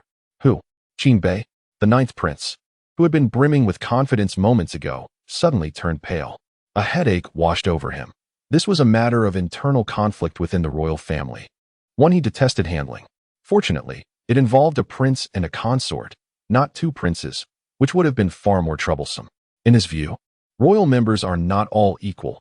Princes, regardless of which one, hold greater importance than consorts. Whether it be the noble consort, the consort, or even the empress, they are all deemed lesser since they lack royal blood. This belief is one of the sources of tension between him and Emperor Xia, as they often engage in heated debates over such matters. Chapter 121. Everyone awaited outside the Demon Tower. Since His Majesty has entrusted this matter to Lord Shadow, I have great faith in Lord Shadow's capabilities. The fact that the Northern Prince has yet to be apprehended surely must have its reasons. The ninth prince was reluctant to take on this responsibility, as he held a favorable impression of the young Qin Bei. Although he had not known him well before, Qin Bei had gained prominence, allowing the ninth prince to learn more about him. It was said that Qin Bei was a charming and dashing prince, and the ninth prince had long wished to engage more with him. Unlike other members of the royal family, who were often consumed by cultivation or power struggles, very few genuinely enjoyed leisure and revelry. Uncle, this matter should have rightfully fallen to you, yet Father has delegated it to Lord Shadow. If I had not come, you would still be unaware of its occurrence. Moreover, I have heard that Lord Shadow wishes to take Qin Xian as his disciple. Qin Xian is the younger brother of Qin Bei, and Lord Shadow's actions are clearly biased towards Qin Bei. Why else would he delay in capturing him? Therefore, I beseech you to lead the royal enforcement team to apprehend Qin Bei and impose a severe punishment. Qin Xiu exclaimed with righteous indignation. He had devised a clever scheme, knowing that the ninth prince and the summer emperor often clashed over internal royal matters. By stoking the flames of discord, he hoped to incite the ninth prince's anger at the summer emperor's decision to let Lord Shadow handle Qin Bei's case, perceiving it as an attempt to undermine his authority. If the ninth prince were to confront Lord Shadow, despite the latter's connection to the summer emperor, there would still be room for contention within the royal realm. Consequently, even if Lord Shadow wished to favor Qin Bei, he would find it difficult to do so. As soon as he finished speaking, the previously amiable ninth prince narrowed his eyes at Qin Xiu. It seemed that Qin Xiu did not truly understand the ninth prince.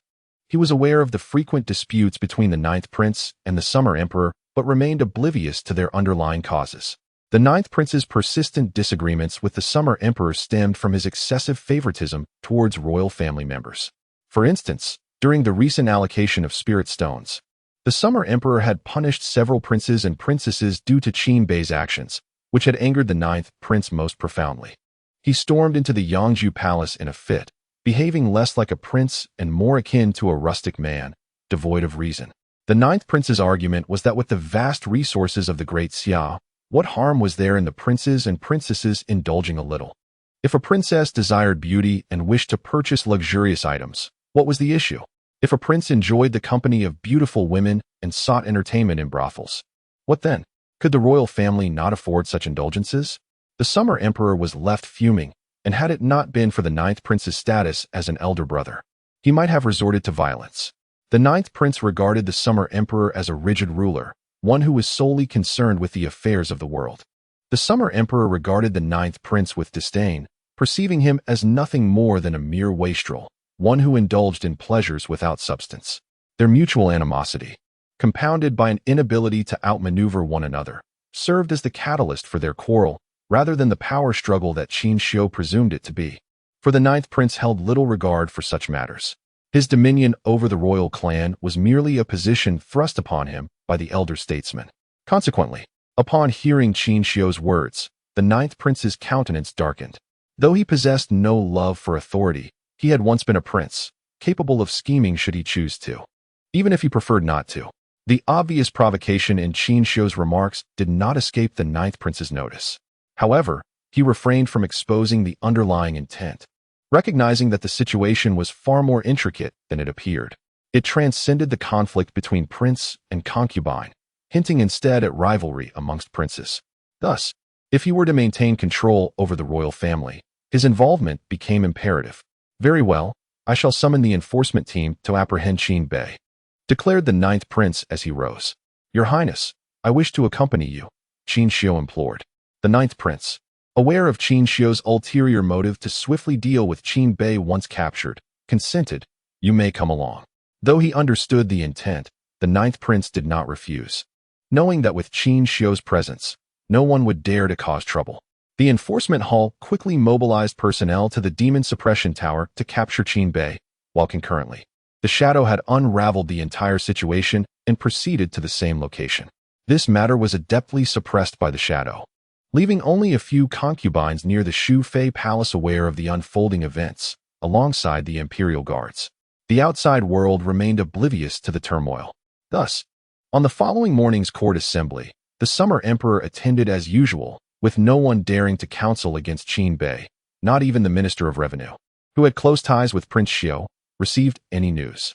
This highlighted the formidable capabilities of the shadow guards within the capital, as such a grave situation was stifled in an incredibly short span of time. It could only be described as terrifyingly efficient. Outside the demon suppression tower, the princes were perplexed, for they were informed that entry was prohibited today, with Qin Shi arriving early only to be told to return in 3 days. Furthermore, the princes and princesses spotted the daunting presence of the enforcement hall and the ninth prince, along with the shadow guards who had arrived even earlier. What an imposing assembly! Which brother has committed an offense to warrant the presence of both Lord Shadow and the ninth prince? They wondered. This brother was astute enough to seek refuge within the demon suppression tower, yet should he be apprehended, the repercussions would undoubtedly be severe. Given the current atmosphere, it was plausible he would be expelled from the capital. The last time such a scenario arose, that particular brother had been banished to guard the borders. And this time the implications seemed even direr. Surrounded by the murmurs of princes and princesses, they were accustomed to witnessing the mobilization of the law enforcement hall. Whenever such an action was initiated, it invariably indicated that a prince had erred, and punishment was undoubtedly forthcoming. However, the scale of this particular mobilization was indeed a rarity, prompting everyone to linger on the periphery, eager to discern which audacious prince had dared to seek refuge in the demon suppression tower after alarming the shadow guards and the royal family. "Ah, Lord Shadow, you arrived quite early," remarked the ninth prince upon spotting Shadow as he approached to greet him.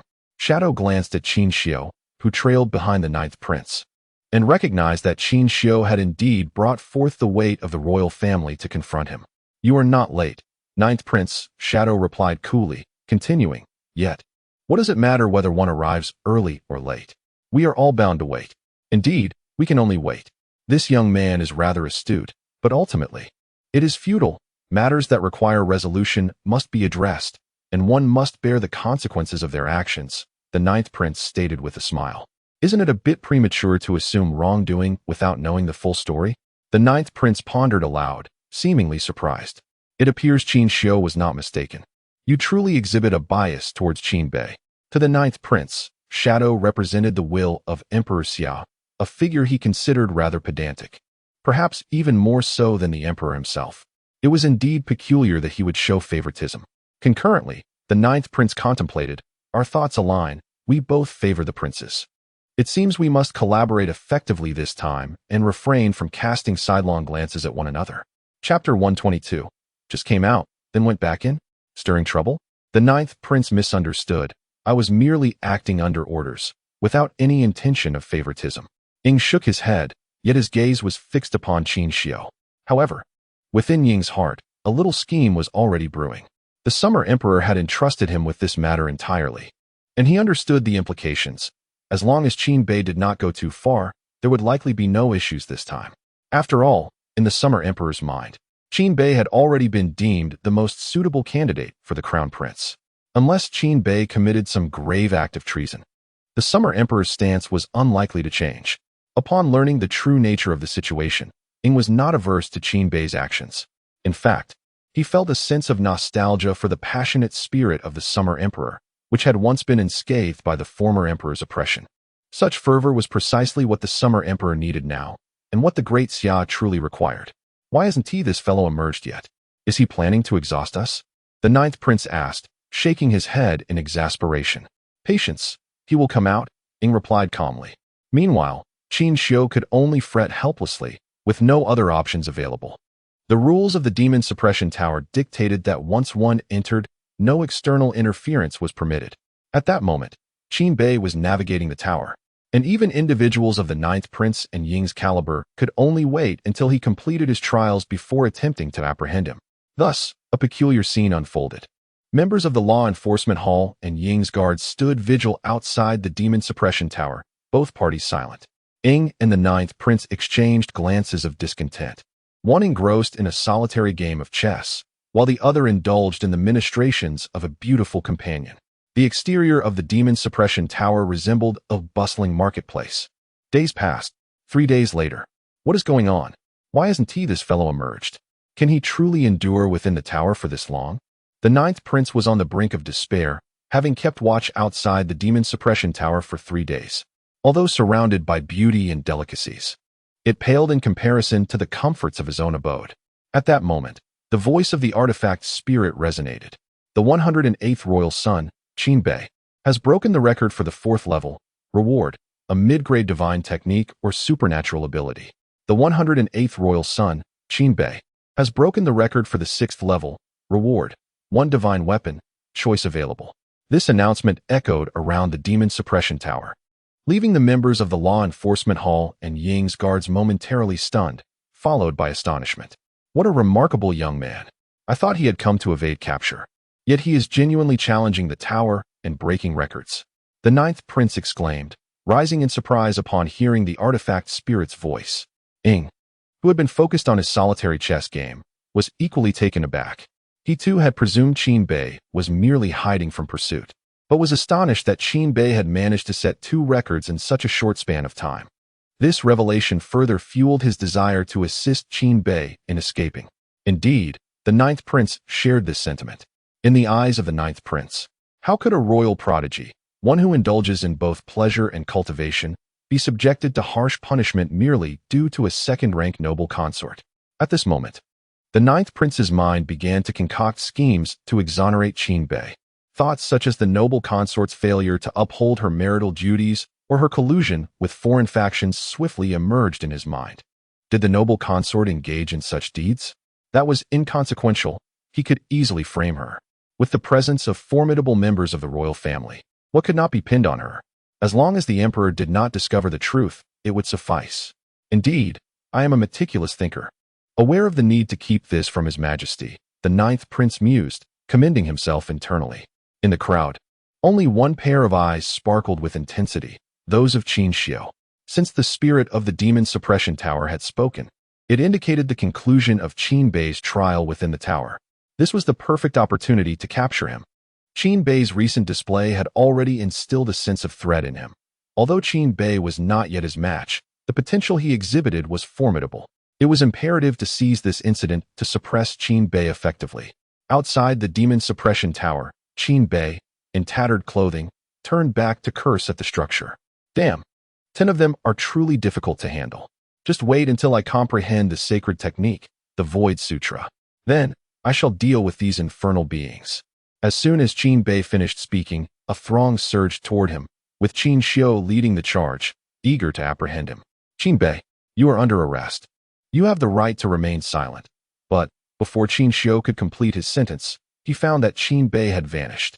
The enforcers of the royal family stared at the shadow guards, who in turn gazed back, bewildered by the situation. He fled again. The ninth prince gazed in disbelief at the disappearing Qin Bei. He understood that Qin Bei had once more utilized the teleportation jade slip to transport himself back into the demon suppression tower. Lord Shadow, won't you intervene? This is a blatant act of defiance against arrest. The ninth prince struggled to suppress a smile at Qin Bei's audacity. It perfectly aligned with his character, evade when possible, for survival is paramount. Even if others deemed it as merely being unruly, what did it matter? It would only serve to infuriate them further. Take Qin Xiu, for instance. He was now so enraged he could scarcely speak. With such elite talents at my disposal, shall I not let them have a go? The ninth prince suggested. Lord Shadow smiled faintly and replied, let us not. The members of the royal enforcement are hardly a match for the spirit master's might. I dare not provoke him. Better leave it to you, Lord Shadow. You are the only one here capable of conversing with the spirit master. The ninth prince chuckled, deflecting the responsibility. I am getting old, and the spirit master has a rather temperamental disposition. I fear that if a confrontation ensues, he might not hold back. If I sustain an injury, that would be quite unfortunate. Lord Shadow also chuckled, shaking his head in refusal. The trials within the demon suppression tower must not be disturbed from the outside. This was a decree set forth by the spirit master, and even the Emperor of Xia was bound to adhere to it. Certainly, if Emperor Xia were to grow impatient, he could take action directly, for the spirit of the weapon would stand no chance against him. Yet, among these individuals, the only one capable of liberating Qin Bei from the spirit's grasp is Shadow, who, according to rumors, possesses the cultivation of a half-saint and can contend with the spirit. Alas, Shadow is reluctant to intervene. Should we then continue to wait? Suggested the ninth prince. That sounds splendid, if the royal enforcement hall is not in haste. We need not be either, especially since His Majesty has not pressed us. Shadow nodded in agreement. This time, without the need for excessive words. The two old foxes exchanged a knowing glance, fully aware of each other's subtle intentions. It was merely a matter of granting Qin Bei time to achieve more remarkable feats. The more miracles he creates, the more protective talismans he would possess. The only one truly anxious in this situation was Qin Xiu. After enduring a long wait for Qin Bei's emergence, he found that Qin Bei had retreated once more, and neither side was willing to take action. This is utterly exasperating. Chapter 123. I have entered. I have exited. Within the demon suppression tower, the spirit of the artifact manifested itself on the first level. Gazing at Qin Bei with a sense of exasperation. I did not bestow upon you the transmission jade slip for such frivolous use, it remarked. Is it permissible for me to utilize this? Qin Bei inquired. While it is permitted, you must understand that even a jade slip of celestial grade has a finite number of uses. If you continue in this manner, you shall exhaust its potential before encountering any true peril, the spirit replied, stroking its non-existent beard. That is of no concern to you.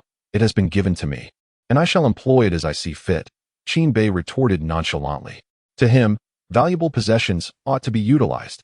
Keeping a transmission jade slip idle serves no purpose. It is akin to acquiring spirit stones. One should spend them immediately to avoid wastage. As for the rarity and preciousness of such items, does that truly matter? Not in the least. One's happiness is paramount. Very well, there is no rule against continuous tower challenges. Should you dare to venture forth, then remain hidden within these walls. Those outside are too fearful to enter, the spirit declared with an air of superiority, reveling in its dominion over the situation, eagerly anticipating Qin Bei's admiration. However, Qin Bei did not deign to even glance at it. which rendered the spirit quite embarrassed. This time, Qin Bei had learned his lesson. As long as he could remain within the demon suppression tower, he resolved to stay on the first level, avoiding any descent. The cultivators of the same realm on this level posed no threat to him whatsoever. He could easily toy with them as one would with a pet. Moreover, by remaining here, the enforcers outside could do nothing to him. Qin Bei had made up his mind. Having incapacitated Xu Fei, her recovery was impossible. Now, each day he evaded capture meant one more day of irritation for both Xu Fei and Qin Xiu. As long as these two were discomfort, Qin Bei felt a sense of satisfaction. As for the eventual outcome, he had never contemplated the consequences of his initial actions. At worst, he would be returned to his fief, which did not seem too bad, living as a leisurely prince, surrounded by two beauties, indulging in revelry, while still advancing in cultivation. Truly, what a delightful prospect. 2 hours later, Qin Bei found himself bewildered, staring at a group of individuals before him. What was happening? Had he not just been amusing himself with the 10 cultivators of the same realm within the demon suppression tower? Why was he suddenly here? Before he could comprehend the situation, a panicked voice echoed around the tower. Your Highness, quickly, Qin Bei has emerged. Seize him at once. Lord Shadow, quickly, disrupt the spatial transmission and capture him.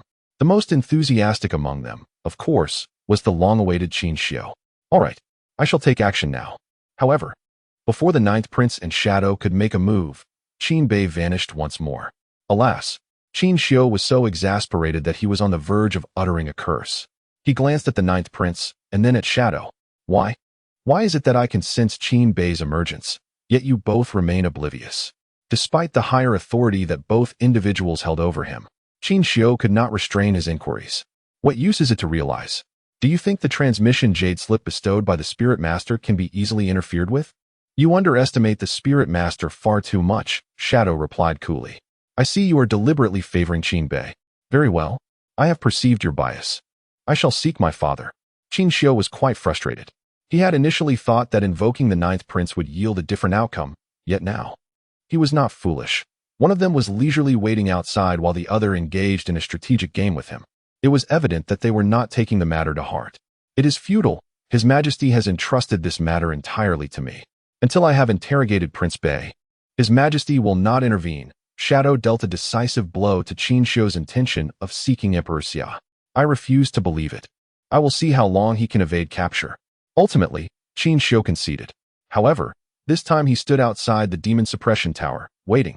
Each time someone was transmitted out, there were certain fixed locations, and Qin Xiu planned to test his luck, determined to seize Qin Bei.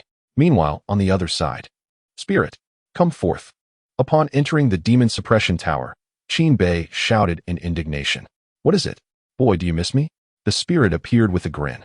I wish to know why I was transmitted out. Was it not agreed that I would remain here to hide for a while? The spirit responded. Oh. How can you so brazenly claim my kindness as your entitlement? I do not engage in such matters. You were transmitted out because you lingered on the same floor for too long. The rules deemed you incapable of clearing the level, hence your expulsion. The spirit stood with hands behind his back. Is there such a rule? Qin Bei questioned. If not, what then? If every prince were to come to me after making mistakes, what would this place become? A refuge for errors? Wake up.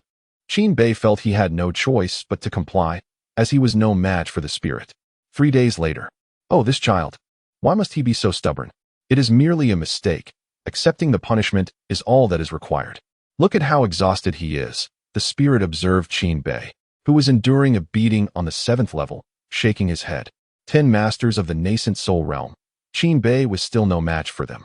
However, it is evident that Qin Bei has made remarkable progress, transforming from a state of difficulty to one of ease in both offense and defense. At that moment, a figure appeared beside the spirit of the artifact. Could you refrain from indulging him so excessively? That jade slip is exceedingly precious. The royal punishment is not fatal. Is it truly necessary to invoke it 5 times in such a short span? That constitutes 5 chances for survival squandered. The speaker was none other than the long-absent Summer Emperor. Although the Shadow Guards had suppressed the situation, the magic suppression tower had remained closed for several days, prompting speculation about the events that had transpired. Particularly after news of the consort's visit to the Imperial Hospital emerged, many began to piece together the situation with alarming accuracy. Ha ha ha. Is this not a consequence of your own indulgence? If you wish to capture him, you could do so now. I cannot impede you in any case. I have entrusted this matter to the shadows. I shall only render the final judgment without intervening, the Summer Emperor declared with a countenance of unwavering integrity. Humph.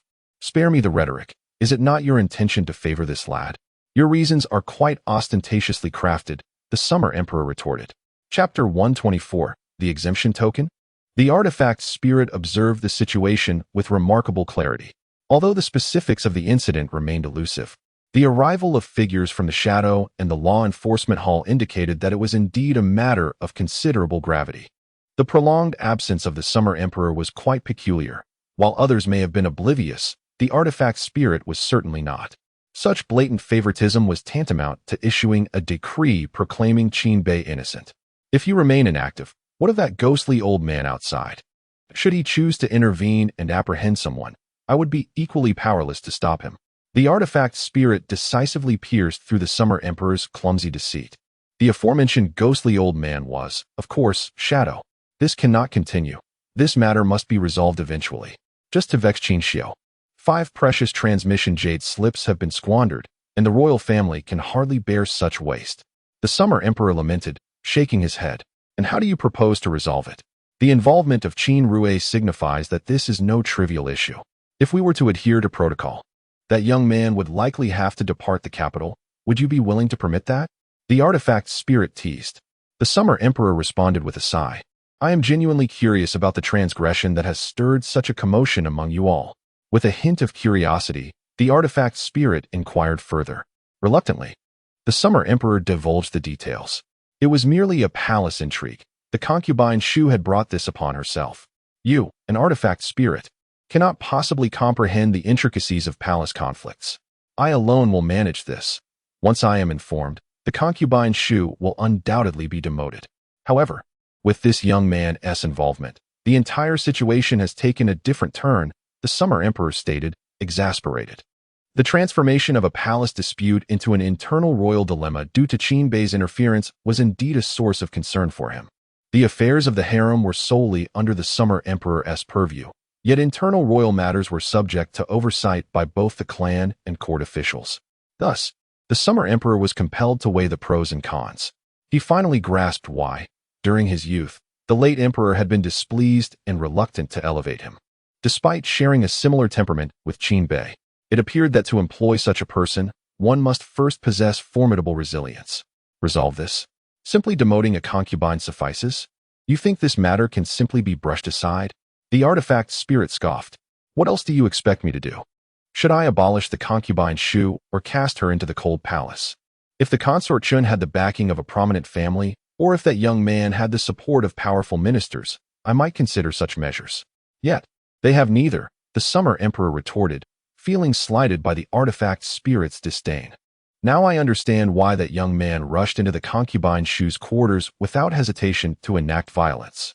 His mother lay gravely injured, her cultivation nearly obliterated. And yet you choose to handle it, reducing the assailant's consequence to merely a demotion? The perpetrator remains unscathed and lives on in comfort. If I were in his position, I would have acted similarly. No, were I in his shoes, I would have razed the bird palace to the ground. Not a single soul would escape unscathed. The artifact spirit exclaimed indignantly. Emperor Xia, the punishment of demoting a consort is already quite severe. It can significantly impact the prince's authority. What more could one desire? After all, consort Qin's injuries are recoverable. Would I truly be so stingy with resources? The emperor expressed his dissatisfaction. To you, power may hold great significance. Yet this young man may not share the same sentiment. With his fervor and rebellious spirit, he might consider wealth far more valuable than authority. The artifact spirit chuckled and shook its head. Emperor Xia, although I am tempted to refute, considering Qin Bei's actions, I find myself at a loss for a counterargument. The importance of power is evident. If he possessed real authority, would he need to seek refuge here? The emperor scoffed. Enough of this. What use is it for an artifact spirit like you to discuss such matters with me? If you wish to show favoritism towards this young man, that is your prerogative. Regardless, I can see that Qin Xiao outside has no intention of letting him off the hook. The artifact spirit remarked nonchalantly. If he had been more lenient, a year of confinement would suffice. Given the current situation, I must provide an explanation to the Ling family and Qin Xiu, Emperor Xia replied, shaking his head. Then let him be punished. Expel him from the capital and allow him to reflect in his own fief. The artifact spirit stated indifferently. Emperor Xia. Yet, I wish for him to be crowned as the crown prince. The emperor candidly expressed his thoughts to the artifact spirit, which he had not directly communicated to Ying. Let it be done. What does it matter to me? It's not as if the holy demon dynasty is invading. Such matters are beyond my control. The artifact spirit replied, still unfazed. Emperor Xia, I have declared my desire for him to be the crown prince, and you, artifact spirit, cannot offer me a modicum of respect? Shouldn't you be surprised? Isn't this great Xia under your sole dominion? If there are dissenting voices, simply suppress them. It's rather straightforward. The artifact spirit replied with ease. This response left Emperor Xia feeling quite exasperated. Did he truly believe that an empire could be governed by a single voice? In the martial world, even family powers cannot establish a complete monopoly on authority, let alone an empire. I wish to shield him this time, yet I do not intend for him to ascend to the position of crown prince with such ease. Tempering his temperament would be beneficial. The emperor finally articulated his thoughts on how to handle the situation. Well, what exactly do you wish for me to do? I can hardly tolerate your current demeanor. You were so forthright as a child, so endearing, much like that young fellow below. Now, The artifact spirit finally expressed its impatience. In all of Great Xia, only the artifact spirit dared to speak so candidly to Emperor Xia. Even the royal elders or those wielding significant power like Ying would not converse with the emperor in such a manner, regardless of how affable Emperor Xia might appear. They must ensure their respect. They would never dare to cross that final line as the artifact spirit did.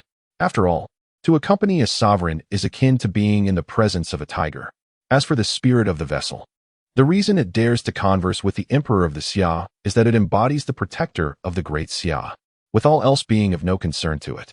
Is it conceivable that the emperor could simply annihilate the spirit over a disagreement? Such a notion is, of course, preposterous. In essence, the spirit declares its unwavering commitment to safeguarding the great Xia, demanding respect from all who encounter it, including the emperor himself. The emperor of Xia took a deep breath. He recognized that his reluctance to engage in dialogue with the spirit stemmed from a singular reason. He was compelled to relinquish the soul amnesty token he held.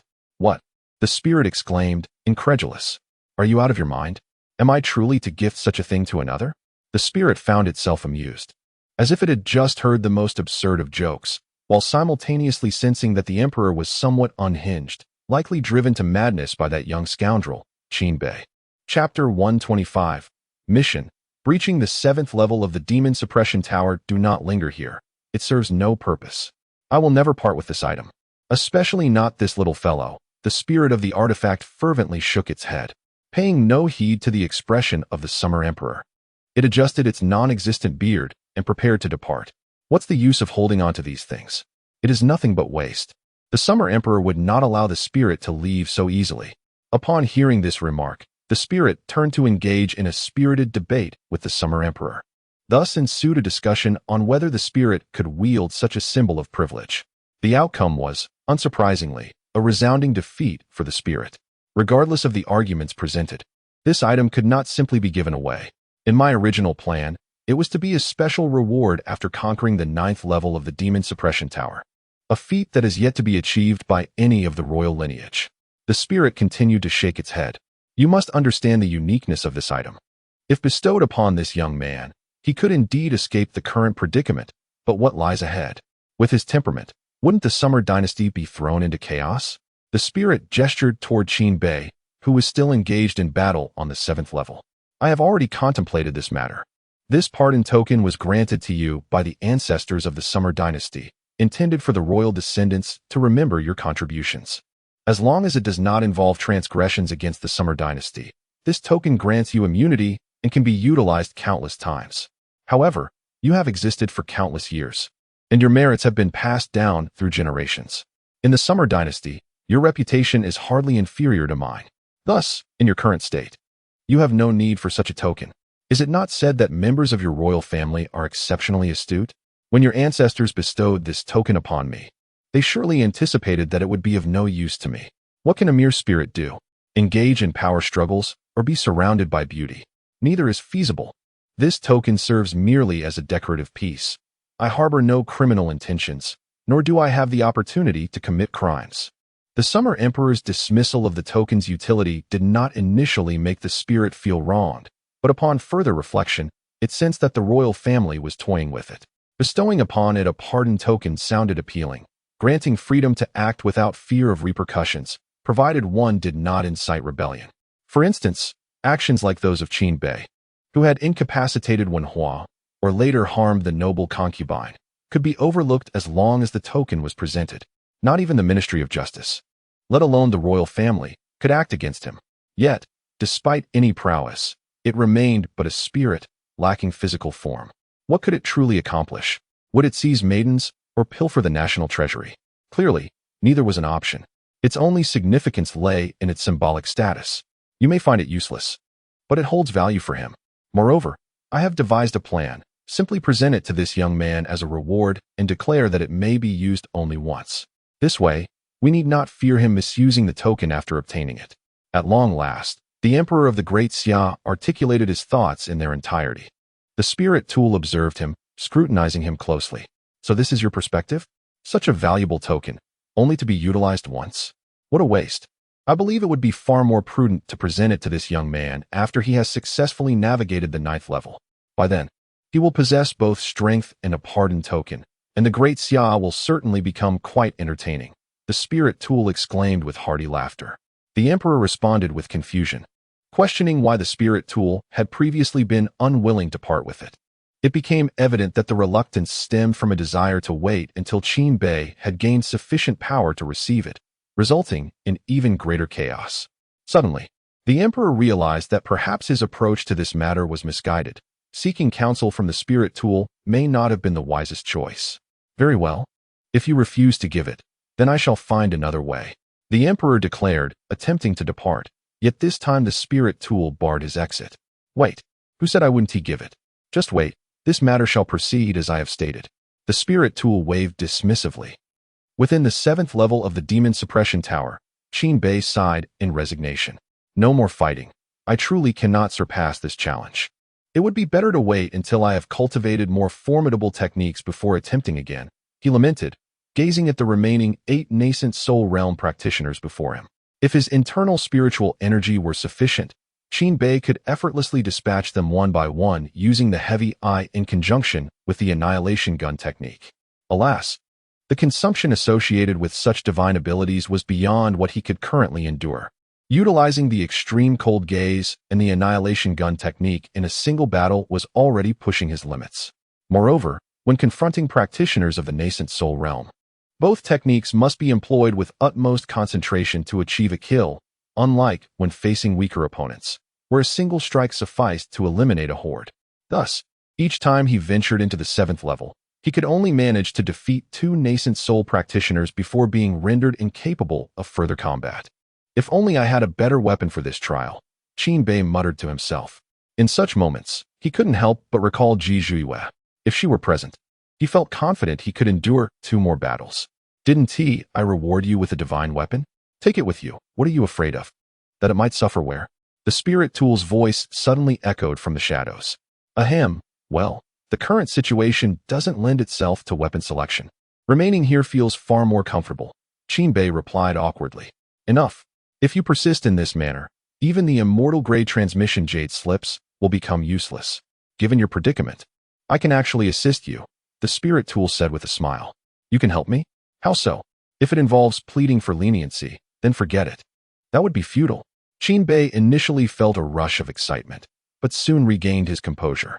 He understood the gravity of his actions to avoid severe punishment. Unless the Emperor himself showed favoritism, this matter could not easily be resolved. Regardless of how I have assisted you, you need only to understand that once you surmount this 7th layer, this matter can be laid to rest. At the very least, you will not face severe penalties, nor will you endure confinement. The worst you might encounter is a few reprimands and a minor lesson learned. The spirit of the artifact refrained from directly mentioning the amnesty medal. Even if it were articulated, Qin Bei would remain oblivious to its true nature, for it is a relic seldom spoken of in this age. It is somewhat surprising that the Summer Emperor still recalls it. Surmount the 7th layer? Do not jest. It is an arduous task, unless you intend to reduce the number of cultivators. Qin Bei shook his head in disbelief. That is out of the question. You were the one who declared your intention to confront 10 opponents. Originally, the 7th layer was designed for you to contend with merely 5 nascent soul cultivators. However, witnessing your confidence, I shall oblige. The spirit of the artifact chuckled. Qin Bei, observing the spirit's childlike demeanor, found it hard to fathom that this was a being whose existence spanned countless ages. Its intellect could hardly exceed that of a 3-year-old. Very well. The method has been provided to you. Now it depends on your own resolve. I see many individuals approaching from outside. If you venture out now, you are likely to be apprehended. Having uttered these words, the spirit vanished without a trace. Just as Qin Bei prepared to exit the demon suppression tower and return to the beginning, the spirit reappeared unexpectedly. Oh, to prevent any further wastage of the transport jade slips, you may now only utilize 1 per month. However, it should suffice for self-preservation. With that, the spirit completely disappeared into the shadows. Qin Bei, how could you? Chapter 126, 10 Years of Cultivation, the Langya Spear. Fortunately, the weapon spirit was not unreasonable. Although Qin Bei could no longer use the teleportation jade slip, he managed to return from the 7th level to the 1st level. Clearly, this was the weapon spirit granting him one final opportunity. Was this not exceedingly difficult? One chance. For someone at the peak of the foundation establishment stage to contend against 10 at the nascent soul stage was utterly unfeasible. Emperor Xia furrowed his brows as he observed the returning weapon spirit. Will he succeed? We shall see. This young man has concealed his true capabilities far too well. Do you genuinely believe he possesses only this level of strength? The weapon spirit chuckled and shook his head. What do you mean? Before me, could he possibly have any formidable trump cards left undisclosed? Emperor Xia inquired, perplexed. I am uncertain. I merely perceive that he has always exuded confidence. Even after failing to conquer the 7th level repeatedly, he faced no difficulties at the 5th level. Thus, I suspect he is hiding something, the weapon spirit speculated. Merely suspecting? This is a grave matter. If the outcome differs, it could lead to dire consequences. Emperor Xia sighed, shaking his head in resignation. Yet, he found himself at a loss against the weapon spirit. A soul that had existed for countless ages, yet still retained the playful demeanor of youth, could not be altered merely by a change in status. Upon returning to the 1st level, Qin Bei did not rush to advance, but instead engaged with several fellow cultivators of the same realm, pondering strategies for overcoming the challenges ahead. Suddenly, a glimmer of cold light appeared, moving with astonishing speed, leaving Qin Bei no time to react. This was the Langya Spear. Once, the ancestor of Oblivion had wielded this spear to create the Oblivion Spear technique. Since you have mastered his divine abilities and received a reward of a divine-grade artifact, this top-tier divine spear is now yours. Remember, you must surpass that old relic, ancestor of Oblivion. In the future, when the opportunity arises, I shall take you to challenge him, and we shall seize all those long spears he has nurtured into weapon spirits to add to my harem. Ha! The weapon spirit's laughter echoed from the shadows as the Langya Spear hovered before Qin Bei. Listening to the preceding remarks, Qin Bei felt a sense of seriousness mixed with excitement. It was indeed his first encounter with a weapon of this caliber. However, upon hearing the latter part of the statement, it became clear that the adage the older one gets, the less serious they become held merit. In the skies above, Emperor Xia watched the weapon spirit with a twitching mouth. So this was the reason the weapon spirit held Qin Bei in such high esteem? How absurd. With blood binding to the spear, a universally acknowledged right of recognition in the cultivation world, Qin Bei promptly performed this act. Upon receiving the Langya Spear's acknowledgement, he grasped it with one hand.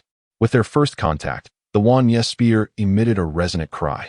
Although it did not manifest a spirit, it had developed a semblance of sentience. Qin Bei nodded in affirmation. Truly, as a top-tier divine item, this weapon would fetch a fortune if sold. He would not have to worry about finances for months to come. Wait a moment. Why would one contemplate selling such a remarkable item? It is far better to keep it for personal use. Qin Bei casually thrust his spear, and in an instant, he eliminated 4 approaching demonic cultivators with that seemingly effortless strike. This was a deliberate choice by Qin Bei to leave one alive, preventing his immediate ascent to the 2nd level. What a splendid weapon. After utilizing it, Qin Bei, as was his custom, offered praise for the spear before promptly stowing it away in his cosmic bag. This action left both the observing spirit and Emperor Xia utterly bewildered. Just moments ago, he had hailed it as a fine weapon, only to conceal it the very next second. Such a lack of consideration was rather unbecoming. He could have at least made further use of it. They remained oblivious to Qinbei's thoughts. He had come to a realization. Overcoming the 7th level of the demon suppression tower, even with the assistance of this extraordinary Wanmi spear, would not be straightforward. Regardless of the weapon's prowess, the spiritual energy within him was only sufficient for a brief battle, and the first strike of the Jimmy Spear technique could be employed but once. Thus, to conquer the 7th level, the sole solution lay in amplifying his internal spiritual energy, at least tripling it to have any hope of success. In such a scenario, acquiring a new advanced technique on the fly was simply impractical, and with the Void Sutra awaiting him, Qinbei was reluctant to squander his precious points on other techniques. There remained but one course of action, a breakthrough. Once he transcended to the Golden Core realm, Qinbei felt confident in his ability to navigate the 7th level, provided the spirit did not interfere. However, should he achieve the Golden Core, the challenges of the 7th level would inevitably change. Qinbei could only hope that the spirit retained a childlike disposition, capriciously shifting thoughts. System: exchange for 10 years of cultivation. Exchanging 10 years of cultivation requires 10,000 points.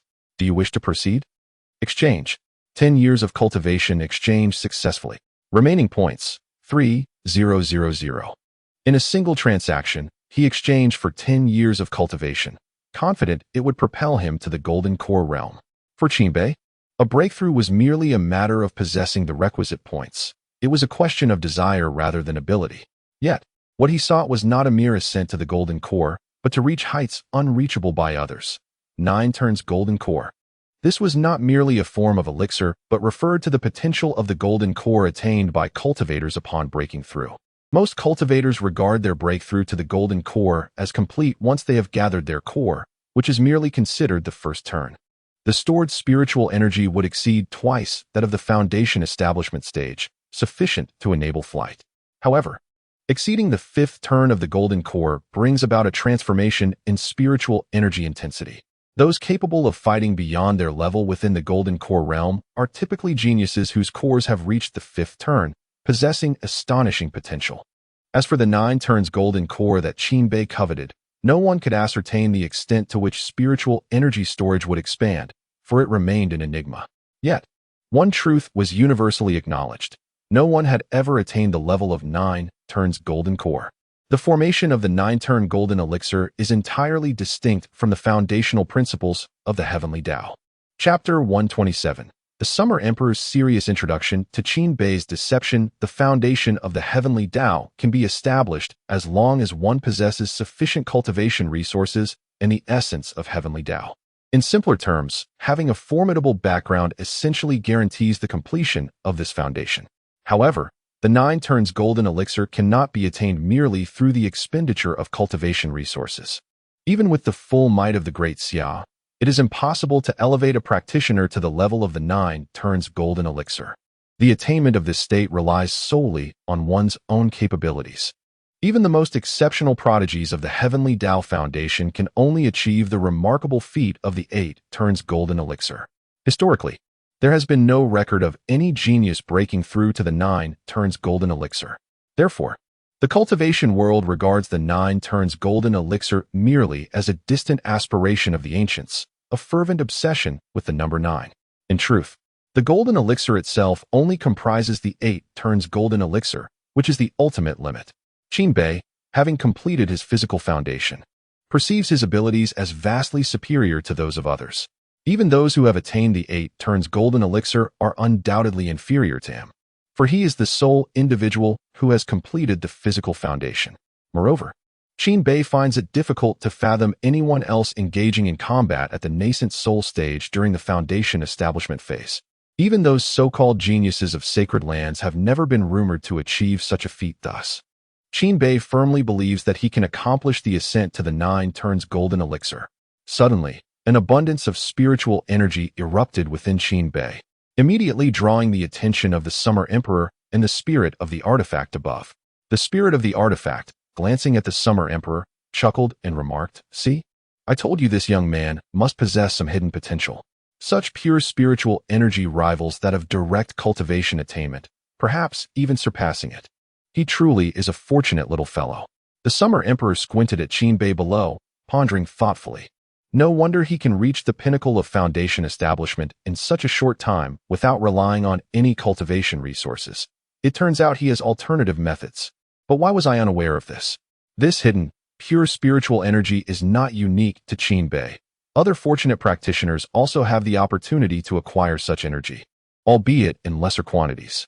However, this hidden energy within one's body is certainly incapable of eluding the perception of a saint. Yet, the Summer Emperor had never sensed this aura from Qin until it erupted at this moment. The spirit of the artifact continued to stroke his non-existent beard and said, "The energy bursting forth from this little fellow is evidently different. It bears no trace of predecessors and is remarkably pure. In my opinion, this young man possesses some treasure or perhaps has a connection to his concealed cultivation body." The Summer Emperor furrowed his brow in contemplation, then recalled something. Is there a type of cultivation body in the cultivation realm that enhances one's abilities through the state of mind? The Summer Emperor suddenly thought of the nonsensical claims Qin had made in his presence. The spirit of the artifact, upon hearing this, asked in confusion, "Enhancing through the state of mind? What do you mean by that?"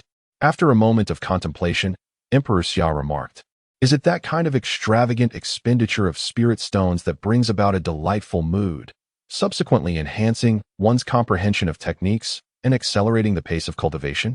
There are even instances where an overwhelming surge of pure spiritual energy manifests unexpectedly."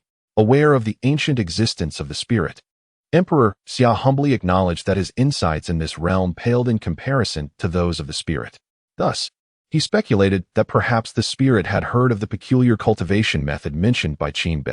The spirit paused in grooming its beard, turning to gaze at Emperor Xia, and then could no longer contain itself, bursting into uproarious laughter. "Huh, huh, huh. If I am not mistaken, those words were imparted to you by that young lad below, weren't they? You actually presented such nonsense with a serious demeanor. Can you truly believe such folly? Ha ha." As it concluded, the spirit erupted into laughter once more. Now, the spirit found Qin increasingly amusing. How audacious it was for him to utter such absurdities in front of Emperor Xia, nearly convincing the emperor of their veracity, such a rarity in this world. Beside them, Emperor Xia's lips twitched, unable to respond to the spirit's unabashed mockery. The truth was, he had almost been swayed by the spirit's words. After all, Qin current demeanor bore a striking resemblance to his earlier claims.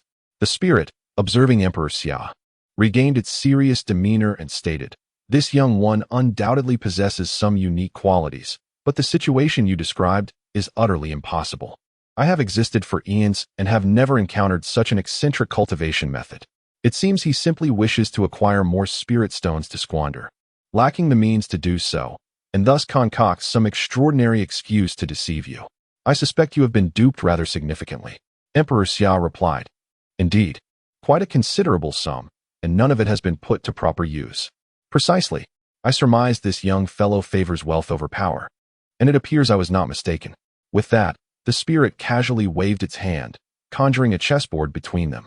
With a smile, the spirit took a seat and added, "It has been a while since I last played chess. Waiting idly is rather dull. Why not engage in a couple of matches?" Emperor Xia glanced at Qin below before taking a seat to compete against the spirit.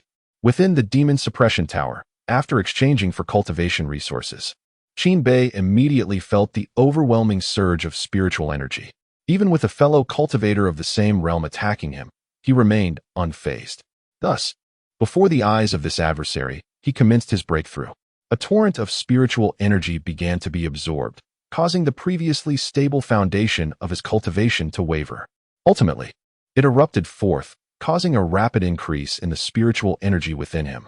At this pivotal moment of breakthrough, Qin needed to compress this influx of energy with his own abilities, ultimately forming a golden core. This was a lengthy and perilous endeavor. Should it falter, his cultivation would stagnate, awaiting the next opportunity to arise. However, this peril was of little concern to Qin. During his breakthrough, he even had the capacity to be distracted and engage with the cultivators within the demon tower. Perhaps it would be wise to subdue those demonic cultivators first? He could always venture into the tower once he completes his breakthrough. The Summer Emperor noticed this situation and spoke to the spirit of the artifact. The spirit chuckled. You should focus on your game. Can you not take it more seriously? I am well aware of this young man's capabilities. His audacity in making such a choice undoubtedly stems from his confidence. There is no need for either of us to intervene. After saying this, the spirit carefully scrutinized the Summer Emperor and added, It seems you are indeed earnest this time, showing such dedication. The Summer Emperor glanced at the spirit and replied earnestly, I am serious, yet it is also a gamble. Should I succeed, I shall surpass my ancestors. Should I fail, I will become a timeless sinner of the Great Xia. The spirit was momentarily taken aback, and then chose not to elaborate further. The magnitude of the Summer Emperor's ambitions appeared to exceed his own expectations. Chapter 128. Unveiling potential beyond all bounds within the confines of the Demon Suppression Tower. Qin Bei remained undeterred by the presence of nearby cultivators. In less than an hour, he successfully refined his golden core.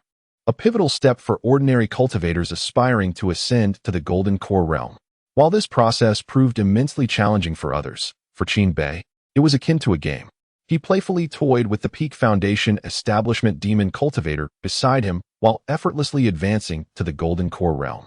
This remarkable achievement immediately captured the attention of the spirit of the artifact and Emperor Xia. The artifact's spirit observed with a smile and remarked to Emperor Xia, He has succeeded, yet the abundance of spiritual energy within him indicates he is a person unwilling to be ordinary. Emperor Xia replied nonchalantly, To be candid, he has accomplished what I could not, establishing a foundation through his own body. Therefore, I am genuinely curious to see how far his ascent will take him this time. After making a move, the artifact's spirit confidently stated, 8 transitions. Based on my understanding of this young man, if he cannot break through to the 8 transition golden core, he will never choose to advance. 8 transitions? Even Emperor Xia displayed a hint of astonishment. Why do you say that? You have lived for so long. You should understand better than I what 8 transitions signify. In the entire Zhangzhou continent, it has only occurred 5 times. The artifact's spirit scoffed dismissively. Why? Because every time this lad ventures into the 5th level, it resembles a leisurely journey. I can assure you he is at least capable of such a breakthrough. After all, you were once trapped in the 5th level for quite some time, yet you managed to achieve the 8 transition golden core. Why should he not be able to? Emperor Xia was left speechless, grappling with the absurdity of comparing himself, a being who had attained sainthood, to Qin Bei. Sensing the emperor's discontent, the artifact's spirit continued. What's wrong? Are you dissatisfied? Why not suppress your cultivation and give the 5th level another try? I have no interest in that, Emperor Xia retorted. Meanwhile, as the two engaged in their banter, Qin Bei had already dispatched the cultivators of the 1st level and successfully ascended to the 2nd level of the Demon Suppression Tower. His golden core continued to undergo a purifying transformation, a process that required no effort on his part. Following the refinement of his core, everything unfolded seamlessly. As long as he had accumulated sufficient power during the body tempering, chi refining, and foundation establishment stages, success would naturally follow. Qin Bei firmly believed that throughout the annals of the cultivation world, no one could surpass his accumulation during these 3 realms. After all, he was the only individual whose physical strength in the body tempering stage had surpassed 1 million. Moreover, he was the sole practitioner to have completed the foundation establishment through his own body. His combat prowess within the same realm was unparalleled throughout history. Thus, he was convinced that whatever others could achieve, he too would accomplish with ease. What others found impossible, he could achieve because he was simply more formidable. As Qin Bei traversed the 2nd level of the Demon Suppression Tower, his golden core had already completed its first 2 transitions. The golden core has evidently expanded significantly. And most importantly, 2 distinct patterns have emerged on its surface, complex yet orderly, devoid of any chaotic impression. The color has also undergone a subtle transformation, although it is not yet strikingly apparent. In the 3rd layer, the 4th transformation has been accomplished. In the 4th layer, the 5th transformation has been achieved. This time, the change in color is quite pronounced, shifting from a pale golden hue to a rich golden yellow, presenting a distinctly more sophisticated appearance. Of course, this golden core represents more than mere aesthetics. The purity of the spiritual energy contained within surpasses that of other cultivators. When two individuals possess equal cultivation levels and deliver identical strikes, a cultivator with a golden core that has surpassed 5 transformations can easily overpower one with a 4 transformation core. This is precisely why the cultivation community places such immense importance on the quality of the golden core. It not only signifies the future potential of the cultivator, but also reflects their current combat prowess. Entering the realm of the golden core truly thrusts one into the spotlight of the cultivation world. Individuals of great strength in this realm garner far more attention than those in the chi refinement or foundation establishment stages. This young man has indeed made his breakthrough with remarkable ease, unlike certain individuals who struggled desperately when they first attained the golden core. The artifact spirit did not name names, yet the expression on the face of the Emperor of the Great Xia was already grim. I only faced difficulties at the 7th transformation. He has merely reached the 5th, while I breezed through it. There is a reason the Emperor of the Great Xia is reluctant to engage in chess with the artifact spirit in the Demon Suppression Tower. The artifact spirit often boasts of its long existence and significant contributions to the Great Xia, using the Emperor's past experiences as fodder for teasing. The most frustrating aspect is that the Emperor has no means to counter these jests. Just watch. As long as one doesn't become upset over another's effortless success, all will be well, the artifact spirit remarked with a smile. The Emperor of the Great Xia narrowed his eyes at the artifact spirit. Since the spirit desired to stir up trouble, he was unafraid of conflict and responded with a smile. If my own son can surpass me, I would be delighted, not angry. Unlike certain individuals who have lived long yet remain childless. Oh dear. The artifact spirit was visibly displeased, as it detested having this matter turned into a jest. Let us abandon this game. With that, the spirit waved its hand, causing the chessboard before them to vanish. Humph, do you think I am still a child? Resorting to tricks when faced with defeat? The Emperor waved his hand as well, and the vanished chessboard reappeared, with the pieces untouched. The two of them stared at each other in silence. If the outside world were to discover that the two most renowned figures of the Great Xia were behaving like children in a playful dispute, it would surely come as a shock. Perhaps their faith would be shattered. After all, in the hearts of the citizens of Great Xia, the artifact spirit is regarded as an invincible national treasure, while the Emperor is seen as a stalwart guardian of the entire realm. How could such formidable individuals possibly engage in childish antics? Certainly not. As the Summer Emperor and the artifact spirit exchanged glances, Qin Bei had already departed from the 5th level of the Demon Suppression Tower. At this moment, he had successfully completed the 6th transformation of his golden core, which now bore 6 intricate yet non-intersecting patterns, complex and profound, leaving onlookers in bewilderment. Upon reaching the 6th level, Qin Bei found himself effortlessly navigating past the Yuan-Ing realm cultivators, who could do nothing to impede him. As time progressed, the golden core within Qin Bei completed its 7th transformation. Throughout this journey, Qin Bei remained remarkably composed and relaxed. This left the Summer Emperor utterly astonished. Achieving a breakthrough in the golden core realm was typically a natural progression, applicable to the earlier transformations. However, upon surpassing the 5th transformation, those lacking sufficient strength found it increasingly arduous to ascend to higher realms. For instance, he himself encountered significant challenges during the 7th transformation. Yet, Qin Bei, who approached each step with such ease and comfort, was a rarity known only to the Summer Emperor. He understood precisely what this signified. Qin Bei's potential was formidable, far exceeding his own and surpassing any prodigy he had previously encountered. He had indeed not misjudged. Qin Bei possessed a unique character and fervor, capable of causing chaos. Yet he wielded the very essence of that chaos, an unparalleled cultivation potential that transcended all others. Chapter 129, The One and Only. The completion of the 9-turn golden elixir within the confines of the Demon Suppression Tower. Qin Bei had already spent a full 3 hours on the 6th level. The allotted time to conquer this level was a mere 5 hours. Thus Qin Bei was compelled to ascend to the next level before the time expired. However, the next level posed the formidable challenge of facing 10 Yuan-Ing realm cultivators. At that juncture, Qin Bei would no longer be able to afford any distractions in his quest for breakthrough. Hence, he had to complete the 9-turn golden elixir before proceeding to the next tier. At that moment, Qin Bei had only just completed the 7th turn. resulting in 7 intricate patterns adorning his golden elixir. Observing the undying realm cultivators before him, he mused that he needed to hasten his pace. Consequently, Qin Bei unleashed a flurry of attacks upon the opposing cultivators, inflicting serious injuries upon the once formidable demon cultivators. Yet, he refrained from delivering the fatal blow, for that would lead to a premature completion of the challenge.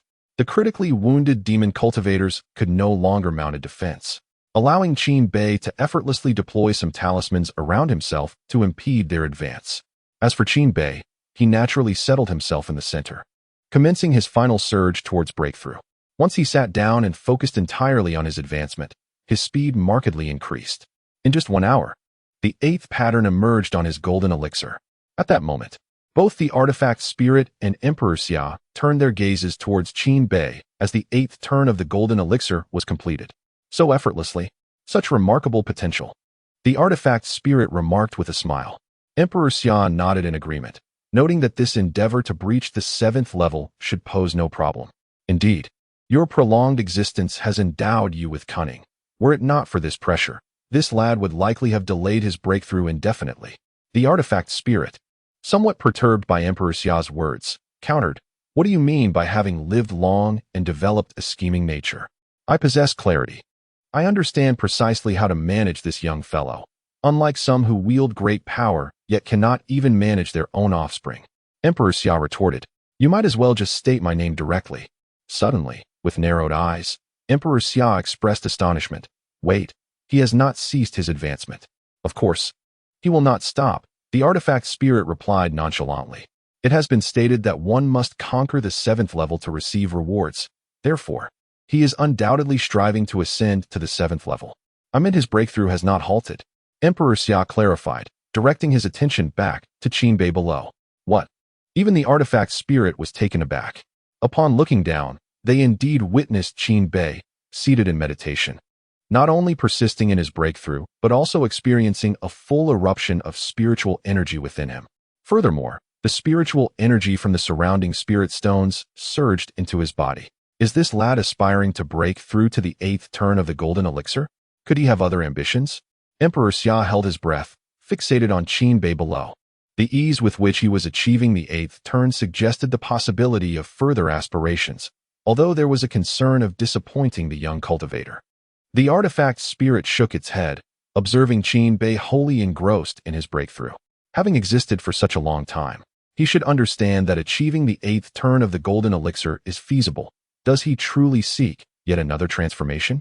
It can only be the 9 revolutions golden elixir conceived by the cultivation realm. Yet, no one has ever succeeded with such a thing. It is, in essence, non-existent. Perhaps it is you who feels disappointment. The Summer Emperor withdrew his gaze and spoke to the spirit of the artifact in a subdued tone. What does it mean? Will you not understand once you see? Upon hearing this, the spirit of the artifact looked on with curiosity, only to witness yet another transformation of the 8 revolutions golden elixir within Qin Bei's dantian. The 9th stripe gradually emerged on the golden elixir's surface. Although the process was slow, it was indelibly impressed upon the elixir. Until the final moment, the spiritual energy surrounding Qin Bei dissipated.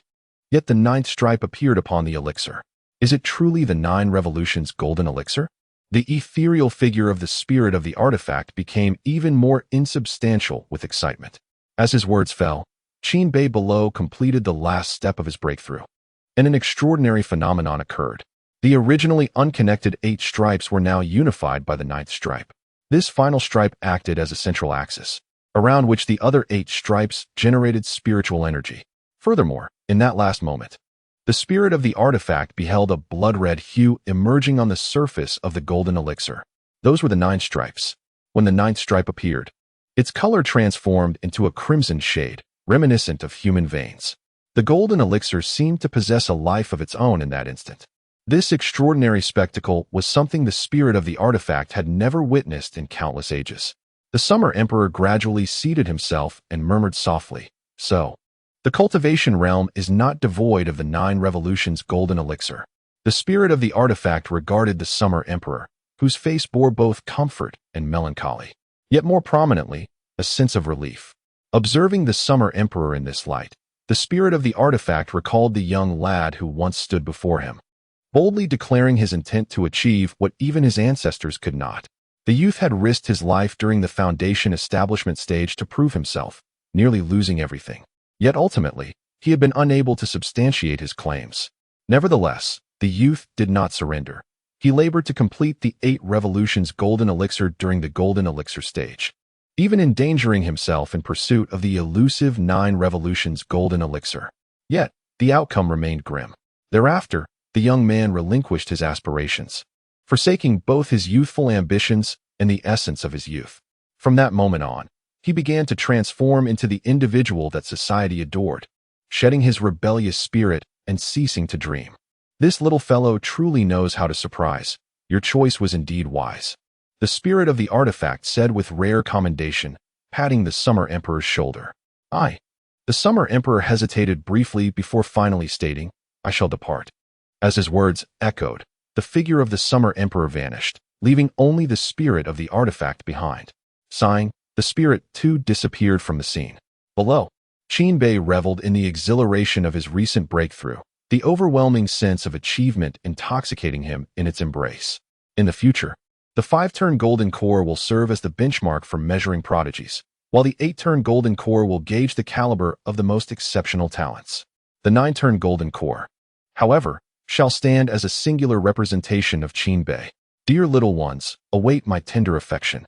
Qinbei clenched his fist, feeling the overwhelming surge of spiritual energy that was eager to be unleashed. After enduring so much self-inflicted torment, the opportunity for retribution had finally arrived. Yet, just as he was about to strike down the nascent soul cultivator before him and ascend to the 7th level, a phantom figure appeared, a spirit of the artifact. Spirit of the artifact? What brings you here? Qinbei inquired, perplexed. The spirit, hands clasped behind its back, cleared its throat twice before responding. Ahem. Did you just achieve the 9-turn golden core? That should be the case. After all, no one has ever reached such a level. I am uncertain of its validity. So let us refer to it as the 9-turn golden core for now. Of course, it could also be called the Qinbei golden core, since I alone possess such a unique core. Qinbei spoke seemingly with nonchalance, yet his words radiated the distinctiveness of his golden core. What say you?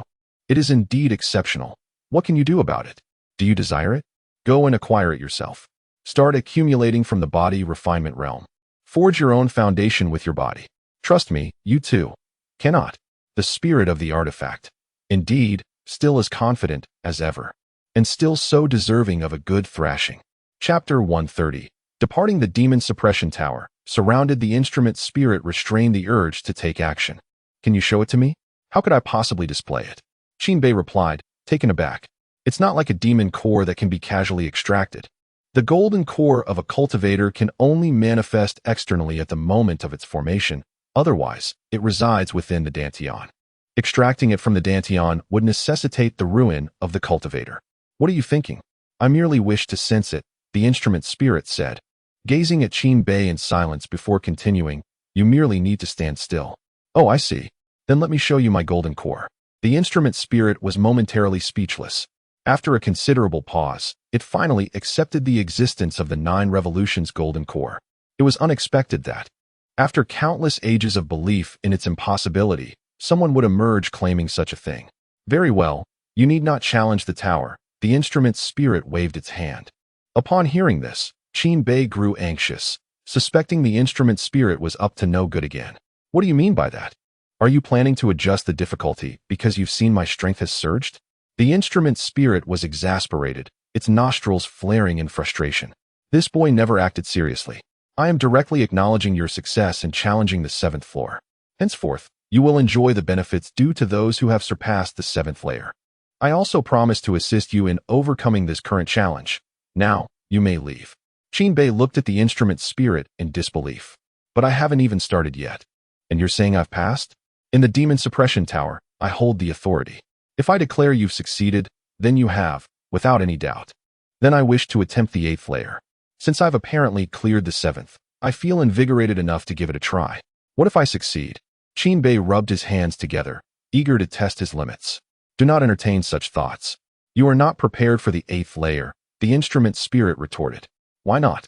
The instrument spirit, amused yet infuriated, replied, "Do you not even glance at the rules before attempting to challenge? The minimum requirement for the 8th layer is to enter the realm of immortals. Do you wish to leap directly to the 9th layer and select any divine technique of the Great Xia?" Qin Bei was momentarily taken aback. "I was not aware of this rule. Leave at once. I can no longer bear to see you. You are vexatious." The instrument spirit waved its hand impatiently, as if shooing away a fly. "Very well, I shall take my leave. Remember what you have said." Qin Bei acquiesced reluctantly. Go on. It's a trivial matter. Just a token will suffice." The instrument spirit gestured dismissively. In the next moment, Qin Bei vanished from the demon suppression tower. Outside the tower, Qin Xiu was on the verge of unleashing his fury. In recent days, Qin Bei had been incessantly entering and exiting the demon suppression tower before him, while he could only watch helplessly, devoid of any means to intervene. Meanwhile, the 9th prince and Ying remained unperturbed, attending to their own matters without the slightest hint of urgency. The concubine Shu had long since expressed her displeasure numerous times, even seeking to trouble Ling Fei. However, the imperial guards had firmly barred concubine Shu from entering the Qingling Palace, while Ling Fei was confined within to recuperate from her injuries. "Your Highness, perhaps it would be prudent to return and rest for a while. We will keep watch here. Should Prince Bei emerge once more, we shall undoubtedly seize him at the first opportunity," remarked several subordinates around Qin Xiu. These individuals were not of royal lineage. They had gained access to the palace through Qin Xiu, as they were patrons of the Qin Xiu Manor. The elder he they mentioned was none other than He Hong, the chief patron of the Qin Xiu Manor, whose profound cultivation was well known. His purpose for being here was to capture Qin Bei. The 9th prince and Ying turned a blind eye to the matter, believing that with Qin Bei able to utilize the teleportation jade slips, He Hong would find it impossible to apprehend him. "No, I must remain here. Until he is caught, I shall not rest," Qin Xiu declared resolutely. His subordinates, feeling helpless, could only comply. At that moment, the awaited voice finally resonated, signaling that Qin Bei had been teleported out of the demon suppression tower. "Quickly, Elder He, prepare. This time, we must capture him." Qin Xiu, who had been on the brink of despair, was now invigorated, directing his subordinates to intercept Qin Bei. "Rest assured, Your Highness, while I am here, there will be no unforeseen circumstances," boomed He Hong, his voice resonating as his cultivation surged, asserting control over the situation. The moment Qin Bei appeared, he would exert all his strength to sever the connection between the teleportation jade slips and the spatial realm. Even if he could only delay it for a fleeting moment, that time would suffice for others to seize Qin Bei. From a distance, Ying and the 9th prince exchanged glances, contemplating the unfolding events. "My lord, shall we intervene?" Ying inquired, standing behind Ying. With a light chuckle, Ying shook his head. The abilities of the spirit master are not something a mere golden immortal can disrupt. It would merely be an exercise in futility. If it brings some comfort to Prince Xiu, let them proceed. The 9th prince and his companions shared a similar sentiment, eagerly anticipating Qin Xiu's impending embarrassment. "Stop!" As Qin Bei emerged from the demon suppression tower, a thunderous shout startled him, causing him to turn, perplexed by such childish antics. However, in the next instant, he realized he could no longer move. "Quick, seize him!" Qin Xiu's voice rang out with excitement. Ha, fool. You actually put away the teleportation jade slips. Without them, let us see how you escape." Qin Xiu was utterly exhilarated. After such a long wait, he had finally arrived at this moment. The first to rush out was He Hong. Upon realizing that Qin Bei had not taken the transmission jade slip, he shared the same thought as Qin Xiu. Qin Bei was indeed alive. Had he possessed the transmission jade slip, it would have been uncertain whether he could have restrained Qin Bei, as the slip itself could prevent such an action. However, Qin Bei had not taken it. Instead, he had stowed it away, rendering him merely a foundation establishment cultivator, nothing out of the ordinary. A cultivator at the golden immortal stage could easily toy with him. The 9th prince, who was relishing the gentle ministrations of a beauty, suddenly stood up in astonishment at the sight of the immobilized Qin Bei. "How foolish! How could one be so miserly at such a time?" he exclaimed, slapping his thigh in frustration. He had assumed that Qin Bei intended to conserve a transmission jade slip, preparing to enter the demon suppression tower himself. Meanwhile, Ying had also ceased his game of chess, frowning at the sight of the restrained Qin Bei. At that moment, he found himself in a quandary. To capture Qin Bei seemed unwise, as it appeared he had yet to accomplish anything, and seizing him would complicate matters. Yet, not capturing him would leave him vulnerable to Qin Xiu's grasp. Surely, he could not assist Qin Bei in fleeing at this juncture. Just as the ninth prince and Ing grappled with this dilemma, a resounding thunderclap echoed throughout the palace, causing everyone to look up in unison. Chapter 131. The sun realizes his mistake. The group, rushing towards Qin Bei, all looked up at the sky, their expressions filled with astonishment. In particular, He Hong, who was at the forefront, recognized the ominous thunderclouds immediately, as he had encountered them on several occasions before. A thunder tribulation. Why would a thunder tribulation appear in the imperial palace? Glancing at the center of the gathering storm clouds, he saw none other than Qin Bei standing there. How could a mere foundation establishment cultivator attract a thunder tribulation? Or had Qin Bei, in such a brief span of time, already transcended to the tribulation stage? Both possibilities seemed utterly ludicrous, and He Hong dared not entertain such thoughts. Prince, we must go. Since Qin Bei had become the target of the tribulation clouds, they could not act against him at this moment. It was not out of a sense of honor or martial ethics that they refrained from ambushing him during his tribulation, but rather a concern that anyone standing alongside Qin Bei would be deemed an accomplice by the thunder tribulation, regardless of their cultivation level, and would consequently attract the same punishment. He Hong had no desire to assist Qin Bei through his tribulation. At that moment, when the thunder tribulation was recognized, Ing had already made his move, and the suppression of Qin Bei's power dissipated in an instant, granting him his freedom once more. Leave? Where would you go? Qin Bei said with a smile as he watched the fleeing crowd. At the forefront, Qin Xiu, filled with rage, found his anger inexplicably diminishing upon seeing Qin Bei's expression. Perhaps it was feasible to endure, but how could Qin Bei allow them to escape at such a critical juncture? If they sought trouble, then he would certainly collect on the debt, would he not? Ha! Everyone stay? As Qin Bei's words echoed, an unsettling realization washed over those nearby. Ing swiftly gestured, leading his followers several kilometers away. The strongest members of the law enforcement hall also sensed the disturbance and retreated alongside the ninth prince and others. He Hong, at the center of it all, felt the shift as well, but it was too late for him to escort Qin Xiu and the others to safety. In a heartbeat, Qin Bei had provoked the thunder tribulation, and the previously slow-gathering storm clouds coalesced instantaneously. This was the consequence of Qin Bei's provocation, an act that not only intensified the tribulation but also left no time for preparation. Only a fool or a madman would engage in such reckless behavior. Clearly, Qin Bei was the latter, a genuine madman. Seeing that the mightiest among them, He Hong, sought to flee, Qin Bei could not contain himself. He charged towards He Hong with all his might, shouting, "Hey, don't run away. Stay and have some fun." He Hong retorted inwardly, "What the hell? What reason do I have to stay here? To shield you from disaster? And stay to have fun? Do you think this is a brothel?" Watching He Hong vanish into the distance, Qin Bei sighed, "Alas, that old man is truly formidable. I cannot stop him." However, after the disappointment, Qin Bei turned to glance at those around him. Among them were all members of the Qin Xiu Wangfu, most of whom had also reached the tribulation stage. Yet they still could not escape this place. Of course, the most crucial figure, Qin Xiu, was also unable to flee. The two locked eyes, and in Qin Xiu's gaze, Qin Bei discerned both fury and fear. The fear was not directed at himself, but rather at the impending thunderous tribulation above. Boom, boom, boom.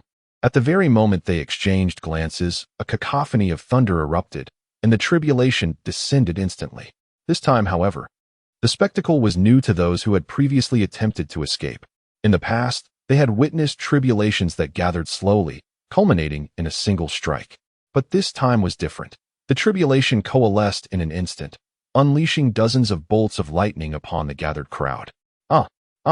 Blood-curdling screams erupted in succession, as these were the individuals deemed deserving of punishment by the tribulation, with each strike calibrated according to their cultivation levels.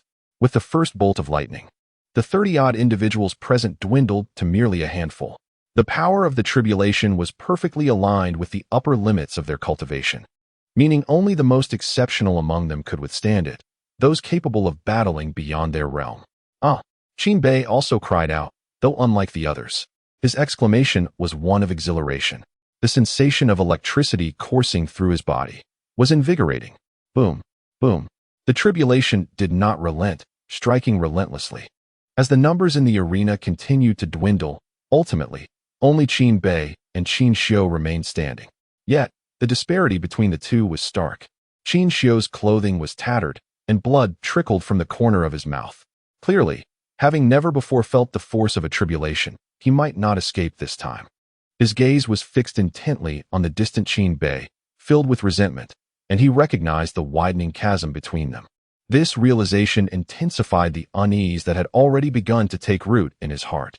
On the other hand, Qin Bei had withstood several strikes of lightning, seemingly unscathed, even proactively welcoming the tribulation. This audacious behavior left onlookers in stunned disbelief. Could one truly endure a tribulation in such a manner? Moreover, they remained perplexed as to how a foundation-building cultivator could attract a tribulation. No, it was no longer merely a foundation-building cultivator, but rather one at the golden core stage. Yet, even at that level, it was unheard of for anyone to provoke a tribulation. Qin Bei, you have gone too far. Qin Xiu seethed, watching as Qin Bei reveled in the tribulation as though it were a pleasure. How could it be that the very tribulation aimed at him allowed Qin Bei to experience such comfort? My subordinates have perished. I am gravely injured. And there you are, relishing it. Enjoy if you must, but must you vocalize your ecstasy? This is intolerable. Thus, Qin Xiu sought revenge. So, you find enjoyment in the tribulation, Qin Bei? Then let us share this experience. Who is afraid of whom? Thus, alas, outside, Ying realized that a grave incident was imminent the moment they witnessed Qin Xiu charging towards Qin Bei. Indeed, as Qin Xiu drew closer to Qin Bei, the originally directed thunder tribulation aimed at Qin Xiu also ensnared Qin Bei due to their proximity. Yet, what was Qin Xiu's cultivation level? He had attained the 5th stage of the nascent soul realm. How could a mere breakthrough from the golden core realm, like Qin Bei, withstand such a formidable thunder tribulation? Enough. At last, Ying could no longer remain a passive observer. After a furious rebuke, he instantly appeared beside both Qin Bei and Qin Xiu. The once ferocious thunder tribulation vanished in an instant. This display left everyone present utterly astounded. To interfere with the thunder tribulation?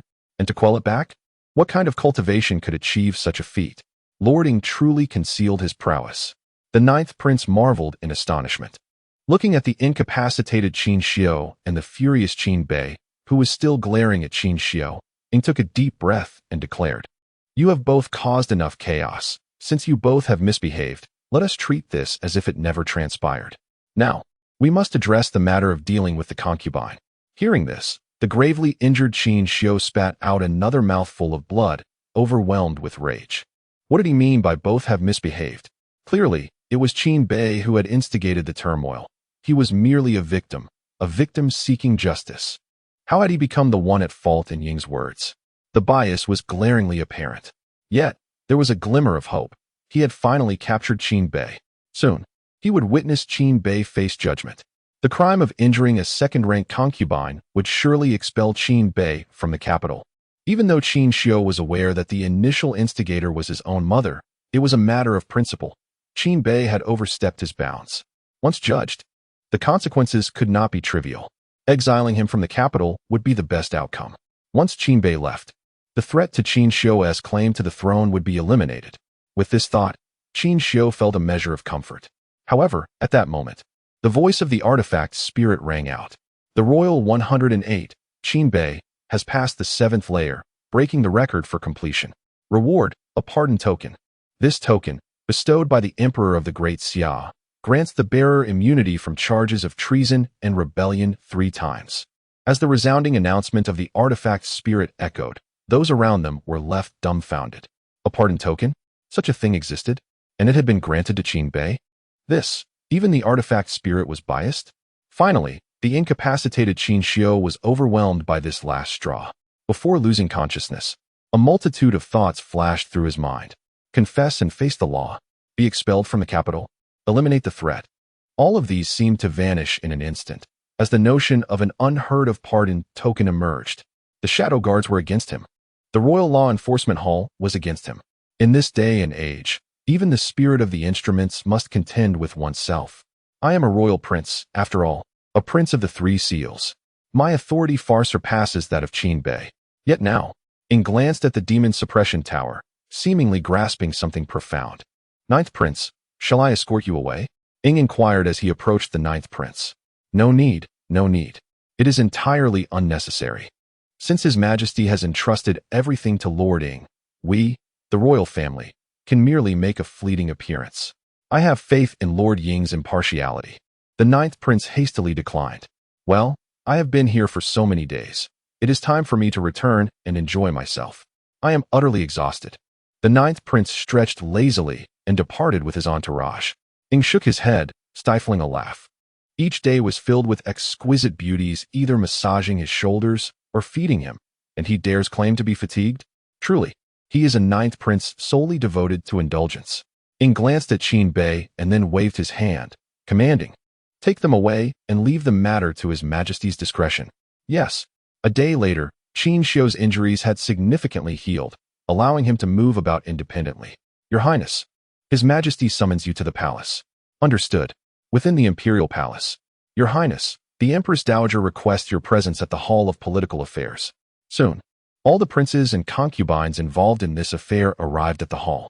Upon seeing Qin Bei, the noble consort could no longer contain herself and rushed forward, but was quickly restrained. Spotting her grievously injured son only intensified her anguish. She immediately knelt before Emperor Xia, lamenting, "Your Majesty, you must take action on my behalf. Qin Bei is utterly disrespectful.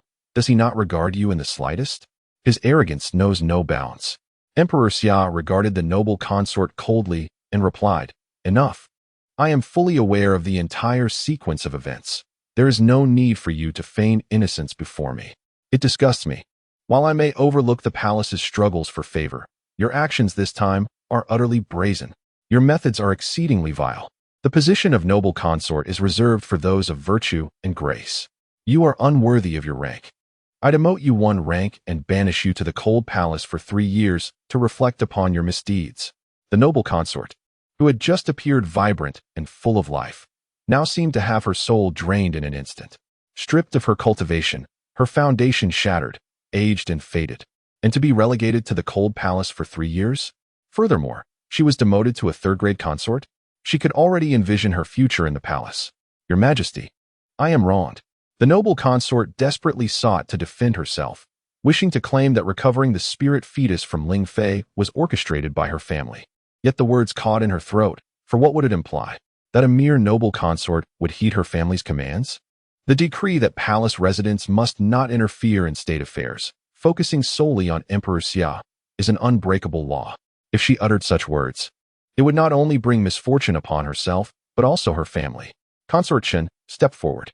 Emperor Xia disregarded the tearful noble consort and beckoned Ling Fei. Yes, Your Majesty. Ling Fei stepped forward gracefully and approached Emperor Xia. You have recovered quite well. This time you have suffered, the emperor remarked after assessing Ling Fei's condition. His words were sincere, for the struggle among the princes for power had inadvertently affected Ling Fei. I am unscathed, Ling Fei replied, refraining from lamenting her situation or mentioning her injuries. Her sole concern was the emperor's forthcoming decision regarding Qin Bei. The emperor gazed at Ling Fei and then declared, "From now on, the position of Shu Fei shall be yours." Ling Fei was momentarily taken aback, then immediately knelt in gratitude. "Thank you, Your Majesty, for your gracious bestowal. Enough. Given your physical condition, there is no need for such excessive courtesy," the emperor said, assisting Ling Fei to her feet. With that, he had seemingly resolved matters concerning the harem. Below, Qin Bei observed the weeping Shu Fei, a cold smile creeping onto his face. Indeed, had he not intervened, the Shu Fei would have merely been relegated to the cold palace, her rank diminished, nothing more. Fortunately, he had foreseen this outcome and acted accordingly. Otherwise, this malicious woman would have continued to escape justice. Now stripped of her cultivation and cast into the cold palace, her life in the harem would likely be fraught with difficulties, even with a prince like Qin Xiu at her side. After all, during her tenure as Shu Fei, this venomous woman had made numerous enemies among the other consorts. It was common in the harem to ruthlessly strike at those who were already down. The assembly had anticipated the emperor's handling of the Shu Fei, but none had expected him to elevate Ling Fei to the position of Shu Fei directly. In just over a month, Ling Fei had ascended from the 4th rank to the 2nd rank of Shu Fei, a speed unparalleled in history. Yet, It was clear to all that this was the Emperor's compensation for Ling Fei. Now, it is time to address you, the Emperor continued, fixing his gaze on the kneeling Qin Bei. Qin Bei, you entered the 100 Birds Palace at night and murdered a palace maid. Furthermore, you have crippled Ling Yu's cultivation and spirit fetus. Such heinous acts. Do you have anything to say for yourself? After the Emperor's words, Qin Bei mischievously winked at Qin Xiu, his expression one of provocation. The sheer audacity of it made the Emperor wish to strike him directly, let alone Qin Xiu, the aggrieved party. Had he not been curious about Qin Bei's ultimate fate, he might have already succumbed to unconsciousness. Ahem. Ing lightly coughed, successfully diverting Qin Bei's attention. Realizing the gravity of the situation, Qin Bei hurriedly bowed his head, earnestly stating, I have nothing further to say. I acknowledge my mistakes. Chapter 132. The most fearsome individual henceforth is Prince Bei. Upon witnessing Qin Bei's unabashed demeanor, Emperor Xia decided to adopt a more forthright approach and prepared to announce the repercussions for Qin Bei's transgression in the royal harem. Very well. An admission of guilt is sufficient. However, before the Emperor could articulate his thoughts, Qin Bei brandished a golden medallion high above his head. I acknowledge my misdeeds, yet I remain unrepentant. What can be done? As he spoke, Qin Bei deliberately directed his words towards Qin Xiu. There was no ulterior motive. His intention was solely to provoke Qin Xiu. Enraged, Qin Xiu trembled as he pointed an accusing finger at Qin Bei, struggling to formulate a retort. You. He coughed violently, nearly losing his breath, unable to utter a single harsh word. From his elevated position, Emperor Xia observed Qin Bei's insufferable demeanor, his teeth clenched in frustration. Impudence. Do not presume that possessing a mere medallion grants you immunity. The Emperor's voice boomed, genuine fury resonating within his words. Qin Bei's actions were utterly unorthodox, deviating from the established protocol. Typically, following the declaration of guilt and sentencing, one would present such a medallion to plead for leniency. Yet now, Qin Bei, having obtained the medallion, acted with reckless abandon, even daring to provoke Qin Xiu in the midst of these proceedings. What manner of behavior is this? Does he believe he can act with impunity simply because of his privileges? Does he not even possess a modicum of self-awareness regarding his transgressions? No. It seems Qin Bei is entirely oblivious, convinced that his actions are entirely justified. Father, was it not stated that this medallion grants immunity from all but treason? Furthermore, it may be invoked thrice. I shall now exercise its first use. Qin Bei, disinterested in further debate, declared his intent, opting to bypass the customary procedure and leap directly to the final step. Realizing that Qin Bei had indeed invoked the medallion, Qin Xiu understood that the most unfavorable outcome had finally manifested.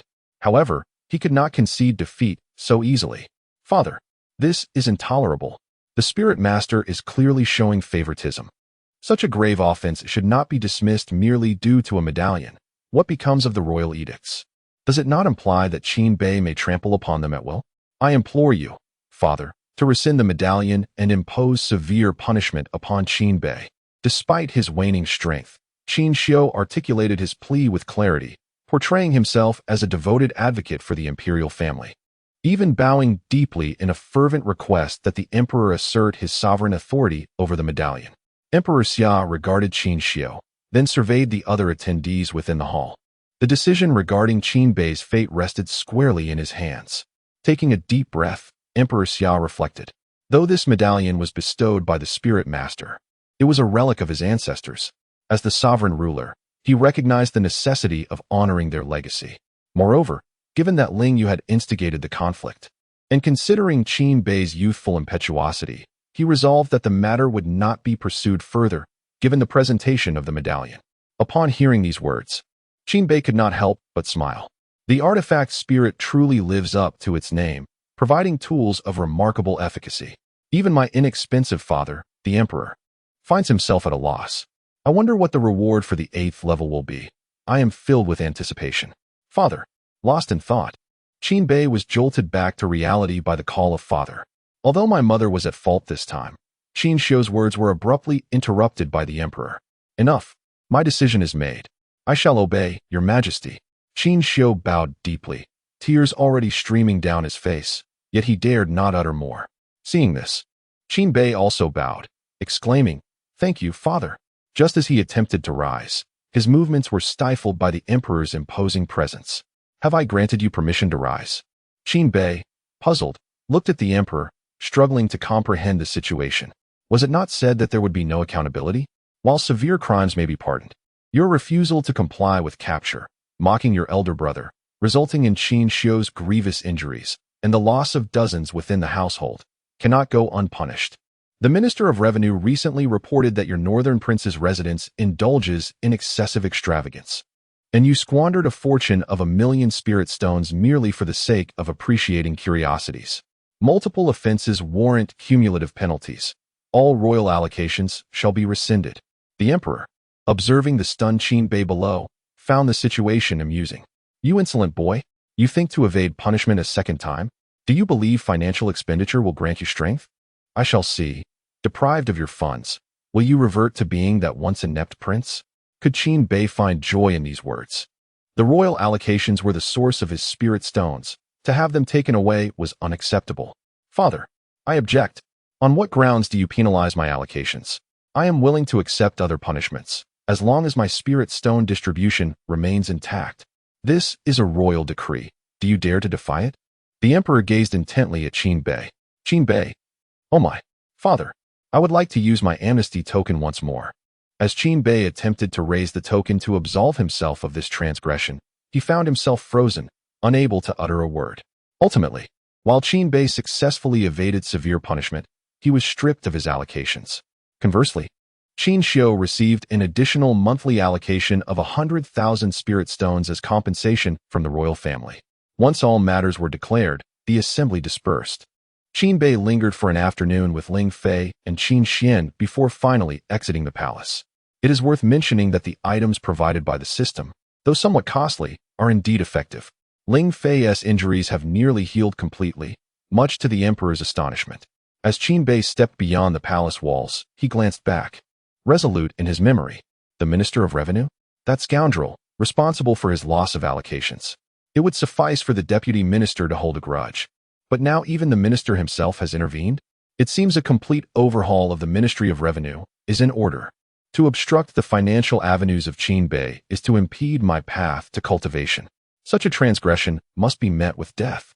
Within the span of less than an hour post-judgment, nearly all the ministers in the court were privy to this matter. Few among them comprehended the so-called amnesty gold medal. Yet this did not hinder their ability to discern a singular truth. The spirit of the artifact was patently biased in favor of Qin Bei. What a remarkable coincidence this was. It is not as though no one had ever breached the 7th tier. Although each member of the royal family who accomplished such a feat received varying rewards, this extraordinary privilege was unprecedented. The notion of being exempt from punishment unless guilty of treason or rebellion, what does this imply? Does it not suggest that with the existence of this gold medal, should Qin Bei directly slay a high-ranking official, he could simply present the medal and be deemed innocent? Some speculated that this time it was Langya who had offended Qin Bei. But what of the future? What if it were the favored consort? Or even the Empress? If Qin Bei were to act in a fit of rage and commit murder, would the presentation of the gold medal not absolve him of guilt? After all, none of these acts would be classified as treason or rebellion. There were even those audacious enough to ponder. If one day Qin Bei were to kill a prince or a royal duke, would he escape conviction? Moreover, it was rumored that the northern prince had a particular fondness for wealth and beauty. What if he were to pilfer from the national treasury or forcibly seize a noble's daughter? Would he too evade punishment? Conspiracy theories are never in short supply. The crux of the matter is that Qin Bei possesses 2 more such opportunities. In an instant, it dawned upon everyone that the most untouchable individual in the capital had seemingly transformed overnight into Qin Bei. Thus, to preempt the scenarios they feared might unfold, several high-ranking ministers entered the palace that very day, beseeching Emperor Xia to rescind the amnesty gold medal. Chapter 133. The contest of wits between the artifact spirit and Emperor Xia. Your Majesty, such a golden token lies in the hands of Prince Bei, which poses a significant risk. Indeed, Prince Bei possesses a capricious temperament and conducts his affairs with utmost arrogance. Who can predict the absurd actions he might undertake? Emperor Xia gazed down at the group of ministers kneeling before him. He had anticipated this outcome. This assembly bore no personal vendetta against Qin Bei. In fact, those with genuine grievances dared not approach. Even the ministers allied with other princes refrained from attending, fearful that their presence might be disclosed to Qin Bei, leading to dire consequences for them. With the golden token in hand, Qin Bei now harbored no fears. Most of those present were neutral parties, unaligned with any prince, solely concerned for the welfare of Daxia. Very well, I shall seek out the artifact spirit. Emperor Xia had foreseen this scenario, and thus had devised a strategy well in advance. That very day, a significant event transpired within the palace. The sovereign of the nation, Emperor Xia, journeyed to the Demon Suppression Tower to interrogate the cherished war artifact spirit of Daxia as to why it dared to meddle in state affairs. The artifact spirit, acting in a capricious manner, feigned ignorance, claiming that its rewards were merely spontaneous acts and that it had no intention of interfering with governance. The exchange between the emperor and the spirit became a fierce verbal duel, captivating the ministers stationed outside. They marveled at the emperor's prowess, declaring him the greatest ruler in history. As the debate intensified, it escalated into a physical confrontation. Those observing from outside witnessed the Demon Suppression Tower rise dramatically, with Emperor Xia following suit. The two vanished from the palace, and the sounds of battle erupted in the skies above.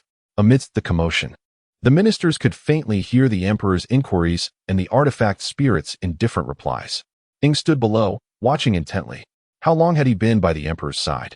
The charade was painfully obvious. He discerned it with a single glance. Yet, unbeknownst to him, the clash between Emperor Xia and the artifact spirit was indeed genuine. Did we not agree that you would grant him but one opportunity? Why have you changed your mind? The emperor demanded. This is quite amusing. I find this fellow intriguing. I wish to see how he utilizes the remaining 2 chances, the artifact spirit replied with a gleeful expression. Recalling Qin Bei's earlier demeanor within the court, Emperor Xia nearly erupted in frustration. Utilize how? This rascal nearly squandered one on a trivial matter. Would that not align with your desires? If he wastes it, you need not fret about this issue any longer. If you had not granted him 3 chances, I would not be troubled. That is of no concern to me. The matter lies within my control. I shall employ it as I see fit. Do not forget, it was you who sought my assistance in the first place. Emperor Xia found himself at a loss for words in rebuttal. Very well. Let us merely feign a semblance of resolution. This matter is concluded for now. The rest is up to him. The royal tomb trials are about to commence. Whether he soars to greatness shall depend on his own efforts. The artifact spirit waved its hand and subsequently returned to the imperial palace, while the demon suppression tower reappeared. Although Emperor Xia was greatly displeased, his frustration was in vain. Ultimately, he informed his ministers, but their deliberations bore no fruit. Despite the ministers' lingering unease regarding the situation, they had all witnessed the conflict between the emperor and the artifact spirit. Clearly, the emperor had exerted his utmost effort. After all, the artifact spirit was not a member of the court, nor did it possess any relatives or kin. One could say the spirit was akin to a semi-saint among the solitary cultivators. Who would dare provoke it to the extreme? Moreover, the artifact spirit was the war god of the great Xia, a figure of undeniable merit. Should there be any attempt to subdue it, the first to object would undoubtedly be the citizens of Great Xia. Alas, the artifact spirit seemed increasingly bewildered. Such frivolous antics bore no resemblance to the valiant figure that once expanded the territories of Great Xia. After enduring solitude for so long, it was understandable to seek amusement. Yet this was indeed excessive. One could only hope that the northern prince would exercise discretion as a member of the royal family and refrain from abusing his privileges. Thus, the ministers returned in disappointment, marking the conclusion of this matter. Ultimately, it ended with Qin Bei's flawless victory. At least, from the perspective of others, it was deemed a perfect triumph. Only Qin Bei knew that while victory was achieved, it was far from ideal. The Minister of Revenue had stolen his stronghold. Such audacity! Upon returning to the royal residence, Ji Zhuiyue and Mu Zhaoxue rushed to greet him. They had been aware of Qin Bei's predicament and had worried for him for half a month. Seeing him return unharmed, the weight on their hearts finally lifted. My dear husband, it's been so long. I missed you dearly. Upon seeing his 2 lovely wives approach, Qin Bei couldn't help but smile broadly. Embracing Ji Zhuiyue and kissing her tenderly, he then turned to give Mu Zhaoxue a kiss as well.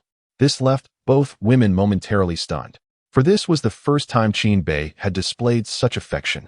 Previously, their interactions had been limited to mere hand-holding and light flirtation. Yet this time, he had boldly kissed them. Before they could fully process the moment, they were caught off guard. In the future, such ambushes must be avoided. There are so many witnesses, Ji Zhuye remarked, her cheeks flushed. Qin Bei then glanced behind and noticed that everyone in the royal residence had gathered to welcome him home. Ha ha ha, let them look. What is there to be shy about? Is it forbidden to kiss my own wives? Qin Bei replied earnestly, all the while indulging in further affection. All right, everyone disperse. My wives and I have some private matters to discuss. He instructed the attendants. Yes, Your Highness, they replied as they departed. With a beauty on each arm, Qin Bei prepared to return to the residence, eager for his two wives to engage in heartfelt conversation about life and aspirations. However, just as they were about to cross the threshold, Qin Bei suddenly sensed something amiss. Husband, what is it? Ji Zhuye inquired softly. Qin Bei halted his steps, stroking his chin in contemplation. Why does it seem to me that something about the Wang residence is amiss? What could possibly be different? Isn't everything just splendid? No. Wait a moment. What about my two guard beasts, the Golden Lion Kings? Where have they vanished to? Have you devoured them? At last, Qin Bei realized that something was indeed wrong. The Golden Lion Kings, which he had procured for several million, had inexplicably disappeared. Chapter 134. The Unbearable Tolerance of Uncle and Aunt Ah. Does my husband remain unaware? Mu Zhaoxue inquired with astonishment. Qin Bei turned to Mu Zhaoxue, his brow furrowed in confusion. What is it that I should know? Wasn't it said that he was excessively extravagant? The emperor dispatched someone to restore the Wang residence to its original state when it was first entrusted to my husband. Was this not communicated to him? Mu Zhaoxue expressed her bewilderment. She and Ji Zhuye had assumed that Qin Bei was already informed. Yet, seeing his current demeanor, it was clear he was not. Qin Bei glanced towards the grand entrance and then peered inside the Wang residence, bewildered. Everything has been taken? Ah, indeed, but fret not. At least the resources for cultivation that the steward purchased and several spirit-gathering formations remain intact. Moreover, there are still a considerable number of spirit stones left. Even in the absence of royal distribution, the Wang residence will not encounter any significant issues. The servants here have voluntarily opted out of their monthly stipends, so the expenses are quite manageable. You need not worry about these matters, my husband.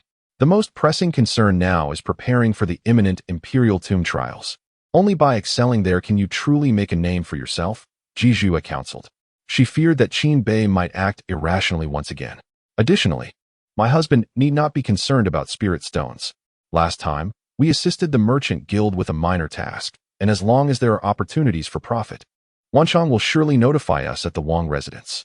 Ji Zhuye also shared the avenues for earning money that she had discovered, aiming to divert Qin Bei's thoughts away from financial troubles. He had just endured punishment. If he were to act impulsively and err again, it would be quite troublesome. However, Qin Bei was not one to swallow his grievances silently. Yet, to alleviate the worries of Ji Zhuye and Mu Zhaoxue, he decided to return to the Wang residence and rest for the night. That evening, Qin Bei surveyed the premises and discovered that all the peculiar items he had purchased at great expense had vanished. Most notably, the rare species known as the radiant spirit fish, which he had prepared to cultivate in the lake of the Wang residence. This fish, known for its exquisite meat and soothing luminescence at night, had cost him hundreds of thousands of spirit stones. He had not acquired them merely for consumption. Rather, he intended to take Ji Zhuye and Mu Zhaoxue to the lakeside at night, orchestrating mesmerizing shapes with these luminous fish to surprise them. However, with the surprise now lost, his romantic plans had been dashed, and his aspirations of shedding his youthful innocence had similarly evaporated. While he could endure the loss of the two Golden Lion Kings, the complete seizure of his cherished radiant spirit fish was intolerable. Moreover, with the imperial tomb trials about to commence, his resources were entirely depleted. Entering the trials without any enhancements would leave him struggling like everyone else to comprehend the challenges ahead. This was not the outcome Qin Bei desired. The following day, Qin Bei informed the two women of his intention to enter the palace to seek Xiaoxian, and thus he made his way into the imperial grounds.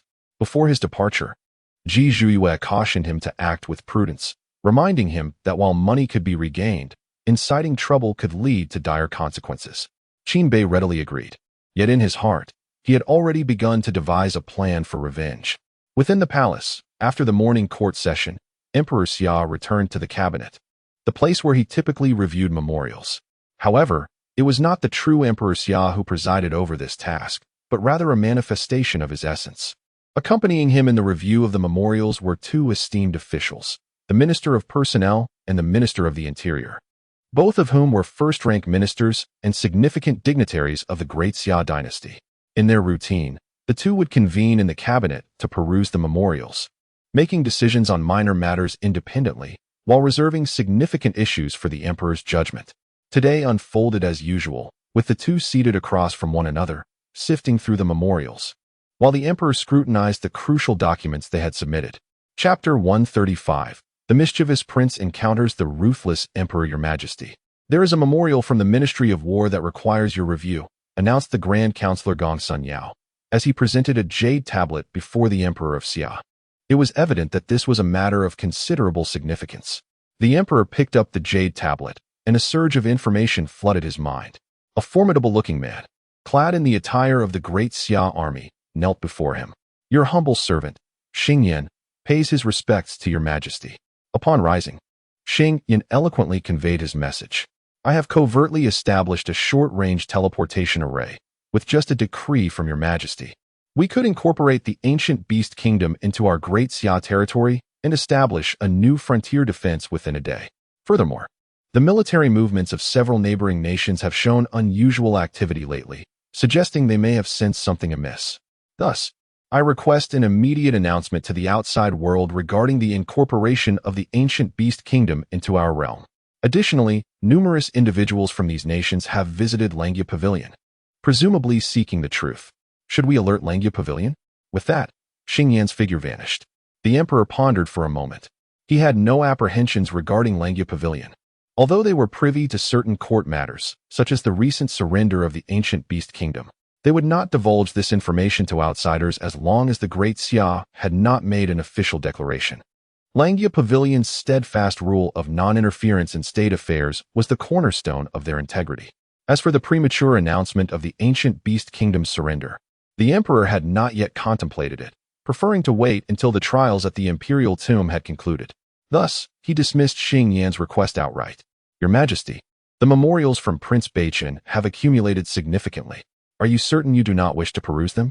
Gongsun Yao inquired, noticing the stack of jade tablets beside him. All pertaining to Prince Beichen. Most of the authors were scholars, akin to passionate youth. These individuals were the future civil servants of Great Xia, and should any official wish to intervene, they could also present their petitions. I shall not review them. I trust that he will learn from this experience and at least show some improvement on the surface. Gradually, they will quiet down. There is no need to concern ourselves with them, the emperor replied. Gongsun Yao exchanged a glance with the Chancellor Chongtang, both recognizing the mutual exasperation reflected in each other's eyes. Suddenly, a cacophony erupted, drawing the attention of the three within the cabinet. Gongsun Yao and Chongtang furrowed their brows in unison. What was this place? The cabinet. A sanctuary for the emperor's reviews. A realm of absolute silence. Who dared to create such a disturbance? Prince Beichen, this is the cabinet. You cannot behave in such a manner, came the voice of a soldier. Upon hearing this, the three understood the source of the ruckus. It could only be the audacious Prince Beichen, bold enough to disrupt the sanctity of this chamber.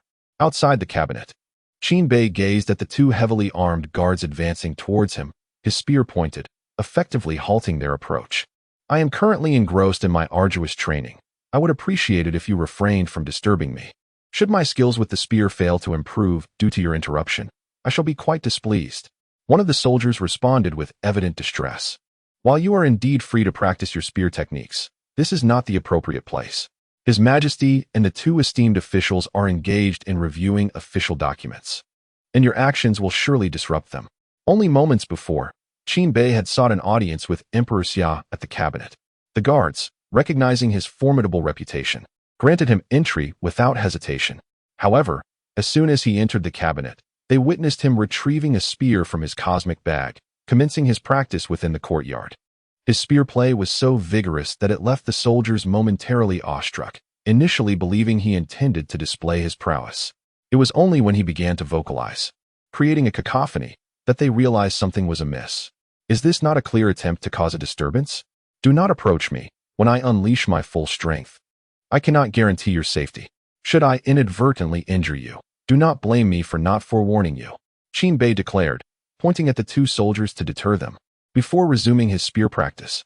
Suddenly, three figures appeared, the Emperor Xia and his two officials, who had been reviewing documents. What are you doing?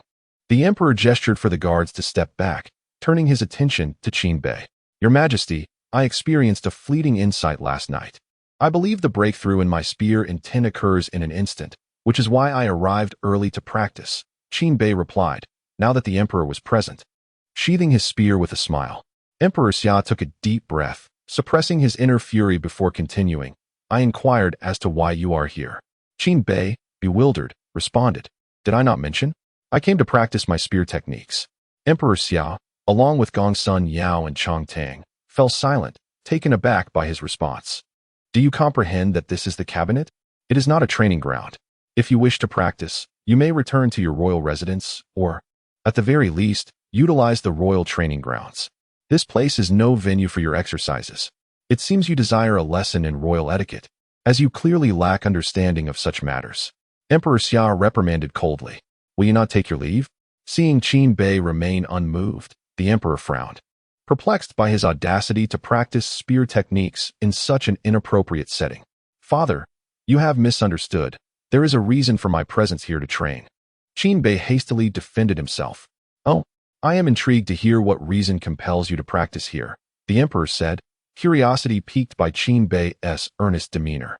The moment Qin Bei heard the emperor's words, a broad smile illuminated his face. I am uncertain whether the emperor still recalls my earlier assertion regarding the paramount importance of one's mental state during the cultivation process. When one's spirits are elevated, the pace of advancement can be remarkably accelerated. Emperor Xia replied, Oh, are you employing that tactic again? I have already conferred with the spirit of the artifact. Despite the myriad peculiar abilities in the realm of cultivation, none are as absurd as this one. If we are to entertain the notion of mental state, one must at least attain a level akin to mine. Moreover, the mental state at my level is not merely a fleeting moment of joy, but rather a profound inner enlightenment. The concept that Qin Bei speaks of is fundamentally dissimilar. Hence his words are mere nonsense and tomfoolery in my eyes. Yet, despite his thoughts, the emperor nodded and responded, I do remember. That is well, Qin Bei continued. After the incident involving concubine Shu, concubine Yu, my mental state underwent a significant transformation, resulting in a plummeting rate of cultivation and diminishing comprehension. As I was on the verge of a breakthrough, I needed to recalibrate my mindset. Thus, I sought solace in the unique treasures I procured for the estate with considerable expenditure of spirit stones. However, upon inspection, I was nearly overwhelmed with despair. For the Ministry of Revenue's officials brazenly looted all the rare items from my residence, leaving not a single piece behind. It is utterly outrageous. As he spoke, Qin Bei gesticulated passionately, and Gongsun Yao, observing the spectacle, mused that had the Minister of Revenue been present, Qin Bei would likely have laid him low. Emperor Xia quietly witnessed Qin Bei's tirade, coming to realize the reason for his presence. All this talk of cultivation and mental states was sheer fabrication. It was clear that he was displeased about the luxury items he had acquired being confiscated, venting his frustrations in this manner. To insult the Minister of Revenue? It was apparent that he was indirectly reproaching himself, for he was the one who had issued the order. Otherwise, even with tenfold audacity, the ministry would not have dared to invade the estate of a prince of the third rank, especially those two golden lion statues at the entrance of my estate. Oh, Father, you cannot fathom the effort that went into acquiring them. Every last spirit stone was spent on them. Now that they have been taken, my heart bleeds with anguish. Qin Bei clutched his chest, his expression one of profound agony, almost on the verge of tears. Finally, Gongsun Yao could no longer bear the performance. Qin Bei's dramatics were excessive. Moreover, his veiled insults were poorly executed, leading to immediate associations. Thus, he interjected, Prince Bei, His Majesty did not inquire about these matters. They need not be mentioned. His Majesty merely wishes to understand your reason for coming to the cabinet for cultivation, as this is hardly a place conducive to such pursuits for a prince. Do not fret, my dear minister. I am just about to elucidate the reason. Qin Bei cast a reproachful glance at Gongsun Yao, before turning his attention back to Emperor Xia and continuing, within my royal residence, there is naught that brings me solace. However, the trial at the royal mausoleum approaches, and I cannot succumb to despair. Thus, I thought of the palace, for it surely harbors numerous treasures. If I can but glimpse these marvels from time to time, my spirits will be lifted, and my cultivation shall flourish. As he spoke, Qin Bei approached a peculiar stone, pointing at it with enthusiasm. Behold this stone. From the moment I laid eyes on it, my heart swelled with joy. My cultivation speed has increased remarkably, so I have taken to practicing my spear techniques here, with no ulterior motives, merely borrowing this space. He tenderly caressed the stone, as if it were a beloved. Gongsun Yao and Chong Tang stared in disbelief. But, Your Highness, Chong Tang interjected, this stone is merely an ordinary rock, devoid of any special qualities. Qin Bei, momentarily taken aback, withdrew his hand, yet showed no embarrassment. Oh, is that so? Nevertheless, whenever I see this stone within the cabinet, it inexplicably brings me immense joy. And my cultivation ascends with great rapidity. Chong Tang sighed. If you must concoct a tale, could you not devise a more plausible one? Simply claiming that the spiritual energy surrounding the cabinet is more conducive to your cultivation would suffice, considering Emperor Xia's prolonged presence here must have influenced the surroundings. Why resort to such an obvious fib? At that moment, Emperor Xia's fists clenched tightly. Were it not for his self-control, he might have sent Qin Bei flying with a swift strike. He realized that Qin Bei's grievances stemmed from the royal family's assets being reclaimed and his residence stripped bare, prompting him to act out in this manner. If it were any other prince, Emperor Xia would have summoned the imperial guard to expel him without hesitation. Yet, no other prince dared to behave so audaciously. After all, this was Qin Bei. Despite Emperor Xia's belief in fairness and his intent to allow Qin Bei to earn the title of crown prince through rigorous competition, he had internally acknowledged Qin Bei as the next heir, inevitably tilting the scales in his favor. Reflecting on the recent incident with Ling Yu, though there was no overt favoritism, covert efforts had certainly been made. However, upon further contemplation, it was evident that Qin Bei had incurred considerable costs this time, and it was only natural for him to harbor resentment.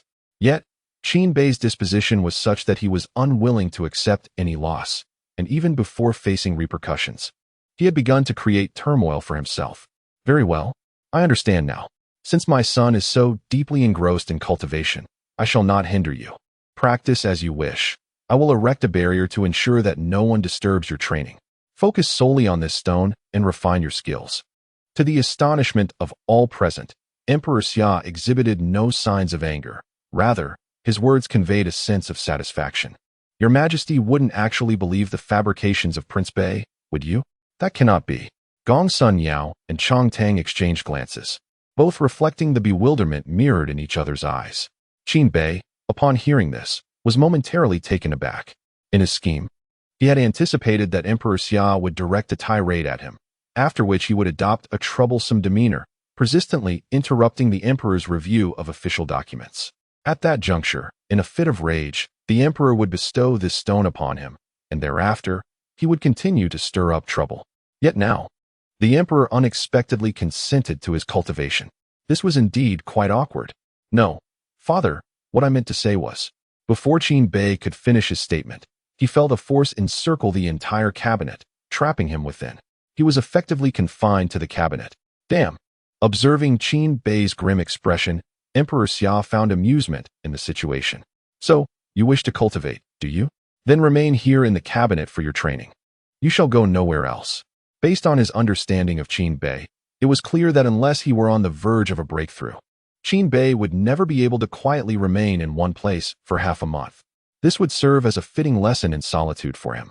Nevertheless, Emperor Xia spoke with a serious tone. My son, focus on cultivating with that stone. Do not delay. The imperial tomb trials will commence in half a month. With that, Emperor Xia, accompanied by Gongsun Yao and the others, returned to the loft to continue reviewing the official documents. Father, you could indeed bestow this stone upon me. I could take it back to the royal residence for my cultivation, Qin Bei exclaimed in a rush as he came to his senses and hurried after them. However, his words fell on deaf ears, for upon entering the loft, Emperor Xia had casually erected a soundproof barrier, rendering Qin Bei's voice inaudible. Damn, how careless of me. I forgot how formidable my father's cultivation is. Qin Bei ground his teeth in frustration, his foot crashing down to shatter the ground beneath him. Chapter 136. Father. I have erred, Father. I have commenced my cultivation. The clamor is overwhelming. Please pardon me. Qinbei shouted towards the Summer Emperor, cupping his hands around his mouth as he stood in the loft. He wished to ascertain whether the Summer Emperor would eavesdrop. However, the Emperor did not even lift his head, evidently oblivious to Qinbei's words. Qinbei brandished the Langya gun, gazing at the peculiar stone before him. Why is everything so unconventional? Am I truly expected to cultivate here for half a month? Qinbei murmured. Such a notion was utterly implausible. Grueling cultivation was not in his nature. Moreover, his resources were entirely depleted. He needed to accumulate sufficient points before entering the imperial tomb. At the very least, he must grasp the so-called void scripture. With this thought, Qinbei swung his spear. If the sound was inaudible, surely the vibrations would be felt? Thus, bang, bang, bang. The two soldiers stationed outside exchanged glances. They had always regarded the spear as a weapon for targeting a single foe. However, after witnessing Qinbei's actions, they realized that the spear could also be employed for area attacks. The once pristine hall had been ravaged in mere moments. Inside the pavilion, ahem, Your Majesty, I am feeling somewhat unwell today, and I wish to. Gong Sun Yao's words faltered as he noticed the Summer Emperor's grim expression. He thought to himself, I must endure and expedite this review. Bang! Just as he finished his sentence, another tremor shook the room. Though silent, Gong Sun Yao's body jolted upward before crashing back down. The same fate befell Chong Tang. Seeing this, the Summer Emperor shook his head in resignation. There is no need to adhere to the protocols of the cabinet. Let us utilize our powers to levitate. The Emperor stated calmly. Understood. The three men then floated into the air, their scrolls rising alongside them. Now, regardless of Qinbei's disturbances outside, it would be futile. 10 minutes later, ding! Gong Sun Yao and Chong Tang stared at the Langya gun suddenly embedded in the ground, their cheeks twitching. In the next moment, Qinbei's figure appeared within the pavilion, hurriedly offering apologies. My apologies, my apologies. I failed to control it properly. The spear flew out due to my mistake. After saying this, Qinbei approached the Langya gun, extracting it and leaving the loft. Another 10 minutes passed. I am truly sorry. It was an error, rest assured. It will not happen again. Qinbei exited the loft once more, still accompanied by the Langya gun. Yet another 10 minutes elapsed. Enough. This time, Qinbei could not take the Langya gun with him. The Summer Emperor had reached his limit. Qinbei's antics had become utterly intolerable. However, to the surprise of the Summer Emperor, Qinbei exhibited no fear whatsoever, leaving the Emperor puzzled. In the next moment, a golden medallion appeared in Qinbei's hand. Father, where have I erred? He inquired. The Summer Emperor could only internalize his frustration, knowing full well that this medallion of absolution falling into Qinbei's possession would spell trouble, albeit not in the manner he anticipated. You are not wrong. He finally conceded, suppressing his ire. Then I shall return to my practice with the spear, Qinbei declared, preparing to depart with the Langya spear in hand. Wait. Qinbei turned to the Summer Emperor. Is there anything else you wish to instruct me on? The Summer Emperor exhaled softly before responding. Since that stone can aid in your cultivation, take it back to your royal residence for your training. The cabinet is indeed not a suitable place for such endeavors. Qinbei nearly burst into laughter at the remark, but managed to stifle it, opting to mask his embarrassment with a cough. Since father is willing to part with it, I have no reason to refuse. Thank you for your gracious gift. After bowing to the Summer Emperor, Qinbei exited the pavilion, the stone in tow as he ventured homeward. Phew! Gong Sun Yao and Chong Tang both sighed in relief, as they could finally settle down to review the memorials in peace. The following day, there remained 14 days until the royal mausoleum's opening. The Summer Emperor and his two ministers continued their routine of examining the documents. This daily grind required an abundance of patience. Indeed, one could scarcely be an emperor without it. Suddenly, familiar voices echoed in the chamber. Qinbei has returned. What do you want now? The Summer Emperor inquired, wearied by his son's presence. Father, ever since I brought that peculiar stone back to the palace yesterday, my cultivation speed has dramatically increased, Qinbei claimed. The Summer Emperor was aware that this was mere nonsense, for how could an ordinary stone truly enhance one's training? Nonetheless, he replied, is that not a good thing? Why return to the cabinet? Indeed, it is beneficial, yet I have lost interest in the stone. which is why I returned early to seek something else. After all, my royal residence is bereft of anything that brings me comfort, as everything has been scavenged by the Ministry of Revenue. Qin Bei lamented about his plundered possessions once more. What have you set your sights on this time? The Summer Emperor asked, his patience wearing thin. Upon hearing this, Qin Bei's spirits lifted as he approached a sizable stone nearby and confidently declared, "This one. Simply gazing upon it allows me to cultivate effectively." The Summer Emperor sighed. "Could you not choose something else? Another stone, perhaps?" "Fear not, father. This time I shall be exceedingly quiet and will not disturb you while you review the memorials." Qin Bei responded with a cheerful demeanor. "Very well. I grant you permission." The Summer Emperor acquiesced, returning to the loft. Upon his return, he found Gong Sun Yao and another person rubbing their temples. 10 minutes later. "Father, I made an error, but I assure you, there shall be no further mistakes." Another 10 minutes passed. "Father, with a stone in hand." He rolled away. The Emperor of Xia could no longer contain himself. With a wave of his hand, Qin Bei was effortlessly expelled from the cabinet by an unseen force. On the third day, with only 13 days remaining until the opening of the imperial tomb, he was summoned as per tradition to the cabinet for cultivation. However, today he discovered that no matter how much chaos he attempted to create, it was futile. The individuals within the noise could not hear him. He tried to shatter the ground to create a tremor, but as soon as he made a move, he was repelled by an invisible force.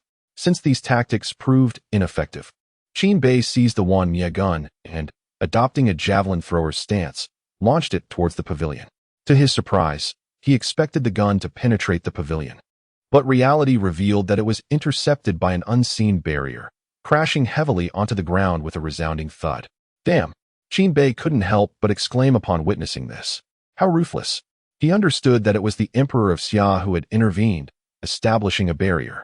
Though seemingly casual, it was evidently much more formidable than before. At the very least, no matter how much chaos Qin Bei attempted to create outside, those inside could quietly review the memorials. Could Qin Bei tolerate this? Certainly not. A barrier, you say? He refused to believe that he could not breach a mere casual barrier. Determined, Qin Bei decided to engage in a war of attrition with the Emperor of Xia, vowing to make him relent before the tomb's opening. With a deliberate pace, Qin Bei approached the outermost edge of the barrier, gently caressing it. It felt insubstantial, akin to air. However, when he attempted to enter, he found himself obstructed by an invisible force, unable to proceed. Chapter 137. The Mischief Maker has finally departed within the pavilion. Emperor Xia sensed that Qin Bei was assaulting the barrier. But what of it? Having witnessed Qin Bei's prowess during the battle in the Demon Suppression Tower, he was acutely aware of the extent of Qin Bei's ultimate strength. Hence, the barrier was intentionally set beyond Qin Bei's capabilities, instilling in him the illusion that he could breach it, yet rendering all his attempts futile. The Emperor's sole intention was to observe the flustered visage of Qin Bei. Furthermore, he sought to challenge Qin Bei, testing whether he could transcend his limits. Just as Emperor Xia contemplated this, a melodious voice rang out from within the pavilion. The three individuals inside turned their gazes towards the source of the sound, the Langya gun. Their expressions morphed from surprise to something more peculiar. "Oh dear father, I have erred once more. I shall take my leave now," Qin Bei exclaimed cheerfully as he entered the pavilion, brandishing the Langya gun before departing. Only then did Emperor Xia fully recover from his astonishment. Qin Bei had actually breached the barrier he had meticulously crafted, and the speed of his triumph was utterly unforeseen. Frowning, Emperor Xia pondered. Could it be that this boy possesses hidden cards yet unrevealed? Intrigued by the possibility, the Emperor realized that his understanding of Qin Bei was far from complete, and he was presented with an unexpected surprise. With a casual wave of his hand, a new barrier materialized. The moment Qin Bei stepped outside the pavilion, he felt it. Such a crude barrier is ineffectual. A smile danced upon Qin Bei's lips as he strode away, preparing to practice his marksmanship. This time, he intended to strike hard, testing whether Emperor Xia would indeed lose his temper. As he practiced, he ravaged the ground and the surrounding decor, demolishing anything in his path, even if it was merely ornamental rockeries. With 10 minutes elapsed, Qin Bei activated his heavy pupil. Once unleashed, he discerned the barrier with clarity. It was evident that its power had indeed intensified. A brute force attempt to dismantle it, even with his strongest strike, would yield little effect. Yet, Armed with his heavy pupil, Qin Bei was capable of identifying the barrier's weaknesses. After all, it had merely been hastily established. While it possessed strength, it bore numerous vulnerabilities. Presently, he could already see 3 such points, and with greater power, he would surely uncover even more. Targeting one of the weaknesses, he executed the first shot of the annihilation gun technique. A glimmer of cold light. When that scintilla of illumination pierced the barrier, Emperor Xia, who had been observing Qin Bei, was rendered speechless. The ability to penetrate his barrier without destroying it was unprecedented. However, at the very least, Emperor Xia was assured of one thing. Qin Bei indeed possessed other means. The capability to perceive flaws was undoubtedly formidable for a cultivator. Bang! Just as Emperor Xia was immersed in these thoughts, a resounding boom echoed through the air. A flicker of cold light erupted, and waves of intent surged forth, disrupting the Tower of Destruction. Alas, the Summer Emperor sighed, gesturing to resolve the troubles caused by Qin Bei. Take your belongings back to your residence, and cease to trouble me. The Summer Emperor acquiesced. Thank you, Father Emperor. Qin Bei bowed respectfully, and then returned to his estate with the stone. Then, on the 4th day, outside the nourishing residence, Qin Bei exclaimed, Father Emperor, this flower is exquisite and a delight to behold. Take it and go. The Summer Emperor, having gained experience, understood that if he did not comply, Qin Bei would undoubtedly create further disturbances. On the 5th day, outside the Xianzheng Hall, Qin Bei persisted, Father Emperor, take it and leave. Thus, Qin Bei's visits to the palace became increasingly frequent, and he would carry off numerous items each day. The Summer Emperor, at one point, yielded, eager to discern Qin Bei's intentions. Daily, he absconded with trivial possessions, which amounted to nothing more than a waste of time. As the opening of the royal tomb approached, only 7 days remained. Qin Bei's frequency of visits escalated, his presence ubiquitous. Curiously, he seemed fixated on peculiar trinkets, leading the Summer Emperor to suspect that Qin Bei was merely venting his frustrations. Outside the cabinet, Qin Bei declared, Father Emperor, I must be frank. Should you refuse to return my possessions from the Ministry of Revenue, I will come daily henceforth. Observing Qin Bei's exasperated demeanor, the Summer Emperor realized that his recent neglect had left Qin Bei feeling unsatisfied in his quest for reprisal. With a smirk, the Summer Emperor replied, Very well, my son. I do hope you will indeed visit daily. I shall await your arrival. Look at those 2 peculiar stones. I had them arranged specifically for you. If they catch your fancy, take them. As for the items outside the nourishing residence, I have arranged new ones for you. In the future, should you desire something, you need not consult me, nor trouble me. Simply take what you wish. The Imperial Guards will not interfere. I have already issued the command. With a face full of discontent, Qin Bei gazed at the Summer Emperor and said, Is it not possible to negotiate the return of my possessions within the royal residence? Not at all. The Summer Emperor decisively refused. Then, might I at least reclaim a portion? Half would suffice, Qin Bei pressed on. The decree has been issued. What do you think? The Summer Emperor inquired nonchalantly. Very well, I understand. I shall take my leave, Qin Bei replied, his expression clouded with frustration as he departed. The Summer Emperor chuckled to himself and returned to the cabinet to continue reviewing petitions. In his view, Qin Bei was merely causing a ruckus, attempting to express his discontent over the reclamation of royal allocations. The notion that he was enamored with odd stones was nothing but a pretext for his mischief. Now that the Summer Emperor permitted Qin Bei to take whatever he pleased, the latter was left without justification for his antics. After all, if Qin Bei desired something, he could simply take it. They were all inconsequential items, and a single spirit stone could purchase hundreds of such trifles. The palace lacked for none of these things. It appears that Qin Bei has evidently lost any inclination for mischief. The Summer Emperor observed Qin Bei throughout the journey and noted that he departed directly from the imperial palace. Still youthful and impetuous, unable to withstand the slightest provocation. The Summer Emperor mused with a shake of his head and a faint smile. Gong Sun Yao and Chong Tang exchanged glances, both letting out a sigh of relief.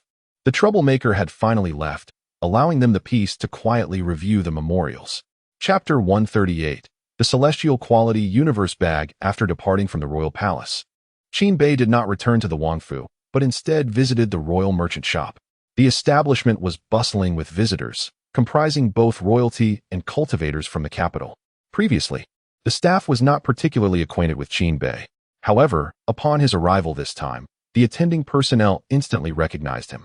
The boisterous northern prince, who could possibly be unfamiliar with his name. Not long ago, he had broken through to the Golden Core realm, and many had anticipated that Emperor Xia would be elated. Yet, the northern prince had recently incited the emperor's wrath, resulting in the confiscation of items from the Wangfu, including the recently acquired golden lion statues that had been seized by the Ministry of Revenue. This incident had become the most discussed topic in the capital. Apart from the royal tomb trials, with whispers circulating about the staggering penalty of 300,000 spirit stones that had been forfeited. Such a sum was unimaginable for many cultivators, who might never possess such wealth in their lifetimes.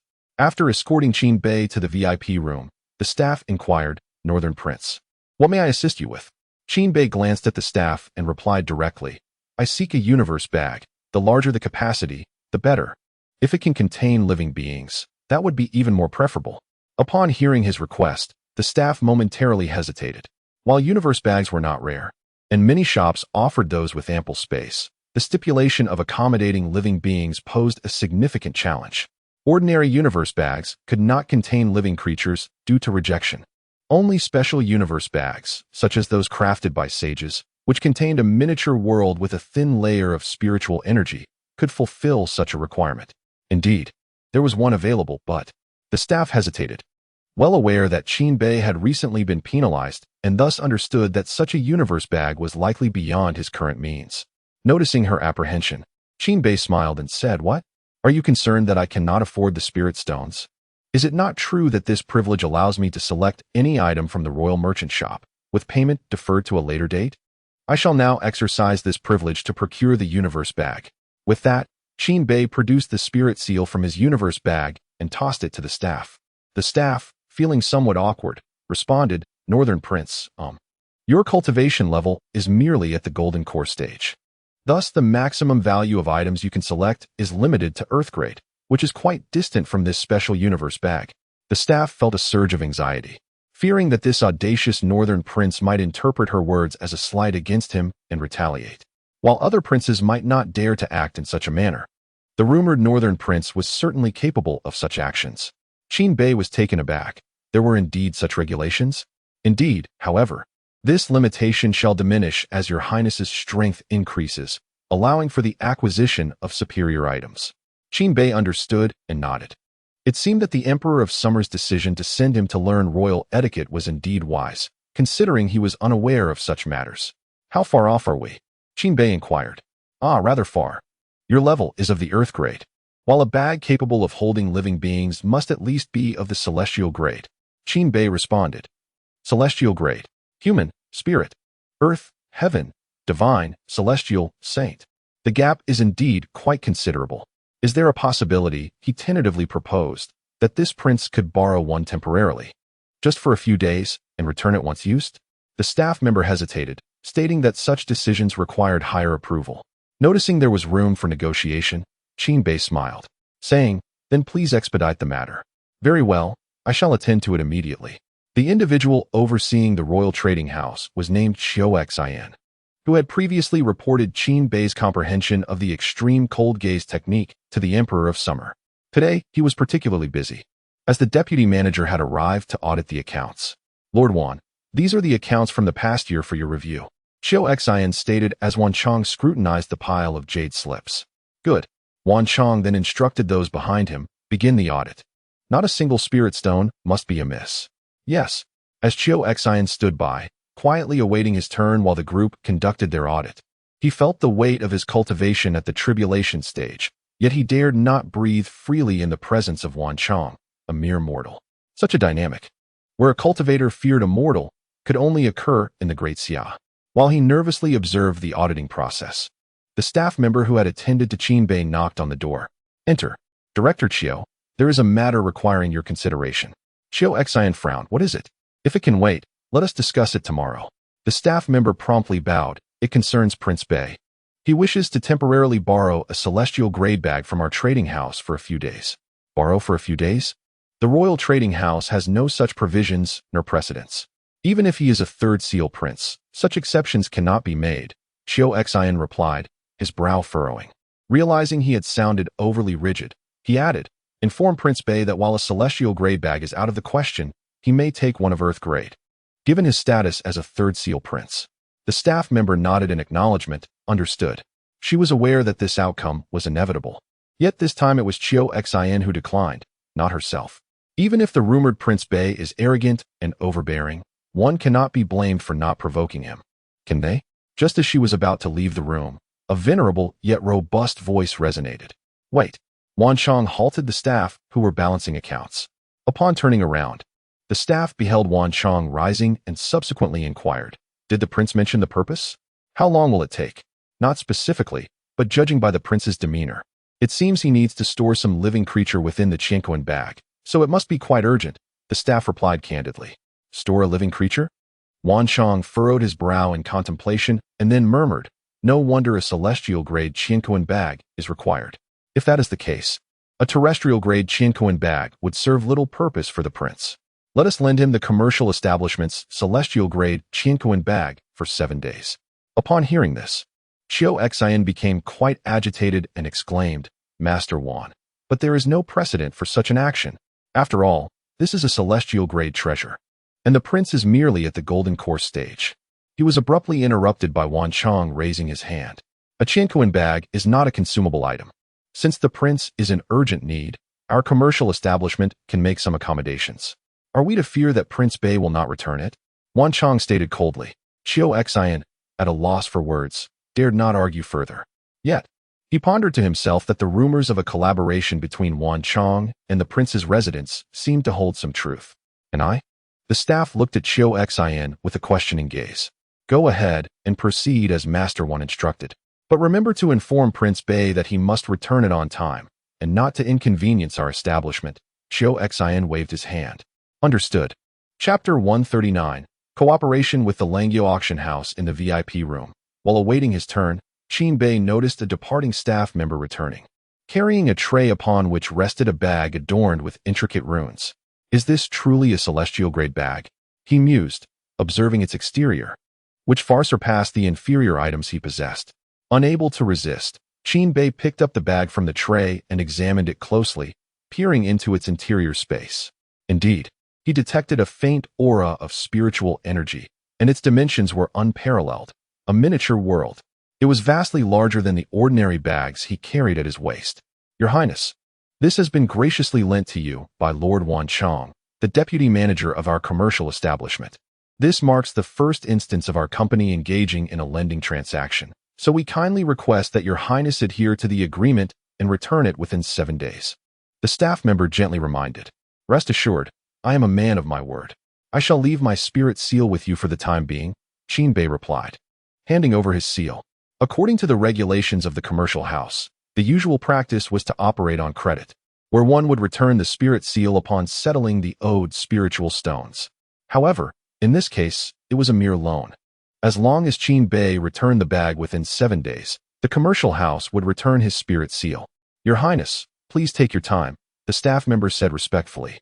Bowing his head, Qin Bei nodded and departed, but before stepping out, he turned back to the staff member with a grin, saying, "There is no need to be so formal in my presence. Do not heed the baseless rumors circulating outside. I am quite reasonable and not at all arrogant. So relax. Do not make me appear as if I intend to devour you." With that, Qin Bei left gracefully, leaving the staff member in a state of bewilderment. Upon exiting the Royal Commercial House, Qin Bei glanced at his system panel and noted that his remaining premium points were still 0. Realizing that this borrowing would not count as expenditure, even if he were to take a low-grade bag directly, the system would not register any premium points, as the credit system did not account for such transactions. Nevertheless, Qin Bei considered this inconsequential, as long as he succeeded this time. He would undoubtedly rise from his impoverished state. As he strolled down the street, Qin Bei toyed with the celestial grade bag while making his way to the Langya auction house, determined to make a significant score. Given the shamelessness of Emperor Xia, who frequently sought to deprive him of his allocation of spiritual stones, it was time for him to ensure that his ungrateful father would pay dearly. As for the officials in the Ministry of Revenue, particularly the minister himself, he vowed not to spare them when the opportunity arose. However, Qin Bei's foremost objective was to amass a substantial amount of spiritual stones to enter the royal tomb's trial. He was brash, not foolish. He understood the foundation of his arrogance. Should he fail to comprehend the void scripture during this trial, he would be fortunate merely to retain his title as prince without facing hostility. Therefore, cultivating his skills was paramount, and engaging in some ventures to facilitate this was entirely justifiable. At least Qin Bei has always believed that his endeavors were for the purpose of cultivation. Though in the eyes of others, he merely appeared arrogant and domineering, relying on his innate talent and status. Soon, Qin Bei arrived at the Langya auction house, where he was greeted by the esteemed Fei Fei. In the VIP room, the two sat facing each other. Fei Fei personally poured a cup of tea for Qin Bei, gently sliding the cup towards him with her jade-like hands, her beautiful eyes appraising him. Prince Bei, your recent prominence has been quite remarkable. Thanks to you, many cultivators have flocked to our auction house to acquire demon beasts, and the price of the Golden Lion King has soared by 50%. Fei Fei remarked with a smile. Huh. Qin Bei was momentarily taken aback, perplexed. I haven't done anything. Fei Fei chuckled softly. However, your exploits have spread throughout the capital. Who doesn't know that you spent a fortune to purchase 2 Golden Lion Kings for guarding? Ultimately, they were taken away by the Ministry of Revenue. Qin Bei replied. Damn it. Why does every mention of it rub me the wrong way? What does it matter to me if your auction house sold them? I am not your spokesperson. Spokesperson? Fei Fei murmured in confusion, not quite grasping the term Qin Bei used. Essentially, it means being the image ambassador for your auction house, much like you represent its beauty, Qin Bei casually elaborated. Oh, I see. However, even though Prince Bei hasn't actively promoted our auction house, everyone is curious about the treatment that the notoriously arrogant Prince Bei himself could not enjoy. She continued, so they wish to experience it for themselves. Qin Bei sighed, realizing that these people were intentionally trying to provoke him. Taking a deep breath, he said, since I have inadvertently assisted your auction house, I have a small request. Surely, a beautiful, kind, and generous lady like you wouldn't refuse? With a smile, he looked at Fei Fei, whose expression made her want to cover her revealing attire. Fei Fei nodded earnestly. As long as it is a reasonable request, of course I can accommodate it. Not only has Prince Bei helped our auction house, but you are also the esteemed owner of our top-tier services. Have you forgotten? Even though you currently lack spirit stones and have cut off your source of them, you still possess the privileges of your status. Moreover, having swiftly advanced to the Golden Core realm, your credit limit has risen to 2 million spirit stones. If you still desire the 2 Golden Lion Kings, the auction house can certainly consider it. Qin Bei sighed, thinking, am I at odds with the Golden Lion Kings? He insisted, I do not want any Golden Lion Kings. I came to discuss a business collaboration. Collaboration? Fei Fei questioned, puzzled. Although Qin Bei was a third-rank prince, he was merely at the Golden Core stage. How could he propose a partnership? She found it somewhat incomprehensible. Nevertheless, this did not hinder her from allowing Qin Bei to continue speaking. Chapter 140. Am I joking? Or are you serious? I possess a selection of exceptional items that I wish to auction. Surely your grand establishment can accommodate them. Qin Bei remarked with a smile directed at Fei Fei. Fei Fei was somewhat perplexed, as Qin Bei's demeanor did not suggest levity. Despite his noble status and promising potential, he was still quite young. What remarkable treasures could he possibly possess? It was likely that the finest items he had acquired were those peculiar objects from a recent purchase, along with the 2 Golden Lion Kings, all of which had already been taken away. Could it be that Qin Bei had discovered something of value during his recent expedition in the Foundation Establishment's secret realm that he wished to sell at the auction? Contemplating this, Fei Fei inquired, if His Highness has indeed obtained valuable items during his trials, would it not be more fitting to collaborate with the Royal Trading Company? After all, as a prince, selling to the Royal Trading Company would ensure that no one dares to undervalue your treasures. Upon hearing the suggestion of undervaluation, Qin Bei's gaze sharpened, and he questioned, Miss Fei Fei, does this imply that should we collaborate, you would consider undervaluing my offerings? Not at all. It is merely that any valuable items acquired by royal members during their trials are typically entrusted to the Royal Trading Company. This ensures that the benefits remain within the family, so I must admit, it is quite surprising that His Highness wishes to engage with our auction house. Fei Fei replied hastily, raising her hands in a gesture of denial. Moreover, Your Highness, you are a distinguished guest of our trading company. Who would dare to undervalue your possessions? Satisfied with her response, Qin nodded and remarked, "That is true. Those in the royal circle are solely driven by self-interest, lacking any appreciation for enjoyment. I, on the other hand, am different. Your Highness, I find myself somewhat lost as to how collaborating with our auction house equates to enjoyment." Fei mused with a bemused smile. "Naturally, it is a matter of exclusivity. Consider this. I am so considerate of the auction house's business. After we conclude our transaction, I would extend an invitation to Miss Fei to appreciate the beauty of flowers and the moon and to dine together. I trust that Miss Fei would not decline such an offer," Qin said with a cheerful grin. In truth, Qin was fully aware of the nature of the items he intended to sell, which the Royal Trading Company would hardly dare to accept. Fei was momentarily taken aback. Observing her expression, Qin initially thought she might be displeased. However, he soon witnessed her react differently. After regaining her composure, Fei's lips curled into a subtle smile as she glanced at Qin, utterly astonished that she could be so playfully teased by someone so youthful, and surprisingly, she found it rather entertaining. Thus, Fei rose, her alluring figure clearly visible to Qin. Her long, fair legs were strikingly beautiful. The already revealing attire she wore seemed to draw closer to him as she adjusted her garment at the shoulder, inadvertently revealing more than intended. My goodness, is this what they call a slippery slope? Qin thought to himself, taken aback by the unexpected turn of events. Shall we postpone our discussion on collaboration for a later time?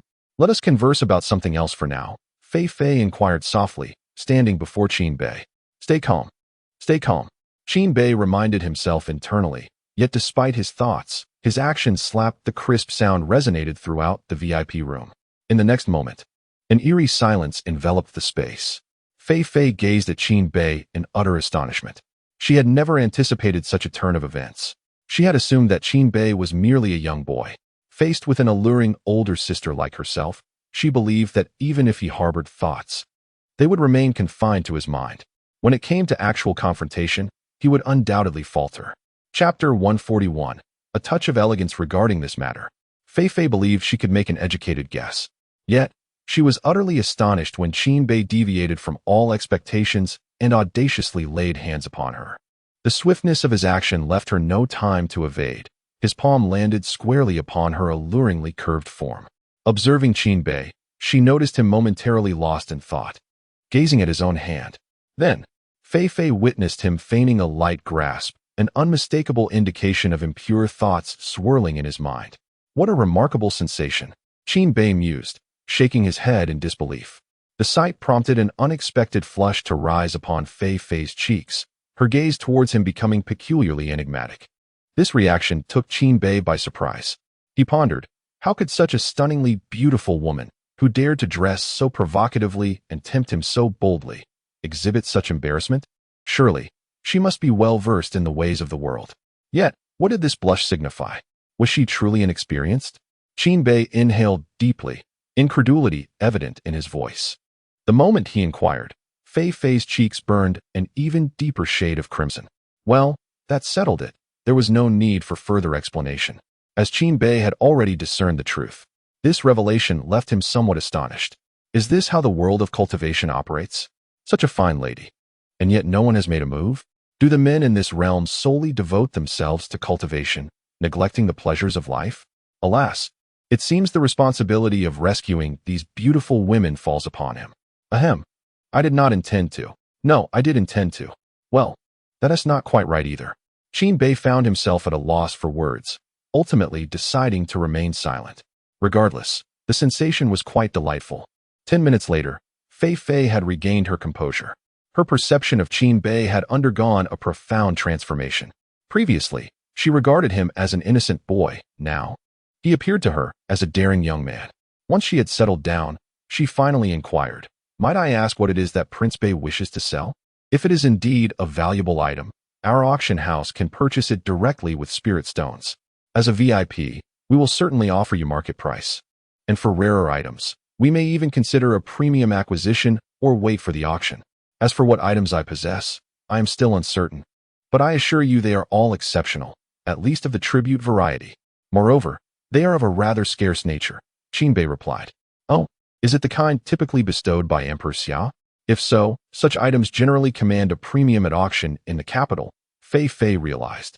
Understanding that Qin Bei was seeking to acquire a reward. After a moment of hesitation, Qin Bei added, "Perhaps they are of an even higher caliber. I wonder if your auction house would dare to auction them." "Oh, of even greater distinction? Could it be specially designated for the royal family?" Fei inquired with astonishment. Qin Bei raised his right hand, creating a slight gap between his thumb and index finger, and remarked, "It needs to be just a tad more exquisite." Fei chuckled and teased, "Prince Bei, you jest. If it were any more refined, it would be exclusively reserved for the Summer Emperor. How could you possibly possess such an item, let alone have it auctioned off?" Fei was entirely skeptical of Qin Bei's words, perceiving them merely as playful banter directed at her. Chapter 142. The Imperial Garden is my domain. The prince inquired directly, "If I possess these items, would your auction house dare to accept them? Or could they be auctioned off directly? Rest assured, I shall not deprive you of a single coin of the auction fees." Qin Bei fixed his gaze upon Fei as he posed his question. Fei regarded Qin Bei with a sense of amusement, feeling as though he were merely toying with her. Yet, inexplicably, she sensed that he might indeed be speaking the truth, that he truly possessed such treasures. After a moment's contemplation, she slowly nodded in acquiescence. If it were anyone else attempting to auction such items, our house would naturally hesitate.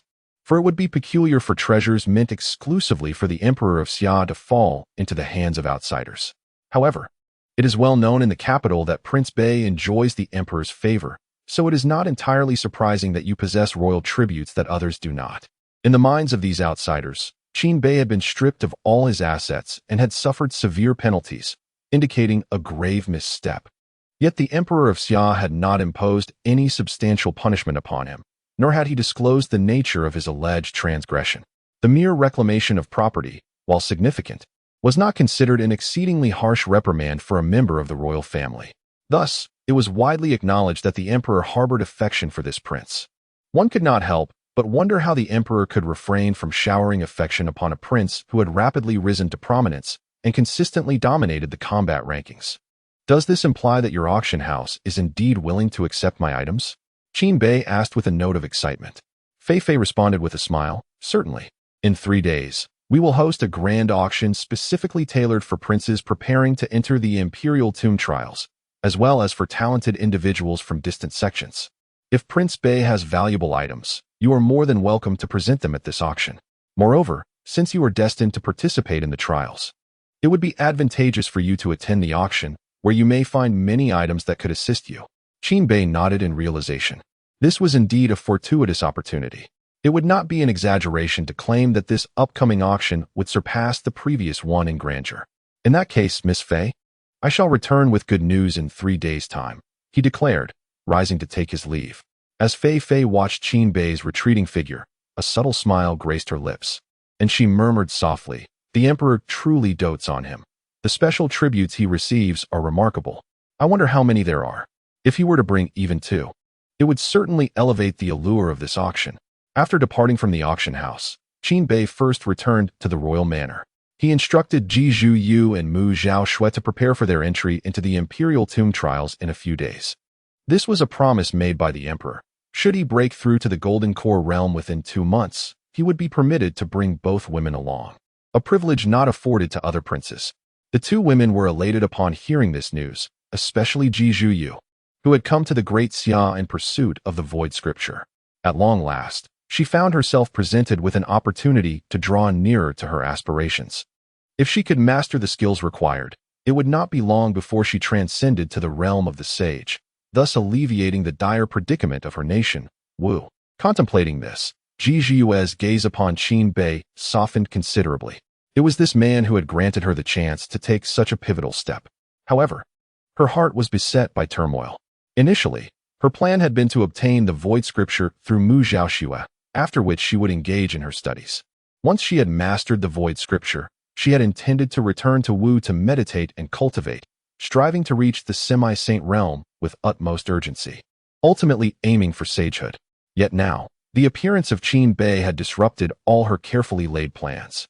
She found herself compelled to reconsider her future decisions, which cast a shadow of worry over her previously exhilarated countenance. Yet, Qin Bei remained oblivious to her inner conflict. Early the following morning, before the ministers had gathered for court, Qin Bei had already entered the imperial palace. Upon recognizing him, the imperial guards did not pose any inquiries, allowing him passage without hesitation. They were under the emperor's directive that the northern prince was free to act as he pleased and take what he wished, provided he did not instigate any disputes with the women of the harem. Thus, Qin Bei smoothly made his way to the outer reaches of the imperial garden. There, he unexpectedly encountered a familiar face, Kongyu. Kongyu? Northern prince. Kongyu greeted with a smile and a respectful bow. What brings you here to keep watch? As the son of the commander of the imperial guards, it was somewhat beneath Kongyu to be assigned such a task. Oh, the noble consort is enjoying herself in the imperial garden, so I have brought people to stand guard outside, Kongyu replied, then curiously inquired, are you seeking the emperor? He is not in the garden. Not at all. I have come to cultivate. Time is of the essence, so we shall converse another time, Qin Bei stated, preparing to enter the garden. However, Kongyu obstructed his path. Northern prince, this is the imperial garden. Entry is forbidden without the emperor's consent. Qin Bei frowned, which caused Kongyu to instinctively take a step back, fearful that he might unleash his wrath upon him. Have you not received my father's command? I intend to cultivate within the palace. You cannot impede me. Ah, there is indeed such a command, but this is the imperial garden, and the noble consort is currently there. It would be rather inappropriate for you to enter for cultivation, Kongyu replied, visibly conflicted. Qin Bei scrutinized Kongyu, who was now sweating profusely from anxiety, before exhaling deeply. Very well, how long will the consort be occupied? I shall wait for her to finish before I proceed. Qin Bei preferred not to be seen by the consort while attending to his significant matters. Otherwise, should she report him, it could lead to complications. Perhaps it would be best not to wait after all. The imperial consort typically indulges in leisure for an entire day, or even several days if she finds it enjoyable. Perhaps, Prince Bei, you might consider choosing another location for your cultivation? Kongyu remarked somewhat awkwardly. Does the imperial consort not require rest? Engaging in revelry for days on end? Is the imperial garden her personal domain? Qin Bei could not help but scoff. Upon hearing this, Kongyu's pupils contracted, and he hastily pulled Qin Bei aside, whispering, be cautious with your words, Prince Bei, the imperial consort and the noble consort. Oh, I mean, now the Jade consort, are quite different. The Jade consort attained her second-rank status through her family connections and cunning, but the imperial consort has always been the emperor's favored one. Kongyu did not articulate his thoughts explicitly, yet Qin Bei grasped the implication. It was merely a matter of a woman who enjoyed favoritism, indulging herself. Humph. I shall cultivate. Do not think that the imperial consort, or even the empress, can deter me. I am determined to enter today, Qin Bei declared with a cold huff. Initially, he had considered spending just an hour or two, preferring to avoid any unnecessary complications. However, a day, or even several days, how could he possibly endure that? The auction was in 2 days. There was no time to squander. Thus, disregarding Kongyu's admonitions, he strode into the imperial garden, leaving Kongyu wide-eyed in helplessness. He found himself caught between two formidable figures, one favored and the other arrogant and unreasonable. Kongyu thought it wiser to risk the ire of the amiable imperial consort, for offending Qin Bei might lead to dire consequences, perhaps losing an arm, with no recourse for grievance thereafter. Chapter 143. Anything of value belongs to me, disregarding Kongyu's objections. Qin Bei resolutely entered the imperial garden. After all, the garden was vast, and his intentions were clear. He thought it unlikely he would encounter the beloved concubine. Upon stepping into the garden, Qin Bei was truly awestruck by its ethereal beauty. Although he had seen many exquisite things before, he had never witnessed a scene as enchanting as this. As he entered, he was greeted by an array of exquisite spirit flowers vying for attention on either side. A few of the varieties were familiar to him, drunken immortal and other shore flowers, each a regal bloom cultivated by the royal family of the flower kingdom. While these flowers served little purpose beyond their aesthetic appeal, they symbolized status and prestige, treasures unattainable outside the royal confines. Beyond the flower kingdom's palace, the only other place to behold such floral wonders was the imperial garden of the great Xia. Be cautious. These flowers are offerings from the flower kingdom, delicate and precious. Do not damage them. A gentle voice floated to him, drawing his gaze to a group of maidens tending to the blooms. Some were nurturing the flowers with spirit water, while others carefully trimmed the leaves to ensure they did not overshadow the blossoms. Qin Bei's presence caught the attention of the lead maiden. Although she did not recognize his identity, she understood he was a prince, as evidenced by the jade pendant at his waist. Only the Emperor of Xia or those permitted by him could enter this garden. Otherwise, one would never pass through the guards stationed outside.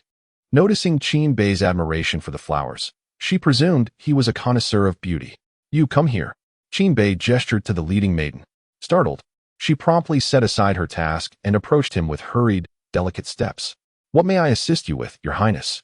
she inquired with a respectful bow. Qin Bei scrutinized the maiden before posing his question. "Are these flowers valuable?" The maiden looked perplexed. "Your Highness, what do you mean? These are offerings from foreign lands. They are indeed of the highest quality and exceedingly rare. If we speak of value, they are certainly worth a great deal." Though she was puzzled by his inquiry, she answered earnestly. Upon hearing her response, Qin Bei nodded slowly, a peculiar smile gracing his lips. "Very well, continue with your duties." He waved her away, then knelt to observe a drunken immortal flower closely. With a swift motion, he plucked the flower from its stem. The action left the maidens nearby speechless in shock. "What is happening?" Qin Bei mused as he watched the flower in his hand wither rapidly. "Your Highness, what are you doing?" "The flowers in the imperial garden are meant for admiration and cannot be harvested." The palace maid hurriedly approached Qin Bei once more, speaking with urgency. "Who says they cannot be picked? I am the Prince of the North, and my father has decreed that I may cultivate wherever I wish within the palace. I can take whatever I desire, and I have taken a liking to these flowers. Why should I not take them?" Qin Bei declared with unwavering confidence. The Prince of the North?" The maid was momentarily taken aback upon hearing his title. The prominence of this name within the palace far surpassed its reputation outside. While outsiders remained oblivious to the prince's past reckless deeds, the palace maids were well aware, having worked alongside him. Despite the efforts of the shadow guards to keep such matters under wraps, it was impossible to silence the whispers within the palace. Moreover, the edicts of Emperor Xia were not solely known to the military. The maids were equally informed. Thus, they could only watch helplessly as Qin Bei once again laid hands on the rare flowers before him. With a swift motion, Qin Bei plucked another evening mist flower. Yet to his dismay, it withered away before he could even place it within his storage pouch, just like the previous drunken immortal flower. Observing this, Qin Bei furrowed his brow. "Your Highness, these flowers cannot be harvested in such a manner. You are simply causing their demise." The maid cautioned as she noticed his intent to act once more. "What do you mean?" Qin Bei inquired, puzzled. "Your Highness, these are treasures from the kingdom of flowers. Their rarity is not merely due to their beauty and scarcity, but rather because they require the unique, nurturing soil of their homeland to survive. Once removed from this soil, their delicate nature causes them to wilt immediately," the maid elucidated. "Is that so?" "They truly are quite fragile," Qin Bei remarked, his lips curling in a smirk. Although he had encountered many flowers, this was the first time he had witnessed such immediate wilting upon removal. It seemed that even in the realm of cultivation, not everything was formidable. Furthermore, these flowers could not be transported using a storage pouch, as they needed constant contact with the spiritual energies of the earth. Mere soil would not suffice for their prolonged survival, the maid further explained. "Understood," Qin Bei nodded, indicating his comprehension. The maid respectfully bowed and retreated, believing that he would refrain from further actions. However, before she could distance herself, she observed Qin Bei retrieving a long spear from his storage pouch. "This, the 10,000 annihilation spear," she gasped, only to witness him wielding it as a shovel, scooping up the evening mist flower along with the nurturing soil beneath it. Then, Qin Bei produced a series of vases from his storage pouch, muttering to himself, "Fortunately, I was well prepared. Otherwise, this would have been quite troublesome." With that, the maid watched as he placed an evening mist flower, complete with its roots and a generous amount of nurturing soil, into one of the vases. Yet, Qin Bei remained unsatisfied, busily toiling away with the drunken immortal's flower before him. A single bloom, accompanied by a generous scoop of spiritual soil, was placed into a vase, only to be subsequently stored in his chincoin bag. Thus, a gathering of onlookers observed as Qin Bei methodically filled vase after vase, each finding its way into his enchanted satchel. The palace maid, perplexed, could not comprehend his actions. She had clearly stated that these flowers could not be placed into the Qinquan bag without the presence of celestial vitality, lest they perish. Nevertheless, Qin Bei persisted in his obstinate manner. Despite her confusion, the maid dared not intervene. After all, who was he? The Northern Prince. A man audacious enough to confront a second-rank consort in front of the Imperial Guards, and now, backed by the edict of Emperor Xia, he could do as he pleased. It was indeed wiser to maintain a respectful distance. Did the Imperial Guards outside not observe his actions? Yet, none dared to step forward to intervene. Meanwhile, Kong Yu, witnessing Qin Bei's boldness, couldn't help but twitch at the corners of his mouth, thinking to himself, truly, he is a formidable individual. Additionally, I would like to express my gratitude for your continued support. Another work under this pen name will resume with daily updates. Chapter 144. Small yet impressive. Splendid treasures indeed, but alas, I have not brought enough faces. I shall return another time to collect more. Qin Bei lamented, gazing at the vases before him, already brimming with exquisite items. He then rose and ventured deeper into the Imperial Garden. Along his path, Qin Bei encountered a plethora of rare curiosities, and he endeavored to take as many as he could carry. Anything that could be transported was swiftly appropriated. Cackling sounds suddenly reached his ears, and upon lifting his gaze, he beheld several vividly feathered chickens strutting proudly across the verdant grass of the garden. Occasionally, they would scratch the ground with their feet, lowering their haughty heads to peck at the earth. As Qin Bei observed these chickens, unbidden saliva pooled at the corners of his mouth. He was all too familiar with these creatures, the 8 treasure chickens. They were exceedingly rare, so much so that even the Emperor of Xia seldom indulged in their flesh, preferring instead to feast upon their eggs. The presence of the 8 treasure chickens was typically reserved for grand banquets during the year's end, where only the most powerful individuals were afforded the luxury of their meat. As a mere prince, he could only savor the eggs laid by these chickens, but he had long yearned to taste their exquisite flavor. At last, the opportunity had presented itself. In a flurry of feathers and chaos, after a brief commotion in the garden, Qin Bei beheld the 8 treasure chicken in his grasp, resisting the urge to roast it on the spot, instead tucking it into his spatial pouch. What a fortune! The Imperial Garden truly harbors remarkable treasures. Rubbing his hands together in anticipation, he eagerly pressed further into the depths of the garden. A splash echoed in his ears as a fish leaped from the water. Turning to the side, Qin Bei beheld a vast lake, far larger than that of the royal manor. Activating his heavy gaze, he discerned countless rare aquatic treasures drifting below. 8 treasure fish, golden koi, and millennial blood tortoises. These were all unique to foreign lands or sects, not found in the land of Xia. I have arrived. With a decisive plunge, Qin Bei dove into the lake, swimming with surprising speed. After a moment of struggle, he exclaimed in mild surprise. However, he quickly employed his chilling gaze, freezing a frolicking golden koi into a solid block of ice. Heh, he chuckled, lifting the frozen fish above the surface. With a series of swift motions, he gathered a bounty of over a dozen golden koi and 8 treasure fish in no time.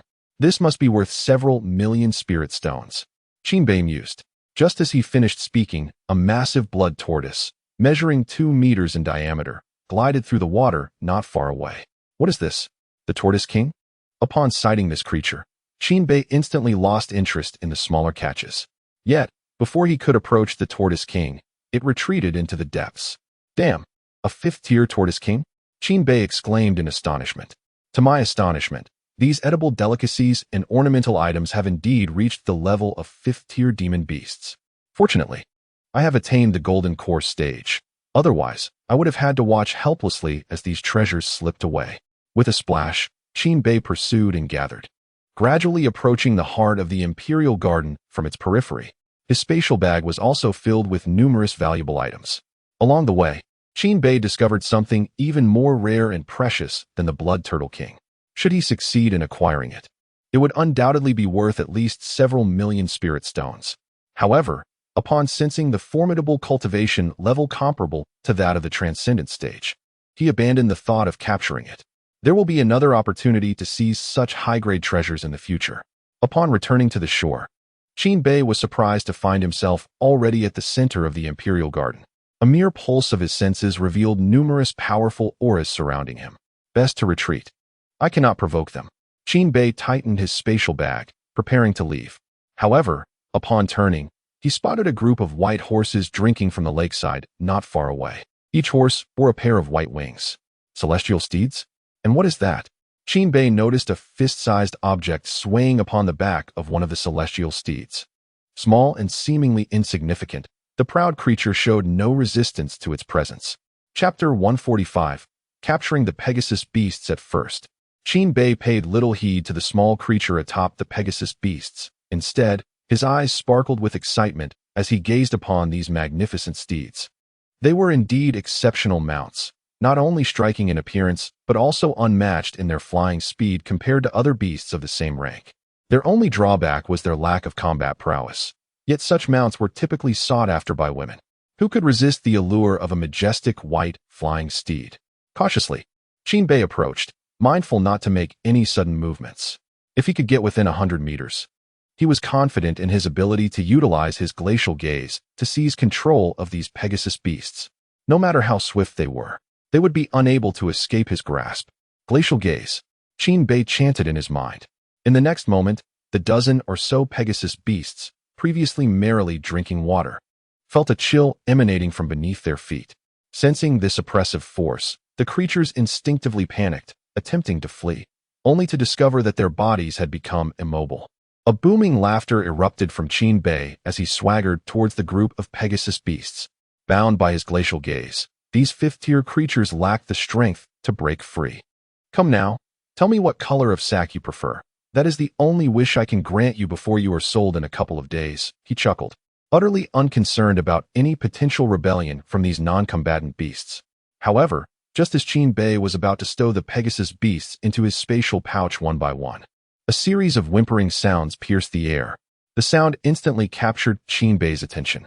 Upon closer inspection, he finally discerned what rested upon the back of the Pegasus beasts, a diminutive figure, no larger than a palm, fair-skinned and delicately covered by a single leaf. Reaching out, Qin Bei intended to capture this small being for closer examination. Yet in the next moment, a radiant light emanated from the figure, and he felt his control over both the Pegasus beasts and the tiny creature slip away. As Qin Bei stood in astonishment, another wave of whimpering ensued, and he witnessed the little figure soaring into the air, fleeing. Not only did it escape, but it also took with it the entire group of Pegasus beasts. Damn it! Qin Bei cursed vehemently. The little creature's escape was one thing, but for it to liberate the Pegasus beasts was an affront he could not tolerate. In a fit of rage, Qin Bei ceased to hold back. Channeling his full power, he unleashed his most formidable glacial gaze. He could hear the sound of spiritual energy freezing. The Pegasus beasts and the little figure, who had not yet fled far, found themselves once again halted. This time, however, they were entirely encased in ice, unable to move at all. Damn it! Was I not gentle enough? Must you compel me to resort to true measures? After cursing, Qin Bei swiftly stored a celestial steed into his cosmic bag. Yet, before he could take action against the diminutive figure, the latter erupted in a radiant display of light, even more dazzling than before.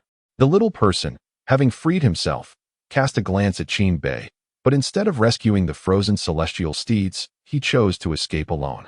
This left Qin Bei even more astonished. Damn it! Today, I shall not let you go easily. Qin Bei hastily gathered a dozen celestial steeds into his cosmic bag and then pursued the direction in which the little figure had fled. Chapter 146. Is there a malevolent presence in the Imperial Garden? As Qin Bei pursued the source of the plaintive cries, he could still hear the diminutive creature emitting its whimpering sounds ahead. Although the meaning eluded him, to Qin Bei, it felt as though the creature was taunting him. Stop right there! Qin Bei bellowed, as the Wanmi gun sliced through the air, hurtling towards the little figure. Once again, the air was filled with the creature's whimpering, and in the blink of an eye, it mysteriously vanished before Qin Bei's eyes. Qin Bei? A diversionary tactic? What sorcery is this? Despite its modest cultivation, its ability to flee was remarkable. Activating his dual pupils, Qin Bei discerned the escape route of the creature and pursued it relentlessly. 3 minutes later, Qin Bei found himself contemplating a towering tree that loomed before him. What is this? To his astonishment, at the very heart of the Imperial Garden stood a magnificent tree. Once more, the air resonated with plaintive cries, but this time, it was a gathering of diminutive figures, including the one Qin Bei had been chasing. It dangled from a branch, gazing down at Qin Bei with an air of provocation. However, Qin Bei had lost interest in such taunts. Observing the little creatures suspended from the branches, and noting how the great tree sustained them with its nourishment, he deduced the identity of these beings. Holy Infant Fruit, a unique spiritual fruit exclusive to the great Xia royal family. The mature Holy Infant Fruit could attain divine quality and detach from its mother tree, though it could not remain away for long, requiring a return to absorb nutrients. This treasure was coveted by prodigious talents in the cultivation realm, for it assisted practitioners in achieving the pinnacle of undying. Yet, even the royal family possessed only this singular Holy Infant Fruit tree, which had thrived for countless ages, yet had never been able to bear a second tree. Despite numerous attempts by the royal family, success remained elusive. This scarcity rendered the Holy Infant Fruit exceedingly rare. Any major sect wishing to acquire a single fruit had to petition the Emperor of Xia for permission, thus gaining a chance to obtain it. Good heavens! If I could but lay my hands on one, I would strike it rich. Qin Bei's eyes sparkled as he beheld the fruits before him. Yet, he was ultimately overreaching. Just as Qin Bei made a move to pluck a Holy Infant Fruit, a branch intervened to thwart him. Gazing at the towering tree, Qin Bei's lips twitched in exasperation. Indeed, in the world of cultivation, those who lived long were often monsters, including this tree. Dear elder, might we negotiate? I only desire one. Realizing he could not overpower the Holy Infant Tree, Qin Bei resorted to diplomacy. However, his plea went unanswered. As he attempted once more to seize the fruit, he was rebuffed again. After several attempts, it became clear to Qin Bei that the tree was unwilling to oblige. Very well. If you refuse to yield, then I shall resort to thievery. For the sake of spirit stones, I shall not be ashamed. As Qin Bei contemplated this in his heart, he prepared to depart, waiting for the peculiar creatures to vacate the Holy Infant Tree before making his move. However, at the very moment he turned away, a repugnant aura emanated from within the Holy Infant Tree. Frowning, Qin Bei glanced back at the tree. Upon closer inspection, he discerned a small hollow at the base of the Holy Infant Tree, relatively diminutive for the tree itself, yet ample enough for a person to enter. The loathsome energy that revolted Qin Bei was emanating from this very opening. Demonic energy? Chapter 147. Is the Imperial Concubine a demon cultivator? Qin Bei furrowed his brow, recognizing the aura he had previously sensed from the prince of the sacred demon dynasty. Yet why would such a demonic presence be felt here? This was the imperial garden of the Great Summer's harem, under the watchful eye of the Summer Emperor. Not only ordinary demon cultivators, but even demon monarchs would not dare to approach such a place. Could it be that the sacred infant tree has been corrupted? Qin Bei pondered. However, observing the sacred infant tree, though it appeared aged, it radiated with vibrant life, entirely distinct from demonic energy. This vitality seemed capable of perfectly concealing the demonic essence, at least from the attention of the palace maids and eunuchs. If it were truly tainted by demonic energy, Qin Bei found it hard to believe. Moreover, something of such paramount importance to the Great Summer would certainly not be allowed to fall into corruption by the Summer Emperor, since neither is the case. There is only one possibility left. Someone from the demon clan has infiltrated the harem. With this realization, Qin Bei felt a surge of excitement at the prospect of achieving merit. Capturing a demon infiltrator would surely provide him with ample spirit stones. Furthermore, it would put an end to the rampant talk of the Northern Prince's arrogance. He must present himself as a youthful hero. Thus, Qin Bei concealed himself not far away and activated his heavy eye to observe the situation within. However, the moment he employed the heavy eye, he stumbled upon a peculiar revelation. He had initially assumed the sacred infant tree to be a victim, but upon activation, he discovered something strange. The sacred infant tree was using its own powers to obscure the demonic energy of the demon lurking within its hollow. No wonder he hadn't detected it earlier. It was all thanks to its assistance.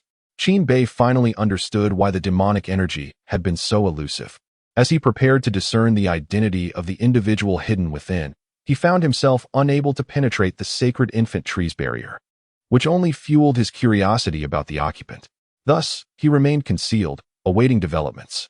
3 hours elapsed in this manner. During this time, he sensed a surge of demonic energy from within, nearly overwhelming the sacred infant tree's concealment. Had it erupted, even the guards outside, like Kong Yu, would have felt it despite the distance. Another 3 hours passed. As dusk approached, the demonic energy within noticeably weakened and stabilized. Qin Bei remained vigilant outside, hesitant to enter directly. Setting aside the fact that the sacred infant tree was aiding the individual inside, he felt ill-equipped to confront it. Not to mention the demon cultivator within, whom he believed he could not contend with either. Just as he contemplated whether to inform the Summer Emperor of this matter, the individual from within the sacred infant tree finally emerged, clad in a resplendent golden gown and adorned with a phoenix crown. It was an extraordinarily beautiful woman, one whom Qin Bei recognized. It was the mother of Qin Shun and Princess Linger, the imperial concubine. Watching as she bowed to the sacred infant tree before departing, Qin Bei could no longer suppress his astonishment. To his utmost astonishment, Qin Bei realized that those present were not merely palace maids or eunuchs infiltrating the court, but rather the favored imperial concubine, deeply cherished by Emperor Xia. This revelation left him utterly shocked. However, he remained remarkably composed, as the initial impulse to report had vanished in an instant. The concubine was a practitioner of demonic cultivation. It was inconceivable that a formidable figure like Emperor Xia, a sage in his own right, would remain oblivious to such a significant detail while sharing a bed with her. Thus, it was evident that the emperor was well aware of the concubine's true nature and had been concealing it all along. With this realization, Qin Bei began to comprehend why the illustrious holy infant tree would lend its aid to a practitioner of demonic arts. This was clearly sanctioned by Emperor Xia, who perhaps had orchestrated the intervention of the holy infant tree to protect the concubine's identity from being exposed. Chapter 148. The threat of the holy infant tree. My goodness. My cheap father has quite the audacity to dare take a demon cultivator as a concubine. At this moment, an image began to materialize in Qin Bei's mind. The Summer Emperor, standing atop a towering heap of bones, boldly declared to the multitude of righteous cultivators, "This woman is under my protection today. None shall interfere." The myriad righteous cultivators, intimidated by the Summer Emperor's formidable power, retreated, thus creating a legendary tale. Of course, these were merely figments of Qin Bei's imagination. In reality, not a soul within the vast Xia, nor the entire Zhangzhou continent, was aware of the Summer Emperor's acquisition of a demon cultivator as a consort. Alas, how disappointing. I thought I had stumbled upon a spy and could earn some merit and spirit stones, but it seems I was overly optimistic. With a resigned sigh, Qin Bei turned to leave. Yet, after only a short distance, a sudden spark ignited in his eyes, and he clapped his hands together. "Who says this knowledge is of no use?" "Ha!" Qin Bei laughed heartily as he sprinted towards the holy infant tree. A chorus of whimpering creatures, sensing Qin Bei's approach, became increasingly agitated. However, at that moment, Qin Bei paid them no mind and instead gazed up at the towering tree before him, the holy infant tree. "Dear grandfather, could I please have just one holy infant fruit? Just one, I implore you," Qin Bei earnestly requested. In response, the branches of the holy infant tree stirred without a breeze, clearly rejecting Qin Bei's plea. "I know you can speak. Don't hide it. I have spoken kindly enough. Do not force me to take a more forceful approach." Qin Bei, feeling his patience wane, shouted defiantly with his hands on his hips. "Haha, after all these years, no one has dared to confront me so boldly. You are the first." An ancient voice emanated from within the holy infant tree, responding to Qin Bei's challenge. "Curse it. I knew that those who live long are often monstrous beings capable of speech." Qin Bei retorted, then continued, "Old fellow, I am still conversing civilly with you. If you possess any sense, you will yield and grant me a holy infant fruit. Otherwise, soon it will be more than just a single fruit that you will contend with." "Ha! Go ahead. I am listening." "I am curious to see what a mere golden core cultivator like you can do," the ancient voice replied, clearly skeptical of Qin Bei's threat, even scoffing at it. "Very well. Since you refuse my goodwill, I shall make you taste punishment." With a casual wave of his hand, an image materialized out of thin air. This was a scene recorded by his heavy pupil. With the aid of the heavy pupil, the faint demonic energy was rendered visible to the naked eye. This sight astonished the holy infant tree before him. The final image depicted the consort emerging from the holy infant tree, bowing respectfully before departing. "You possess some skill. But what use is this display to me? Given that you have witnessed this, it should be evident that this matter is beyond my individual control. It is your imperial father who orchestrates events from behind the scenes." I am merely a subordinate executing orders. The voice of the holy infant tree remained undisturbed. After all, I am merely acting on command. Even if my actions were to be discovered, I would not feel any sense of wrongdoing. Should the fact that the noble consort is a practitioner of demonic arts come to light, any blame directed towards me would be unfounded. I have always acted in this manner, and during my previous endeavors to suppress her demonic aura, I was surrounded by individuals lacking formidable cultivation. The revelation that Qin Bei, a cultivator at the Golden Core stage, could perceive my disguise was indeed surprising. However, this is not a reflection of my shortcomings, but rather a flaw in the vigilance of the guards outside and the audacity of the individual before me to intrude upon the imperial garden. Thus, the holy infant tree felt assured that, regardless of the circumstances, his safety remained intact. Alas, he was unaware that the person before him was Qin Bei, the Prince of the North, a ruthless individual known for extracting benefits from others and leaving nothing behind. Chapter 149. Extortion. As Qin Bei listened to the self-assured words of the holy infant tree, he realized that the other party was entirely unconcerned about the scene he had recorded. Well, since you are so untroubled, I shall reveal this footage to the world, informing all that the holy infant tree of the Xia royal family has been tainted by demonic energy and dares to plot against the esteemed concubine of Xia. When the ministers demand your execution, I trust you will remain this composed. With a cheeky smile, Qin Bei attempted to turn away. Wait, the holy infant tree, now flustered, hastily obstructed Qin Bei's path, its aged voice tinged with urgency. What do you mean by that? This demonic energy resides within the concubine. I am merely assisting in suppressing it. When have I been corrupted? You are framing me. This is a disgraceful slander. Qin Bei chuckled, raising his hands in a gesture of indifference. That is no longer my concern. Whether you have been corrupted by demonic energy or if the esteemed concubine is a demonic cultivator will depend on my father, the emperor. It has nothing to do with me. The holy infant tree felt a wave of indignation. How shameless.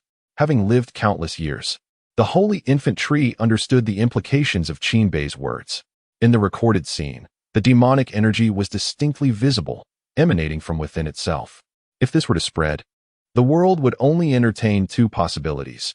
Either the holy infant tree had been tainted by demonic energy, or the concubine was the one corrupted. Whichever scenario arose, the righteous forces of the world would undoubtedly compel the Emperor of Xia to take action, forcing him to make a choice between the two. The holy infant tree felt that its status was not quite strong enough to withstand such a predicament. After all, the emperor had already dared to defy the heavens for the sake of the concubine. How could a mere holy infant tree compare? Even though it was a rare and nearly extinct existence, it felt utterly inadequate. In the end, it would be the holy infant tree that bore the brunt of the blame. You wouldn't dare. Such an act would provoke His Majesty's wrath. Even as a prince, you would not escape unscathed. The holy infant tree suddenly regained its composure and spoke. Whether I dare or not is of no concern to you. I am merely eager to test the efficacy of this pardon token you have unwittingly provided me. As Qin Bei spoke, he retrieved the pardon token from his chinquan pouch, weighing it in his hand. You are the North Prince. The holy infant tree's voice grew frantic. Is my reputation truly that resounding? Even the ancient beings of the Imperial Garden are aware of my name? Qin Bei replied, somewhat surprised. You really are the North Prince? The holy infant tree's voice fell into a state of despondency. The weight of that name was indeed formidable. Simultaneously, it dawned upon the holy infant tree that while other princes might hesitate to offend the emperor, this North Prince before it certainly would not. It is said that the Northern Prince is both arrogant and domineering, employing exceedingly cruel methods, often incapacitating others' cultivation. Perhaps a reflection of his own past experiences of being similarly diminished. Well, to be honest, the Northern Prince can express his desires openly. I, as a humble elder, am quite amenable, and there is no need for such grandiloquent displays. It would be wise for you to consider the emperor's interests more thoroughly. The holy infant tree has grown timid. Upon witnessing this, Qin Bei's face broke into a broad smile, resembling a cunning merchant eyeing the holy infant tree before him. I, too, am rather accommodating. If 10 holy infant fruits are offered, I shall pretend I have not seen this matter. Chapter 150. Departing with the land 10 pieces? Your Highness, are you attempting to take my life? The sacred infant tree could hardly fathom that Qin Bei would audaciously demand such an exorbitant price. Did he truly believe that the sacred infant fruit, being a divine rarity, could be treated like an ordinary spiritual herb? 10 pieces? Such ambition was outrageous. Oh, I made my intentions quite clear from the outset. If you were willing to part with them voluntarily, I would only require one. Yet, since you are reluctant, I now possess greater leverage and must raise my offer, Qin Bei remarked with a nonchalant shrug. But this is far too much. 10 pieces cannot possibly be procured. Currently, there are only 10 ripe ones, and if you were to take them all, the wrath of the Summer Emperor would be beyond our capacity to bear, the sacred infant tree expressed, visibly distressed. Qin Bei surveyed the sacred infant fruits hanging from the tree. The tree was grand, and the fruits were cleverly concealed among the leaves. Yet there should be over 100. However, only the 10 most boisterous fruits were fully ripe, including the one Qin Bei had just pursued. Well then, if that is the case, let us settle on 5. I cannot accept less. Qin Bei contemplated, realizing that a complete acquisition was unwise and thus lowered his demand. 2. It is truly impossible to offer more. Each of these sacred infant fruits is designated for the most exceptional royal talents. I possess the authority to dispose of only one on your behalf, Your Highness. The remaining 9 must be handled by His Majesty. Granting you 2 is already a concession. As one of them was specifically prepared for you, the sacred infant tree elucidated. Listening to the sincerity in the sacred infant tree's words, Qin Bei found himself convinced. He nodded in agreement. Very well, 2 it shall be. Bring them to me at once. With a rustle, 2 sacred infant fruits appeared effortlessly in Qin Bei's hands. The moment the sacred infant tree relinquished its grasp, the fruits ceased their gentle rustling, transforming into diminutive figures resembling human forms. Qin Bei observed them closely, finding them reminiscent of ginseng fruits. Your Highness, I have bestowed upon you the sacred infant fruits, but I must advise you, it would be prudent to destroy any recordings of this event. Upon His Majesty's next visit, I shall recount everything that transpired today. Should His Majesty become enraged, the consequences will rest solely upon you, the sacred infant tree cautioned. The fact that the favored concubine was a demon cultivator was known to few in the Great Summer, as it pertained to the very foundation of the dynasty. The fewer who knew, the better. Even Qin Shun and Princess Linger, the offspring of the favored concubine and the Summer Emperor, were oblivious to their own half-demon heritage. Qin Bei had inadvertently stumbled upon this secret and wielded it as leverage against the sacred infant tree. If the Summer Emperor were to discover this, the repercussions would be severe. But was Qin Bei afraid? Certainly not. He felt scarcely a tremor of concern. Were it not for my insufficient cultivation, I would have emptied this imperial garden today, he declared with a huff before departing the scene. Watching Qin Bei's retreating figure, the sacred infant tree could only shake its head in resignation, hoping fervently that Qin Bei would not return. As Qin Bei ventured outward, he encountered numerous valuable and extraordinary trinkets. Regrettably, his insufficient cultivation rendered him incapable of acquiring many of these coveted items. In his frustration, he unleashed all his ire upon the cluster of flowers at the outermost edge of the imperial garden. Captain, should we intervene in Prince Bei's actions? This is quite outrageous, one remarked. Indeed, plucking a few rare blossoms might be acceptable, but uprooting them along with the soil is excessively cruel.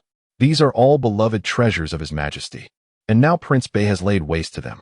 Kong Yu, observing Qin Bei's destruction from a distance, silently turned his gaze away, opting not to witness the scene. Let it be, he thought. Once the noble consort emerges, we shall take our leave, pretending we have seen nothing. It is perhaps best for us, the Imperial Guards, to refrain from interfering in Prince Bei's affairs, leaving the complications to the Shadow Guards and the royal family. After much contemplation, Kong Yu concluded that feigning ignorance was indeed the most prudent course of action. Chapter 151. This is simply a bandit entering the palace thus. Qin Bei departed from the Imperial Garden. Kong Yu, observing the outermost conditions of the garden, could easily surmise the dismal state within. Clearly, anything within Qin Bei's reach had likely met a dire fate. One could not fathom the Emperor's thoughts, permitting such behavior from the Northern Prince. Kong Yu sighed helplessly, unable to comprehend the rationale behind it. Fortunately, the Northern Prince's cultivation was insufficient, limiting the treasures he could plunder. This was the only consolation Kong Yu could muster. After leaving the Imperial Garden, Qin Bei did not immediately proceed to the auction house, but instead sought to ascertain the whereabouts of Emperor Xia. Upon learning that the emperor was preoccupied with trials for the royal tomb, Qin Bei felt a sense of relief. The imperial garden housed numerous treasures, all of which were favored by Emperor Xia. However, Qin Bei was acutely aware of his own limitations. The valuable items he could seize were scant. Thus, the imperial garden was merely the first stop on his agenda. Within the rear palace's nurturing residence, a space where Emperor Xia often rested, the DCOR, though modest in accordance with the emperor's preferences, lacked opulence. Yet, Qin Bei recalled his last visit when the emperor had invited him to a game of chess. He had been captivated by the exquisite chessboard, a true treasure, and this was his objective. As Qin Bei traversed the halls, any palace maid who caught sight of him, regardless of their tasks, would respectfully bow. Observing their fearful demeanor, Qin Bei could only shake his head in resignation. It seemed his reputation as a tyrant within the royal family was solidifying. Upon entering the nurturing residence, two palace maids diligently polishing the chess pieces offered respectful greetings. Qin Bei acknowledged them with a slight nod before swiftly seizing the pieces from their hands and placing them into a bag. The maids exchanged puzzled glances, failing to grasp his intent. "Enough, you may leave. This matter is now in my hands," Qin Bei commanded, gesturing for them to exit. "But the area is not yet tidy. We might incur the steward's ire." One maid mustered the courage to respond. "Tell the steward to come and scold me if he dares," Qin Bei replied coldly, "as long as he possesses the audacity." "Understood." The maids retreated, trembling as they exited the nurturing residence. With Qin Bei's assurance, they felt relieved from the fear of reprimand. "Excellent treasures, let us collect them." Qin Bei stowed the two pieces into his cosmic bag.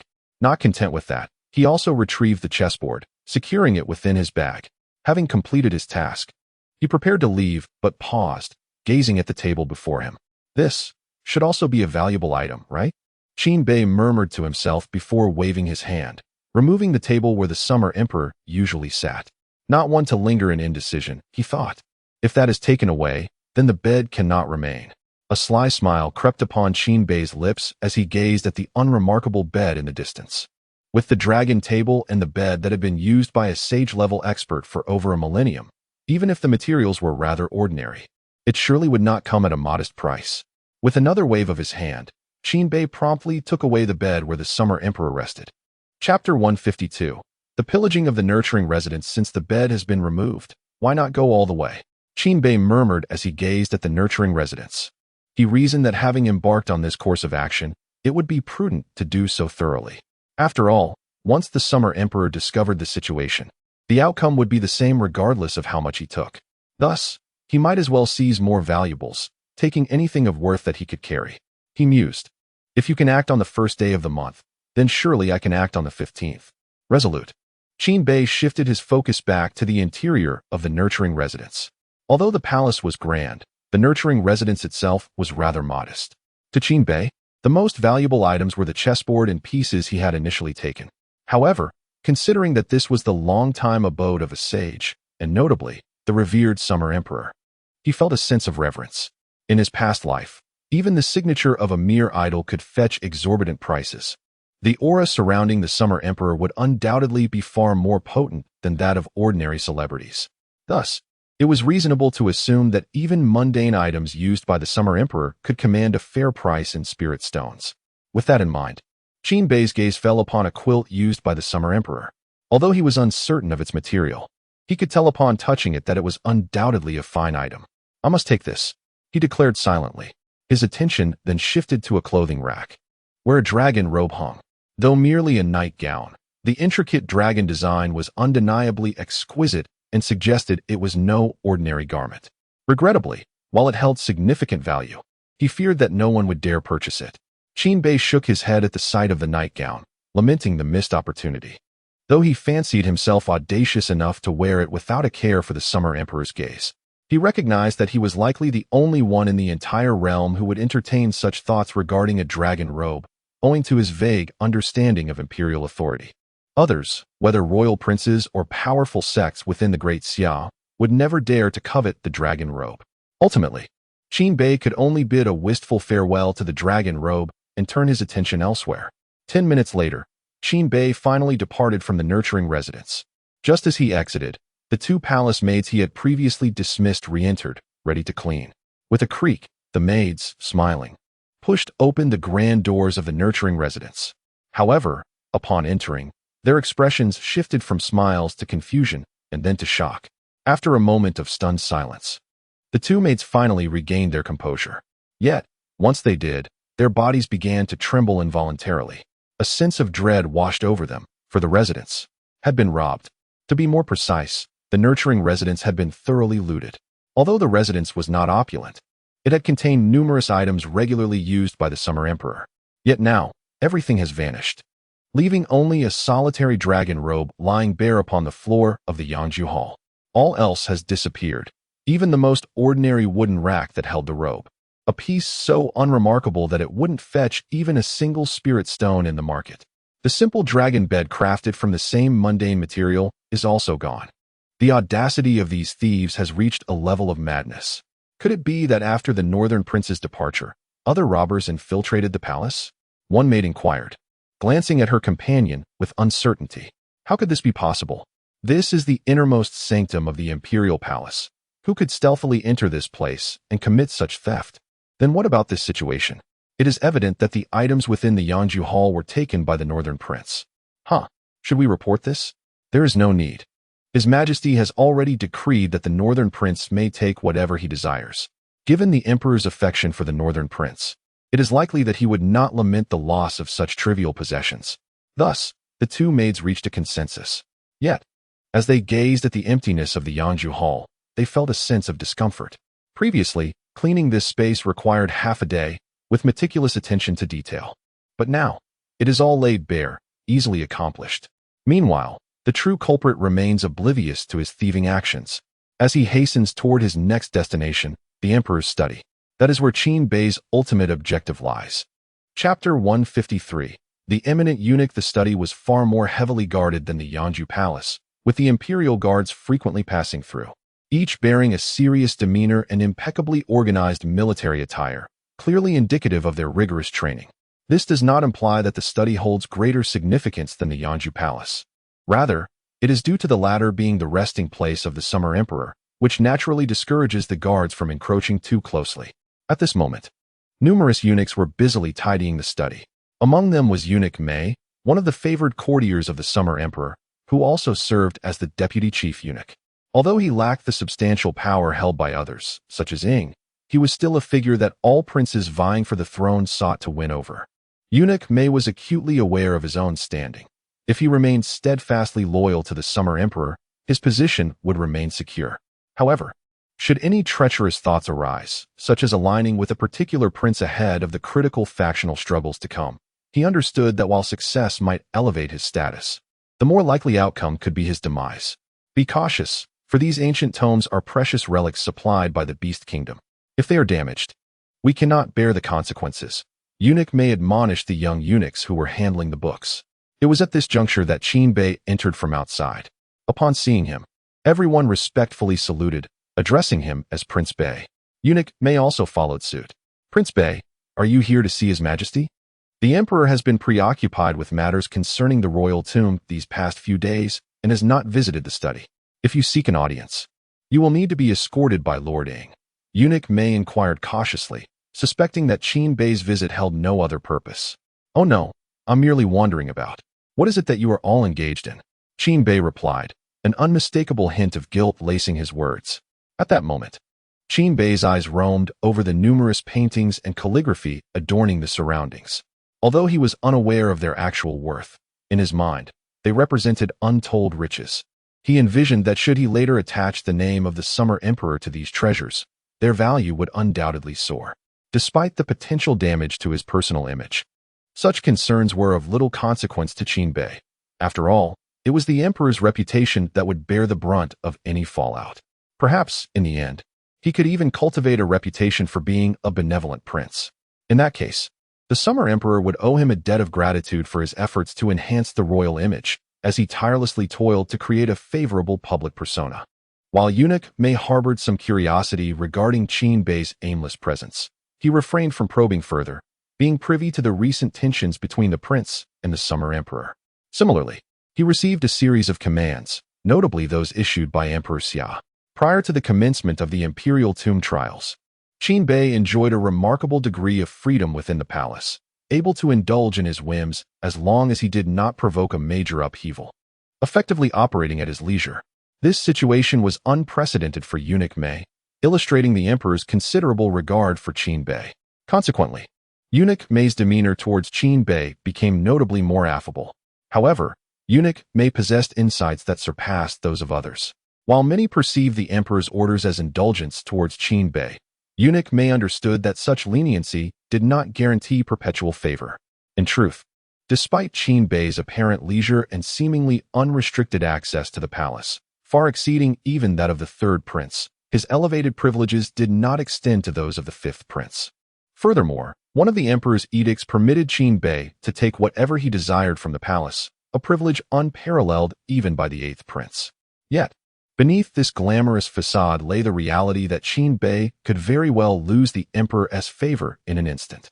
To maintain his advantageous position, it was imperative for him to excel in the impending imperial tomb trials, performing exceptionally enough for the emperor to overlook his previous conduct.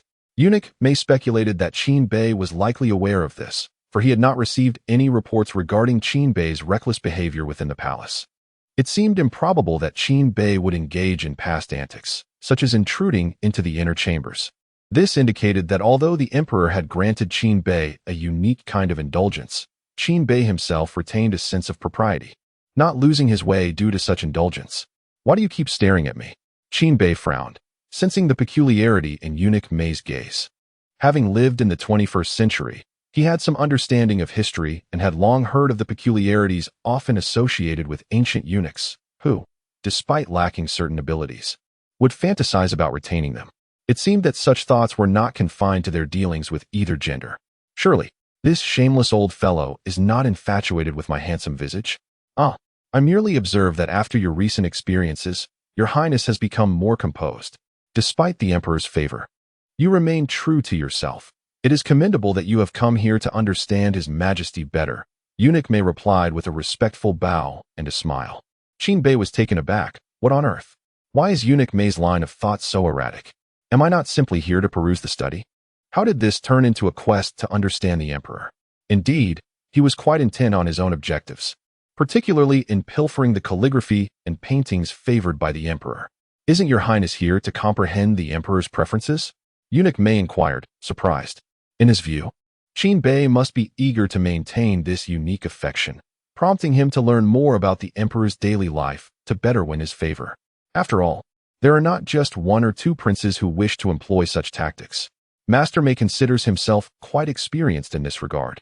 In many instances, he simply turns a blind eye to such matters. Naturally, numerous princes approach him with inquiries about these issues. Yet Master Mei consistently opts to decline to respond or deftly shifts the conversation. He resolutely refrains from offering any information of practical significance, striving instead for impartiality while simultaneously demonstrating his unwavering loyalty to the Summer Emperor. When confronted by Qin Bei this time, Master Mei harbored similar thoughts. He could choose to ignore Qin Bei, yet he would not provide any useful clues until Qin Bei produced that particular item. Chapter 154. Eunuch Mei, may I borrow a moment of your time? At first, Qin Bei felt a twinge of confusion until Eunuch Mei uttered the subsequent words, illuminating Qin Bei's understanding. It became clear that this old rogue presumed himself akin to the other princes, taking advantage of Emperor Xia's absence to discreetly probe into the emperor's preferences in places frequented by him. Such cunning maneuvers could indeed lead to the artful presentation of gifts. While some less favored princes had managed to extract useful information in this manner to secure greater gains, Qin Bei regarded these as mere trifles, beneath his dignity to engage in. To curry favor with Emperor Xia? Such an endeavor was unworthy of Qin Bei. His own father had already dealt him a blow. Why should he further seek to appease? Qin Bei resolved not to endure this indignity. Initially, he intended to devise an excuse to dismiss Eunuch Mei, for he preferred to keep his forthcoming actions shrouded in secrecy.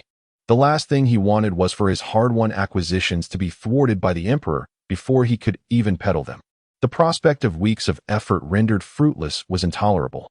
However, upon surveying the study, a different notion took root in his mind. A casual glance revealed numerous items within the room, Regardless of their actual worth, Qin Bei was determined to seize them all. Yet, he could not help but feel that the collection was somewhat scant. Adding everything up, there were merely a few dozen scrolls. This was the study where Emperor Xia had resided for over a millennium. Even if it contained only hastily penned poems or fleeting inspirations, surely there would be more than a handful of scrolls. Ultimately, Qin Bei arrived at a singular conclusion. The study was not akin to the nurturing palace. There must be concealed mechanisms within that room, harboring treasures unknown to him. This realization left Qin Bei in a quandary.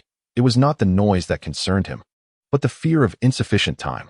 The mechanisms in the Emperor's study could not be trivial. Unraveling them would undoubtedly require considerable time, something Qin Bei lacked at this moment. Lost in thought, he turned to find Eunuch Mei standing before him. Observing the eunuch, Qin Bei mirrored the expression Mei had previously worn. This time, however, it was Eunuch Mei who felt a pang of anxiety. What was this expression, this smile? An ominous feeling loomed. Yet, before Mei could make a hasty retreat, Qin Bei, with a beaming countenance, remarked, "Eunuch Mei, your ability to read people is truly remarkable. I have come to gain a deeper understanding of my father." Indeed, Eunuch Mei mused inwardly, proud of his perceptiveness. Despite receiving praise from Qin Bei, he had no intention of assisting him. The last thing he wanted was for the other princes to discover that he, known for his impartiality, had lent his support to Qin Bei. Such a situation would leave him with 100 explanations that would not suffice. In the future, one will inevitably be regarded as aligned with Prince Bei. Before Qin Bei ascends as the true emperor of the Great Xia, Master Mei is reluctant for anyone to perceive him as being on Qin Bei's side. To avert such an eventuality, Master Mei contemplates fleeing. However, he is swiftly apprehended by the keen-eyed and quick-handed Qin Bei. "What is the rush, Master Mei? I still have numerous inquiries I wish to pose to you," Qin Bei remarks with a smile, observing Master Mei's discomfort. Although aware of the nature of Qin Bei's questions, Master Mei steels himself and asks, "What does Prince Bei wish to inquire?" "Whatever the old servant knows, I shall divulge without reservation." Seeing Master Mei's earnest demeanor, Qin Bei finds it amusing. If Master Mei truly were as forthcoming as he claims, he would not be regarded as an unsociable individual in prevailing rumors. His current display of warmth is merely superficial. When it comes to secrets pertaining to the Xia Emperor, Master Mei would undoubtedly choose silence. Nonetheless, Qin Bei possesses his own strategies for such circumstances. Extending his hand, Qin Bei gestures, "Master Mei, may I have a moment to speak privately?" Prince Bei may speak freely here. These young eunuchs have received proper training and will not eavesdrop or speak out of turn. "You may rest assured," Master Mei replies. Indeed, upon Master Mei's declaration, Qin Bei observes the bustling young eunuchs around him systematically closing their ears, clearly signaling their intent to remain oblivious to the conversation. This earns Qin Bei's admiration. These palace-trained individuals exhibit remarkably high awareness. Chapter 155. Do you see how dazzling this golden sign of absolution is? Since that is the case, I shall speak plainly. I wish to know what kind of paintings and calligraphy His Majesty enjoys. It seems that there are very few such works in this study, and even someone as unversed in art as myself can discern that these are not particularly valuable pieces, surely not the work of renowned masters. It is likely that His Majesty simply hung them up at will, right? Qin Bei inquired with a mischievous smile. Elder Mei gazed at Qin Bei, who spoke with such earnestness, feeling somewhat troubled. Although Qin Bei was unaware of the origins of these paintings and calligraphy, he was indeed cognizant that they were all crafted by the hand of Emperor Xia. Though they were executed casually, and even the emperor himself believed them to be lacking in quality, so much so that he refrained from affixing his seal, he hung them in the study as a reminder of the room for improvement that lay ahead. Nevertheless, these pieces were, after all, created by Emperor Xia himself. While he may deem them unsatisfactory, who would dare to voice such an opinion? Of course, only someone like Ing, who had transcended the simple lord-subject relationship, could express such a sentiment. Prince Bei holds the old servant in high regard. I am merely a humble attendant by His Majesty's side. How could I possibly discern His Majesty's true inclinations? However, I can surmise that these pieces are indeed commendable, for they bear the Emperor's own hand. As for their worth, His Majesty's possessions are certainly beyond the measure of mere spirit stones. Elder Mei replied with a smile, both to convey his ignorance of Emperor Xia's preferences and to subtly caution Qin Bei to temper his judgments, lest he be exploited by those with ulterior motives. Little did Elder Mei know that as soon as he finished speaking, Qin Bei clapped his hands together, a look of relief washing over his face, exclaiming, "I'm fortunate to have consulted you, Elder Mei. Otherwise, I would have made a grievous error." Elder Mei assumed that Qin Bei was relieved to have received his warning about the previous comments regarding Emperor Xia, thinking he was fortunate not to have spoken ill of the emperor. What he did not realize was that Qin Bei was actually relieved for having inquired of Elder Mei, for otherwise, he would have intended to sell these seemingly worthless items, without the mark of a master or Emperor Xia's seal. Those pieces would be rendered as mere refuse, utterly devoid of value. The old servant merely mentioned this in passing. Prince Bei need not dwell on it. Elder Mei said with a faint smile. Seizing the opportunity, Qin Bei cheerfully asked, "Then, Elder Mei, might you reveal to me where the paintings and calligraphy that my father favors are located? Or perhaps those that are indeed crafted by His Majesty himself and bear his seal? I trust you must know where such esteemed works are kept." Elder Mei was about to decline when he heard Qin Bei continue, "Do not worry. I understand that you cannot fathom the depths of His Majesty's heart, nor would you dare to. However, it suffices for you to know the whereabouts of these artworks. I can make my own inferences." At this moment, Qin Bei's inner thoughts were, inferences? What nonsense. As long as one knows the whereabouts of valuable paintings and calligraphy, one can simply take them away.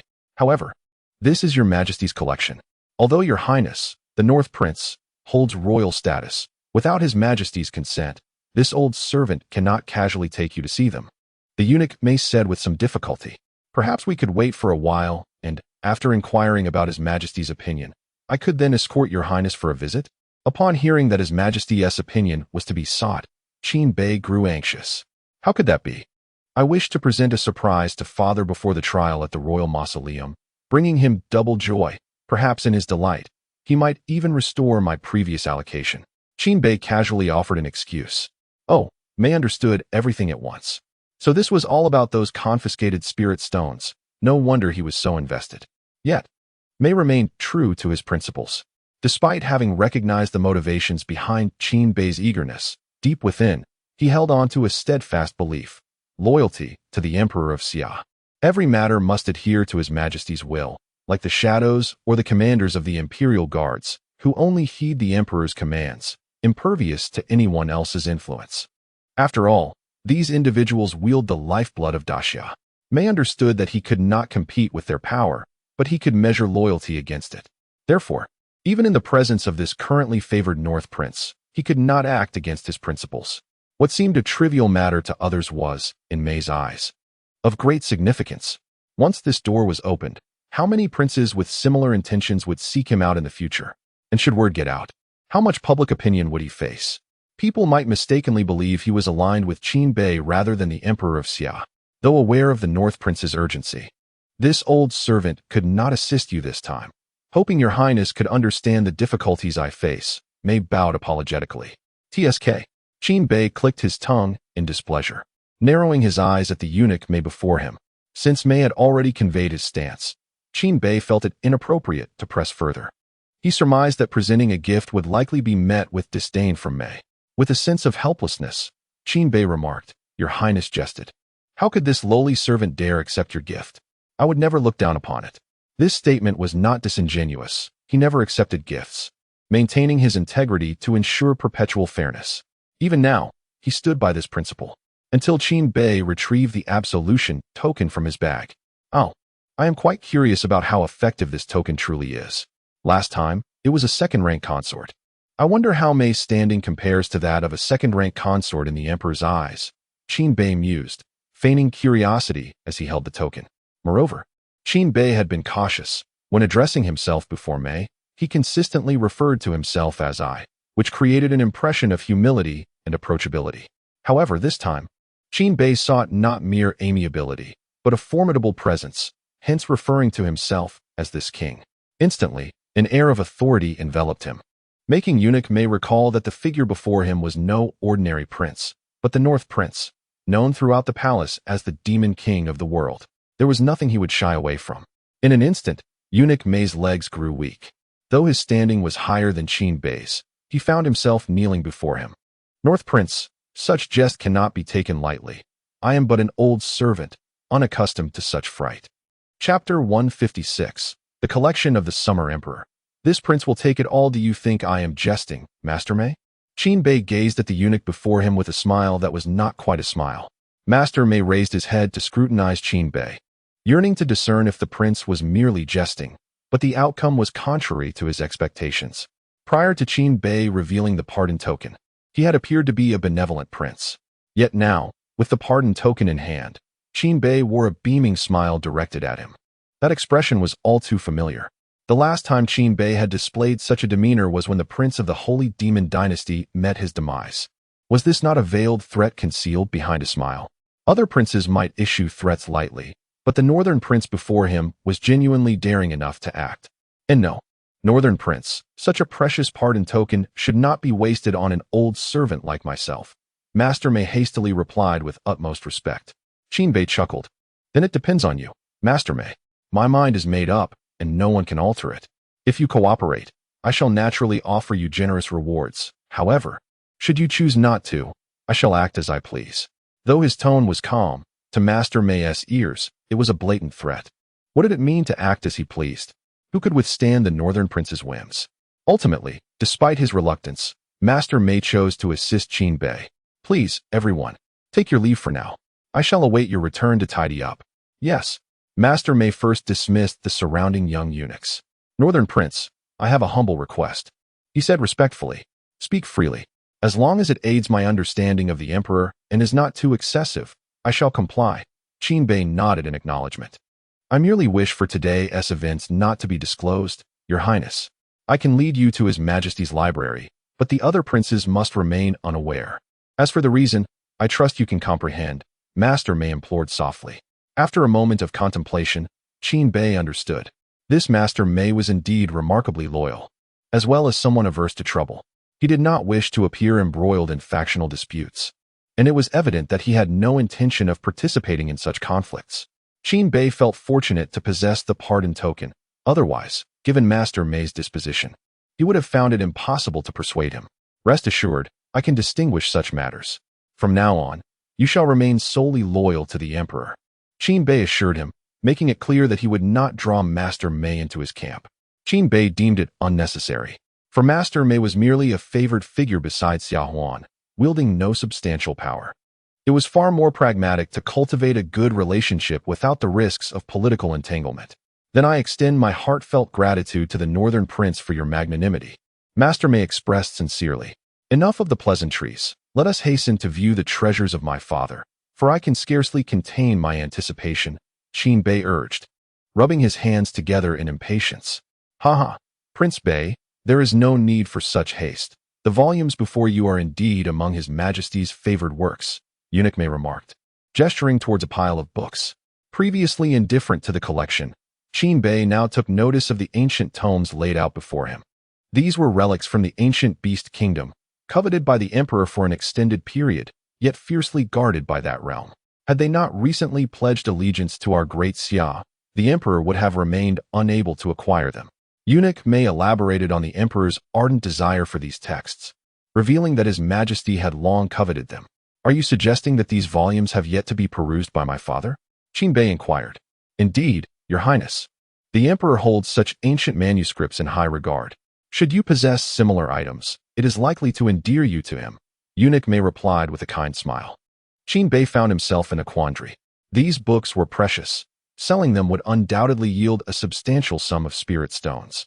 However, the fact that the Emperor had yet to examine them, and that they were of great interest to him, made Qin Bei hesitate. If he were to sell them before the Emperor had a chance to view them, he could anticipate severe repercussions. Oh, since these volumes are a contribution from the ancient beast kingdom, they must be reproductions, correct? Surely, the original texts exist? Qin Bei inquired tentatively. Unaware of Qin Bei's true intentions, Eunuch Mei nodded in affirmation. That is indeed the case. The originals have been preserved by the ancestors of the ancient beast kingdom, and obtaining reproductions is already a rare occurrence. Qin Bei's understanding deepened. In that case, I comprehend.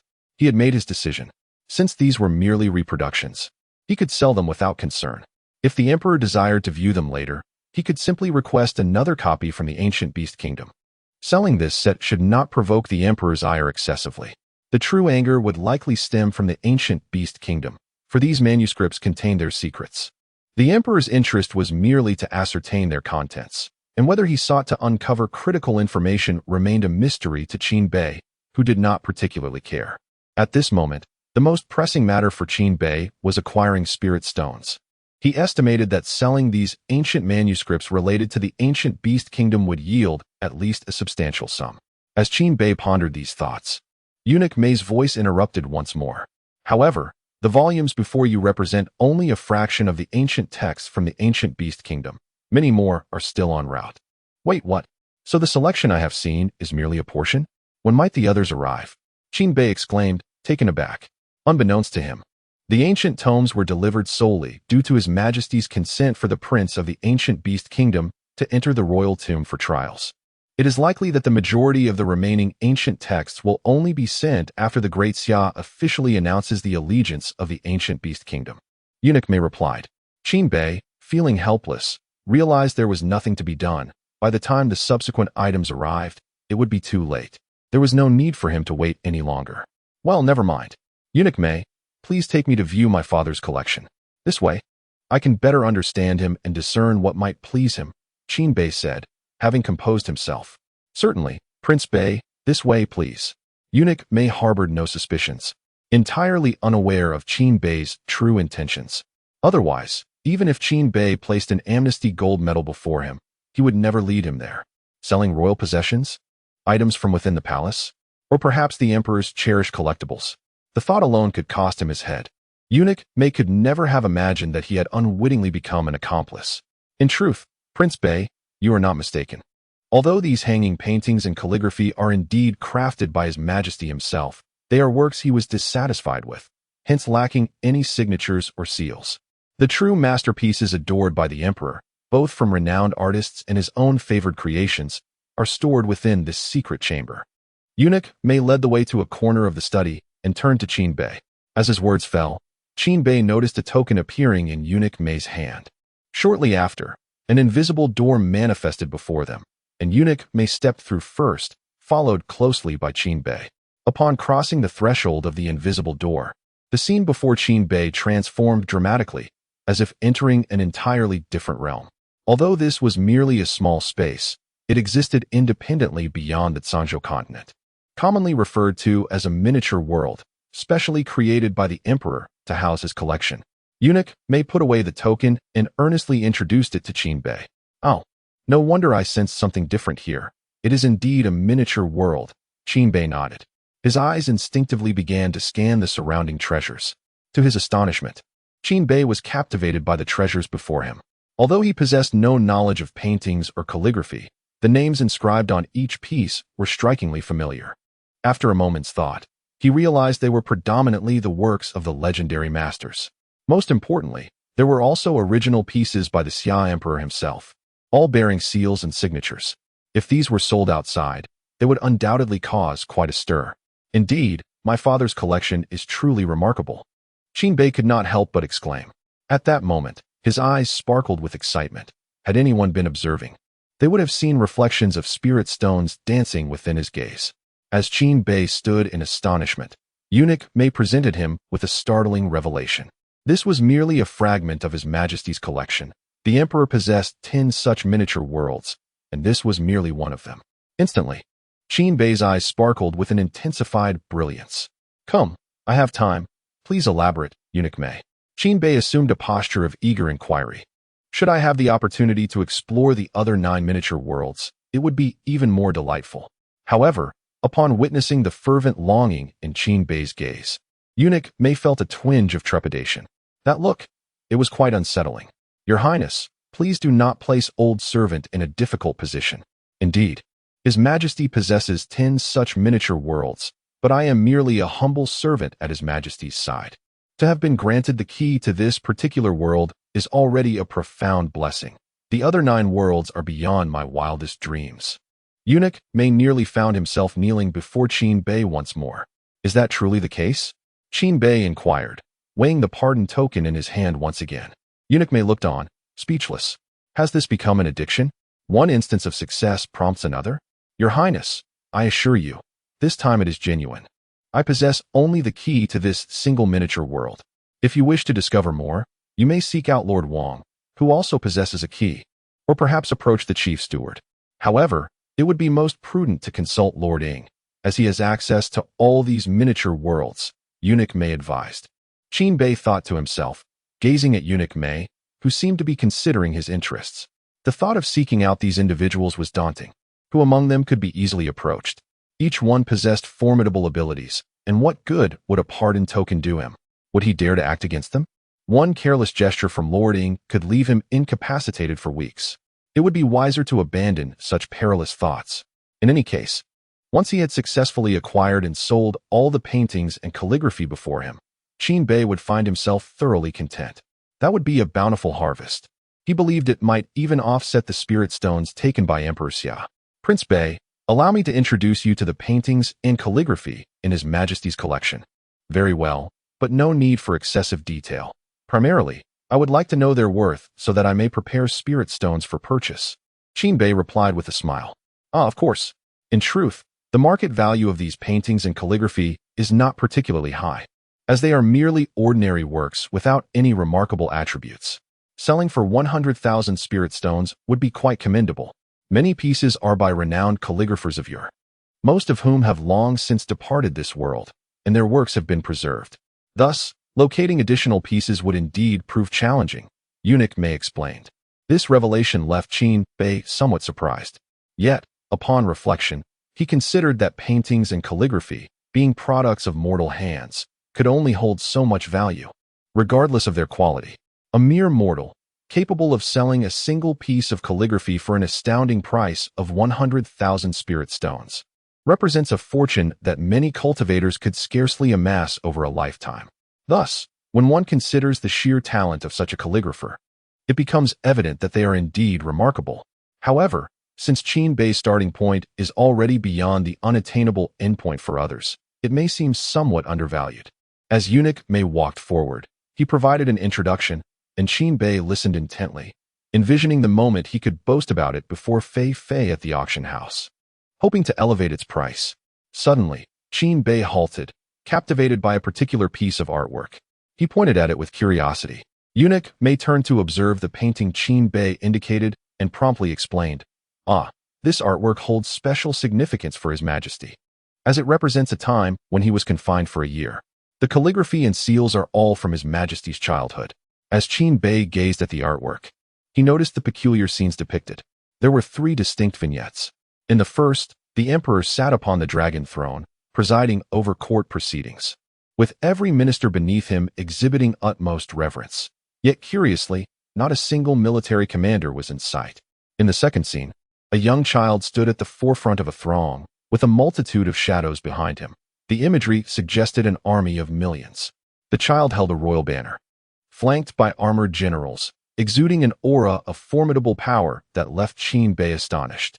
The final scene, however, was rather gruesome, portraying the demise of countless mortals, their deaths manifesting in various forms: soldiers ambushing, cultivators striking indiscriminately, and demonic practitioners offering sacrifices, evoking the grim reality of 100 ways for mortals to perish. The trio of scenes deeply resonated within Qin Bei, revealing to him that the young Emperor Xia was undoubtedly a warrior at heart. There lingered a sense that Emperor Xia was ridiculing his predecessor for failing to lead by example, fixated solely on securing the realm and extinguishing the spirit of ambition, thereby allowing a mere child to lead an army into battle. Adjacent to the artwork, Emperor Xia had inscribed 4 lines of poetry: to establish the heart for heaven and earth, to secure the fate of the people, to carry forward the teachings of the sages, to usher in peace for all generations. Upon contemplating this, Qin Bei began to grasp the underlying reasons for Emperor Xia's combative nature. Chapter 157. A request. Qin Bei had always believed that the Emperor of Xia's bellicosity stemmed from a desire to expand his territory and ascend as the unparalleled sovereign of all time. However, it now appeared that the emperor's intentions were not solely confined to such ambitions. Reflecting upon the entirety of the Zhangzhou continent, it seemed that only the Xia possessed a unique quality: It was within the borders of Xia that commoners could live in tranquility, free from the trepidation of powerful cultivators seeking to disturb their peace. Unlike in other realms, where mortals were often coerced into servitude, exploited as laborers for spirit stones or as sacrificial offerings for cultivation, the inhabitants of Xia could lead lives as ordinary individuals without fear. This was, after all, a fundamental expectation, yet it was a privilege that only the commoners of Xia enjoyed across the entire Zhangzhou continent. Furthermore, even in the kingdom of Wu, commoners could not escape the fate of becoming laborers, toiling under the burden of those seeking spiritual advancement, often at the risk of their own lives. From the depicted scenes, it seemed the emperor of Xia aimed to achieve peace through warfare. Should Xia gain dominion over the entire Zhangzhou continent, then all matters would be dictated by Xia, thereby fulfilling the emperor's aspiration to liberate those deemed worthy only of exploitation by cultivators. It was rather surprising to realize that his father harbored such grand ambitions from a young age. No wonder he endured a year of confinement without any sense of loss. Yet, it was naive to think that such principles could be easily altered. The former emperor must have been thoroughly alarmed by such ideals. Qin Bei mused to himself, astonished that the seemingly sagacious emperor of Xia could entertain such childlike notions. He understood well that this world operated on the principle of survival of the fittest. To sympathize with the weak was an utterly ludicrous thought, one typically held by those sheltered princesses who had yet to confront the world's harsh realities. It was unexpected that such sentiments could dwell within the heart of the emperor of Xia, and even more so that he would pursue them upon ascending to the throne. From the perspective of contemporary Xia, it seemed the emperor was indeed performing admirably, which explained his sacred and inviolable status in the hearts of the people. Encountering such a ruler was undeniably a stroke of fortune. Nevertheless, the emperor's unconventional approach would surely be met with resistance from other cultivators. It was no wonder that anti-royalist factions existed within Xia. The roots of such dissent lay precisely here. Ah, how lofty my father's aspirations are! Yet, they are fraught with challenges. I cannot help but wonder if he possesses the strength to realize them. As long as they do not fall upon my shoulders, I shall be content. Qin Bei chuckled as he gazed at the paintings adorning the wall, startling the eunuch Mei, who was taken aback by Qin Bei's apparent lack of reservations. Such words were bold indeed. He resolved to pretend he had not heard them. Your Highness, it seems you have observed enough. By now, you should be aware of the Emperor's preferred artworks. Shall we take our leave? Mei suggested with a smile, hoping that Qin Bei would soon depart from this secluded space. Very well, I too have seen enough and understand my father's tastes, replied Qin Bei as they exited this small world. Ah, Mei, wait a moment.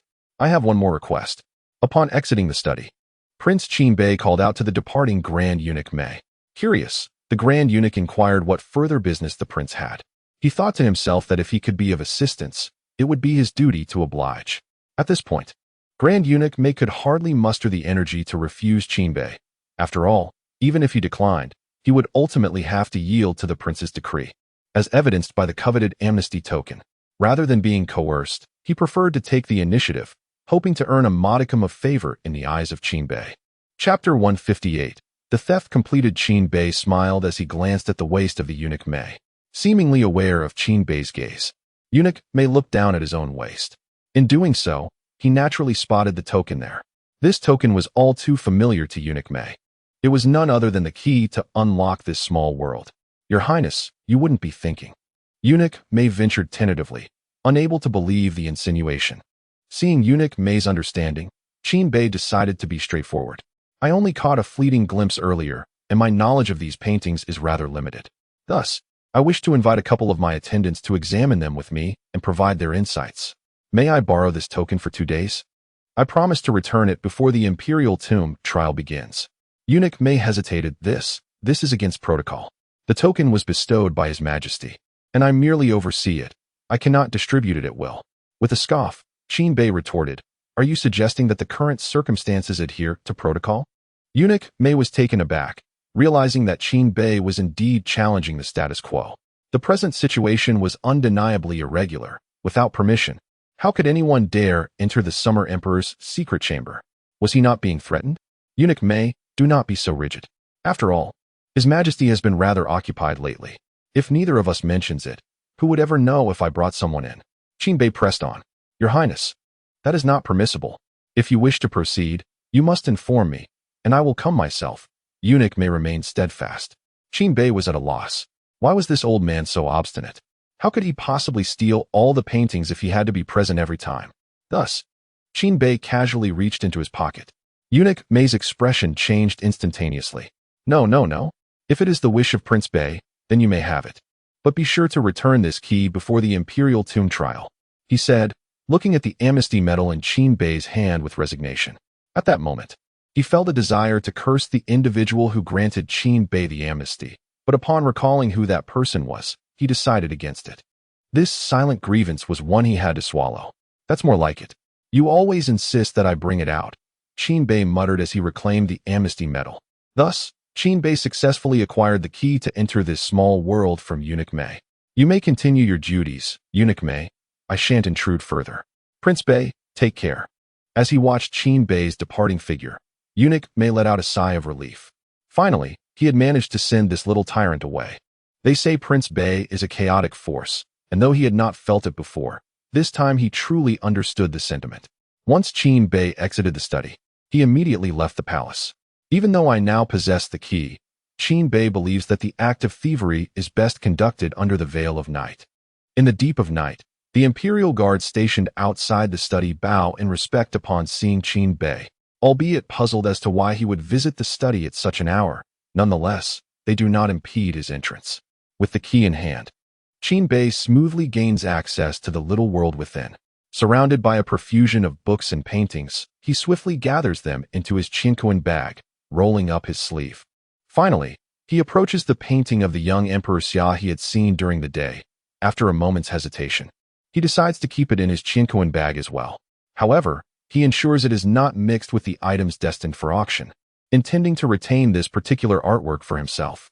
Who knows, perhaps one day Emperor Xia's aspirations will be fulfilled, and he could present this painting as a token of goodwill, surely moving the emperor to tears as he proclaims, "You truly are my beloved son. Hurry up. This auction holds greater significance than the last. The items for sale are of exquisite quality. Why the rush, you pauper? This auction is for the nobility and those foreign geniuses permitted to enter the royal tombs. What concern is it of ours? Hey, just because I cannot bid doesn't mean I can't take a look, right? It is always beneficial to witness fine treasures, lest my costly entrance ticket go to waste. I wonder what the hidden gem will be this year. I recall the last auction featured the enlightenment fruit. If they have something similar this time, it will surely incite fierce competition. If it aids in the royal tomb trial, a bloody battle would be worth it." Listening to the discussions around him, Qin Bei strides into the auction hall. Immediately, he spots Fei Fei. "Oh, my dear prince, did you not say you would be auctioning items? Why have you only just arrived? One might think you came merely to attend the auction," Fei Fei exclaims, her tone laden with complaints. Ever since Qin Bei's departure that day, her curiosity had been piqued, eagerly anticipating his return with valuable items for the auction. However, days have passed, and she assumed he would not show up, only for him to arrive now that the auction has commenced. Is it so? Have you missed me in just a few days? I find it hard to believe that Miss Fei Fei is so fond of me, Qin Bei quips lightly, brushing aside her complaints. In truth, he could have delivered all the items for auction the day prior. Yet, he chose not to. Fully aware of the nature of the items he intended to sell, had he prepared them in advance, many would undoubtedly be disqualified from the auction, rendering his efforts futile. "Please, do not mock me, my lady. Did you not mention wanting to auction some royal treasures? I specifically reserved time for you to do so." Fei Fei was well aware that Qin Bei was merely jesting, so she did not dwell on it excessively. Her primary concern was still the items he intended to auction. It had been clearly stated from the outset that anything I brought would be auctioned by your establishment without hesitation. Qin Bei did not immediately produce the Qinquan bag, but instead reminded her, "Rest assured, the promises made then shall remain steadfast."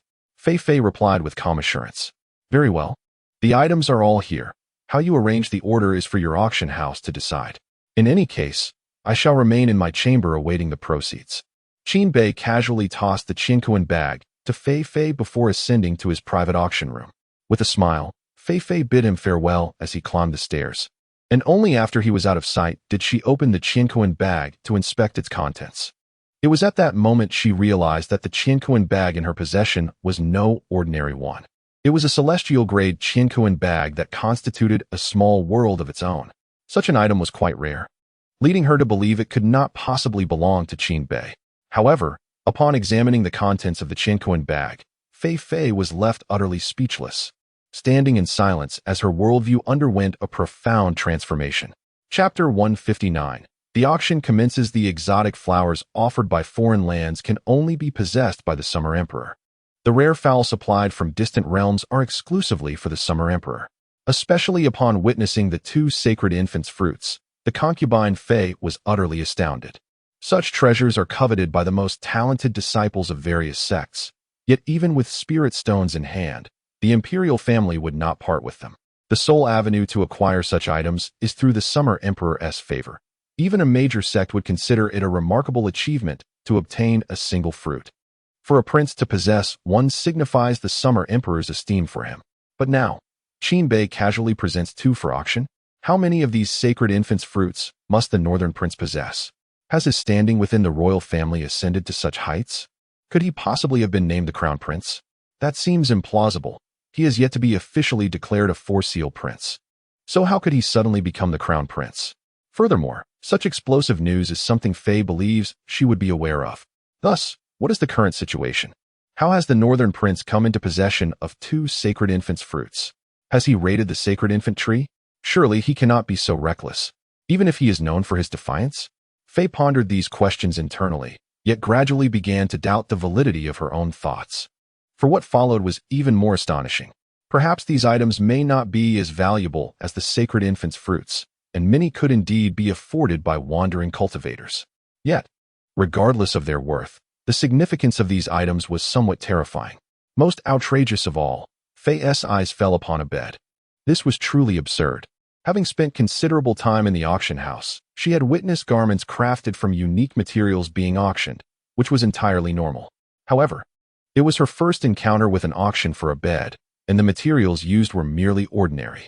Upon closer inspection, Fei discerned the bed's extraordinary nature.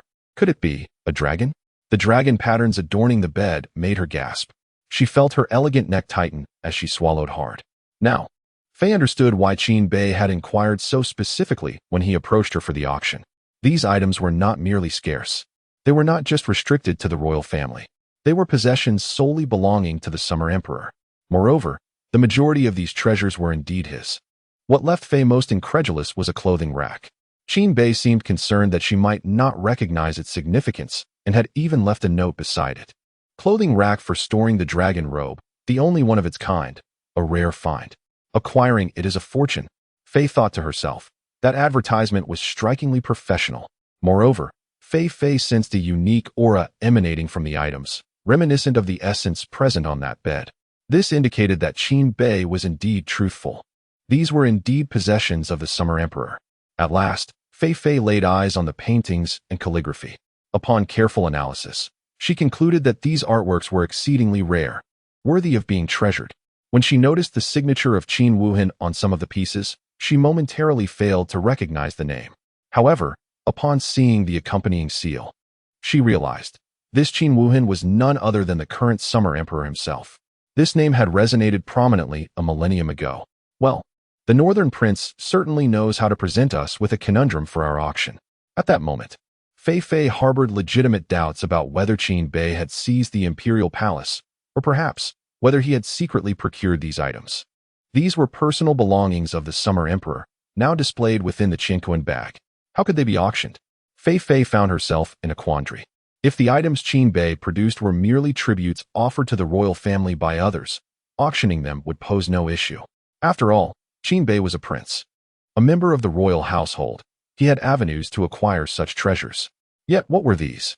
They were solely items that belonged to the Summer Emperor. How could she present them during the auction? How could she explain their provenance? If these items were to be auctioned, wouldn't that directly challenge the authority of the Summer Emperor?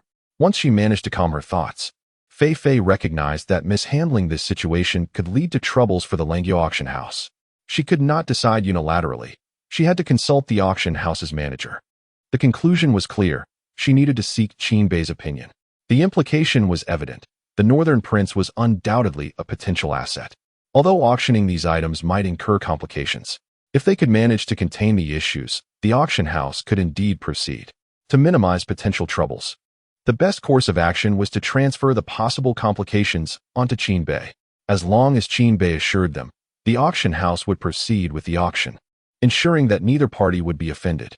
Inside the Tianzi auction room, after hearing Fei Fei's words, Qin Bei understood the auction house's intentions.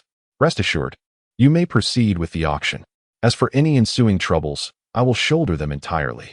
I am still young and can endure a beating, Qin Bei remarked nonchalantly.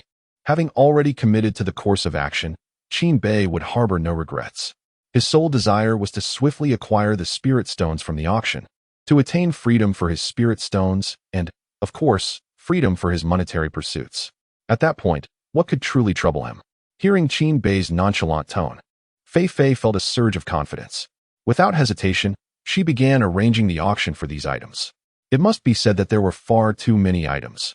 The originally allocated time for the auction was wholly insufficient. The situation compelled Fei Fei to auction off only a limited selection of similar items in bulk. Today, the esteemed Tianzi auction house was occupied solely by Qin Bei, Ji Zhuyu, and Mu Zhaoshui, upon learning that they could access the imperial tomb, had been diligently preparing and displayed little interest in the auction. Though these items appeared valuable to lower-tier cultivators, to someone of Ji Zhuyu's caliber, a reincarnated empress, they held little significance. Observing the dense crowd below, Qin Bei noted an increase in the diversity of attire compared to the last event, with many peculiar outfits worn by foreign participants permitted to enter the imperial tomb for trials. Additionally, numerous groups donned identical garments, representing the offspring of prominent sections. Among them, Qin Bei recognized the familiar attire of disciples from the Sword sect. Chapter 160. The first auction item is a rare flower indeed. It seems that every prominent sect possesses the opportunity to enter the royal mausoleum. Qin Bei gazed down at the multitude of sects and sighed. However, what Qin Bei remained oblivious to was the exorbitant price that these grand sects had to pay to send their disciples into the royal tomb. Moreover, each sect was permitted to bring only a single individual, making it impossible to escort an additional person. Only the royal family enjoyed the privilege of extravagance, allowing Qin Bei to enter the mausoleum accompanied by 2 female companions, an indulgence that the sects could scarcely dare to dream of. Damn, the members of the Beastmaster sect are indeed tenacious. While observing the scene below, Qin Bei suddenly spotted a familiar attire. It was a member of the Beastmaster sect. Among them, one individual was particularly recognizable. It was the Beast Maniac, who had caused a ruckus in the Foundation Establishment's secret realm and had ultimately escaped. Although this individual hadn't attacked personally last time, Qin Bei had already marked him for elimination. Had it not been for the Beast Maniac's swift retreat during their previous encounter, Qin Bei would have certainly taught him a lesson. If this royal mausoleum trial allows you to escape again, then I shall have no reason to remain in this capital. Qin Bei regarded the Beast Maniac in the auction room with a smirk. Sensing something amiss, the Beast Maniac looked up and met Qin Bei's smile, causing his brow to furrow in foreboding. Yet, he quickly regained his composure. This time, no one would hinder his success in the royal mausoleum trial. With 3 resounding chimes, the lively atmosphere fell silent. All attention shifted to the auction stage, where the elegant Fei Fei ascended, her smile radiating warmth to the audience below. Esteemed guests, this auction house is no stranger to such events. Each time before the royal mausoleum opens, the excitement is palpable. I shall not delay your time further. Let us commence the auction for the first item.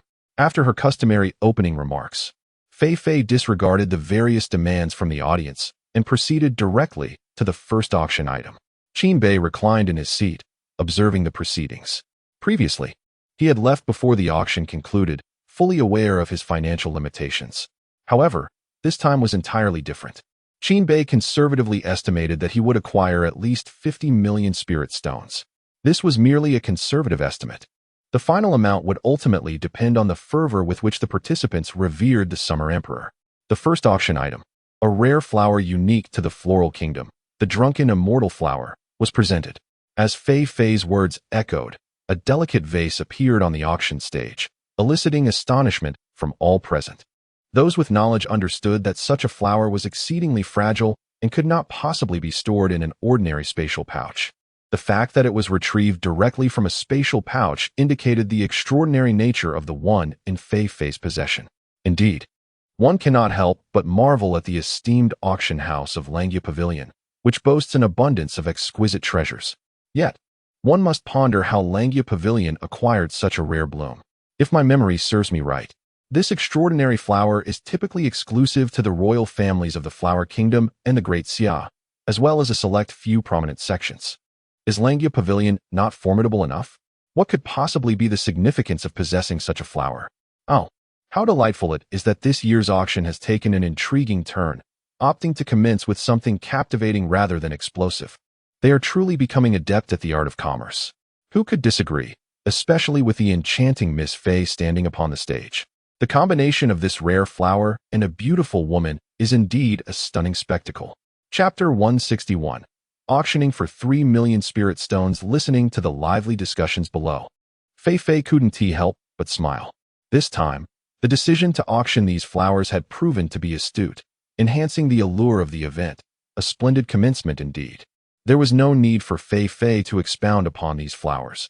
Although they offered little aid in cultivation, they were undoubtedly among the finest specimens for admiration, as well as excellent tokens for winning a lady's favor.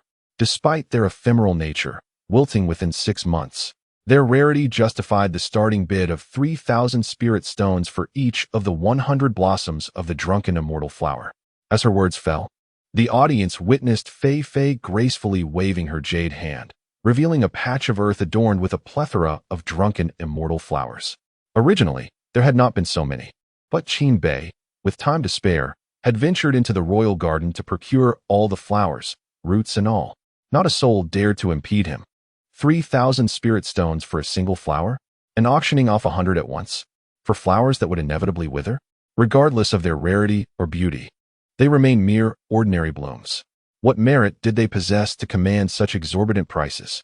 Who among us could claim that a lady's smile was worth 300,000 spirit stones? Unless Miss Fei Fei were to become my wife, I would begrudgingly bid once more. Some disenchanted onlookers, lacking in taste, voiced their complaints, convinced that the auction house had lost its mind over spirit stones. What audacity to price such items so high! However, before their derision could settle, bids began to emerge. 3,000 spirit stones. 3,500. In less than a minute, the price for a single flower soared to 5,000 spirit stones. Qin Bei observed from above that those placing bids were all portly middle-aged cultivators. Their true ages were uncertain.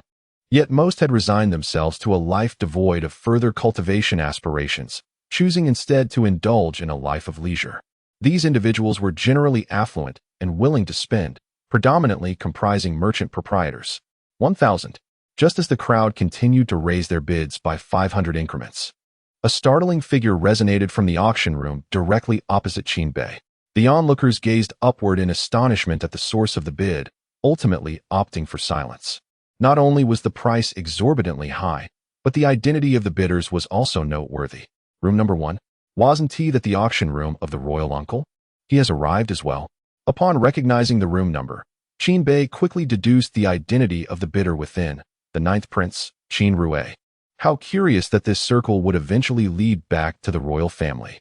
Thankfully, the first room was exempt from handling fees. Acknowledging the identity of the purchaser, Qin Bei couldn't help but express his thoughts. His impression of this royal uncle deepened considerably. It seemed that among the royal family, only this individual dared to spend lavishly without restraint, while the others remained in hiding, fearful of being reported. Congratulations to our 9th prince for acquiring the first item. Next, we shall proceed to the second item. In order to save time, Fei Fei merely offered her congratulations before proceeding to the second item for auction. The evening mist flower, a rare bloom unique to the Flower Kingdom, is priced at 3,000 spirit stones each, with a total of 100 available. Once Fei Fei concluded her remarks, a brief silence enveloped the room. All gazes were cast with expressions akin to, including that of the 9th prince. Were they merely jesting with me moments ago? Given the presence of similar items, could they not be presented for auction simultaneously? Must we take such a convoluted route? Chapter 162. The invitation from the 9th prince. Of course, despite his verbal complaints, when the time for the auction arrived, the 9th prince's actions were quite sincere. He purchased each flower at the price of 10,000 spirit stones. Within the confines of the first auction room, Guan Yun remarked, "Your Highness, these flowers are nearing their wilting stage. Such a lavish expenditure is unwarranted." However, the plump visage of the ninth prince merely broke into a casual smile. "What of it? They are meant to please my lady. She may have fleeting interests, but there is still ample time left. All that matters is that she is no longer upset." Guan Yun felt helpless. His master, who evidently had the potential to cultivate further, was instead preoccupied with indulgences, seemingly oblivious to the consequences. Most troubling was the presence of a formidable matron at home. Each escapade resulted in a bruised face for the ninth prince, who still bore injuries from previous encounters. Yet, even this reality failed to bring the ninth prince to his senses. Alas, it seems His Majesty will be displeased once more. "Hey, do not use him to intimidate me. What is wrong with spending my own money? I haven't stolen or robbed anything. These spirit stones belong to my lady's family. What does it have to do with the imperial family? Living in the mixed domain does not grant them such authority." The ninth prince's temper flared at the mention of the summer emperor, who frequently berated him for his lack of ambition. How dare they speak of my lady's wealth with such conviction? After the auction concludes, I shall present these flowers before His Majesty. Let him see that these blossoms are not exclusive to the imperial garden. I too can procure them with my own funds. The ninth prince huffed. But Guan Yun attempted to interject, only to be silenced. "Enough of your nagging. Go check if that lad Qin Bei is present. If he is, summon him so we can have a proper discussion." Guan Yun could only nod in reluctant compliance. "Understood." Knock, knock, knock. Meanwhile, Qin Bei was reveling in the high prices his items were fetching when he heard the sound of knocking. "Who is it?" Upon seeing Guan Yun, Qin Bei recalled that he did not recognize the individual before him. "Prince Bei, I am Guan Yun, a retainer of the ninth prince," Guan Yun replied with a bow. "Oh," Qin Bei said, suddenly enlightened, then calmly admitted, "I do not know you." Guan Yun was taken aback. "You do not recognize me, yet you appear to have resolved the mystery? Nevertheless, I know of my royal uncle. Speak, what is it that you require?" Guan Yun conveyed. The ninth prince mentioned that, being uncle and nephew with shared interests, it would be prudent for you to engage in conversation. "Very well, lead the way," Qin Bei replied, now understanding the ninth prince's assumption that he too enjoyed a life of revelry. This misunderstanding needed to be rectified personally. Soon, Qin Bei arrived at the auction room where the ninth prince was located. Upon entering, he immediately heard the ninth prince's furious voice. "What is this? If everything is the same, why can't it be presented all at once? Must it be so roundabout? You're wasting my time." The auction was still showcasing rare flowers, and this was the third time, leaving the ninth prince utterly speechless. "Uncle," Qin Bei called softly, then added, "Rest assured. Uncle, this is surely the last time." The ninth prince turned to look at Qin Bei. "I am unfamiliar with the auction's procedures. How do you know? Could it be that these items are yours?" Qin Bei thought to himself, "What? Have I been caught so quickly?" He was momentarily taken aback, but soon relaxed. "Ha ha ha, just teasing you. Please have a seat." Seeing Qin Bei's grim expression, the ninth prince burst into laughter. "Does uncle have a fondness for flowers?" After sitting down, Qin Bei naturally inquired. "Fondness for flowers? No, it's your aunt who adores them. I am merely trying to please her, so I can visit Luofeng Tower more often," the ninth prince replied, his eyes narrowing with a peculiar tone. He raised an eyebrow when looking at Qin Bei. Qin Bei was taken aback. So this is a top-tier lecher. Moreover, he had refined taste, favoring the ladies of Luofeng Tower. Those women are all exceptional, selling their talents, but not their bodies, though that is not absolute. The price simply hasn't been met yet. A man like the ninth prince must have secured quite a number of them. You really have some skills. That Ling Kursin from Luofeng Tower isn't someone ordinary. I have tried countless times without success, and yet you managed to win her over in just one visit. Impressive. The ninth prince's primary concern upon seeing Qin Bei was this. So what about it? Did you see her true appearance? Compared to your wife, who was more exceptional? The ninth prince continued to inquire. This left Qin Bei somewhat helpless. Previously, he had thought that the royal family members he had met, like Qin Shun, were uninterested in beautiful women. Now, suddenly encountering an old lecher, who also happened to be his uncle, was quite surprising. "Well, actually, I just cultivated there for a while. I did nothing else. As for Miss Kursin's appearance, I am indeed curious, but I do not yet know." "Ah, that's no good. You've become someone else's guest. And how can you only focus on cultivation? Don't be like that wooden-headed Qin Chun. He doesn't even know what it means to enjoy life. Seemingly feeling that his previous statement was insufficient, the ninth prince continued, how about this? Once the royal tomb trials are over, I will take you to a few splendid places, guaranteed to leave an unforgettable impression. Qin Bei forced a smile as he looked at the ninth prince. Why does it feel like the ninth prince in front of him is so unreliable? Is such a person truly fit to govern the royal family? Just look at the auction. Whatever catches your eye, do not hesitate to inform your uncle, for he shall procure it for you. The ninth prince spoke with a grandiose gesture, patting Qin Bei's shoulder. Who dares to claim that my royal uncle is unsuitable for managing the royal affairs? I, Qin Bei, firmly believe that no one is more suitable than my uncle. Qin Bei expressed his regret for his previous narrow-minded thoughts. Indeed, it is his royal uncle who is most deserving. Chapter 163, The Summer Emperor's Disgrace. The auction persists. From time to time, the ninth prince would make bids on various trinkets, none related to cultivation, yet none inexpensive. Had the Summer Emperor been present, his blood pressure would have surely caused a calamity among those in attendance. The next item for auction, 8 treasures chicken. Following that, blood dragon fish. The subsequent items continued to emerge from the imperial garden, eliciting broad smiles from Qin Bei. He realized he had underestimated the wealth of these individuals. The previously anticipated sum of 50 million spirit stones would need to be reconsidered, now at a minimum of 60 million spirit stones. Without a doubt, however, as these exclusive items from the Emperor's garden were auctioned off, the astute among the crowd began to sense something amiss. The princes were the quickest to notice. They recognized these items from their visits to the Summer Emperor's garden, recalling that only the royal palace possessed such treasures in the Great Xia. The sudden influx of these items raised doubts. How curious, they pondered. Could it be that the rare items at this auction so closely resembled those found in the garden of their elder brother? The ninth prince also discerned this anomaly. Upon reflection, he realized that many of the items he had purchased were indeed found in the garden.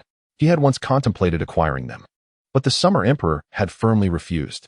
Perhaps it was mere coincidence, or perhaps their father deemed these items worthless, preferring to sell them rather than let them languish in the garden. Qin Bei, feeling somewhat guilty, remarked, "Is that so? Though my elder brother is frugal, he wouldn't stoop to such a demeaning act."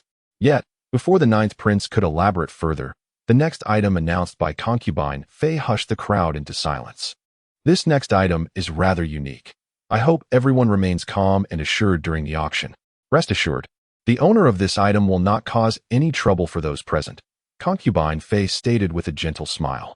Upon hearing this, the cultivators below felt insulted. What did she mean? That the owner would seek trouble? How many among them had no connections in the Great Xia? Were they truly afraid of being confronted? Indeed, there were many from esteemed sects and royal lineage. How formidable could this item's owner truly be? Did they need such a warning? They were taken aback that the Langya Pavilion's auction house resorted to such frivolous tactics. The quality of the items was what mattered, and only then would they part with their spirit stones.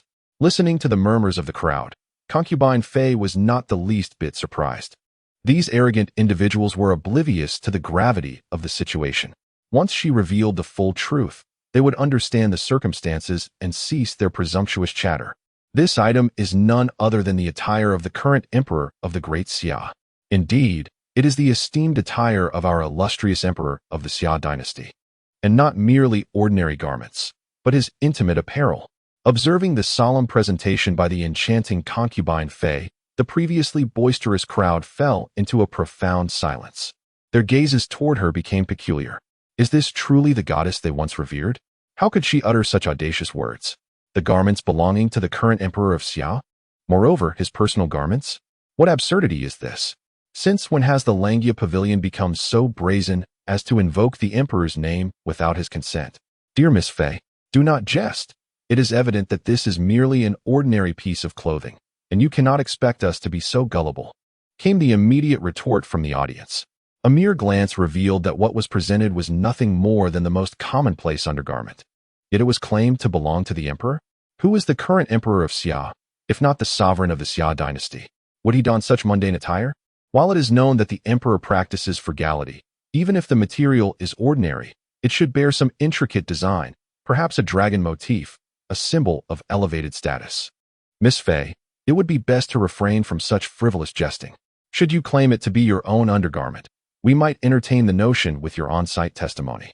The crowd chimed in unison, suggesting Miss Fay auction her own possessions instead. In the vast auction hall, there are always those who lack decorum. The local denizens watching the two lecherous individuals gazing at concubine Fay with glimmering eyes exchanged sympathetic glances. Indeed, in the next moment, an invisible force manifested. The two leering individuals were abruptly lifted into the air and ejected from the auction hall. Concubine Fay did not even cast a glance their way, nor did she offer any words of explanation. Yet, all present understood the unspoken rules. This is the Langya Pavilion's auction house. Jesting is permissible, but such indiscreet and foolish humor is unwelcome. Otherwise, the Langya Pavilion would ensure that all attendees comprehend the source of its formidable power. Oh, Miss Fay is aware of everyone's skepticism. Presenting a piece of underwear as belonging to His Majesty will not easily win their belief. However, fret not, for Miss Fay possesses further evidence to substantiate the truth of her claims. With a graceful wave of her jade hand, an array of items materialized simultaneously. This is the dragon couch utilized by the Emperor of Xia for over a millennium. While not crafted from extraordinary materials, the Emperor himself, a sage of unparalleled strength, has employed this for ages, and its benefits are self-evident. The incense burner, a relic from the Emperor's living quarters, may be of ordinary composition, yet the scents he employs are far from commonplace, likely sourced from the finest offerings. After a millennium of use, this burner emits a fragrance even in the absence of incense, aiding in restful slumber and calming the mind during meditation, proving to be exceptionally multifunctional. Furthermore, there is this table, also a piece from the Emperor's residence. Moreover, this chessboard and these pieces are indeed used by the Emperor of Xia on a daily basis. And this, a mere coat rack. While it may appear ordinary, it serves as the very rack upon which the Emperor hangs his dragon robe. A fact of immense significance that I trust the discerning among you will appreciate. Then there is this. After an elaborate introduction from concubine Fay, the attendees were left utterly speechless. Is this truly an auction? It seems as if they are merely replicating the Emperor's private quarters. From the moment the dragon bed was revealed, the crowd had already begun to believe concubine Fay's assertions. For upon that bed lay genuine dragon patterns, the most exceptional ones, symbolizing the imperial lineage of the great Xia. Such dragon motifs are exclusive to the Emperor. No one else, unless they have lived their life to the fullest, would dare to use them. Surely, by now, everyone can find credence in concubine Fay's words. These items genuinely belong to the current Emperor of Xia within his private chambers. The starting bid is set at 10 million spirit stones.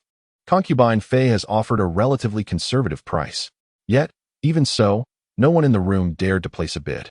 Observing this, Qin Bei in the auction house furrowed his brow.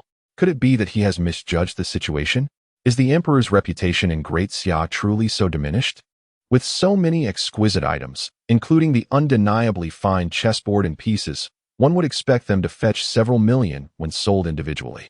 Yet now, with the added allure of the Emperor's possessions, there is not a single individual willing to bid even 10 million. Has the Emperor suffered a dismal defeat? Chapter 164. If you do not act, I shall take the initiative. The ninth prince, standing beside Qin Bei, furrowed his brow as he surveyed the items on display. While others may have been oblivious, he was acutely aware of the situation. Without needing the auction house's assurances, he recognized that these items indeed belonged to the Summer Emperor's residence.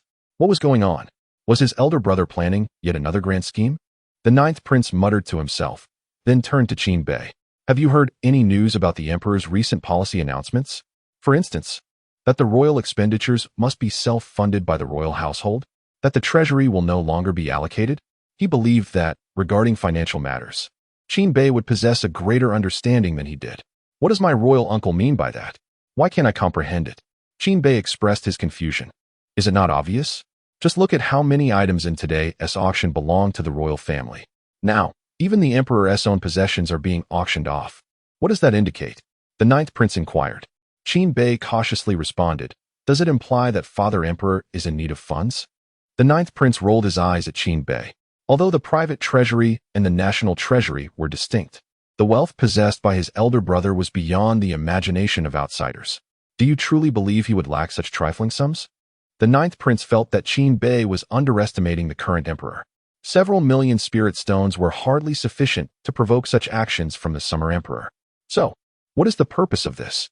Merely to earn some pocket money? Although Qin Bei was aware of the circumstances, he understood the necessity of feigning ignorance in such a situation. It would be absurd to announce, "These treasures were pilfered by me, Qin Bei. It is I who am in need of money." Is it not clear yet? In my view, this is undoubtedly a consequence of the recent confiscation of certain royal members' distributions, which yielded some benefits.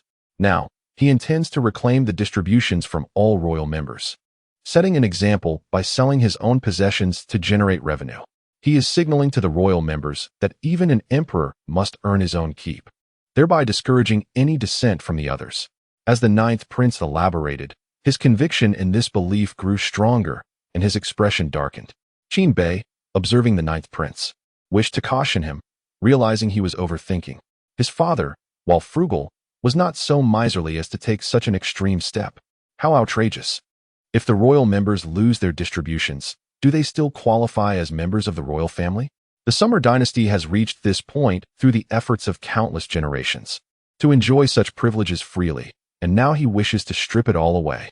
Does he no longer regard the royal bloodline with reverence?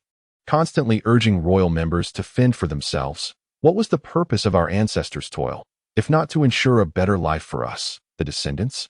Those who are willing to strive know their own paths, while those who prefer to rely on the royal privilege to live leisurely. What is wrong with that? Is it not acceptable to lead a comfortable life as a noble? The ninth prince envisioned the confrontation he would soon have with the summer emperor. Nephew, do you not agree? For those of us who do not wish to toil in cultivation, what remains but indulgence?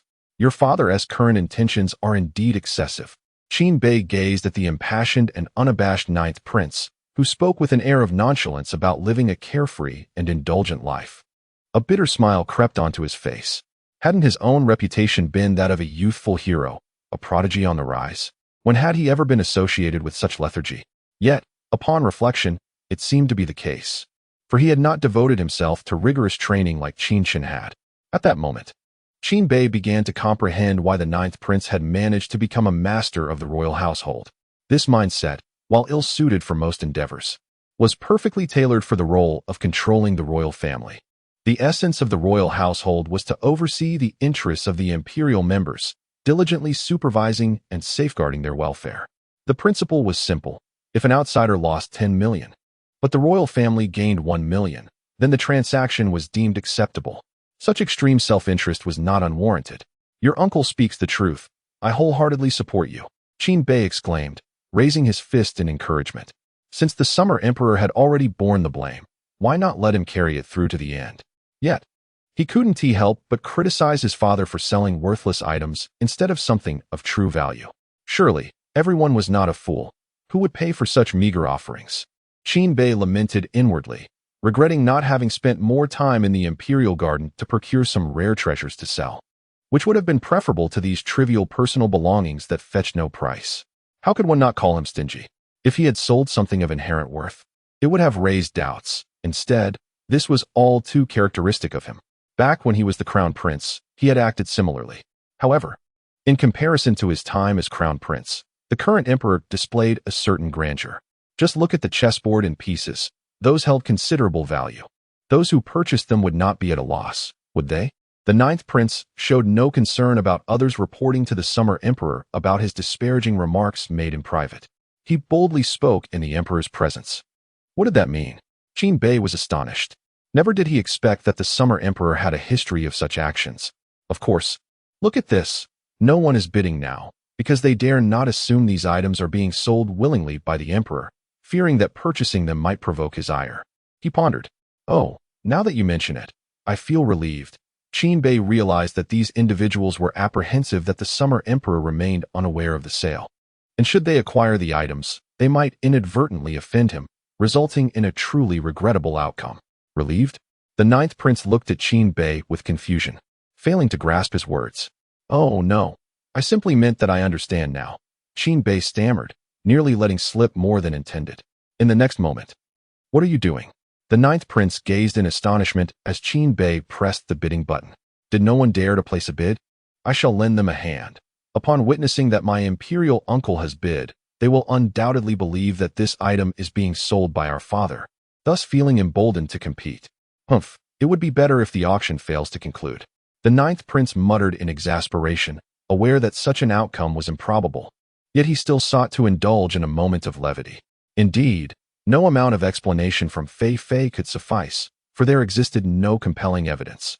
Presently, the bid from room 1 of the Tianzi auction house served as a clear endorsement of Fei Fei's assertions. It was common knowledge that room 1 belonged to the ninth prince, since he did not intervene to halt the proceedings, but rather chose to place a bid. It signified that the imperial family was cognizant of this auction. Room 1 bids 10 million spirit stones. The ninth prince's bid offered Fei Fei a considerable sense of reassurance.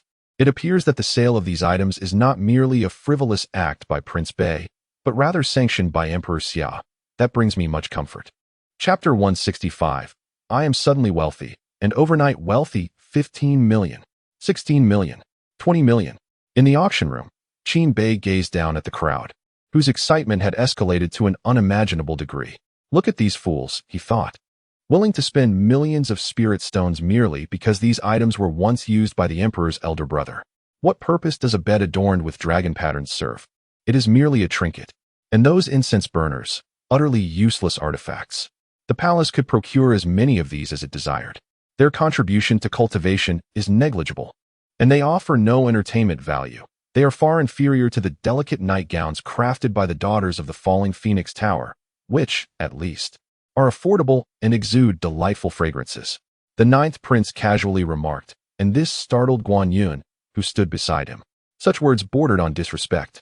Speaking thus in the presence of the prince was indeed a precarious endeavor. However, when he glanced at Qin Bei, he merely smiled and shook his head. It was evident that the relationship between the emperor and his uncle was rather strained. Simultaneously, he perceived the ninth prince's unabashed indulgence in the pleasures of nobility, without the slightest attempt at discretion, indifferent to the opinions of others. Qin Bei was somewhat familiar with such individuals. They bore no significant malice. As the two conversed, the bidding reached a fever pitch. The price of 25 million spirit stones saw few contenders willing to raise their bids. Though the crowd revered the summer emperor, this sum was not insignificant, and even fervent admirers must consider their own resources. Please, no more bidding. I can't keep up. In the auction room, Qian Lei, the son of the first bank, clenched his hands tightly as he watched the auction platform. He was the loyal fan who had bid 26 million for the summer emperor. His anxiety lasted but a moment, for in an adjacent auction room, a bid of 30 million spirit stones was placed. The first room bids 30 million spirit stones, exclaimed Fei Fei, her voice brimming with excitement. All eyes turned to the room where the ninth prince resided, bewildered. What is happening? Your brother is selling personal items. And you, a younger sibling, join the fray? If you desire something, why not simply request it from your brother? Why spend so lavishly competing with us? Do you have too much money with nowhere to spend it? This sentiment resonated in the minds of everyone present, including Qian Lei, who found himself utterly perplexed by the ninth prince's intentions. Within the auction room, Qin Bei too was taken aback. What is my uncle up to? What else could he be doing? Although his elder brother was willing to compromise his reputation to promote his policies by selling personal belongings, he was, after all, the emperor of the great Xia, not merely a prince. Selling personal items seemed beneath him. Surely, I would cushion this with minimal repercussions. After all, my wife's family is not lacking in wealth. The ninth prince spoke nonchalantly. In that moment, Qin Bei was astonished, reassessing the demeanor of the royal uncle before him. The imperial uncle, who often speaks to Emperor Xia with a lack of respect, surprisingly chooses to invest such a significant sum of spiritual stones to uphold his reputation. 30 million spiritual stones may seem trivial in his casual tone, yet it is undoubtedly a substantial amount. He is indeed a perplexing imperial uncle. However, upon reflection, it is reasonable to consider that Emperor Xia is also a member of the royal family, making the ninth prince's support seem rather justified. Fundamentally, their discord lies only in their treatment of royal members. On other matters, the ninth prince has never intervened. 30 million spiritual stones once. 30 million spiritual stones twice. 30 million spiritual stones thrice. Sold. Ultimately, the ninth prince acquired these personal belongings of Emperor Xia for the price of 30 million spiritual stones. Once the auction concludes, I must take these items to tease my royal brother. The ninth prince chuckled wickedly to himself. Meanwhile, Qin Bei involuntarily shivered. Why do I feel a chill down my spine? Although the personal belongings of Emperor Xia were not secured by many, there was no need for despondency. This auction had much more related to Emperor Xia than just these items. The next item was sure to delight everyone. The upcoming lot consisted of Emperor Xia's collection of calligraphy and paintings, all masterpieces by renowned artists. The arrangement by Fei Fei for the auction sequence was exceedingly astute. The crowd, still vexed at missing the opportunity to acquire Emperor Xia's possessions, suddenly found renewed vigor at the prospect of his collection. With previous evidence bolstering their belief, everyone was convinced of the authenticity of Fei Fei's claims regarding these items being part of Emperor Xia's collection. After all, Fei Fei would not dare to misuse the emperor's name. Unsurprisingly, whereas the paintings would typically fetch a maximum of 100,000 spiritual stones each, their association with Emperor Xia doubled their value.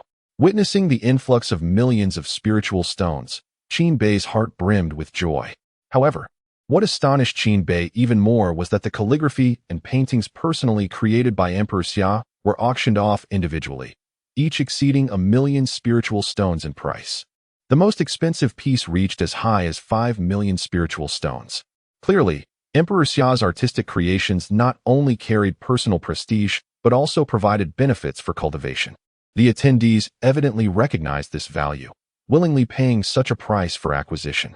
The auction of the calligraphy and paintings proceeded smoothly, with the ninth prince refraining from bidding. The distinction between these artworks and personal items like bedding was evident. Auctioning them only served to enhance Emperor Xia's reputation, thus making a bid unnecessary. The auction continued, and Qin Bei observed a peculiar trend. The majority of items up for bid were aimed at enhancing comprehension abilities, with relatively few focusing on combat prowess or cultivation. This realization dissuaded Qin Bei from making a bid. Comprehension? What treasure could rival the enlightenment offered by the system? As long as there are sufficient points for expenditure, it suffices. The next crescendo of the auction was heralded by the emergence of the sacred infant fruits. The two sacred infant fruits were divided into two separate auctions by Fei Fei. Upon witnessing these sacred infant fruits, everyone present reaffirmed a singular truth. This auction was graced by the participation of the Summer Emperor. After all, how could such a treasured item, revered even by royalty, appear at an auction without his involvement? The first sacred infant fruit was acquired by Qin Xiu for the staggering sum of 18,000,000 spirit stones. This left Qin Bei utterly astounded.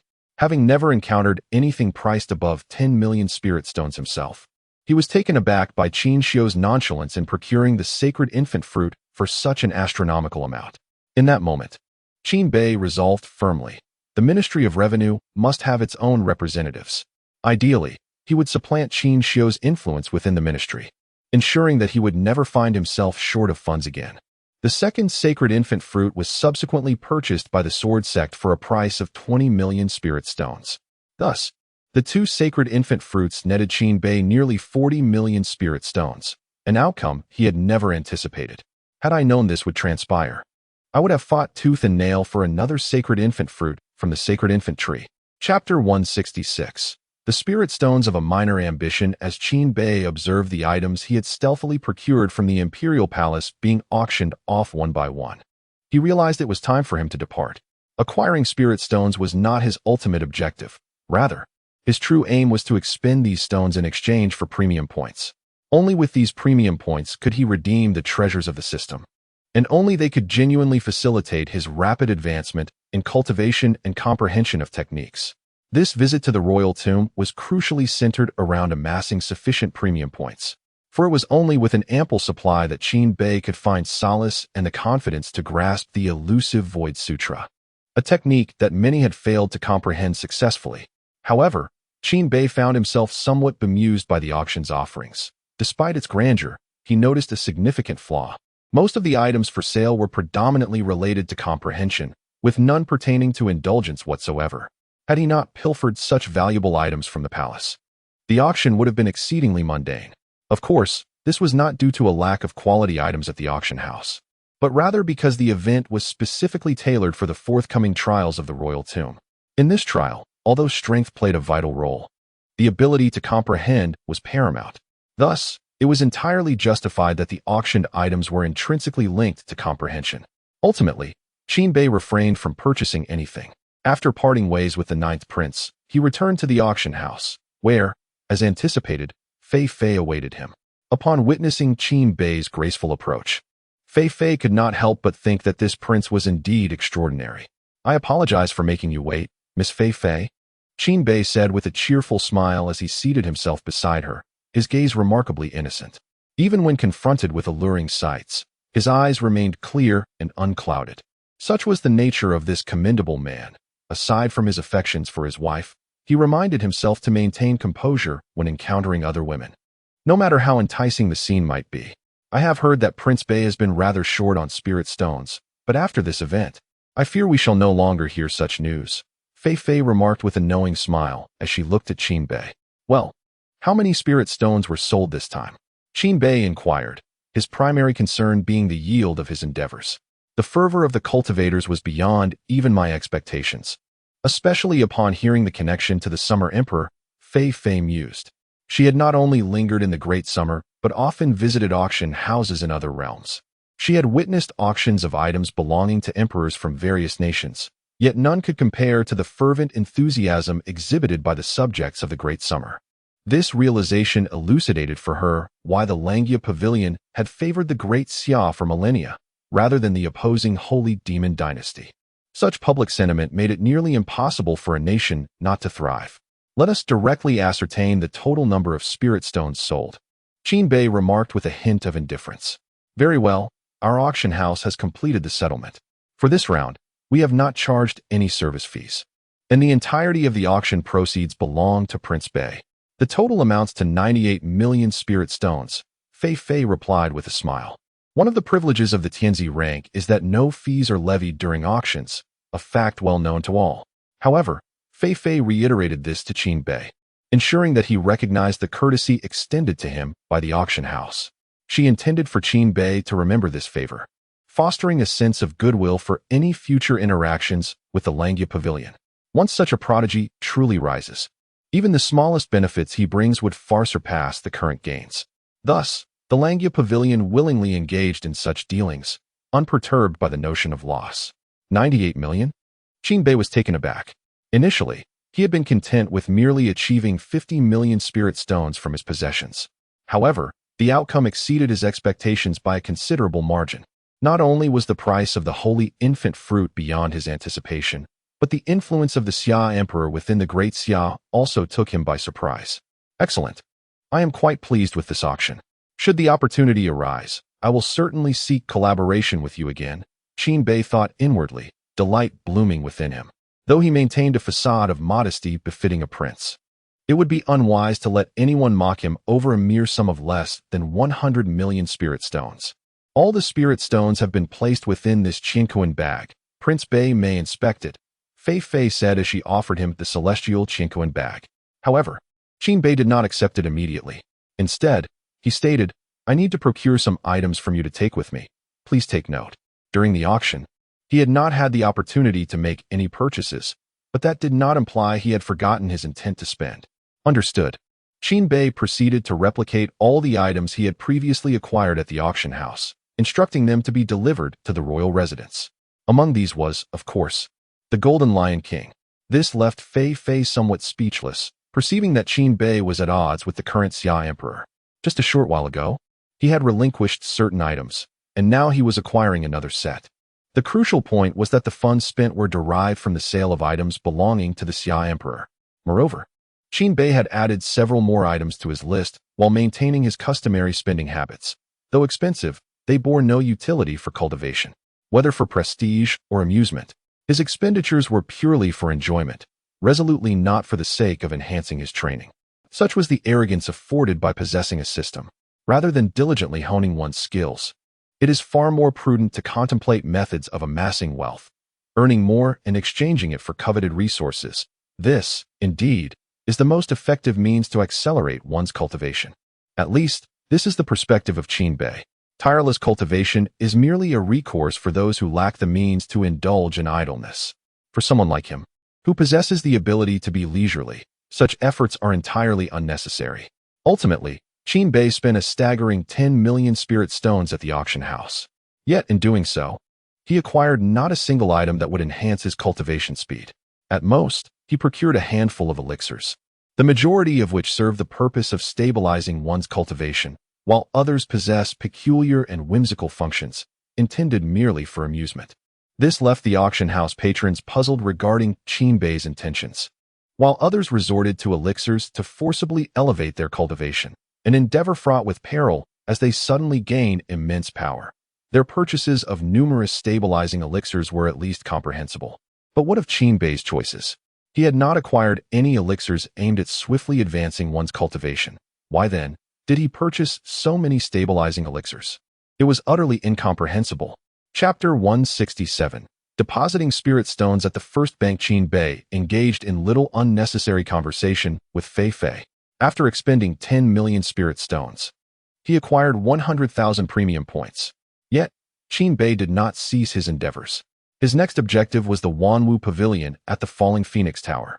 When Qin Bei informed the staff at the Wanwu Pavilion that he intended to procure a set of items he had previously purchased, their expressions mirrored that of Fei Fei's from earlier. They regarded the esteemed Prince Bei as audaciously challenging the Summer Emperor.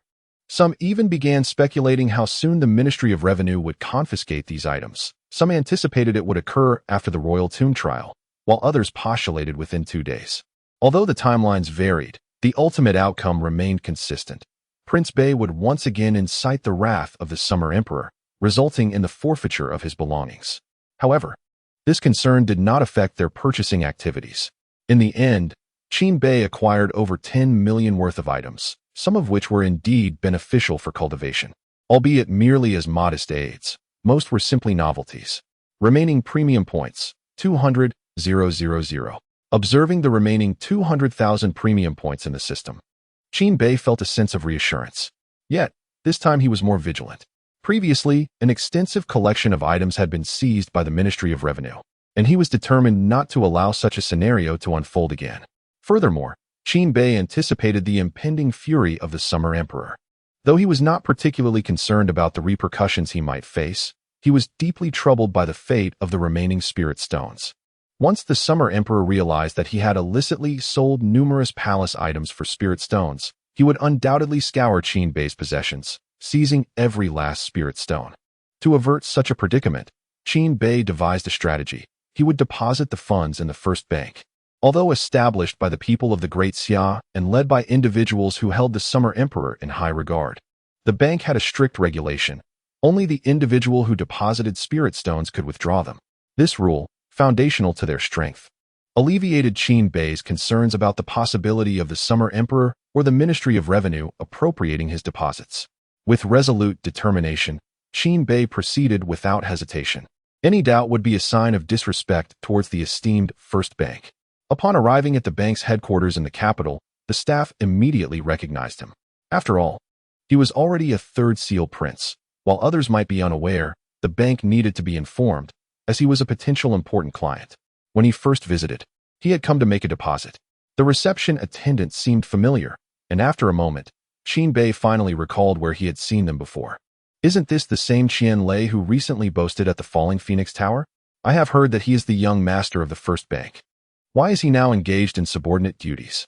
Are you Qian Lei? If I recall correctly, you are indeed the young master of the First Bank, are you not? Has the young master become so industrious nowadays, no longer frequenting the Falling Phoenix Tower? Qin Bei inquired directly. To his surprise, Qian Lei responded with a sheepish grin, scratching the back of his head. I didn't expect that Prince Bei still remembers me. Since you are here, it is only natural for me to attend to you personally. Qin Bei scrutinized Qian Lei, refraining from further commentary, as he discerned the ulterior motives behind Qian Lei's demeanor. It was evident that he sought to forge a connection with himself, perhaps to ascend the echelons of power and eventually avenge Qin Xiao.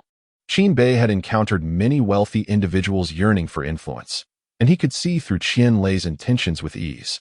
However, he had no intention of exposing him, finding a certain delight in the situation. After all, this man sought power while he sought wealth, a mutually beneficial arrangement.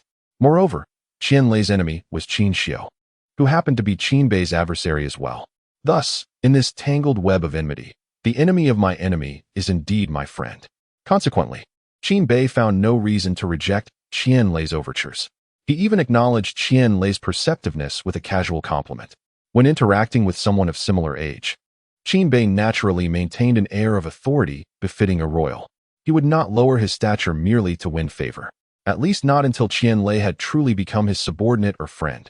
Until then, Qin Bei intended to impress upon him the dignity of a member of the royal family. There are a total of 78 million spirit stones here, all deposited into your bank. When the need arises, I shall naturally retrieve them, Qin Bei declared, tossing the Qianquan bag to Qian Lei. Upon hearing the figure of 78 million, Qian Lei's eyes gleamed with astonishment. He had always considered himself quite affluent, yet he now realized that this prince was far wealthier. Very well, I shall prepare a dedicated Qianquan bag for you. In the future, you may conduct deposits and withdrawals at any of our first bank branches. Qian Lei replied respectfully. To possess a dedicated Qianquan bag is a privilege reserved for esteemed clients of the bank, though such status comes at a cost. The first bank is responsible for safeguarding these spirit stones, yet it charges an annual management fee based on the amount deposited. For nearly 80 million spirit stones, the yearly fee would exceed 80,000 spirit stones. While the management fees are considerable, the security offered by the first bank alleviates any concerns of loss, making it particularly appealing to those who dwell in the shadows. This has contributed to the formidable strength of the first bank. Is it true that only the account holder can withdraw the spirit stones? Before departing, Qin Bei posed a question. Qian Lei replied, indeed, there exists such a condition, but it ultimately depends on individual needs. Many can access it even among close relatives. After all, in the realm of cultivation, one may be alive today, yet uncertain of tomorrow's fate. Hence, having more individuals capable of retrieving spirit stones provides an additional layer of security. If Prince Bei wishes to designate more individuals for access, that is certainly permissible. No, absolutely not. From this moment forth, only I shall be able to retrieve the spirit stones from this Qianquan bag. Not even my father, the emperor, shall be granted access. Do you understand? Qin Bei stated with utmost seriousness. I understand. I understand. Qian Lei, observing Qin Bei's unwavering resolve, suddenly recalled a certain matter, the recent uproar regarding the Ministry of Revenue, seizing possessions from the Prince Bei's residence. In that moment, he comprehended why Qin Bei had come to deposit spirit stones at the bank. It was out of fear of another confiscation by the ministry's officials. To demonstrate his commitment, Qian Lei assured Qin Bei with a determined gaze, rest assured, Prince Bei, even if this sum of spirit stones were to be taken by force, our bank shall compensate you. Qin Bei remained silent, reflecting on Qian Lei's resolute expression, expecting him to mention that even if Emperor Xia were to arrive, the spirit stones would still reside within the bank. Instead, he received an assurance of protection against the ministry and Emperor Xia. However, such matters no longer concerned Qin Bei. As Qian Lei stated, should these spirit stones be seized by Emperor Xia, the bank would naturally reimburse him. Ultimately, he would incur no loss. The bank alone would bear the brunt. Qian Lei truly excelled in the art of commerce. Yet, one could only wonder how his father would react upon discovering this affair. Would he bestow a couple of hefty reprimands upon him? Chapter 168. The enraged Summer Emperor within the palace. Due to a promise made to Qin Bei, the imperial tomb trial was set to commence 2 months earlier than planned. This left the Summer Emperor exceedingly busy in recent days. Fortunately, he did not renege on his word and fulfilled his commitment to Qin Bei. The imperial tomb trial would begin tomorrow. The only remaining concern was whether the talented individuals were adequately prepared. He wondered if that young man had learned from past lessons. The Summer Emperor murmured to himself as he exited the imperial tomb, referring, of course, to Qin Bei. His first destination was the cabinet. Previously, Qin Bei had caused quite a stir there, and the emperor wished to ascertain whether the young man was still causing mischief. Ultimately, he discovered that Qin Bei had been quite well behaved. This brought great relief to the Summer Emperor. He reflected that while Qin Bei had a penchant for mischief, he understood the importance of moderation and had not continually disrupted the work of the cabinet ministers, which was commendable. With this in mind, the Summer Emperor felt an extraordinary sense of ease. Observing that everything was progressing favorably, he hoped that if Qin Bei could demonstrate sufficient talent, he would be able to elevate his status to that of a prince. Furthermore, by gaining recognition and achievements within the Daxiao realm, he would have the capability to vie for the position of crown prince against the strongest of his peers. As he contemplated the gradual realization of his plans, the Summer Emperor felt even more at ease. With a little time remaining, he decided to take consort Ling Fei for a stroll in the Imperial Garden, allowing those in the harem to witness her current status and deter any potential troublemakers from emerging. Therefore, without hesitation, the Summer Emperor sought out Ling Fei. In the harem, Ling Fei had become a figure that no one dared to provoke, as it was well known that she had a powerful first son who possessed an unassailable immunity from punishment, as well as a second son, Qin Xian, who was set to become a disciple of the Shadow Master. The saying that women in the harem rise in status through their sons was indeed true. However, upon arriving at the entrance of the Imperial Garden, the Summer Emperor was taken aback to find that not a single flower remained, and the ground was barren. It was perplexing, as the season was not one for flowers to wither. Initially, he refrained from inquiring too deeply, assuming it was merely a matter of the servants' arrangements. Yet, as he reached the center of the garden, a chorus of pitiful cries piqued his curiosity. Ultimately, the sacred infant tree revealed all of Qin Bei's misdeeds within the garden, though it concealed one crucial detail, that Qin Bei was already aware of the favored consort's identity as a demonic cultivator. What? 2 sacred infant fruits? The Summer Emperor was both astonished and infuriated. The significance of the sacred infant fruits to the royal family was undeniable. They were essential for nurturing top-tier combat talents. This revelation extinguished any desire he had to leisurely stroll through the garden.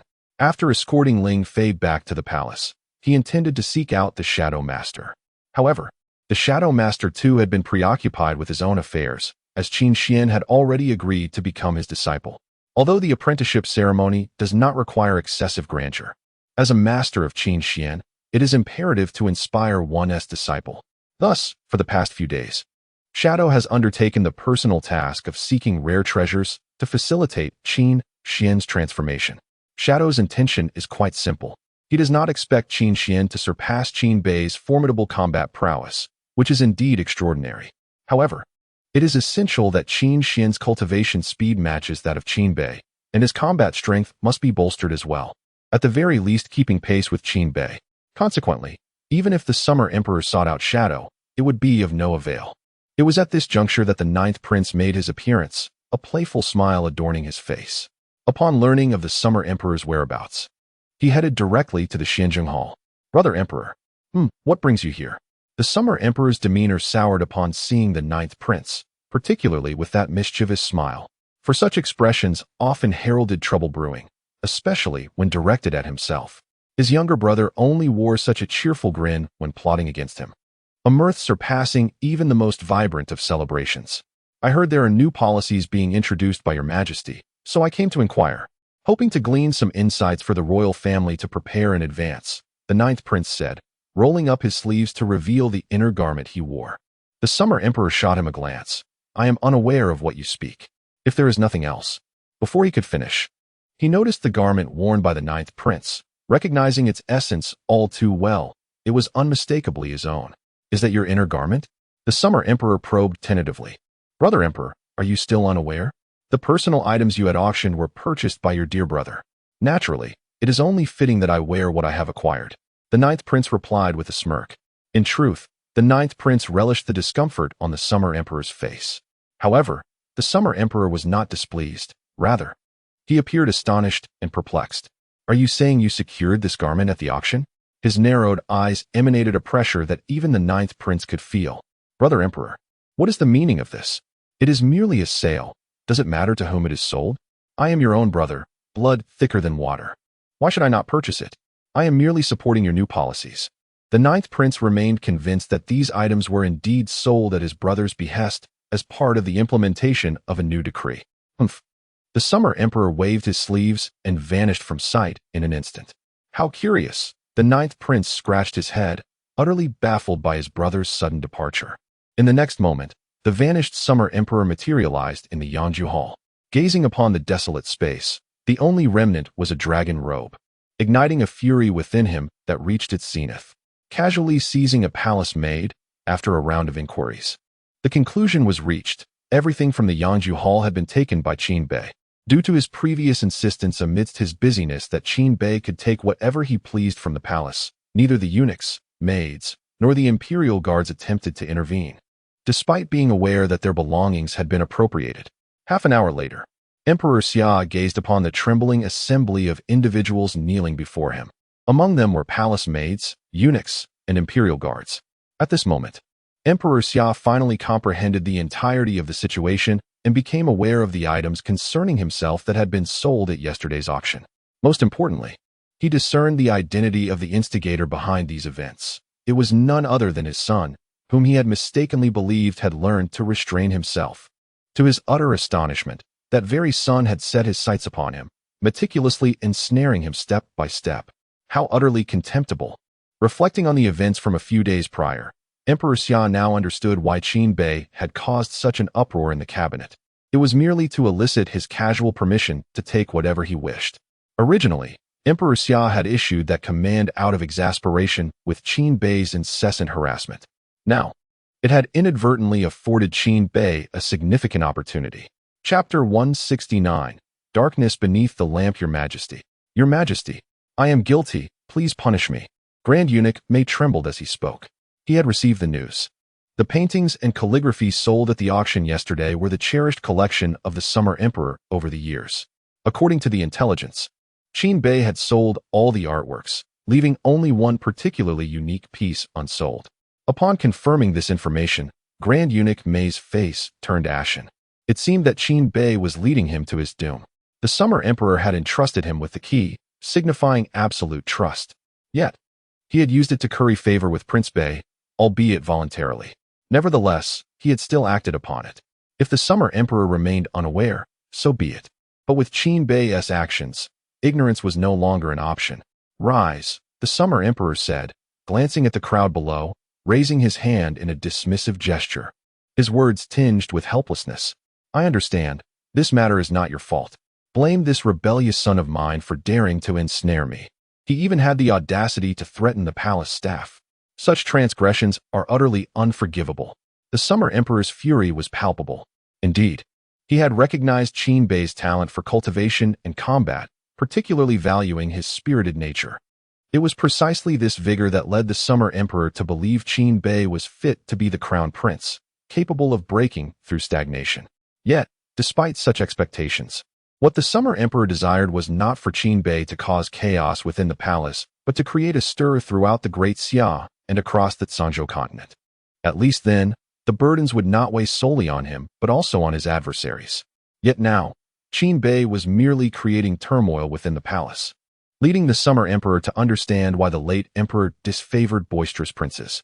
At that moment, the shadowy investigators appeared within the palace. Your Majesty, here are the movements and actions of Prince Bei from yesterday. However, the shadow investigator hesitated. But what? The Summer Emperor's confusion deepened. I instructed you to apprehend him, not to report on his whereabouts. Indeed, but we cannot locate Prince Bei, replied the investigator. What? The Summer Emperor was bewildered. How could they not find him? Prince Bei returned to the royal residence after procuring a batch of items at the auction and at Luofeng Tower. The shadow guards were stationed outside, and he did not leave the residence all day. Yet, upon attempting to capture him, we found no trace. Searching the entire residence yielded no results. The princess consort mentioned that Prince Bei had left early in the morning, but she did not know his purpose. The investigator reported candidly. Upon reviewing the list of procured items, the Summer Emperor's expression darkened further. This rebellious son was brazenly challenging him. He had acquired everything that the Ministry of Revenue had confiscated, and this time, it was even more extravagant. The expenditure of spiritual stones had increased. Yet there were no items for cultivation. This rebellious son. If I forbid something, he insists on doing it. What left the Summer Emperor most speechless was that Qin Bei had deposited all the remaining spiritual stones into the first bank. It is evident that this rebellious offspring possesses audacity and a penchant for mischief, yet his thoughts are remarkably meticulous. Having suffered once, he would never fall prey a second time. Emperor Xia even harbors suspicions that if the Ministry of Revenue were to seize all the newly acquired possessions of Prince Qin Bei from the Northern Palace, Qin Bei would undoubtedly have subsequent measures in place. He cannot fathom that someone who has endured persecution would leave himself unguarded. At the very least, by sending the remaining 80 million spirit stones to the first bank, it is clear that he would retain some form of safeguard. Thus, even knowing that Qin Bei is directly opposing him, Emperor Xia is disinclined to permit the Ministry of Revenue to plunder the royal residence any further. Lest Qin Bei has some hidden stratagem that could lead to unforeseen complications. Should Qin Bei be privy to Emperor Xia's thoughts, he would undoubtedly exclaim, cunning and shrewd. For he is already prepared for another potential plundering by the ministry. However, this time it would be different, should the ministry dare to proceed. He would not hesitate to instigate chaos. After all, he still possesses the amnesty token that can be utilized twice more. Who fears whom? Regrettably, such ambitions could not materialize. The inability to locate even a mere golden core cultivator renders the shadow agents utterly useless. In a fit of rage, Emperor Xia cast a memorial report before the shadow agents. Your Majesty, I suspect that Prince Qin Bei is hidden within the palace, one shadow agent hastily proposed. To suggest that the entirety of the Great Xia could conceal itself from the shadow agents would imply that only the imperial palace remains unscathed. Other locations would be swiftly detected by the shadow agents, much like the young master of Langya Pavilion. Despite the formidable reputation of Langya Pavilion within the cultivation world, once this individual entered the capital, the shadow agents were immediately informed. This exemplifies the absolute dominion of the shadow agents within the capital of Great Xia. Emperor Xia squinted at the personnel below, inhaling deeply to quell his anger. Upon reflection, he acknowledged the prowess of the shadow agents. Since they had not detected anything, it was highly plausible that Qin Bei was indeed within the palace. Yet why had he sensed nothing? The only explanation is that Qin Bei was not present in the palace. No need to ponder further. If he is not within the palace, they must search beyond the capital. With the imperial tomb trial commencing tomorrow, to be roaming about at this time is sheer folly. This is the source of Emperor Xia's utmost ire. To orchestrate chaos, Qin Bei has audaciously disregarded the more pressing matter of the imperial tomb trial. Should Qin Bei fail to return by the time the trial begins tomorrow, missing this critical opportunity, Emperor Xia would not hesitate to uproot his rebellious spirit. The imperial tomb trial is not something one can simply initiate at will, and the time to enter is limited. Should one miss it, they must wait another 3 years. There is no conceivable way for Qin Bei to squander 3 years, unless this rebellious son wishes to emulate his indolent royal uncle and become a carefree prince.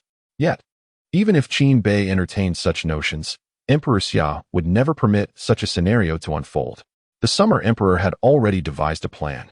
Should Qin Bei fail to appear the following day, he would, even at the expense of his own cultivation, delay the commencement of the imperial tomb trial. This time, it was imperative for Qin Bei to participate in the trial, with the minimum expectation being his mastery of the Void Scripture.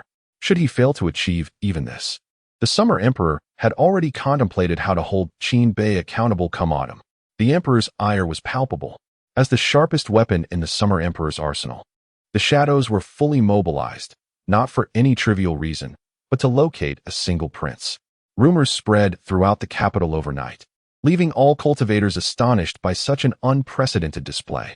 Many years had passed since such a scene had been witnessed, and the external sects had never encountered anything like it. However, after a night had elapsed, despite the shadows exerting their utmost efforts to scour the surrounding cities and thoroughly investigate every potential location where Qin Bei might be found, even receiving cooperation from the falling Phoenix Tower, they found nothing. Meanwhile, within the secluded realm of the Summer Emperor's study, Qin Bei indulged in copious amounts of meat and wine. Playing games with me? You're still too inexperienced. I am well versed in all 36 stratagems. Although Qin Bei was oblivious to the turmoil outside, he could easily surmise that unrest prevailed. Yet, what concern was it of his? Let them seek out Prince Bei. Chapter 170. A gathering of extraordinary talents. On the following day, the atmosphere in the Great Xia was exceptionally lively. Everywhere one looked, there were cultivators adorned in peculiar garb, all advancing towards a singular destination. This place was a forbidden zone for ordinary folk, a realm that the royal family members both yearned for and dreaded. It was none other than the royal tomb. Those royal members who faced punishment were often confined within the tomb, which fostered their aversion. Yet, the royal tomb was also a realm brimming with opportunities, rendering it a favored locale among the royal family. Today, Mu Zhaoxue and Ji Zhuiyue made their way to the royal tomb as well. After traversing layers of military defenses, they arrived at the expansive square outside the tomb. This square could accommodate hundreds of thousands, surrounded by the most elite forces of the Great Xia. Each soldier emanating an intangible aura of lethality, representing the armée de las armées of the military. Clearly, this was one of the methods employed by the Xia Emperor to display the grandeur of his nation. At that moment, the square was already teeming with over 10,000 individuals, leaving the somewhat uninformed Ji Zhuyue and Mu Zhaoxue in a state of bewilderment. Amidst their confusion, they were approached by Qin Zhen, who greeted Mu Zhaoxue while her gaze wandered elsewhere, seemingly in search of something. I am no longer the saintess of the kingdom of Wu, since I have married into the royal family of Great Xia. You may refer to me as sister or sister-in-law, Mu Zhaoxue replied with a smile. This response left Qin Zhen, who had been searching for something, momentarily stunned. She turned to Mu Zhaoxue in astonishment, her mind racing. Was this the same saintess of Wu she had seen merely months ago? The saintess she knew was rather aloof. What had transpired to elicit such a transformation? The fact that she spoke such words with a smile directed at her rendered Qin Zhen momentarily speechless. However, Qin Zhen quickly regained her composure. Such a change must undoubtedly be linked to her royal brother. The cordiality displayed towards her was evidently influenced by Qin Bei. My brother is indeed remarkable. In just a few months, he has endeared the saintess to our royal family, Qin Zhen mused. Mu Zhaoxue merely smiled in response, her silence indicating agreement. You have all arrived, but where is my brother? Qin Zhen inquired, voicing her primary concern. She had been searching for Qin Bei's presence, but had evidently come up empty-handed. He has been delayed by certain matters and will arrive shortly, Mu Zhaoxue replied calmly. She was aware that Qin Bei had chosen to conceal himself and was in opposition to the current Xia Emperor. Nevertheless, neither of them harbored significant worries for Qin Bei. After all, he possessed a golden pardon token, ensuring that as long as he did not commit treason, he had little to fear. Regarding today's trial at the royal tomb, Qin Bei had already made arrangements to enter at the last moment. Indeed, Qin Bei's recklessness is quite exasperating. Is there anything of greater significance than the trials of the Imperial Mausoleum? It seems he lacks discernment in his priorities. Qin Zhen expressed his stern disapproval of Qin Bei's nonchalant demeanor. Unfortunately, ensconced in his own little world within the study, Qin Bei remained oblivious to the criticism directed at him. Brother, aren't the spots for the Imperial Mausoleum trials exceedingly precious? Why are there so many participants? Ji Zhuyu inquired, surveying the crowd surrounding the square, which numbered at least in the thousands. This appeared to starkly contrast with the earlier assertions that acquiring a spot for the trials was an arduous task. As Qin Zhen pondered Qin Bei's whereabouts, he couldn't help but chuckle at Ji Zhuyu's question. What? Do you believe the rumors have been exaggerated? Not quite. It's just rather perplexing, Ji Zhuyu replied, refraining from stating outright that the reality did not match the descriptions. You are mistaken. Despite the thousands gathered here, very few will actually gain entry to the mausoleum. A significant portion comprises the guardians of these prodigies. Thus, only a few thousand true talents are permitted inside. Moreover, there is a crucial point to consider. The mausoleum is divided into 3 distinct regions. The vast majority will only gain access to the outermost area. Only the exceptional talents sent by prestigious sects such as the Sword Sect, the Rune Sect, and the Ancient Beast Kingdom can enter the inner sanctum. While the Great Xia boasts numerous sects, very few possess the capability to achieve this. As for the central region, it is exclusively accessible to members of the royal family.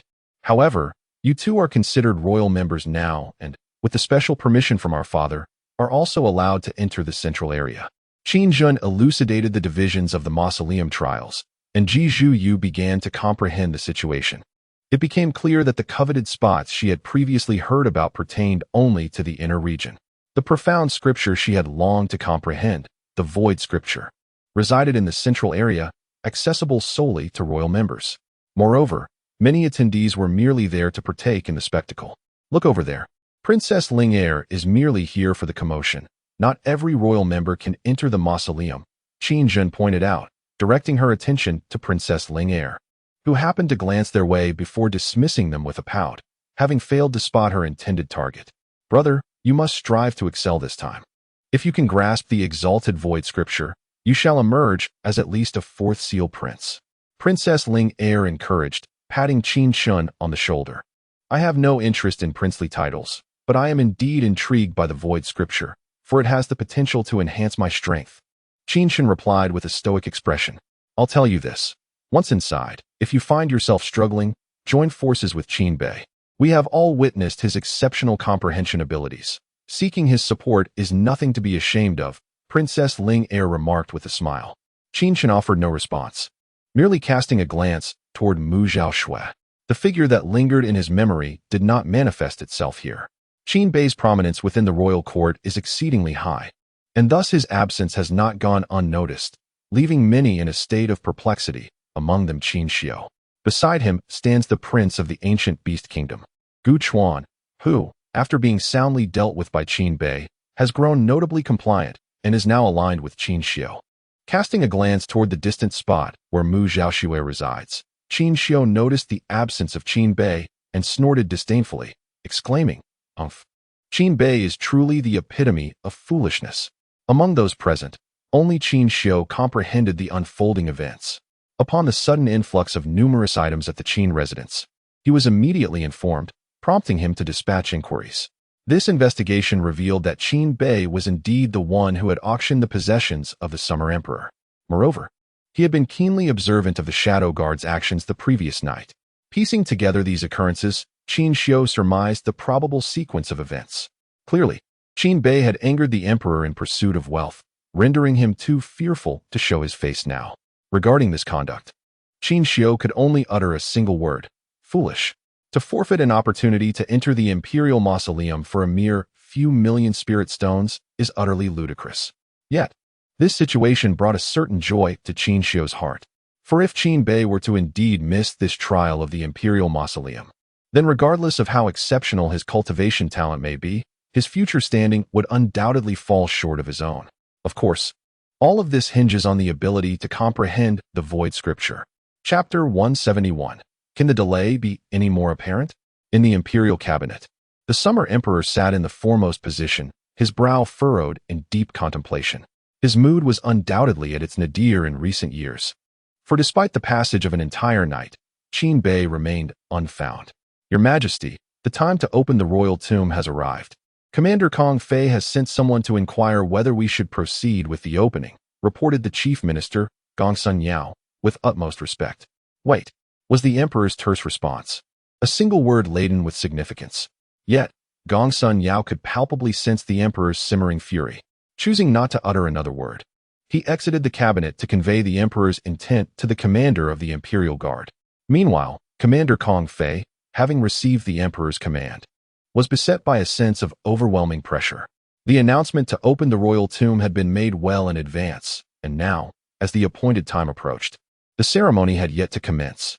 The gathered crowd was bound to murmur amongst themselves. As expected, when the moment to unveil the tomb arrived, all eyes turned eagerly towards its entrance, akin to a flock of roosters roused from slumber. However, the entrance remained stubbornly closed, prompting immediate confusion. What is happening? Hasn't the time arrived? Question 1. Indeed, could there be an issue? Echoed another. This opening was scheduled ahead of time.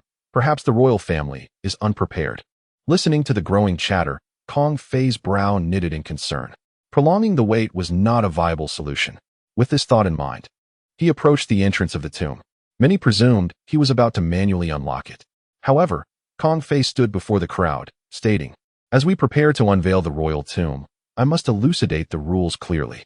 His voice, deep and resonant, carried throughout the expansive area, ensuring all could hear. Yet, the content of his announcement left the audience momentarily speechless. When had it become the duty of the commander of the Imperial Guard to explain the rules for entering the royal tomb? Previously, those permitted entry were already well versed in the regulations. There had been no need for the royal family's explicit instructions. Wouldn't he that only served to burden them? The rules are as follows. With no other recourse available, Kong Fei had resorted to this singular method of delaying time. In fact, to prolong the proceedings even further, he fragmented a single statement into numerous segments. What should have been a single point was dissected into countless minute details. What was the purpose of this? Even the incantations of my master were less soporific than his exposition on the rules. Was this truly the commander of the Imperial Guard? Wasn't he reputed to be a man of few words, a rugged warrior skilled with sword and spear? What was this transformation? Was Commander Kong attempting to reshape the public's perception of him? The crowd buzzed with speculation. Gradually, The attendees began to grasp the underlying situation. Kong Fei was clearly stalling for time. Within the confines of the study, Qin Bei remained oblivious to the fact that his actions had compelled a rough man like Kong Fei to adopt the demeanor of a scholar. As time passed, Qin Bei felt the urgency of the situation. The entrance to the royal tomb was soon to close. To enter before the gates sealed shut, he had to depart from this little world. Resolving his hesitation, he grasped the key and stepped out of this realm, appearing in the study of the Summer Emperor. In the cabinet, Gongsun Yao observed the Summer Emperor, who sat in contemplative silence, and softly inquired, "Your Majesty, General Kong Fei can no longer endure. Several princes have grown impatient." "Wait," was all the Summer Emperor replied, uttering nothing more than that single word. Suddenly, the Summer Emperor's eyes, previously shut, flew open, a hint of confusion flickering within them. "Your Majesty, what is the matter?" Gongsun Yao asked, perplexed.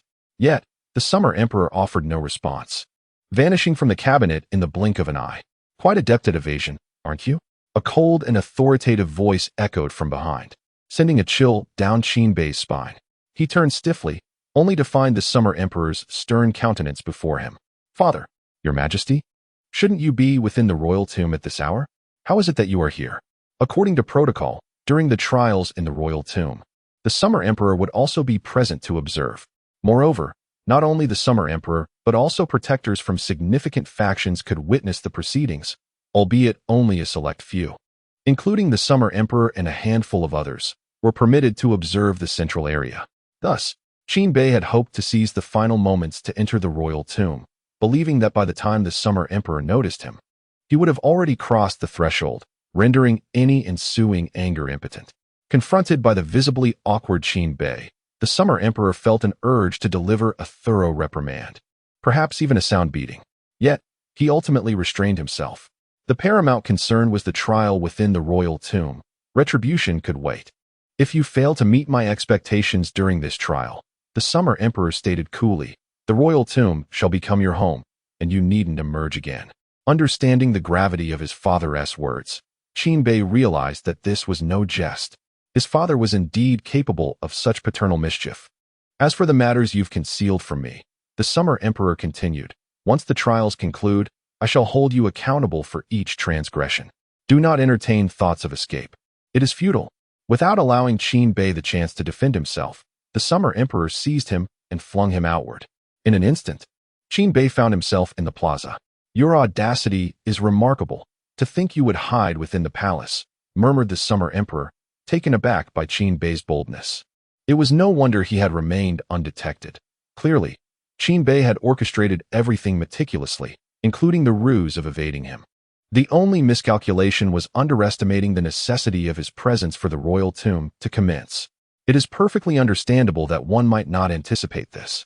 The alteration of the opening time for the imperial tomb trials due to an individual's influence marks a historic first since the inception of these trials. Perhaps it may also be the last instance of such an occurrence. I am aware that this time, a greater number of individuals have the opportunity to partake in the imperial tomb trials. Some factions are experiencing this privilege for the very first time and are thus unfamiliar with the regulations. However, there is no need for concern. I shall now succinctly reiterate the rules I previously articulated, emphasizing the most crucial aspects.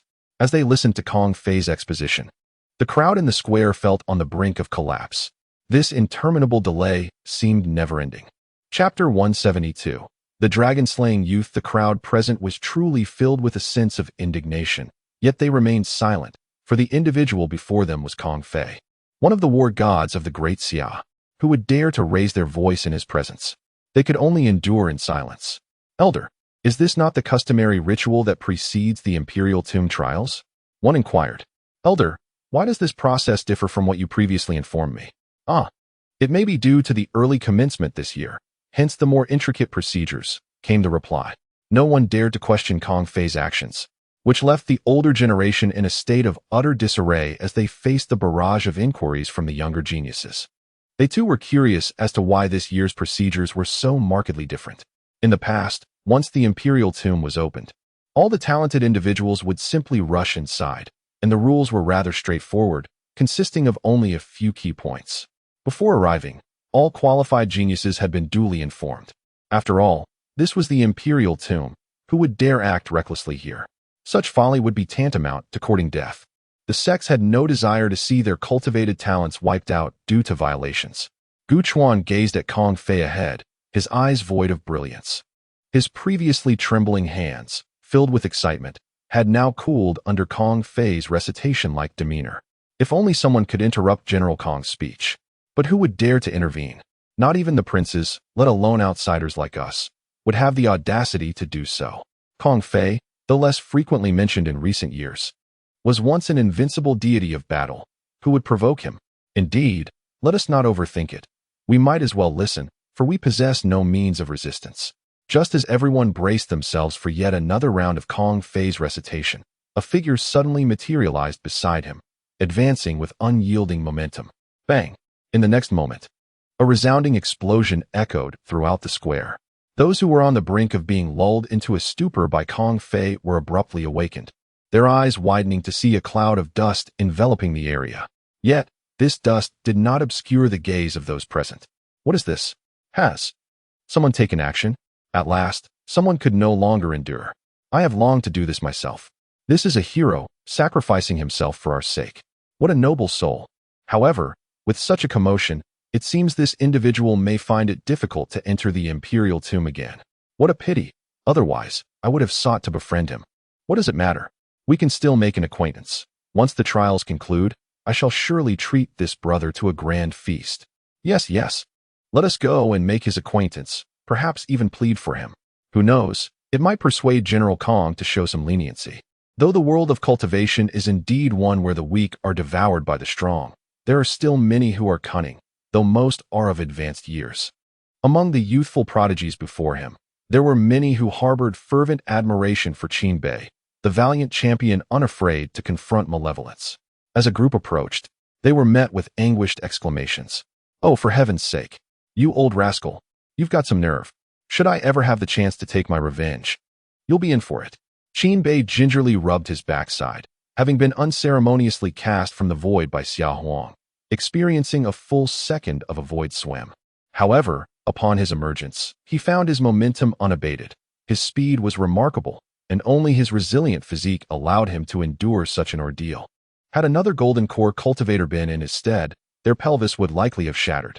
After assessing his posterior, Qin Bei then patted his head, and before he could clearly discern the figures before him, he uttered a curse. Not even a rock can match your hardness. As he spoke, he continued to rub his head. Ouch! Is that a bump? Are you a reincarnated stone spirit? So solid. Initially, many talented individuals had intended to approach Qin Bei. Yet upon overhearing his tirade against Kong Fei, they halted in their tracks. The exchange of glances among them was telling, and they collectively turned away, whistling at a 45-degree angle. Their desire to befriend Qin Bei evaporated instantly, as they thought to themselves, this guy is truly formidable. Not only did he interrupt General Kong's speech, but he is now cursing him. If we were to befriend him, we might end up with a 3-day incarceration in the dungeons, since all present were to enter the royal tomb. A 3-day imprisonment would spell the end of any hopes for enjoyment. Conversely, the thoughts of the surrounding formidable guardians diverged entirely. They found themselves grappling with a grave question. How had Qin Bei appeared? Despite their considerable prowess, they had no inkling of his arrival, only noticing that an unfamiliar figure had suddenly materialized in the square. What astonished them further was that even Kong Fei seemed oblivious, having been directly bumped into by this newcomer. Although the encounter was harmless, and Kong Fei had not shifted an inch, it was evident to those with any degree of strength that Kong Fei's failure to evade was not due to a lack of will, but rather an inability to detect Qin Bei's approach in advance. The apparent strength of this young man seemed to be merely at the nascent golden core stage. How could he conceal his sudden appearance from such powerful beings?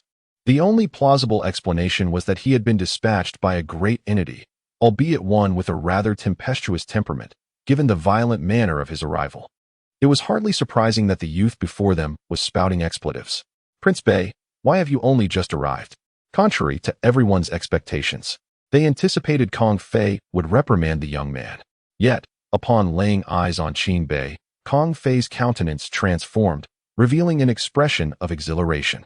While everyone else found the recitation tedious, Kong Fei himself was no less burdened by the discomfort of such a task. As a distinguished martial general, he was compelled to engage in the labor typically reserved for civil officials, and for an extended duration at that. Who could fathom the discontent simmering within Kong Fei's heart? The origin of all this lies with the young man before us, Prince Bei. Upon seeing Qin Bei, Kong Fei felt an overwhelming urge to lift him high in celebration. Fortunately, he managed to restrain himself. The dignity of the Grand General must be preserved. One must not display emotion so openly. Commander Kong, that muscle is too firm. Refrain from using it to push people. Next time, in such a situation, keep your distance. I would much prefer to collide with a rock. Qin Bei remarked, rubbing the bump on his head in dissatisfaction. I understand. I will certainly improve next time. You have finally arrived. If you had delayed any longer, I might have been driven to madness. Kong Fei expressed, his tone filled with helplessness. You should proceed. The royal tomb is about to be opened. Their conversation was shielded from outside ears, as Kong Fei was also concerned about appearances. Qin Bei nodded and departed towards the direction where Mu Zhaoxue and Ji Zhuyue were located, seen walking while rubbing his backside and mumbling to himself. The sight elicited laughter from Mu Zhaoxue and Ji Zhuyue, both finding their husband irresistibly charming. How could he be so endearing? Had Qin Bei known that his two wives described him as adorable, he would have certainly shown them what it meant to be a man, a fiercely formidable man. At that, Chapter 173, Becoming the Evil Dragon Ahem. At the forefront, Kong Fei cleared his throat to mask the previous awkwardness. Everyone, please remain calm. This is our northern prince from the Great Xia. He was rather forcefully brought here by our esteemed seniors due to certain delays yesterday, which inadvertently disturbed you all. Kong Fei offered a casual explanation. What? The northern prince? The tyrannical northern prince? Nonsense. He is clearly the youthful hero, the northern prince. No. He was once the dragon-slaying youth, but he has since transformed into the evil dragon. Regardless, I am unconcerned. He has halted General Kong's recitation. So he is once again the youthful hero. The reputation of the northern prince still holds sway. Even those not affiliated with the capital circles are familiar with this name. With General Kong ceasing his recitation, the majority rejoiced. Of course, this joy was not universal. Some remained displeased, such as Qin Xiu. If he could not discern the underlying issues at this moment, he would hardly be worthy of the title of prince. It was evident that Kong Fei's antics regarding the rules were merely a ruse to buy time for Qin Bei's arrival. Father truly shows favoritism. How can he tolerate such a person?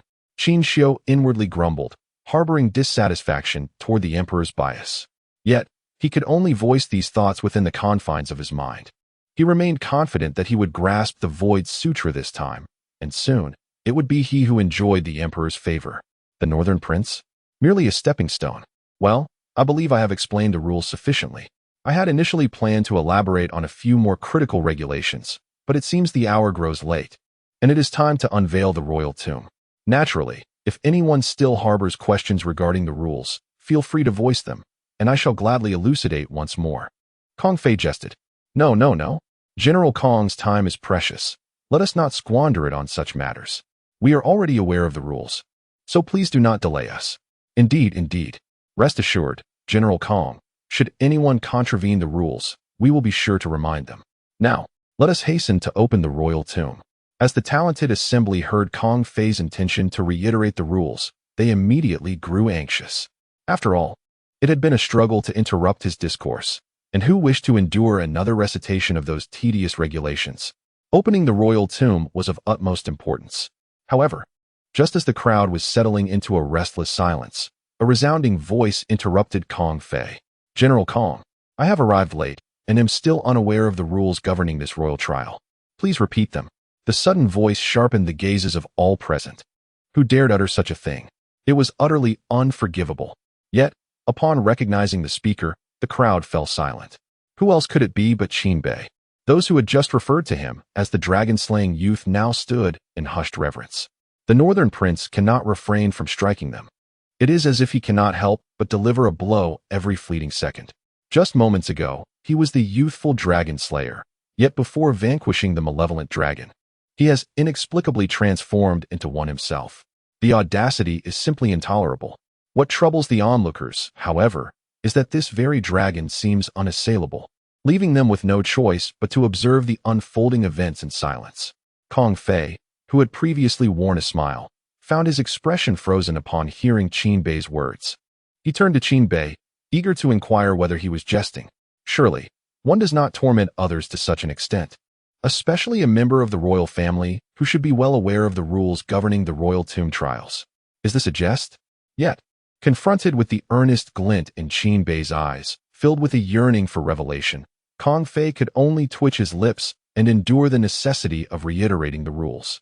As Kong Fei resumed his explanation with a demeanor of indifference, Qin Bei's face blossomed with a satisfied smile.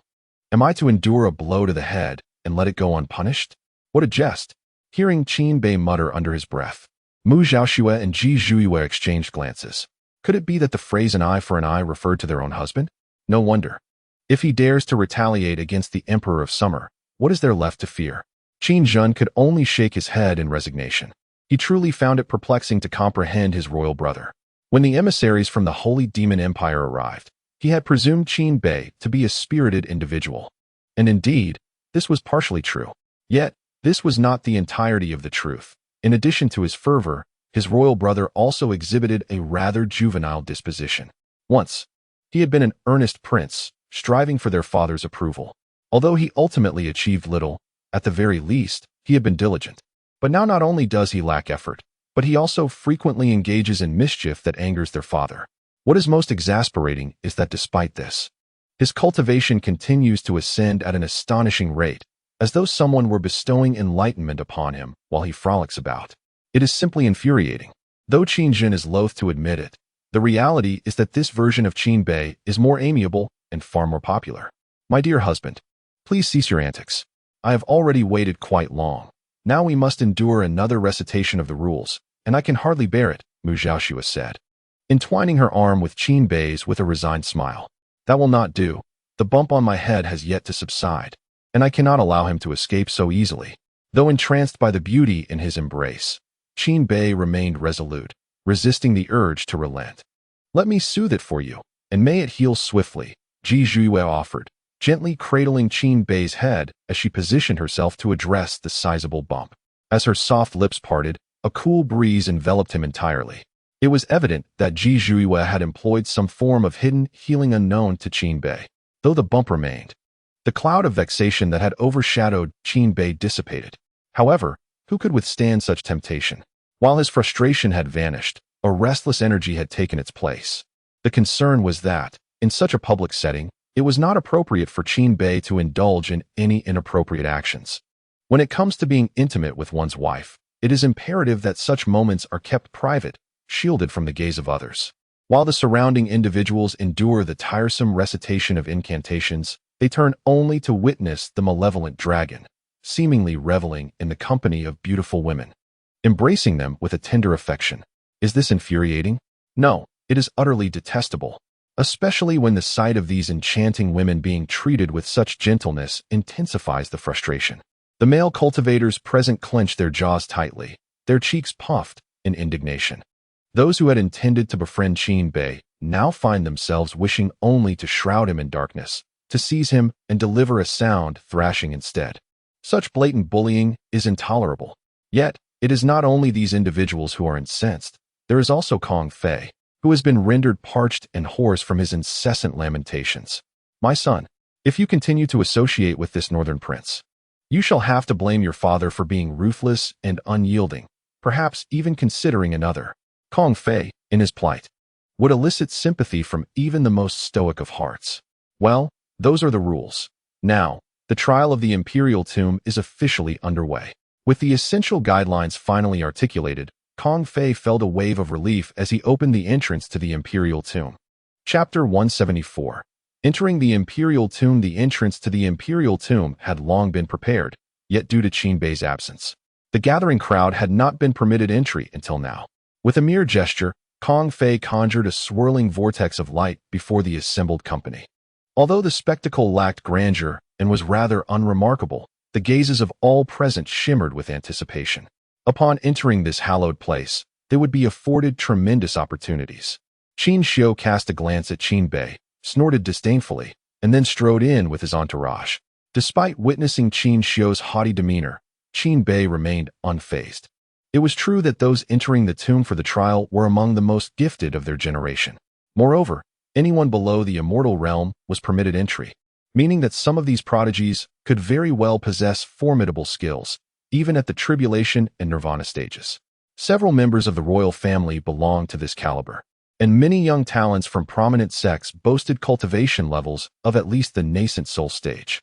In a contest for opportunities, Qin would indeed find it challenging to compete against such individuals. After all, he was merely a fledgling cultivator at the golden core stage, and even engaging with those at the nascent soul stage would be a daunting task, let alone those of greater strength.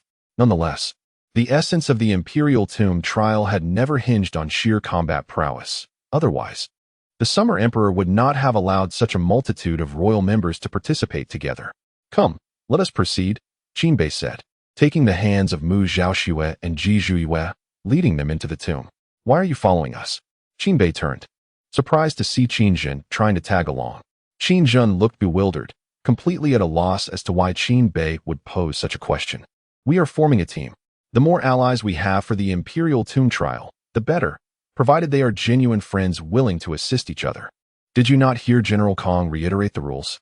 How can you still be so oblivious?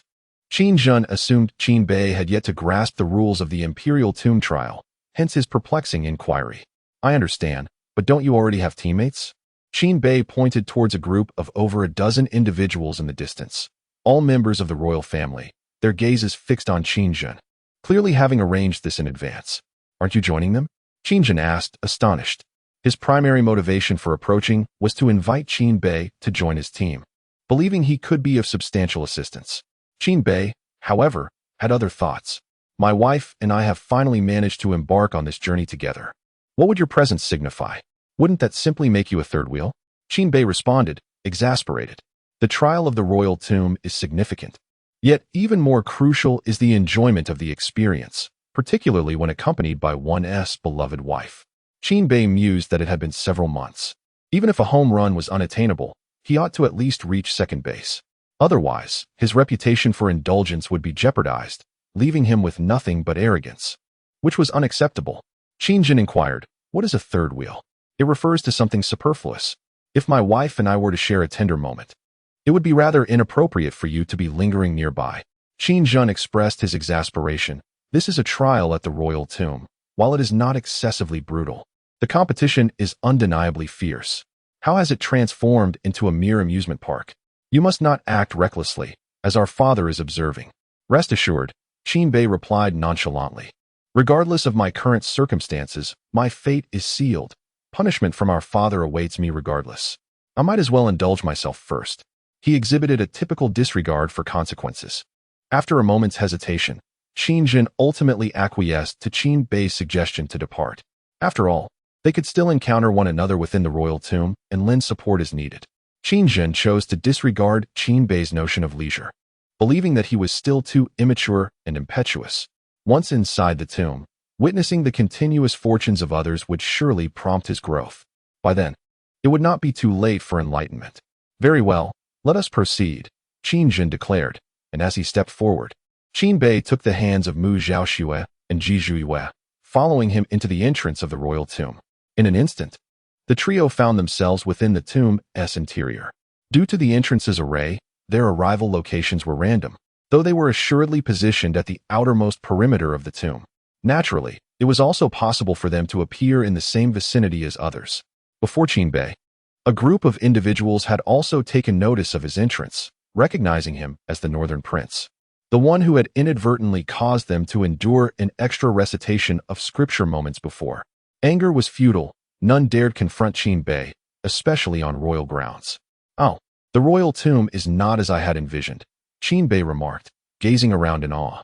What did your husband imagine the royal tomb to be like? Ji Zhuiyue inquired with a smile, her heart brimming with excitement for this long-anticipated moment. As for the Void Sutra, she finally had the chance to engage with it. What I envisioned, that is quite fascinating. I imagined the entire tomb to be shrouded in gray, as it is, after all, a burial site. Such an atmosphere is essential for evoking the appropriate mood, is it not? Moreover, those interred here are not solely royal family members, but also others who have contributed to the Great Xia. Thus, I imagined it would be strewn with graves. As Qin Bei's thoughts spilled forth, Mu Zhaoxue and Ji Zhuiyue could hardly contain their laughter, finding him utterly delightful. One cannot help but wonder how such a peculiar thought originated. Perhaps the kind of thing my husband mentioned might indeed manifest in a place like the Chaos Domain, for it is there that the mass graves are most abundant, Ji Zhuiyue remarked with a smile. As for royal tombs, such as those of the Great Xia dynasty, they are undoubtedly treasures, and even if the royal family were indifferent, they would still be places coveted by cultivators. Listening to Ji Zhuiyue's narrative, Qin Bei nodded in agreement. Observing the surrounding landscape, adorned with mountains and waters, and infused with abundant spiritual energy, Qin Bei found it difficult to associate such an environment with a cemetery. Let us proceed and discover what opportunities await us, he expressed, his curiosity about the royal mausoleum piqued. The trio continued onward, in search of the gravestones. Chapter 175. The Rules and Opportunities of the Imperial Tomb. Trials. The Imperial Tomb is replete with opportunities, yet when scrutinized closely, it can be distilled down to a singular essence: the transmission of martial arts and techniques. Many esteemed ancestors have passed away within these hallowed grounds, each possessing their own renowned skills, having dedicated their lives to mastering a particular practice. Some even forged their own unique methodologies. Alas, upon their demise, these legacies were left unheeded, awaiting seekers to grasp their profound wisdom. Several of these martial arts have already been assimilated by practitioners outside, with a number of distinguished techniques from the sword sect having been born from the treasures of the Imperial Tomb. Those who venture into this sacred space do so to earn the approval of these venerable predecessors. Upon receiving such acknowledgement, one is bestowed with a soul orb, which contains a fragment of the ancestor's spiritual essence. By merging with this essence, a practitioner can significantly enhance their mastery of the ancestor's techniques. Consider the scenario where a prodigious talent learns a martial skill, initially at a rudimentary level, and through the integration of an ancestor's spirit, ascends to perfection. The valorous leap in combat prowess is monumental, and the time and energy conserved are invaluable. Nevertheless, many gifted individuals are drawn to the more esoteric martial arts, particularly those that are the products of the ancestor's own innovations. Ancestors who achieve this level of mastery often maintain a soul contract with their techniques, ensuring that their teachings are not disseminated without due process. Thus, to acquire such revered martial arts, one must personally traverse the Imperial Tomb and gain the recognition of these forebears. The Void Scripture stands as the paramount representation of such martial arts, embodying the steadfast aspiration of every royal member. Gaining the approval of this particular ancestor is exceedingly arduous, as evidenced by the scant few in the Great Xia who comprehend the Void Scripture. In terms of eligibility for enlightenment, not all royal members are permitted access to the core region of the tomb. To transition from the outer perimeter to the inner sanctum, one must possess at least 10 third-tier soul orbs. Furthermore, to gain entry into the core area from within, a practitioner must secure a minimum of 5 fourth-tier soul orbs. The sole method of acquiring these soul orbs is through the understanding of martial arts and techniques, thereby earning the ancestors' endorsement and becoming a custodian of their legacy. The quality of the soul orbs correlates directly with the depth of the inheritor's comprehension of the martial arts. The more profound the understanding, the higher the orb's tier, and consequently, the greater the reservoir of ancestral spiritual power contained within. This, in turn, amplifies the assistance received upon fusion. Thus, for those exceptionally gifted individuals confined to the outer realms, their purpose is not to discover new martial techniques, many of which they have already mastered, some even to perfection. Their singular aim is to identify the ancestors associated with their respective martial arts, demonstrating their proficiency to earn their esteemed recognition and, in doing so, obtain soul orbs to elevate their understanding of their craft. For those cultivators who have managed to enter the inner sanctum, this presents a formidable trial, as they stand poised to acquire powerful martial arts techniques. To obtain 10 soul orbs implies that these individuals must comprehend 10 distinct techniques or martial arts, an undeniably daunting challenge. Furthermore, the requirement for soul orbs of tier 3 or above is exceedingly demanding. This necessitates a level of mastery in these arts that is far from trivial. While mastering a single technique may pose no issue for these prodigies, the crux of the challenge lies in the need for 10 soul orbs, a task rendered exceedingly arduous given the preciousness of time for these talents. Moreover, the requirement of Tier 4 soul orbs to access the core area makes the endeavor even more challenging. Thus, every step is a test for the royal members. The opening of the royal mausoleum is limited to just 1 month. This means that all must be accomplished within this brief period, a daunting task that few can complete. Most royal members, in truth, merely aspire to the martial arts techniques found within the inner sanctum, for these are already the coveted treasures of many. Only a select few among the royal members aim for the Void Sutra, and Qin Bei is one of them. As Qin Bei strolled alongside the two women, he took time to admire the surrounding scenery. The earlier group had long since distanced themselves from the trio. Mu Zhaoxue and Ji Zhuiyue exchanged a helpless glance, having initially thought Qin Bei's mention of leisure was merely talk. To their astonishment, he truly treated this place as a site for recreation, occasionally exclaiming in wonder at the beautiful sights and urging the two to look. Aware that they had but 1 month, the two could hardly afford to indulge in sightseeing. Especially Ji Zhuiyue, who had come expressly for the Void Sutra. She understood that Qin Bei must also grasp the sutra this time. Otherwise, his standing in the Daxiao would undoubtedly plummet upon their return. In the midst of their anxious thoughts, Qin Bei exclaimed, "Look over there. There's even a little deer. How enlightening. I had no idea this place held more than just the souls of the deceased." He pointed towards a distant little deer, hoping to attract the attention of Mu Zhaoxue and Ji Zhuiyue. The two merely offered a cursory glance before returning their gaze. "Husband, such little deer are not magical beasts. There are plenty outside. If you like, I can arrange for a herd to be raised at the royal mansion after we return. What do you think?" Ji Zhuiyue asked with a smile. "That sounds splendid. I believe it can be done. If I ever crave a taste, we could roast one for a feast. It wouldn't be expensive. Let us raise 1,000. Qin Bei replied earnestly. "Ji Zhuiyue, is my husband truly devoid of any restraint? Shouldn't we be seeking our ancestors' gravestones now? Securing the soul orb sooner would allow us to enter the core area more quickly. To comprehend the Void Sutra, we must have ample time. We shouldn't linger too long in this outer realm." Ji Zhuiyue reminded him. Mu Zhaoxue nodded in agreement, saying, "Indeed. If my husband wishes to travel, we can certainly do so after the completion of this imperial tomb trial." Qin Bei, observing the eagerness of the two, felt a chuckle rising within him. Suddenly, a mischievous idea struck him. "However, I am quite fatigued and rather hungry. Why don't we rest and have a bite to eat before continuing? That little deer in the distance appears quite plump." With that, Qin Bei plopped down onto the ground, refusing to move any further. Mu Zhaoxue, Ji Zhuiyue.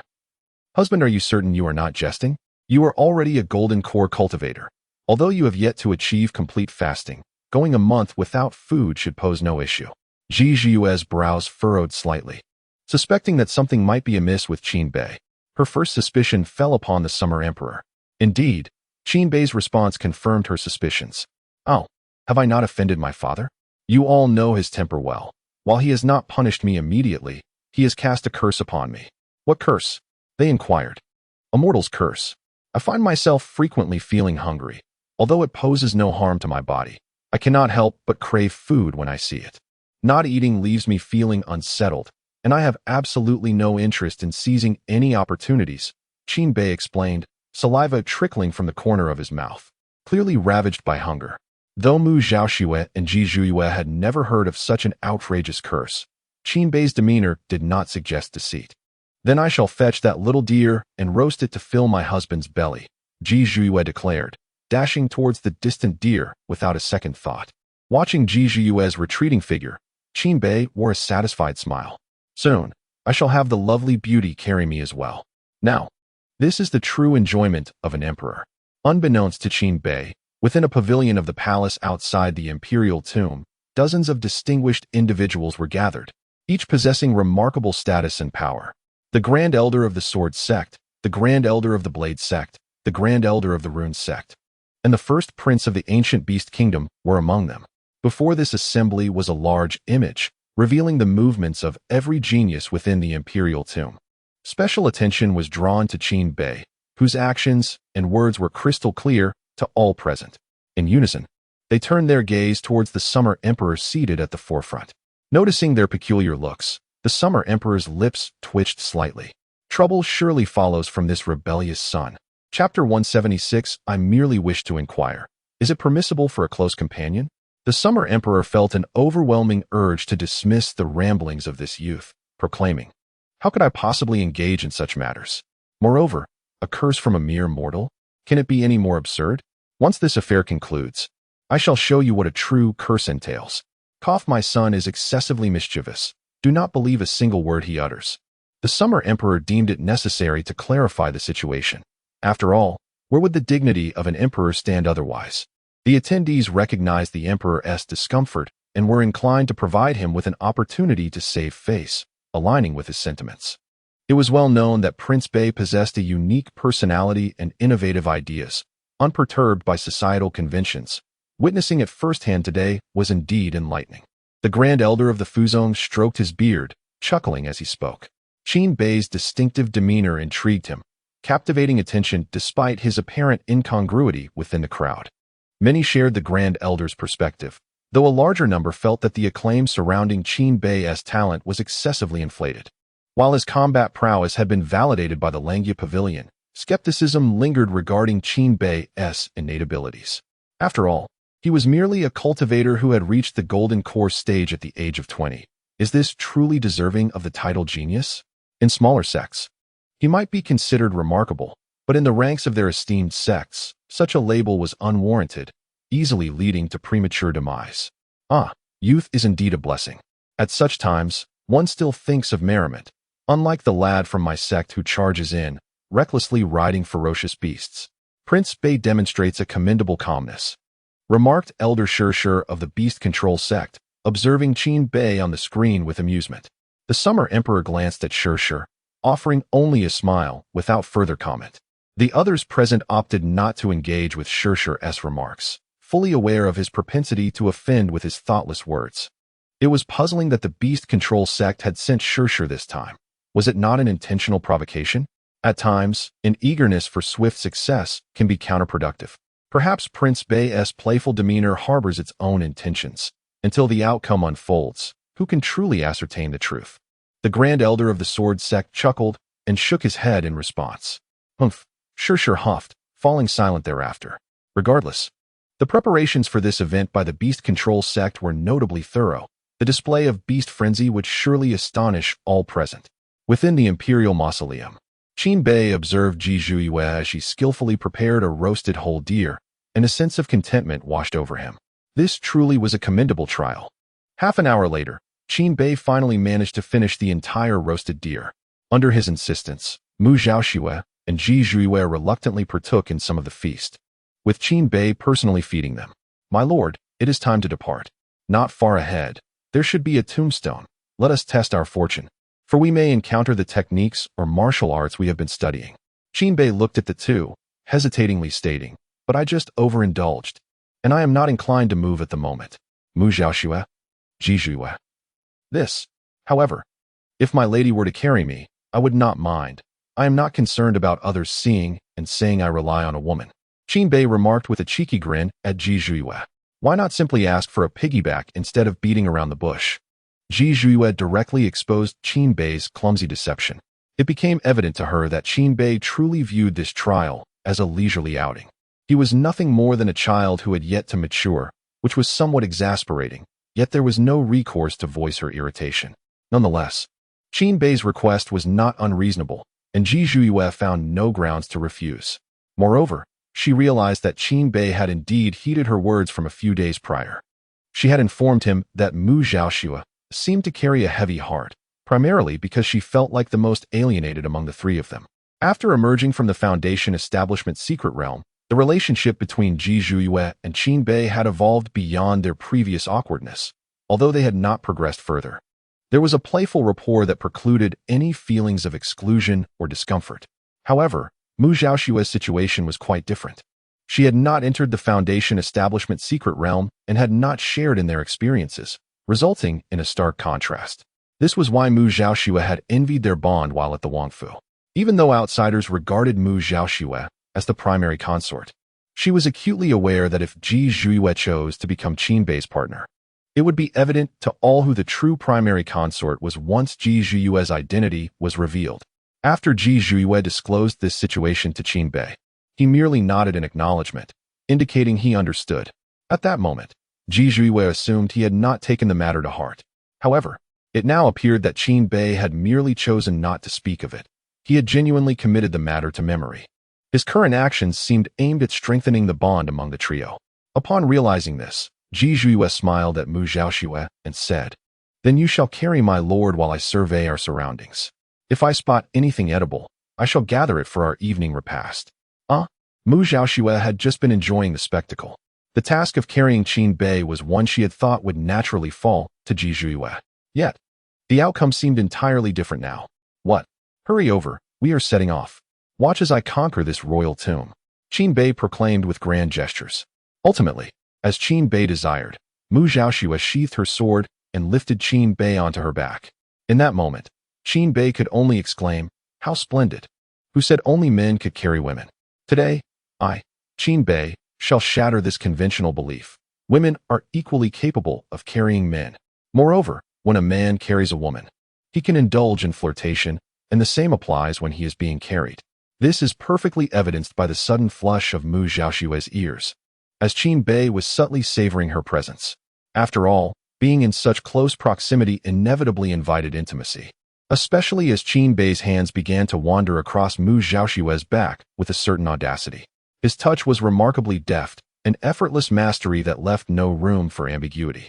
Even though Mu Zhaoxue had little experience with men, she was not oblivious to the implications of such gestures.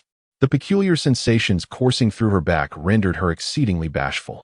After traversing a distance, Qin Bei rested his chin upon Mu Zhaoxue's fragrant shoulder, his breath cascading over her neck. The ticklish sensation provoked a mix of laughter and shyness within her, especially when he spoke, intensifying the flush that enveloped her ears. This subtle transformation did not escape Qin Bei's notice. Though Mu Zhaoxue blushed, she did not shy away or exhibit any reluctance, indicating her complete acquiescence. It was merely her youthful innocence that rendered her hesitant to engage in such close contact with a man.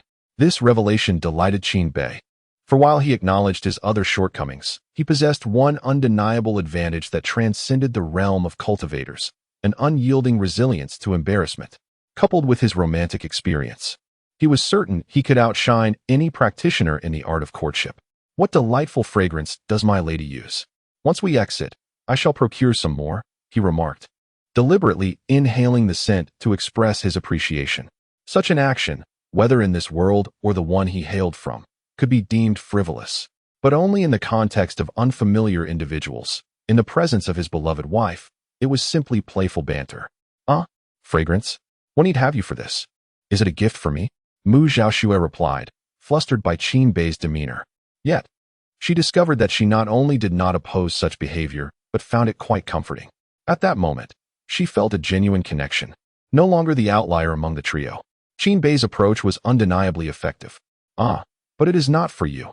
It is for myself," he replied earnestly. Now, not only Mu Zhaoxue, but even Ji Zhuiwei, who had remained silent, was taken aback. "Husband, is it truly appropriate for a man to express a desire for fragrance? A man may indulge in playful affection before his wife, yet he must not become a fragile figure. Fragrance? Wouldn't that invite ridicule? Do not misunderstand me. I merely wish to purchase some to place by my bedside. This way, during solitary nights, I can inhale their fragrance, alleviating the stark loneliness of the evening. For at least I can imagine my lady beside me, cannot I?" Qin Bei remarked, gazing forlornly at the sky at a 45-degree angle. Though Mu Zhaoxue could not observe Qin Bei's demeanor, she could discern the despondency in his words. "What has transpired? Just a moment ago, everything seemed perfectly fine. Why has the atmosphere shifted so abruptly?" Before either could inquire further, Qin Bei continued, "You see, despite appearing to possess two wives, the reality is rather grim." He cast a melancholic glance at the two ladies, genuinely feeling a sense of tragic despair. How disheartening it was to have two wives yet remain a virgin. Had he wed a commoner or a noblewoman, even without a grand wedding, he would not still be in this predicament. Alas, he had chosen the most challenging path. "The coldness of the sheets often leads me to question whether I am truly married," Qin Bei sighed. The two women now understood the essence of Qin Bei's lament. His woeful expression was so moving that he nearly felt pity for himself, and he was certain it would evoke sympathy from the two ladies before him. While Mu Zhaoxue sensed that Qin Bei was jesting, the melancholy tone in his voice stirred something within her. But this is not some kind of fragrance. I have never relied on such things, she replied, her ears flushing crimson once more. Despite being well-versed in such matters, Qin Bei initially failed to grasp the underlying implication, having never encountered a woman whose natural scent was so enchanting. Yet, being a seasoned individual, he quickly caught on. Turning to admire Mu Zhaoxue's delicate neck, he smiled. What do you mean? Not a fragrance? Then could it be that the aroma belongs to my lady? Ah, this is delightful. Observing Qin Bei's expression of joy, Ji Zhuiyue felt an overwhelming urge to intervene. However, Qin Bei's subsequent remarks rendered both women speechless.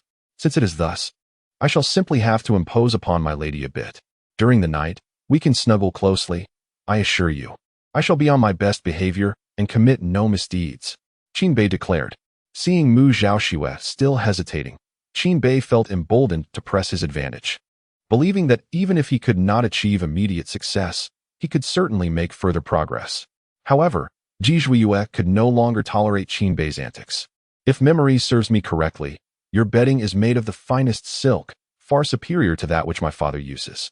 You speak of it being cold? If you fancy that scent, I could offer you one of Zhaoxue's garments to smell at your leisure.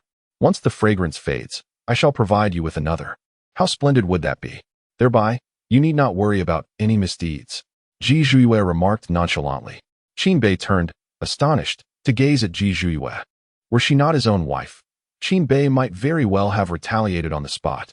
Was this not an outright sabotage of his own good fortune? Did you not instruct me to comfort her? What is this now? Such a splendid opportunity has been squandered by merely a word from you. Clothing? How could you even conceive of that? Is it something befitting a dignified prince such as myself? Furthermore, what is wrong with my wife resting beside me? Qin Bei communicated softly to Ji Zhuiyue. I am merely preventing you from engaging in any misconduct. Zhaoxue is still quite young, until the wedding banquet is held. You must not take advantage of her, Ji Zhuiyue retorted without hesitation. Oh, so you imply that I should direct my attentions towards you instead? Surely, you are not feeling a tinge of jealousy, are you? Qin Bei asked with a sly smile at Ji Zhuiyue. And no such thing. Just ensure that your thoughts remain pure. At least for now, Ji Zhuiyue asserted with unwavering resolve. Although Qin Bei was uncertain of the underlying reasons, he could discern that there were no other alternatives. Mu Zhaoxue remained oblivious to the content of their exchange, yet she felt as though she had narrowly escaped Qin Bei's schemes. Before she could utter a word, Qin Bei spoke up. As the esteemed Prince of Beiqin, I am a man of my word. However, since my wife harbors doubts, I shall not impose upon you. I am quite accommodating, Qin Bei said amiably. The two women assumed Qin Bei was now earnest, yet his subsequent words prompted them to take action. Since I have already taken a step back, the notion of clothing is not entirely unacceptable to me. It could accompany me into slumber, though it may seem somewhat indecent. I do not consider it so with regard to my own wife. However, might we come to an agreement? Could the clothing be of a more intimate nature? Please do not misunderstand. I merely find frequent changes rather tiresome, and something close-fitting would retain its fragrance longer, would it not? Qin Bei stated with utmost seriousness upon Mu Zhaoxue's back. Chapter 177. The first soul pearl. The moment Qin Bei's words left his lips, Mu Zhaoxue found herself rooted to the spot. At that instant, she sensed the gaze of the person on her back, scrutinizing her with an unsettling intensity.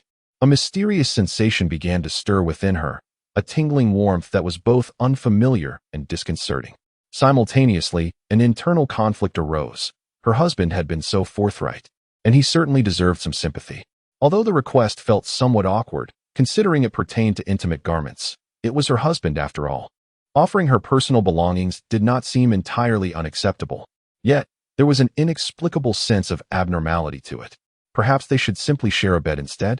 Mu Zhaoxue's thoughts drifted into the ether, eluding comprehension. Nevertheless, this was of little consequence, for Ji Zhuiyue had already taken action, having never encountered such a bizarre demand. Ji Zhuiyue swiftly delivered a sharp slap to Qin Bei's nape, abruptly yanking him back to reality. As he gazed at Ji Zhuiyue, his eyes bore a glimmer of grievance. Woman, this is the second time you've thwarted my endeavors. Forget those mischiefs. There are countless opportunities ahead with so many people around. We can discuss this matter later. Ji Zhuiyue replied with resignation. What could Qin Bei do? Since his wife had spoken, he felt compelled to comply. However, he did not obediently dismount from Mu Zhaoxue's back. Such a delightful moment deserved to be savored for just a little while longer. How could he possibly yield to Ji Zhui's words and come down? The quest had not reached its conclusion, yet Qin Bei felt no concern. He had anticipated this outcome. Failure was inevitable. As long as he could reap some rewards, he was satisfied. Judging by the earlier events, he had indeed garnered considerable gains. Therefore, he remained unperturbed. After all, there was ample time, an entire month. He was determined that with his silver tongue, he would win over both of his wives. If he could not succeed with both simultaneously, then at least he would secure one. Within the imperial palace, the Summer Emperor clenched his fists tightly, observing every move of Qin Bei with keen interest. This ungrateful son, did he think that this escapade was merely a jest? Now he truly seemed to be indulging in revelry. As if this were not enough, he was even flirting with his own wife while at it. Did he regard the royal trials as a mere venue for seduction? Previously, the emperor had heard rumors of Qin Bei's penchant for a hedonistic lifestyle, but he had dismissed them. He found it hard to believe such gossip, especially considering how swiftly Qin Bei had elevated his cultivation. It was implausible that a person immersed in debauchery could achieve such progress. Surely, the rumors must have originated from those envious of Qin Bei's success. However, it now seems that my aspirations were overly idealistic. Some individuals truly indulge in revelry while casually honing their skills. Were it not for special circumstances, Emperor Xia would undoubtedly confront Qin Bei and deal with him before emerging. Such antics are utterly absurd. In contrast, the expressions of the others are rather peculiar. They likely have never encountered someone as unique as Qin Bei. Each person is internally contemplating the inaccuracy of the rumors circulating in the outside world. The narrative of a youthful hero, brash and arrogant, is entirely misplaced. Only the beast lion harbors a cynical smirk. Initially believing Qin Bei to be a formidable rival, it is now apparent that he is nothing of the sort. In light of this, Beast Frenzy may seize the opportunity to enter the core region. Should this endeavor succeed, the Beastmaster sect could swiftly detach itself from the Great Xia dynasty and venture into the Holy Demon dynasty, ascending to the ranks of its aristocracy. These musings, however, are entirely unknown to Qin Bei within the royal tomb trial. Even if he were aware, he would remain indifferent once inside the tomb. No one can dictate his actions. He can revel in whatever way he pleases. At present, Qin Bei is acutely aware of his lost joy, for there are indeed opportunities here, notably the tombstones of his forebears. Reluctantly, he dismounted from Mu Zhaoxue's back. The unusual behavior of the trio has drawn the gaze of many, as while they have witnessed men carrying women, this is their first encounter with a woman carrying a man, and an exceptionally beautiful one at that. It is astonishing to see such a celestial being willingly bear someone upon her back, inciting envy in the hearts of onlookers. Most significantly, this enchanting woman is known to all present, the saintess of the Wu nation, or rather, the former saintess, who is now the princess consort of the Northern King. Yet, the spectators can only feel a twinge of envy, vehemently condemning Qin Bei in their hearts, while none dare to overstep their bounds. Even Qin Bei's unfriendly gaze dissuades some of the talented individuals from stealing glances at Mu Zhaoxue and Ji Zhuiyu. Qin Bei pays little mind to these individuals. Although they are regarded as geniuses within their sects, having earned this opportunity signifies their considerable potential. However, to label them as top-tier geniuses seems a stretch, for their sects are not of the highest caliber. The few who ascend from minor sects to become top-tier talents are exceedingly rare. Not every underachiever possesses the aura of a protagonist. The truly capable individuals are, in fact, the core geniuses of major sections. While Qin Bei's perspective may come off as dismissive, it reflects the reality. When the backgrounds and powers are not on the same level, comparisons lose their significance. In the entirety of the Great Xia, the only talents worthy of royal attention are those nurtured by prominent sects such as the Sword Sect and the Talisman Sect. Yet, even they remain inconsequential in Qin Bei's eyes, for he is solely focused on beauty and leisure. As for cultivation, he believes that external assistance suffices. Qin Bei stepped forward, and although the group of young individuals ahead exhibited some reluctance, they instinctively parted to grant him passage to the forefront upon his arrival. Such an imposing presence, even if not the most powerful, had already rendered the others present somewhat defeated. To his surprise, he discovered that they were standing before a cluster of tombs. The presence of a tomb complex, as opposed to a solitary gravestone, evidently increased the likelihood of encountering martial techniques and practices he had previously mastered. Consequently, the chances of obtaining soul orbs were also significantly heightened. After surveying the gravestones, Qin Bei reached a conclusion. These were the memorials of an army, and the names inscribed did not belong to the royal forces of the Great Xia. However, the fact that they had been interred within the imperial mausoleum indicated that this army had made contributions to the Great Xia. The Cheng family army? He mused, speculating that they were likely a familial militia recruited during the tumultuous times within the Great Xia. Indeed, upon turning his gaze, he spotted a stone tablet standing outside the tombs, detailing the accomplishments of the Cheng family army. Cheng family army, year 389 of the He Yuan era, escorting a prince when ambushed, fighting to the last man to buy precious time for rescue. Fortunate that the prince remained unharmed, and thus interred within the imperial mausoleum. Beneath this inscription lay a lengthy and detailed account recounting how this army sacrificed their lives to ensure the prince's escape during the chaos of war. The He Yuan era? That was during the time of the imperial ancestors, Qin Bei murmured. The souls of this army had resided in the mausoleum for countless years, and the fact that they could still produce soul orbs was entirely due to the mausoleum's unique properties. After all, the practitioners among them were not of particularly high cultivation, and over the years, the remnants of their spirits had long since dissipated. Fortunately, the mausoleum's rarity allowed the talented souls that arrived to continue obtaining soul orbs. However, at that moment, Qin Bei's thoughts were not fixed on this, but rather on the imperial family's sentiments. This army, which had long since passed into legend, had their gravestones preserved in pristine condition, untouched by time. Clearly, the royal family had never forgotten those who had contributed. Just as Qin Bei pondered these reflections, an exclamatory voice broke through his contemplation. Ha ha ha, soul orb. It's truly a soul orb. I can't believe I've obtained one so quickly. The exuberant exclamation captured everyone's attention, and all present instinctively turned their gazes toward the source.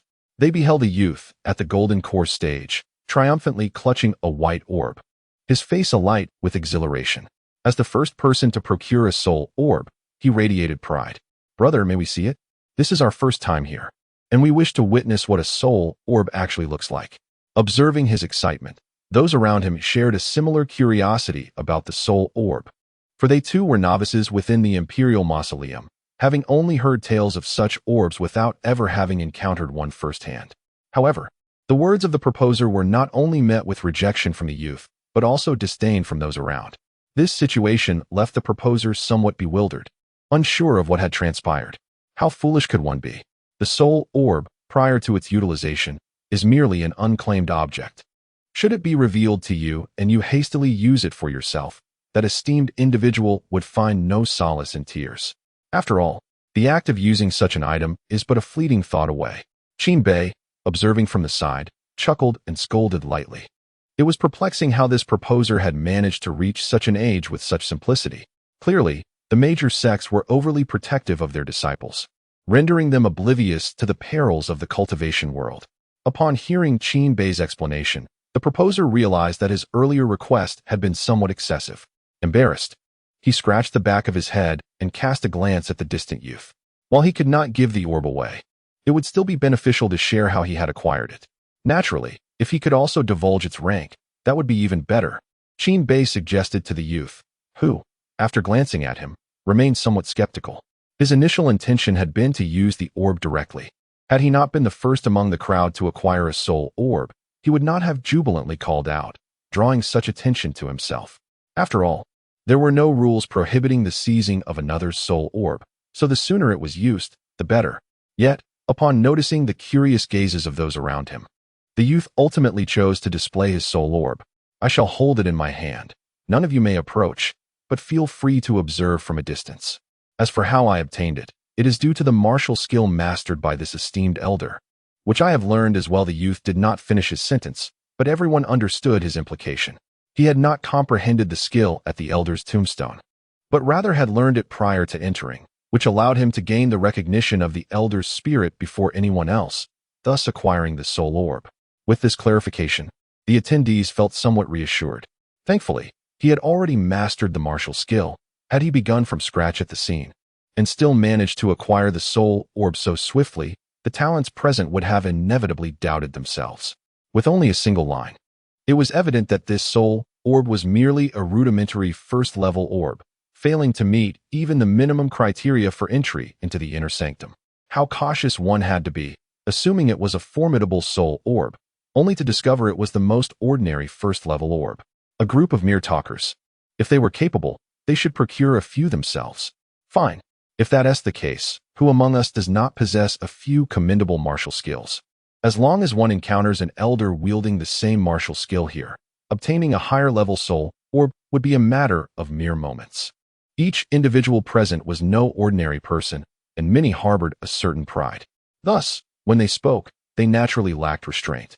The youth paid little heed to the words of those around him. Once everyone had finished observing, he crushed the soul orb in his hand.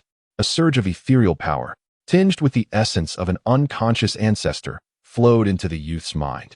Qinbei, rather than hastily seeking his own soul orb, chose to observe the effects of the orb on the young boy. The impact of the soul orb was immediate, as the fusion occurred in an instant. When the boy opened his eyes once more, disregarding the presence of others, he raised his hand and unleashed a martial technique into the distance. Ha! I truly feel more adept now. Both the speed and the power of my technique have increased significantly. I must be at least at the level of mastery. The boy exclaimed with delight. He had employed a terrestrial-grade martial technique, one that he had only recently comprehended, and until now, he had merely grasped the basics. Thus, he could only acquire a first-tier soul orb. Yet, despite its first-tier status, its usage had elevated his proficiency in the technique to mastery. One could only speculate how much training time this had saved the boy, and his excitement was palpable. After this exhilaration, the boy proceeded to seek out other ancestral tombstones for further attunement. Each tombstone could only be sensed once by an individual. One could either forego obtaining a soul orb or showcase their understanding of martial techniques to acquire one. Regardless, the opportunity was singular. Therefore, despite his newfound mastery, the boy could no longer connect with this particular ancestor's tombstone. He set off toward another tombstone, eager to discover one that suited him, hoping to significantly enhance his strength. Darling, let us give it a try as well, Ji Zhuo urged Qinbei. She had finally seized the opportunity to involve Qinbei in this trial, and she was determined not to let it slip away. However, at that moment, Qinbei's thoughts began to wander elsewhere. Chapter 178. Father Emperor, are you angry? Qinbei possessed unwavering confidence in his ability to comprehend martial arts techniques within a short span of time. He believed that acquiring 10 soul orbs was within his grasp. Considering his extraordinary advantages, with 200,000 points yet to be utilized, the prospect of achieving a sudden enlightenment of 100 points multiple times was tantalizing. However, Qinbei was reluctant to seize the 10 soul orbs at this moment. In fact, he desired to wait until the last possible moment, indulging in playful banter with his wife before the inner sanctum was activated. His sole motivation was to provoke the Summer Emperor, anticipating that a last-minute surprise would elicit great displeasure, and thus a delightful reaction from the Emperor.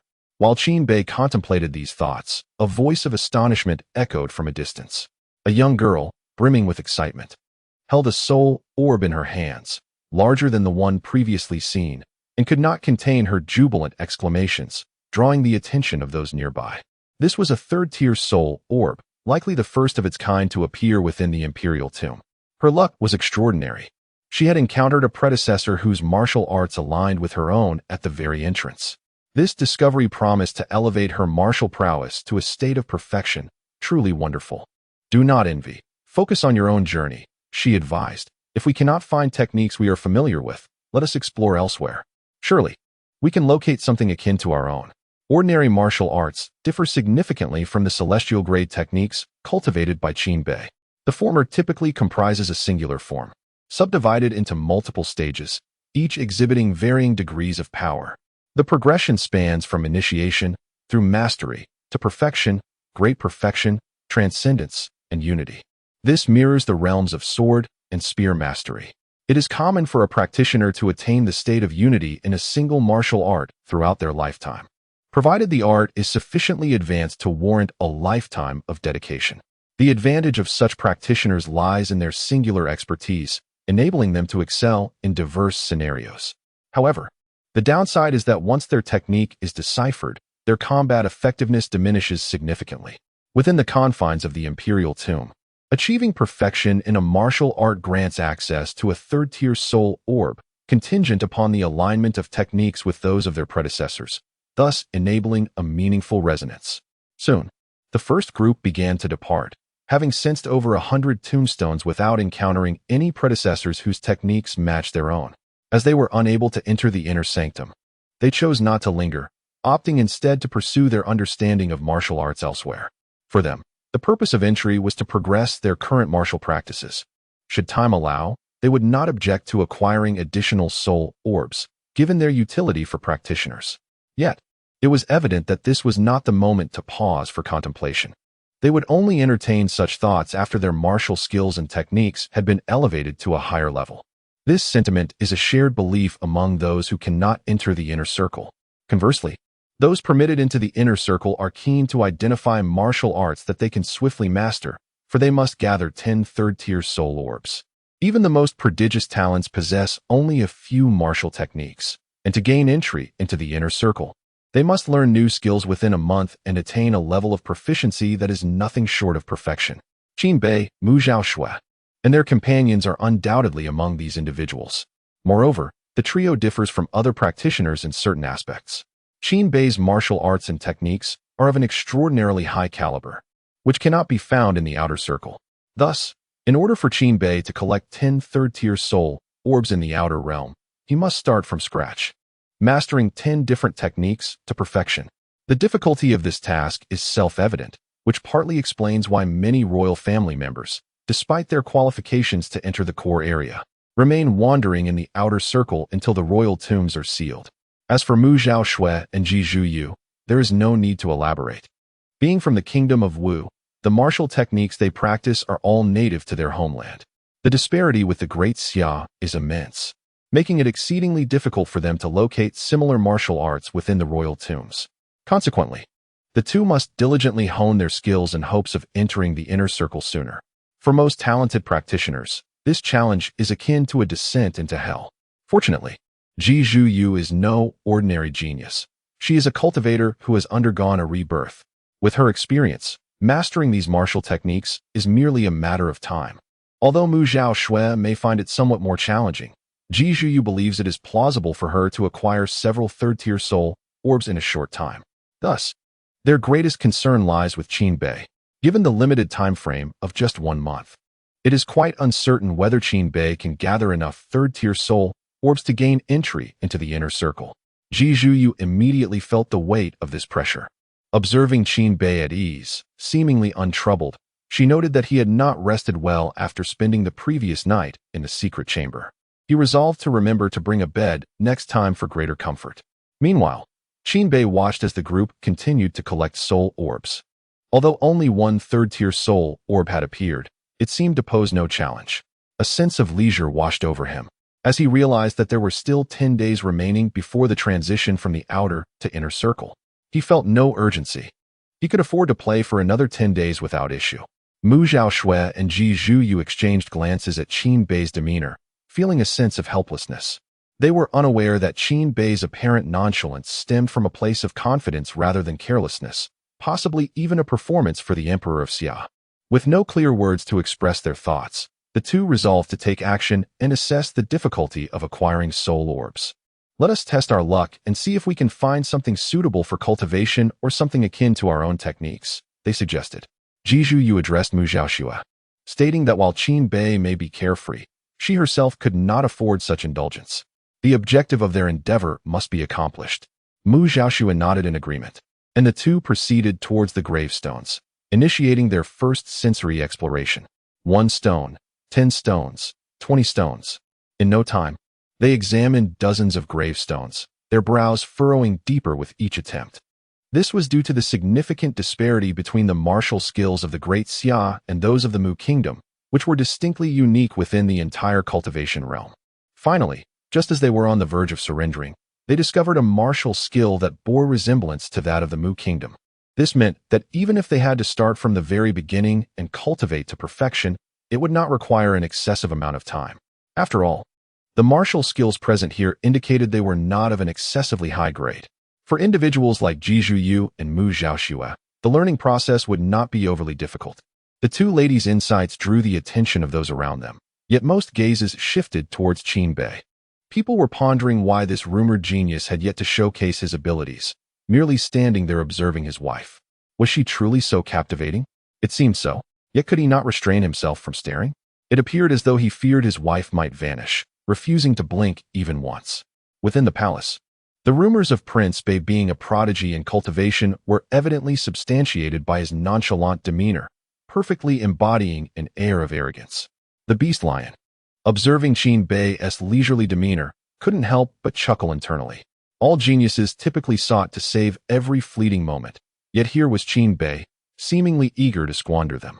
It could be assumed that obtaining 10 third-tier soul orbs posed no challenge for the prince, revealing his youthful disposition.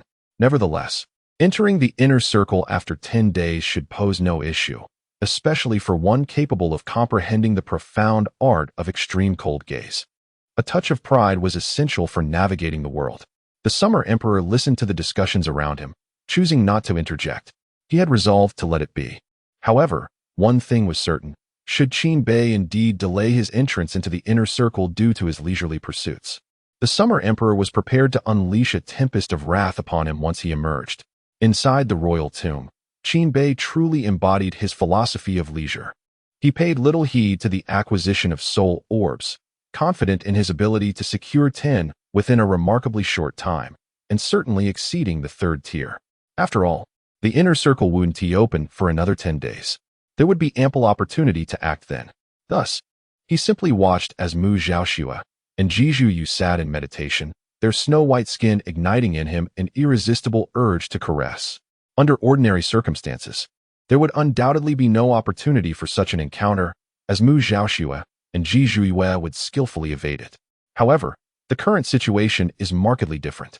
Onlookers nearby witnessed Qin Bei extending his hand towards Mu Xiaoxue, his palm making contact with her delicate visage. Such audacity! How utterly shameless! How could he possibly treat a celestial maiden in such a manner? While it is widely acknowledged that he is the northern prince and the consort of the saintess, must he so hastily remind us of his status? Regardless of gender, the collective sentiment towards Qin Bei's actions is one of condemnation. Yet, this was not the most egregious of his offenses. The most outrageous part was that Qin Bei, undeterred by their disapproval, proceeded to make a comical face at Mu Xiaoxue, distorting her exquisite features into a series of wrinkles. Indeed, it seems that beauty begets charm. Even a silly grimace appears endearing on her. Qin Bei, gazing at Mu Xiaoxue's face, couldn't help but utter a remark. At that moment, though Mu Xiaoxue sensed Qin Bei's frivolous behavior, her dedication to comprehending the martial skill at hand precluded any interruption. Hence, she kept her eyes closed, blissfully unaware of Qin Bei's impertinent antics. Naturally, if Mu Xiaoxue fell victim to his mischief, Ji Zhuyu was not to be spared either. To immortalize this sweet moment, Qin Bei took out a jade slip to document the occasion, muttering to himself, "Looking back at this record in the future will surely evoke fond memories. I am truly a sweet, warm-hearted gentleman, a love engraver. Should I ever cease to be a prince, I could offer a course on romance to these cultivation novices." Although Qin Bei's murmurs were soft, all present, being cultivators themselves, caught every word. They regarded him with expressions of incredulity. How could he tarnish his wife's most beautiful image and yet dare to speak of sweetness? Would his course offer tips on romance, or perhaps the art of breakup devastation? Despite their internal sympathies for Mu Xiaoxue and Ji Zhuyu, no one dared to take action. After all, he is the northern prince, notorious for his ferocity. Who would be foolish enough to provoke him? Thus, time passed gradually. Qin Bei indeed documented numerous instances, all of which would undoubtedly provoke a fierce retaliation from Mu Xiaoxue and Ji Zhuyu once they emerged from their meditative state. 3 hours elapsed, and the two remained motionless. The process of comprehending martial skills differs significantly from the actual practice of them. The latter necessitates physical execution of the techniques, while the former merely requires an attainment of the appropriate state of mind. Of course, practical application is not out of the question, and they are certainly capable of it. However, within the confines of the imperial tomb, such demonstrations are deemed unnecessary. Thus, They opted for a more time-efficient method. As Qin Bei gazed at the darkening sky, the onset of night enveloped the imperial tomb, where time flowed in harmony with the outside world. With a yawn, Qin Bei acknowledged the need for rest. After mumbling a few words, he reclined upon Mu Zhaoxue's lap, much to the astonishment of those around him. In pursuit of optimal slumber, he incessantly shifted his head, seeking the most comfortable position. Ultimately, he settled into an intimate posture, inhaling the faint fragrance that emanated from Mu Zhaoxue. A premonition washed over him. He was certain he would enjoy a restful night and indulge in delightful dreams.